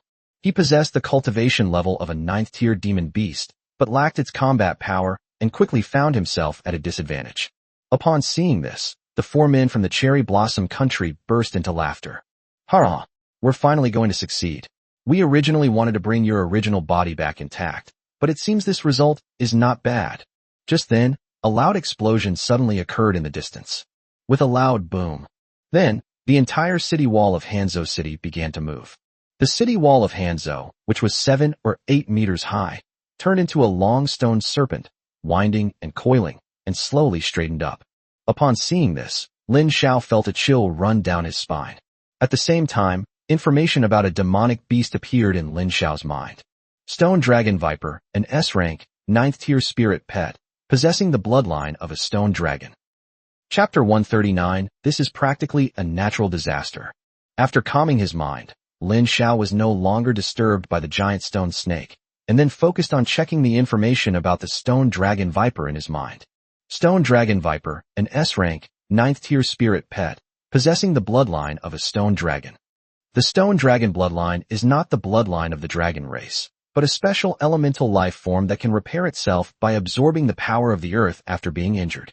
For every 100 feet it grows longer, it gains an additional heart, and after the body breaks apart, the individual heart will survive as an independent entity and continuously search for its other bodies until it reintegrates. It possesses the S-rank talent Earth Suppression, and is born to serve as the core of the formation and a sealing beast. Within the range of Earth Suppression, any demon beast that is not one level higher than it will be steadily suppressed. Possesses the following skills: Earth Devouring, Earth Suppression, Earth Power, Earth Bite, Earth Dragon Turnover, Mountain Moving. Earth Suppression, the Stone Dragon Viper's innate skill, which uses itself as the foundation to create a sealing formation, sealing the target creature inside, making it unable to escape. To break free from the seal, it must be broken from the outside, or the sealed object must die naturally, and the seal will automatically become invalid. Earth Devouring. Under the suppression of the earth, all the stone dragons and vipers can absorb the energy of the sealed object to nourish themselves. The absorption speed is determined by the power of the sealed object. The stronger the object, the slower the absorption speed. Earth power. The more abundant the earth element, the greater the power bonus for the stone dragon viper. Earth dragon turns over. The stone dragon viper can stir up the soil like a tsunami to attack its target. Moving mountains, changing the underground and reshaping the terrain. Earth's bite. The stone dragon viper pulls its target into the mud, altering the mud's density to make it incredibly hard, and then tears and shreds the enemy. After reading through this series of basic information about the stone dragon viper, Lin Xiao couldn't help but gasp in astonishment. A 9th-tier demonic beast, terrifying indeed. Unexpectedly, all of the stone dragon viper's skills are so abnormal. Not only can it move mountains and fill seas, but it can even change the terrain and landform. This is practically a natural disaster. At the same time, Tian Wen's voice came from the sky. He was in midair, standing on a flying demon beast. Because he was too far away, Lin Xiao could not see what kind of demon beast it was. Then, Tian Wen's voice slowly drifted over. Everyone on site, evacuate immediately, or you will be responsible for your own life. The voice was extremely awe-inspiring, but no one dared to disagree with Tian Wen's warning. After all, this is the aura of a god-level beast tamer. At this moment, however, the will of the earth immortal voiced its anger. Tian Wen, for the past 90 years, I have been suppressed by you under the walls of Hanyang. I have suffered so much. Originally, I planned to escape from here, recuperate, and then come back to settle accounts with you. It seems that's no longer necessary. Today let's settle things once and for all. After speaking, all the heads on the Earth Immortal's body opened their eyes, and it seemed as if they could shoot out terrifying beams of light. It seems that simply being watched can lead to having one's soul stolen. Lin Xiao resisted this feeling thanks to his strong willpower. However, the other ordinary beast tamers around him were not so lucky. Some people were directly controlled by the will of the Earth Immortal and desperately attacked in all directions. Some people released their spirit pets and then used their teeth to tear them apart, as if a starving ghost wants to have one last meal before being reincarnated. Some people even want to merge with their spirit pets. But no matter which one it was, as their madness intensified, the power of the Earth Immortals will also become increasingly explosive. From his vantage point, Tian Wen immediately shouted, "Hurry up and leave. Otherwise, you'll all die here." Although Tian Wen just said he would not be responsible for the life or death of the people, how could he, as the city lord, allow the will of this Earth Immortal to harm the common people? Tian Wen then commanded the stone dragon viper to crash headlong into the will of the Earth Immortal. The latter's body was tens of kilometers long, and even though it was coiled up, Lin Xiao still couldn't see the end of it. Then, Lin Xiao looked at Xiaoqing beside him. "Xiaoqing, when will you grow to be this long?" Xiaoqing thought for a moment, blinked, and gave a somewhat dazed response. "Master, if I shed my skin a few more times, I might grow longer than it." Lin Xiao was speechless. He almost forgot that Xiaoqing's body didn't contain any stone dragon bloodline, but the genuine bloodline of a real dragon. At this moment, the 4 men from Japan secretly ran towards the door. They wanted to take this opportunity to escape as quickly as possible. Tian Wen, who was looking down on everything from the sky, snorted coldly. "Come and go as you please. Do you think my dragon kingdom is so easy to bully?" After saying that, Tian Wen waved his hand, and the stone dragon viper's body immediately rolled over, blocking the other party's only way. Upon seeing this, the 4 men from Japan took a few steps back. The person in charge of them was Matsushita Kename. At this moment, Matsushita looked around, and then immediately said to the others, "Don't be afraid. Tian Wen can protect the will of the Earth Immortal, but he can't protect us. We just need to find a way to escape." The 4 of them then immediately split up, intending to use this method to evade the stone dragon viper's interception. Upon seeing this, Tian Wen immediately revealed a cold smile. "Do you really think you can escape my grasp?" After saying that, Tian Wen waved his hand, and the stone dragon viper's body suddenly broke into 5 parts, and then a new type of viper appeared, which was only about 10 zhang long. The other 4 parts, however, became 4 body segments. After separating from their original forms, they immediately changed their appearance and transformed back into 4 different creatures. One looked like a tiger, one looked like a giant, one looked like a crawling lizard, and one looked like a long snake with legs. Then they attacked the 4 men from the Cherry Blossom Country. Lin Xiao was quite amazed by what he saw. Is this what a god-level beast tamer is like? With Lin Xiao's knowledge, he could tell at a glance that Tian Wen's method was to take advantage of the fact that the stone dragon viper had many hearts and deliberately severed its own body. This was originally supposed to be a survival tactic involving cutting off the tail, but Tianwen took advantage of the stone dragon viper's elemental nature to reshape their bodies, allowing them to detach from their original forms and fight as clones. At this moment, Lin Xiao couldn't help but admire him in his heart. As expected of a god-level beast tamer, to be able to invent such a skill. This skill was not recorded in the complete monster encyclopedia, which surprised Lin Xiao. At the same time, this also served as a wake-up call for Lin Xiao. That is, if you encounter a powerful beast tamer in the future, the other party is very likely to create new skills on their own, which is not uncommon. On the contrary, skilled beast tamers can create beast taming skills that suit them by training their own spirit pets. At this moment, the Earth Immortals will have been charged to a certain extent, and its body had grown from a few meters tall to nearly 20 meters in size, even exceeding the height of the city wall. It has already included many of the surrounding residents. Many people within its control have already been devoured by it. All of its heads had opened their eyes and mouths, as if it were preparing some kind of powerful attack. Upon seeing this, Lin Xiao immediately felt a strong sense of crisis. Chapter 140, Is the World About to be Destroyed? Seeing the appearance of the Earth Immortals' will, Tianwen in the sky immediately sensed that something was wrong. He quickly realized what was going on. Tianwen immediately shouted, "Beast, you actually want to eat everyone in the entire Hanzhou city to fill your stomach." At this moment, some of the people of Hanzhou city fled in panic. Some were so frightened that they hid at home and dared not go out, while others mustered up the courage to come out and watch the excitement. Some even had ulterior motives and planned to take this opportunity to rob and plunder throughout the city. However, all this chaos was brought under control by the swift arrival of the city guards. The city guards first subdued those who were taking advantage of the chaos to loot, and then they went to appease those who were panicking and running away indiscriminately. Some of the city guards even released their own spirit pets to calm the panicked citizens. Just then, they heard a loud boom. The sound was like something hitting the earth.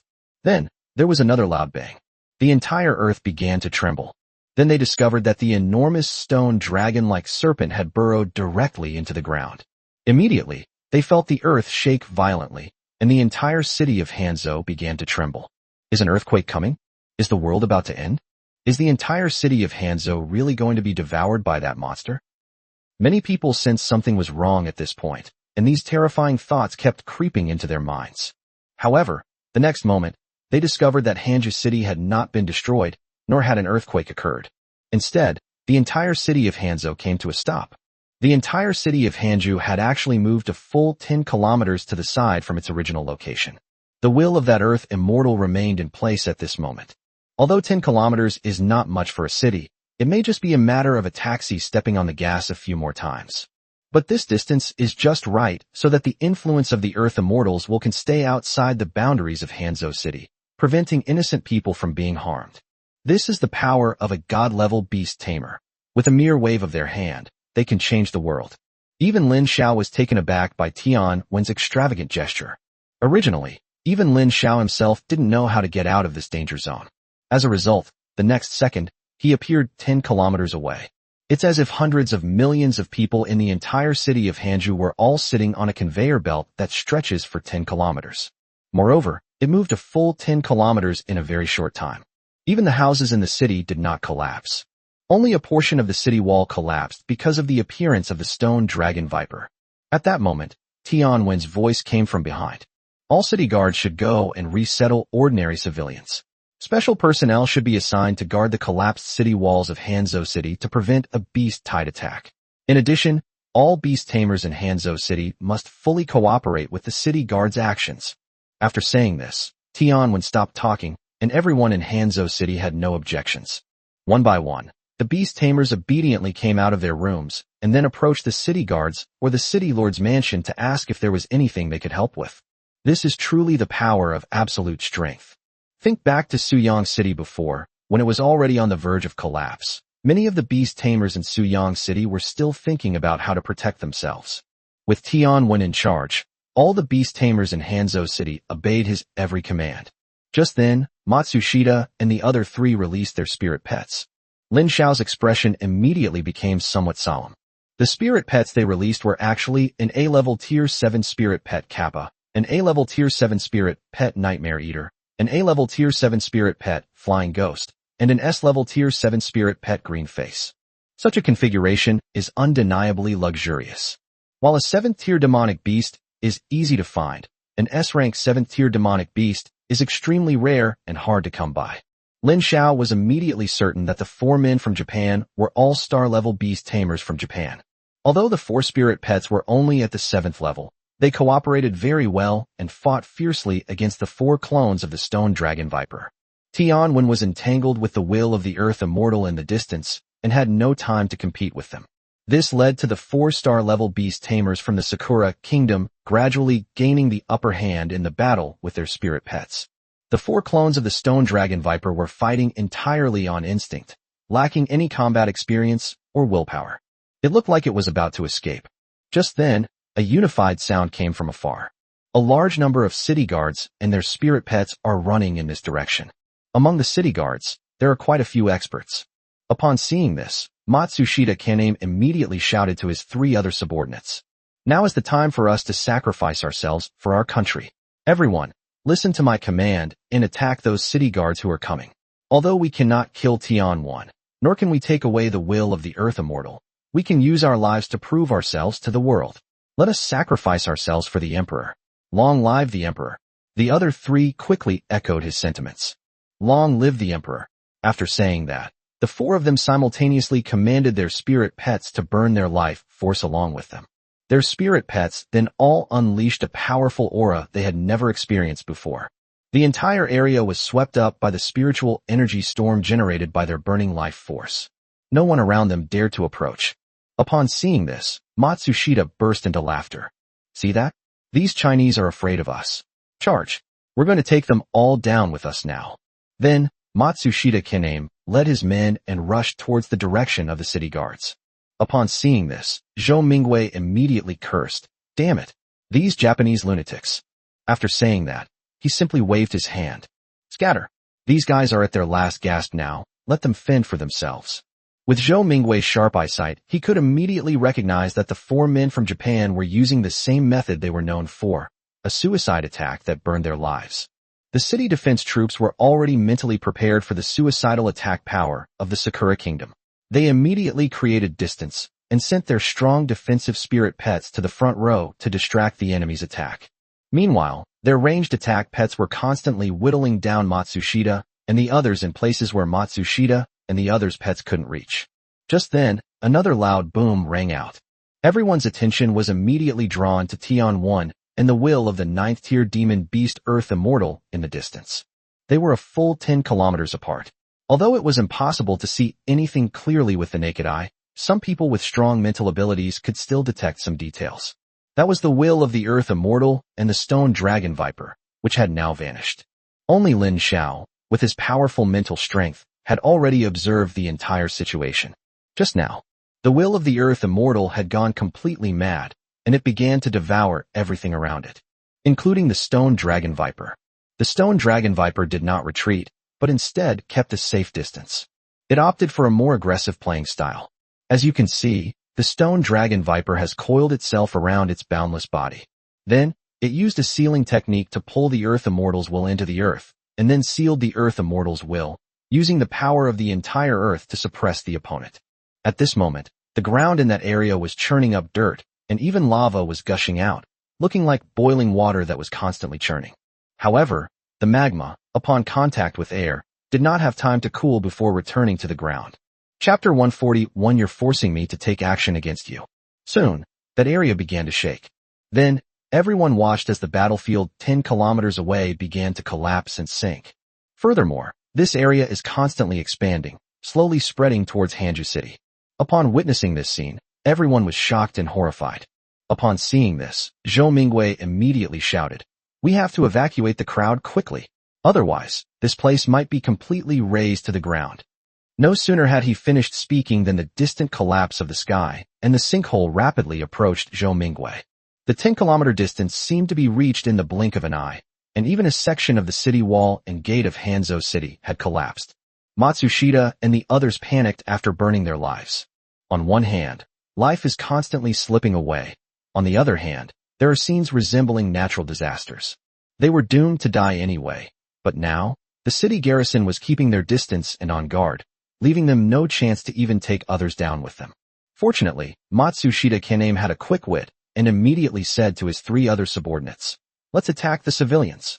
We'll take some of them down with us, even if it means our own death." The other 3 men from Japan burst into laughter upon hearing this. "Hurrah! Good. Let's attack the civilians. Those people have no fighting ability, so it's easy to kill them. When the higher-ups find out, they'll definitely give us credit for the kills. Yes, let's do it. Let's go. Let's kill the civilians." It has to be said, the Japanese in Japan are truly shameless. Seeing these men from Japan targeting ordinary people again, Zhou Mingwei couldn't help but curse angrily. "Damn it. These bastards. Brothers, charge. We swear to protect the people with our lives." After saying that, Zhou Mingwei had no choice but to lead the city guards to charge up again. The strategy has shifted from proactive defense to proactive offense. And that's how they fell into Matsushita Kaname's trap. They were just waiting for the city guards to rush over, and now they finally found their target. And so, these 4 demons burning with life force and a group of fearless guardians began their battle together. In just one encounter, a member of the city guard was injured. Hurrah! Matsushita was about to deliver the final blow to the city guard soldier he was fighting. But then, out of nowhere, a magic missile suddenly appeared. Immediately, they saw that Chimera had already activated the magic circle to its maximum value not far away. In her hand, she still held the judgment of Magic Sparta. Lin Xiao, however, was holding a Gatling water cannon. After aiming at the 4 men, he began to fire. The sounds of gunfire, accompanied by the whooshing of rockets, drew a beautiful arc in the night sky. At the same time, Xiaoqing used her enormous body to repeatedly ram into Matsushita and the other 4. Even Ishin was waiting for an opportunity to attack them. In an instant, the 4-star level beast tamers from the Sakura Kingdom, who could have slaughtered ordinary city guards at will, were completely at a disadvantage. Upon seeing this, Matsushita Kaname quickly pointed at Lin Xiao and said to his 3 subordinates, "Let's go and take down that guy. It looks like he and his humanoid spirit pet are in danger." Matsushita's 3 men quickly replied, "Hello, sir." They had overheard Lin Xiao at the exit registration office when they left the city, saying that Xiaoqing and Chimera were his humanoid spirit pets. Therefore, given how powerful Lin Xiao's humanoid spirit pet is now, they naturally understand how advantageous it would be for them to eliminate Lin Xiao first. Then, Matsushita's 3 men, burning with their last breaths, rushed toward Lin Xiao. Upon seeing this, Lin Xiao couldn't help but let out a cold laugh.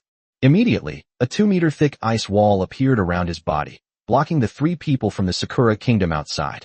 The 3 from Sakura Country then crashed into the ice wall with a series of bangs, but they didn't even manage to create a single crack. Zhou Weiming then led his men over, intending to support Lin Xiao. For a moment, all the city's defense troops were focused on Lin Xiao. Just then, something unexpected happened. Matsushita Kaname, who had been speaking with righteous indignation just moments before, suddenly stopped burning with life. Then, he took a smoke bomb out of his pocket, threw it on the ground, and disappeared. "Commander, They ran away. Matsushita's 3 subordinates were stunned. They had been waiting for Matsushita to die alongside them, deeply honoring their country. Who would have thought that their pillar of support would run away at this moment? In fact, it's not surprising that officials in Japan desert their posts. Back in the First Patriotic War, the Japanese invaders, the Sakura Kingdom, used this method extensively on the land of the Dragon Kingdom. Wealthy and powerful officers brainwashed the soldiers, sending them to the front lines to die, promising to exchange their lives for the enemies if they couldn't win. When the soldier questioned his officer, "Why don't you just die?" the officer would say, "Because I have more important things to do. You are different. Your mission is to sacrifice yourself for the emperor." This trick actually fooled tens of thousands of beast tamers in Japan, who then rushed to their deaths one after another. And today, this same thing has happened again. Lin Xiao was not flustered when he saw the Japanese official run away, because he had no intention of letting him go. Immediately, Lin Xiao closed his eyes and used the power of nature to sense his surroundings. Soon, Lin Xiao discovered the other party's whereabouts. Then, Lin Xiao waved his hand, and Ashan jumped over. Lin Xiao grabbed Ashan by the hair on her neck, mounted her, pointed in a direction, and Ashan chased after him. Xiaoqing transformed into her snake woman form and followed not far away. The Chimera, high in the sky, looked down upon the earth, determined not to give its opponent any chance to escape. Matsushita Kaname was currently lying in ambush in a jungle. Although he used an illusion to avoid burning his life force, he was still seriously injured. Let's not even talk about how a portion of his life force was absorbed by the will of the Earth Immortal. Also, he was injured when he fought the Stone Dragon Viper's clone. While Matsushita Kaname isn't at his last gasp, it's impossible for him to unleash his full potential now. The person he most wants to kill right now is that young man who suddenly appeared earlier. If it weren't for that young man, he could have created an opportunity for himself to escape after sacrificing his 3 subordinates. If all goes well, he might already be on a ship returning home. However, the sudden appearance of that young man completely disrupted his plans. In particular, the young man's 3 humanoid spirit pets were also extremely powerful. He never expected that the young man's humanoid spirit pet, if it turned into a demon beast, would be so large. Moreover, he never expected that the young man's humanoid spirit pet could actually unleash powerful magic. What's most infuriating is that the young man's equipment was all offensive, with none of it being defensive. At this moment, Matsushita Kaname couldn't help but curse loudly. "You idiot.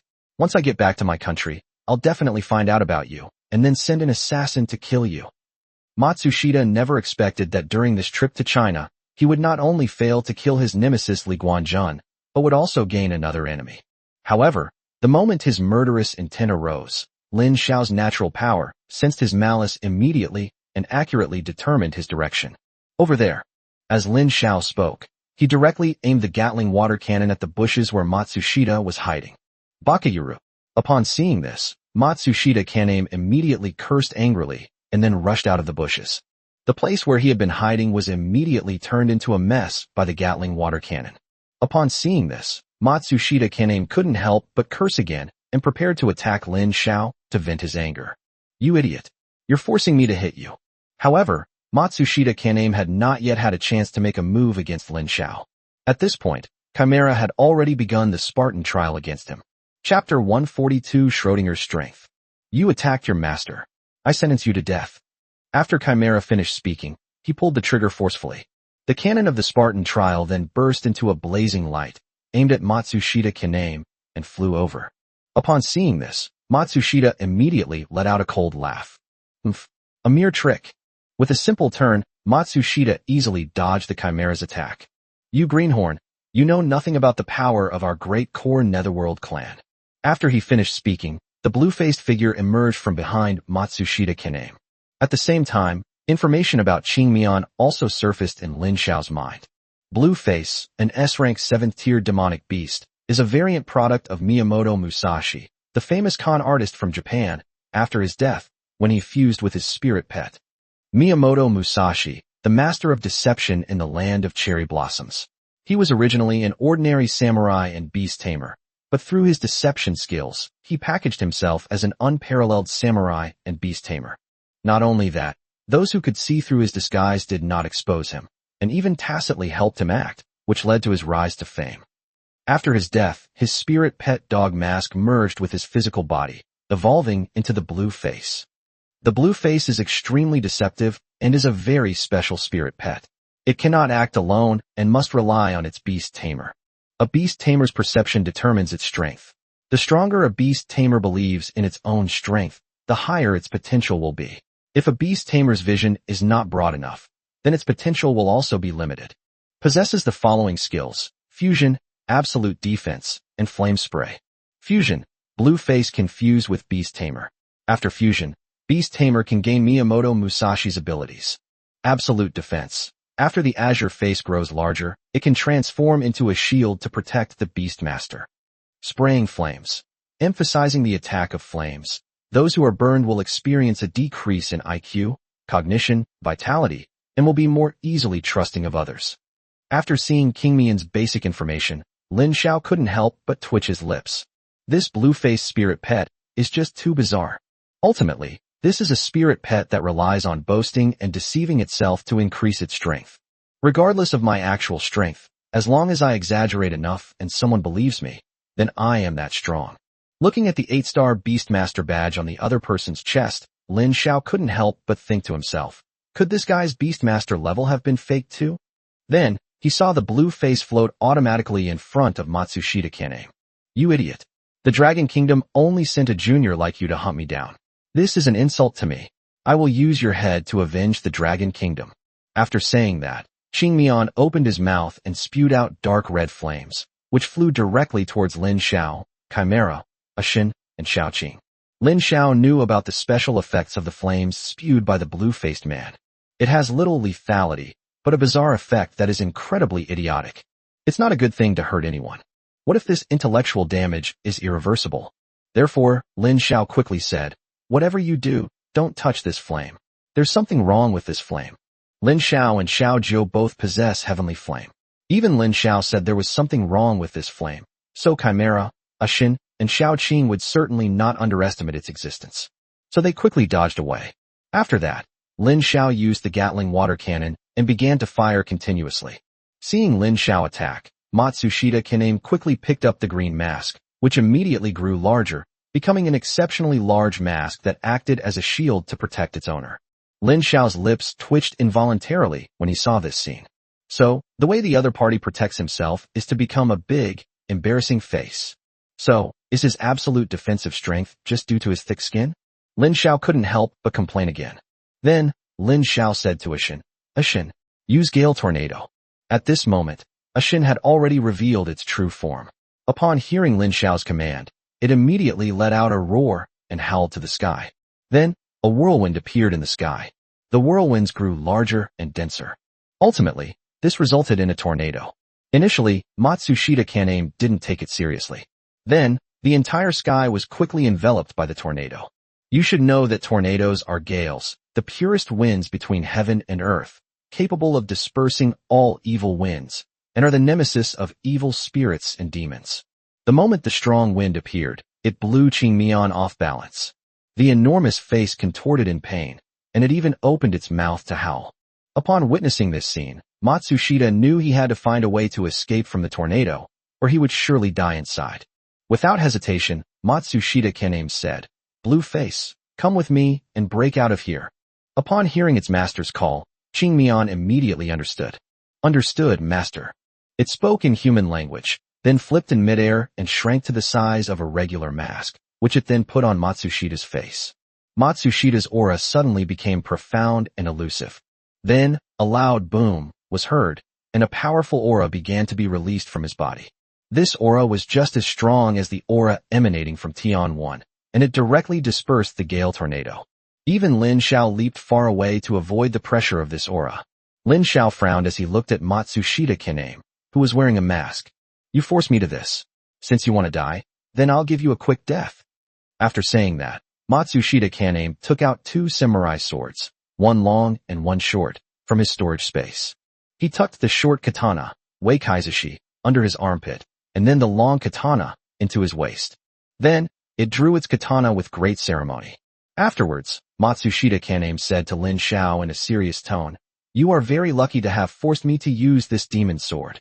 The moment the katana left its sheath, a faint sound of ghostly wails and howls echoed from the sky, as if a woman was crying in the air, accompanied by the sound of the wind. Strangely, there were no ghosts or monsters in the sky. Lin Xiao frowned at this moment. Why did he suddenly become so strong? He clearly only has the strength of an 8-star beast tamer, and even Qing Mian is just an S-rank 7th-tier demon beast. But its aura was simply too powerful. It was so powerful that even Lin Xiao felt a sense of danger. Suddenly, Lin Xiao remembered the description of Qing Mian. This is a spirit pet that grows through the self-hypnosis of its tamer. Its strength is very Schrodinger's cat. In other words, as long as Lin Xiao exposes the beast tamer's lie, he can greatly reduce its strength. But how can we expose the lies of this beast tamer from the Sakura Kingdom? Thinking of this, Lin Xiao couldn't help but fall into deep thought. Chapter 143, Next time you're bragging, please prepare a draft beforehand. Loosening his belt, he raised his sword and slashed at Lin Xiao. Lin Xiao immediately focused his mind and concentrated on dealing with the beast tamer from the Sakura Kingdom in front of him. As you can see, Matsushita leaped high into the air, like a general who could defeat 10,000 men entering the battlefield to kill enemies, with an aura of invincibility. Lin Xiaoming knew that his opponent was in midair and couldn't change his position, making him a sitting duck.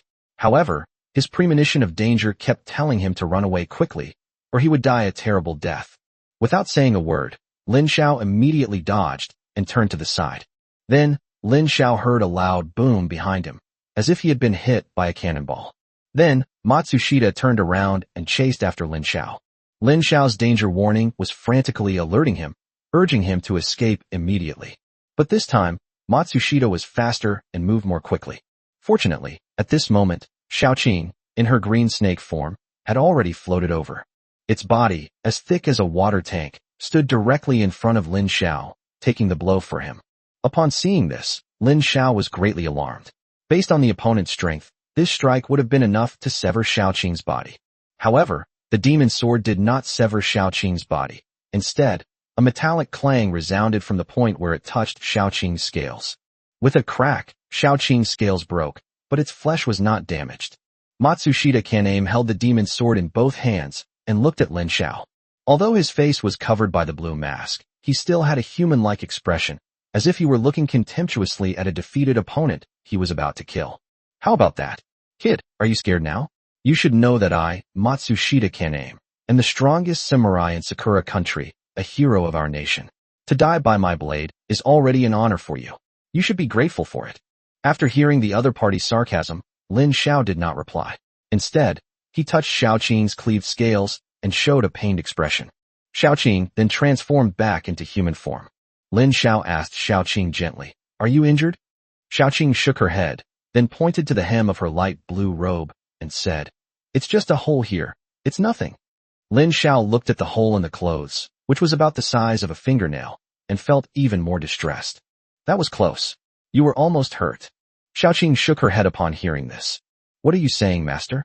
Protecting you is my duty. Upon hearing this, Lin Xiao shook his head and said, "No, you sisters are all my people. To hurt you is to hurt me. Don't worry, master. I will help you get revenge." Xiaoqing was deeply moved when she heard Lin Xiao's words. Master is so good to Xiaoqing. Then, Lin Xiao turned around and looked at Matsushita Kaname. At this moment, Matsushita's mocking expression became even more pronounced. "Umph, how dare you flirt with your humanoid spirit pet in front of me? All that just now was your overestimation of yourselves. I'll kill you all later and let you meet in hell." After saying that, he was about to make another move when Lin Xiao interrupted him. "You just said your name is Matsushita Kaname, right? What's wrong? You say you're the strongest samurai in the Sakura National Army? So what if it is? Do you have any objections?" Matsushita Kaname looked smug as he spoke. Upon seeing this, Lin Xiao revealed a meaningful smile. He suddenly thought of how to expose Matsushita Kaname's lie. Then, in front of Matsushita, Lin Xiao took out his phone and started operating it. Matsushita Kaname was completely dumbfounded. Who plays on their phone during a duel? Unexpectedly, after operating the phone for a while, Lin Xiao suddenly turned the screen around and asked Matsushita to show him. "Excuse me, next time you're bragging, please prepare a draft beforehand. You are not the #1 warrior in the Japanese army. You are nothing more than a clown who loves to deceive. The true greatest samurai is named Yajayu Kamo." Upon hearing this, Matsushita Kaname's heart sank. You're talking nonsense. What's said online is all fake. I already have the strength of a god-level beast tamer. As long as I go back, I can challenge Mr. Yajayu. Lin Xiao, however, had no intention of letting the other party off the hook and continued to strike while the iron was hot. "Oh, now that you've been exposed, you're denying it? Japan has a very strict hierarchy. If a subordinate dares to slander his superior like this, he'll be court-martialed. If I'm not mistaken, Yajayu Kamo allows you to lie during battle, even slander him, because you and your spirit pet are a pair of big liars. The strength you've been displaying from the beginning isn't truly yours. You must finish this quickly, otherwise your mental strength won't be enough to support you using power far exceeding your actual strength. So, as long as I keep you occupied here, you'll soon reveal your true colors." Although Lin Xiao spoke slowly and deliberately, every word he uttered resonated deeply with Matsushita Kaname. Moreover, Lin Xiao's words were relentless and aggressive, not only refusing to back down, but also moving step by step toward Matsushita Kaname, putting immense pressure on him. Matsushita Kaname felt extremely guilty after Lin Xiao's words and was on the verge of collapse. However, he is also a veteran who has been through many battles. His psychological defenses could not be so easily breached by Lin Xiao. Then, Matsushita Kaname revealed a cold smile. "Oh, you saw right through me." He quickly adjusted his mindset, changed the posture of the demon sword, and made a drawing and slashing motion. "However, haven't you forgotten something? Although you've seen through the secret of my spirit pet, I am a genuine star-level beast tamer. Therefore, killing you, you greenhorn, is still very easy for me. After saying that, Matsushita took a step forward, and then his body disappeared in midair. Then, he suddenly appeared not far from Lin Xiao. Draw sword slash. Matsushita Kaname surprisingly chose to attack Lin Xiao's main body directly. However, during his attack, he suddenly sensed a dangerous aura. Then, he quickly dodged.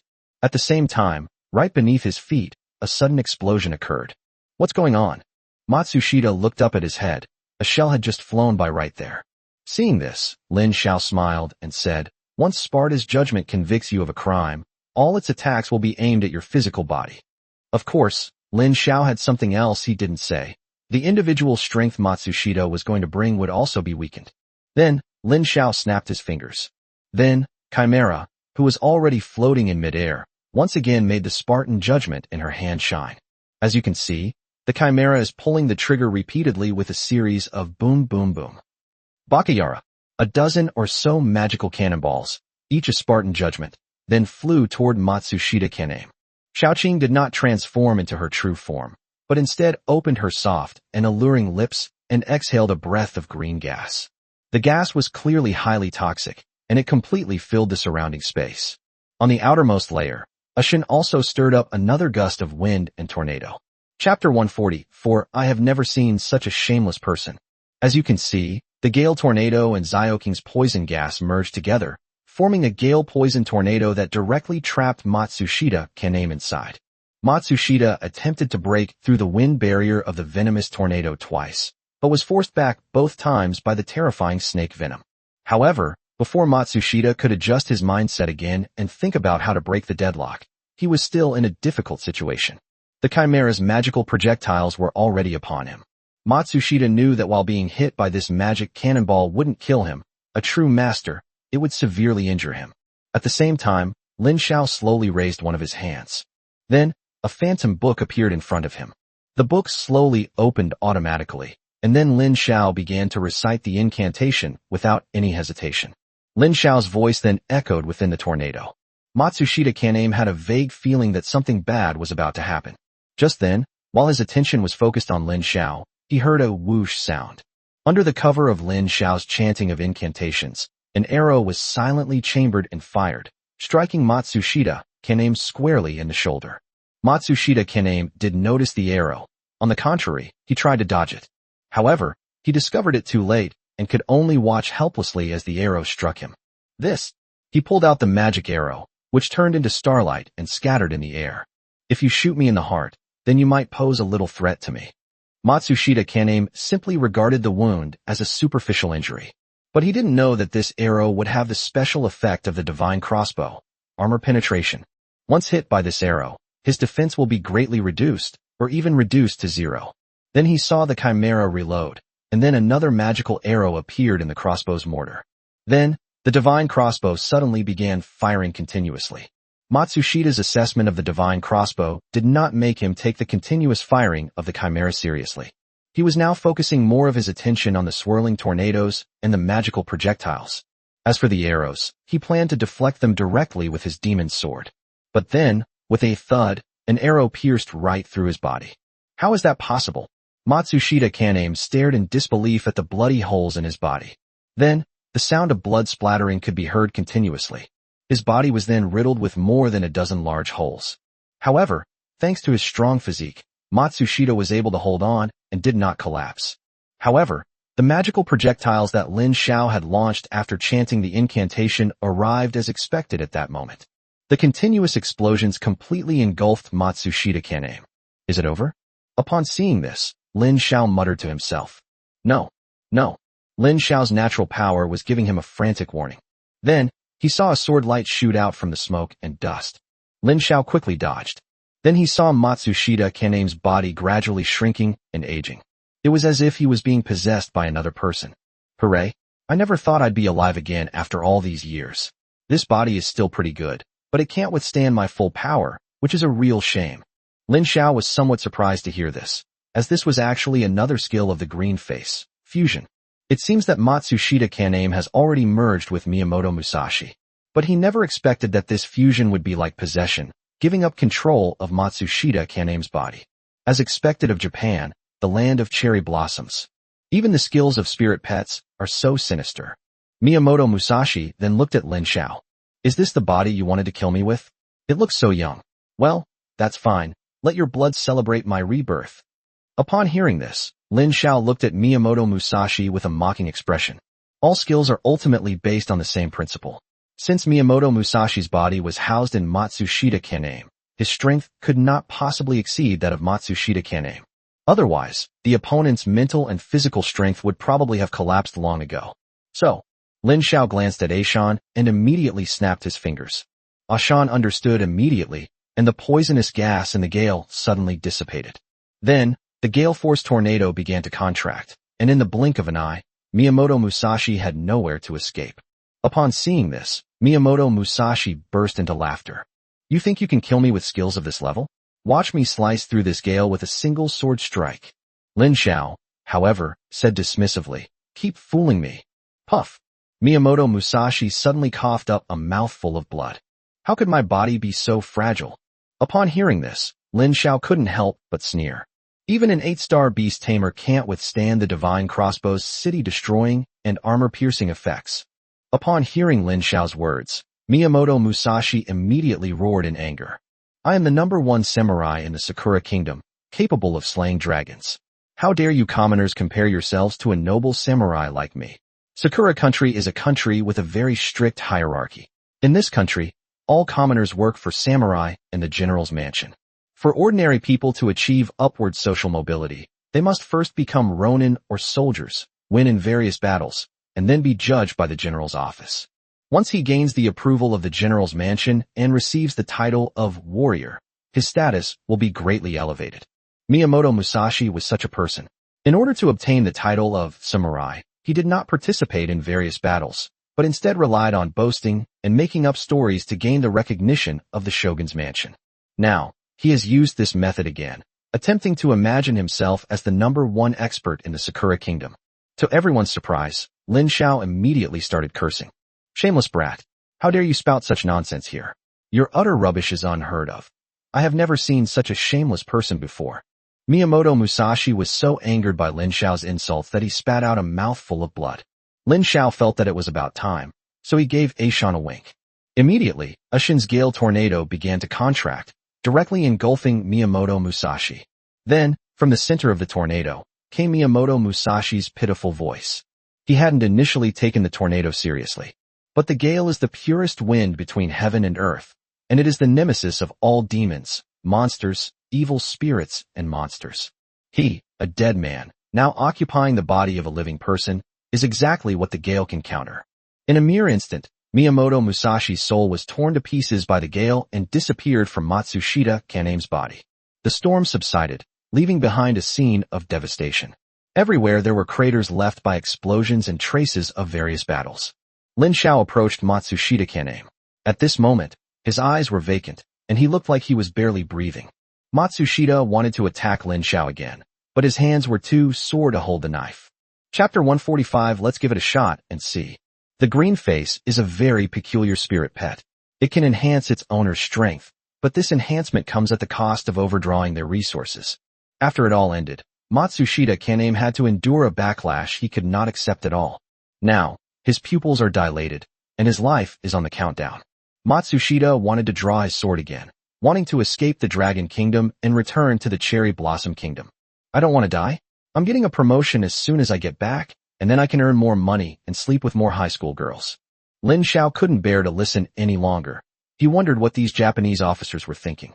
Immediately, Lin Xiao took out his bone knife and plunged it into the other person's body, giving him a quick death. Lin Xiao would never give a chance to live to a hostile country like Japan. The reason is simple. After transmigrating, Lin Xiao thoroughly studied the memories of this body. There was a piece of history that he remembered deeply. The Sakura Kingdom had once launched a war against the Dragon Kingdom. This is historically known as the first war to protect the nation of the Dragon Kingdom.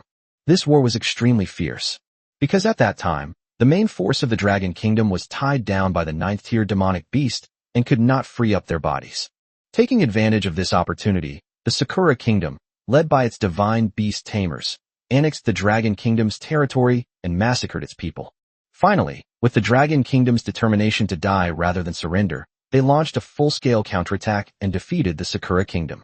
However, the aftermath was that ninth-tier demonic beasts ran rampant, and it took the Dragon Kingdom hundreds of years to quell these ninth-tier demonic beasts and rebuild the Dragon Kingdom society. No one in China will forget this debt. Lin Xiao believed that sooner or later, they would make the Sakura Kingdom pay the price. Then, Lin Xiao bent down and began to examine the items Matsushita was carrying. Lin Xiao quickly found the storage equipment that Matsushita wanted to bring. It turned out to be a purse, and it looked like it was handmade. Lin Xiao's consciousness merged into it, but at that very moment, Lin Xiao almost exclaimed, "Holy crap!" There were actually hundreds of billions of dollars in that storage pouch. This was something Lin Xiao never expected. It should be noted that he had killed some heads of powerful families before, but even those people couldn't possibly have carried more than $1 billion in cash. However, the cash that Matsushita was carrying was over 10 billion yen, which made Lin Xiao's total assets almost unimaginable. This might be due to Lin Xiao's ingrained thought patterns.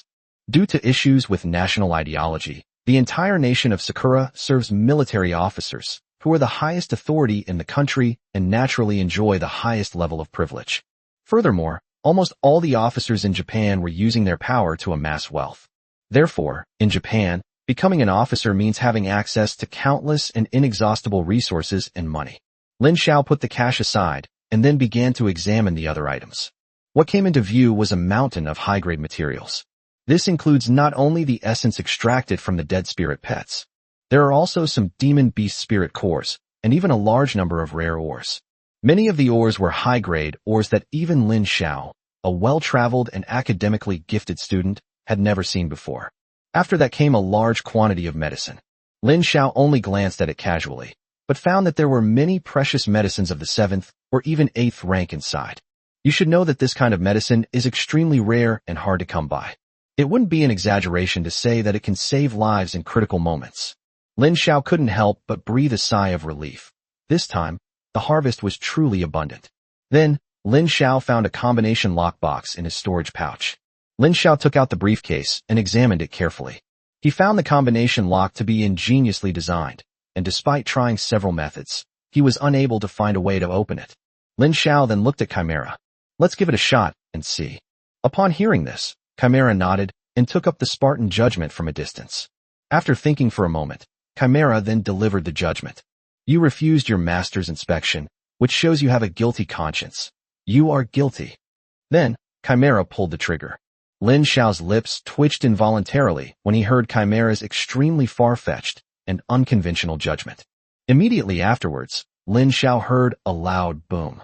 The briefcase was blown 5 or 6 meters high, but the briefcase remained intact after it landed on the ground. Upon seeing this, Lin Xiao couldn't help but frown. The more this happened, the more Lin Xiao wanted to see what was inside the briefcase. Then, Lin Xiao thought for a moment and said to the Chimera, "Attack its weakness first, then use armor penetration." Upon hearing this, Chimera nodded and used a weakness attack on the combination lockbox. After the arrow hit the combination lock, a white dot actually appeared on it. Then, the area near this white dot was marked by the divine crossbow as a relatively weak point, which was precisely the weak point of the cipher box. Next, the Chimera switched to armor-piercing arrows and hit the weak spot with a single shot. Because the armor-piercing arrow hit the weak point, the armor of the password box was reduced to almost 0. Immediately, Lin Xiao raised his bone knife. A violent aura immediately rushed into Lin Xiao's brain. "What kind of junk is this? It made me waste so much effort. I'll smash this damn box to pieces and then shove you into Matsushita Kaneme's anus. If you continue to be so stubborn and refuse to open it, I'll throw you into a cesspool and soak you for hundreds of years." Instantly, dozens of pieces of information that enraged Lin Xiao flooded his mind, then transformed into an attack force, slamming heavily onto the combination lockbox. With a bang, Lin Xiao slashed a hole in the briefcase with his knife. Lin Xiao suppressed the urge to destroy the briefcase, forcefully twisted the blade, and then tore it apart violently. With a rip, Lin Xiao finally tore a large hole in the briefcase. Only then was Lin Xiao able to see everything inside the combination lockbox. Surprisingly, all that was inside were some documents. After a cursory glance, it seemed to be just a few dozen property ownership certificates and some shares in various industries. Wow, I'm absolutely blown away. Lin Xiao was both amused and exasperated.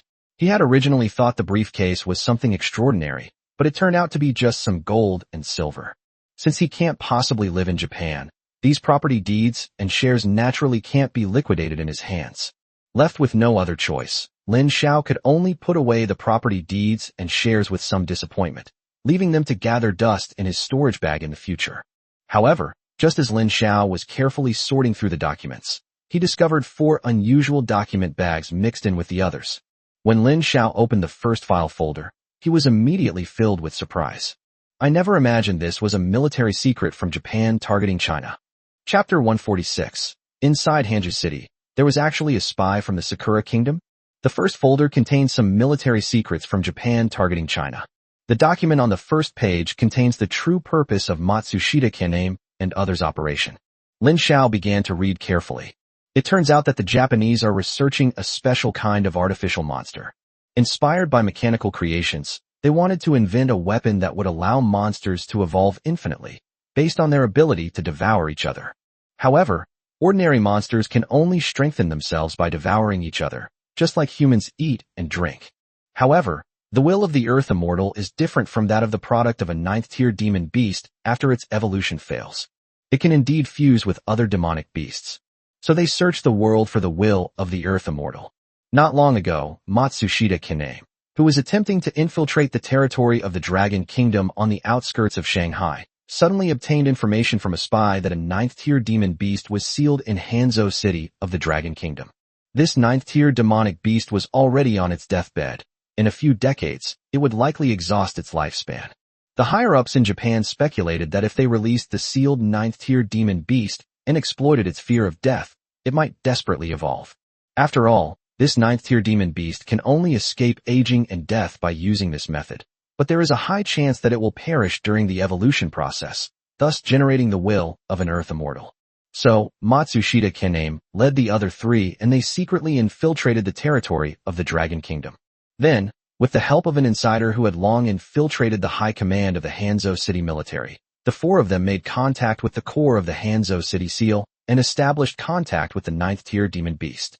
They not only fanned the flames of that 9th-tier demon beast, making it irritable and excited, but also gave it the urge to forcefully evolve. Furthermore, they instilled hatred within it, causing it to die with resentment. As expected, their plan succeeded. Although it was a matter of probability, the Japanese chickens really hit the jackpot, and that's how they gained the will of the Earth Immortal. They used the underground nature of the seal to lure the demonic beasts in the Langjiang River into the seal, allowing the will of the Earth Immortal to devour these demonic beasts that swam near the seal. In this way, they created the will of an Earth Immortal without anyone noticing. All of this was accomplished smoothly with the help of an inside trader. Then, they created a gap in the seal, allowing the Earth Immortals will to escape. In this process, the Japanese chicken tried to weaken the power of the Earth Immortal's will as much as possible and attempted to control it. To avoid being discovered, they also created an energy body to replace the will of the Earth Immortal. Although everything was going very smoothly, they miscalculated the stubbornness of the Earth Immortal's will. The will of an Earth Immortal cannot be controlled by anyone. After all, it was originally a 9th-order demon beast, a unique 9th-order demon beast in the world. So the will of the Earth Immortal fled, and even injured their people. Then, Lin Xiao was inexplicably drawn into it.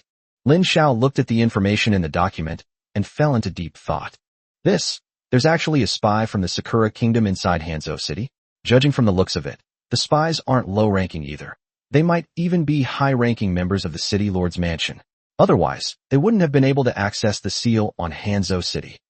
Lin Xiao immediately made a judgment, then quickly put away the document and began to look at other documents. The second document was from the Sakura Kingdom regarding the coastal mines of the Dragon Kingdom. That place happens to be near Shanghai, and it's something that Japan wants to fight for, but because it's within China's territory, they can only annoy China from the surrounding areas. Lin Xiao knew about this. Because it frequently makes the news, it's a well-known fact in China. Then, Lin Xiao produced a third document. The contents inside turned out to be a list of spies provided by Japan to China, who were lurking in Hanzhou, China, in order to coordinate with Matsushita's upcoming operation. This list is as thick as a whole notebook. The list inside contained over 1,000 names. This is only one city, Hanju. Lin Xiao only glanced at the list briefly before discovering that most of the names on it were officials from the city lord's mansion, teachers from various universities, social celebrities, internet celebrities, media personnel, entrepreneurs, and artists. In other words, most of them are successful people. And behind these successful people, it turns out, is funding from Japan. This immediately sent chills down Lin Xiao's spine. If Hanzhou City has already been infiltrated like a sieve, what about the entire Dragon Kingdom? Lin Xiao then put the list away and opened the last document. This is a research report from Japan, consisting of experimental data. Lin Xiao took a closer look. Although the contents had nothing to do with the Dragon Kingdom, they were enough to attract his attention. The report states that a 9th-tier monster has appeared in Sakura country. Furthermore, this 9th-tier demonic beast is different from other demonic beasts. It is a mutated beast with a very strong ability to adapt, and it is also an amphibious demonic beast. When it is asleep, it lives in the sea, but once it is awakened by hunger, it will go into the near sea of the Japanese pheasant, and even climb onto the land to hunt. Ultimately, during a foraging trip, it was injured by the Japanese chicken's master beast tamer. It was precisely because of this battle that it mutated and became a special 9th-tier demon beast. Its existence has brought enormous economic losses and a national security crisis to Japan. So the Japanese pheasant devised a battle plan to kill it the next time it came ashore to forage. Lin Xiao smiled after reading the information. I never expected that Japanese chicken would have such a strong flavor. However, killing a 9th-tier demon beast is not so simple. Even when the Dragon Kingdom killed the Flame God Lord at Falling Phoenix Slope last time, it still resulted in the loss of 3 divine-level beast tamers in the Dragon Kingdom. Does Japan really have that kind of strength? Unless this 9th-tier demon beast has a very obvious weakness, or its talent level is not high. Lin Xiao couldn't help but make this judgment in his mind. Just then, a familiar and powerful aura flew towards Lin Xiao from afar. After sensing that aura, Lin Xiao immediately looked in the direction from which it came. Upon discovering that the aura contained no murderous intent, Lin Xiao knew that it must be Tianwen who had come. Soon, Tianwen rode his flying spirit pet and flew to Lin Xiao's side. Tianwen looked at the corpse Matsushita was about to take in the messy ground, his face expressionless. Then, Tianwen looked at Lin Xiao and asked calmly, "You killed him?" Lin Xiao nodded upon hearing this. Upon hearing Lin Xiao's words, Tianwen first fell into deep thought, then smiled faintly and said, "If Li Guanjun knew that you killed his mortal enemy, he would probably be greatly affected." Lin Xiao smiled and did not respond to Tianwen's words. Then he took all 4 documents and put them in front of Tianwen.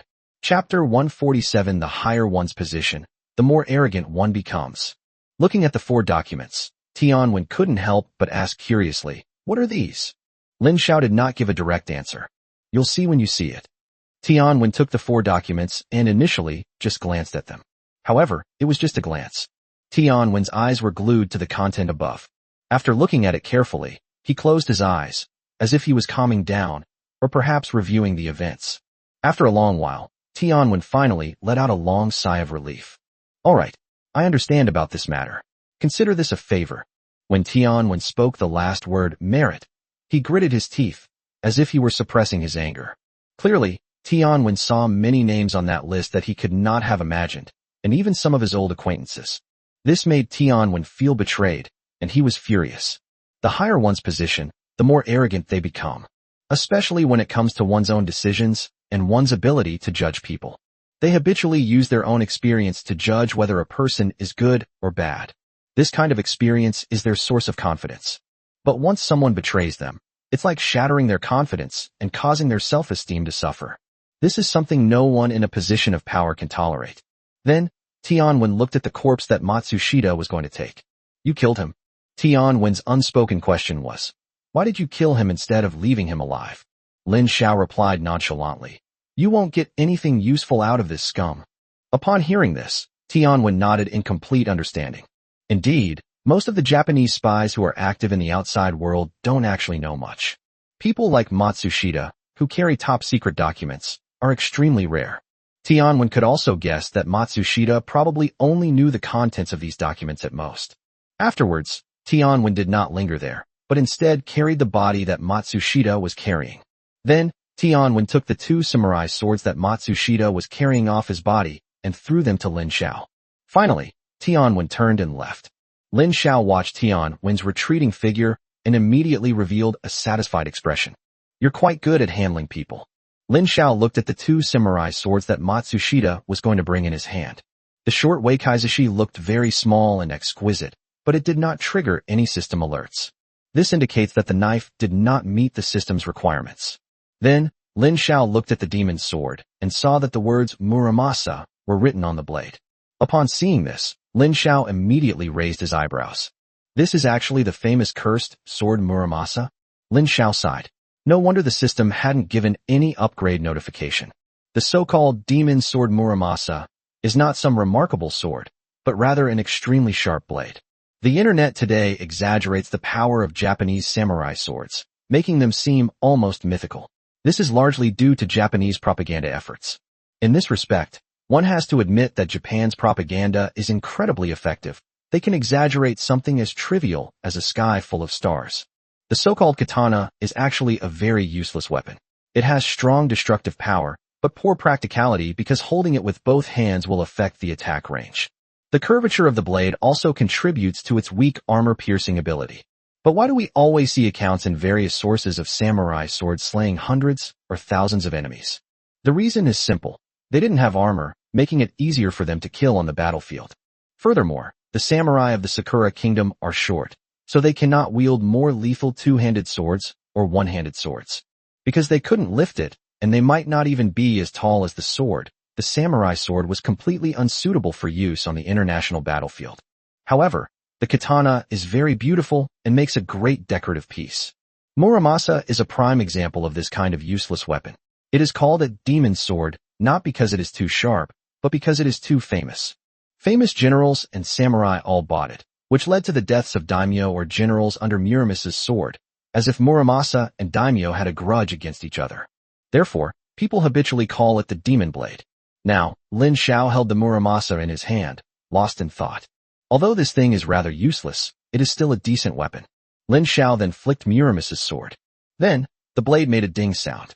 It seems that the material used to forge this blade is of very high quality. It must be said that the dedication and craftsmanship of the Japanese swordsmiths is truly admirable. Considering how sharp the blade could be and how beautiful the body was, Lin Xiao decided to put away the Muramasa demon sword. Perhaps it will be of great use in the future. Then, Lin Xiao looked at the small and exquisite Wakaizushi. Once Xiao Jio has successfully evolved, it can be used by Xiao Jio. Lin Xiao thought to himself. Afterwards, Lin Xiao checked the storage pouch that Panasonic was supposed to bring again and found that it was still like a bottomless pit. So he gave up. I'll organize and review it gradually later. Lin Xiao felt that if he wanted to organize everything inside now, it would probably take until next year. Then, Lin Xiao waved to Chimera, Ashin, and Xiaoqing. Girls, let's go back to the city. Then, Lin Xiao led the three girls back. When they returned to Hanju City, the entire city was slowly moving.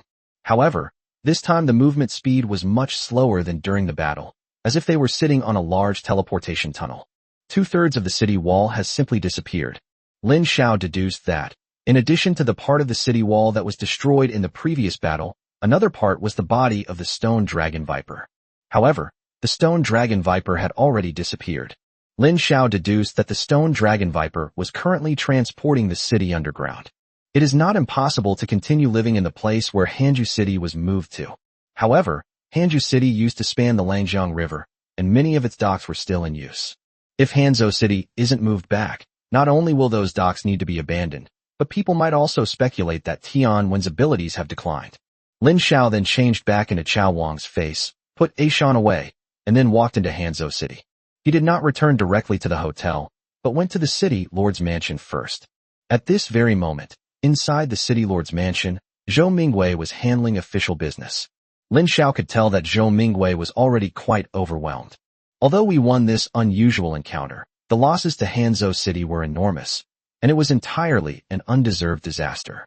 The city lord's mansion was previously surrounded by a large number of citizens who were unaware of the situation. After Zhou Mingwei appeased the citizens and made them disperse, he still had to deal with their complaints one by one.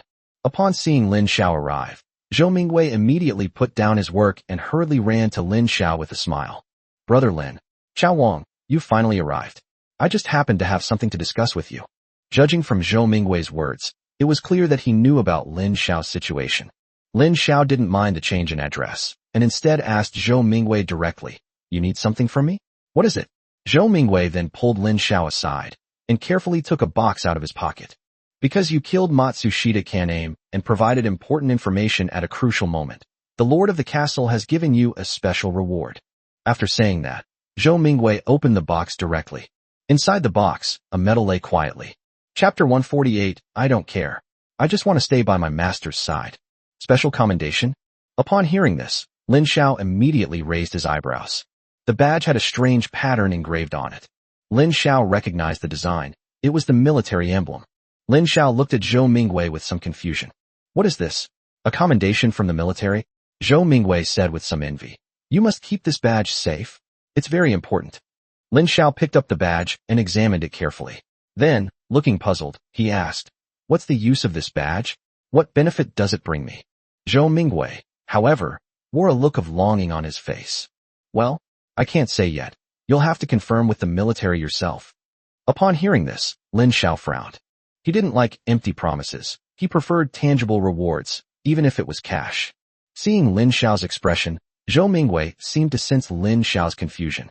He looked around, then lowered his voice and said to Lin Xiao, "Believe me, although you may not need it now, it will definitely be very useful in the future. We have regulations that prohibit us from casually discussing the purpose of this badge with others. If we do, we will be punished. You will have to confirm it with the military headquarters yourself." Upon hearing this, Lin Xiao nodded, understanding that Zhou Mingwei had something difficult to say. He then said to Zhou Mingwei, "Where is Tian Shun? I need to speak with him about something." Zhou Mingwei pointed out a way for Lin Xiao, and Lin Xiao immediately went to find Tian Wen. The city lord's mansion is now in a mess, a result of the city's relocation. Although Tianwen can protect the buildings and people in the city from damage caused by high-speed movement. However, human resources have their limits, and some things still cannot be adequately protected. Moreover, the city lord's mansion is currently in a hurry to deal with official business and has not had time to tidy up, but the city lord's mansion staff have already started working on the spot. Seeing how dedicated these people were, Lin Xiao couldn't help but feel sorry for Tian Wen's hard work. Not only do they have to handle official business like a city lord, but they also have to take care of the seal. Soon, Lin Xiao saw Tian Wen handling official business. At this moment, Tian Wen was holding the list given to him by Lin Xiao, checking it against the list one by one, and then discussing with two trusted subordinates how to deal with the people on the list. Seeing Lin Xiao walk in, Tian Wen put down his work and asked, "Is there anything I can help you with?" After thinking for a moment, Lin Xiao took the initiative to speak. "I have a request." Upon hearing this, Tian Wen raised an eyebrow. "Oh, what request?" Lin Xiao said to Tian Wen, "The death that Matsushita is going to bring should not be made public for the time being." Tian Wen looked puzzled when he heard this. "Why?" Lin Xiao pointed to the information he had given to Tian Wen and said, "I think, if possible, we can make some use of this matter." Tian Wen thought for a moment, then burst into laughter. "Hurrah! Good. You young people really have ideas. I agree to your request." Lin Xiao smiled and bowed, then prepared to leave. Tian Wen said from behind him, "With your talent, you could skip university and go straight to the military. Although you can grow in university, it's not worth it." Lin Xiao shook his head and said, "Entering Yuzhou University was my mother's last wish." After saying that, Lin Xiao left the city lord's mansion. Just as Lin Xiao reached the door, he ran into Zhou Mingwei, who was extremely busy. When Zhou Mingwei saw Lin Xiao come out, he quickly stepped forward and said, "Xiao Wang, there's something I forgot to tell you." Upon hearing this, Lin Xiao looked at him with curiosity. "Your fellow travelers in the caravan have already left. They told me they would wait for you at the Langjiang ferry. Due to the beast tide in Xiang City, your journey has been delayed by a day, so they plan to take the waterway instead. They will wait for you at the small ferry crossing for 3 days. If they don't see you within 3 days, they will leave early." Lin Xiao frowned when he heard that his teammates had left. He glanced at the sky. It was the morning of the 3rd day since the caravan arrived in Hanzhou City. Previously, Lao Lu had explained the caravan's upcoming itinerary to everyone. Although time was indeed tight, it did not significantly affect everyone's schedule. Has something unexpected happened? Lin Xiao couldn't help but mutter to himself. He took out a map and found the location of the small ferry crossing. It's about a 3-day journey from there to Hanzhou City, and if the journey goes smoothly, it should take 2 days to get there. The next stop after leaving Hanju City was Gwangju City in Lianghe Road. If we switch to waterway, we can arrive about 3 days earlier, but the cost will increase significantly. You must know that this world is now overrun with monsters. Although traveling by land, one will encounter all sorts of monsters and wanted criminals.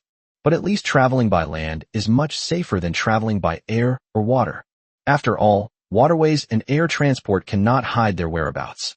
Moreover, many deep waters are areas unexplored by humans, harboring countless high-level monsters, far exceeding those found on land. Therefore, if they wanted to travel by water, they might have to spend 10 or even 100 times more on the journey and pay a considerable amount of money to reach their destination. This doesn't seem like something a large, organized caravan would do. However, Lin Xiao soon thought of something. That is the bounty that everyone received. If Lin Xiao remembered correctly, Gao Peng earned over 10 million from this trip, and Lao Lu was not far behind. This is more than their previous year's income. It could be said that they were at the height of their success, and under such circumstances, it was not impossible for them to spend a lot of money to speed things up. But Lin Xiao didn't believe that Lao Lu would agree to such wasteful behavior. Lin Xiao then composed himself and said with a smile, "Okay, I understand."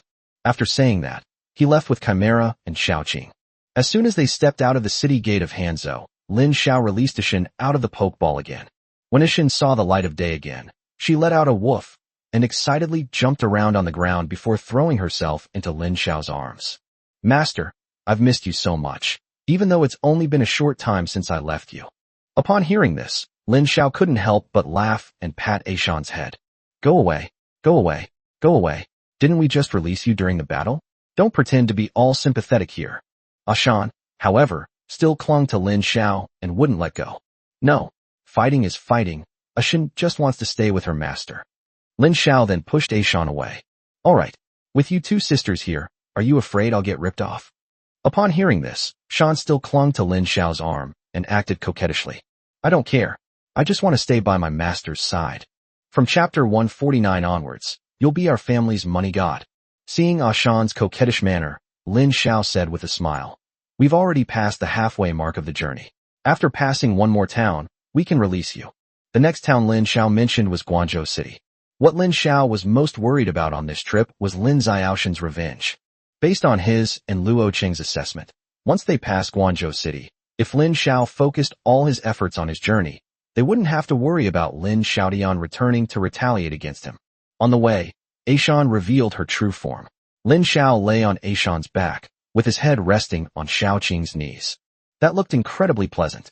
While massaging Lin Xiao, Xiaoqing asked, "Master, does it feel good?" Upon hearing this, Lin Xiao hummed in response, seemingly on the verge of falling asleep. Soon, Lin Xiao suddenly remembered something and sat up sleepily. Then, he took out the storage pouch that Matsushita was carrying from his pocket and threw it directly to the chimera that was floating in the sky. "Take a look inside this storage pouch. Is there anything you could use?" Chimera took the storage pouch and, without saying much, probed her consciousness into it. A moment later, she opened her eyes and landed on the ground. Seeing this, Lin Xiao and the others did not continue forward. Chimera first took out some useless medicines from her storage pouch. "Master, these medicines are of little use to you. Most of them are for enhancing mental strength, and some are antidotes. You can find an opportunity to sell them." After saying that, Chimera took out some more materials and ores. "These materials and ores are of decent quality. We can keep them to craft some equipment." Chimera then pointed to some other ores. "And these ores are all high-quality stuff." Upon hearing this, Lin Xiao immediately raised his eyebrows, listening to what Chimera would say next. "Oh, in ancient times, these were magic stones used to cultivate magic, and also the central materials for the operation of spells and magic arrays." Upon hearing this, Lin Xiao said, "Oh," and then he heard Chimera continue her explanation. "The most basic use of these magic stones is that they can be absorbed by mages to replenish their mana, but doing so would be a waste. Even in the ancient times when magic was prevalent, these magic stones were not renewable, and most magicians used them to draw magic mechanisms." The explanation of magic mechanics from the Chimera's legacy immediately came to Lin Xiao's mind. That is a fixed, self-operating large-scale magic circle. It's somewhat similar to a human engine. Lin Xiao was somewhat surprised upon hearing this. Matsushita isn't a magician, so why would he have something like this? He pondered for a moment. Then, as if struck by a sudden thought, took out the land deeds and share certificates that Matsushita had brought. After searching for a while, he found information about a magic stone mine. Lin Xiao couldn't help but touch his chin. We must get our hands on this mine if we get the chance. Then, Chimera said something that made Lin Xiao feel somewhat inferior. Surprisingly, Chimera managed to sort and organize the items in Panasonic's storage space in such a short time. Immediately, Lin Xiao took out all the valuables from his storage bag and handed them all to Chimera. From now on, you'll be our family's money god.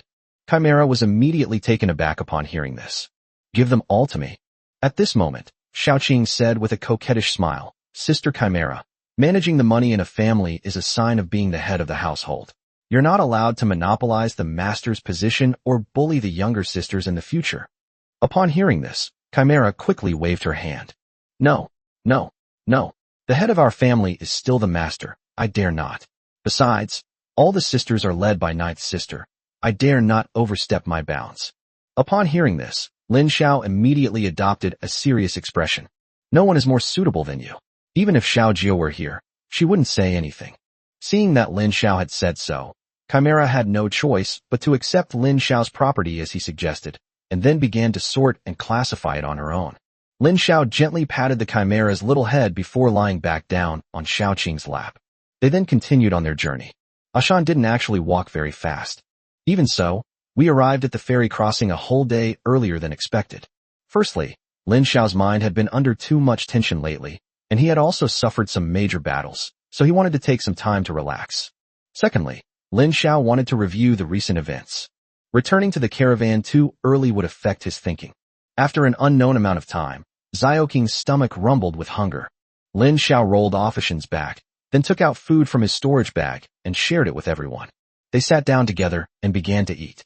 However, Lin Xiao noticed that both Ashin and Xiaoqing seemed rather uninterested in eating. Seeing this, Lin Xiao couldn't help but ask in confusion, What? Don't you all like to eat it? Lin Xiao is currently feeding them human food. These foods were only enough to fill Ashan and Xiaoqing's stomachs, but they couldn't satisfy their appetites. In other words, Ashin and Xiaoqing were craving it. Thinking of this, Lin Xiao couldn't help but look at the Chimera. Does Matsushita have any monster cores in his storage pouch? Upon hearing this, Chimera nodded. However, Xiaoqing suddenly said, Master, although those crystal cores can replenish our essence, they are not fresh and are not interesting to eat. They can only be used as snacks to satisfy our cravings. Lin Xiao's lips twitched involuntarily when he heard Xiaoqing's words. His spirit pets are really a bunch of foodies. This is still while Xiao Jio is still evolving and hasn't come out of the Pokeball yet. Otherwise, Xiao Jio, Ashan, and Xiaoqing would have eaten him out of house and home sooner or later. Now, apart from the Chimera, the three girls are all third-tier monsters. They need to eat at least fifth-tier monsters to stimulate their appetite. A fifth-tier demonic beast. The corpses alone cost tens of millions. At this moment, Lin Xiao finally understood why Matsushita carried so much money with him. It's simply not enough.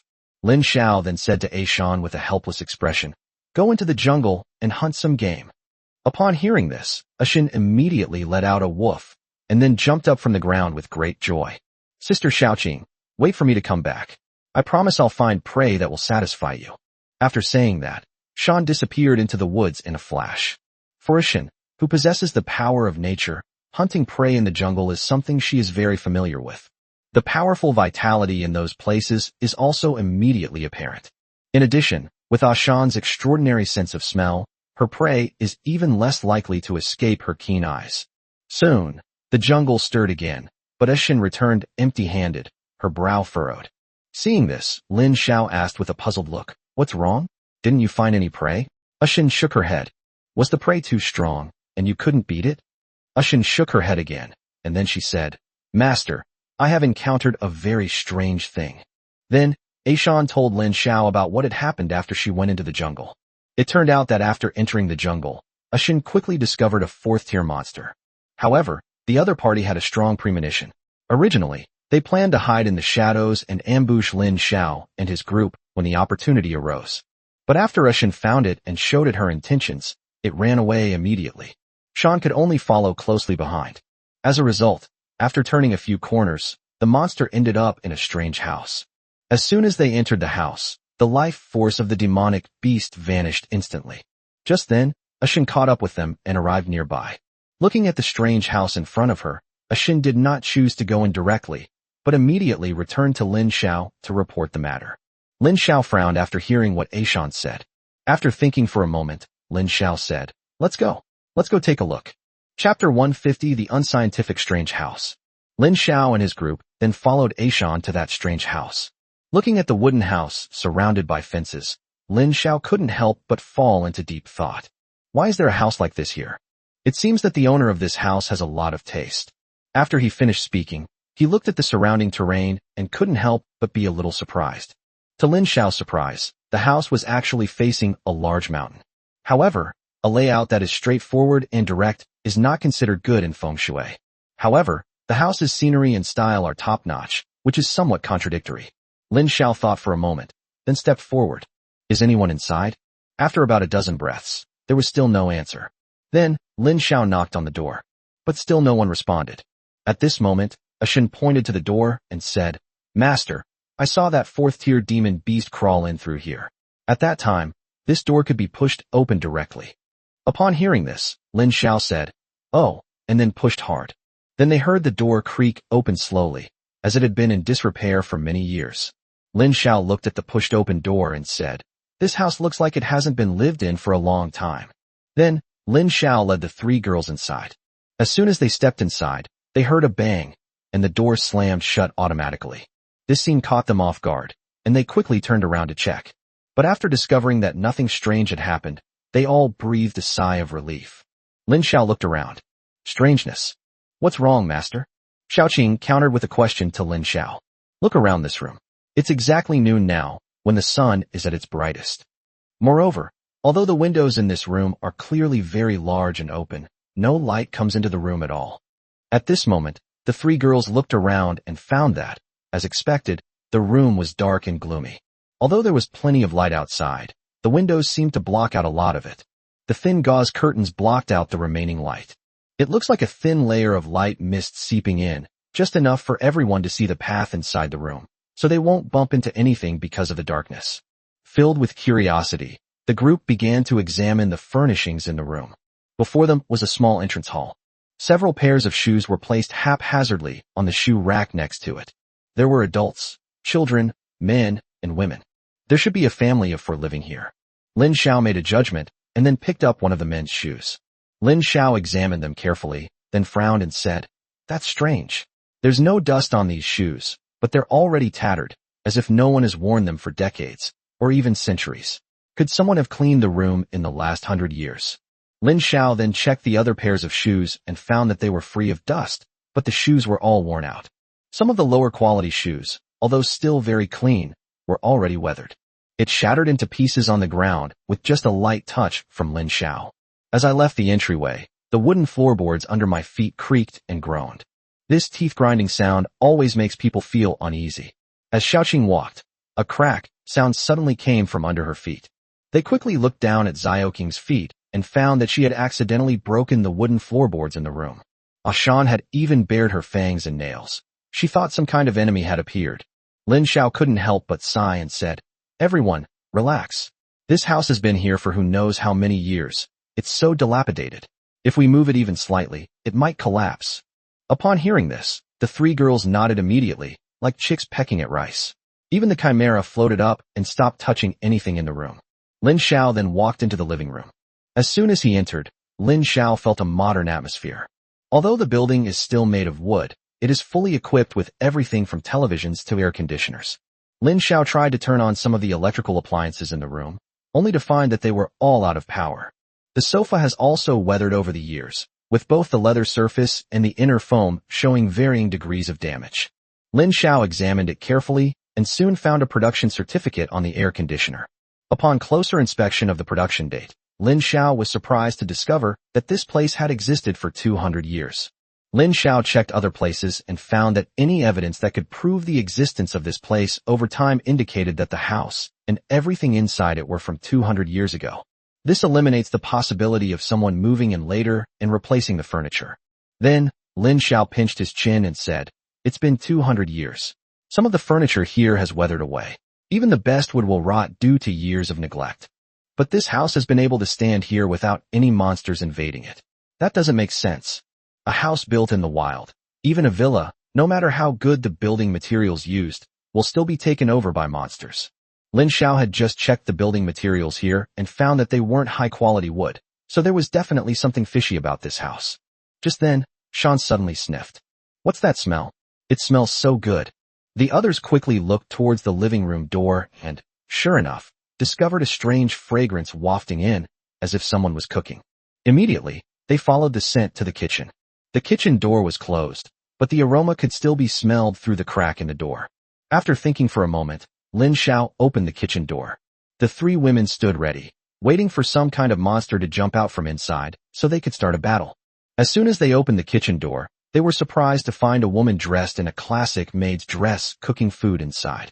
She was clearly startled by Lin Xiao's actions and immediately exclaimed, Who are you? Lin Xiao and the three women were completely baffled by what was happening. They looked at each other, completely bewildered. Chapter 151 Different Time Flow Speeds. Finally, looking at Xiaoqing, who had the kindest face, he stepped forward and said, Hello, young lady. We are travelers passing through. We thought this house was uninhabited, so we came in to take a look. The maid breathed a sigh of relief after hearing Xiaoqing's explanation. You scared me to death. How come you didn't make a sound? You suddenly appeared at the kitchen door. Seeing this, Xiaoqing continued to explain. We thought the house was empty, so we were startled by the sudden aroma. Upon hearing Xiaoqing's explanation, the maid breathed a sigh of relief. I see. I'm really sorry, my master and I have lived here for many years. Apart from my master's card-playing friends, no one else has ever visited us. You are the first guests. After saying that, the maid stirred the ingredients in the pot and then put the lid on. However, Lin Xiao keenly noticed that the ingredients in the pot looked like the head of some kind of monster, and the skin and fur had not been removed. Then, the maid smiled and said, You've come at just the right time. The master is playing cards with his friends right now. After the game, they'll be having a banquet at the villa. If you don't mind, you can join us for a meal. Upon hearing this, Lin Xiao immediately frowned. They had just come in afternoon, which meant it was time for afternoon tea. Logically, he shouldn't be eating, but Lin Xiao glanced out the window and was quite surprised to find that the sun was already setting in the west and was about to disappear into the sky. Lin Xiao was somewhat surprised. Could it be that the flow of time here is different from that outside? Or have they unknowingly spent an entire afternoon in this room? Lin Xiao slowly looked at the Chimera beside him. Chimera shook her head. In Lin Xiao's team, Xiaoqing rarely spoke up, while Ashan was single-minded and only thought about fighting. The person most worthy of discussion and decision-making is Chimera. She is not only knowledgeable, but also carries an aura of mystery since she evolved. Lin Xiao judged that it was probably due to the Chimera's inheritance that caused her to receive some strange information. At this moment, he missed Xiao Jiu very much, because although Xiao Jiu seemed the most unreliable, she always teased him step by step, trying to make him make some mistakes in his lifestyle. However, Xiao Jiu is the one who can give him the best advice. Seeing the Chimera shake its head, Lin Xiao understood that the Chimera was reminding him not to act rashly. Then Lin Xiao stepped forward and said very politely, Miss, where is your master? May we go and pay him a visit? And while we're at it, let's watch their card game. Upon hearing Lin Xiao's words, the maid immediately nodded and pointed in a direction, saying, Go to the end of this corridor, and there's a staircase that leads down to the card room. Lin Xiao nodded upon hearing this, and then led the three girls downstairs. As he left, Lin Xiao felt something was off. It was as if he had forgotten something. Soon, Lin Xiao arrived at the stairwell and heard the sound of mahjong tiles being played inside. Every now and then, loud cheers and shouts could be heard coming from inside. Hurrah! It's a tie? Pay up! Pay up! Damn it! You idiot! Your luck is really weird today. How did you manage to win this? You're so lucky. Just by listening to the sounds, you could tell that the people inside were having a great time playing cards. As Lin Xiao walked down the stairs, he immediately felt as if he had entered another world. What kind of card and chess room is this? It's clearly an underground palace. To the left of the entrance is a pavilion woven from bamboo, inside which is a tea table carved from a large piece of driftwood, creating a secluded and tranquil atmosphere. On the right is a cage woven from some kind of precious red wood, which looks like a health-preserving platform used for warmth and dehumidification in winter. Directly opposite is a large dance studio that also serves as a karaoke room. Further inside is the card and chess room. Inside the card room, 3 men and 1 woman were playing cards, while a boy and a girl, along with two children, were playfully fighting around. The two children chased each other, occasionally glancing at the cards played by the player. The entire card room was filled with a peaceful atmosphere. Lin Xiao seemed to be infected by the atmosphere and couldn't help but walk towards the chess and card room. As he walked, Lin Xiao suddenly stopped and looked down at his feet. It was a very exquisite solid wood floor, and you could tell at a glance that it was expensive. Lin Xiao squatted down on the ground and reached out to touch it. This is the first time I've ever seen this kind of wood flooring. Lin Xiao grew up in the slums of Shanghai until he was 18. Surrounded by ordinary families, even impoverished households, this was the first time he had ever encountered such luxurious wooden floors. Based on Lin Xiao's knowledge and judgment, he estimated that the wooden flooring in this room alone could buy a house in his hometown. At this moment, two small feet suddenly appeared in front of Lin Xiao. "Big brother, what are you looking at? Is there something on the ground?" Lin Xiao stood up. "There's nothing on the ground. Big brother was just passing by your house and came to pay a visit." The child was visibly surprised for a moment, then excitedly shouted, "Daddy, Daddy, we have guests at our house." After saying that, the four people at the card table immediately turned their heads and looked at Lin Xiao and his group. At that moment, Lin Xiao felt a chill run down his spine, but soon he saw the four adults smile at him in a very friendly manner and say, "Oh my, it's quite an important thing that someone has come to visit my humble abode." Then, the woman at the card table chimed in. "Yes, honey, how long has it been since anyone came to this house? I remember the last time someone came was when you ordered takeout. After that shop closed down, no one has been willing to deliver food to us since." Upon hearing this, Lin Xiao frowned. Food delivery? There's no village or shop in sight here. Even if he had walked here, it would have taken him half a day. Who would deliver food here? Lin Xiao was filled with curiosity at this moment. Then, the owner of the room stood up and came to Lin Xiao. "Since you four are all travelers passing through, you must be very tired from your journey. Why don't you have dinner with us? If you don't mind, you can rest here for the night and then leave. There are still many empty rooms upstairs." Lin Xiao thought for a moment, then said, "Okay." Upon hearing this, the male homeowner immediately smiled, as if he were very happy about Lin Xiao's arrival. The two children jumped and cheered enthusiastically, giving Lin Xiao a feeling no less than that of children buying new clothes during the Chinese New Year. Chapter 152. I've been tricked. After a while, the maid who had been in the kitchen came downstairs and said very politely to the master, "Master, the meal is ready. Please enjoy your meal." The male homeowner nodded upon hearing this. "Okay, let's go eat now." After saying that, the male host took the lead and led everyone out of the entertainment room and into the upstairs restaurant. The upstairs dining room is located next to the living room, not far from the kitchen. Inside the restaurant, there was a very luxurious long table. Lin Xiao looked at the long table, the silk tablecloth covering it, the ambient candles made of some unknown material, the leather-wrapped chairs, the marble tabletop, and the crystal chandelier. Every detail, without exception, showcases the wealth of the house's owner. Lin Xiao sighed and sat down. Then, Chimera, Ashin, and Xiaoqing also sat down with Lin Xiao. Next, the homeowner's two mahjong partners sat down. After the homeowner settled her two children, she followed the homeowner to the main seat. Looking at the seating arrangement, Lin Xiao suddenly remembered a TV series he had watched before, where Western nobles used to arrange things this way, a kind of aristocratic etiquette. Many years ago, many Chinese people, in order to curry favor with the West, even introduced this backward ideology into the country. Some wealthy businessmen even followed suit, which made them quite a laughingstock.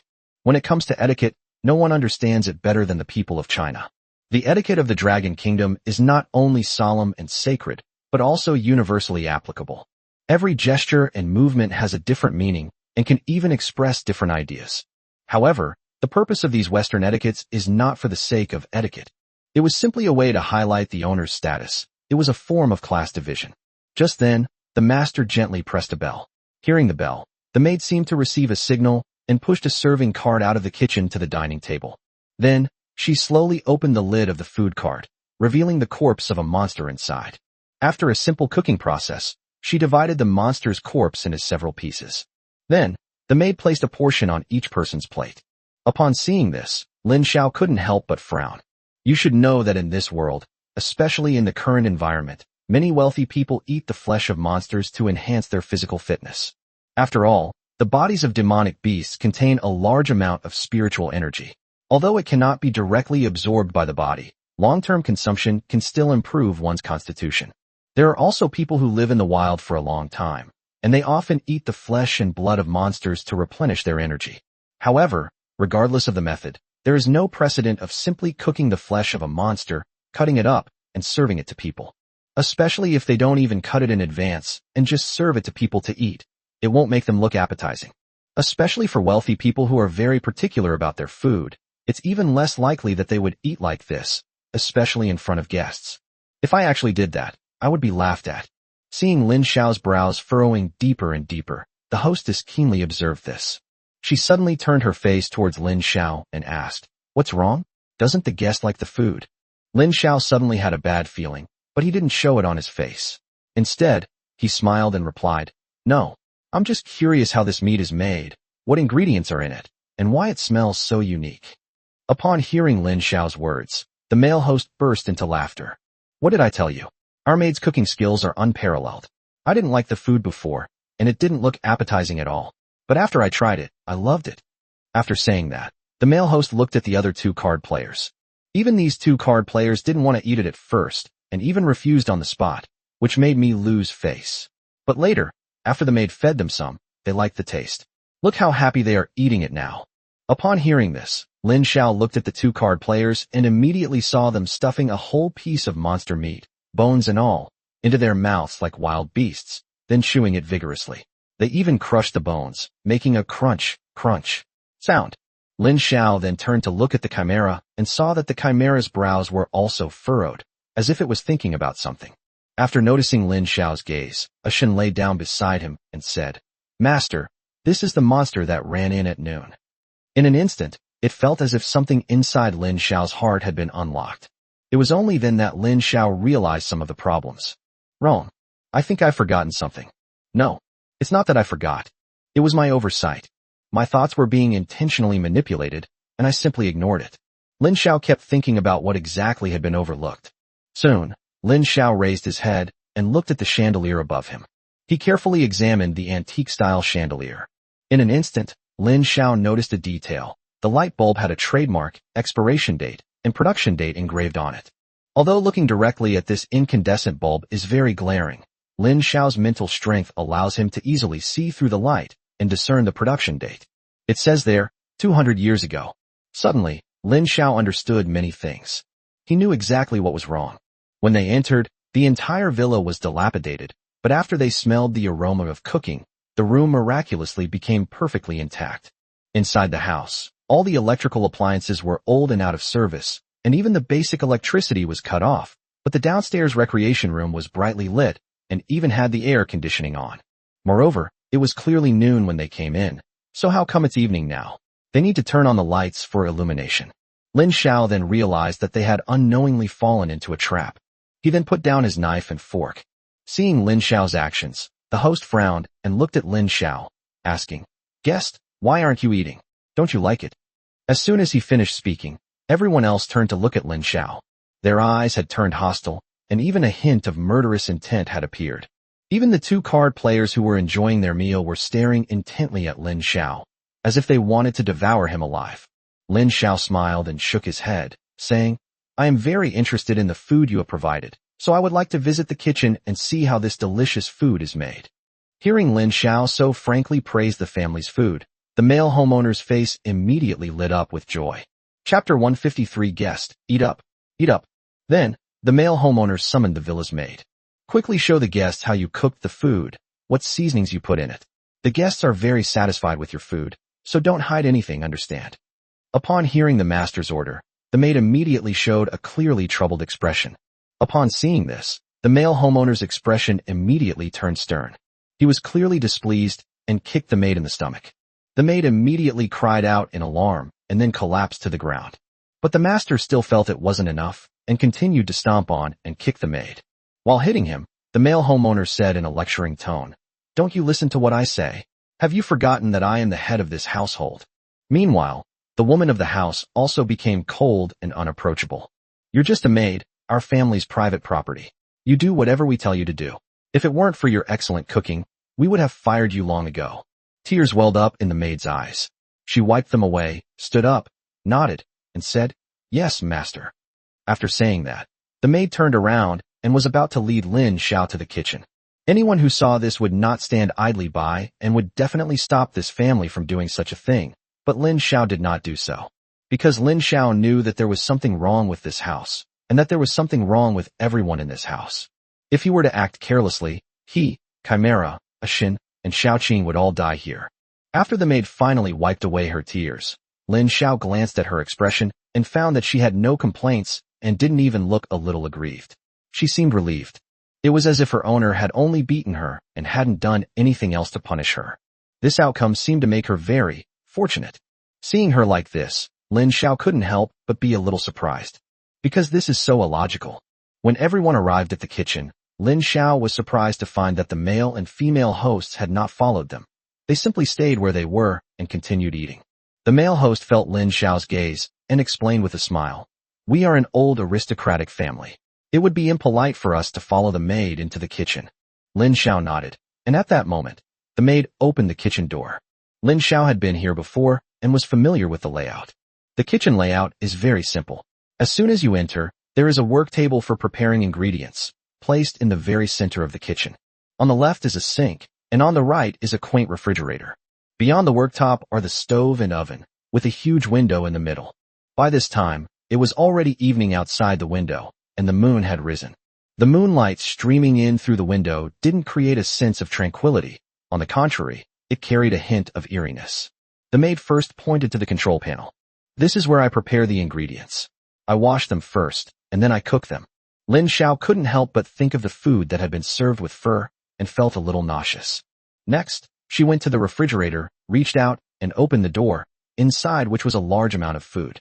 Most of them were actually snakes, insects, rats, ants, poisonous frogs, toads, spiders, centipedes, and the like. She took out a bird that had been dead for who knows how long, a rotting toad, and a dried-up spider, saying, "These are the seasonings for the ingredients." Lin Xiao, suppressing his nausea, asked, "How did you process these ingredients and seasonings?" The maid suddenly wore a troubled expression, as if she didn't want to say anything. Upon seeing this, Lin Xiao's eyes darted around. "If you don't speak, you're disobeying your master's orders, and he'll definitely be angry and might fire you."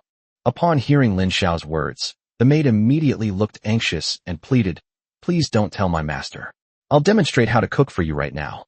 After saying that, she picked up the bird's carcass, and then, in full view of everyone, put it in her mouth, bit the bird's head, and then pulled it out forcefully. With a loud bang, she ripped the bird's head off. Then, she put the toad and centipede together in her mouth and chewed them incessantly, making nauseating chewing sounds. Soon, perhaps because she had already chewed both things up, she spat them out again, mixed them with the bird's head, and put them into the pot. Then, she used a very foul-smelling, unidentified liquid to stir-fry it, then added water, and turned to look at Lin Xiao. "Just put all the ingredients in and cook them until done." Lin Xiao frowned and didn't say anything. Xiaoqing and Chimera couldn't bear to watch any longer and turned their faces away. Only Ashan, quick to speak her mind, asked with a look of disgust, "Is this thing really edible? Is it tasty?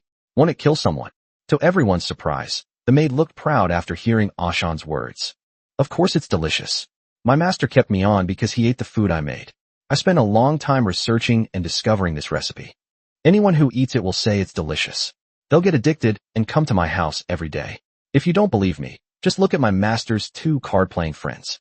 They didn't dare to eat it before, but then I found an opportunity and forced the food I made into their mouths. After that, they couldn't live without my cooking, and from then on, they stayed in the villa for the rest of their lives. Actually, they play cards with their master every day just so they can eat the food I cook. You should eat too, and after you finish eating, you can also live forever in this house." After saying that, the maid looked impatient and took out another piece of food from the pot and placed it in front of Lin Xiao. "Guest, please eat. Please eat." The maid's imposing manner made it seem as if she would force the food into Lin Xiao's mouth if he didn't eat it quickly. Lin Xiao made no move, but Chimera was the first to condense a magic circle and directly hit the maid's face, giving her a face protection attack. With a loud bang, the maid's head was smashed into pieces. But to Lin Xiao's disbelief, the maid's head healed completely in just a few breaths. The maid's expression remained unchanged. "Don't hesitate. Eat up. Sir, would you like me to feed you?" "That's fine, I love feeding you." After saying that, the maid pounced on Lin Xiao. She was still holding ingredients in her hands. Judging from her posture, her purpose was clear, to stuff something into Lin Xiao's mouth. Upon seeing this, Lin Xiao quickly dodged away. Get out! Upon hearing Lin Xiao's order, Aishan punched the window, trying to smash it and escape. But for some reason, the window glass was completely undamaged. Lin Xiao and the others were quite surprised to see this. They hadn't expected the window glass to be so hard, and even Aishan's fists were slightly red. Chapter 154. This must be because of the power of the laws. Everyone knows about Aishan's power. It can be said that among the 4 spirit pets that Lin Xiao currently possesses, apart from Xiaojiao, the one with the greatest power is Aishan. But now, Aishan is completely helpless against the glass in this villa. Out of desperation, Aishan tried to do something to the wooden walls, but it was still to no avail. How is this possible? The structure here should collapse at the slightest touch. How can it be so sturdy?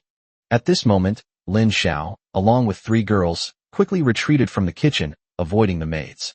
He said to the 3 girls, "This must be due to the power of the laws. If I'm not mistaken, it's the work of a cursed demon beast. We must find it. Otherwise, we won't be able to break the rules here." Lin Xiao suddenly remembered the last question he asked in his college entrance exam. Cursed monsters. It wasn't until Lin Xiao found the true form of the demon beast that the situation improved, and they turned defeat into victory. Upon hearing this, the 3 girls immediately followed Lin Xiao out of the kitchen. At this moment, the male host had finished his meal and was walking over with the female host and 2 card-playing friends. "Guests, it's your turn to eat. If you don't eat now, it would be disrespectful to me, so you must eat immediately." As they spoke, they all rushed over with plates in hand, determined to shove them into Lin Xiao's mouth. Lin Xiao's eyes lit up, and he immediately led the 3 girls upstairs. When they reached the top of the stairs, Aishan and Xiaoqing suddenly stopped. "Master, hurry and find the true form of this monster. We'll stay here and cover your retreat." Lin Xiao didn't mince words and jumped up to the 2nd floor of the villa in one step. As soon as he went up, Lin Xiao saw that the entire 2nd floor consisted of 5 rooms. Lin Xiao entered the 1st room and kicked the door open. It turned out to be a guest room, which was clean and tidy, and there was no clue whatsoever. Then he went to the 2nd room, which was decorated the same way. The 3rd room is a children's room. The children's room is filled with all sorts of stuffed animals. It looks very cozy. However, at that moment, the dolls suddenly started moving, and then they all showed human-like expressions. "Guests, it's time to eat." After saying that, they pounced on Lin Xiao. Lin Xiao quickly closed the door, and with a bang, the rag dolls smashed the door open and surrounded Lin Xiao like mad dogs. However, Lin Xiao didn't pay any attention to their attacks.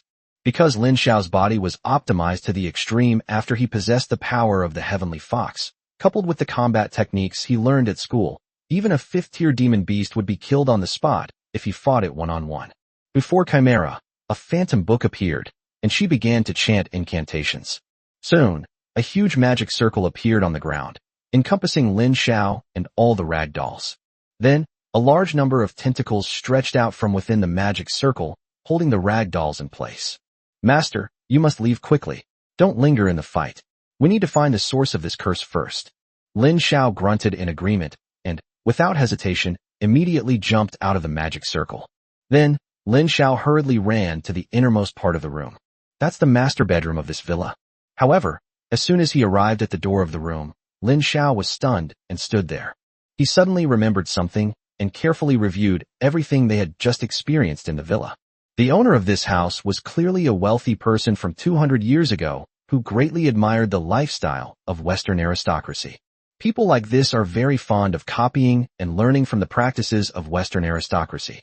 However, it was impossible for Western nobles to have their maids cook. According to the tradition of Western aristocracy, they will assign a personal servant to each owner in the villa. Then, assign all the housework to different people. For example, a separate laundry maid will be assigned to do laundry, a chores maid will be assigned to do chores, and even a dishes maid will be assigned to do dishes. And all these servants would obey the orders of one person, the steward. However, when this aristocratic model was introduced to China, many people reduced their need for servants because of the high cost. For example, the same servant would be used for both laundry and housework. The dishwashing maid's job is shared by the chef and his chef's assistant. Chef.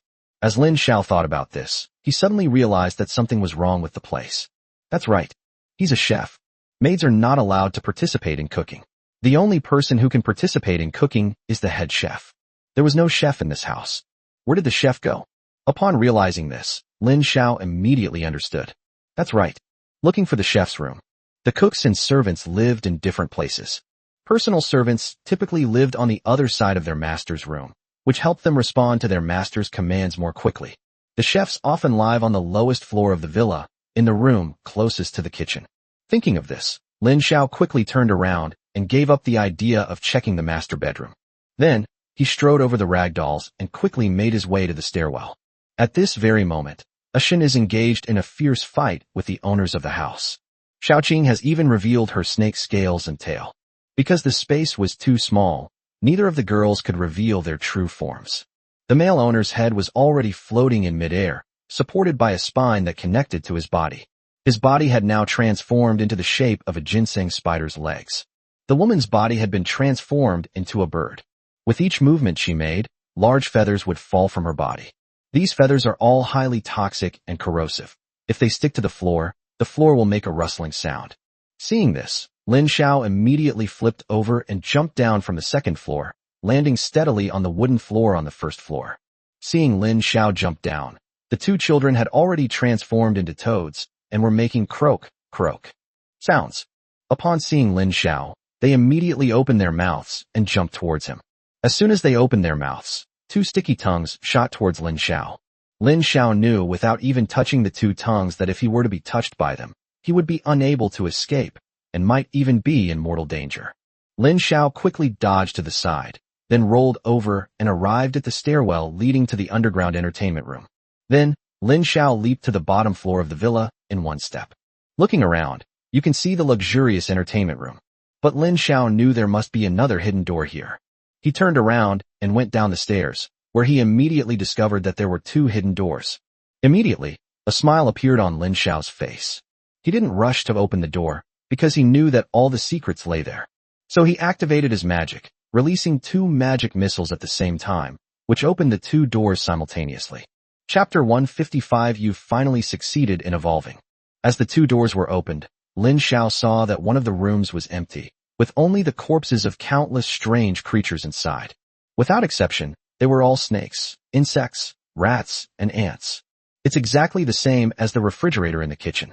The moment he opened the door, the snakes, insects, and rodents began to move. Each of them seemed like a wronged soul who had died a tragic death. They all spoke human languages and used human expressions to cast venomous glances at Lin Xiao.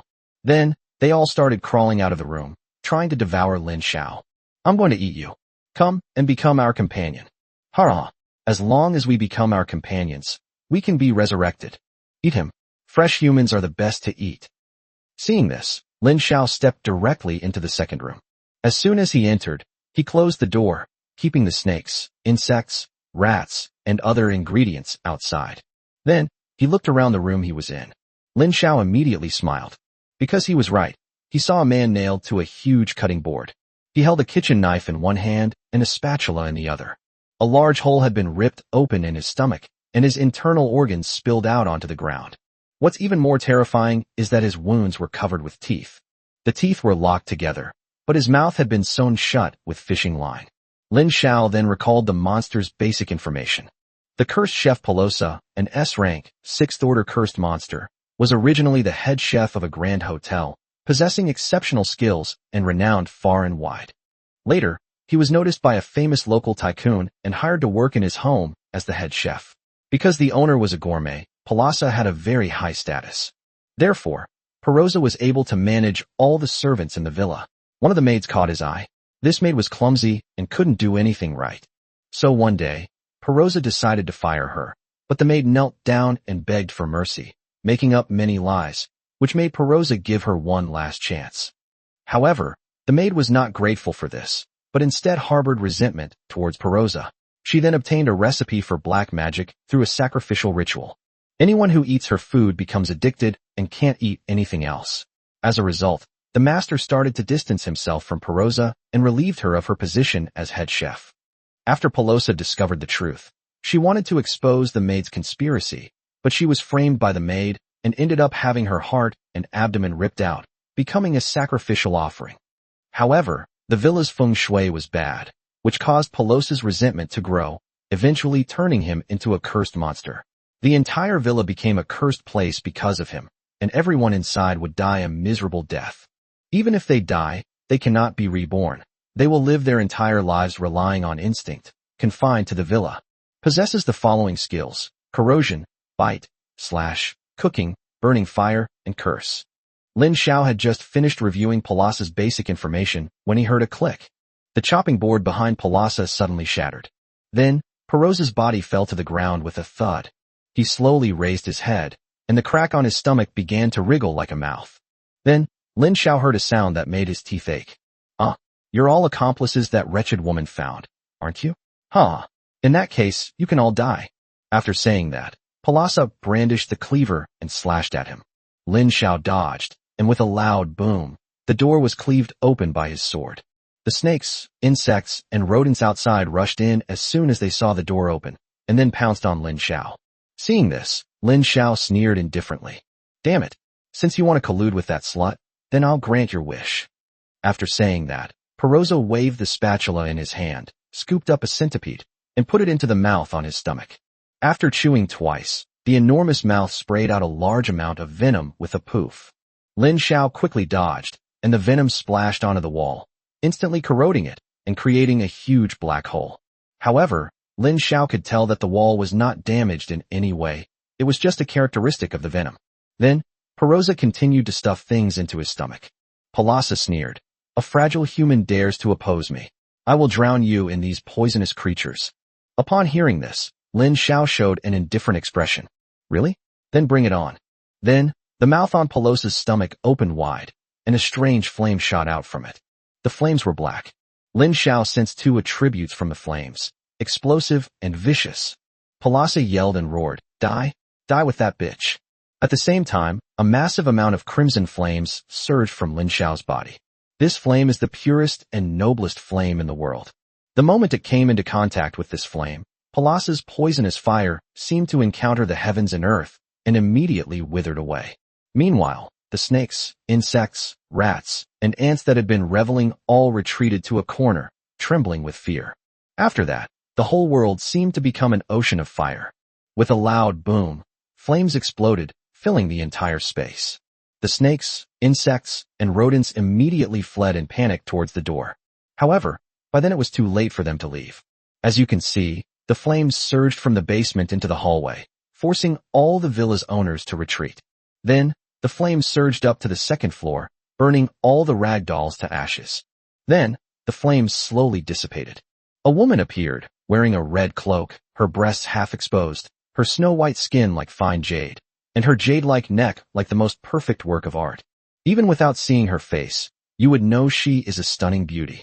Looking further up, a perfect, alluring face seems to be announcing to the world who is the most beautiful person.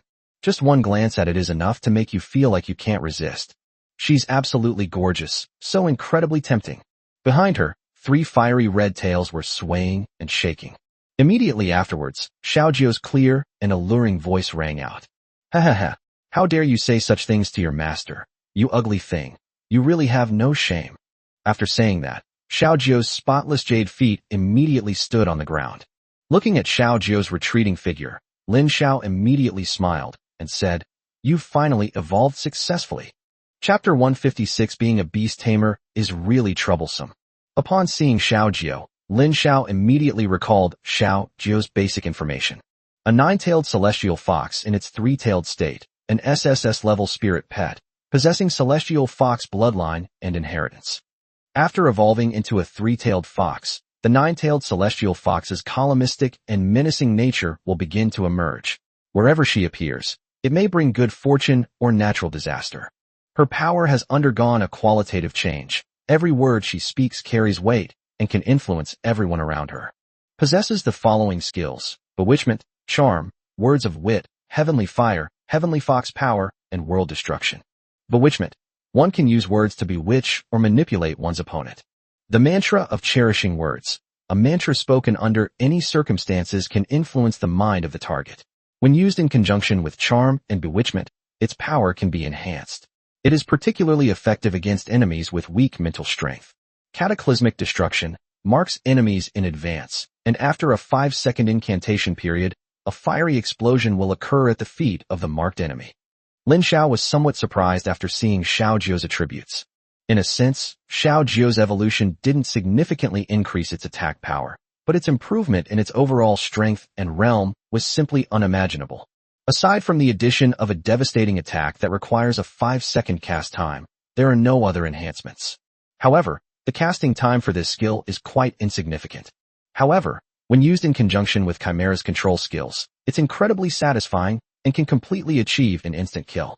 However, the enhancement of Xiao Jiu's other skills represents a qualitative leap. Whether it's being sparing with words or using seduction, these skills are chilling and difficult to defend against. Lin Xiao couldn't help but think this to himself. Why is the direction of Xiao Jiu's evolution becoming more and more like Daji from the myths and legends of my past life? Every skill she possesses is clearly designed to bring disaster to the country and its people. But before Lin Xiao could calm himself down, the system notification sounded in his mind again. Ding! Congratulations, host. You have successfully collected the 3-tailed form of the 9-tailed celestial fox, receiving system feedback, a charm boost, and the power to destroy the heavens and the earth. The power of the celestial fox. Charm boost. The host's personal charm will be further enhanced, making the already handsome host even more devastatingly attractive. The power of the celestial fox has advanced further, and its physical attributes have been enhanced once again. Upon hearing the system notification, Lin Xiao's lips twitched involuntarily. What exactly is this feedback? If you could give me one of your skills, like persuasion or being sparing with words, I could make a qualitative leap in my abilities. But what's the use of increasing the power of the celestial fox? I'm not going to personally go into a physical fight with someone. Why would I want to increase my charm? Am I supposed to become a gigolo for rich women to make money? Lin Xiao couldn't help but feel somewhat helpless. However, it's better than nothing, so he couldn't be bothered to complain. At this moment, Pelosa looked at Xiao Jiu, her face already flushed. He had never met such a beautiful woman, either in life or after death. Xiao Jiu's every smile and frown captivated him. Xiao Jiu's non-human features, her fox ears and tail, became exceptionally bright and beautiful under her charm. Pelosa greedily took a step toward Xiao Jiu. However, Xiao Jiu beckoned to Pelosa with her finger. If you submit to me now, I might consider giving you a complete corpse. Upon hearing this, Pelosa suddenly felt a chill run down his spine, but he was completely unable to shake off the greed within him. He suppressed his urge to submit to Xiao Jiu, and then brandished his large kitchen knife. I want to turn you into the most delicious dish, and then savor it slowly all by myself. After saying that, he brandished a kitchen knife and spatula and pounced on them. Xiao Jiu remained calm upon seeing this. She covered her mouth and giggled. Heh, everyone says that cursed monsters are all pathetic wretches. I think they might not be pathetic, but they are certainly laughable. They've already revealed their true forms, yet they still don't know when to die. Well then, I'll send them on their way. After she finished speaking, Xiao Jiu gently swished her slender fingers, and a strange flaming lotus flower appeared. Then, with a gentle flick of her wrist, it flew towards Pelosa. Perosa then raised his cleaver and slashed at the flaming lotus. Then, with a loud boom, the flaming lotus exploded. Pelosa's hand holding the cleaver suddenly snapped off. Then, Xiao Jiu's cloak quietly slipped off. But just as spring was about to be revealed, she turned around and grabbed the hem of her clothes, wrapping it around her body. The already loose cloak barely covered her private parts, and then it formed a very well-fitting martial arts uniform on her body. Immediately, Xiao Jiu pushed off the ground with one foot. Heavenly fire appeared in his hand, and then punched Pelosa's body, making a dull thud. Bang, bang, bang. Then, Xiao Jiu continued to throw punches, attacking Pelosa. Upon seeing this scene, Lin Xiao's lips twitched immediately. If you were to give Xiao Jiu a voiceover, he would definitely choose Aura Aura. That little fist pounded your chest, and it actually exuded Jotaro's aura. Then, Xiao Jiu gently touched Pelosa's forehead with her finger. Perosa's body suddenly collapsed to the ground. Xiao Jiu quickly turned around and slowly walked towards Lin Xiao. With a loud boom, Pelosa's body exploded. Then, Xiao Jiu walked on the flames to Lin Xiao, knelt down on one knee, and pressed her head against the back of Lin Xiao's hand. Master, Xiao Jiu is back. Are you satisfied? Lin Xiao suppressed the pounding in his heart, rubbed Xiao Jiu's head, and thought to himself, what a vixen! With just a smile and a frown, she revealed the bewitching charm of the Celestial Fox clan. If Lin Xiao hadn't possessed strong mental fortitude and unwavering willpower, he probably would have lost control and done something outrageous with his spirit pet. Lin Xiao gently stroked Xiao Jiu's head and said tenderly, "You've worked hard. Evolution must have been very dangerous. Let's go up and check on your other sisters." The two had just stepped out of the room when they discovered that Xiao Qing and the others had already run downstairs. "Master, the danger has passed." Then, they looked at the exceptionally beautiful Xiao Jiu. "Little Jiu, you've become even more beautiful. My sisters are just as beautiful. I'm just more flamboyant." Upon hearing Xiao Jiu's words, Lin Xiao immediately nodded. Xiao Jiu is absolutely right. Xiao Jiu is so dazzling because the heavenly fox possesses the ability of charm. Naturally, Xiao Jiu will attract the attention of everyone around her. As for the other three girls, Chimera looks youthful and energetic, Ashin is wild, while Xiaoqing is classical and graceful. They are all top-tier beauties, and even if they were placed next to Xiao Jiu, they wouldn't be overshadowed by her. Lin Xiao then realized something and couldn't help but sigh helplessly. "Sigh? There are too many spirit pets, and I also have to test my willpower. Being a beast tamer is really troublesome. I wonder if others would call him a Versailles master if they heard him say that." At this moment, flames also broke out on the upper floors of the villa, and the already crumbling villa began to collapse. Without hesitation, everyone ran upstairs.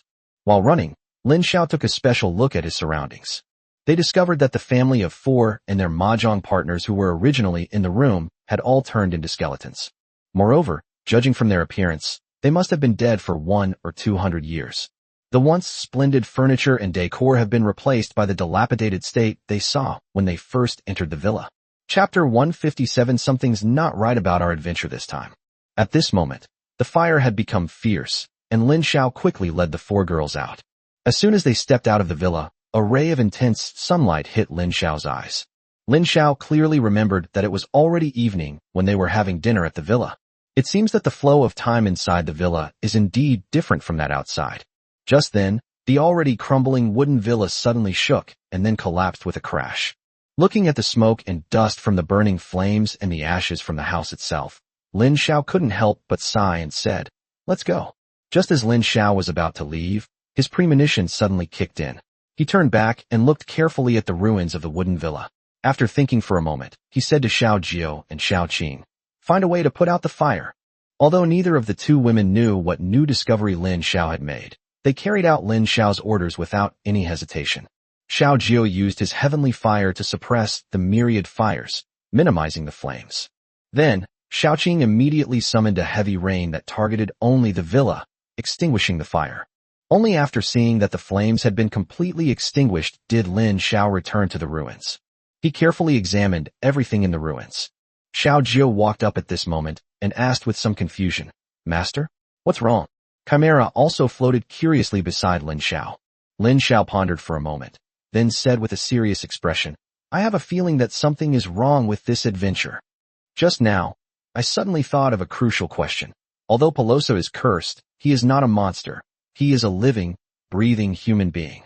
Upon hearing this, Shan scratched the back of her head. She wasn't going to think about anything on her own. She was just waiting for Lin Xiao to reveal the answer. Xiao Jiu and Chimera clearly noticed something amiss. "Master, could it be that you mean?" Lin Xiao nodded, then yanked aside the wood on the ruins of the villa, revealing the staircase leading to the basement. Lin Xiao said expressionlessly, "That's right. When we first encountered the cursed monster, although its true form seemed to be a duke, it was actually a demonic frame. The duke is merely the outward manifestation of the devil's frame. But Perosa is different. He is a living, breathing human being. Although we defeated him, we did not truly destroy the source of the curse." "You say that Perosa is the source of the curse? I don't believe it, unless Perosa himself is not human, but a humanoid monster." At this point, Lin Xiao had already walked down the stairs. By this time, the staircase had been burned down, with only a portion of its structure still teetering precariously in midair. Lin Xiao jumped down and landed in the basement. The four girls followed Lin Xiao's example and jumped down. Lin Xiao found the charred body in Palestina and then fell into deep thought. After thinking for a moment, Lin Xiao said with a gloomy expression, "Let's look around this villa and see if there are any other clues worth noting." So they split up and began searching the only remaining basement level of the villa. Soon, the Chimera was the first to speak. "Master, come and see what this is." Lin Xiao arrived at the location of the chimera and found something that looked like a camera there. Lin Xiao walked over to take a look, and he immediately found that the camera was very strange. It looked like a surveillance device, but there were no data cables extending from its machine. Moreover, its design is unlike digital products from 200 years ago, and it is not a model that can be purchased in modern society. Lin Xiao stared at the camera with a serious expression, then reached out to take it down and examine it closely. As a result, just as Lin Xiao's hand touched the camera suddenly shattered and fell apart, with the parts uncontrollably sliding to the ground. Aishan quickly reached out to catch them. As a result, those parts dissipated in midair, turning into black smoke and disappearing from everyone's sight. Lin Xiao frowned, looked at the spot where the camera had disappeared, and couldn't help but sneer. A petty trick. He knew that there must be more to the story behind the curse in the villa, but the answer may only be known to the owner behind that camera. He was just about to leave with the girls. Then he heard Xiaoqing calling him from upstairs. Master, come and see this. Lin Xiao and the others quickly jumped up to the first floor and saw a row of weathered bones in front of Xiaoqing. Xiaojiu asked with some confusion, "What did you find?" Xiaoqing pointed to the bones and said, "See for yourselves." Lin Xiao lowered his head and looked at the neatly arranged skeletons by Xiaoqing. Then, he noticed something amiss. 1, 2, 3, 4, 5. How come there are only 5? Clearly, even the oblivious Ashin noticed something was wrong at this point. Did you forget to include it? Ashin asked Xiaoqing in disbelief. Lin Xiao glanced at the ruins that Xiaoqing had just cleared out. Clearly, Xiaoqing had searched every corner. Whose remains are missing? Lin Xiao then asked. It belongs to the mistress. Lin Xiao couldn't help but be somewhat surprised. He had initially thought the maid's remains were missing, but it turned out they were the mistress's. At that moment, he suddenly remembered the woman who seemed the most gentle and kind, and who liked to stand by and dissuade the male homeowner from losing his temper. She was so unremarkable. Lin Xiao frowned, then said, "Let's go." There's no more information worth noting. However, Lin Xiao had a feeling that the camera might reappear. This incident delayed Lin Xiao's journey by several hours. They found some more demonic beasts to feed their 3 carnivorous sisters among their spirit pets before continuing their journey.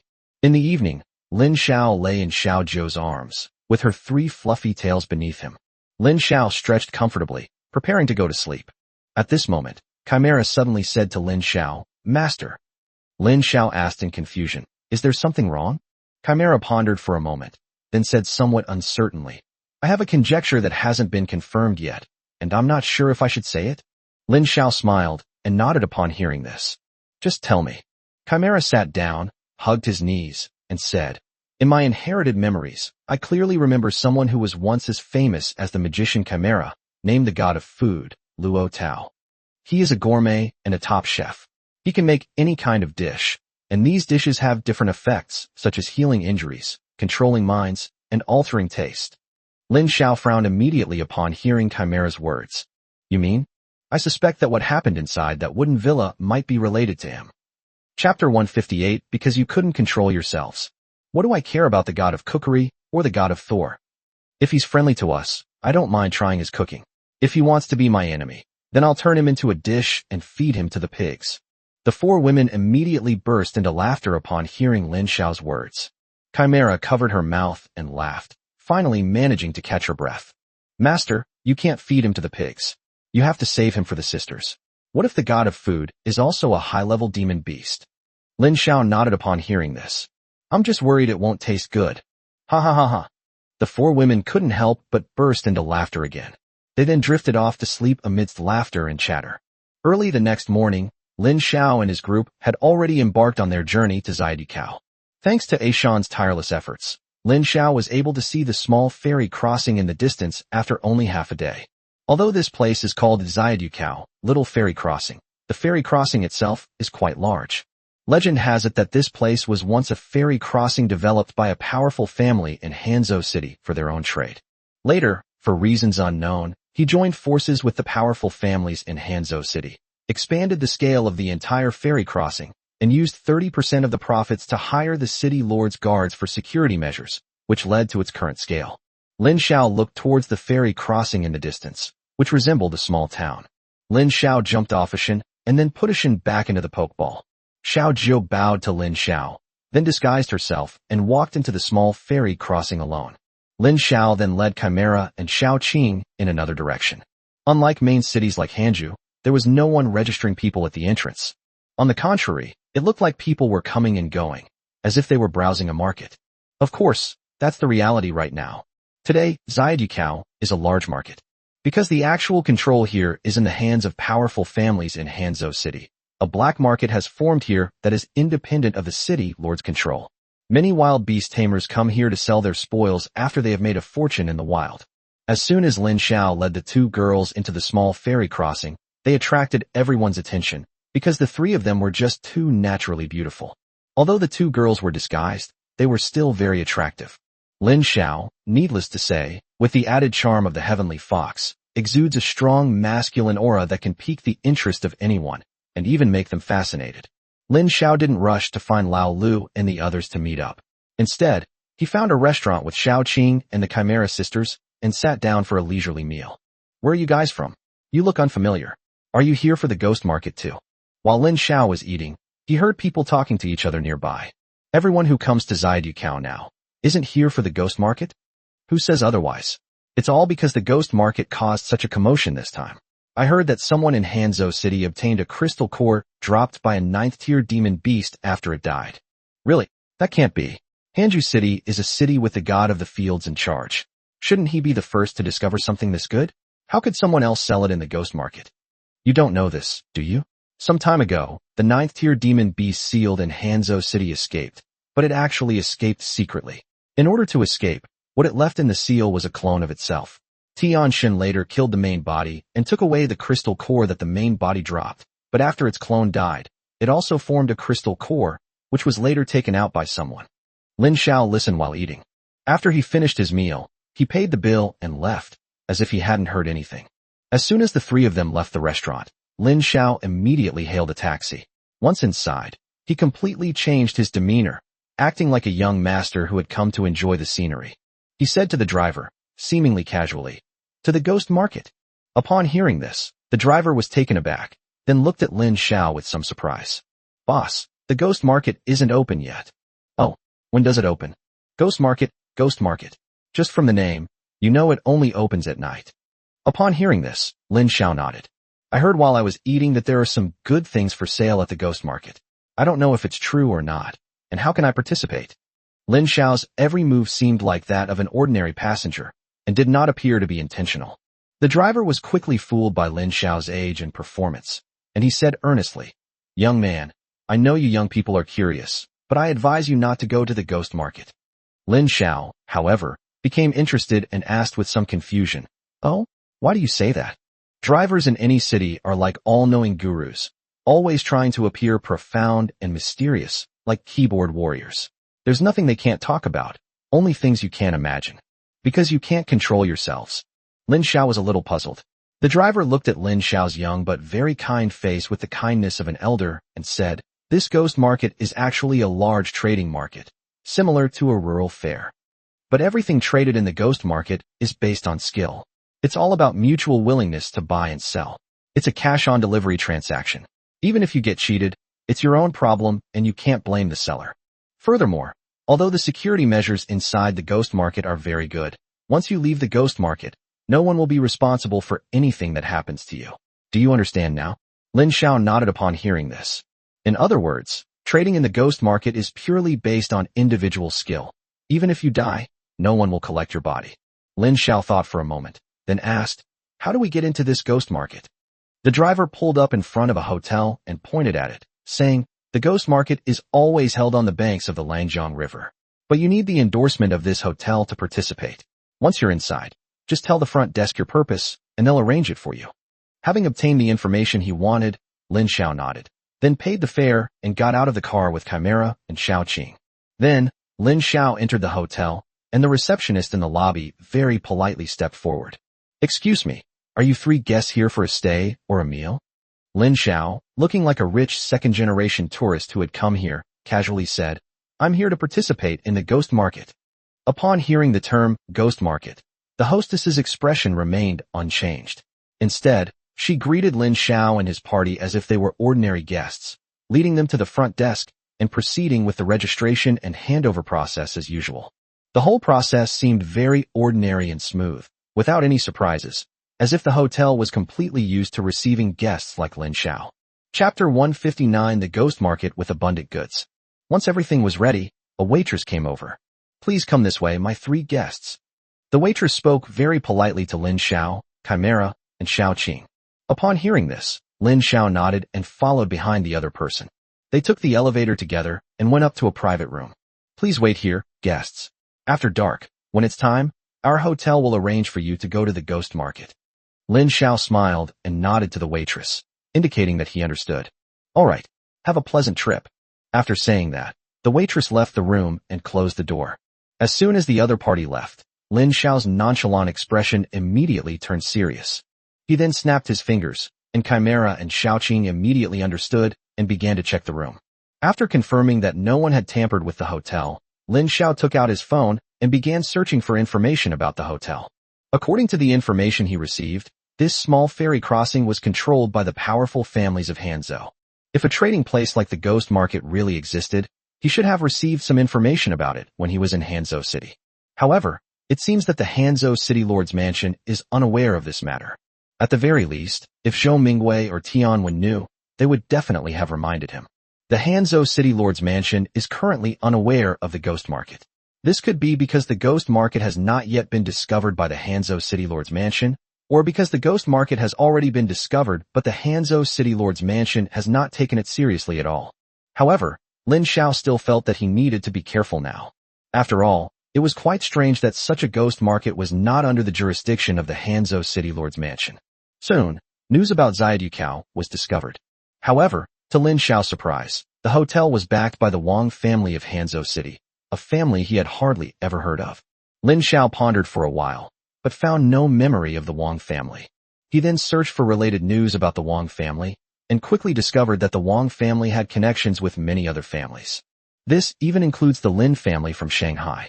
After putting down his phone, Lin Xiao fell into deep thought. Although the Lin family was very large, it was far from being able to control everything in China.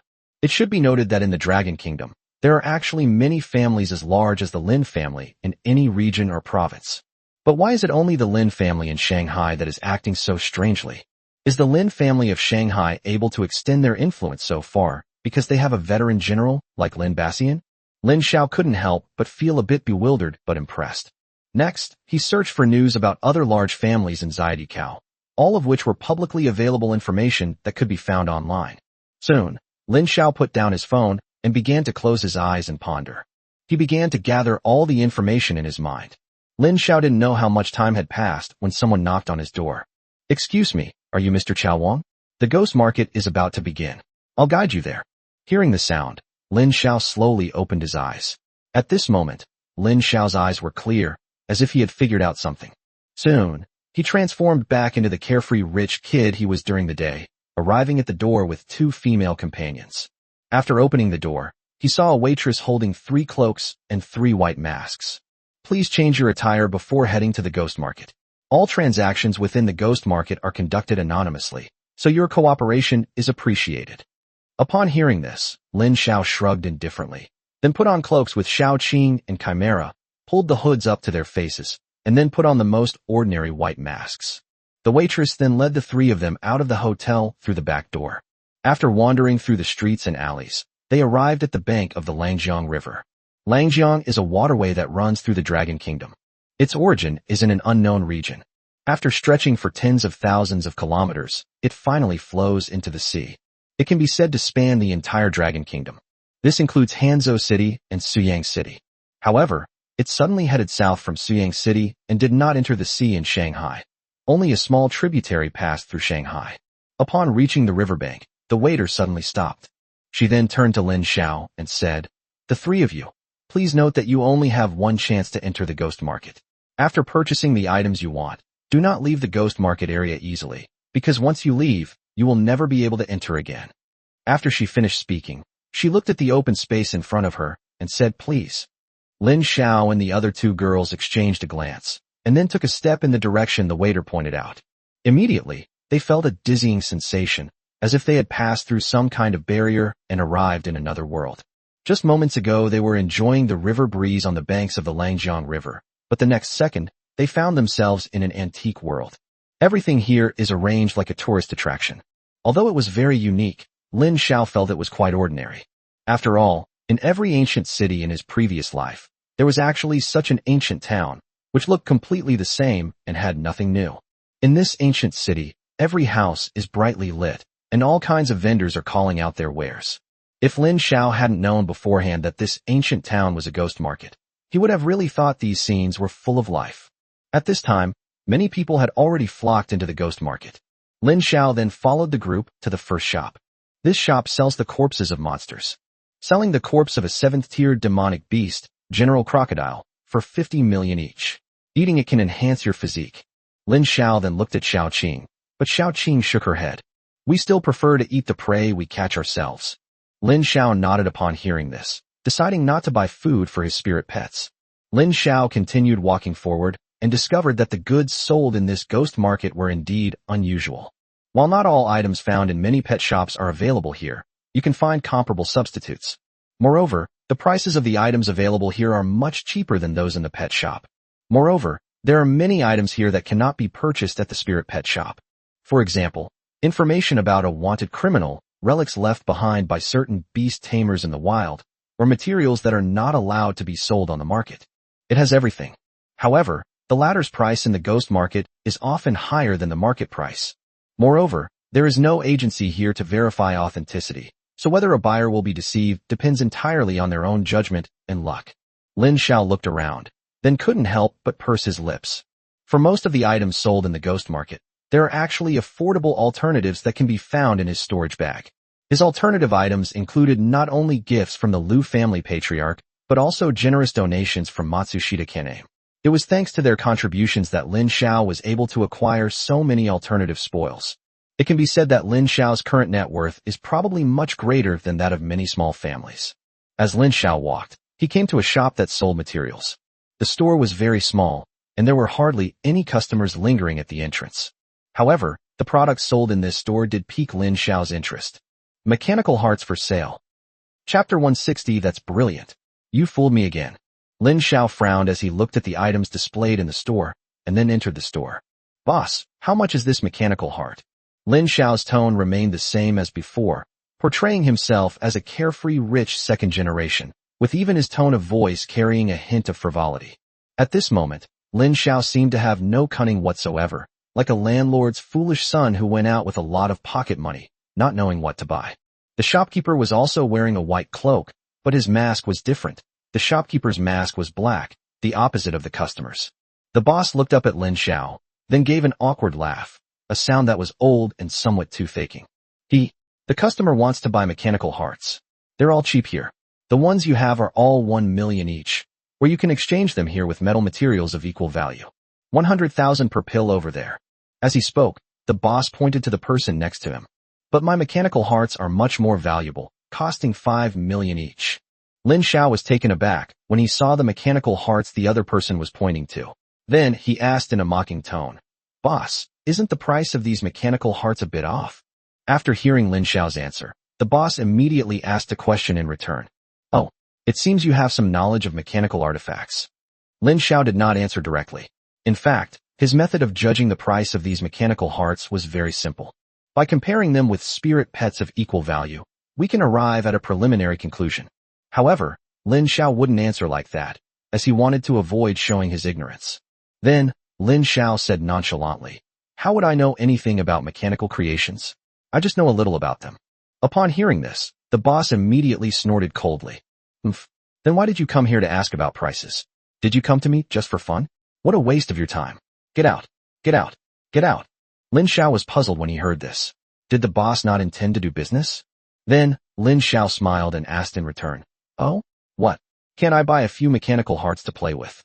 Lin Xiao imitated the image and tone of those rich second-generation kids and landlords' foolish sons, and began to speak. The boss was somewhat stunned when he heard Lin Xiao's words. A nouveau riche is wasting his breath. Seeing that his words had had some effect, Lin Xiao pressed on. So, are you selling or not? The boss looked at Lin Xiao's face hidden behind the mask, then gritted his teeth. I'll sell it. But do you know what this mechanical heart is for? To his surprise, Lin Xiao replied, I don't know. Teach me. Upon hearing this, the boss immediately took a deep breath. The mechanical heart is the core of mechanical creations. It can be fused with demonic beasts or spirit pets to form mechanical creations. Lin Xiao sneered after hearing the boss's explanation. You're talking nonsense. The boss was stunned when Lin Xiao interrupted him. Humans have been taming demonic beasts for so many years. Have you ever seen anyone who can create mechanical artifacts on their own? The origin of mechanical artifacts is still a mystery. You actually say that your mechanical heart can fuse with demonic beasts? That's utter nonsense. Utter rubbish. When Lin Xiao said this, he wasn't actually trying to pick a fight. The existence of mechanical creations remains inconclusive. Besides the legend of Dr. Benjamin, there are many other versions of the legend, but none of them have been confirmed. However, the rumors about Dr. Benjamin are the most convincing.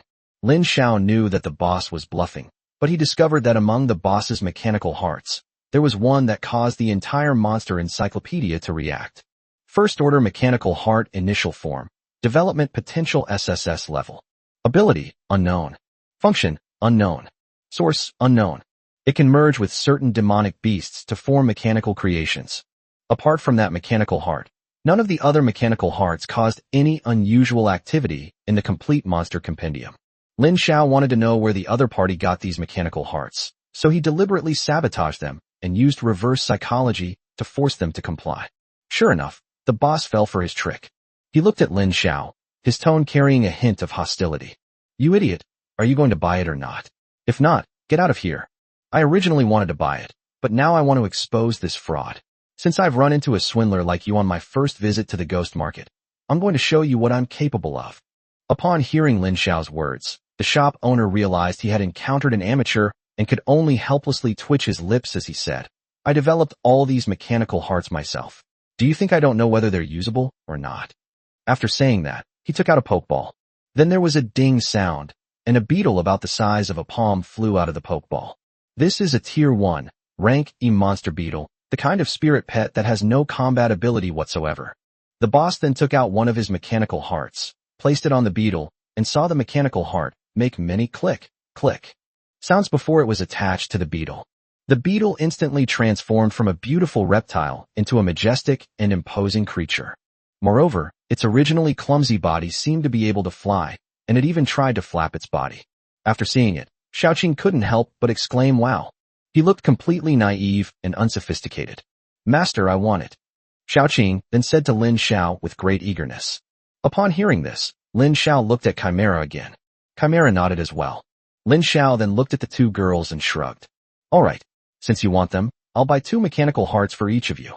When Lin Xiao said he wanted to buy 2 mechanical hearts for each person, the shopkeeper was initially a little unhappy, but later reluctantly agreed. All right, which 4 mechanical hearts do you want? Lin Xiao casually pointed to 2 mechanical hearts, then picked up the one he had already set his sights on, and finally looked at the mechanical heart on the beetle in the shopkeeper's hand, saying, besides the 3 mechanical hearts I've chosen, give me the mechanical heart on this beetle too. When the boss heard Lin Xiao say he wanted the mechanical heart from the beetle, he immediately shook his head. This mechanical heart can't be sold for now, because once the mechanical heart is used, it can't be removed. I need to go back and borrow tools from the lab to disassemble it. Upon hearing this, Lin Xiao shrugged and said, all right, in that case, find me another decent mechanical heart. Upon hearing this, the shopkeeper immediately nodded and then took out a mechanical heart from the counter and handed it to Lin Xiao. 4 mechanical hearts, totaling 12 million.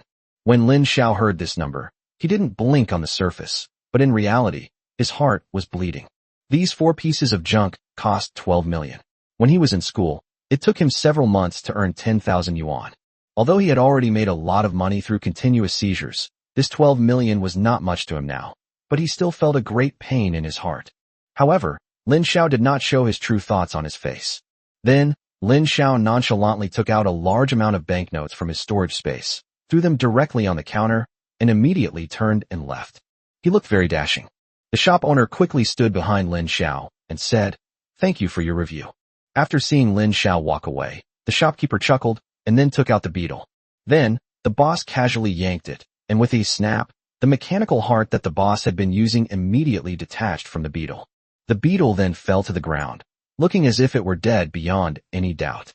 Upon seeing this, The owner of a nearby shop immediately smiled and gave the shop owner a thumbs up. How clever. You fooled me again. Chapter 161. If you can get something for free, then you should definitely get it for free.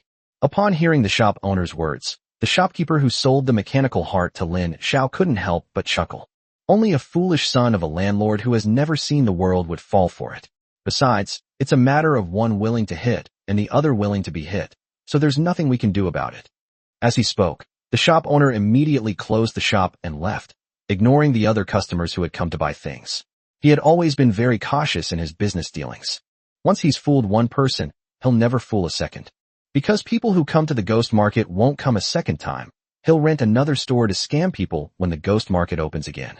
Anyway, the ghost market is special, and there are quite a few merchants like him who may only rent for a few days, or even a day. Moreover, what he said and did were not false. Because those mechanical hearts were actually genuine, and he had indeed poured a lot of effort into them before.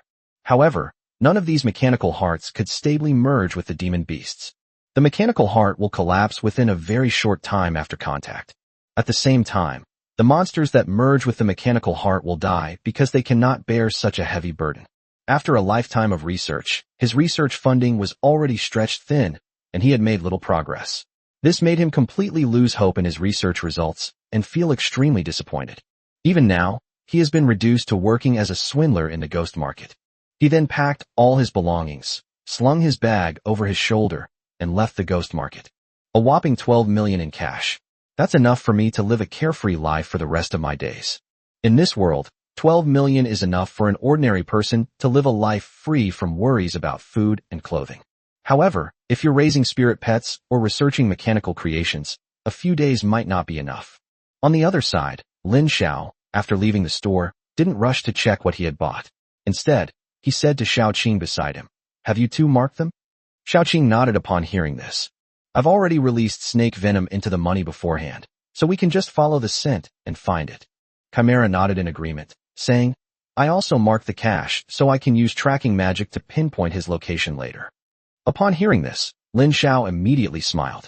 That's good. In fact, he had already figured out that the boss was a fraud. However, he did not expose him. One reason is that the mechanical heart that can be combined with a spirit pet is something he has always wanted. Secondly, he wanted to know other things about the mechanical heart. Thirdly, and most importantly, for a miser who is terrified of poverty, if he can get something for free, he will definitely do so. The three walked a little further and found a bustling crowd ahead. Lin Xiao pulled over a passerby and asked what had happened up ahead. The passerby looked at Lin Xiao's white mask. "Hey bro, are you new here? Didn't you know there's an auction house in the ghost market?" Lin Xiao shook his head upon hearing this. The other person pointed in that direction helplessly and said, "That's the open-air auction house of the ghost market, where the most valuable items in the ghost market are auctioned. All the good stuff is over there. It's just that the prices." He shrugged helplessly. "It's really not very beautiful." After saying that, the man turned and left. Looking at his back, there was a hint of loneliness. It's probably because there are items he wants, but he can't afford them. Upon hearing about the auction house, Lin Xiao immediately turned his attention there. Then I squeezed in with Xiaoqing and Chimera. Just as they were about to enter the innermost part, they were stopped by a staff member wearing a red mask. According to the rules of the ghost market, vendors wear black masks, customers wear white masks, and ghost market staff and security personnel wear red masks. Only the managers of the ghost market wear painted masks. Moreover, different colors represent different positions. The staff member in the red mask reached out and stopped Lin Xiao. "This is a VIP area. You can't just go in." Upon hearing this, Lin Xiao frowned. "What are the requirements for me to get in?" The man glanced at Lin Xiao and said emotionlessly, "I need 10 million in cash." The other party is using cash, not goods of equivalent value. In the world of beast tamers, most valuable items are exchanged for other goods, and very few people use cash for transactions. This has left many high-level beast tamers penniless. They are either completely broke, or so poor that all they have left is money. However, it's different in places like the ghost market, because only by purchasing VIP status with cash can you demonstrate how wealthy you are. Upon hearing the other party's explanation, Lin Xiao showed no hesitation whatsoever. He slightly turned his head, signaling the chimera behind him to take out the money. The move was so graceful that it drew gasps of amazement from those around him. But his heart was bleeding. A full 10 million. That's a full 10 million. However, Lin Xiao was never hesitant when it came to spending money in this area. In your past life, if you had enough savings, you could have lived a life free from want and even benefit your descendants. But saving money in this world is actually the most useless thing to do. Only by maximizing their effectiveness can we gain greater benefits. Chimera then took out a full 10 million in cash from her storage ring and piled it in front of the staff member. The other party was also frightened by Lin Xiao's actions. What's going on? Is this guy trying to bury me with money? That's 10 million in cash. Even if banknotes have large denominations in this world, they are still a small mountain. If you get buried in there, it's really easy for something to happen. Fortunately, he had a good mental fortitude, so he immediately coughed twice and then reached out his hand. Then, the ring on his hand gleamed slightly. Then, the cash disappeared right before everyone's eyes. Lin Xiao immediately recognized that the ring on the other person's hand was a storage device. However, this storage ring was rather crudely made and could not compare to the storage ring on the Chimera's hand at all. Judging from the appearance, the other party's storage ring can only be used to store things like cash and is not suitable for storing high-level materials with strong spiritual power. Then, the other party immediately made a please gesture to Lin Xiao. Then, Lin Xiao was led to the innermost part of the auction venue. After entering, Lin Xiao looked around at the layout. If I had to describe what this place resembles, it would be the theater from a past life. All VIP clients can participate in the auction from a spacious area inside. Ordinary people can only crowd together and watch the show from the outermost edge. It was truly watching a play. According to the rules here, only items that fail to sell at auction can be bid on by non-VIP customers. After Lin Xiao took his seat, the staff immediately handed him a number plate and told him that if he wanted to bid, he could simply raise this number plate. Lin Xiao nodded upon hearing this. Xiaoqing and Chimera nestled in Lin Xiao's arms, one on each side, making those around them swallow hard and curse the decline of morality. It has to be said that although Xiaoqing and Chimera were wearing cloaks, their curvaceous figures were enough to make people's imaginations run wild, and thus they felt a deep envy, jealousy, and hatred towards Lin Xiao.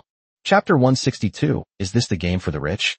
Shortly after Lin Xiao and his group took their seats, the auction had already entered its second round. The next item brought up for auction was an S-rank, Tier 1 demonic beast. Although that monster had great talent, it was still far inferior to Lin Xiao's 4 spirit pet sisters. Moreover, the demonic beast didn't have any special bloodline, and Lin Xiao had no interest in it after taking a few glances at it. Even so, an S-class monster was auctioned off for a full billion. This is the allure of a gifted demon beast to a beast tamer. Even an S-rank talent monster would be so sought after. I wonder if these people will call him Versailles if they know what Lin Xiao is thinking. The third item brought out for auction was merely an A-grade demon beast, but it was an extremely rare flying demon beast. However, this didn't cause much of a stir in the VIP area, and it ultimately failed to sell, eventually being taken by a backpacker on the outskirts. Although they are called backpackers, these people are not actually travelers. In China, and even around the world, there exists a peculiar profession. These people were originally called itinerant merchants. Later, because these people liked to carry travel bags and wander through the streets and alleys of major cities, they would leave after selling their goods. So people gave this group of people the name backpackers. Later, due to the invention of storage equipment, fewer and fewer backpackers actually carried travel bags. Moreover, due to the flow of trade and the continuous expansion of human exploration of the wilderness, backpacker survival is getting worse and worse. Ultimately, these backpackers could only wander between small towns or even in the wilderness. Later, these backpackers began to serve the clan, helping the clan find goods that the clan needed. Gradually, they developed a different way of life. The backpacker who took the A-level monster clearly had no background whatsoever. He was overjoyed when he got the A-level monster, and then he quickly took it and left the ghost market. The following items also found their own buyers. Lin Xiao remained silent. Finally, when it came to the 10th item, Lin Xiao suddenly opened his eyes. Because the auction house brought out a gun this time. This is a golden pistol, and it looks quite large. Its gun body is made of a silver metal, while its bolt is made of a gold metal. Overall, it has a very artistic feel. Meanwhile, the host continued his introduction. Distinguished guests, this gun is called Neil's Wrath, and its body is made from a bone of Neil, a 7th-tier demonic beast and ancient dragon. And its bolt is made of a very rare metal, making it exceptionally sturdy overall. Furthermore, the attributes of this gun are also incredibly powerful. As he spoke, the host suddenly took Neil's flame in his hand and began to charge the gun. Then, he pointed at the sky and pulled the trigger. Immediately afterwards, a loud boom was heard. The gunshot was very loud, like a grenade exploding. The magic bullet then shot out of the barrel and exploded in the sky. Then, the host said with a smile, "The properties of Neil's angry bullets are determined by the user's magic attribute. If you are more affinity to the fire element, then the bullets you fire will be fire attribute. If you are more affinity to the water element, then you will likely fire ice or water attribute bullets." Upon hearing this, everyone sat up straight, their eyes fixed on Neil's anger. The host then continued the introduction. The power of this Neil's wrath is not incremental, but its upper limit is extremely high. Even I, a 6th level beast tamer, can only use a maximum of 3 bullets when fully activated. Upon hearing the host's words, many people interested in Neil's angry gun also became serious. It seems they're debating whether or not to join the bidding. Then, the auctioneer waved the gavel in his hand. "I hereby announce that the starting bid for this Neil's wrath is 10 million. Bidding begins. I'll offer 100 million. No sooner had the words been spoken than someone eagerly announced their price. Lin Xiao looked over and saw that it was someone in the front row. The other person appeared to be on the heavier side and was accompanied by some people who looked like bodyguards. However, under the cover of the cloak and mask, Lin Xiao was unable to see the fat man's face clearly. Lin Xiao then glanced at the chimera beside him. Chimera's eyes lit up, and even through the mask, Lin Xiao could feel Chimera's anticipation for the gun. Seeing Lin Xiao looking over, Chimera immediately grabbed Lin Xiao's arm, but she was a little embarrassed to ask Lin Xiao to buy her something.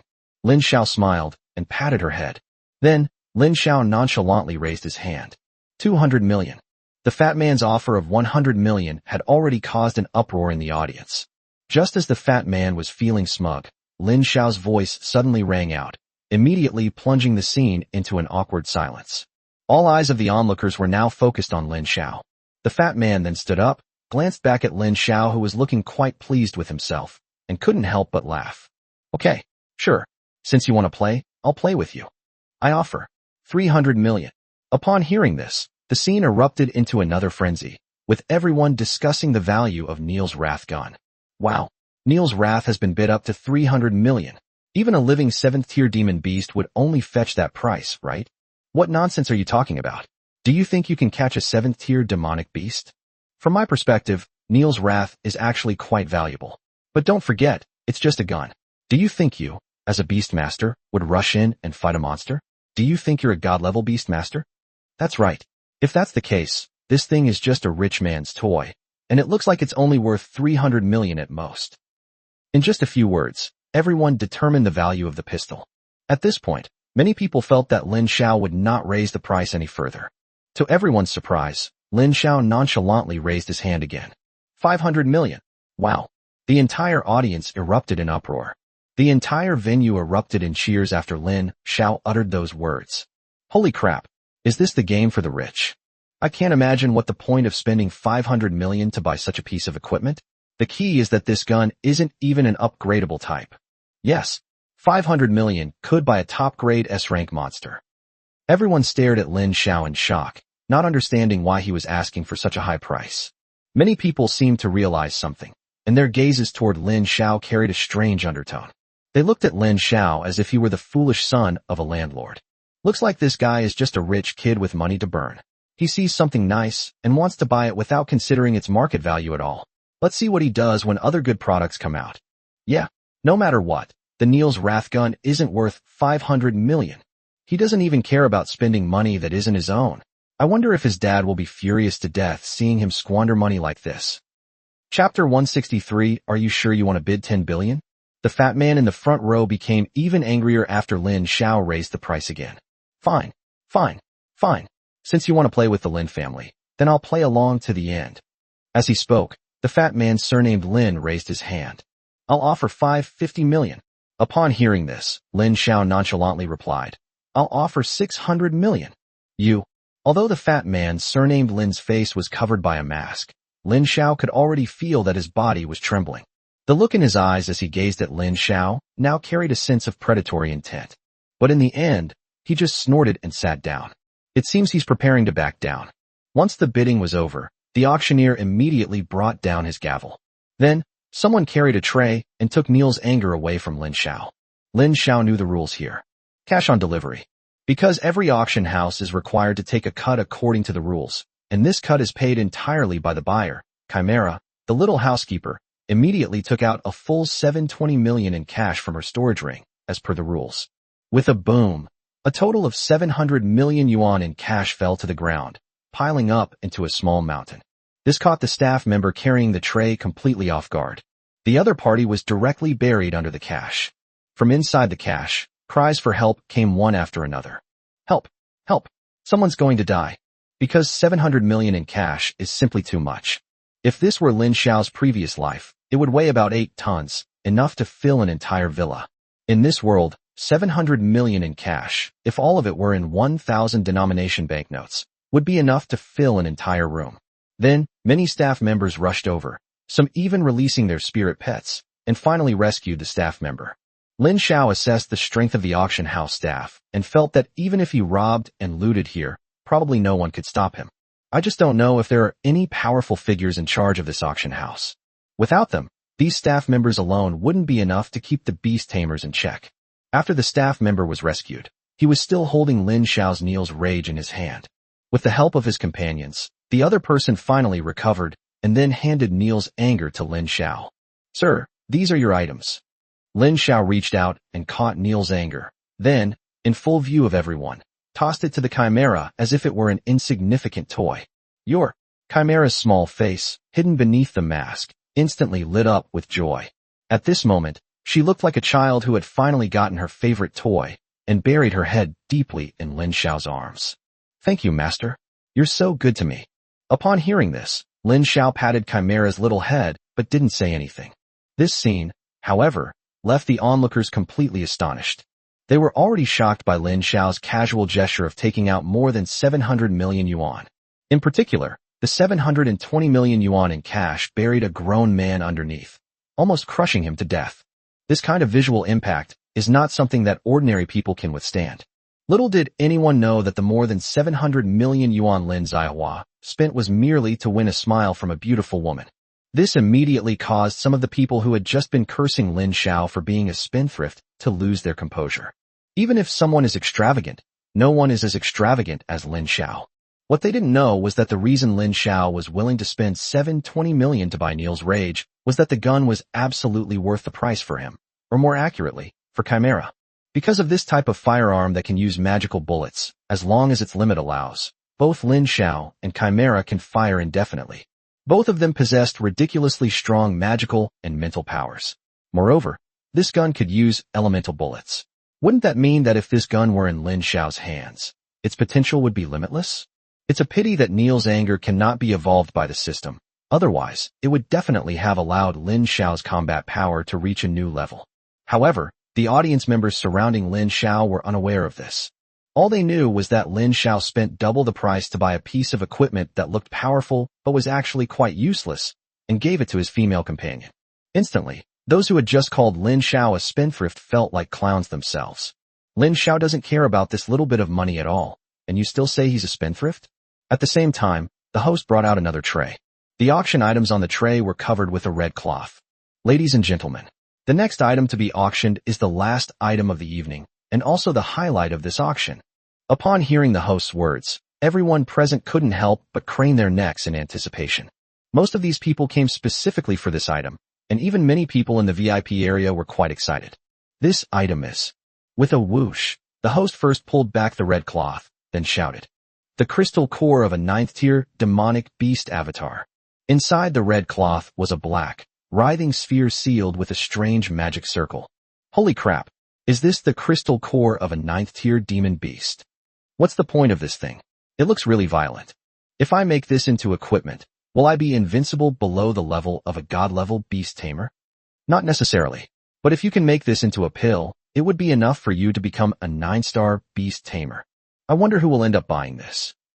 The crowd immediately began whispering among themselves, discussing the 9th-tier demon beast's core without any restraint. Although this was only the crystal core of a 9th-tier demon beast avatar, it was enough to cause a huge uproar. At this moment, Lin Xiao was curious about who had brought the crystal core to the auction. Just then, the fat man surnamed Lin, who had been bidding against Lin Xiao, stood up impatiently. He didn't even raise his hand before shouting at the host. 10 billion. I bid 10 billion. I'll offer 1.1 billion. I'll offer 1.2 billion. Before the host could even announce the price, the guests attending the auction had already started bidding wildly, driving the price up rapidly. Moreover, the price increases by the guests were outrageously high. After only a few rounds of bidding, the price of the crystal core of this 9th-tier Demon Beast clone had already reached an astonishing 5 billion. After all, this could be a Demon Beast core comparable to a god.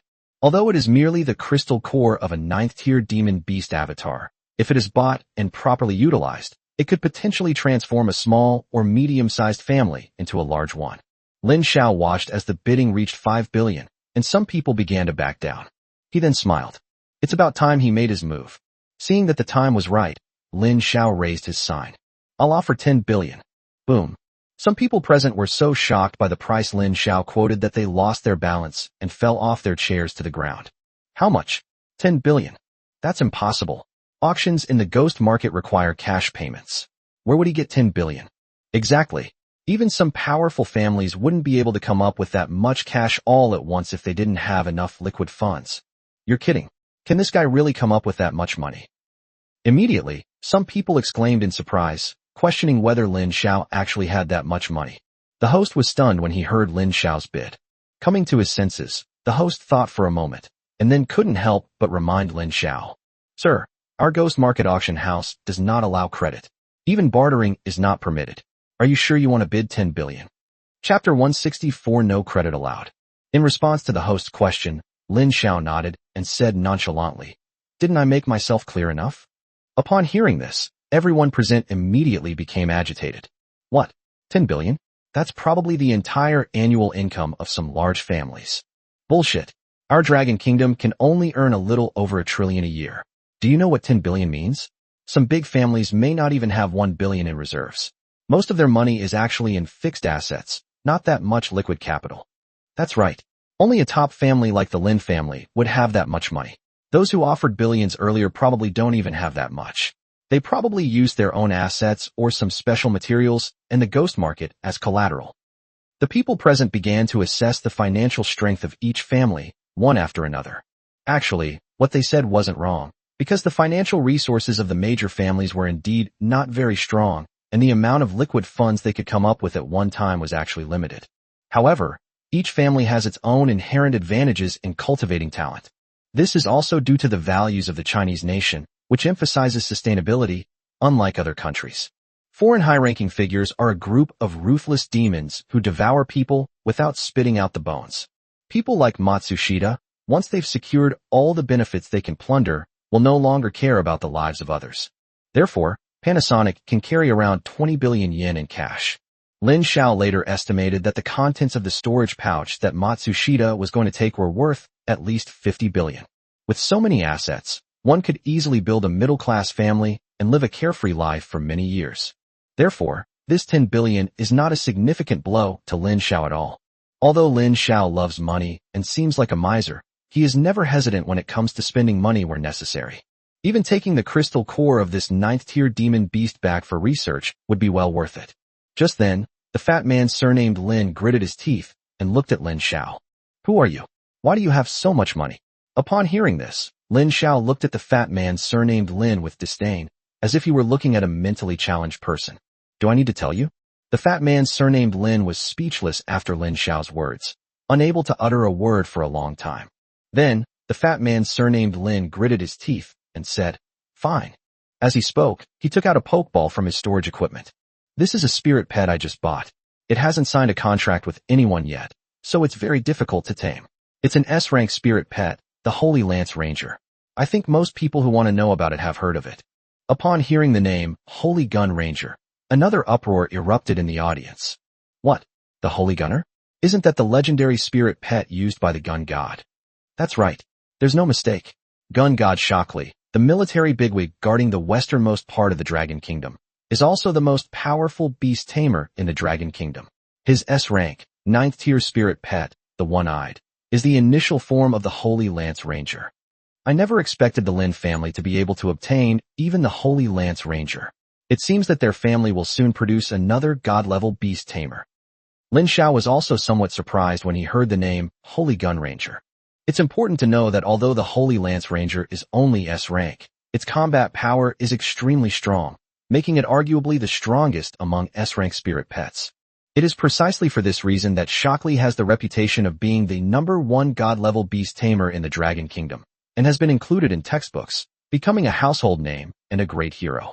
Then, the fat man surnamed Lin said with a sneer, "I'll mortgage this Holy Lance Ranger to the ghost market for 5 billion. That shouldn't be a problem, right?"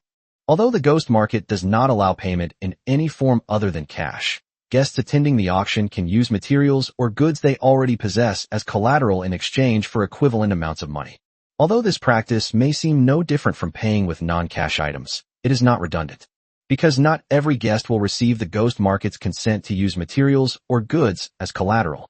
If the ghost market directly allows payments in the form of items other than cash, then since the ghost market cannot guarantee that all items are genuine, it may face the risk of being scammed by counterfeiters who accept fake goods as payment.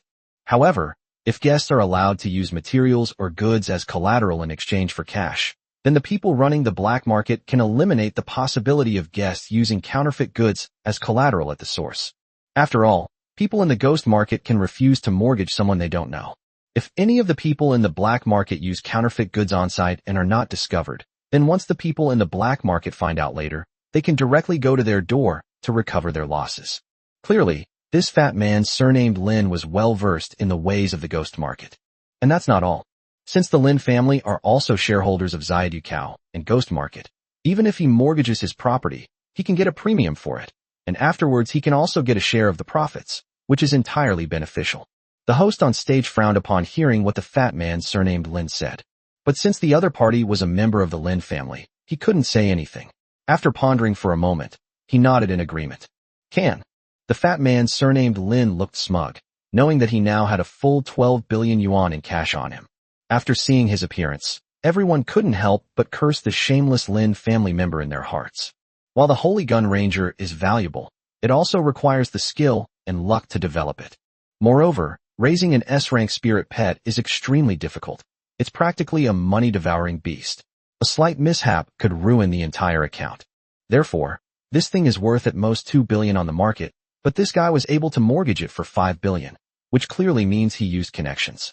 Immediately, the fat man surnamed Lin, who originally only had 7 billion in cash, suddenly had a total of 12 billion in funds thanks to the Holy Lance Ranger he temporarily bought in other parts of the ghost market, and was ready to compete for the crystal core of this 9th-tier demon beast. After the staff took the Poke Ball from the fat man surnamed Lin and gave him 5 billion in cash, the fat man surnamed Lin immediately raised his hand high. "I'll offer 10.1 billion. He immediately added 100 million yuan in cash to the original amount. However, Lin Xiao clearly wouldn't take such a price increase seriously. Looking at the convulsing body of the fat man surnamed Lin, Lin Xiao knew that the guy was probably about to give up. Immediately, Lin Xiao raised his hand again. 111 billion. Wow. Upon hearing this, everyone present exclaimed in surprise once again. Lin Xiao immediately added another 900 million. Everyone began speculating about who Lin Xiao was, which prestigious family he came from, and how he could be so rich. When the fat man surnamed Lin heard Lin Xiao raise the price again, he was almost speechless with astonishment. He originally thought that with 12 billion, he could seize the crystal core of this 9th-order demon beast, but judging from Lin Xiao's bidding, it was clear that 12 billion was not enough. He couldn't help but point his finger at Lin Xiao, his finger trembling as he questioned him. "You? Don't play dumb here. If you can't come up with that much money, you'll be wanted by the entire ghost market, and your whole family will be wiped out because of you." While enjoying the massage from Xiaoqing beside him, Lin Xiao said nonchalantly, "Cash on delivery, no credit." His words left the fat man surnamed Lin speechless. After thinking for a while, the fat man surnamed Lin gritted his teeth and stomped his foot. "I'll offer 12 billion. This 12 billion is all he has left. Moreover, even within the Lin family, this amount of money is actually quite substantial. Even if he successfully bid for the crystal core of this 9th-tier demon beast, he would still be punished by his elders in the family for spending so much money." But at this moment, his eyes were completely red. His years of pampered life had prevented him from ever experiencing setbacks. In the past, he could get whatever he wanted. However, Lin Xiao suddenly appeared today, which made him very unhappy. As soon as he finished speaking, He stared intently at Lin Xiao. The fat man surnamed Lin wanted to see what Lin Xiao would dare to say to him when faced with an auction amount of 12 billion yuan. To everyone's surprise, Lin Xiao simply raised the price and said, 15 billion. Puff. Upon hearing Lin Xiao's price increase, the fat man surnamed Lin immediately spat out a mouthful of blood. He never expected Lin Xiao to raise the price so decisively, as if he had never taken him seriously at all. Chapter 165. I request confirmation of the other party's assets. Upon hearing Lin Xiao's offer, the other guests present all fell silent and showed no intention of bidding against him. One reason is that the fat man, surnamed Lin, revealed his identity from the very beginning. Secondly, the auction information was very concise. The incident in Hanzhou City happened not long ago, and only 3 days have passed, yet someone has already obtained the crystal core of the clone and is now rushing to auction it off. It seems the other party has received some information, which is why they are in a hurry to run away. Some speculate that the seller of this 9th-tier demon beast might be an inside agent in Hanzhou City who was working for the Sakura Kingdom. Due to the short notice, many powerful families did not receive news of the 9th-tier demon beast clone core. The fat man surnamed Lin was quite lucky. He happened to be nearby, which is why he brought a large amount of cash to the ghost market to participate in the auction.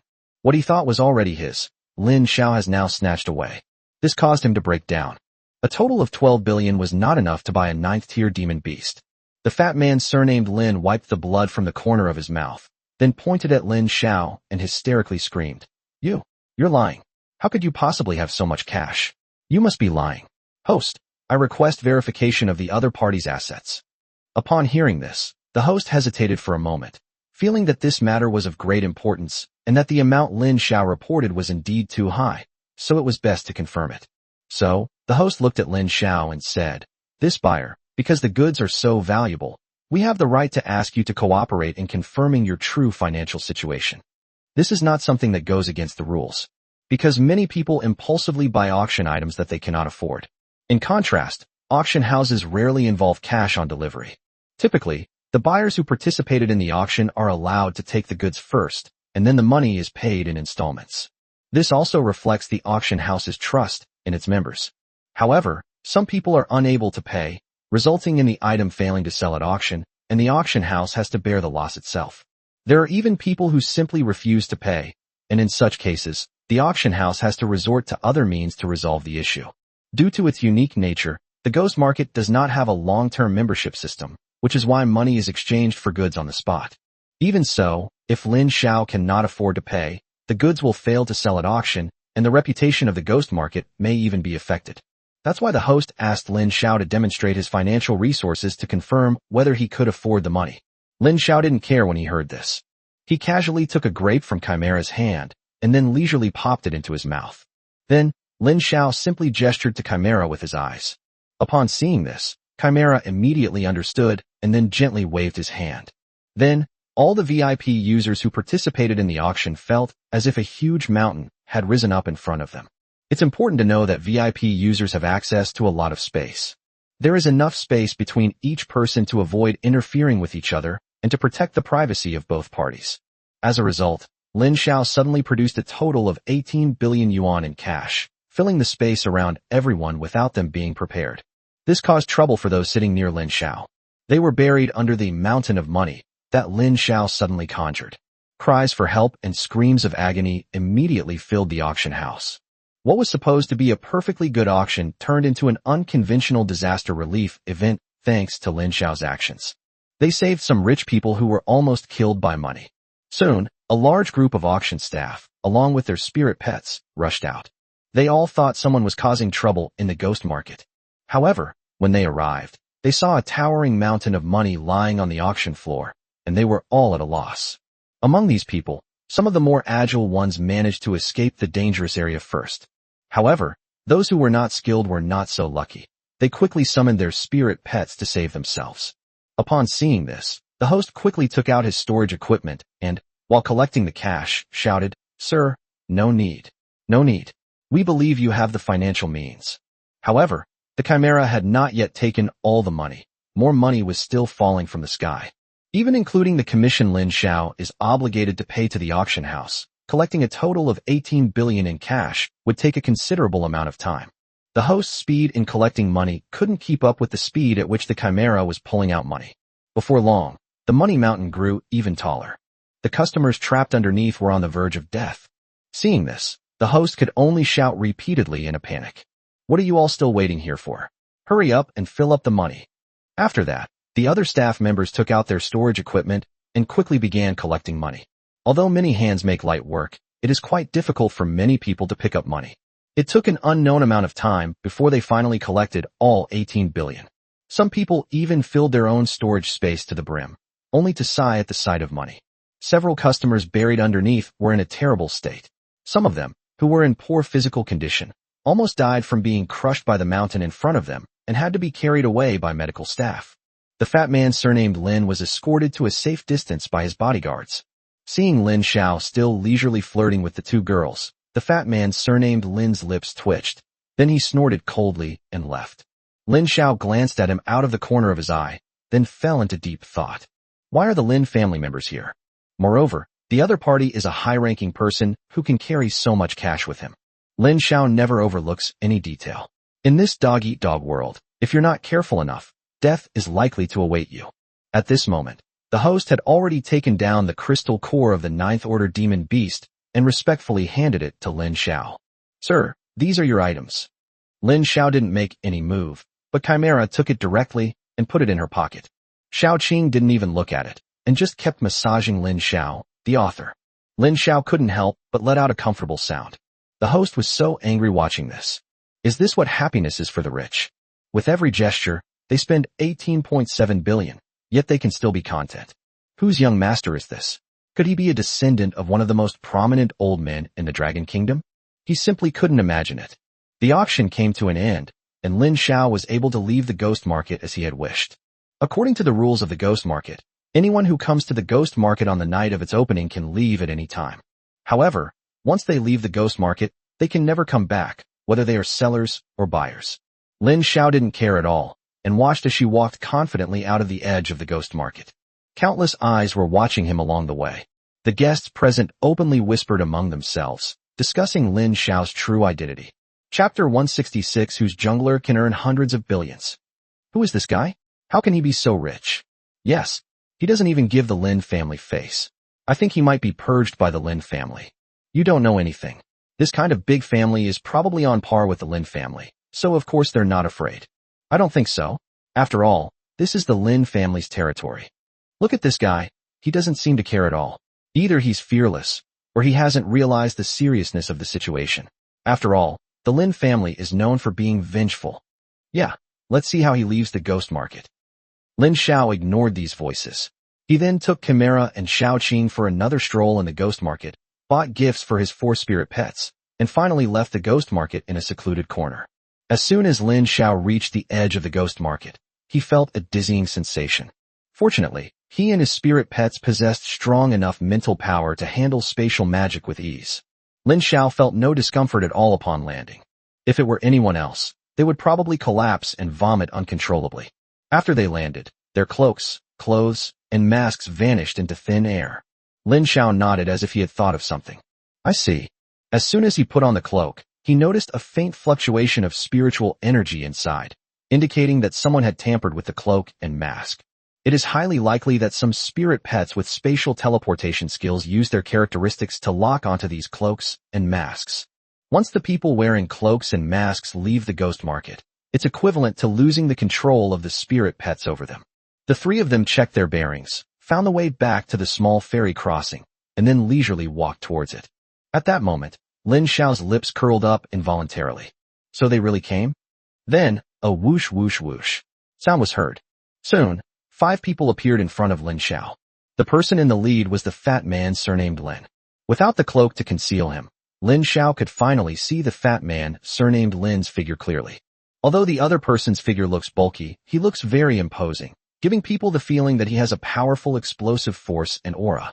Damn it, you're the one who stole my stuff, aren't you? Lin Xiao looked at the fat man surnamed Lin with complete indifference. What? You don't have money to buy it, so you're trying to rob me. Lin Xiao's words left the fat man surnamed Lin speechless. His lips twitched, but he didn't know Lin Xiao's background and didn't dare to make any rash moves. After all, Lin Xiao actually put up 18 billion yuan in real money.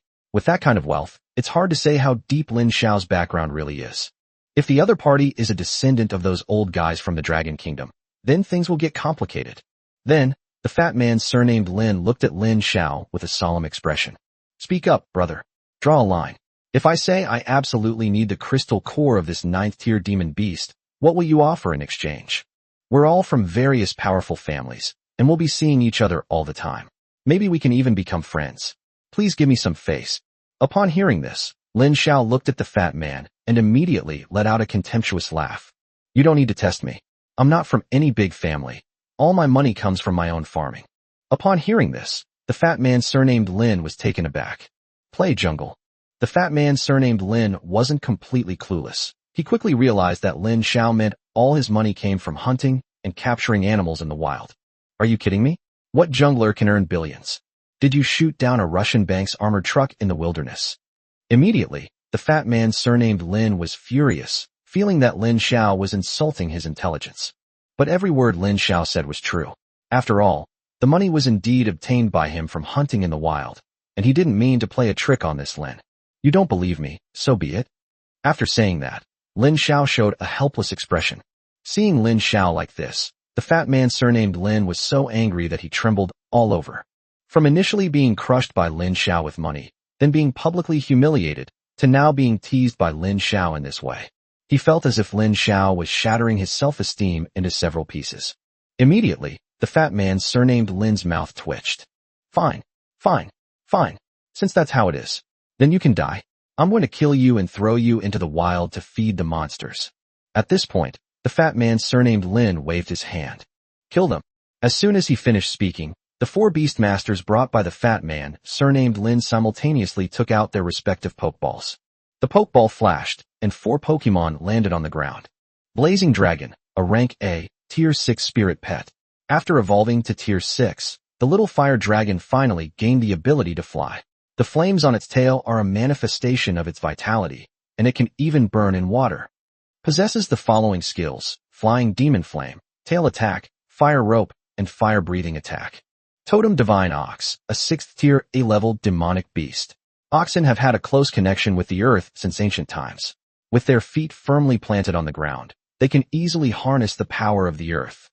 Possesses the following skills: Totem, Savage Charge, Earth Whisper, Earth Tear, Gravity Acceleration. The totem on the totem bull is the culmination of the bull tribe's faith in the earth. Each time the totem is used, it can increase one's attack power. The buff cannot be stacked. Whispers of the earth. The totem ox can sense the consciousness of the earth through its connection with it, and then reflect it through its own voice, but the effect of this voice is not fixed. Magic Engineering Vehicle, Rank A, Tier 6 Spirit Pet. It is an alchemical creation of the Archmage. It looks like a mechanical construct, but it is not. It was once a tool used in experiments by the Archmage. After being continuously modified by the Archmage, it developed its own consciousness and life, and finally, with the help of the Archmage's magic, it became an independent life form. Possesses the following skills: Shapeshift, Savage Charge, Rocket Headbutt, Exploration, Continuous Shot, Grab. Savage Impact. In the form of a magic engineering vehicle bulldozer, it can impact any creature in front of it. Rocket Hammer. In shield mode, the magical engineering vehicle can use its drill bit to launch a targeted attack. Explore. Octopus form, can move in any terrain. Continuous Firing. In tank mode, it can fire scatter shots at designated targets. Grab. In robotic arm mode, it possesses a robotic arm that can both attack and defend, and can grab a designated target with an extremely high hit rate. Saber-Tooth Tiger King, a rank A, tier 6 demonic beast, a saber-tooth tiger capable of leading a pack of tigers, possessing strong leadership abilities, and its attack power can increase when it has the help of its companions. Possesses the following skills: Claw Attack, Roar of the Tiger in the Forest, Group Tracking, and Encirclement and Kill. Lin Xiao looked at the 4 spirit pets in front of him, but didn't pay much attention to their strength. Only the magical engineering vehicle piqued Lin Xiao's interest, so he examined it closely. He was very curious as to how something that looked like a mechanical creation could be a spirit pet. However, the other party did not give Lin Xiao time to think. The saber-toothed Tiger King was the first to launch an attack. Then, It roared and immediately activated the tiger roars through the mountain's skill. Instantly, a sound wave echoed in Lin Xiao's ears, attacking his mind. Chapter 167. Even if you're riddled with bullets, so what? If someone with average mental strength were to hear Lin's sudden roar, they might become unsettled or even faint. Then, the magical engineering vehicle immediately changed its form, and a click-click-click sound could be heard. Subsequently, a submachine gun appeared on the roof of the magical engineering vehicle. After targeting Lin Xiao, the magical engineering vehicle began firing. At the same time, the totem ox lowered its head to Lin Xiao. Then came the sound of the totem bull's feet stomping on the ground, causing the entire earth to tremble. At that moment, the totem bull charged towards Lin Xiao. Rocket headbutt. The blazing dragon opened its mouth and spewed flames continuously, attempting to block Lin Xiao's escape routes. It's clear that these four people and their spirit pets work together very well. If it were an ordinary person, they would definitely be caught off guard by their coordinated attack. Even in a battle of equal numbers, just by meeting them, their opponents might suffer casualties or injuries. However, they are now facing Lin Xiao. It was clear that Lin Xiao stood still, showing no intention of moving at all. Suddenly, a huge green snake appeared behind Lin Xiao. The green snake immediately enveloped Lin Xiao, and then Lin Xiao looked down at them from above. Suddenly, Xiaoqing swelled up and revealed her true form. Then, all four of their spirit pets attacked Xiaoqing, but were blocked by her hard snake scales. Everyone was stunned by this sudden scene. They had considered that Lin Xiao might have helpers, and they had also considered that Lin Xiao might have powerful spirit pets, but they never expected that the female companion beside Lin Xiao would actually be his spirit pet. The fat man surnamed Lin was clearly also shocked by what he saw. But the matter wasn't over yet. Chimera then raised the wrath of Neil that she had just obtained. Then, the Chimera aimed at one of the beast tamers and pulled the trigger. Bang! A blue bullet flew out, heading straight for the beast tamer's head. The other party was already shocked by Xiaoqing's revelation of her true form and never expected that Chimera would so decisively shoot at him. His head was hit by a bullet and then flung backward. However, there was no bloodshed throughout the entire process, because his head had been frozen by the ice attribute magic bullet. Next, we see various parts of his body. Finally, his frozen body made a crisp sound like shattering glass. His body, frozen into an ice block, shattered completely. With his death, his spirit pet, the saber-toothed Tiger King, immediately collapsed to the ground. With its master dead, the saber-toothed Tiger King, as a spirit pet, couldn't withstand the spiritual power and died instantly. It couldn't even manage a few whimpers. Then, Chimera directed Neil's anger at another beastmaster. Upon seeing this, the man was immediately terrified. He never expected that the two seemingly delicate girls beside Lin Xiao were actually ruthless people. One is a humanoid spirit pet, and the other can use Neil's wrath so easily. He quickly commanded his spirit pet, the Blazing Dragon, to come and protect him. Once the Blazing Dragon arrived beside him, he felt reassured and immediately let out a cold laugh. Even if you have ice attribute bullets, they are still countered by the fire attribute of the Blazing Dragon. I don't believe you can hurt me. A smile immediately appeared on his lips. As long as he could hold off the Chimera, his two companions could then deal with the humanoid spirit pet. In that case, they would definitely be able to deal with Lin Xiao and his group. At that moment, the Chimera pulled the trigger again. Bang! A black bullet flew out and hit the Blazing Dragon directly. Then, the black bullet turned into a tentacle. The living tentacle immediately bound the flaming dragon. Binding bullets. Bullets made using the Chimera's binding spell. At first, Chimera just wanted to give it a try, but she didn't expect it to be so successful, which made her like Neil's fury even more. Then, a magic circle appeared, and a tentacle emerged from it, grabbing the Blazing Dragon and tossing it to Xiaoqing's side. Xiaoqing's huge snake head suddenly opened its mouth and bit down on the Blazing Dragon. Then, with a gulp, Xiaoqing swallowed the Blazing Dragon whole. This scene was so visually striking that it completely stunned the fat man surnamed Lin and the other beast tamers present. Then, the Beastmaster of the Blazing Dragon suddenly experienced dizziness, a backlash from the death of his spirit pet. He felt he was trying everything he could to bring himself to his senses.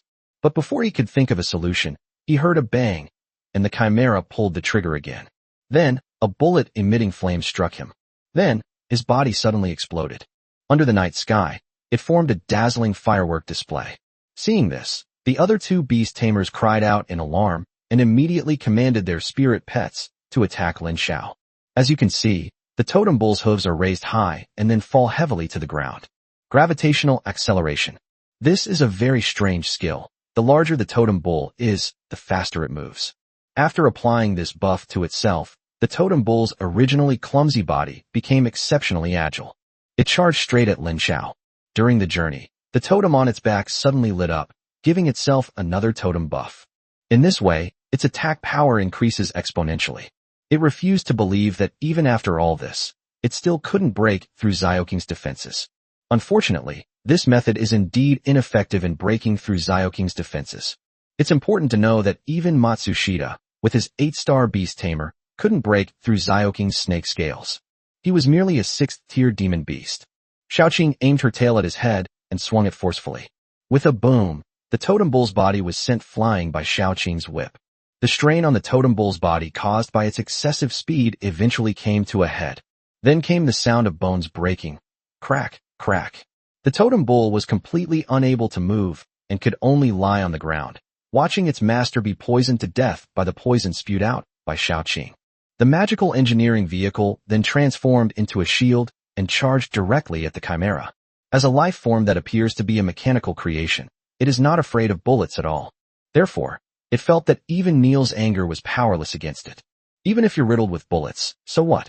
However, the chimera still raised its hands and pointed the gun at it. Upon witnessing this scene, the magical engineering vehicle was overjoyed. It seems I really do have a chance to kill this woman. However, a magic circle appeared behind the chimera.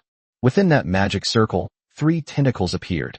One of the tentacles held a Gatling water cannon, another held a Spartan judgment shaped like an RPG rocket launcher, and the last one had already cocked the God-slaying crossbow.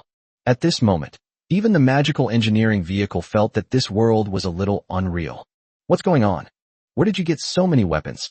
Why do all these weapons look so difficult to deal with? Before he could finish complaining, he saw the chimera pull the trigger. At the same time, the 3 tentacles behind the chimera also aimed and fired at him.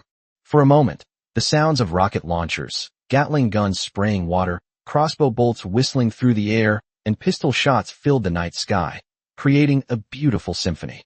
Those sounds were both beautiful and terrifying. Immediately, the magical engineering vehicle was sent to its demise by the chimera. Chapter 168. You call this a psychological attack? In a short period of time, Lin Xiao easily defeated all 4 of the fat man's men. The fat man surnamed Lin was also somewhat surprised by this scene. After all, he brought along the Lin family's top beast tamers, each of whom possessed an A-grade, 6th-tier spirit pet. Even so, these people did not last a minute against Lin Xiao's spirit pets. In fact, Lin Xiao's spirit pet seemed to win very easily. The fat man surnamed Lin looked at Lin Xiao in great surprise. Soon, he realized what was going on and realized Lin Xiao's identity. You are Lin Xiao. Upon hearing this, Lin Xiao let out a cold laugh. How do you know me? The fat man surnamed Lin quickly recovered from his shock and then revealed an excited expression. Hurrah! How do I know you? Don't you know how valuable you are now? Killing you will get me a full 5 billion in cash. We can even receive top-tier training resources from the Lin family. Are you now the most sought-after prey in the entire Lin family? Oh, Lin Xiao frowned. He realized that this fat man surnamed Lin might also be a member of the Lin family, and asked with some surprise, did something happen to Lin Bassian? Lin Xiao still remembers the expression Lin Bassian showed when he faced him. It didn't seem like he was faking it. It's clear that he really wants his grandson to be recognized as a member of the family. Lin Qianhui's feelings for herself are also complicated. As Lin Bassian's adopted granddaughter, she desperately wanted her so-called brother, who was not related to her by blood, to return to Lin Bassian's side and fulfill her grandfather's wish. However, she was also somewhat afraid that Lin Xiao would disappoint Lin Bassian. Upon hearing this, the fat man surnamed Lin immediately revealed a mocking smile. Lin Bassian? That old guy is alive and well. It's just that Grandpa Xiaodian used some methods to make all his people lose power. Now Lin Bassian can only retire in Shanghai, and he can't participate in anything related to the Lin family. Lin Xiao's expression turned serious upon hearing this. It seems that something really has happened to the Lin family. However, this has nothing to do with Lin Xiao anymore. It's impossible for him to return to the Lin family. Never in this lifetime. Ever since he and his mother were kicked out of the Lin family home. Even if Lin Bassian was unaware of it, even if Lin Bassian was misled, he would never admit that he was a member of the Lin family. The reason is simple. He wants to live a life that makes him stand out and show the Lin family, who looked down on his family back then, that even without the Lin family's protection, he can still become someone who is on par with the gods. Lin Xiao then let out a cold laugh. What did you call Lin Xiaotian just now? Grandpa, right? Upon hearing Lin Xiao's words, the fat man surnamed Lin immediately raised his head arrogantly. That's right. I am Lin Xiaoshan's grandson, and Lin Hai is my uncle. My father is Lin Shan, and I am also a genius of the younger generation of the Lin family. My name is Lin Hu. Lin Xiao nodded upon hearing this. Very well. Very well. Since that's the case, then I should send you on your way.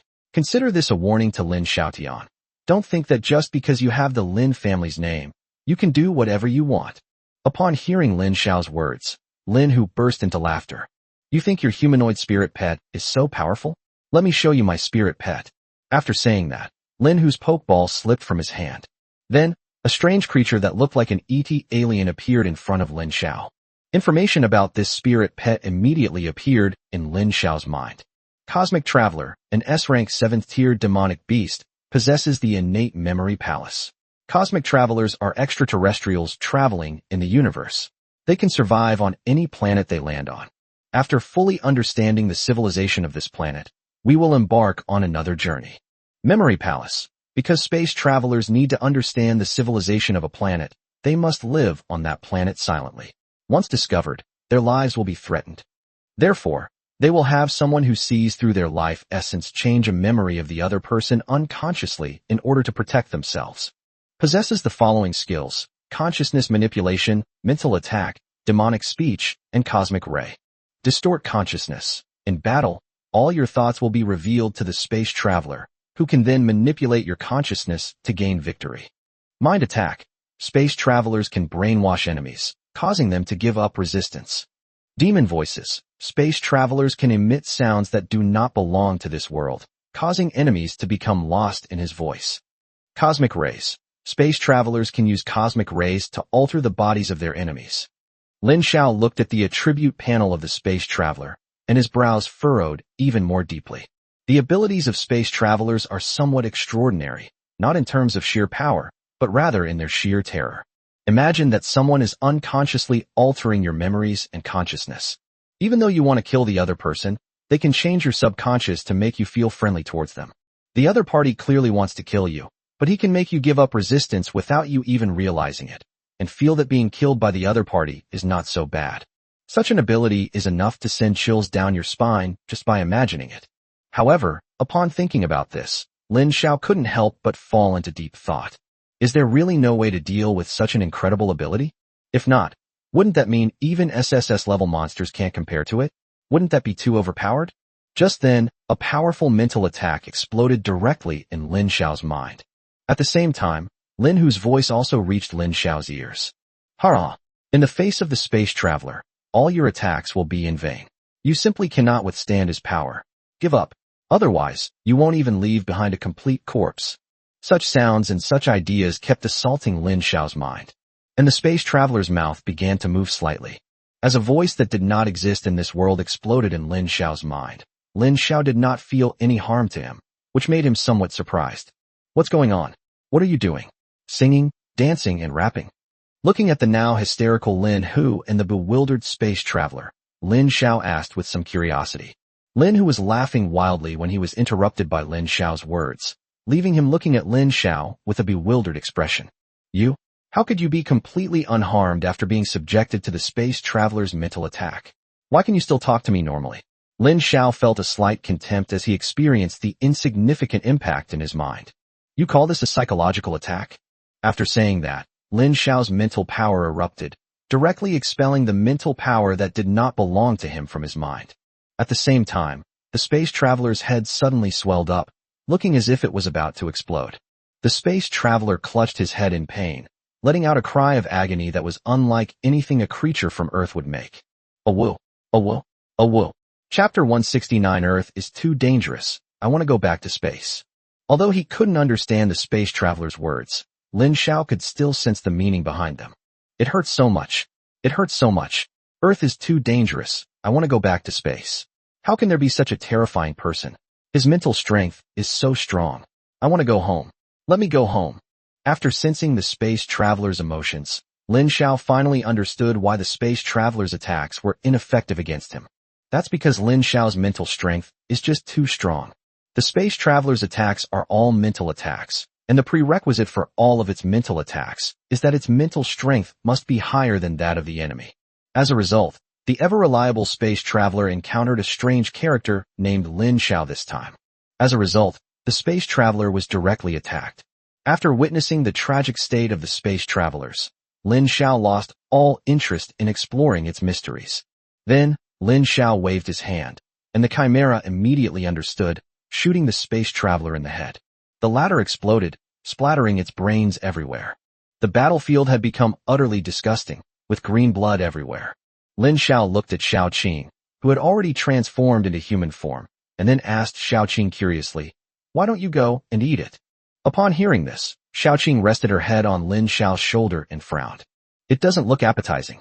Lin Xiao glanced at the green blood and the utterly disgusting corpse, and couldn't help but nod.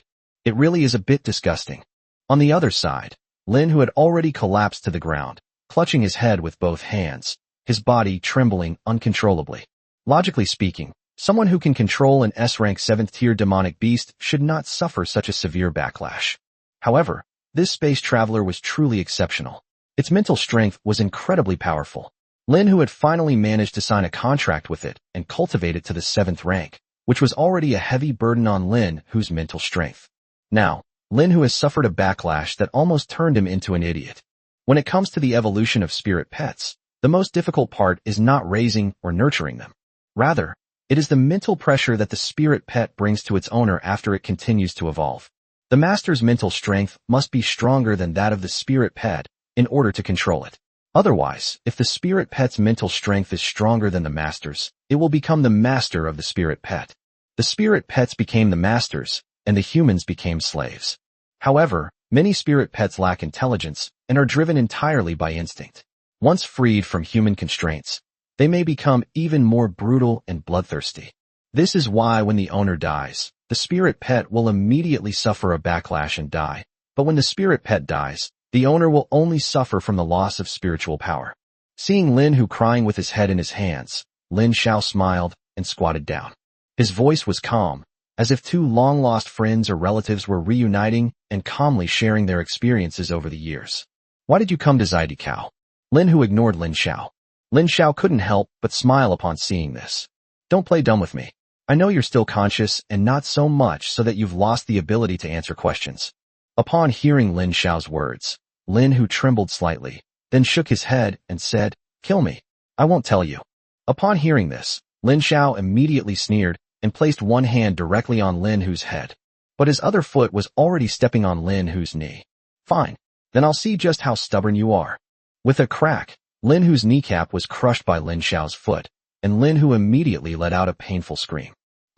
Lin Xiao? I won't let you get away with this." Lin Xiao didn't care and pressed his head firmly to the ground, then stepped on his other knee. "Looks like you have a lot of backbone. What if I continue like this?" Immediately afterwards, another crack sounded, and Lin Hu's other knee was also broken by Lin Xiao. This time, Lin Hu was completely unable to hold on any longer. His whole body was trembling. He was on the verge of collapse. I really don't know. My dad, Lin Shan, called me and told me to come to the ghost market in Zidikao and buy the 9th-tier demon beast cores there. Later, suddenly another mission came up, requiring me to pick up someone and complete a task. But I didn't know the details of this mission yet. I really don't know anything else. Lin Xiao looked intently at Lin Hu's expression, confirming that Lin Hu was definitely not lying. Lin Xiao then found Lin Hu's phone in Lin Hu's pocket, unlocked the screen, and checked the chat history to confirm that Lin Hu was not lying. Lin Hu's purpose in coming to Zidikao was simply to buy the crystal cores of a 9th-tier demon beast at the ghost market. He was then temporarily notified to come here to pick up someone and complete a mission. If that's the case, then who is the person Lin Hu is supposed to meet? And what is the task he needs to complete? Didn't Lin Shan tell you who to pick up? Upon hearing this, Lin Hu shook his head, indicating that he really didn't know. I really don't know anything. I was just ordered to come. Please. Lin Xiao? We both have the same surname, Lin, and you're my cousin. Please let me go. I can give you all my money. Upon hearing this, Lin Xiao revealed an innocent-looking smile. That's really great. Thank you, cousin. After saying that, a crack was heard, and Lin Xiao snapped Lin Hu's neck. Lin Hu's pupils immediately dilated to their maximum size. He never expected Lin Xiao to kill him so decisively. Lin Xiao's expression then returned to calm. Lin Xiao felt no moral remorse whatsoever for killing Lin Hu. Originally, Lin Hu's grandfather, Lin Xiaodian, was the culprit behind his mother's death and his tragic childhood. Killing Lin Hu would be equivalent to avenging a little bit of his grudge. Moreover, through his conversation with Lin Hu, Lin Xiao astutely realized that something must have happened within the Lin family recently. Lin Xiaodian, who had already lost power, somehow managed to turn the tide in the Lin family, effectively sidelining Lin Baxian and launching a bounty hunt for Lin Xiao. However, the bounty on Lin Xiao is currently only within the Lin family.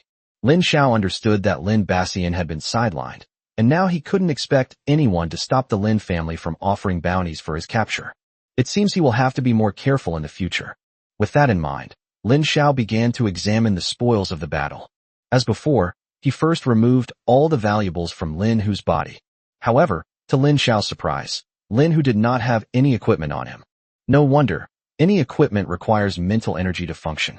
Lin Hu's mental energy was barely enough to control a space traveler, so where would he find the extra mental energy to manipulate equipment? Then, Lin Xiao looked at Lin Hu's storage equipment. After opening Lin Hu's storage equipment, Lin Xiao couldn't help but curse him as a penniless wretch. Because Lin Hu's storage equipment contained no high-level materials, only 12 billion in cash. Because of the large amount of cash, which could only be stored in a single storage device, Lin Hu placed his personal storage device in the Lin family's property at Xiaodikao for safekeeping. After all, why would Lin Hu, a pampered third-generation rich kid, carry so many things with him when he goes out? As a result, this person escaped the fate of being a jungler. This cash was originally prepared by Lin Hu to purchase the crystal cores of 9th-tier demon beasts. Among them, 5 billion was cash obtained by Lin Hu after purchasing the Holy Gun Ranger in other parts of the Ghost Market and then mortgaging the Holy Gun Ranger at the auction house. Now, naturally, they all belonged to Lin Xiao. As for the 4 beast tamers who came with Lin Hu, they were all penniless. Otherwise they wouldn't have risked their lives for the Lin family, and Lin Xiao didn't get anything good either. Lin Xiao then sighed helplessly and handed the 12 billion yuan in cash to Chimera with tears in his eyes. They're so poor they only have money left. Where can they go to seek justice? Seeing Lin Xiao's bitter face, Chimera and Xiaoqing immediately covered their mouths and giggled. Then, Lin Xiao looked at Chimera and Xiaoqing with resentment and said seriously, "No, I have to find it. Let's go? Let's find that liar." Upon hearing this, Chimera and Xiaoqing exchanged a glance before remembering the shop owner who had cheated their master out of money. Chapter 170, Tracking the Old Swindler. In the darkness of night, 3 figures were constantly moving about. Xiaoqing walked at the front, following the scent left by her poisonous gas, constantly searching for the shop owner's whereabouts. Soon, they arrived at a dilapidated residential building in a corner of the small ferry crossing. Judging from the appearance of this residential building, it seems that no one has lived there for many years, and there is not even a homeless person around. However, the smell of poisonous gas disappeared from beneath the residential building. Xiaoqing looked around and frowned, saying, "It seems the other party is very careful, having set up a barrier here that can automatically erase traces." Upon hearing this, Lin Xiao immediately realized something and hurriedly said, "Oh no, we need to go up quickly, otherwise he might escape." Upon hearing Lin Xiao's words, Chimera immediately began using magic to locate the position of her magical mark. Such markings cannot be triggered casually, because once triggered, the other party will know that they have been marked, and then they may leave the money behind, making it impossible to find any clues again. In fact, the first thing the shop owner did after returning home was to sort through the money. It wasn't that he was afraid of Lin Xiao coming after him, but rather it was a kind of caution he had developed over the years. After confirming that there was no problem with the money, he packed up all his belongings and planned to move to another city. However, just as he was about to flee the small ferry crossing, a bright light suddenly appeared on the bundle on his back. Moreover, the light shot directly into the sky, looking like a marker. Upon seeing this, he couldn't help but curse, "Damn it! Those 3 sons of bitches actually made marks on the money that I couldn't detect." After he finished cursing, he was about to throw the money away and run away, but he was reluctant to part with so much money. So he quickly opened his luggage, found the marked bill, threw it far away, repacked his luggage, and prepared to run away immediately. He estimated that there was still some distance between the ghost market and his current location, and even if the other party caught up, it would take some time. By then, he had long since disappeared without a trace.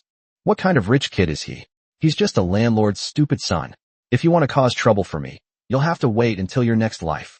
He hummed a little tune and strolled leisurely toward the main road. It was almost dawn when he arrived in Hanzhou City. After daybreak, he would find a caravan heading to Guangzhou City or Suyang City. By then, even if the buyer came back to cause trouble, he wouldn't be able to find him. He had done this trick countless times, and it always worked. He had never failed. Little did he know that Lin Xiao was already at his destination. The straight line distance to him is less than 10 meters. After confirming the direction of the mark, Lin Xiao arrived in front of him after only a few turns. The old swindler was dumbfounded when he saw 3 handsome men and beautiful women appear in front of him. He could tell from their demeanor that these 3 men and women were the ones he had swindled out of 12 million yuan. Where are you going in such a hurry? Lin Xiao looked at the old swindler with a half smile. The old swindler took 2 steps back, looking somewhat guilty. You 3, do we know each other? I've never seen you before. I have something to do. I'll be going now. After saying that, the guy turned and tried to slip away. Xiaoqing immediately grabbed his luggage from behind and threw it aside. The old swindler immediately fell flat on his face. Hey, you 3, if you're here to rob me, I can give you all my money. Just don't kill me. Please spare this old man's life. After saying that, he even took out several thousand crumpled bills from his pocket and respectfully handed them to Lin Xiao and the others. Upon seeing this, Lin Xiao couldn't help but twitch the corner of his mouth. I never expected that this old swindler would still be lying even at this point, trying to get away with it. Lin Xiao then reached out and took the 4 mechanical hearts from the chimera's hand. Without exception, they were all broken. Actually, when Lin Xiao was in the old swindler's shop, the other party did not give him the mechanical heart that he had his eye on. When Lin Xiao purchased the mechanical heart, it replaced the mechanical heart that Lin Xiao wanted most. Later, when Lin Xiao was in the ghost market, he had already tried out the 4 mechanical hearts he had bought. He purchased 4 low-level spirit pets and fused them with the 4 mechanical hearts. As a result, all 4 spirit pets died because they could not bear the pressure of the 4 mechanical hearts. The 4 mechanical hearts subsequently broke down. After a careful examination, Lin Xiao and Chimera discovered that the reason for the spirit pet's death was that the 4 mechanical hearts were inherently faulty. Even if you replace it with an SSS-level spirit pet, it won't make a difference. Lin Xiao understood that this old swindler must have planned the scam long ago. The mechanical heart that the old swindler had been holding was the mechanical heart he wanted most.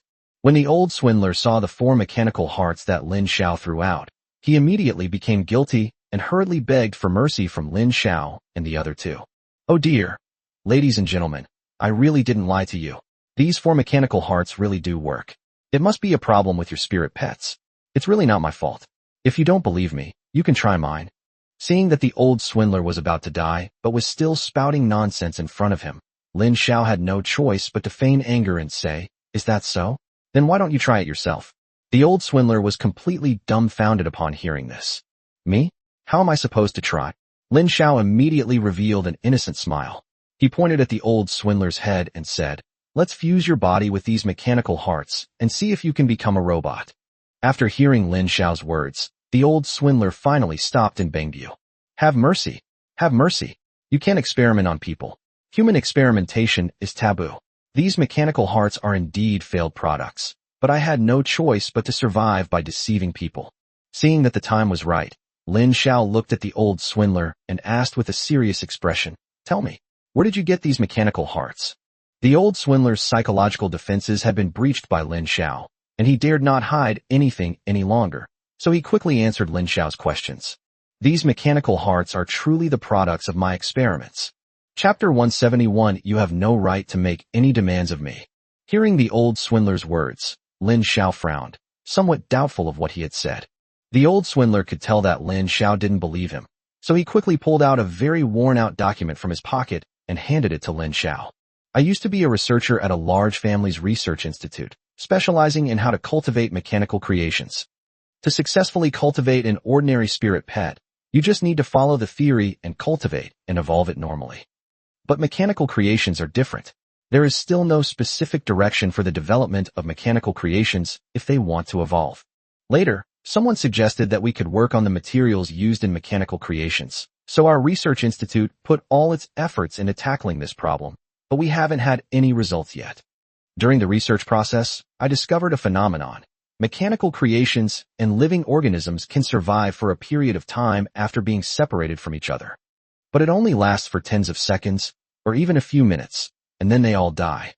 Some people say that mechanical creations and living organisms are a whole, and that they will die immediately if they lose each other. But I disagree with this. I think those few dozen seconds of survival prove that after the mechanical heart is separated from the living body, there is a certain probability that it can survive independently, but it requires a specific method or condition. As a result, my views went against the mainstream. This led to my isolation in the research institute, and eventually even the lab wouldn't let me in. Later, I resigned and left home, wanting to prove my point of view. However, no one believed in my point of view, and no research institute or laboratory wanted me. In the end, I could only rely on my own accumulated knowledge and conduct independent experiments. But now, decades have passed, and although I have made some progress, it is not enough to support my point of view. After hearing this, Lin Xiao couldn't help but carefully observe the old swindler's dejected expression. His mental strength is very strong, and given his 2 lifetimes, it's clear that the old swindler is showing genuine feelings at this moment. Everything he said was the truth. Lin Xiao then looked at the old swindler and slowly spoke. So you started lying? The old swindler wiped away a tear. I spent all my savings, used up all the connections and favors I could, and ended up being completely blacklisted in the research community, but I still couldn't get the result I wanted. In the end, I ran out of money. I can only sell the defective products I produce from my experiments to people who don't know anything about them, and then continue to do experiments. Hearing this, Lin Xiao's lips twitched involuntarily, and then he said with a pained expression, so you just take the money you swindled, continue to do experiments, and after producing defective products, use them to swindle more people. Upon hearing this, the old swindler nodded, blushing slightly. Lin Xiao couldn't help but exclaim, wow, he really managed to close the loop. Then, Lin Xiao looked at the old swindler very seriously. Can I see your actual research results? The old swindler looked at Lin Xiao with surprise, not understanding why this foolish son of the landlord, whom he had just deceived, wanted to see his research results.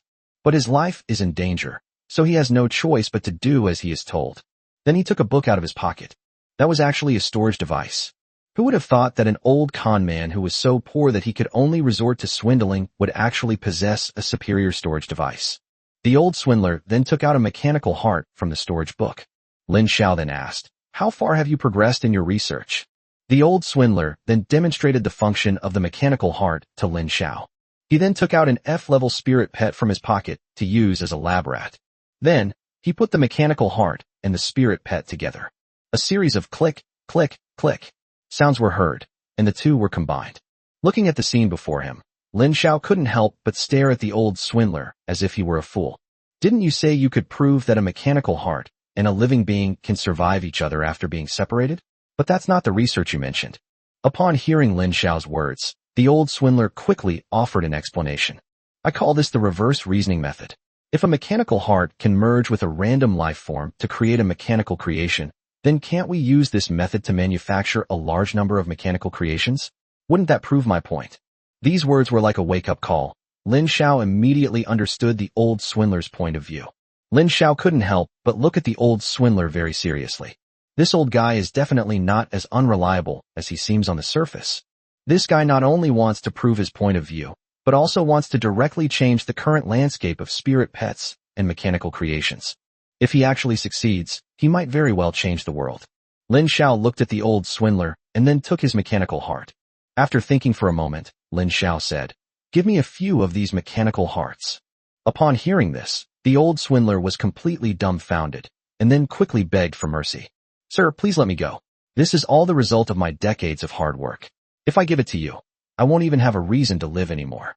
Lin Xiao then asked, can you still create this kind of mechanical heart? The old swindler thought for a moment and said, making one of these mechanical hearts would cost over 2 million. Where would I get that much money? Lin Xiao's lips twitched again when he heard the old swindler's words. How shameless. They just cheated me out of 12 million, and now they're saying they have no money. Lin Xiao then said with a cold smile, how about this? I'll sign a contract with you. Use that 12 million to buy your mechanical creations, and all your future research results will belong to me. The old swindler could hardly believe his ears. What is it? All of my experimental results belong to you? Sir, you're not joking, are you? Upon hearing this, Lin Xiao nodded very seriously. I'm not joking. Remember this. The thing that's going to kill you today is the result of your experiment. Upon hearing this, the old swindler pondered for a moment, then lowered his head and said, Then I have one condition. Lin Xiao said in a completely emotionless voice, You have no right to make any demands of me. Upon hearing this, the old swindler quickly waved his hand. No. I'm not asking you for anything in return. I just want to publish a paper in my own name if my experiment succeeds, so that those old fogies who used to ostracize me will know that I wasn't wrong. Chapter 172, So someone really wanted to do a slide study on me? Looking at the old swindler in front of him, and the flames and light in his eyes when he talked about those old fogies and papers, Lin Xiao seemed to see the old man in his youth, with the courage to go against the entire laboratory on his own for the sake of his opinion. Lin Xiao couldn't help but nod. Okay, when that time comes, I'll make them come and apologize to you. Upon hearing Lin Xiao's words, it was as if a flame had been rekindled in the old swindler's eyes. Chimera then immediately drafted a contract. Although the Chimera lacked the power of justice, she possessed the judgment of Sparta. Sparta is known as the most upright of the monsters, possessing an inherent ability to impartialize. Through the medium of the Spartan trial, Lin Xiao and the old swindler's contract was quickly notarized and imprinted on their souls. It was only at this point that Lin Xiao learned that this old swindler had a very charming name, Yu Fangs. The moment the contract was signed, Lin Xiao felt that the mechanical heart he had set his sights on already belonged to him. After signing the contract, Lin Xiao picked up the mechanical heart in front of Yu Fangs and asked the system in his mind. System, can I upgrade this? The system's voice then slowly came through. Ding. In response to the host's question, this item cannot be upgraded at the moment. Lin Xiao frowned upon hearing the system's words. What does temporary mean? Because this item is currently only a semi-finished product, if the host can transform it into a finished product, then it will meet the upgrade requirements. Lin Xiao was immediately surprised. After all, the system was very picky about equipment upgrades. Even the demon sword Muramasa failed to catch the system's eye. However, faced with a half-finished mechanical heart, the system actually said that as long as the mechanical heart was completed, it could be upgraded. Therefore, Lin Xiao couldn't help but ask Yu Fangs. Yu Fangs, have you ever thought that now that you have a specific research direction and your semi-finished research results can prove your ideas, why not just make a finished product directly? Upon hearing this, Yu Fangs couldn't help but sigh. Boss. Yu Fangs now regards Lin Xiao as his sugar daddy. He said with a helpless expression, What's the use of a half-finished product? In today's scientific research community, if you don't have solid research results or groundbreaking inventions, who will pay attention to you? Those old fogies who hold sway over the discourse in the scientific community can use their connections to drown you in a barrage of criticism at any moment. If they have any dirt on you, they have a way to ruin your reputation. Therefore, I had no choice but to grit my teeth and study it, and I couldn't give them any reason to refute me. Lin Xiao sighed. What was the difference between this and those professors in his previous life who held authority in the scientific research field but were driven by personal gain? Come to think of it, in this world, whoever has the bigger fist gets to call the shots.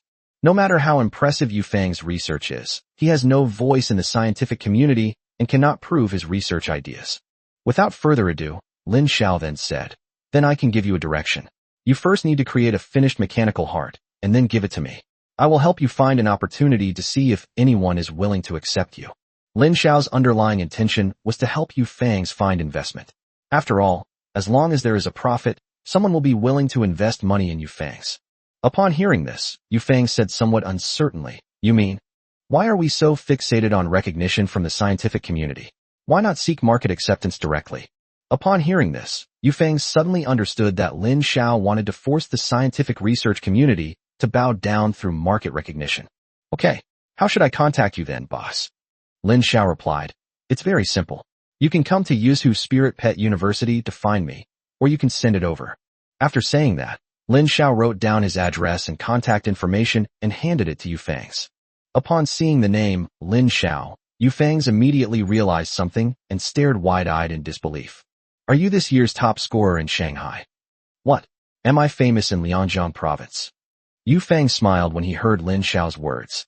Of course you're famous. You were the biggest news in this year's college entrance exams, possessing a humanoid spirit pet. You know, that's the #1 topic in the academic world. If it weren't for someone above stopping them, those old guys might actually have gone to you to do research. Upon hearing this, Lin Xiao's lips twitched involuntarily. So, someone really wanted to do a slide study on me? Afterwards, Lin Xiao explained some things to Yu Fang's before parting ways with him. He did not leave Yu Fang's any more money. His investment in Yu Fang's was purely accidental, a chance encounter to see if it would eventually grow into a thriving industry. After all, what if it really works? After saying goodbye to Yu Fang's, Lin Xiao finally breathed a sigh of relief. Instead of returning to his previous hotel, he took out a piece of paper. After glancing at the address, Lin Xiao headed straight for it. At this moment, the sky was beginning to lighten, and the sun had risen above the horizon. Lin Xiao found the place recorded at the address. It was a small hotel that looked quite old.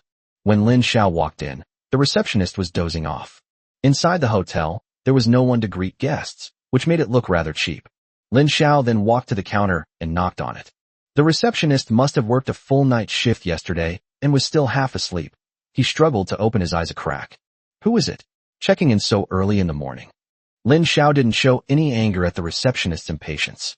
Instead, he politely said, I'm here to see Lao Lu. This was something Lao Lu had arranged in advance. When the receptionist heard the name, Old Lu, she yawned, forcing him to wake up, and then looked Lin Xiao up and down a few times. You're Chao Wang. Lin Xiao nodded upon hearing this. Old Lu is in the innermost room. They've been waiting for you for 2 days. Lin Xiao smiled and said, thank you, then walked directly towards Lao Lu's room. Arriving at the door of Lao Lu's room, Lin Xiao gently knocked 3 times. More than a minute later, Lao Lu's voice finally came from inside. Who is it? It's me, Chao Wang. Lin Xiao spoke calmly, and Old Lu inside was clearly stunned after hearing Lin Xiao's words. After a dozen seconds, Lao Lu hurriedly replied. It's brother Chao Wang. How did you get to the ferry crossing so quickly? Old Lu and Lin Xiao agreed on a 3-day time frame, but it would take at least 2.5 days to travel from Hanzhou City to Xiaodikao. Previously, Lao Lu thought Lin Xiao wouldn't arrive until the afternoon at the earliest. Who would have thought that Lin Xiao would arrive at the ferry crossing more than half a day early? Old Lu opened the door, and Lin Xiao followed him into the room. He sat down at the table in Old Lu's room without any hesitation. Unfortunately, there were no chairs in the room, only a table by the window. Why the sudden decision to travel by water? Old Lu was caught off guard by Lin Xiao's question.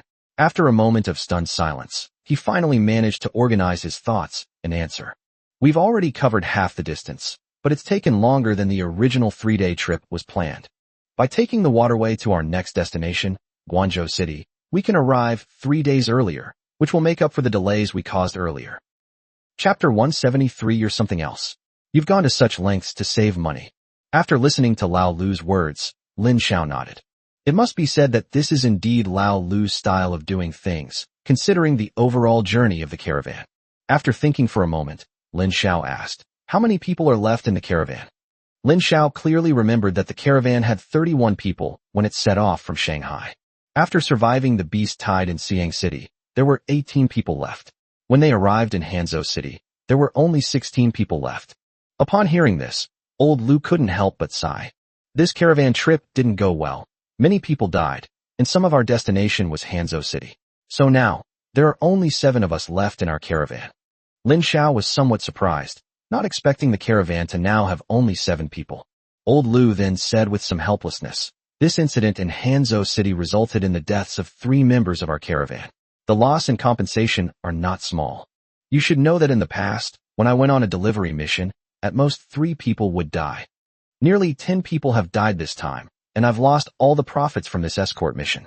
However, fortunately, you've brought us quite a bit of income besides the escort mission itself.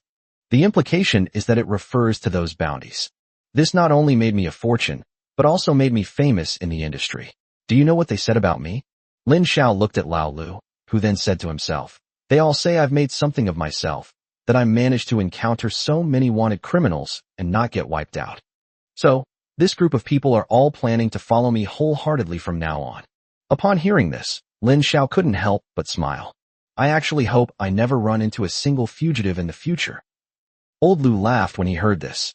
Have you had breakfast? I'll go find Gao Peng and Wang Tao with you later. and we'll have breakfast together. Then you can rest a bit more, and we'll set off this afternoon." Upon hearing this, Lin Xiao looked at Lao Lu with some confusion. "Didn't you say time was tight? Why didn't we just leave this morning?" Upon hearing this, Lao Lu was taken aback at first, then said with some helplessness, "We thought you would arrive here this afternoon, so we booked the tickets in advance." "Who knew you would arrive early?" Lin Xiao nodded, indicating his understanding. "All right then. I haven't slept all night either. I need to rest." After hearing Lin Xiao's words, Lao Lu immediately leaned his head closer. Seeing that Xiaoqing and Chimera weren't paying attention, he lowered his voice and said, "How are you? You look so tired. Did you give those two beautiful college student clients to?" As he spoke, old Lu revealed an expression that every man would understand. Seeing this, Lin Xiao couldn't help but smile helplessly. "What are you thinking about? I've been traveling all night. You guys go have breakfast. I won't go. I need to get some rest." After saying that, Lin Xiao lay down directly on Lao Lu's bed. He hadn't slept a wink all night. But in reality, he wasn't sleepy. After all, Lin Xiao's mental strength was beyond the comprehension of ordinary people. However, Lin Xiao still really enjoys the feeling of sleeping, especially after having Xiaojiao, Ashan, Chimera, and Xiaoqing. He enjoys sleeping even more now. After all, with his spirit pet by his side, he could rest without any burden. Seeing Lin Xiao's unabashed manner, old Lu angrily snapped, "Don't take my bed. I haven't had enough sleep yet." However, Lin Xiao was already asleep, and his snoring could reach old Lu's ears. So, Lao Lu couldn't help but glance at Chimera and Xiaoqing. The two women simply shrugged. Seeing this, old Lu could only helplessly cover his face, then put on his coat and went out to have breakfast. At the door, he also called Gao Peng and Wang Tao. They didn't say anything after hearing that Lin Xiao had returned, afraid of disturbing him. It's clear that even though they only met on one trip, their relationship is already very good. It's like being old comrades in arms who have worked together on the battlefield for many years. After Lao Lu left, Lin Xiao's eyes moved, as if he opened them and stared intently at Lao Lu's departing figure. Lin Xiao slept straight through until evening. After he got up, he went to find Lao Lu. At this very moment, Lao Lu is playing cards with Wang Tao and Gao Peng. A very classic 2-against-1 Do Dizu game. All three of them were already millionaires, or even billionaires, but the total value of all the chips on the poker table was less than $100. Lin Xiao said with a smile, "You beat someone so small. Are you afraid your sister-in-law will check the accounts when you get back?" Everyone burst into laughter upon hearing Lin Xiao's words. Old Lu's wife is a real shrew. But old Lu made a lot of money this time. So when he gets back, his wife will probably reward him with a bedroom package. Of the three, Gao Peng has the most cheerful personality. After they finished speaking, all four of them laughed. Lin Xiao checked the time and then asked, "What time does the ship depart?" Old Lu then checked the time and said, "It's almost time. Let's pack up and we can leave." Then, 7 people came to the dock. They were all from Lao Lu's caravan. The docks were bustling with people, and it was clear that there were still many wealthy people who could afford to travel by water. Most of them were dressed very elegantly, but it was very rare to see people dressed so simply like Lin Xiao and Lao Lu. Because in this world, there are still a minority of people who are willing to spend money to travel by boat. It's way too expensive. Moreover, the risks are very high. The risk is high because the monsters in the water are often in unknown forms. The reason they are expensive is that all ships that can sail on water often have their own special designs and very powerful bodyguards. These bodyguards are at least star-level beast tamers. In this case, both the shipping costs and security fees would be a very considerable sum. This makes ordinary people daunted. Moreover, many people who are willing to travel by boat are from large families. They also have their own bodyguards, which indirectly increases the safety of traveling by boat. Unless they encounter extremely powerful 8th or even 9th-tier demonic beasts, they can usually turn danger into safety. Lin Xiao and his group then went up to the deck. Looking at the large ship, Lin Xiao felt a little curious. This was his first time on a boat in this world, and it felt very different from his previous life. The first thing is the shape of the boat. The ship has a very sturdy hull, but its waterline is not deep. Moreover, there was a huge red octopus covering the bottom of the ship. The information provided to Lin Xiao through the Complete Monster Encyclopedia revealed that the octopus's name was actually Red Floater, a D-rank, 4th-tier monster. Unlike other octopuses, the red floating one is a very docile monster. They like to lie motionless on something smooth. Moreover, They can adjust their buoyancy based on their own volume. Although they appear brightly colored, they can hide their form in the sea. Therefore, the docile and lazy red floaters were favored by many ship owners, who used them as tools to protect their own ships. Imagine if your boat didn't draft water and just floated on the surface of the sea. Moreover, the bottom of the boat, which is not deep in the water, can be hidden by the red floaters. So how high is the safety factor? On the deck of this ship, all those working are spirit pets and mechanical creations. All the crew members on deck were also beast tamers. However, their levels varied, and Lin Xiao estimated that their strengths were also uneven. Old Lu then led everyone to the room. Lin Xiao was quite surprised. Old Lu had booked a very large suite. Old Lu then said somewhat embarrassedly, "Because the price of a room for each person is just too expensive. So, I booked a large suite. At night, we'll have to squeeze in, and if there's not enough room, we'll have to sleep on the floor." Upon hearing this, Gao Peng couldn't help but give Lao Lu a thumbs up. "You're really something. You've gone to such lengths to save money." Chapter 170 for the Caravan's Betrayal. The caravan that Lao Lu led this time actually suffered heavy losses to some extent. With the journey only halfway complete, the caravan was down to just 7 people. Among them, Chimera and Xiaoqing are also spirit pets. This means that, apart from Lao Lu, the organizer and person in charge of the caravan, there are only 4 ordinary travelers left in the caravan. Wang Tao and Gao Peng are also Lao Lu's business partners. As for the remaining 2 people, one is Lin Xiao, the 6th brother, and the other is an ordinary backpacker. In fact, if it were another caravan's escort at this point, they would likely have simply refunded Lin Xiao and the other backpackers' money. This way, not only can losses be stopped in time, but people can also be gathered immediately for the next caravan. If all goes well, it can not only make up for the losses of this caravan, but may even earn more. But Lao Lu still insisted on taking Lin Xiao and the others to their destination, which shows his dedication. But Lin Xiao didn't think so. Old Lu's behavior, while seemingly very dedicated, is actually quite unusual. Although Lao Lu is a rule-abiding person, he is just old-fashioned, not stupid.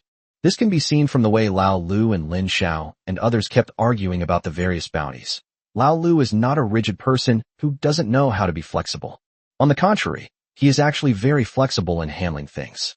If Lin Xiao put himself in Lao Lu's shoes, he would argue that the most correct course of action would have been to give Lin Xiao and the other person double or even multiple times the compensation, and then simply walk away. But Lao Lu still didn't make that choice. Old Lu even went so far as to meticulously calculate the cost of a large suite and divide it equally among everyone. Lin Xiao felt that this was not like Lao Lu's style of doing things. Lin Xiao looked at the room's furnishings. They could be described as extremely luxurious. To some extent, it has reached a very high standard. It wouldn't be an exaggeration to say that this room is the most expensive presidential suite. At this moment, Lin Xiao couldn't help but ask in confusion, "Old Lu, this room must have cost a lot of money, right?" After hearing Lin Xiao's words, Lao Lu immediately burst into laughter. "How much did it cost?" This apartment was originally booked by another large family, but then, for some reason, they suddenly stopped coming and didn't cancel the reservation. So, I used a discounted price to let everyone stay here. Upon hearing this, everyone nodded in agreement. Some people started praising Lao Lu, thinking he was incredibly capable, even managing to take advantage of such a situation. Soon, the ship began to move. The rumble of the engines and the sound of the ship's horn heralded the ship's departure. Looking out the window at the receding river, Lin Xiao fell into deep thought. Just then, there was a knock on their door. Old Lu then went to open the door and found a very beautiful waitress. The other party spoke in a very polite and respectful tone. "Distinguished first-class guests, dinner time will be approaching soon. According to the regulations of our ship, we will bring your first-class dinner to your cabin. Do you have any special requests?" Upon hearing this, Gao Peng asked with a puzzled look, "Special needs?" The waitress nodded upon hearing this.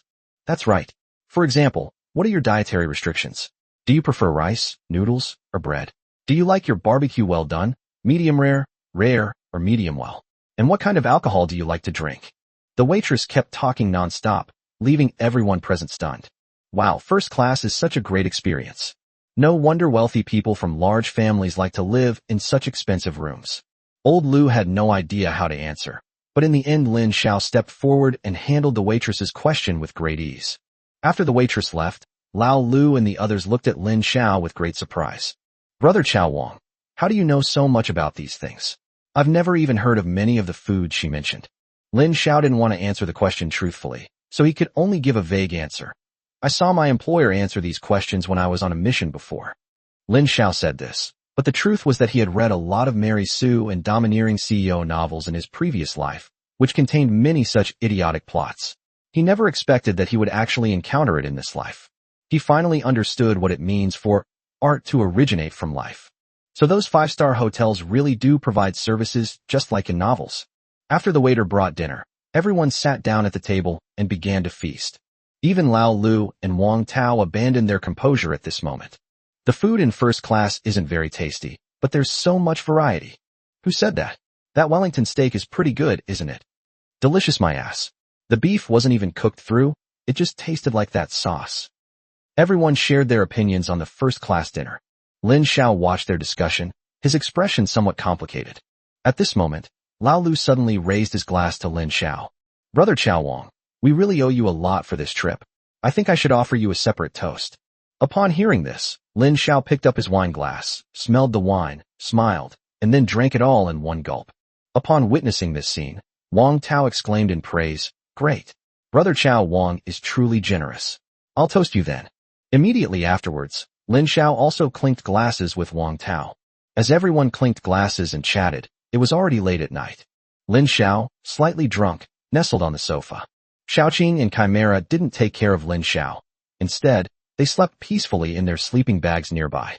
Old Lu, Wang Tao, and Gao Peng slept in the innermost suite. Night fell, and it seemed that everyone in the caravan had fallen asleep. Suddenly, Lao Lu, Wang Tao, and Gao Peng all opened their eyes at the same time. Old Lu then produced a document containing detailed information about Lin Xiao. Lin Xiao, Class 1, Grade 12, Shanghai No. 1 High School. According to intelligence, he has a constitution that makes him immune to all poisons. It is not recommended to use poison to kill him, as it would alert him. It is suggested that we lower his guard and then find an opportunity to kill him. Looking at the information, Lao Lu couldn't help but sigh. His face, which had initially shown some reluctance, slowly hardened into a resolute expression. Then, Lao Lu looked at Wang Tao and Gao Peng. Both of them then revealed cruel expressions. Old Lu, don't hesitate. If he doesn't die, then we'll be the ones who die. Yes, we have to kill Lin Xiao. After hearing what the two said, Lao Lu pondered for a while before finally nodding in agreement. Good. Then, with Gao Peng's help, Lao Lu pretended to be sleepy and walked towards the bathroom. Upon entering the suite's living room, Old Lu's eyes suddenly turned cold as he looked at Lin Xiao, who was fast asleep on the sofa. He then abruptly lunged forward, grabbed his dagger, and stabbed Lin Xiao in the back. Chapter 175, it was truly a last resort. With a poof sound, blood splattered everywhere. Old Lu had thought he had succeeded in killing Lin Xiao, but then he heard a strange scream. Oops! Old Lu couldn't help but exclaim in surprise. Oh no, this isn't Xiao Wang. Unexpectedly, Lin Xiao's voice rang out behind him. The person lying on the sofa was actually just another ordinary backpacker in the caravan. Lin Xiao had just gotten up to go to the bathroom, and when he came back, he saw that the other person had fallen asleep on the sofa where he had been sleeping. It's likely that the other person was sleeping comfortably in their sleeping bag on the floor, and just as Lin Xiao went to the bathroom, they saw that no one was on the sofa, so they simply climbed up. Unexpectedly, the other party ended up taking the blow for Lin Xiao. However, Lin Xiao already knew that Lao Lu was going to attack him when Lao Lu came out of the room, and he had been on guard. Old Lu's eyes were serious as he saw Lin Xiao looking at him with a half-smile. Have you finally lost your temper? Old Lu knew he had been exposed, so he stopped explaining and immediately took a pokeball out of his pocket. Soon, the snow-covered Totoro appeared in the living room. Then, the ice and snow Totoro jumped up and stretched out its claws towards Lin Xiao's neck. Its crazed appearance, with just the outstretched claws, was enough to send chills down your spine. However, Lin Xiao did not care at all and dodged the attack with a flip, then kicked the ice snow dragon cat in the stomach. After being kicked by Lin Xiao, the ice and snow Totoro was immediately sent flying backward. Lin Xiao then landed some distance away and said with a half-smile, Old Lu, I don't remember offending you, but aren't you afraid of hurting Captain Luo Cheng's feelings by treating me like this? Upon hearing Lin Xiao's words, Old Lu's facial muscles twitched involuntarily, perhaps out of embarrassment, and he then let out a cold snort. Lin Xiao, what are you pretending for? The identity you used was fake. I knew your background as soon as you joined the caravan. However, don't blame me. If I hadn't known you were Lin Xiao, I wouldn't have taken the risk of setting up this trap to kill you. I had no other choice." Upon hearing this, Lin Xiao couldn't help but let out a cold laugh. Actually, he had noticed that something was wrong with Lao Lu a long time ago. After all, it was outside Hanja City earlier. Old Lu, who had always been the leader of the caravan, suddenly said that he would stay behind to take care of the 8 women who had been kidnapped and survived. When the officials and the city guards of Suyang City took them away, Lin Xiao felt that something was wrong. Moreover, he clearly remembered the distance between Suyang City and their location. If they returned to Suyang City at that time, the time it would take would be exactly the time it took for Lao Lu to disappear.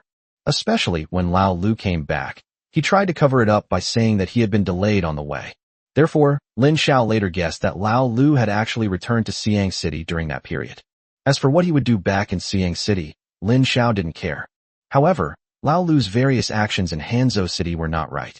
Old Lu first abandoned him, leading the caravan to Xiaoduqiao, saying he would wait for him there for 3 days.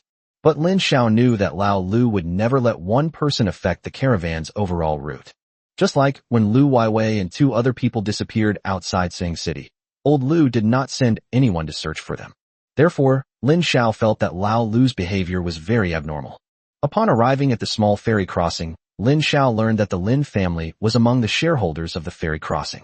In addition, Lao Lu deliberately changed the time of departure to the evening, instead of setting off immediately after meeting up with the caravan.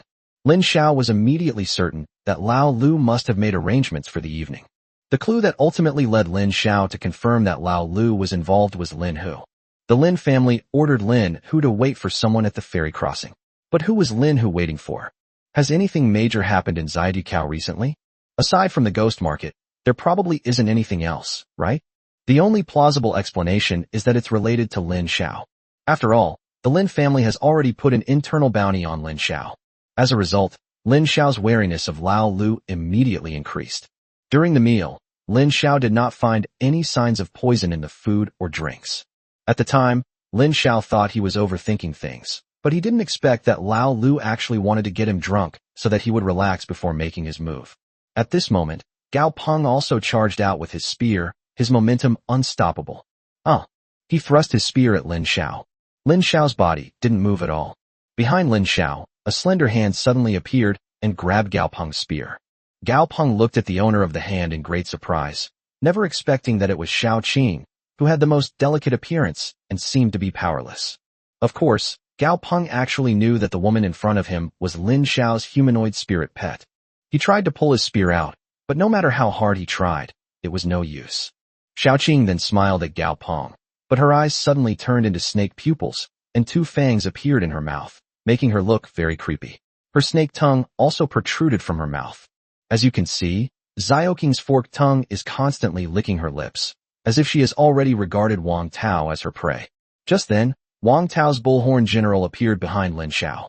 The bullhorn general aimed directly at Lin Xiao's back and charged straight at him, seemingly aiming for a fatal blow. Lin Xiao still did not react. Upon seeing this, Wang Tao couldn't help but exclaim in surprise. "It's a success." Suddenly, a gunshot rang out, and the bullhorn general was shot through a huge hole. Magic Bullet Burning Bomb. The so-called Burning Bullet is a variant of the fire attribute, which changes the explosive property of the magic bullet to burning a single point. However, what was unexpected was that this bullet actually melted General Bullhorn. General Bullhorn didn't even have time to utter a painful cry before he lost his life. At the same time, Wang Tao immediately let out a cry of surprise and then fell to the ground. As you can see, large beads of sweat are constantly rolling down Wang Tao's forehead. Meanwhile, the Ice and Snow Totoro had already gotten up and launched another attack on Lin Xiao. Lin Xiao's eyes were icy cold. A phantom book then appeared in front of him, and he began to chant. This time, a magic circle suddenly appeared under the feet of the Snow Dragon Cat, and tentacles stretched out from the magic circle, reaching for the Snow Dragon Cat's body. The snow-covered Totoro was immediately bound, but Lin Xiao continued chanting the incantation. It's clear that this magic will take some time to fully form. Just then, the man who had been stabbed by Lao Lu suddenly jumped up from the sofa. The opponent pounced directly on Lin Xiao. This happened so suddenly. Neither Lao Lu nor Lin Xiao seemed to have reacted. Lin Xiao continued chanting the incantation. However, The opponent's attack had already reached behind Lin Xiao. The other person's hand had now become unlike a human shape, resembling a knife. The other's eyes then transformed into two telescopes, its mouth into a serrated shape, its nose and ears retracted, its hair burst into flames, and its body changed from the color of human skin to the color of metal. Beep, beep, beep. Prey spotted. Prey spotted. Clockwork technician. Precise assassination. After saying that, the other person stabbed directly at Lin Xiao's neck with one hand. At this moment, Lin Xiao seemed to be frozen in place, unsure of how to react. Just as the opponent's hand chops reached behind Lin Xiao, a flash of light suddenly appeared from outside the window. Chapter 176. What a boastful tone. Do you really think I'm a pushover? Then, a ball of flame completely enveloped the clockwork technician. The latter, feeling the pain, immediately retreated. It's so hot. So hot. It's burning. Ah, it hurts. The other party was shouting in a mechanical voice. Lin Xiao frowned. He never expected that the seventh person in the room was actually a disguised spirit pet. The other party's information then appeared in Lin Xiao's mind. Clockwork technician, an S rank, tier 6 mechanical creation, is a masterpiece of the goblin race. It possesses extremely high mobility and speed. In its previous life, it was an outstanding mechanic of the goblin race. During an experiment, it was seriously injured in an accident. In order to survive, it transformed itself into a mechanical creation. Possesses the following skills: explosive barrage, pierce, clockwork claw, body modification. Explosive barrage. When the clockwork technician is injured, he can detach broken parts from his body. These parts will explode on their own after detachment, and the power of the explosion depends on the size of the parts. Pierce. The clockwork technician's hand can transform into a hand blade, which is extremely sharp. Clockwork claw. The clockwork technician's hand can transform into a claw and can be launched to pull the target to its side. Body modification. The clockwork technician's body can be modified on its own, and the form it takes is determined by the master's perception. Lin Xiao's eyes lit up as he looked at the clockwork technician's data. He never imagined that the attributes and skills of a mechanical creation would be so overpowered. While the clockwork technician's skills are generally not very effective in combat, the final body modification skill is practically divine. If its owner has sufficient knowledge, it could be transformed into a super mechanical creation like Optimus Prime or Bumblebee. At that time, they will be incomparable to ordinary people. Lin Xiao pulled his thoughts back. At this moment, Xiao Jiao was already fighting with the clockwork technician. Before boarding the ship, Lin Xiao had already bought a ticket for Xiao Jiao. Moreover, because he had long suspected that Lao Lu and his group had problems, he specifically reminded Xiao Jiao not to expose himself and to wait until the crucial moment to come out. Because from the very beginning, he was wary that Lao Lu and his group had accomplices. Sure enough, he guessed right. The clockwork technician launched a clockwork grappling hook at Xiao Jiao, but Xiao Jiao easily dodged it. However, Xiao Jiao did not stand at a distance and attack with heavenly fire. Instead, she went directly to the clockwork technician and began to fight him in close combat. Clockwork technicians possess piercing abilities, making them extremely powerful in close combat. However, these combat abilities are utterly insignificant compared to Xiao Jiao's heavenly fox power. Although the celestial foxes are a famously alluring race, their true strength lies in close combat. They possess agility and strength superior to other demonic beasts, and their bodies contain powerful explosive force. Therefore, every punch Xiao Jiao lands on the clockwork technician can severely injure the opponent. After just a few rounds, the clockwork technician's parts fell to the ground. Just then, a surge of pure energy began to boil. Lin Xiao immediately had a bad feeling. Get out of the way. Lin Xiao couldn't help but shout. Then, with a loud bang, Lin Xiao smashed the glass, jumped out of the cabin, and onto the deck. Xiao Jiao, Chimera, and Xiao Qing also jumped out with Lin Xiao. Then, a burst of fire suddenly appeared behind them. With a loud boom, the entire room exploded. The immense impact of the explosion caused the entire ship to tremble. Not only that, the ship's security measures were also activated, and the entire ship was transformed into a giant magic circle. Then, several powerful auras of beast tamers rushed towards Lin Xiao's direction. Lin Xiao couldn't help but curse angrily. Damn it! At this moment, a strange mechanical object resembling an octopus appeared in the room behind Lin Xiao. Lin Xiao immediately recognized it as a variant of the clockwork technician's body modification skill. The opponent has 8 arms, 6 of which are on the ground and act as feet. The other 2 hands immediately transformed into wind-up claws, reaching out to grab Lin Xiao. Lin Xiao then looked at the Chimera, who understood immediately and took up her Spartan judgment. Murdering one's master is a capital offense. After being convicted, Chimera pulled the trigger without hesitation. Immediately afterwards, a loud boom was heard, and the magic cannonball flew out, turning the entire first-class cabin into ruins. At this moment, those powerful forces had also arrived near Lin Xiao. Who dares to launch a terrorist attack on my ship? I think you're tired of living. Lin Xiao assessed the opponent's strength and then considered their numbers, realizing that it was not the right time for him to engage in a direct confrontation. Most importantly, he didn't know which family owned the ship. If this ship belongs to the Lin family, then he might just be a delicious meal delivered right to their doorstep. Withdraw. Lin Xiao then gave orders to Xiao Jiu, Chimera, and Xiao Qing. Xiao Qing immediately revealed her true form and crashed into the magic circle surrounding the ship with a boom. Instantly, a magical barrier appeared in front of her. Xiao Qing immediately spat out her venom without hesitation. A sizzling sound followed, causing a sharp, grating pain in the teeth. In just a few breaths, the sturdy magical barrier was corroded with a hole by Xiao Qing's venom. Then, Lin Xiao, along with Xiao Jiu and Chimera, leaped onto Xiao Qing's snake body. Then, Xiao Qing jumped off the ship. At this moment, the ship's true helmsman, a man wearing a 9-star beast tamer badge, arrived at the place where Lin Xiao had escaped, along with the other beast tamers on board responsible for security. Looking at the wrecked cabin, the other person couldn't help but curse under their breath. Damn scoundrel! How dare he cause trouble on my ship? Just then, a person slowly walked out of the first-class compartment behind him. The man quickly went to the place where Lin Xiao had escaped and carefully examined the direction Lin Xiao had fled in. Behind him was the clockwork technician. Clearly, this old fox was the one who had been hiding in the shadows and making a move against Lin Xiao.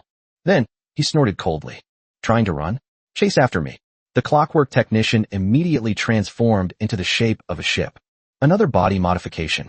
This person's mastery of the clockwork mechanism has clearly reached an unparalleled level. An S-rank spirit pet possesses 3 forms, something very few people can achieve. The clockwork technician then leaped up and jumped into the Langjiang River. Upon seeing the assassin, the 9-star beast tamer couldn't help but frown. Lin Yu? How did you end up on my ship? When did you board? What does all that just happened have to do with your Lin family? Upon hearing this, Lin Yu couldn't help but glance at the 9-star beast tamer. I advise you to stay out of this. If you cause any trouble for the Lin family's operations, you'll have to bear the consequences. The 9-star beast tamer's lips twitched involuntarily after hearing Lin Yu's words. What arrogance! Do you really think I'm a pushover? Chapter 177 I, Lin Xiao, have never bowed my head to anyone in my entire life. No sooner had he finished speaking than the 9-star beastmaster patted his storage equipment, and a pokeball flew out of it. Then, a flash of white light appeared, and a fish covered in electricity with a long, sharp spike on its head appeared on the deck. By this time, Lin Yu had already sailed away. The 9-star beast tamer looked in the direction Lin Yu had disappeared and couldn't help but sneer. You dare to spout nonsense at me right here on the Langjiang River. You're truly overestimating yourself. Thunder King Carp. Chase after him. After saying that, Lei Wangli flew off the deck and landed on the surface of the Langjiang River. Then, the 9-star beast tamer jumped onto the Thunder King Carp. And just like that, a straight bolt of lightning appeared over the Langjiang River, heading directly towards Lin Yu. You've ruined my ship like this, and you think you can just run away? If your Lin family doesn't give me an explanation, I won't let this go. Upon hearing this, Lin Yu couldn't help but curse angrily. Wang Tian, I advise you not to meddle in other people's business. Upon hearing this, Wang Tian immediately sneered. Lin Yu is a complete cunning old fox. He never does anything without a profit motive. He committed murder on the Wang family ship, either because the person he killed was very important, or because he could gain a great deal of benefit from it. Most importantly, this old fox never puts himself in danger. When fighting others, he usually hides in a very, very far place. Moreover, if possible, he would definitely contact me in advance so as not to disturb his actions, which would at least increase the success rate of the operation. But Lin Yu actually ran onto the ship without telling me, and even risked his life to chase after the person who was trying to escape in his real body. The only explanation is that the treasure on the other party's person, or the spoils obtained after killing them, was enough to make Lin Yu take such action. Since that's the case, then don't blame Wang Tian for wanting a piece of the pie too. After all, the Lin family was determined to give him an explanation for smashing his cabin. Seeing that Wang Tian wouldn't let it go, Lin Yu cursed inwardly. That old fox. Wang Tian, this is a private matter for the Lin family. If you insist on interfering, then I won't be polite. The Lin family's private affairs. You've wrecked my ship like this, and you still have the nerve to talk about private affairs? If the Lin family doesn't give me an explanation, then I'll arrest you and have Lin Xiaodian come and take you away personally. Lin Yu knew that Wang Tian was just trying to extort him and had no choice but to agree. Fine. Since you want an explanation, I'll be frank with you. That kid in front of us is a wanted criminal from the Lin family named Lin Xiao. If you kill him, the Lin family will give you a hefty reward. We'll split the money 20/80ths. Upon hearing Lin Yu's words, Wang Tian couldn't help but sneer. Splitting the profits 20/80ths? Are you trying to fob me off? You get 20% and I get 80%. Don't be greedy. I'll only give you 30% at most. Splitting the profits 50/50ths. No way. 30% at most. Finally, after some back and forth, the two decided to split the profits 40/60ths. Actually, Lin Yu didn't want Wang Tian to get involved. But Lin Xiao is just too cunning. The Lin family has been searching for Lin Xiao for a long time, but they haven't been able to find him. In the end, they actually got news of Lin Xiao from a caravan escort they had a long-term working relationship with. It was only then that they learned that Lin Xiao had actually disguised himself as a caravan escort and led 2 students to the capital. Moreover, he learned from the caravan's bodyguards that Lin Xiao was extremely strong in combat. If they act blindly, they might not be a match for Lin Xiao. So he came up with the idea of luring Lin Xiao onto the ship and taking advantage of the enclosed space to trap and beat him. Unexpectedly, Lin Xiao managed to escape the ship, and in the end, he even alerted that old geezer Wang Tian. Left with no other choice, Lin Yu had to relinquish some of his profits and join Wang Tian in pursuing Lin Xiao. But this is also good. With Wang Tian's Thunder King Carp on the move, there really isn't anyone on the Langjiang River who can match them. Just then, a burst of light appeared on the dark river surface. Then, boom boom boom. Many balls of flame flew towards him. Upon seeing this, Lin Yu quickly hid inside the Clockwork Technician's cabin. The Clockwork Technician's defense was extremely strong, completely enveloping Lin Yu and withstanding the fire attribute magic missiles. But this also left the surface of the Clockwork Technician's clockwork mechanism pitted and uneven. Then, Wang Tian and Lin Yu stopped. They saw Lin Xiao, Xiaojiu, and Chimera standing on the body of a green snake. The green snake's head was not raised high, but lay prostrate on the water's surface like a servant. It seems that the green snake wanted to make Lin Xiao more comfortable standing on it. Lin Yu looked at Lin Xiao and spoke first. Truly worthy of being called the top scholar in Shanghai, a talent that only comes along once in a century. Finding you was indeed troublesome. However, I still managed to find you. After all, killing you is now the most important matter for our Lin family. Upon hearing this, Lin Xiao couldn't help but snort coldly. It seems Lin Xiaodian is really not giving up. Sooner or later, I'll go to the Lin family and settle accounts with him. To be honest, Lin Xiao didn't actually harbor that much hatred towards Lin Xiaodian. If Lin Xiaodian was two-faced when they were young and kicked him and his mother out of the Lin family, making Lin Xiao resentful, then at most Lin Xiao would just think that Lin Xiaodian was an annoying person. Therefore, Lin Xiao wanted to prove himself. He wanted to make a name for himself and let the Lin family know that he wasn't a good-for-nothing, and that even without their support, he could still live a carefree life. However, Lin Xiaodian is now relentlessly pursuing him. Once he sees him grow stronger, he wants to eliminate him completely. So don't blame Lin Xiaodian for being vengeful. Upon hearing this, Wang Tian couldn't help but sneer. Attacking passengers on our Wang family ship will also warrant death as atonement. Today, you won't be leaving here. Lin Xiao looked at Wang Tian and Lin Yu, and then revealed a meaningful expression. Guess why I'm waiting for you here on the Langjiang River? Upon hearing this, Wang Tian and Lin Yu couldn't help but sneer contemptuously. Both of them are 9th-level beast tamers. When they join forces, let alone a recent high school graduate, even a general-level beast tamer would have to give way. What? You want to beg for mercy on the Langjiang River? In their eyes, Lin Xiao had no chance of escaping.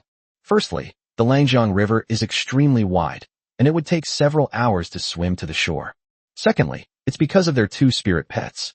One can transform into the form of a boat, while the other is originally a fish, specifically the Fish King Thunder Carp. In the water, the Thunder King Carp has a natural advantage, so Lin Xiao has no chance of escaping. In their view, Lin Xiao's explanation for stopping was either a desperate attempt to fight to the death or a plea for mercy. Lin Xiao then looked at Wang Tian and Lin Yu and couldn't help but smile meaningfully. Beg for mercy? I, Lin Xiao, have never bowed my head to anyone in my entire life. The only reason I stopped is to kill you all. Since you've chosen to die, I'll just have to take your 2 heads. Let's get started. After Lin Xiao finished speaking, Chimera immediately loaded the Gatling water cannon in her hand and began to fire wildly at Wang Tian and Lin Yu. The sound of da-da-da-da echoed across the Langjiang River, carrying far and wide in the quiet night. Chapter 178, You're Digging Your Own Grave. Seeing this, Lin Yu immediately ordered the wind-up technician to swim on the water's surface, trying to avoid being hit by the Gatling gun's water cannon. Furthermore, as the clockwork technician continued to move around, 2 cannons appeared on his body, firing bullets directly at Lin Xiao. However, these bullets were utterly insignificant compared to the magical bullets of the Gatling water cannon. Meanwhile, the long needle on Lei Wangli's head also began to light up. The once peaceful sky was suddenly covered with dark clouds. When Lin Xiao looked at Lei Wangli, information about Lei Wangli also appeared in his mind. Thunder King Carp, an A-level 8th order demon beast, is a fish spirit pet with the potential to become a dragon. The lightning rod on its head can draw upon the power of heaven and earth. If it can leap over the dragon gate, then it will become a dragon and be able to summon clouds and rain. If it successfully travels across rivers and into the sea, it can become a dragon and have the ability to control a region of water. The lightning rod on its head can attract and summon thunder and lightning from the sky and turn it into its own power. Possesses the skills, lightning strike, and the ability to draw in lightning. Lin Xiao looked at Lei Wangli with some surprise. He hadn't expected that the Thunder King Carp was only an A-level monster. After all, it is very difficult for a monster with an A-level talent to become a high-level monster of the 8th or 9th rank. The reason is that they are limited by the ceiling of their evolution. However, the Thunder King Carp clearly does not have this restriction. If it can transform into a dragon or leap over the dragon gate, it is very likely to experience a qualitative leap. Speaking of which, Lei Wangli was the first 9-star beast tamer's monster that Lin Xiao had ever seen. If a 9-star beast tamer possesses an 8th-tier demon beast, then by that logic, wouldn't every general-level beast tamer have a 9th-tier spirit pet? But why are there so few beast tamers who can become gods? This is something Lin Xiao has never understood. Previously, Lin Xiao had searched through a lot of information but had not found any relevant details. When he last met Tianwan, he was so caught up in all the events that happened in Hanzhou City that he completely forgot to ask him for the answer to that question. Just then, the thunder and lightning in the sky had grown to a considerable size. Then, a loud boom was heard, and it struck down directly from the sky, landing in Lei Wangli's lightning rod. It looks like it could erupt at any moment. Seeing this, Lin Xiao sighed and stomped his foot. Xiaoqing, it's up to you. Finish this quickly. Xiaoqing responded with a humph, as if to say to Lin Xiao, I'll take care of it. Then, Xiaoqing suddenly sank into the river. Lin Xiao then released Ashan, and Chimera then picked Lin Xiao up.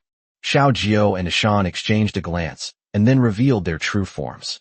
Both of them are species that can swim. Therefore, I didn't pay much attention to the river.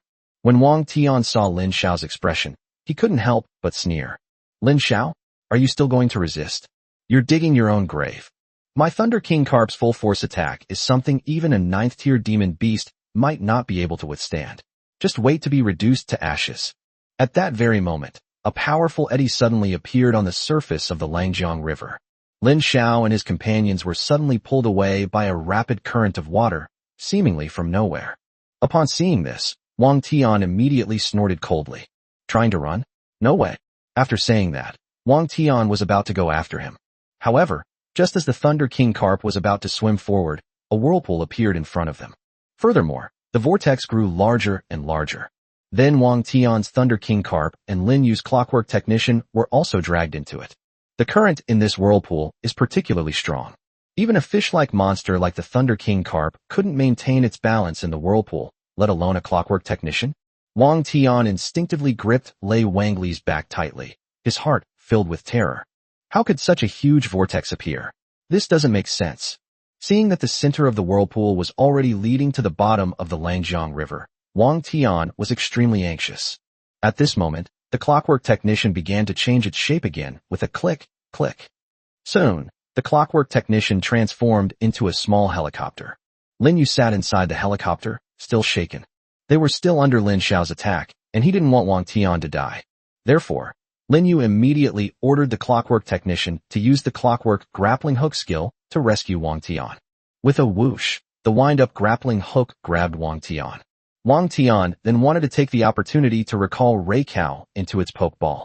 Just then, a green snake, as thick as a water vat and over 50 meters long, suddenly darted out of the whirlpool. The green snake then opened its blood-red maw and bit down directly on the Thunder King carp. No! Upon seeing this, Wang Tian immediately roared in anger. You should know that this Thunder King carp is a demon beast that he painstakingly cultivated with his entire life's effort. Now it's been eaten by Xiaoqing so easily. At this moment, Wang Tian and Lin Yu realized that Lin Xiao's humanoid spirit pet, whose true form was a snake, was incredibly powerful. Unexpectedly, this humanoid spirit pet, whose true form is a snake, is also a spirit pet that is close to the water element and can unleash such powerful skills in the water. However, what they didn't know was that Xiaoqing hadn't used any skills yet.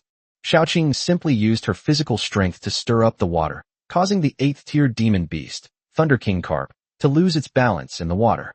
Lin Yu couldn't help but curse under his breath. Damn it! This Lin Xiao, he planned to ambush us here a long time ago. Run! As a seasoned veteran of the shady business, Lin Yu immediately ordered the clockwork technician to escape. However, at that very moment, a dark cloud also loomed over their heads. That was a huge magic circle. However, this time it wasn't Chimera who cast the spell, but Lin Xiao. Lin Xiao had mastered lightning magic at a very young age. However, due to level restrictions, the Chimera is unable to use magic with special attributes. So Lin Xiao thought that he might as well try out his results at this time. Lightning magic, divine punishment. Lin Xiao chanted the incantation, and then with a boom, a thick bolt of lightning struck down, directly hitting the helicopter that the clockwork technician had transformed into. The clockwork technician's body was then blasted into dust, revealing a circular shape. Lin Yu and Wang Tian died on the spot, their bodies falling into the water. After that, Lin Xiao sat on Xiaoqing's back and returned to the bank of the Langjiang River. Behind him were Xiaojiu, Ashan, and Chimera. After getting ashore, Xiaoqing transformed back into human form. He then took the bodies of Wang Tian and Lin Yu back with him and threw them on the ground. Wang Tian and Lin Yu were now beyond dead. Their bodies were still emitting black smoke. Every now and then, an electric arc would flash by. Lin Xiao found their storage equipment on their bodies and then carefully searched through it. From the very beginning, Lin Xiao was not afraid of the beast tamers on the ship. However, Lin Xiao was worried that he would be surrounded by the security personnel and eventually be overwhelmed by their sheer numbers. Therefore, Lin Xiao chose to make a strategic retreat, making Lin Yu think that he was outnumbered and had no choice but to run away, thus luring Lin Yu to chase after him. However, Lin Xiao did not expect that Wang Tian would become the prize, delivering himself to Lin Xiao's doorstep and becoming his spoils of war. Of course, Lin Xiao wasn't actually afraid of being blocked on the ship. When he boarded, he had already marked the destination of the entire ship. If there's really no way to escape, then Lin Xiao might as well go all out and unleash a devastating attack. However, Lin Xiao did not want to involve innocent people. Moreover, Lin Xiao is not a murderous maniac, and he would not let the entire ship's crew perish for the sake of just 1 or 2 people. Chapter 179 River Journey Map. After searching through Wang Tian's storage equipment, Lin Xiao was somewhat surprised, because there was surprisingly little money in Wang Tian's storage equipment. This disappointed Lin Xiao, who couldn't help but curse under his breath. Poor bastard. Actually, it's not Wang Tian's fault, because all high-level spirit pets are big spenders of gold. Beastmasters with a little money will almost always invest it all in their spirit pets. The first thing Lin Xiao produced was Wang Tian's identification document, as well as information about the qualifications of the Wang family's ship. It's clear that Wang Tian holds a very high position in the Wang family. Next came some necessary materials and medicines. Now, Lin Xiao and his spirit pet storage equipment is already overflowing with materials and medicines like these. We must find a way to dispose of all these materials and medicines someday. Lin Xiao thought for a moment and muttered to himself. Then, his consciousness continued to search Wang Tian's storage equipment, trying to see if there was anything special. After searching around, Lin Xiao suddenly discovered a strange map. Lin Xiao took out the map and discovered that it was actually a topographical map of the Langjiang River. However, This topographic map of Langjiang is somewhat different from ordinary maps. It has been divided into several modules by Wang Tian, and each module is marked with different colors and symbols. Lin Xiao frowned after reading it. Why does this map look so familiar? Lin Xiao had a vague sense of déjà vu suddenly. He realized something and started rummaging through his storage bag. He then took out a map showing the distribution of monsters near Shanghai.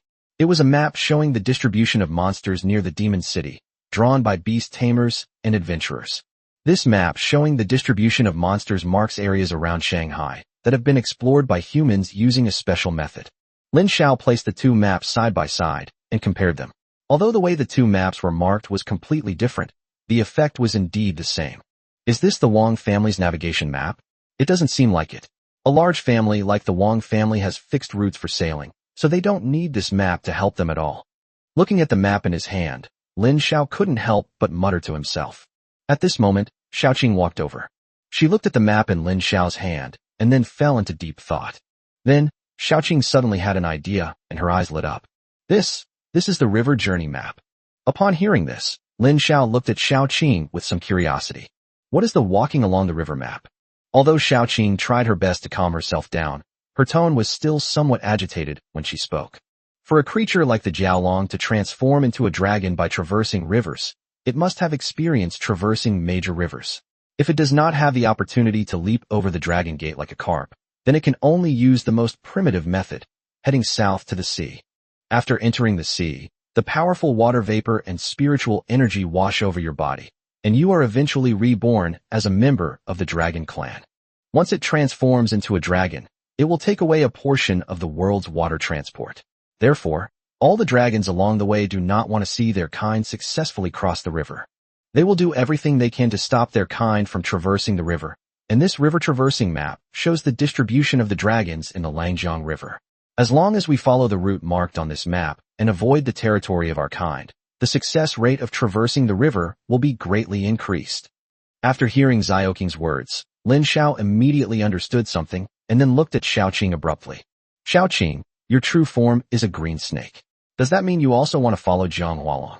A rare hint of surprise appeared on Xiaoqing's gentle and dignified face, and she nodded hurriedly like a chick pecking at rice. Once I evolve to a certain level, I will definitely follow the path of Jiang Hualong. Upon hearing this, Lin Xiao thought for a moment and asked, is it dangerous to go with Jiang Hualong? Xiaoqing nodded without hesitation and said, 10 deaths without a chance of survival. Upon hearing this, Lin Xiao's face immediately darkened. Then, Lin Xiao heard Xiaoqing change the subject and continue. But with this map of the journey across the river, we can increase our chances of winning by 10%. Indeed, it would be almost impossible for a subspecies with dragon blood to successfully cross the river. Not to mention the covetous peers along the way who would stop them by any means necessary. The terrifying impact of entering the sea alone poses a great danger of dying during the process of reshaping one's body during the transformation. Moreover, once the dragon transformation is successful, there is a high probability that it will attract heavenly tribulation, which is completely going against the will of heaven. After learning about the dangers of Jiang Hualong, Lin Xiao immediately looked at Xiaoqing. Do you want to transform into a dragon? Although there was a hint of fear in Xiaoqing's eyes, she nodded without hesitation. As a member of the Jiaolong family, I all yearn to transform into a dragon and leap over the dragon gate. If I succeed, my species will also be blessed. Moreover, my talent and bloodline are both inferior, and I also want to become stronger so that I can better accompany my master. Upon hearing this, Lin Xiao's lips twitched involuntarily. Poor talent and bloodline. Are you referring to double SSS? Lin Xiao didn't let Xiaoqing know what he was thinking. He then simply threw the map of the Jiangnan region to Xiaoqing. Keep this map of Jiang Hualong safe. Since you want to follow Jiang Hualong, I will try to improve your life or death situation. When you travel through Jiang Hualong, I will definitely conquer the Langjiang River for you, turning your journey over into a sightseeing trip. Lin Xiao seemed to be joking, but there was determination in his eyes. Xiaoqing could sense that Lin Xiao was indeed considering her, his spirit pet. After hearing Lin Xiao's words, Xiaoqing nodded repeatedly. Thank you, master. Then I'll be waiting for you to pave the way for me. After speaking, Xiaoqing bowed to Lin Xiao. Then, Lin Xiao took out Lin Yu's storage equipment. As soon as he put his consciousness into it, he felt a strange aura spreading inside. Soon, Lin Xiao found the source of that aura. It turned out to be a very strange piece of metal. Lin Xiao looked at the metal material and fell into deep thought. It wasn't a naturally formed material. It looked more like a part made of some kind of alloy. Lin Xiao took the material and asked Xiao Jiao and Chimera, but neither of them had ever seen such a material before. Lin Xiao thought about it and decided that it would be better to find a way to get the materials to Yu Fang's. It is estimated that this may be of some help to his research. Thinking of this, Lin Xiao put the document away. Next, Lin Xiao began to examine the other items in Lin Yu's storage equipment. Soon, after rummaging through a large pile of valuable junk, Lin Xiao finally found a cell phone. The phone didn't have a security screen lock set up. Lin Xiao simply operated it, and it turned on. Upon seeing this, Lin Xiao couldn't help but sneer. It seems that Lin Yu doesn't believe he was killed, which is why he didn't set up security on his phone. Then, Lin Xiao began to check Lin Yu's phone chat history. Soon, Lin Xiao saw the chat history between Lin Yu and the Lin family, and saw some information that he did not expect. Chapter 180: The Three-Legged Golden Crow. It turned out that Lin Yu's pursuit of Lin Xiao was indeed, as Lin Xiao had guessed, due to old Lu tipping off the Lin family. Moreover, Lao Lu's true identity was actually an outsider to the Lin family, and he had been working for the Lin family all along. Lin Xiao didn't know what kind of relationship existed between Lao Lu and Luo Cheng, especially whether Luo Cheng knew Lao Lu's true identity. Moreover, after the Lin family learned of his whereabouts, they were already rushing to his location to support Lin Yu. However, Lin Yu's greed for merit and recklessness led to the assassination attempt on the ship. Suddenly, Lin Yu's phone rang. The person who called was Lin Hai. After seeing the name Lin Hai displayed on his phone, Lin Xiao couldn't help but sneer, and then slowly answered the phone. Lin Yu, where are you now? You must find a way to keep up with Lin Xiao. This time, we absolutely cannot let Lin Xiao escape. We must catch Lin Xiao no matter what to prevent future troubles. As soon as Lin Xiao answered the phone, he heard Lin Hai's voice coming from the other end. Lin Xiao smiled and replied, "Oh, is that so? It seems that you, my adoptive uncle, are quite concerned about the safety of your nephew." After Lin Xiao finished speaking, there was a long silence on the other end of the phone. After an unknown amount of time, Lin Hai's voice came again. "Lin Xiao, it seems you've already discovered that good-for-nothing Lin Yu. In that case, I'll be frank with you. If you submit to the Lin family now, you might have a chance to live. Otherwise, neither you nor anyone around you will survive." Lin Xiao ignored Lin Hai's threats. His tone was calm, but it contained a chilling aura. "No need for you to trouble yourself. Although I, Lin Xiao, share the surname Lin, I have no connection whatsoever with your Lin family. If your Lin family is courting death, then I'm ready to fight anytime." "Okay, that's what you said." After saying that, Lin Hai hung up the phone. This phone call marked the complete breakdown of relations between Lin Xiao and the Lin family, or rather, the Lin family forces led by Lin Xiaodian. At the same time, Lin Xiao looked at the notification on Lin Yu's phone and found that Lin Yu had been kicked out of the Lin family's group chat. It seems that the other party still cares about the transmission of their information.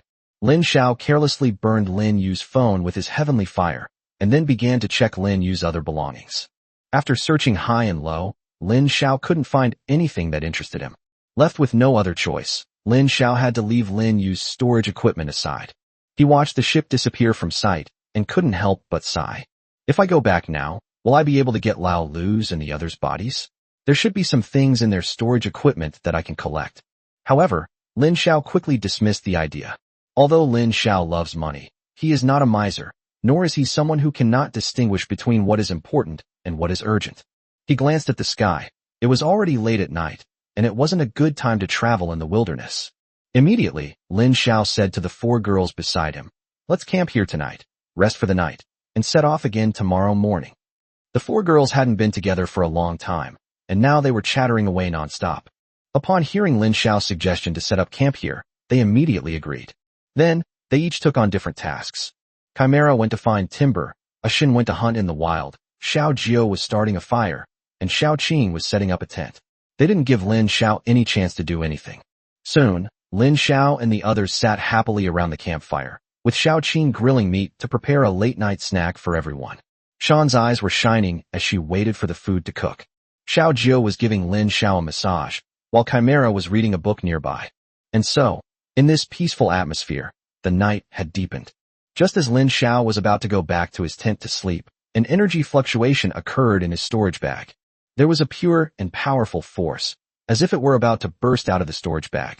Lin Xiao hurriedly searched his storage bag for the source of that pure power and finally took out an elf egg.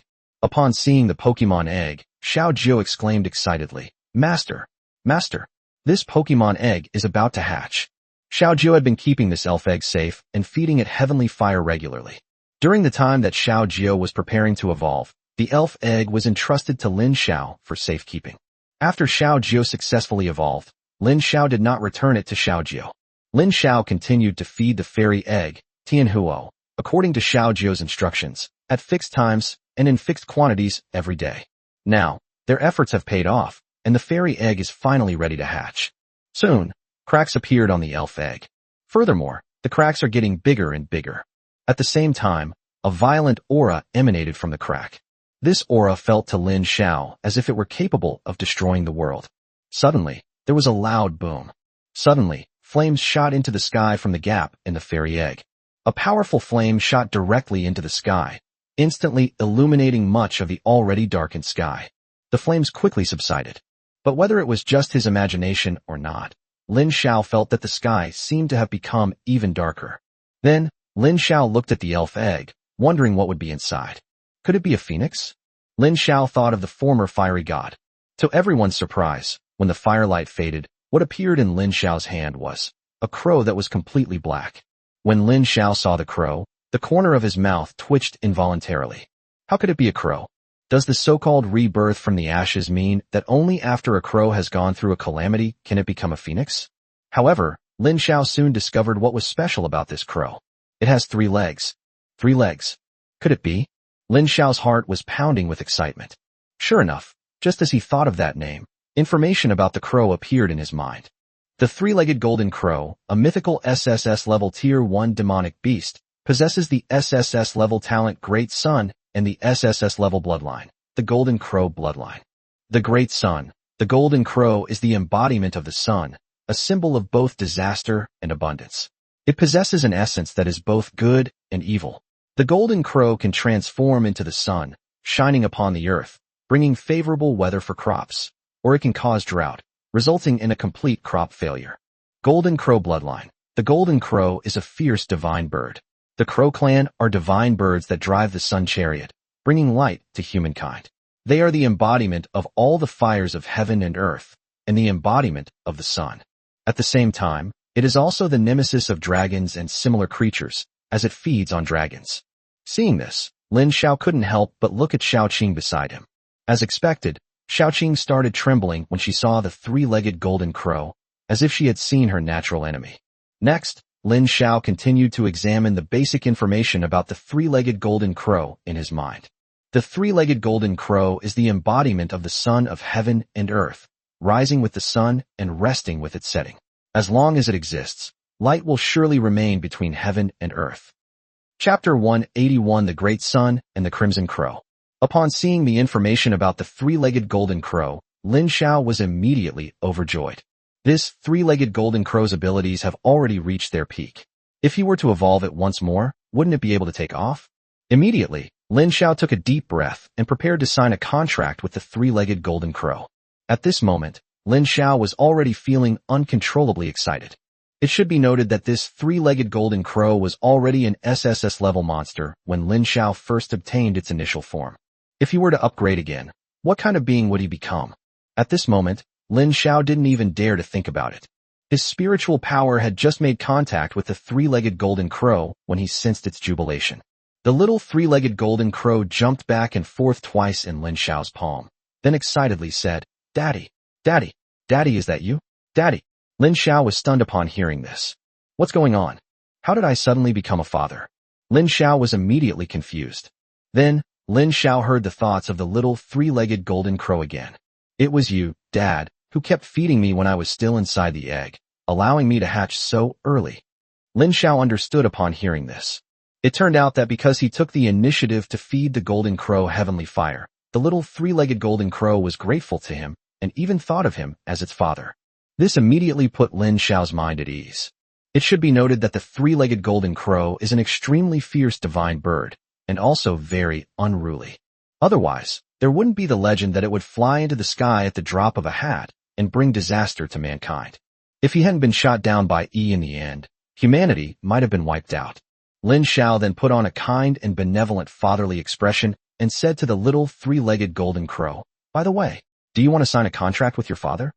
Upon hearing this, the little three-legged golden crow nodded repeatedly, just like a chick pecking at rice. "As long as Dad gives me good food in the future, I'll do anything he asks me to do." Upon hearing this, Lin Xiao instinctively wiped his forehead as if by reflex. All right, another little foodie. Lin Xiao then used his mind to create a contract and handed it to the three-legged golden crow.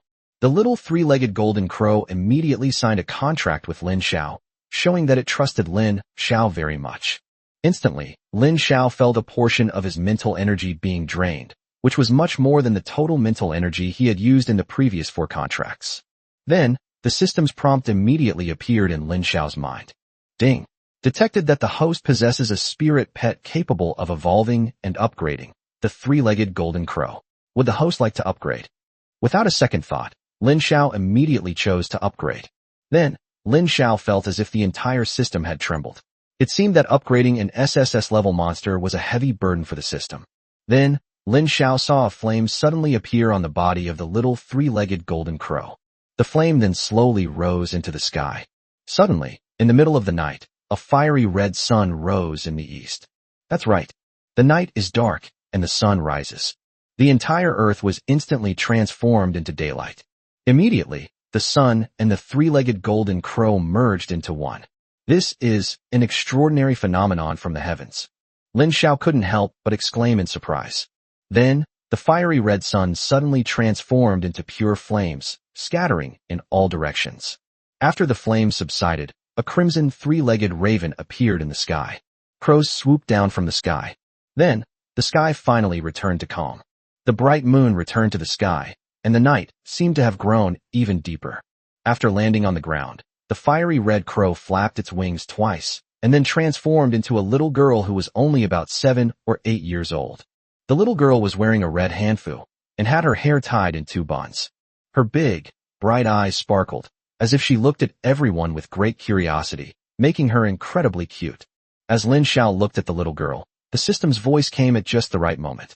Ding! Upgrade successful. Congratulations, host, you have obtained the Great Sun Crow, a Tier 1 R-rank demonic beast.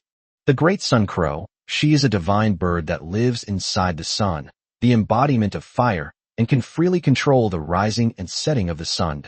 Because she is a legendary spirit pet, she inherits her own power, and her evolution and leveling up will not encounter any bottlenecks. Skills: Sun Wheel, Sunrise, Sunset, Sunshine, Summoning. The Sun Chariot. The golden crow possesses a divine chariot that can be mounted on the sun, pulling it around and allowing it to freely change the sun's position. Sunrise. The golden crow can turn night into day, and its combat power increases during the day.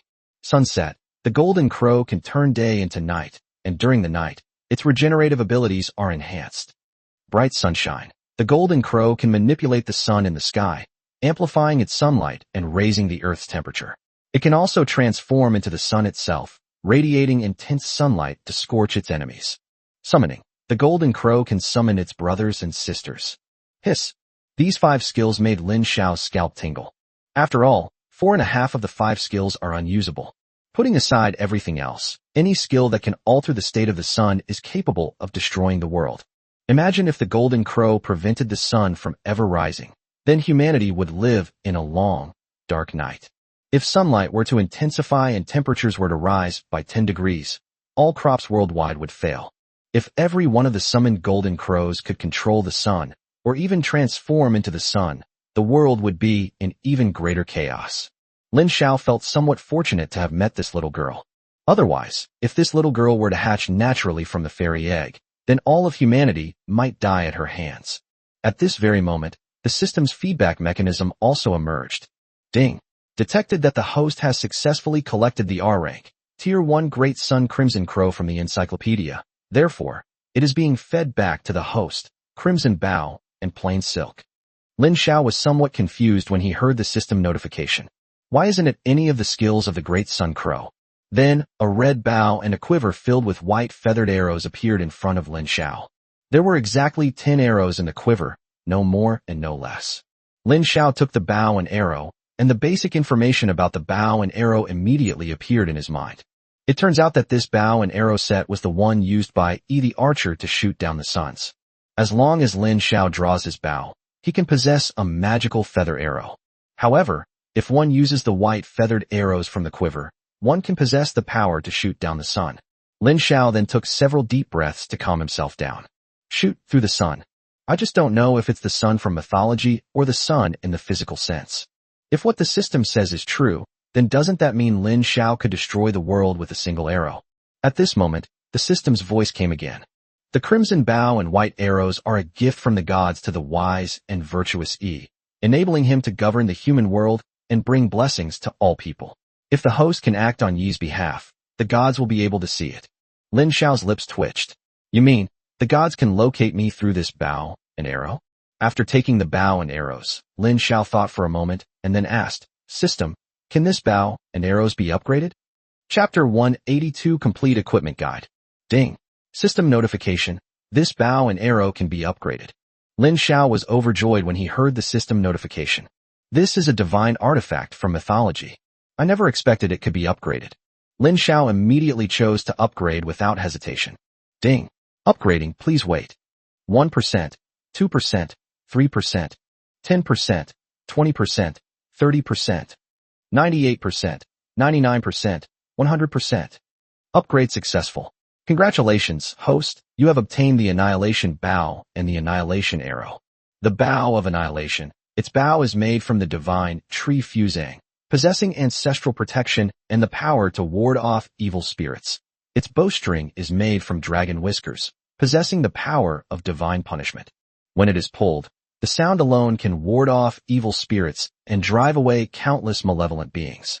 When it is stretched into a full moon shape, the heavens and earth are filled with the wails of ghosts and the howling of wolves, and even the gods tremble. A single arrow can shoot down even the gods.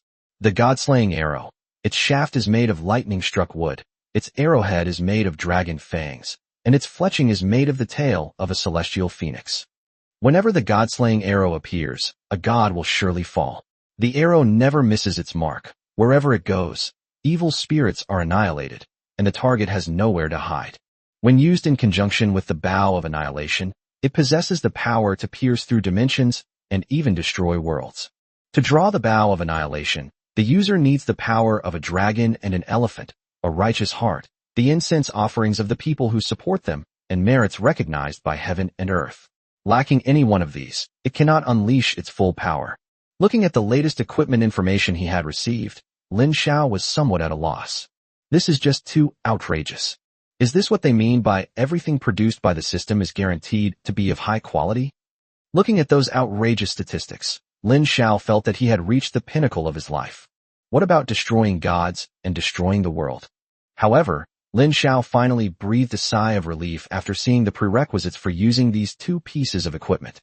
It wasn't because he felt he could use those two pieces of equipment, but because of his fear of powerful weapons. This is like someone who, with limited knowledge, suddenly receives an ill-gotten gain. He might squander the money in a short period of time, and in the end, he might even ruin his future or even his life.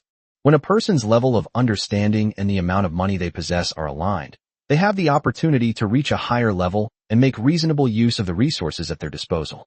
The same applies to weapons.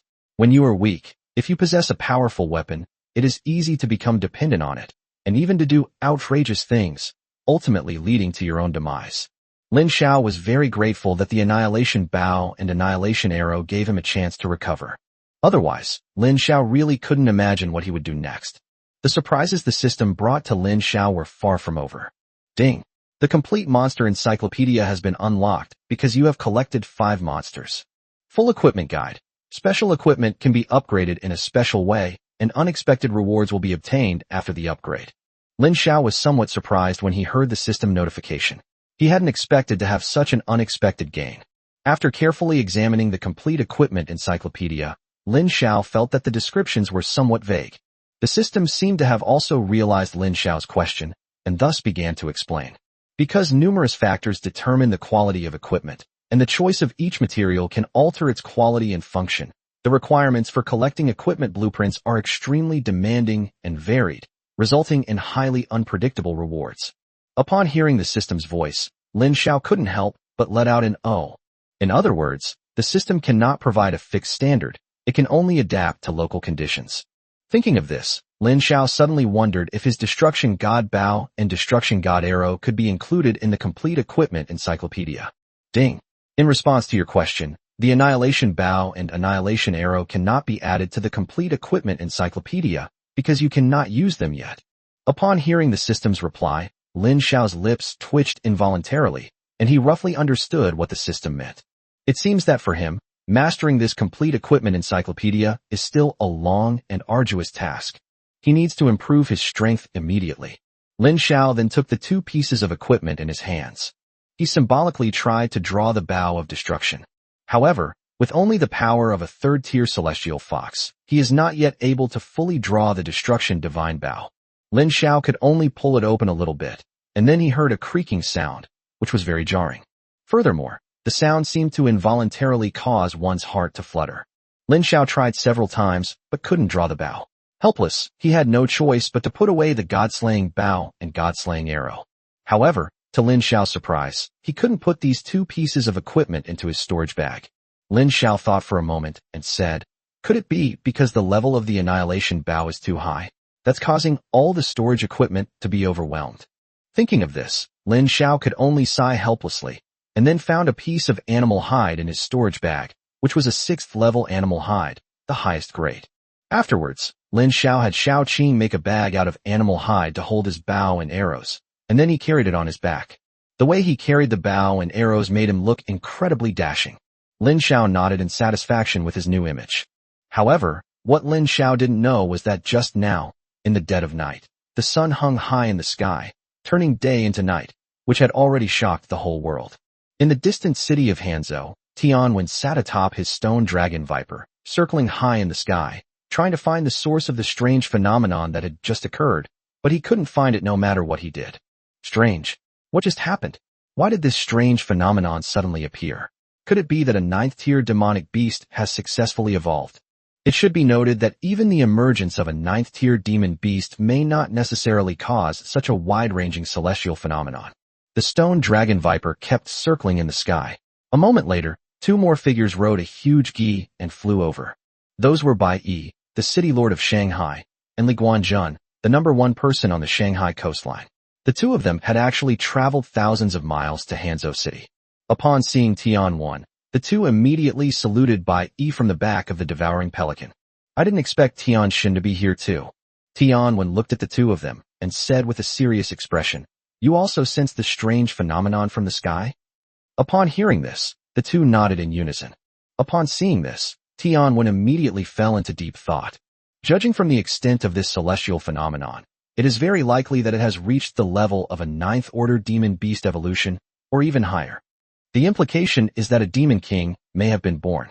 Upon hearing Tianwen's words, both Li Guanjun and Bai Yi looked nervous. Then, Tianwen changed the subject. However, after this demon king was born, he did not carry out a large-scale massacre or harm the region. It seems that he still has some reservations. It seems that we now have room to maneuver. It just so happens that the seal on my Hanzhou city is now empty. If it dares to wreak havoc in the region, I will make sure it never sees the light of day again. Chapter 183 Lin Xiao's reputation may become a laughingstock all over the world. Upon hearing Tianwen's words, Bai Yi and Li Guanjun finally breathed a sigh of relief. But what they didn't know was that Tianwen was also feeling a little guilty.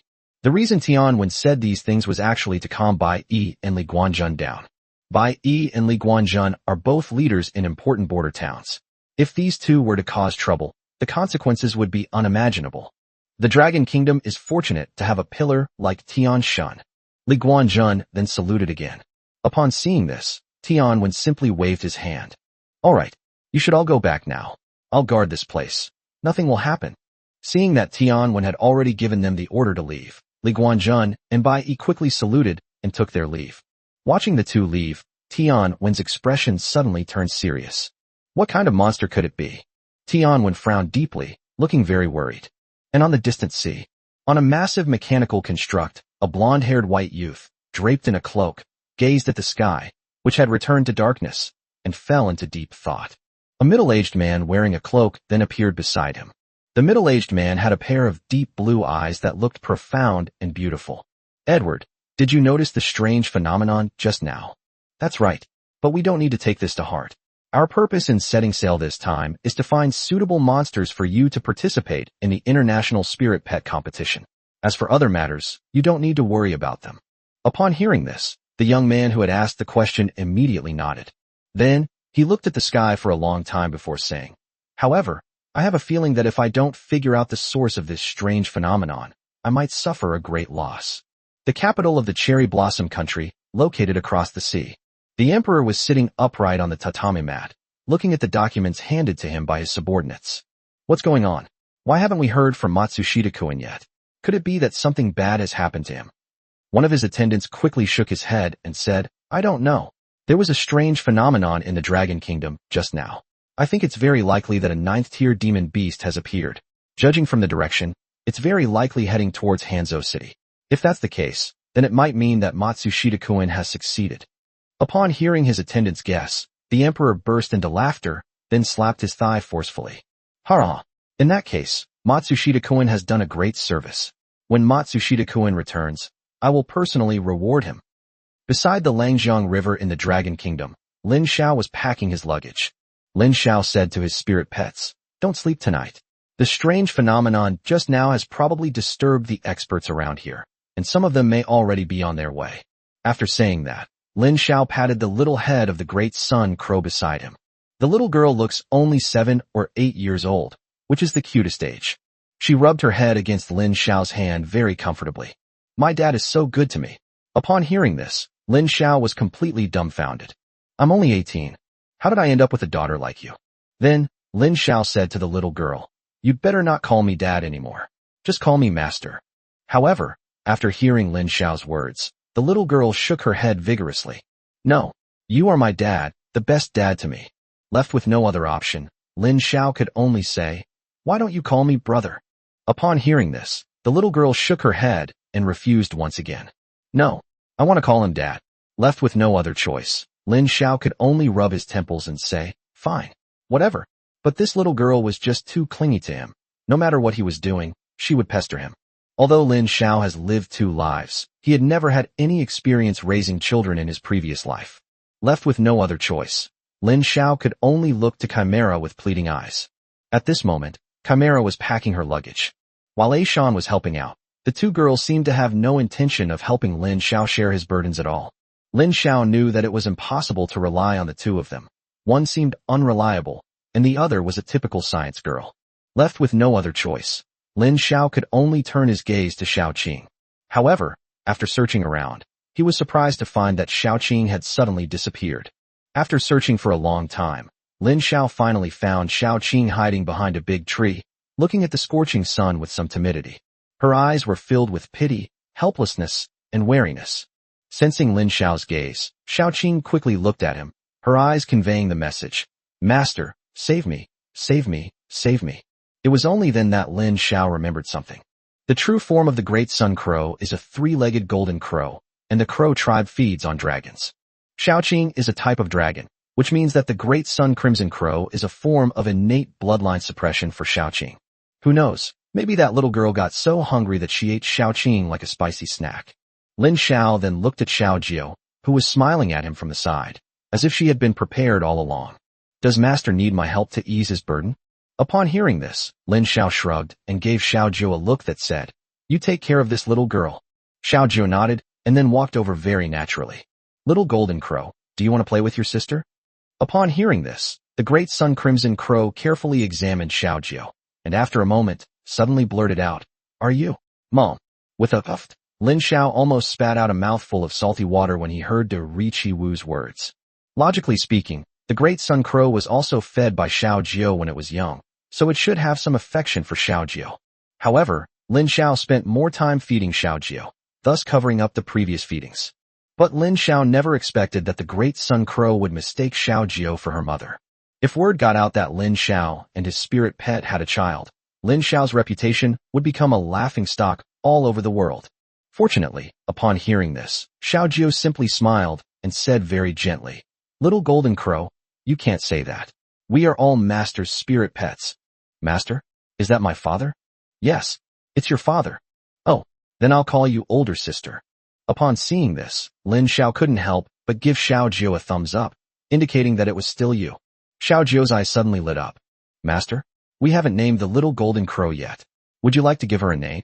Lin Xiao nodded, and after thinking for a moment, said, in that case, let's call her Xiao Wu.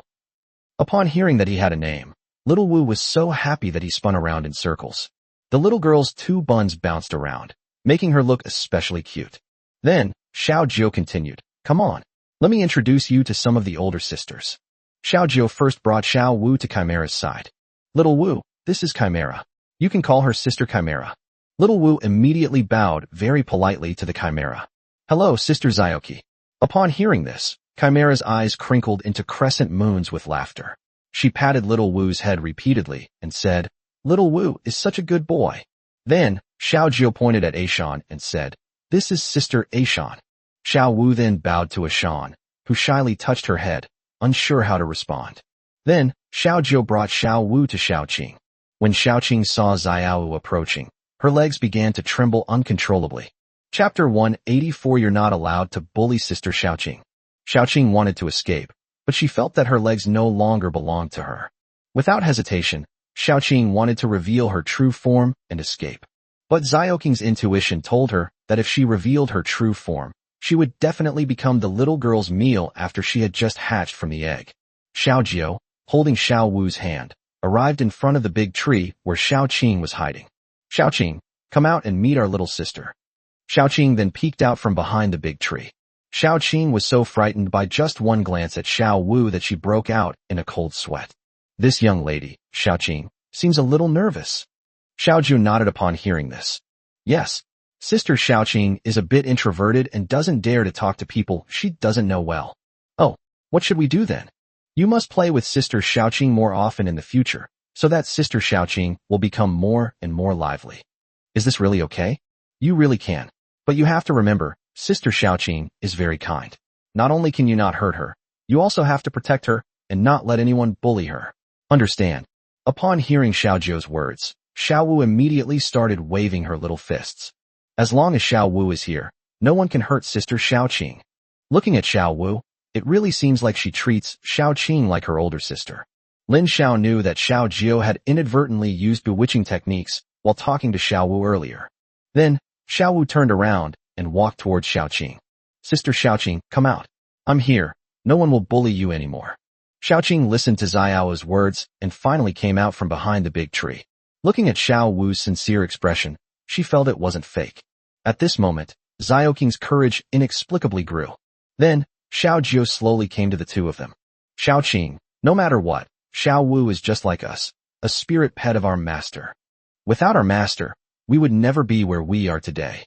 So, even for your master's sake, you must overcome your fear, otherwise all your master's efforts will be in vain.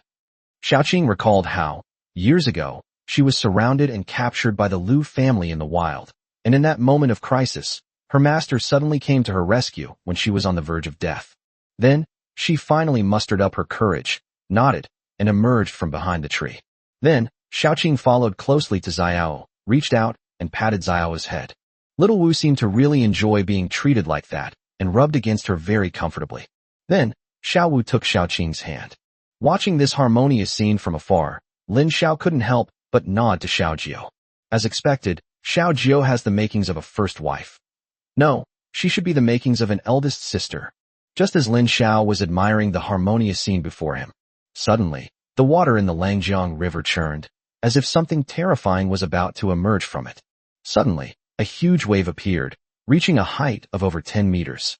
Waves of this magnitude, if they occurred in the real world, would be a world-class tsunami. However, the waves seemed to be aimed directly at Lin Xiao and his group of 6, as if they were coming straight for them. Lin Xiao couldn't help but curse under his breath. Damn it! Lin Xiao then hurriedly tried to use magic to dodge. Unexpectedly, at that moment, Xiaoqing suddenly stepped forward and made a hand seal. As a member of the dragon family, she is naturally close to the water element. Moreover, Xiaoqing also has the skill of controlling water. With just a flick of her finger, Xiaoqing created a gap in the middle of the waves, allowing Lin Xiao and the others to be safe. A mere trick, yet you dare to show off your meager skills before an expert. Monster, show your true form at once. The monster's figure was hidden in the waves. If Xiaoqing hadn't been naturally close to the water element, she probably wouldn't have been able to find it.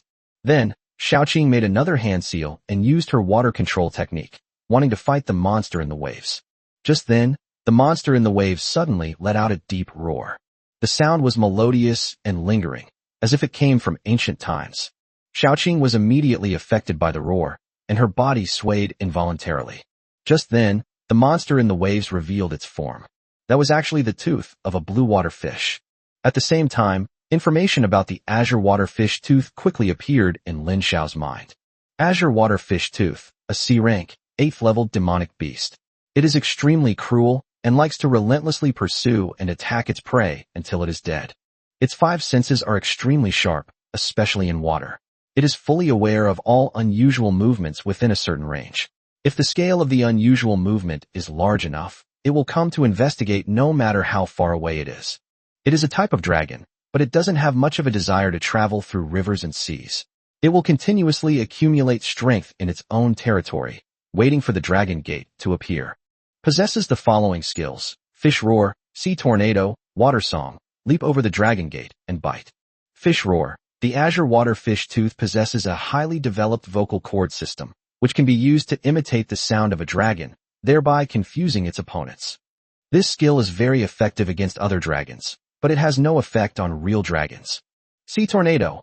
Azure fish tooth can use its control over the water element to create a tornado composed of water elements. Song of Water. Based on the whistling of fish, different tones are sung to deliver a psychological blow to the enemy. Leaping over the Dragon Gate. A special skill that can only be activated when the Dragon Gate appears. Once successful, the jade fish tooth will become a true dragon. Bite. The azure water fish has a special tooth that, once bitten, will not let go unless you die or it dies. Lin Xiao frowned, not expecting that this azure water fish tooth was actually a type of dragon, and an 8th order demon beast at that. Judging from the appearance, this blue water fish was attracted by the whirlpool that Xiaoqing had created in the water earlier. Moreover, it must have been in the water for a long time, just waiting for its chance. Furthermore, it's just right to suppress Xiaoqing.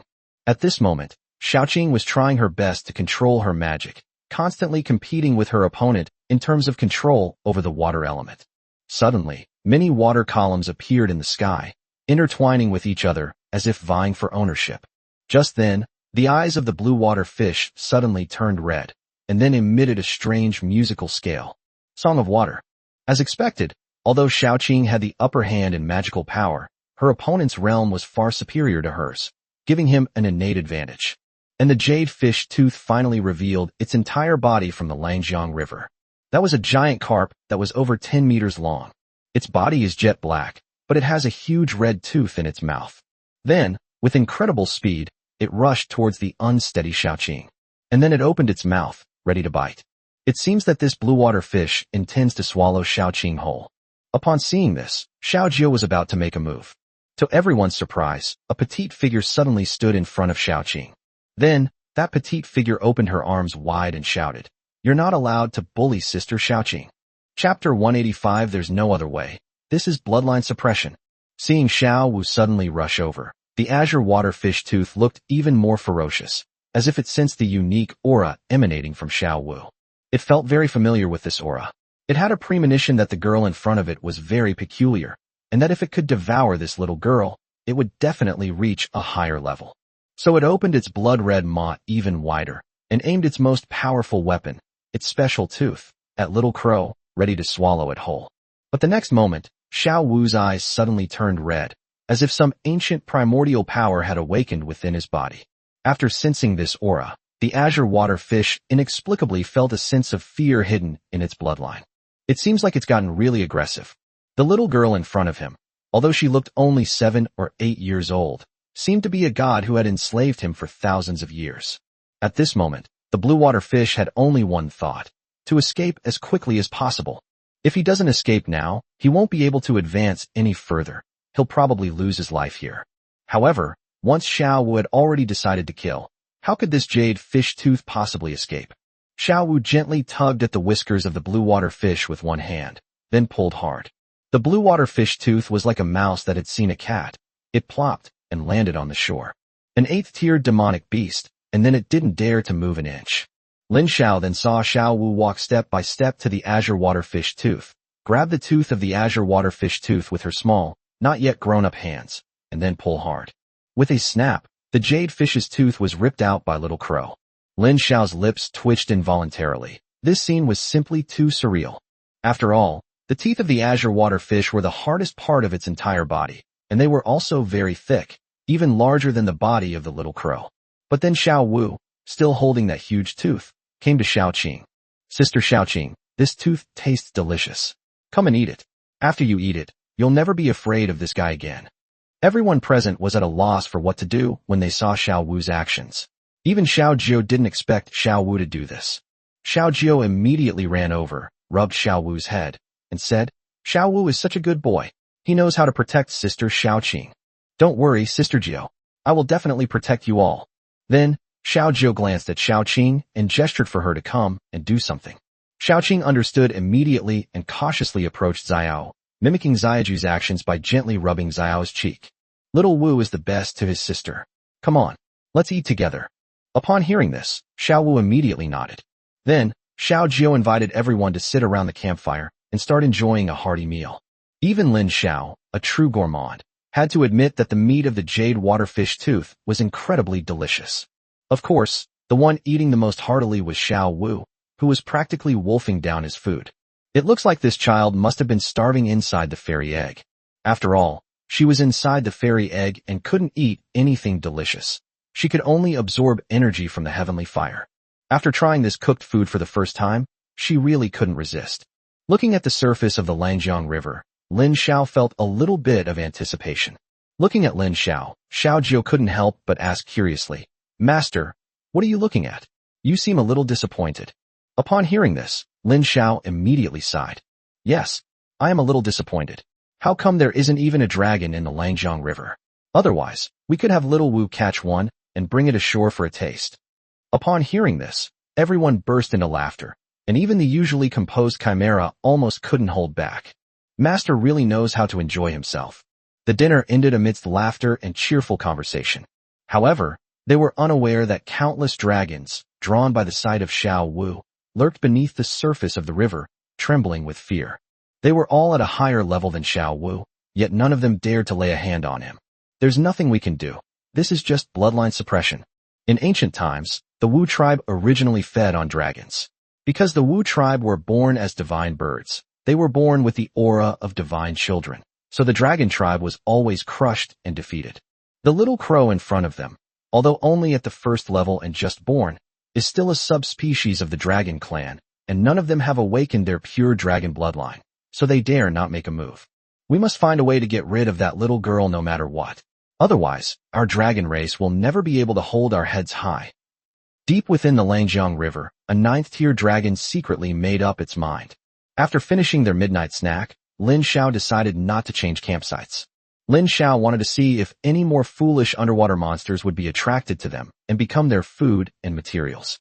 After eating the jade waterfish teeth, Xiaoqing felt that her body had become stronger than before. The dragons are different from other species. Their bloodline belongs to the dragon race. Therefore, each species will devour each other to improve the purity of their heart meridian and thus increase the probability of awakening.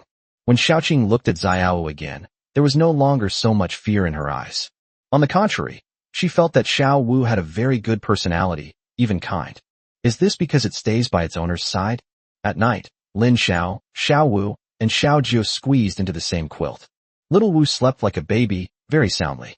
Seeing this, Lin Xiao couldn't help but feel somewhat helpless. If this keeps up, I'm going to become a doting father to my daughter. Lin Xiao felt that he had already fallen into depravity. Sigh, we must find a way to regain our former glory. The next day, early in the morning, they got up, washed up, and ate breakfast. Looking at the surface of the Langjiang River and the map in his hand, Lin Xiao said, Let's start today and travel by water to Guangzhou City. After hearing Lin Xiao's suggestion, everyone was a little puzzled, but in the end, Xiao Jiu was the first to stand up and speak. Master, you're being a bit too ostentatious. Upon hearing this, Lin Xiao shrugged helplessly. Our whereabouts have already been exposed. If we travel by land, I'm afraid it will bring us unnecessary trouble. After all, I've already broken ties with the Lin family, and who knows where they'll be harassing me. Chapter 186. Why is the king not making a move? Lin Xiao was not afraid of the Lin family. He wanted to continue traveling by water, simply because he did not want to bring unnecessary trouble upon himself. This journey has been very slow, and Lin Xiao has encountered many things he didn't want to see. If it weren't for the Lin family, he might have actually become friends with Lao Lu, Gao Peng, and others. But in the end, they had no choice but to fight each other. Lin Xiao spoke with Luo Cheng on the phone last night and told him about Lao Lu's situation. Although they were thousands of miles apart, Lin Xiao could still sense the dejection in Luo Cheng's words. Luo Cheng told him that Lao Lu's real name was Lu Jifa. He was a veteran employee of the Exploration Guild and had saved many team members in the past. However, he was dismissed from the Exploration Guild for breaking the rules. Unexpectedly, he eventually joined the Lin family. Luo Cheng originally thought that Lin Xiao and Lao Lu would become friends, but he didn't expect that the two would be enemies on a narrow road. After saying those words, Luo Cheng seemed completely exhausted, and he was rather listless during the rest of the conversation, so Lin Xiao didn't continue the call. Today, Lin Xiao decided to reach Guangzhou City as soon as possible, and then head north to the capital of Yuzhou. Xiaoqing then revealed her true form, and Lin Xiao, along with the remaining 4 women, stood on Xiaoqing's back. And so, they went upstream, heading straight for Guangzhou City. On the vast Langjiang River, some shrimp soldiers and crab generals are patrolling their territory. As aquatic monsters, they have a very strong sense of territory, even far stronger than terrestrial monsters. Without exception, these shrimp soldiers and crab generals all obey the orders of the dragons in their respective waters. As they were on patrol as usual, they suddenly saw another dragon-like creature crossing their territory in the distance. Upon seeing this, they immediately flew into a rage. How dare they trespass into our territory?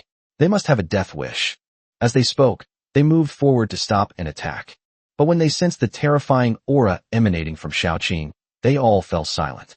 There was nothing they could do. The aura emanating from Xiaoqing was simply too terrifying for them to handle, so even they dared not make a move. So they immediately sent out warning signals, quickly reminding the ruler of this waterway. They wanted their Dragon King to come out and help them take charge. However, no matter how many danger signals they sent out, their king did not come out of his cave. They couldn't help but be very curious. Why is there no movement from your majesty? If it were in the past, if someone had trespassed on our territory, the king would probably have been furious. Why are you being so friendly today? Yes, could it be that his majesty did not sense our warning? They guessed at each other, but couldn't figure out the reason at all. Of course, what they didn't know was that all the overlords of the waters immediately fell silent after sensing the terrifying aura belonging to Xiao Wu, who was sitting on Xiaoqing's snake body. The rulers of those waters all held their breath, not daring to let their presence leak out. No way. They were genuinely afraid that the little bird would suddenly rush over and eat them like spicy snacks. The little bird was terrifying to them. Lin Xiao felt an unparalleled sense of comfort as he enjoyed the river breeze and the scenery along the riverbank. Unconsciously, Lin Xiao recalled the scene when he traveled on the Yangtze River in his previous life. By then, the scenic area had been commercially developed and had lost its original charm. Today, because humans have lost control of nature, they have not ventured into or altered nature for thousands of years. After so many years of changes, nature has finally returned to its original state. Seeing Lin Xiao's expression, Xiao Jiu asked, "Master, you seem to be enjoying this kind of life." Lin Xiao nodded upon hearing this. Yes, who wouldn't like this kind of life? Traveling with you guys every day, feeling the breeze, and being undisturbed. Xiao Jiu couldn't help but chuckle when she heard this.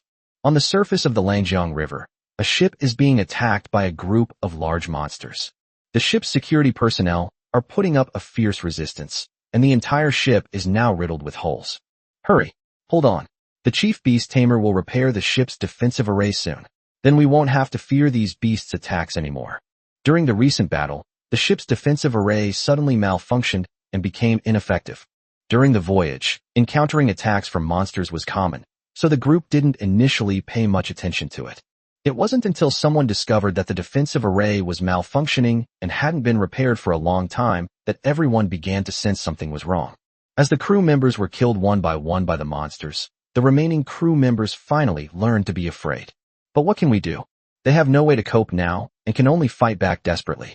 Keep going. We have to hold off these beasts' attack or we'll all die. Don't try to escape. On the Langjiang River, if you're alone, you're basically their meal. The chances of escaping are lower than winning the lottery. No matter what, we must find a way to stall until the chief beast tamer repairs the defensive array. However, while the words are well spoken, things are never that simple. Despite their best efforts, they were still defeated. Just when everyone had completely lost hope of surviving, the group of aquatic monsters from the two rivers suddenly scattered like birds and beasts.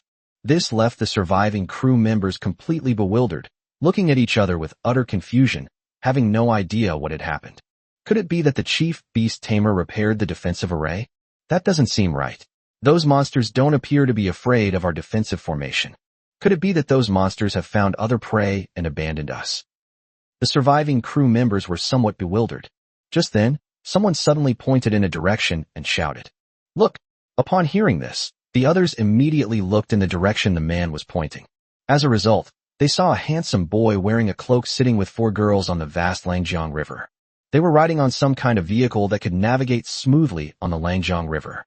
Beside the man, a little girl was clinging to him, seemingly pestering him to tell her a story. Beside him was a stunningly beautiful woman in a red cloak, brewing tea for him. A girl in a blue training uniform is intently reading a book.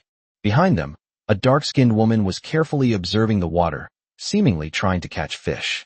This scene was both harmonious and surprising. The harmony was because they were chatting and laughing and looked more like teenagers on campus. What was surprising was that, despite being in the Langjiang River, no monsters attacked them.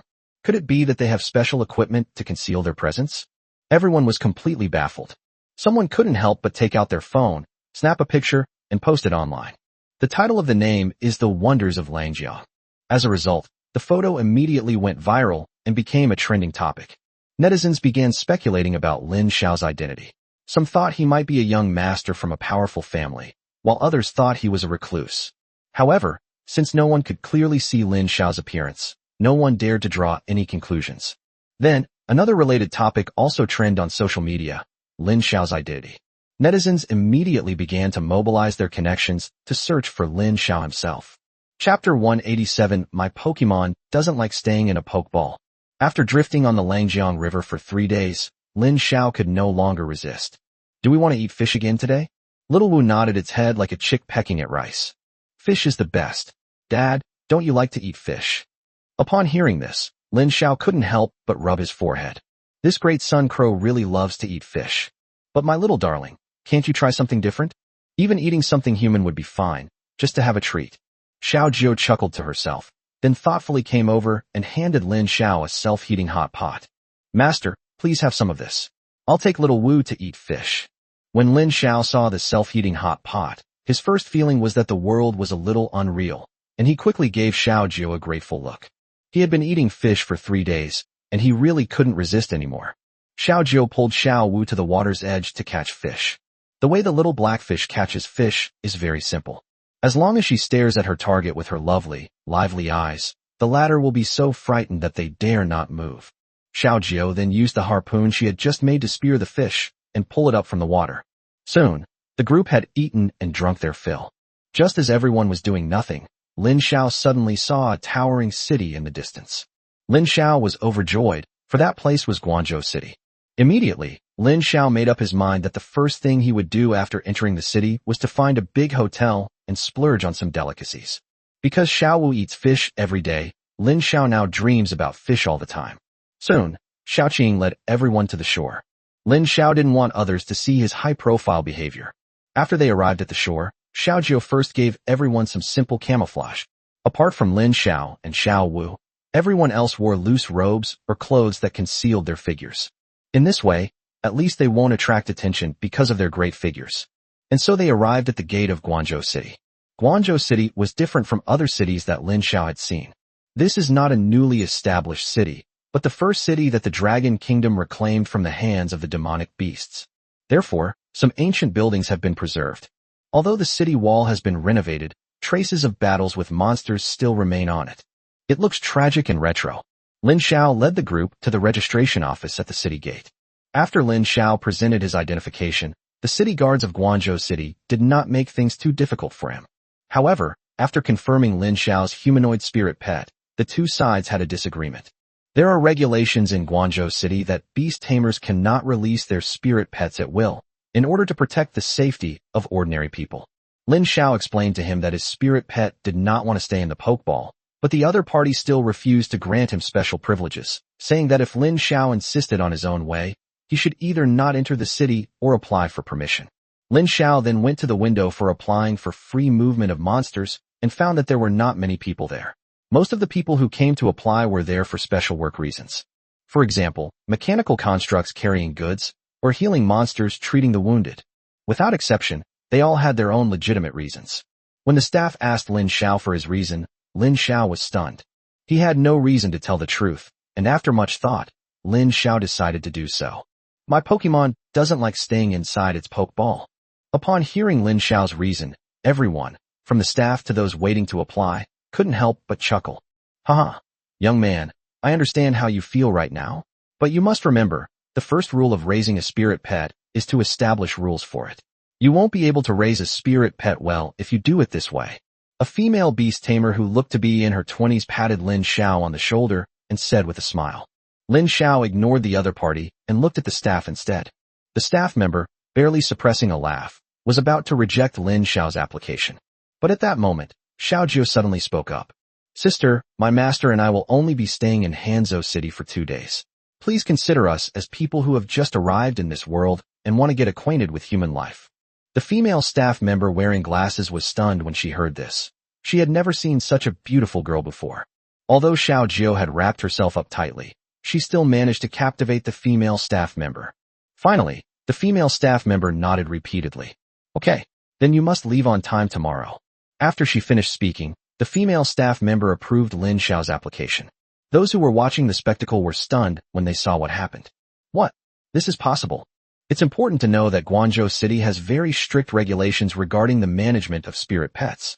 Furthermore, applications for free movement of monsters are extremely difficult to obtain. However, after seeing Lin Xiao's application, they couldn't help but feel that the rumors were wrong. However, what they didn't know was that Xiao Jiu had just used her bewitching and charm abilities, which allowed Lin Xiao's application to be approved smoothly. At this moment, the female staff member looked at Lin Xiao and asked him a question. Which one is your humanoid spirit pet? Lin Xiao pointed to the 5 girls beside him and said, Are all 5 of them my humanoid spirit pets? Upon hearing this, the female staff member exclaimed in disbelief. What? Say that again. Lin Xiao pointed to 5 brightly dressed girls and said, They are all of them. Upon hearing this, the entire office hall fell silent. A moment later, the female staff member gave Lin Xiao a thumbs up and then, unusually, swore, Awesome. Then, the hall erupted in chaos once again. Holy crap. 5 humanoid spirit pets. Bro, are you choosing concubines? Can you raise 5 spirit pets at the same time? Is it possible to train them all? Yes. I'm afraid even the resources wouldn't be distributed evenly. Even scions of large families wouldn't be able to raise 5 spirit pets at the same time, would they? You guys don't know anything. If he signed mental contracts with 5 spirit pets at the same time, his mental energy would probably have been exhausted long ago. I suspect that all 5 of these spirit pets are E rank, or even F rank. At his age, even if they were D rank spirit pets, I doubt he could sign a second one. That makes sense. I think that's definitely true. Then, someone came up and asked Lin Xiao if this was the situation they were discussing. Lin Xiao has now abandoned Chao Wang's identity document. The reason for this is that the Lin family already knew that he was using Chao Wang's identity, so there was no point in him continuing to hide it. Therefore, Lin Xiao simply chose to be himself again. He ignored the questions from others, calmly put away his documents, and then left the hall. Watching Lin Xiao's retreating figure, the crowd couldn't help but fall into whispers once again. I told you, these 5 spirit pets must be second-rate. Otherwise, why didn't that person refute it? It seems that person has a collecting fetish and simply likes humanoid spirit pets. Maybe they like kimono maimi, animal-eared girls. I also like kimono maimi girls. You bunch of perverts, I like that guy. You're even more perverted. Amidst the skeptical and teasing remarks of many, only the female beast tamer who had just struck up a conversation with Lin Xiao was lost in thought as she watched his retreating figure. Chapter 188 Good words are useless against a damned ghost. Then, the female beast tamer quickly ran a few steps and hurriedly followed. Young man. Upon hearing this, Lin Xiao turned his head with some confusion. Are you calling me again? The woman nodded quickly. What's up? Can you come with me somewhere?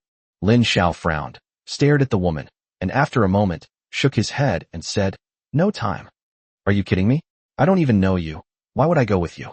What if you get lustful thoughts about my body? Seeing Lin Xiao resolutely walk away, the woman quickly grabbed him. Young man, let me explain. I have something urgent to tell you. Do I know you? Lin Xiao's words left the woman at a loss. Then, after glancing to both sides, she said, I'm really in trouble. I want to ask for your help. If you're willing to help, I can give you 100,000 yuan as a reward. After hearing that the other party offered a reward of 100,000 yuan, Lin Xiao decided to leave without thinking. Firstly, he doesn't lack that little bit of money. Secondly, given his current situation, he needs to be extremely careful in everything he does, and there's no need for him to help strangers. The woman panicked when she saw Lin Xiao's resolute attitude. She looked around to make sure no one else was watching them, then quickly caught up with Lin Xiao and said urgently, Young man, I really need your help. My spirit pet is injured. It's also a humanoid spirit pet, and I feel only you can help it. Upon hearing humanoid spirit pet, Lin Xiao immediately stopped and looked at the woman, frowning as he asked, Humanoid spirit pet? The woman nodded and said, That's right, it's a humanoid spirit pet, but it's not my spirit pet yet. It encountered a problem during its evolution and is now in imminent danger. The reason I came to Guangzhou City is to find someone in the city to help me. Lin Xiao thought for a moment and nodded to the woman. A moment later, the woman pulled in a dilapidated carriage from outside, which looked like it had been hastily assembled on the road. That horse was probably a relatively cheap, ordinary horse, not even qualifying as an F-level demonic beast. The woman led Lin Xiao to a place where he could park his carriage, then unchained it, and said, It's inside. Take a look. Lin Xiao did not go directly inside, but instead looked inside from outside the carriage. Then, Lin Xiao discovered that it was actually a semi-mechanical creation inside. It's somewhat like a robot, except that half of its face has been transformed into a human shape, while the other half looks like a smashed robot. Overall, it looks extremely ferocious and terrifying. At this moment, the name of this spirit pet, or rather, this mechanical creation, had already appeared in Lin Xiao's mind. A cyborg, a C-level 5th-tier demonic beast, a mechanical creation with a very advanced artificial intelligence system. It can live like a human, but has the body of a robot. Possesses the following skills: supercomputing power, copy and paste, data collection, and mechanical replacement. Supercomputing. It can use its computing power to calculate the enemy's next move in advance, so as to take countermeasures in advance. Copy and paste. In the course of life and combat, it can copy an enemy's skills by imitating the enemy's methods. Information gathering. The cyborg has a very powerful information gathering database that can store a large amount of data. When needed, it can extract useful information from it for its actions. Mechanical replacement. After being damaged, a cyborg can use limited equipment to replace parts, thus allowing it to complete the repair at the lowest cost. Looking at the state of the cyborg, Lin Xiao couldn't help but fall into deep thought. This thing is clearly not a humanoid monster, so why does it have a human face? Upon hearing Lin Xiao's question, the system promptly provided an explanation. Ding! In response to the host's question, this cyborg has mutated during its evolution, evolving from an artificial intelligence-driven mechanical creation to an artificially simulated intelligent mechanical creation. It failed in the process of evolution, which led to its current predicament. Lin Xiao nodded upon hearing this. In other words, this lump of iron in front of me wants to be a person. Lin Xiao looked at the woman who had asked for help and said, She is not a humanoid spirit pet, but just a mechanical creation. Moreover, she is already a 5th-tier demon beast and is about to evolve into a 6th-tier demon beast. She is no longer suitable for being raised as a spirit pet. I can't help you. Upon hearing this, the woman quickly grabbed Lin Xiao. No. It promised me that if I helped it fix itself, it would sign a contract with me and become my spirit pet. Lin Xiao shook his head again upon hearing this. Give up. A 5th-tier demon beast, if you don't cultivate a bond with it from childhood, is very likely to rebel. Besides, your mental strength may not be able to withstand its pressure. Upon hearing Lin Xiao's words, the female beast tamer couldn't help but feel saddened. Then, she began to tell Lin Xiao her story. Her name was Pei Yu. She was once the heir of a small family, but the family fell into decline. Her parents were framed, and she eventually became a wild beast tamer. The spirit pet she raised from childhood died in a battle, but she miraculously survived. As for the demonic beast that killed her spirit pet, It was this half-robot in front of her. After communicating with the cyborg, she discovered that the cyborg was very compatible with her talent attributes. So she made a verbal agreement with the cyborg. If Pei-Yu can repair the cyborg, the other party will sign a contract with her, and she can be considered to have turned misfortune into blessing. Upon hearing this, Lin Xiao's lips twitched involuntarily. How could there be such a stupid woman? Don't you know how treacherous the world is? Don't you plan to sign a contract first before repairing it? Upon hearing this, Pei-Yu's lips twitched slightly. I have thought about it, but I'm afraid that if this cyborg dies during the repair process, my mental strength may not be able to withstand a second injury. Upon hearing this, Lin Xiao couldn't help but rub his forehead. Is this even possible?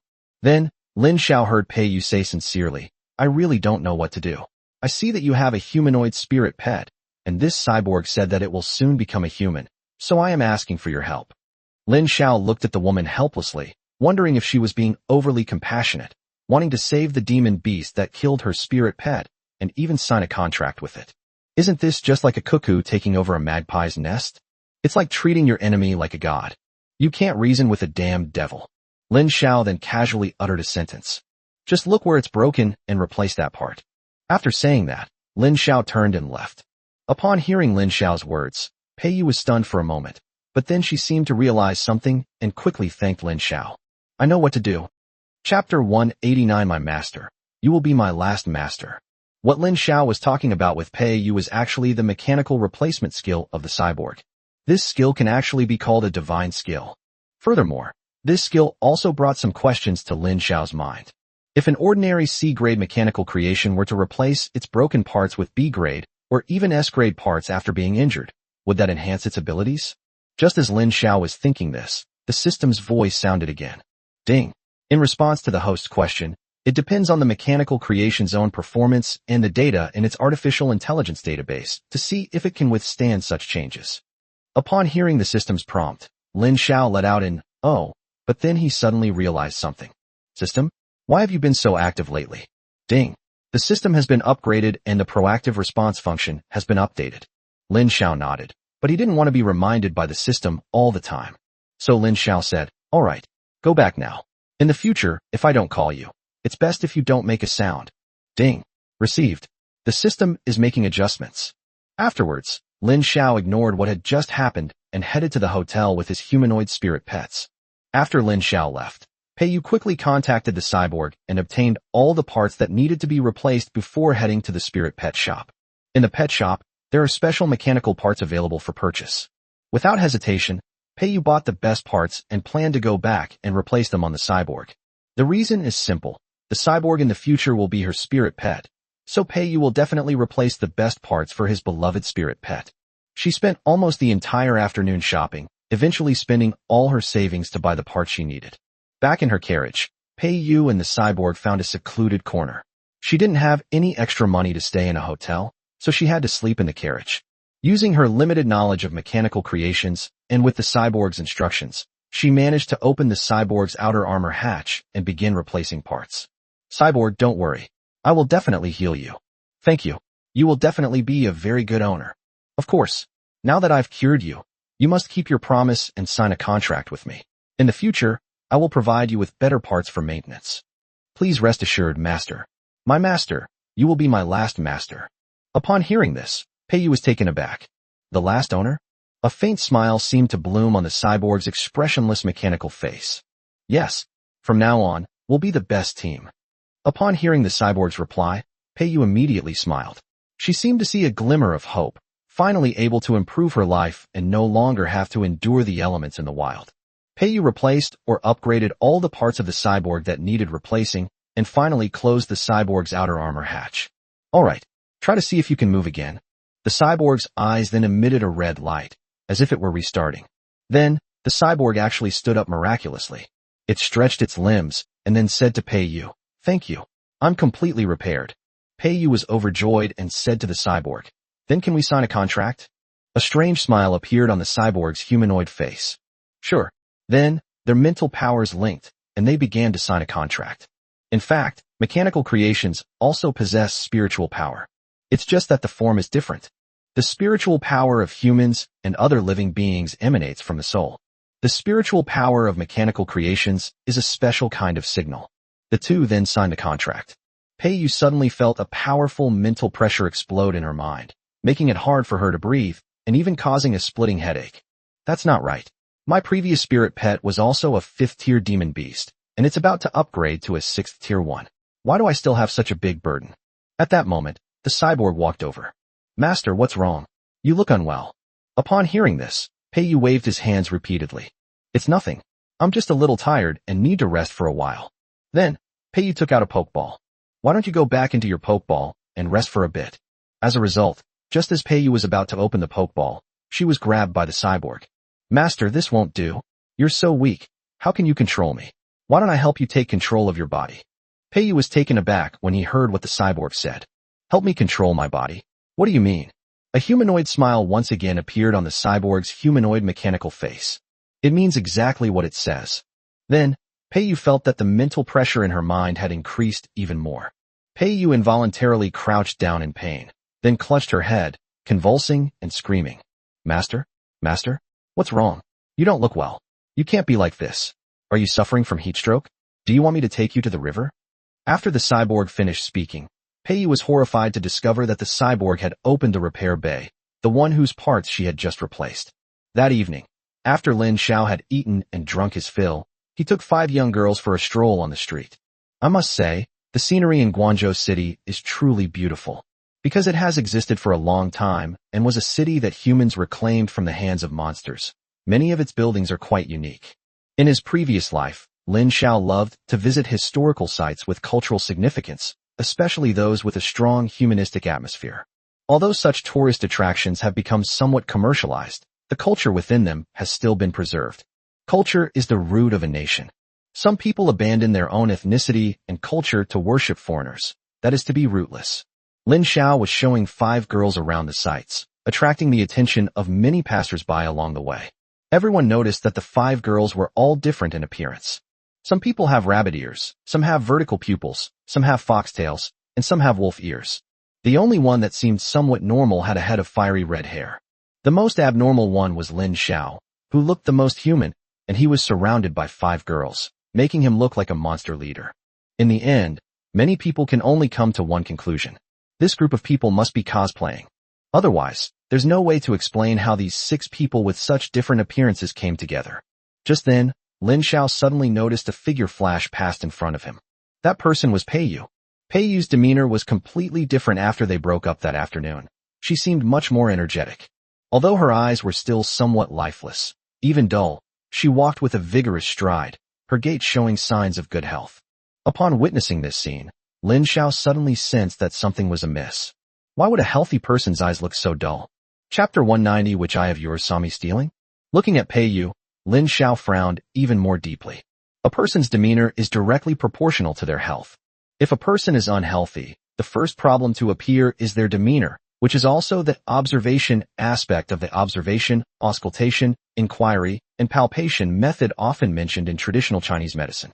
However, Pei Yu's expression was completely inconsistent with her physical condition.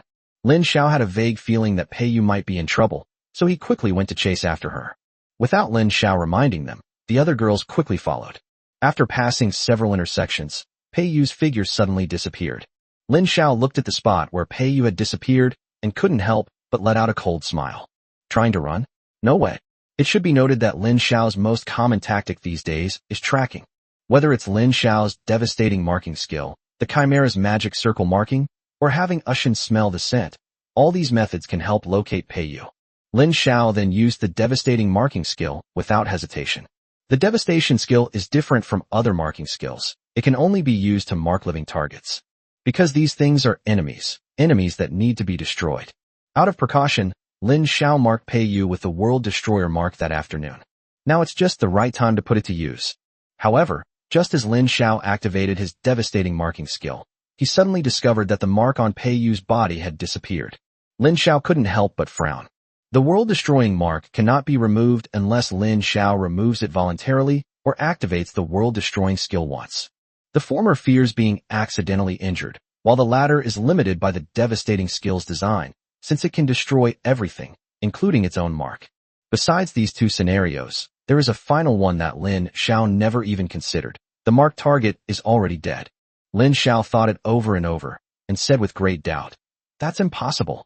If she's dead, then who did I just see?" Lin Xiao felt he had reached a dead end. Never mind. It seems the only way to find it now is through the most basic and inefficient method. Lin Xiao then glanced at Ashan. Ashan understood immediately, sniffed the air, and then pointed in a direction. "It's over there." After saying that, Ashan led Lin Xiao into an alley.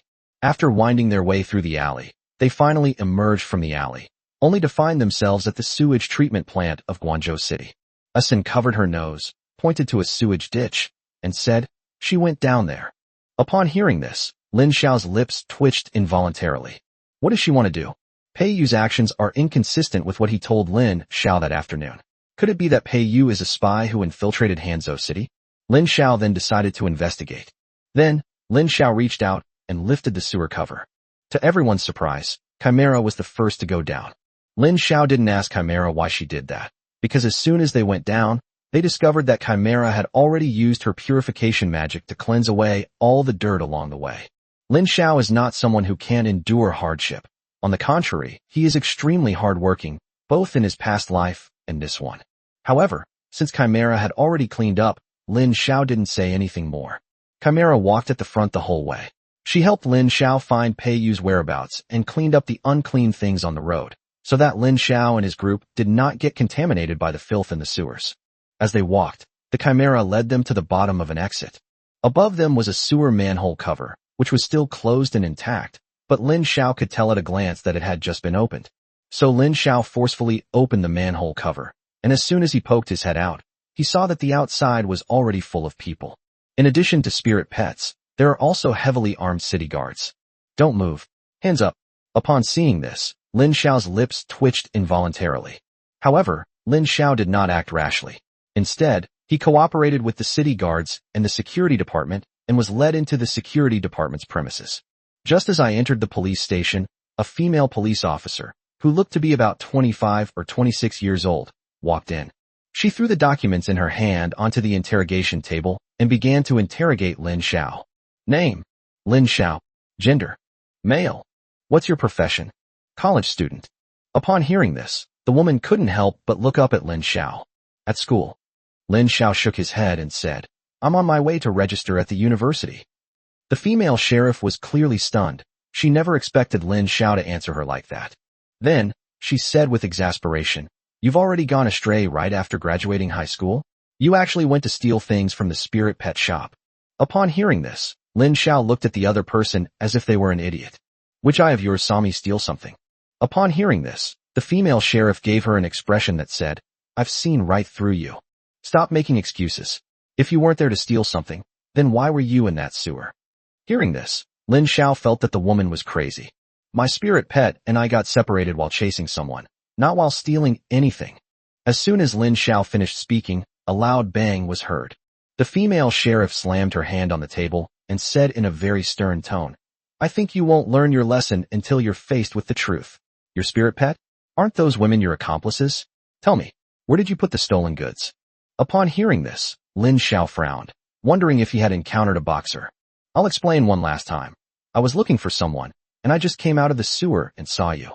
Upon hearing this, the woman continued to look at Lin Xiao with a cold smile. "Looking for someone? Where's the person you're looking for?" "We lost them." "Lost them? I think you're lying. Who would look for someone in the sewers, except for a bunch of thieves like you? Tell me, where did you hide the stolen goods?" Lin Xiao's lips twitched again upon hearing this. He felt that this woman was definitely out of her mind. Then, Lin Xiao said helplessly, "Please, use your pig brain to think. If I were stealing something, I should be running away, not going back to the crime scene to wait for you to catch me." The female sheriff immediately seized on what she wanted to hear. "Oh, you finally admit you went to steal something." Lin Xiao felt that this woman was definitely sick. He suddenly remembered a large-scale documentary he had watched in his previous life about the female detective's great memory restoration technique, and that the other party might be using it on him. Thinking of this, Lin Xiao could only remain silent. Seeing that Lin Xiao was not going to speak, the female sheriff slammed her hand on the table again. "Do you think you can get away with it by staying silent? Believe me or not, I'll still punish you." Upon hearing this, Lin Xiao simply snorted coldly. "You have no evidence. Do you think I can't do anything to you without evidence? Just as the female sheriff finished speaking, the interrogation room door suddenly opened. Chapter 191. Has my story already reached Guangzhou City? A middle-aged man wearing glasses walked in from outside. He looked somewhat refined and was clearly a leader.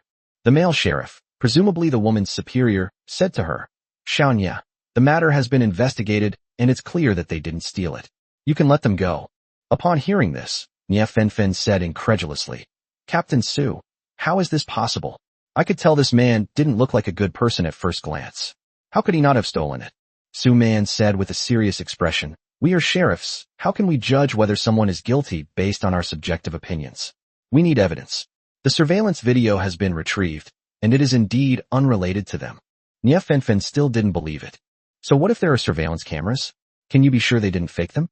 Doesn't that mean there might be two thieves?" Su Man rubbed his forehead. Nie Fenfen was good in every way. She was serious about her work and diligent in her missions, but she liked to use her subjective judgment to determine whether others were guilty. Left with no other option, Su Man had to produce the surveillance video. The contents of the box were exactly what Pei Yu had described. He crawled out of the sewer, carefully made his way to the Spirit Pet Shop's cold storage, and somehow managed to take a long box from there. Next, the pet store discovered that its cold storage had been burglarized and immediately called the police. Just then, Lin Xiao and the others emerged from the sewer. After seeing the surveillance video, Su Man said, "Do I need to explain now?" Nie Fenfen thought for a moment, then suddenly had a flash of inspiration and exclaimed with great joy, "Captain Su, I know. It must be like this." Upon hearing this, Su Man asked with some confusion, "What have you figured out?" Nie Fenfen pointed at Pei Yu in the surveillance footage and said, "Look at Pei Yu. She's a girl. She must be very kind and wouldn't break the law. That proves that she was mentally controlled by this man named Lin Xiao and was forced to steal things.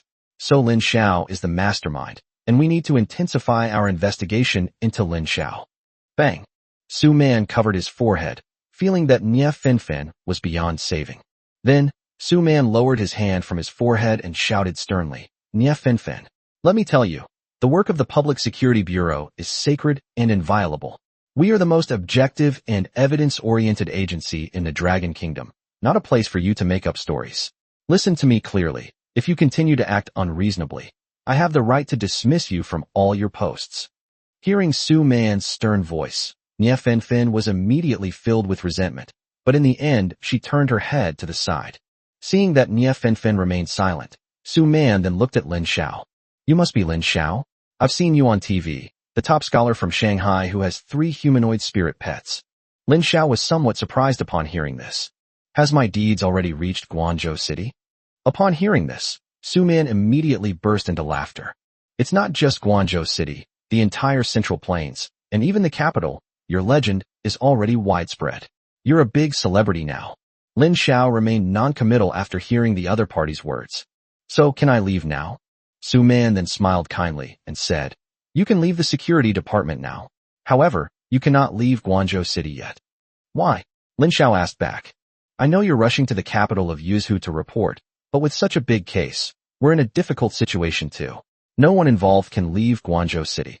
Upon hearing this, Lin Xiao looked at Su Man with a puzzled expression. "A related person? I think it's a suspect." Upon hearing this, Su Man shook his head. "Our investigation revealed that you had contact with suspect Pei Yu when you entered Guangzhou City, and you were both at tourist attractions in Guangzhou City at the same time. Then, the surveillance footage also showed that you had indeed been chasing Pei Yu for a long time. Although we can confirm that you are innocent for the time being, there is indeed a relationship between you, and we are just following the rules." Lin Xiao nodded upon hearing this. "Tell me about your interactions with Pei Yu and what you talked about." Lin Xiao then told the security department everything he knew about Pei Yu and the topics they had discussed. Su Man nodded upon hearing this. "All right, that's settled then. From now on, neither you nor your humanoid spirit pet can leave Guangzhou City until we capture Pei Yu. If this affects your university registration, we will contact the administration office of Yuzhou Spirit Pet University to ask for leave for you." Lin Xiao nodded, indicating his understanding and agreement. Su Man then personally unlocked Lin Xiao's handcuffs. Outside, Xiao Jiao and the others were already waiting in the corridor. When they saw Lin Xiao come out, the 5 girls couldn't help but breathe a sigh of relief. Lin Xiao was about to leave with a blank expression when Su Man called him back. "What is it?" Can you help us find Peiyu? Lin Xiao thought for a moment and said, she came in a carriage. Why don't you go look for that carriage? Upon hearing this, Su Man shook his head. We've already searched, but the carriage has been burned, along with many strange things. We suspect that Peiyu wanted to destroy evidence about her, but all traces of her have been erased. Upon hearing this, Lin Xiao frowned, pondering the reason behind it. He felt that he had missed some important information. Seeing Lin Xiao's expression, Nie Fenfen said indignantly, pretending, I think you're the criminal. She had barely finished speaking when Su Man interrupted her. Nie Fenfen, go and reflect on your actions. Nie Fenfen looked reluctant, then stared intently as Lin Xiao left. Then, Lin Xiao's eyes suddenly lit up. I've got it. Upon hearing this, Su Man quickly asked, what did you think of? Is it that we can find Peiyu's hiding place? Lin Xiao shook his head, then said to Su Man, take me to the warehouse that Peiyu went to. Upon hearing this, Su Man asked with great confusion, do you have some special method to track Peiyu? We brought back all the evidence from over there. Upon hearing this, Lin Xiao shook his head and said, no, I have to go to that warehouse. Su Man looked at Lin Xiao very seriously, probably because there was no other way at the moment, and finally could only nod in agreement. Okay, come with me. Afterwards, Lin Xiao rode in a police car to the Spirit Pet Trading Company. Along the way, Su Man told Lin Xiao about Peiyu's escape route. Her target was very clear. What was inside that box? After succeeding, she knocked out a staff member, changed into his clothes, and immediately went to a blind spot in the surveillance cameras. Then, she disappeared. Chapter 192 Sorry. Your permissions are insufficient. Can you tell me what Peiyu stole? Upon arriving at the Spirit Pet Shop, the person in charge of the shop immediately came over. During his tenure, the pet shop was robbed, which can be considered a very serious dereliction of duty, and he may very well lose his job as a result. Therefore, upon seeing the officers from the Public Security Department, he proactively expressed his willingness to cooperate with their investigation. When the police officers said they wanted to check the vault and examine the scene of the incident, he agreed without hesitation. Arriving at the vault where the stolen items were found, Lin Xiao looked at the layout of the vault and then casually asked Peiyu how he had sneaked in. The person in charge of the pet trading company gave a very helpless answer. The thief came to the vicinity of the vault alone and then actually used the combination lock. So, from the beginning, no one was alerted, and the system assumed he was one of our own. As she left, she knocked out an employee who came to inspect the warehouse, took off the employee's uniform, and then swaggered away from the Spirit Pet Shop with the equipment. The person in charge looked aggrieved as he said this. I've worked here for over 10 years and have never encountered anything so bizarre. I don't understand how she knows the warehouse's password. Could it be that she has an inside agent within the Spirit Pet Trading Company? At this point, he felt even more aggrieved. Lin Xiao looked at the person in charge and couldn't help but sneer. I'm afraid it's not necessarily because there's an inside accomplice, but rather because someone accidentally leaked your pet trading company's password files, right? Oh. After hearing Lin Xiao's words, the person in charge looked at Lin Xiao with a puzzled expression. What do you mean by that? Lin Xiao said with a smile. Because I know that Peiyu is likely her spirit pet in disguise. Her spirit pet is called a cyborg and has the ability to collect big data. Therefore, your password files were likely collected by the cyborg and entered into the database. Everyone was shocked after hearing Lin Xiao's explanation. Su Man, who was standing to the side, then asked with some curiosity, how did you know this information? Upon hearing this, Nie Fenfen gave a cold laugh. What else could it be? Because he's the mastermind. That's why he knows so much detail. Otherwise, you can't explain how he knows so much. Lin Xiao ignored Nie Fenfen completely. He pointed to himself and said, my name is Lin Xiao, and my talent is called the Complete Monster Compendium. You can find it online. Complete Monster Compendium? What kind of talent is that? Lin Xiao concealed the last two words of his talent. Complete Monster Encyclopedia Analysis. Instead, he said the name he had when he first awakened his talent. After he finished speaking, one of Su Man's men quickly took out his phone, quickly browsed through the internal information of the Public Security Department, and then handed the phone to Su Man. Su Man took the phone, examined it carefully, and was somewhat surprised. I never imagined that the top scorer in Shanghai would have this kind of talent. Su Man hadn't paid much attention to Lin Xiao's specific information before, but after taking a closer look, he discovered that Lin Xiao's talent was actually the Complete Monster Encyclopedia, which was quite useless for a beast tamer. Seeing Su Man's expression, Nie Fenfen was somewhat confused. She also took out her phone and searched, and quickly found Lin Xiao's basic information. Lin Xiao, a novice beast tamer, achieved a perfect score in the novice assessment. His combat strength is truly unknown. With at least 3 humanoid spirit pets, he achieved an absolutely overwhelming score, became the top student in Shanghai, and was admitted to Yuzhou Spirit Pet University. Later, he joined the Exploration Guild and successfully killed Lu Zhan, the head of the Lu family, during the exploration process. Later, he became enemies with Su Yalin of the Su family. On the 7th of this month, he appeared in Xiang City and assisted the city guards in defeating the Beast Tide. Later, he killed Matsushita Kaname, a senior agent of the Sakura Kingdom, in Hanzhou City. Even Ye Fenfen was a little surprised to see this. She didn't expect that this person who didn't look like a good person would have such an impressive resume. Next, she wanted to open the information about Lin Xiao's spirit pet. Sorry, you do not have sufficient privileges. Insufficient permissions? Ye Fenfen looked at the prompt and was immediately at a loss. As a rising star in the police force, the police officer with the highest crime-solving rate in the entire Lianghedao area, how could someone with the privileges of a police officer possibly lack authority? She was somewhat unconvinced, so she immediately clicked the request to view the request. Furthermore, in the reason for the application, it was stated, "This person is an extremely dangerous criminal. In the name of my title, Master of Memory Recovery, I order you to grant me access." After writing this, Ye Fenfen clicked Upload. Instead of granting her permission, she received a cold reply. Your application process is incorrect. To view Lin Xiao's information, you must first obtain approval from your direct supervisor, then from the city lord, and finally from Tian Shun for final approval. You do not have the authority to request access to Lin Xiao's information. When Ye Fenfen saw that she needed Tian Shun's approval to view Lin Xiao's information, she was stunned. The field god? That field god. Immediately, Ye Fenfen realized who the so-called god of fields was. In the entire Dragon Kingdom, there is only one god of the fields. That's Tian Wan, the city lord of Hanzhou. This unknown young man in front of me actually had the approval of the god of the fields, and even his information was being protected. Could it be that he has a relationship with the field god? Thinking about this, Ye Fenfen suddenly felt like she had figured it out. That's right. That must be it. Ye Fenfen muttered to herself, making her own judgment. It must be Tian Wan, that lackey, backing Lin Xiao up behind the scenes. That's why Lin Xiao didn't have to face the consequences after committing the crime. That must be it. While Ye Fenfen was still lost in thought, the person in charge then looked at Lin Xiao. So what should we do next? After carefully examining the scene, Lin Xiao casually remarked, in the future, we can change the password to a dynamic password, which will allow it to be deduced by big data to the greatest extent possible. Then, Lin Xiao asked again, who temporarily stored that piece of equipment here? Or is it a product you are currently selling? The person in charge quickly replied, that piece of equipment is one that the trading company just acquired. It's a sniper rifle with extremely high accuracy. Upon hearing the words sniper rifle, Lin Xiao asked with some surprise, oh, what's it used for?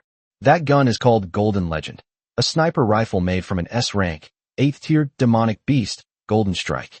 Its effect is that when aiming at a target, it can trigger a headshot effect, and when shooting, there is a certain probability of triggering a weak point attack. If the user has already targeted the opponent's vital points or weaknesses, then Golden Legend will trigger a fatal attack effect. Upon hearing his words, Lin Xiao immediately retrieved the information about the Golden Legend from his mind. Chapter 193 Crystal Ball Divination. Golden Legend, an S-rank, 8th tier monster, a mechanical creation. Its arms can be modified to function as a drill, a hammer, a sniper rifle, and a scalpel. Electric drill, it can directly target the opponent's weak points to attack. Heavy hammer, when striking the opponent, there is a certain probability of locking onto the head and getting a headshot. Sniper rifle, when aiming at the opponent's vitals, it has the effect of a fatal attack. Fatal strike, ignores the opponent's defense. Scalpel form, it can accurately locate the area on the opponent's hand and eradicate it completely. Upon seeing this, Lin Xiao exclaimed, wow, truly worthy of being equipment from an S-rank, 8th tier monster. They actually managed to create all 3 passive abilities for all 4 forms. The only passive skill that wasn't included in the equipment is the healing skill. It's important to understand that the quality of a piece of equipment depends on the skill of the craftsman. The equipment for an S-rank, 8th tier monster is something that an ordinary craftsman simply cannot make. The fact that the other party was able to successfully retain 3 of the original monster's 4 abilities in the equipment is enough to show how high the craftsman's skill level is. I must try to get in touch with them if I have the chance. Thinking of this, Lin Xiao then asked, "Are there any leftover materials from the crafting process of that piece of equipment?" The person in charge thought for a moment, then shook his head and said, "No, we don't know that craftsman. We only have his original owner's contact information. However, the original owner has lost contact with us after taking the money." Upon hearing this, Lin Xiao nodded, then pondered for a moment before asking, "Is there any way to contact the original owner?" The person in charge shook his head upon hearing this. "There's no way around it.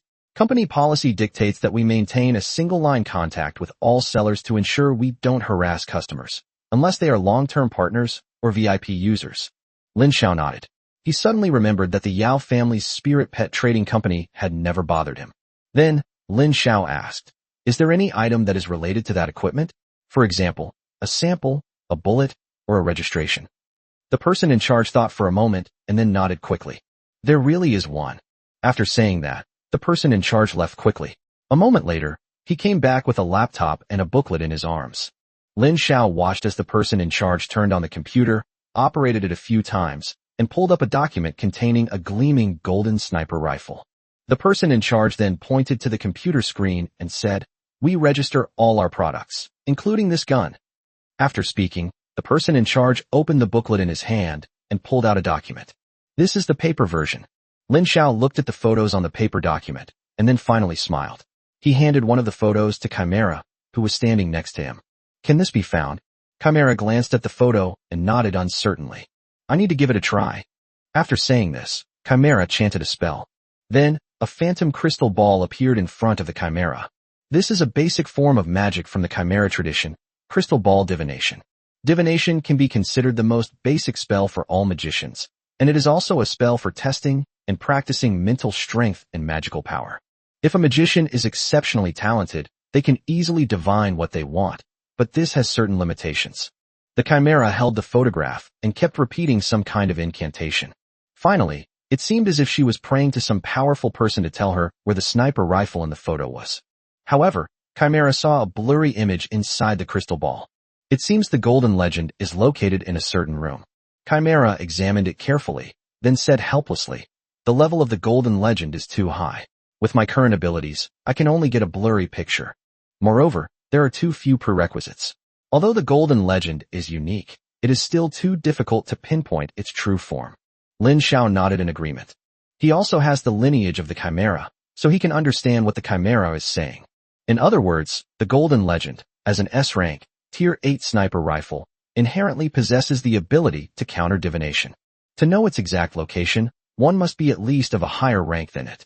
Lin Xiao thought for a moment, then suddenly had a brilliant idea and said, "Why don't you change the preconditions?"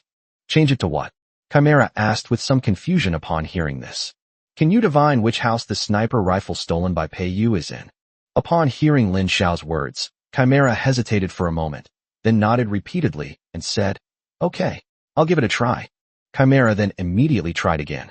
Sure enough, the scene inside the crystal ball began to change, transforming from a room into a building. Su Man, who was standing to the side, immediately recognized the location of the building. "Isn't this the Rainbow Building?" After saying that, Su Man quickly looked out the window, where a towering building stood. Lin Xiao followed Su Man's gaze and saw a building that was nearly 100 stories high directly opposite the window. Su Man then asked the Chimera, "Can you find out exactly which floor the golden legend is on?" Chimera shook her head upon hearing this. "My rank is too low. If I try to pinpoint the floor the other party is on, I'll get that blurry image from before, or even nothing at all. In severe cases, I might even suffer a backlash." Su Man nodded after hearing what Chimera said. "All right. In that case, let's get to work and check layer by layer. Pei Yu couldn't possibly hide such a large sniper rifle." After saying that, Su Man prepared to arrange for all the security officers to be dispatched to the Tianhong building, which was not far away. Lin Xiao looked at the Tianhong building and fell into deep thought. Logically speaking, if someone steals a very valuable treasure, their first reaction should be to sell it or run away with the treasure. Now that so much time has passed, why is Pei Yu still staying in Guangzhou City? Pei Yu even chose to hide in such a landmark building. Could it be that she has other purposes? Lin Xiao felt something was wrong, so he looked carefully out the window. The tallest 100-story building, a sniper rifle. Lin Xiao suddenly combined the two things, and his eyes lit up. He seemed to have figured out the reason behind it. So Lin Xiao quickly stopped Su Man, who was about to leave, and then told him his thoughts. Upon hearing this, Su Man wholeheartedly agreed with Lin Xiao's words and nodded, saying, "Could it be that Pei Yu's true purpose is to assassinate someone? Has any important figure recently arrived in Guangzhou?" Lin Xiao asked in return. Upon hearing this, Su Man pondered for a moment, then quickly looked at a building opposite the Tianhong building. That's right in the direction of the city lord's mansion. Oh no. Su Man suddenly realized something, and quickly took out his phone and dialed a number. He walked out anxiously while making a phone call. Lin Xiao thought for a moment, then followed Su Man out. Chapter 194 Surrender. You have nowhere to retreat. Pei Yu, who had been sitting quietly for a day and a night, walked out of a safety passage on the top floor of the Tianhong building with a blank look in his eyes. Pei Yu arrived on the rooftop, staring blankly in a certain direction, and then took out a gleaming gold sniper rifle from the safe beside him. She set up the sniper rifle and then aimed it in a certain direction. Looking through the scope, that was exactly where the City Lord's conference room was located. At this very moment, a meeting is being held in the City Lord's mansion conference room. It seems they are discussing an important topic. Suddenly, a middle-aged man, probably in his 40s, came to the window, opened the third window, and patted the dust off the windowsill. Pei Yumo counted the number of times he patted him. 1, 2, 3, 4. When the count reached the fourth, the person finally stopped moving and returned to his seat. At that moment, Pei Yu aimed his sniper rifle at the fourth person in the third row of the conference room. The man was an old man with gray hair. Judging from the other person's appearance, he seemed to be the central figure in the entire meeting, constantly taking notes in his notebook. Pei Yu was constantly adjusting the sights of his gun, striving to kill with a single shot. Soon, the crosshair of the Golden Legend suddenly turned golden, triggering its fatal attack effect. A fatal attack can ignore all defenses. Even if the King of Heaven himself came, he could still be killed with a single shot. Then, Pei Yu pulled the trigger. Bang! A muffled gunshot rang out from the rooftop of the Tianhong building.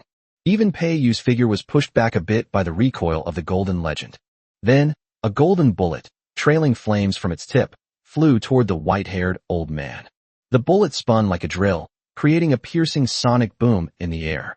The distance between Pei Yu and the old man was a full 2,000 meters, so that even a sound would take several seconds to travel. But the bullet had completely exceeded the limits of what was possible. In an instant, it reached the outside of the conference room window, and then smashed through it. The target was that old man. Just then, a black figure suddenly appeared beside the old man, which suddenly unfolded and formed a huge shield. With a loud boom, the shield was shattered by a single shot, leaving a hole the size of a wash basin. The spirit pet holding the shield was also beaten to a pulp, its flesh mangled and bloody. Who would have thought that an 8th-tier spirit pet, the giant arm guardian, would be beaten so badly? But it was thanks to its existence that the old man was spared from this life-or-death crisis. Although fatal attacks can ignore defenses, the presence of a third-party guardian can prevent negative effects, which is why the old man was able to escape with his life. Meanwhile, dozens of beast tamers suddenly broke through the main entrance to the top floor of the Tianhong building and swarmed in, surrounding Pei Yu. Hands up. Put down your weapon, or I'll kill you right now. Surrender. You have nowhere to retreat. The security personnel and city guards shouted at Pei Yu, who was holding a sniper rifle. Their only goal was to get Pei Yu to cooperate with the investigation. At the same time, some city guards riding flying spirit pets also stared intently at Pei Yu in midair, trying to keep a 360-degree, no blind spot view of her so that she would have no chance to escape. Pei Yu's gaze swept around, taking in her surroundings, before her brain began to work at lightning speed. Pei Yu quickly figured out her best escape route. It was clear that Pei Yu was still looking at Su Man, who was leading the crowd, with a blank expression. You've attempted to assassinate an academician of the Dragon Kingdom Academy of Sciences, trying to shake the foundations of the nation. If you don't surrender and cooperate with the investigation, you'll only face death. Although Su Man's words were very intimidating, Pei Yu remained unmoved. Pei Yu was like an emotionless machine, staring straight ahead, and then she slowly backed away. She looked like a little girl who was afraid of being surrounded by so many strangers. Su Man suddenly realized something and shouted, "Oh no! She's trying to escape. Attack!" As soon as he finished speaking, the sheriff and city guards reacted immediately, and then they saw several spirit pets simultaneously unleash control-type skills on Peiyu. However, Peiyu suddenly turned around, sped up and ran backward, then jumped down, directly off the 100-story Tianhong building. The city guards who came to capture Peiyu on flying spirit pets were also dumbfounded by Peiyu's actions. Then, they quickly flew downwards. However, the speed at which a flying pet carrying a person can fly is nowhere near the speed of free fall. With a loud thud, Peiyu landed heavily on the ground, but surprisingly, no blood flowed from her body. Instead, some mechanical parts were thrown out. Many passers-by were startled when a large, living person suddenly fell from the sky, and they all exclaimed in surprise. "Someone's dead! Someone's dead!" Among these people happened to be a uniformed sheriff named Nie Fenfen. Nie Fenfen used her status as a girl as an excuse to be responsible for security and guard duties outside. Who knew that just as she was evacuating the crowd, a large, living person suddenly fell from the sky. Upon closer inspection, the person was indeed Peiyu. She rushed forward to check on Peiyu's injuries. "Peiyu, how are you? Are you still alive? Did Su Man and his group of men force you to jump? I know you're innocent. It was Lin Xiao who forced you to do it, right?" Nie Fenfen checked Peiyu's injuries while speaking with concern. "Don't feel wronged. Once you recover, I will definitely help you clear your name." At that moment, Lin Xiao caught up with them at the Tianhong building. Upon seeing Peiyu's body, or rather, his corpse, lying on the ground, Lin Xiao quickly squeezed into the crowd of onlookers and saw Nie Fenfen saying something to Peiyu. Lin Xiao observed that Peiyu's corpse did not bleed at all, and every now and then one or two parts would fall out from under the skin. Lin Xiao quickly shouted to Nie Fenfen, "Nie Fenfen, get away from that woman immediately. She's dangerous." However, after hearing Lin Xiao's warning, Nie Fenfen looked at Lin Xiao with a wary expression. "Don't try to fool me. I'm going to save her life. Then I'll bring you to justice. Everything she did must have been because of you." Lin Xiao's lips twitched when he heard Nie Fenfen's words. This woman's thought process is truly bizarre. At this moment, the city guards who were riding flying spirit pets in the sky also landed on the ground. They all stepped forward and said to Nie Fenfen, "Officer Nie, leave this to us. We need to take the body away." As a result, Nie Fenfen still refused to give in. "No, you will definitely stop me from overturning her conviction." Just then, Peiyu, who had fallen from the 100th floor, suddenly grabbed Nie Fenfen's arm. Upon seeing this, Nie Fenfen turned her head excitedly. "Peiyu, you're awake. You're not dead. That's great. Don't worry, with me here, I won't let those sluts touch you." Upon seeing this, Lin Xiao couldn't help but shout, "Get out of the way, Nie Fenfen." Chapter 195: The Defects of Artificial Intelligence. After hearing Lin Xiao's warning, Nie Fenfen glanced at Lin Xiao with disdain. The way she looked at Lin Xiao seemed to be asking him, "Are you scared?" As a result, the next moment, a large hole suddenly appeared in her chest. Feeling a sudden pain in her chest, Nie Fenfen lowered her head and discovered that Peiyu had ripped out her lungs. Then, Peiyu withdrew her hand.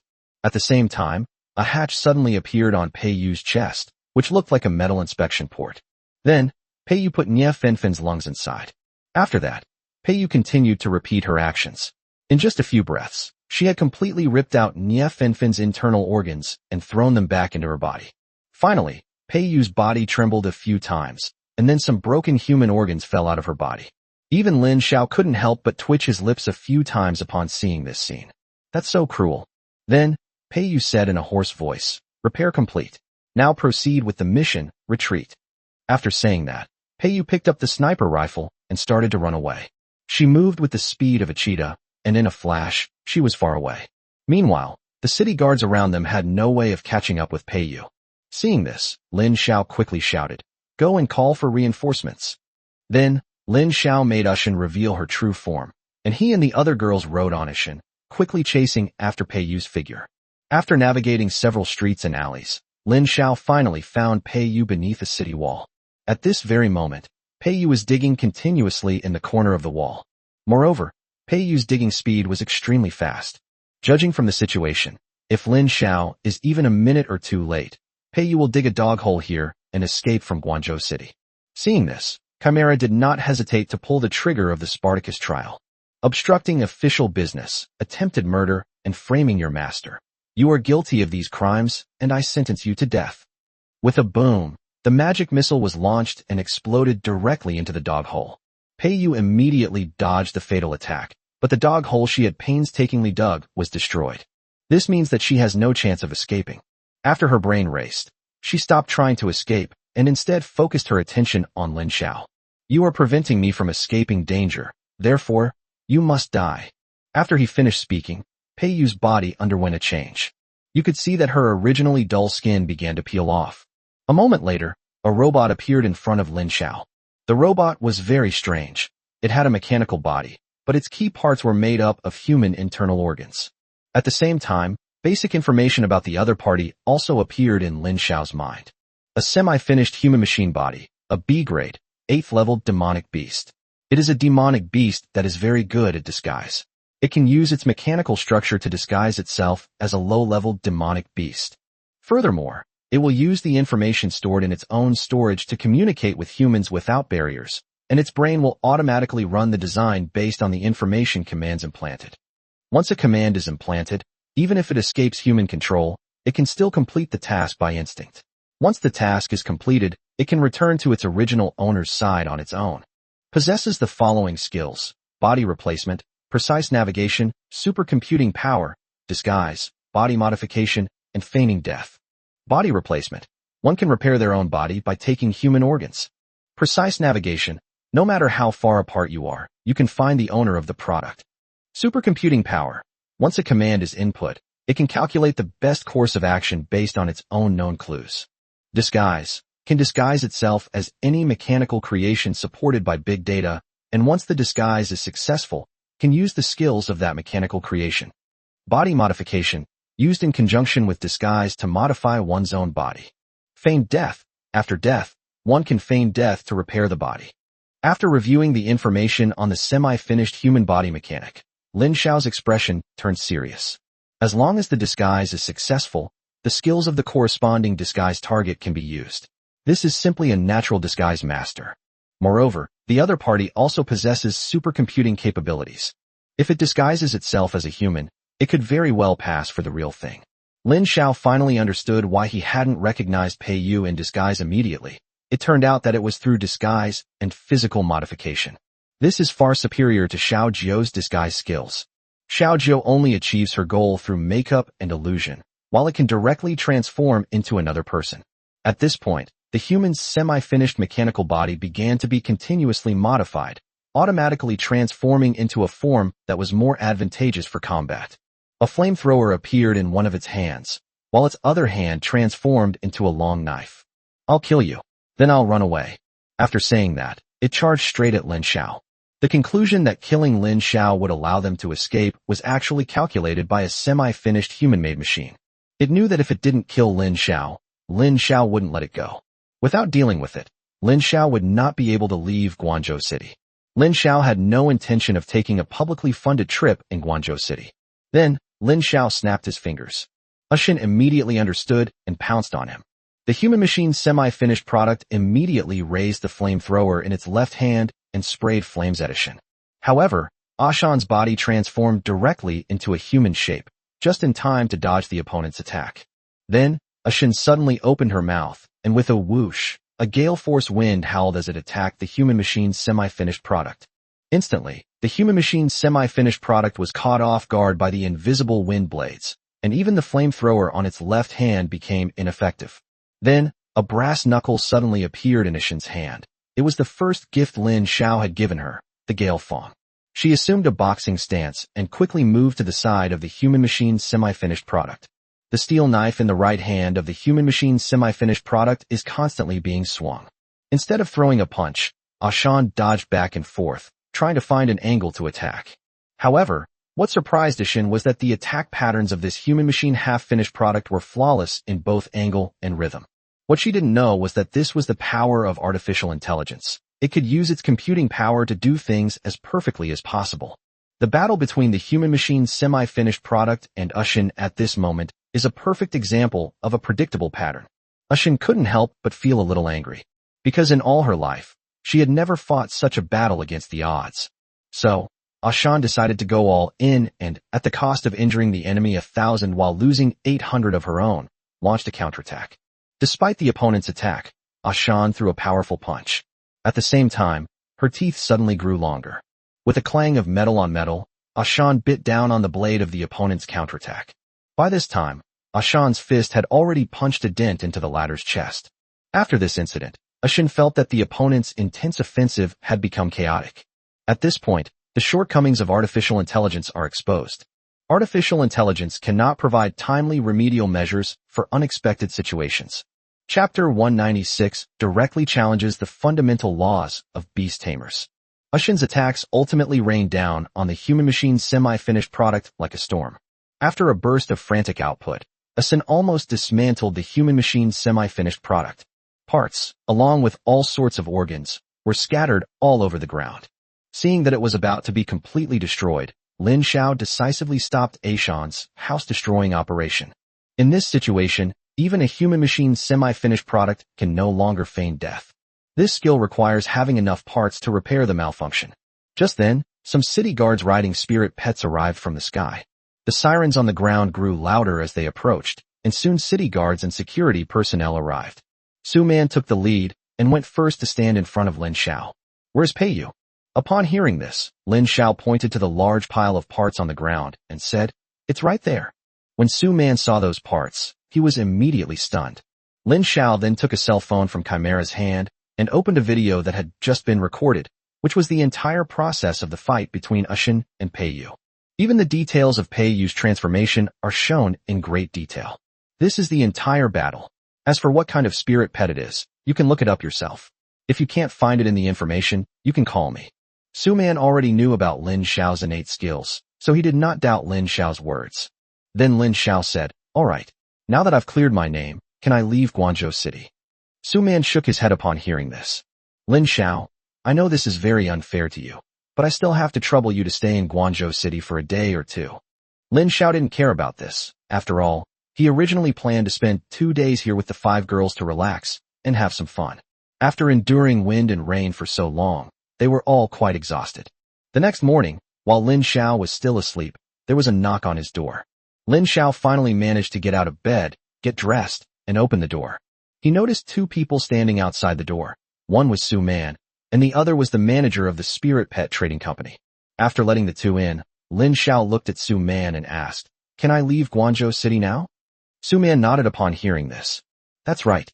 We found his storage chip inside the human-machine semi-finished product, and found his mission inside. It was indeed to assassinate academician Wang Jian." Lin Xiao was somewhat puzzled upon hearing this. "Wang Jian? Who is he?" Su Man said with lingering fear. "Wang Jian is one of the pillars of our Dragon Kingdom, a peerless national hero.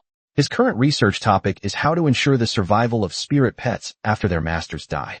If successful, some powerful spirit pets can be preserved through inheritance, thus increasing the competitiveness of the Dragon Kingdom." Upon hearing this, Lin Xiao couldn't help but gasp. He never expected that Wang Jian's way of thinking would be so unique. This directly challenges the fundamental principles of beast tamers. This reminded Lin Xiao of the old swindler Yufangs. They are all people who dare to innovate and challenge established beliefs. However, Wang Jian was developing new technologies to some extent, while Yufangs was challenging old ideas, so they were essentially different. Then, Lin Xiao gestured for Su Man to continue. Wang Jian was accompanied by bodyguards. Normally, according to regulations, bodyguards are not allowed to bring spirit pets into scientific seminars. Fortunately, you reminded him in advance, and Wang Jian's bodyguard risked being fired by releasing his spirit pet in advance, thus protecting Wang Jian's life. Lin Xiao breathed a sigh of relief upon hearing this. Such pillars of the nation should be well protected. As long as they are alive, they can strike fear into the hearts of their enemies. "Have you found out who's behind this?" Lin Xiao then asked. "Not yet. The other party is very cunning. He deleted all the relevant information about the human mechanical semi-finished product, leaving only the mission. Even the escape route is the human mechanical semi-finished product's instinct." Lin Xiao nodded upon hearing this. It seems they've gone all in. Regardless of whether the mission succeeds or not, they don't intend to keep this rank 8 demonic beast alive. Yes, trading a rank 8 demonic beast for academician Wang Jian's life is quite a bargain. Su Man couldn't help but sigh. Just then, the person in charge of the pet trading company spoke up. "We still have to thank Mr. Lin for what happened yesterday. We successfully recovered the lost golden legend." As he spoke, he took out a VIP card from his pocket, then held it with both hands and respectfully handed it to Lin Xiao. Then, he said to Lin Xiao, "Mr. Lin, this is our Spirit Pet Shop's VIP membership card. We have already deposited 100 million into it for you in advance. You are welcome to come and spend it any time." Upon hearing this, Lin Xiao raised his eyebrows, but did not reach out to take the bank card. He then asked with some confusion, "What's the difference between you and Yao's Spirit Pet Trading Company?" Lin Xiao also had a VIP membership card for Yao's Spirit Pet Shop in his pocket. Upon hearing this, the person in charge smiled and replied, "Essentially, there is no difference. They simply belong to different trading companies. Moreover, they are all partner companies under the same trading company alliance, so the VIP membership cards are different. However, the cash balances of each business are independent, so you can only use this 100 million in cash within our business." Upon hearing this, Lin Xiao said, "Oh," and instantly understood what the other person meant. "Actually, once you miss this village, there won't be another shop like this." Without hesitation, Lin Xiao asked, "Do you have a bid for Golden Legend?" Upon hearing Lin Xiao's words, the person in charge was immediately stunned. Clearly, they hadn't expected Lin Xiao to ask that question. So the person in charge quickly replied, "We have no intention of selling this monster for the time being, because we originally planned to put it in the store as a storefront after we bought Golden Legend." Lin Xiao had just felt a little regretful. As a result, the person in charge immediately changed the subject. "However, if Mr. Lin is interested in this gun, then as the person in charge of this pet trading company, I will dare to sell it to you at the original price." After saying that, he held up one finger and said, 10 billion. After hearing the price, Lin Xiao didn't think it was outrageous. After all, the crystal core of a 9th-tier demon beast is worth a little over 10 billion, but that's only the crystal core of a 9th-tier demon beast's avatar, not the full value of a 9th-tier demon beast's crystal core. Even if the equipment made from such an excellent 8th-tier demon beast were priced at 15 billion, Lin Xiao would still find it very reasonable. It's clear that the other party is genuinely sincere. Lin Xiao nodded without hesitation, then gave Chimera a look. The housekeeper quickly took out 10 billion in cash from her storage ring. In an instant, Su Man sensed the aura of death and quickly assumed a defensive stance. The person in charge was even more horrified. Then, a mountain of cash buried the two people. Fortunately, the person in charge had encountered similar situations before, and quickly opened the storage ring while continuing to call out. Chapter 197 Legend of the Dragon. Lin Xiao and the other 4 girls had already found a safe spot to wait when Chimera took out the cash. Meanwhile, Su Man hurriedly urged the person in charge, "Hurry up, put the money away quickly." This forced the person in charge, who was already somewhat anxious as he opened his storage ring and shouted to collect money, to become even more impatient. To add something to your storage equipment, it either needs to belong entirely to you, or it needs to be something that someone has explicitly stated they have traded or gifted to you. It's unclear how much time passed before the person in charge finally put the entire 10 billion yuan in cash into his storage ring. Afterwards, the person in charge and Su Mankei got up from the ground in a very disheveled state. Their clothes were all disheveled, and even Su Man's hat was askew, forcing him to straighten it. Fortunately, Lin Xiao's room was large enough to hold 10 billion yuan in cash, which was more than enough to keep Lin Xiao and the other girls safe from the cash and prevent them from being in such a sorry state as Su Man and the person in charge. Su Man's gaze then fixed on Lin Xiao, and the corner of his mouth twitched involuntarily. "Are you trying to bury me in money?" Upon hearing this, Lin Xiao simply shrugged. "I thought you would have been prepared." Of course, what Lin Xiao actually wanted to say was, "I thought you guys could handle it." Upon hearing Lin Xiao's words, Su Man's lips twitched involuntarily. "My old bones can't take any more of this." After speaking, Su Man began to straighten his clothes, feeling as if he had suddenly aged several years. He served as the director of the Public Security Bureau his entire life, only to be nearly killed by a high school student who tried to bury him in money. If this gets out, I don't know how many people will laugh at me. After tidying up, Su Man took out a badge from his pocket. "This is a reward for you, after discussion between the Public Security Department and the City Guard." After receiving the medal, Lin Xiao examined it carefully. It clearly reads, "Second-class medal." Su Man then sighed. "We originally intended to award you a first-class medal, but considering your contribution in saving Academician Wang, which is somewhat lacking in merit, we could only award you a second-class medal in the end." Upon hearing this, Lin Xiao nodded in understanding. Although saving old Wang was indeed a great achievement, it wasn't outrageously so. Giving him a second-class medal was already quite generous. Then, Lin Xiao pinned the second-class medal to his chest and gave Su Man a very formal salute. Upon seeing this, Su Man also returned the greeting to Lin Xiao with great solemnity. The two then completed the award ceremony. Then, the person in charge stepped forward with a smile and said, "I have already notified my colleagues, and they will bring the golden legend to you in a moment." Upon hearing this, Lin Xiao nodded and then saw the two off. Less than an hour later, someone knocked on Lin Xiao's door again.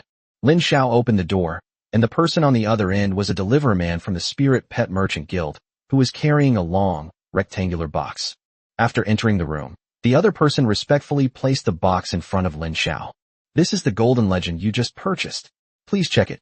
Lin Xiao took the rectangular box and opened it without hesitation. Then, Lin Xiao felt a blinding golden light flash past in front of him. Just by looking at the sniper rifle, Lin Xiao knew it must be a good gun. The chimera behind Lin Xiao had its eyes shining. She is now filled with curiosity about all kinds of firearms that can be used. Perhaps this little girl had grown tired of studying magic since childhood, and when she saw these modern weapons, it was as if she had opened the door to a new world, and she couldn't stop herself from being captivated. Her eyes are sparkling right now. She feels like this gun is the one of her dreams. Lin Xiao remained unmoved. His face showed little emotion as he calmly addressed the people from the Spirit Pet Trading Company, saying, "All right, no problem." Upon hearing this, the other party bowed respectfully to Lin Xiao. "It would be a pleasure to cooperate with you. If you have any further needs, please feel free to contact us anytime. The doors of Long's Spirit Pet Trading Company are always open for you." After seeing the other party off, Lin Xiao slowly closed the door. Chimera then leaped over in one step. "Master, I really want that legendary golden weapon." Chimera is not cunning and is always straightforward in her interactions with Lin Xiao. Lin Xiao found Chimera's appearance somewhat amusing and couldn't help but pinch her little nose. Chimera pretended to be in pain, wrinkling her nose into a ball. "Master is so mean. You pinched me so hard." Lin Xiao ignored her and went straight to the hall, where he placed the golden legend on the table. The system reacted the moment he obtained the golden legend. Ding! "Congratulations, host. You have successfully obtained the golden legendary item and are ready to evolve and upgrade. Do you wish to proceed?" Upon hearing the system notification, Lin Xiao immediately chose to execute the command. Unlike any other evolution, the golden legend did not emit white light, but instead emitted a golden glow with a faint dragon's roar. After an unknown amount of time, Lin Xiao's eyes began to sting, and the golden light finally dissipated.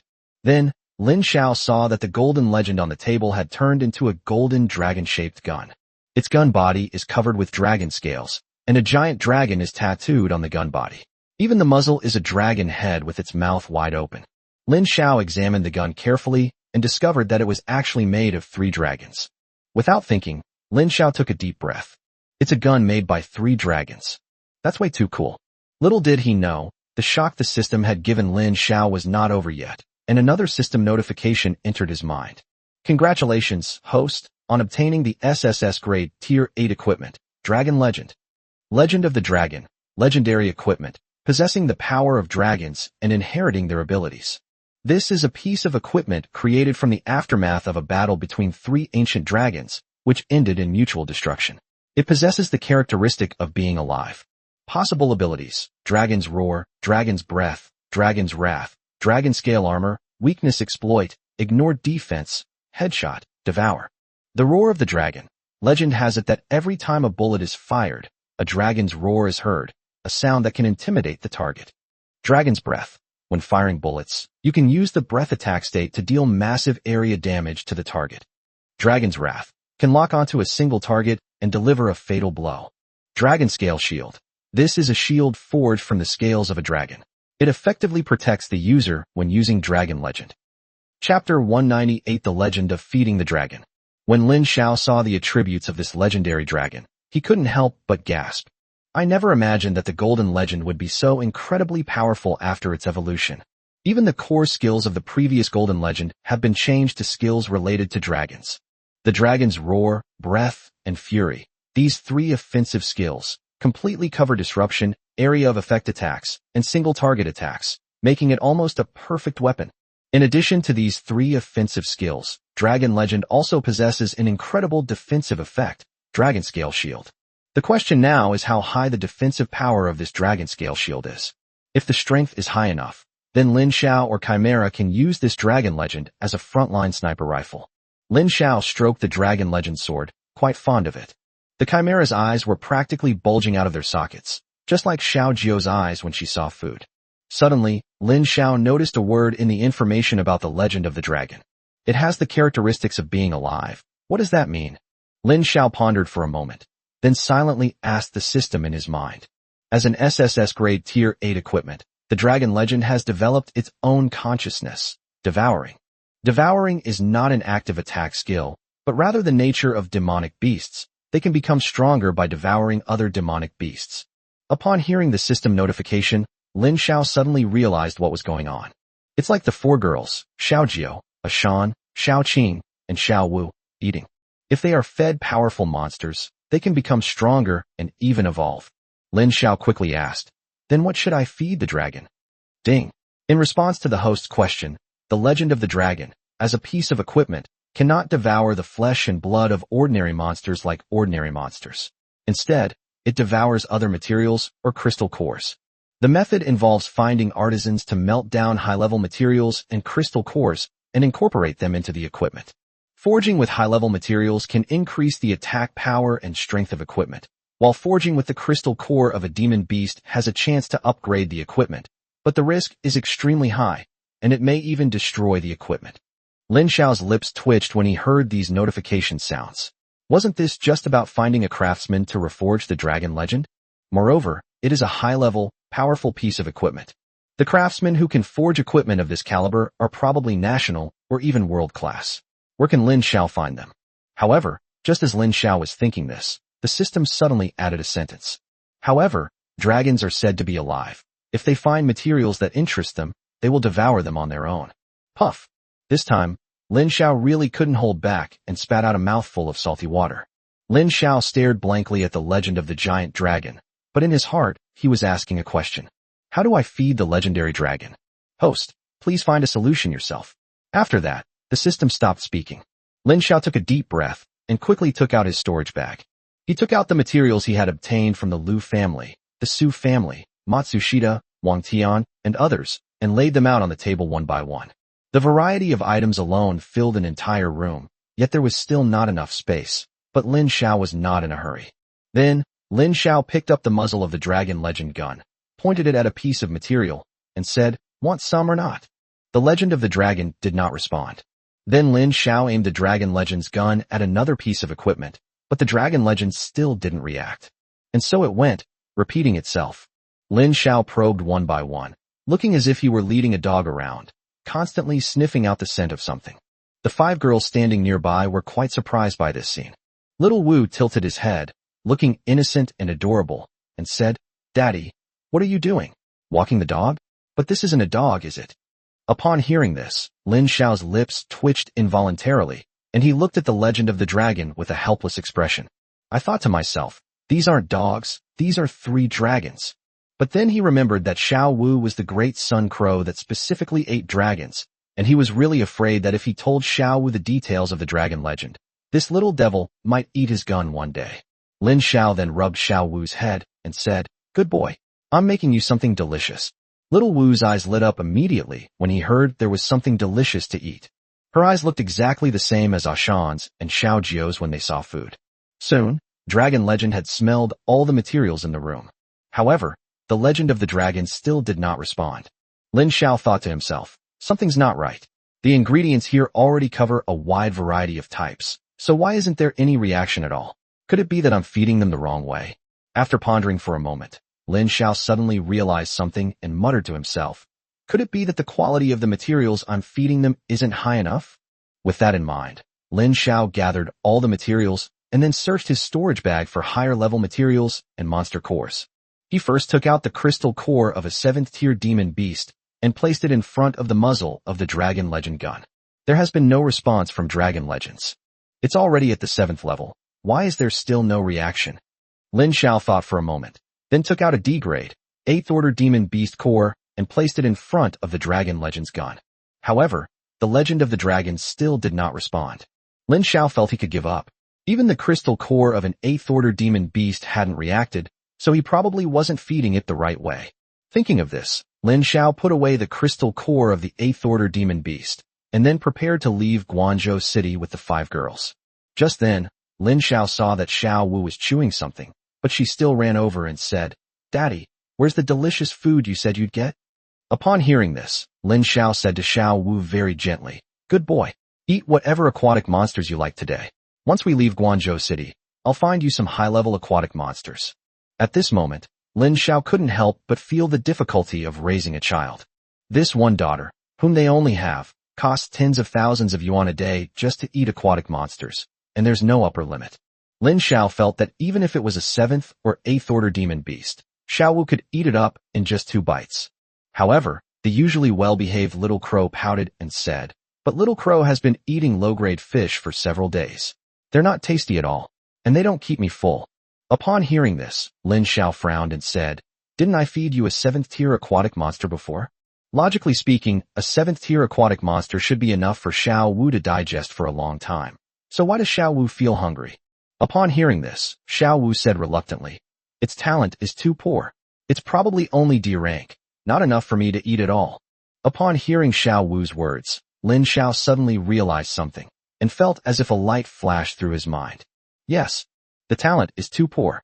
Could it be that the dragon legend wasn't interested in the materials and crystal cores he just took out because his talent was too low? Thinking of this, Lin Xiao quickly began rummaging through his storage bag. Soon, Lin Xiao took out a glass cover from his storage bag. Inside was a wriggling mass of flesh, like a brain. That was the avatar core of a 9th-tier demon beast that Lin Xiao obtained through competitive bidding at the Ghost Market auction house. Lin Xiao had just placed the crystal core of the 9th-tier demon beast on the table when he felt an energy fluctuation emanating from the dragon legend in his hand. In that instant, Lin Xiao felt that the golden light on the dragon legend gun became even more dazzling.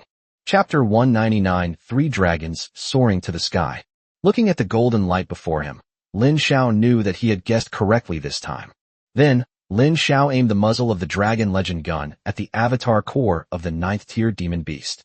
Immediately, the aura emanating from the dragon legend became even stronger. It seemed to be extremely eager to devour the 9th-tier demon beast's clone core immediately.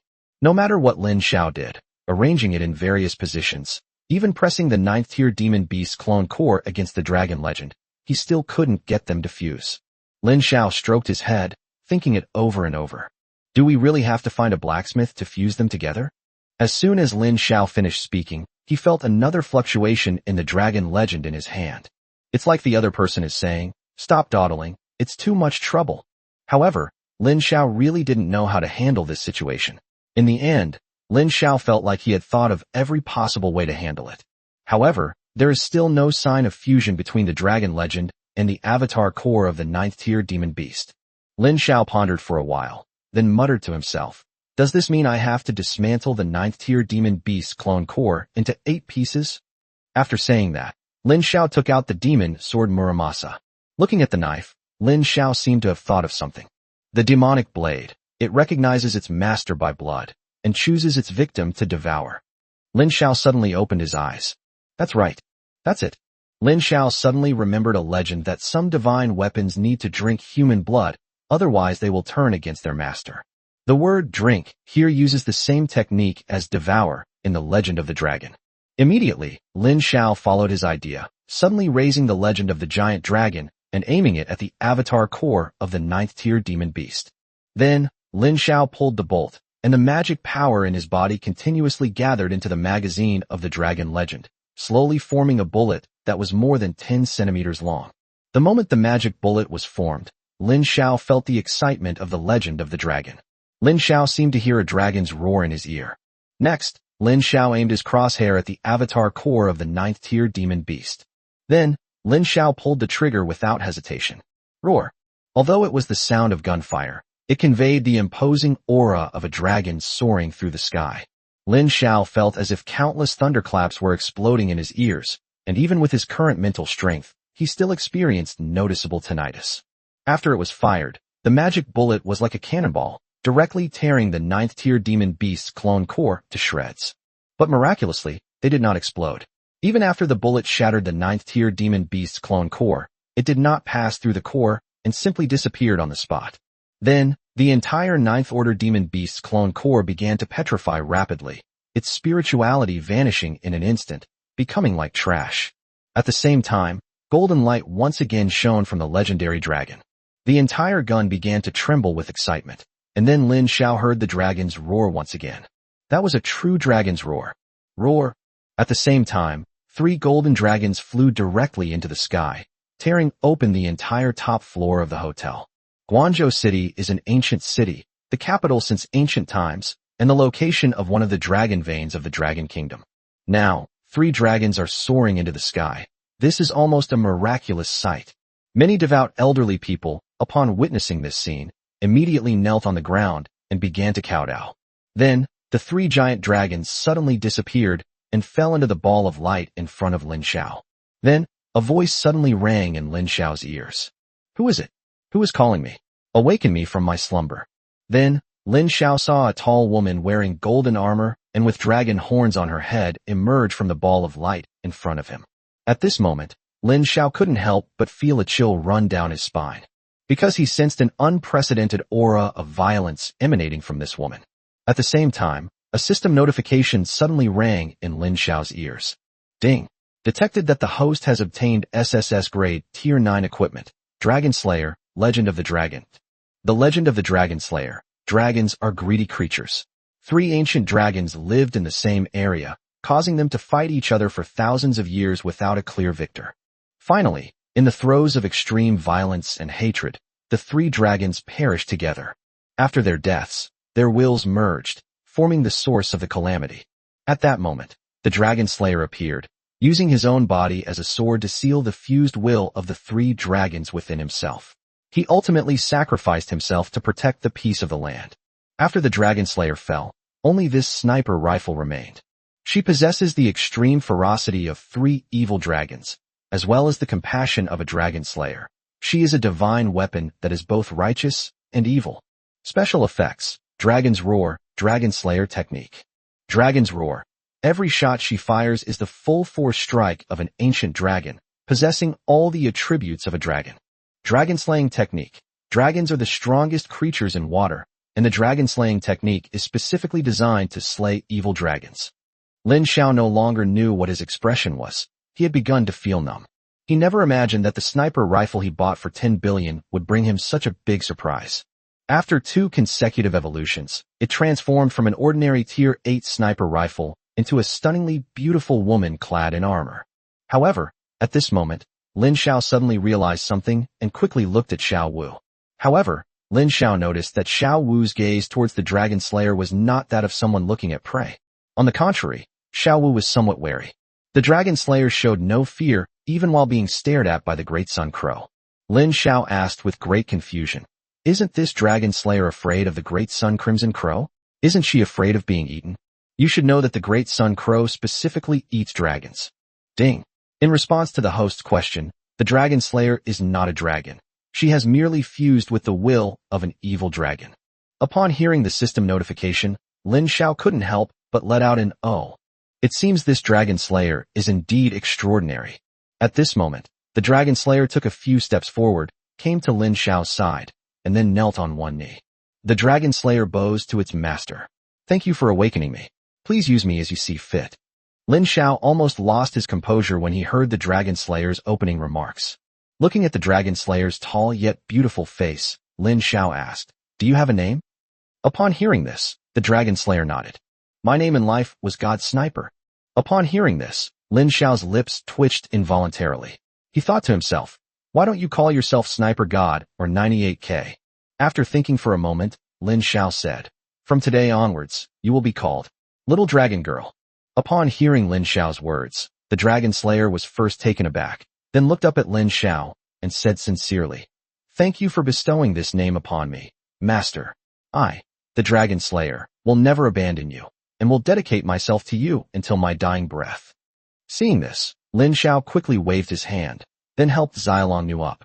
He looked her up and down, thinking to himself, "Why did she take the initiative to acknowledge me as her master this time, without me having to sign a contract?" Chapter 200. off-road driving is fine. Ding. In response to the host's question, the Dragon Slayer is neither a demonic beast nor a spirit pet. She is equipment. Currently, she is a humanoid piece of equipment, similar to a weapon spirit. The system gave Lin Xiao the answer directly, and only then did Lin Xiao understand the reason. At this moment, Lin Xiao looked at Xilongnu's expression and felt that her height of over 1.8 meters and her dragon scale armor gave her a strange kind of beauty. Then, Lin Xiao asked Xilongnu, "Little dragon girl, could you please change your clothes?" Lin Xiao didn't think Xilongnu's armor was bad looking, but it was just too dazzling.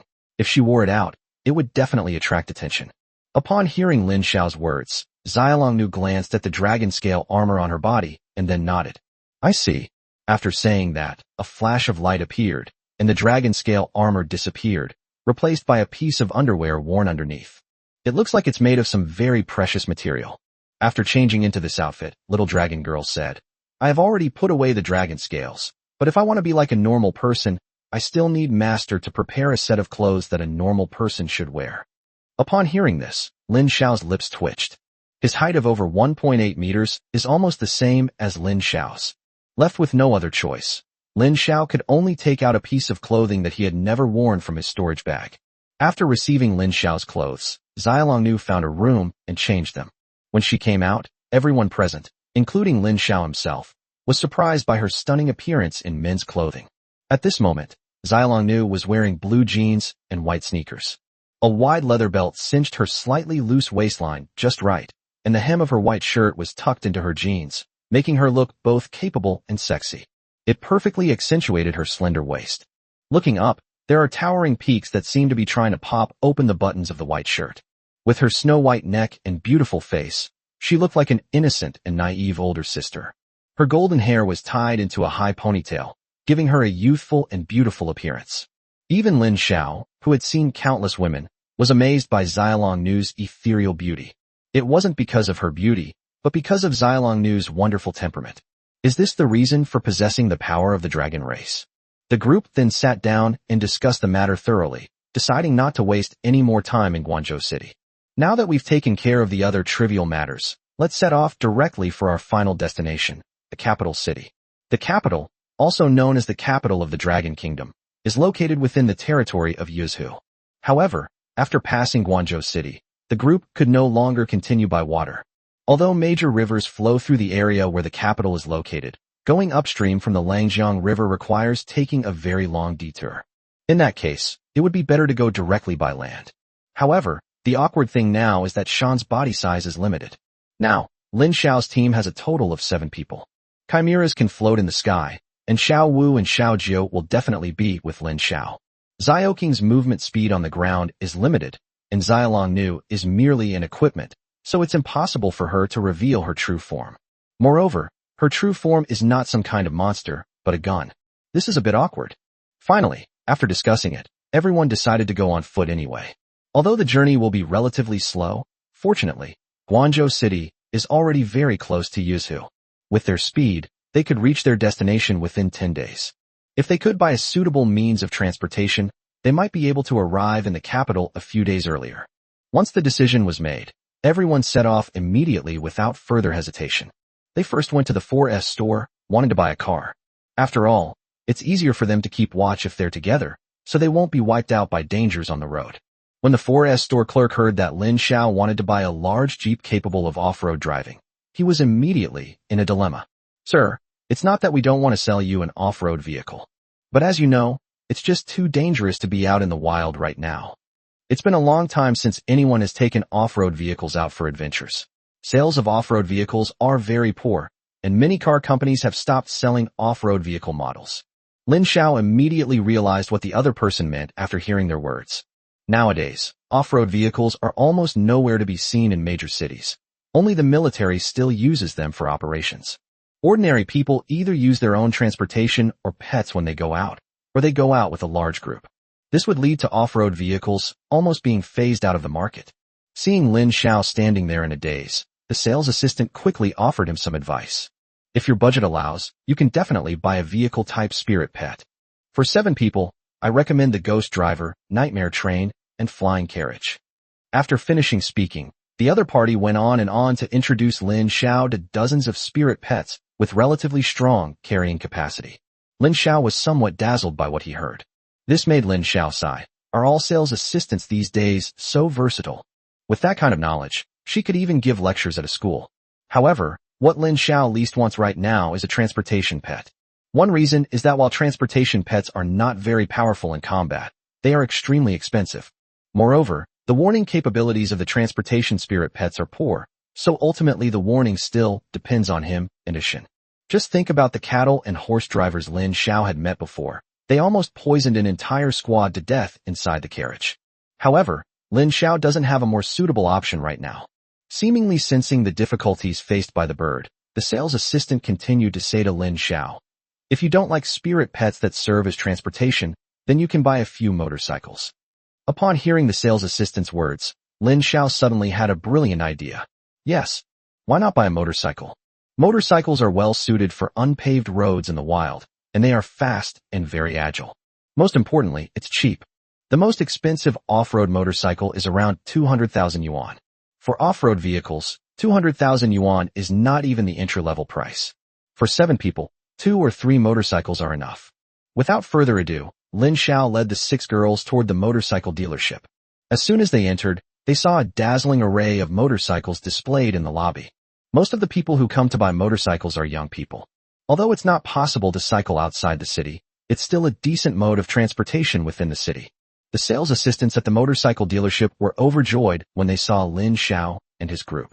He thought it was some young master from Guangzhou City who had brought his female companions and fellow motorcycle enthusiasts to the Motorcycle 4S store for a big shopping spree. "Excuse me, which customer is interested in buying a motorcycle?" Upon hearing this, Lin Xiao smiled and pointed to his own nose, saying, "It's me. What are your needs for a motorcycle?" Lin Xiao immediately replied without hesitation, "Anything that can be off-road is fine."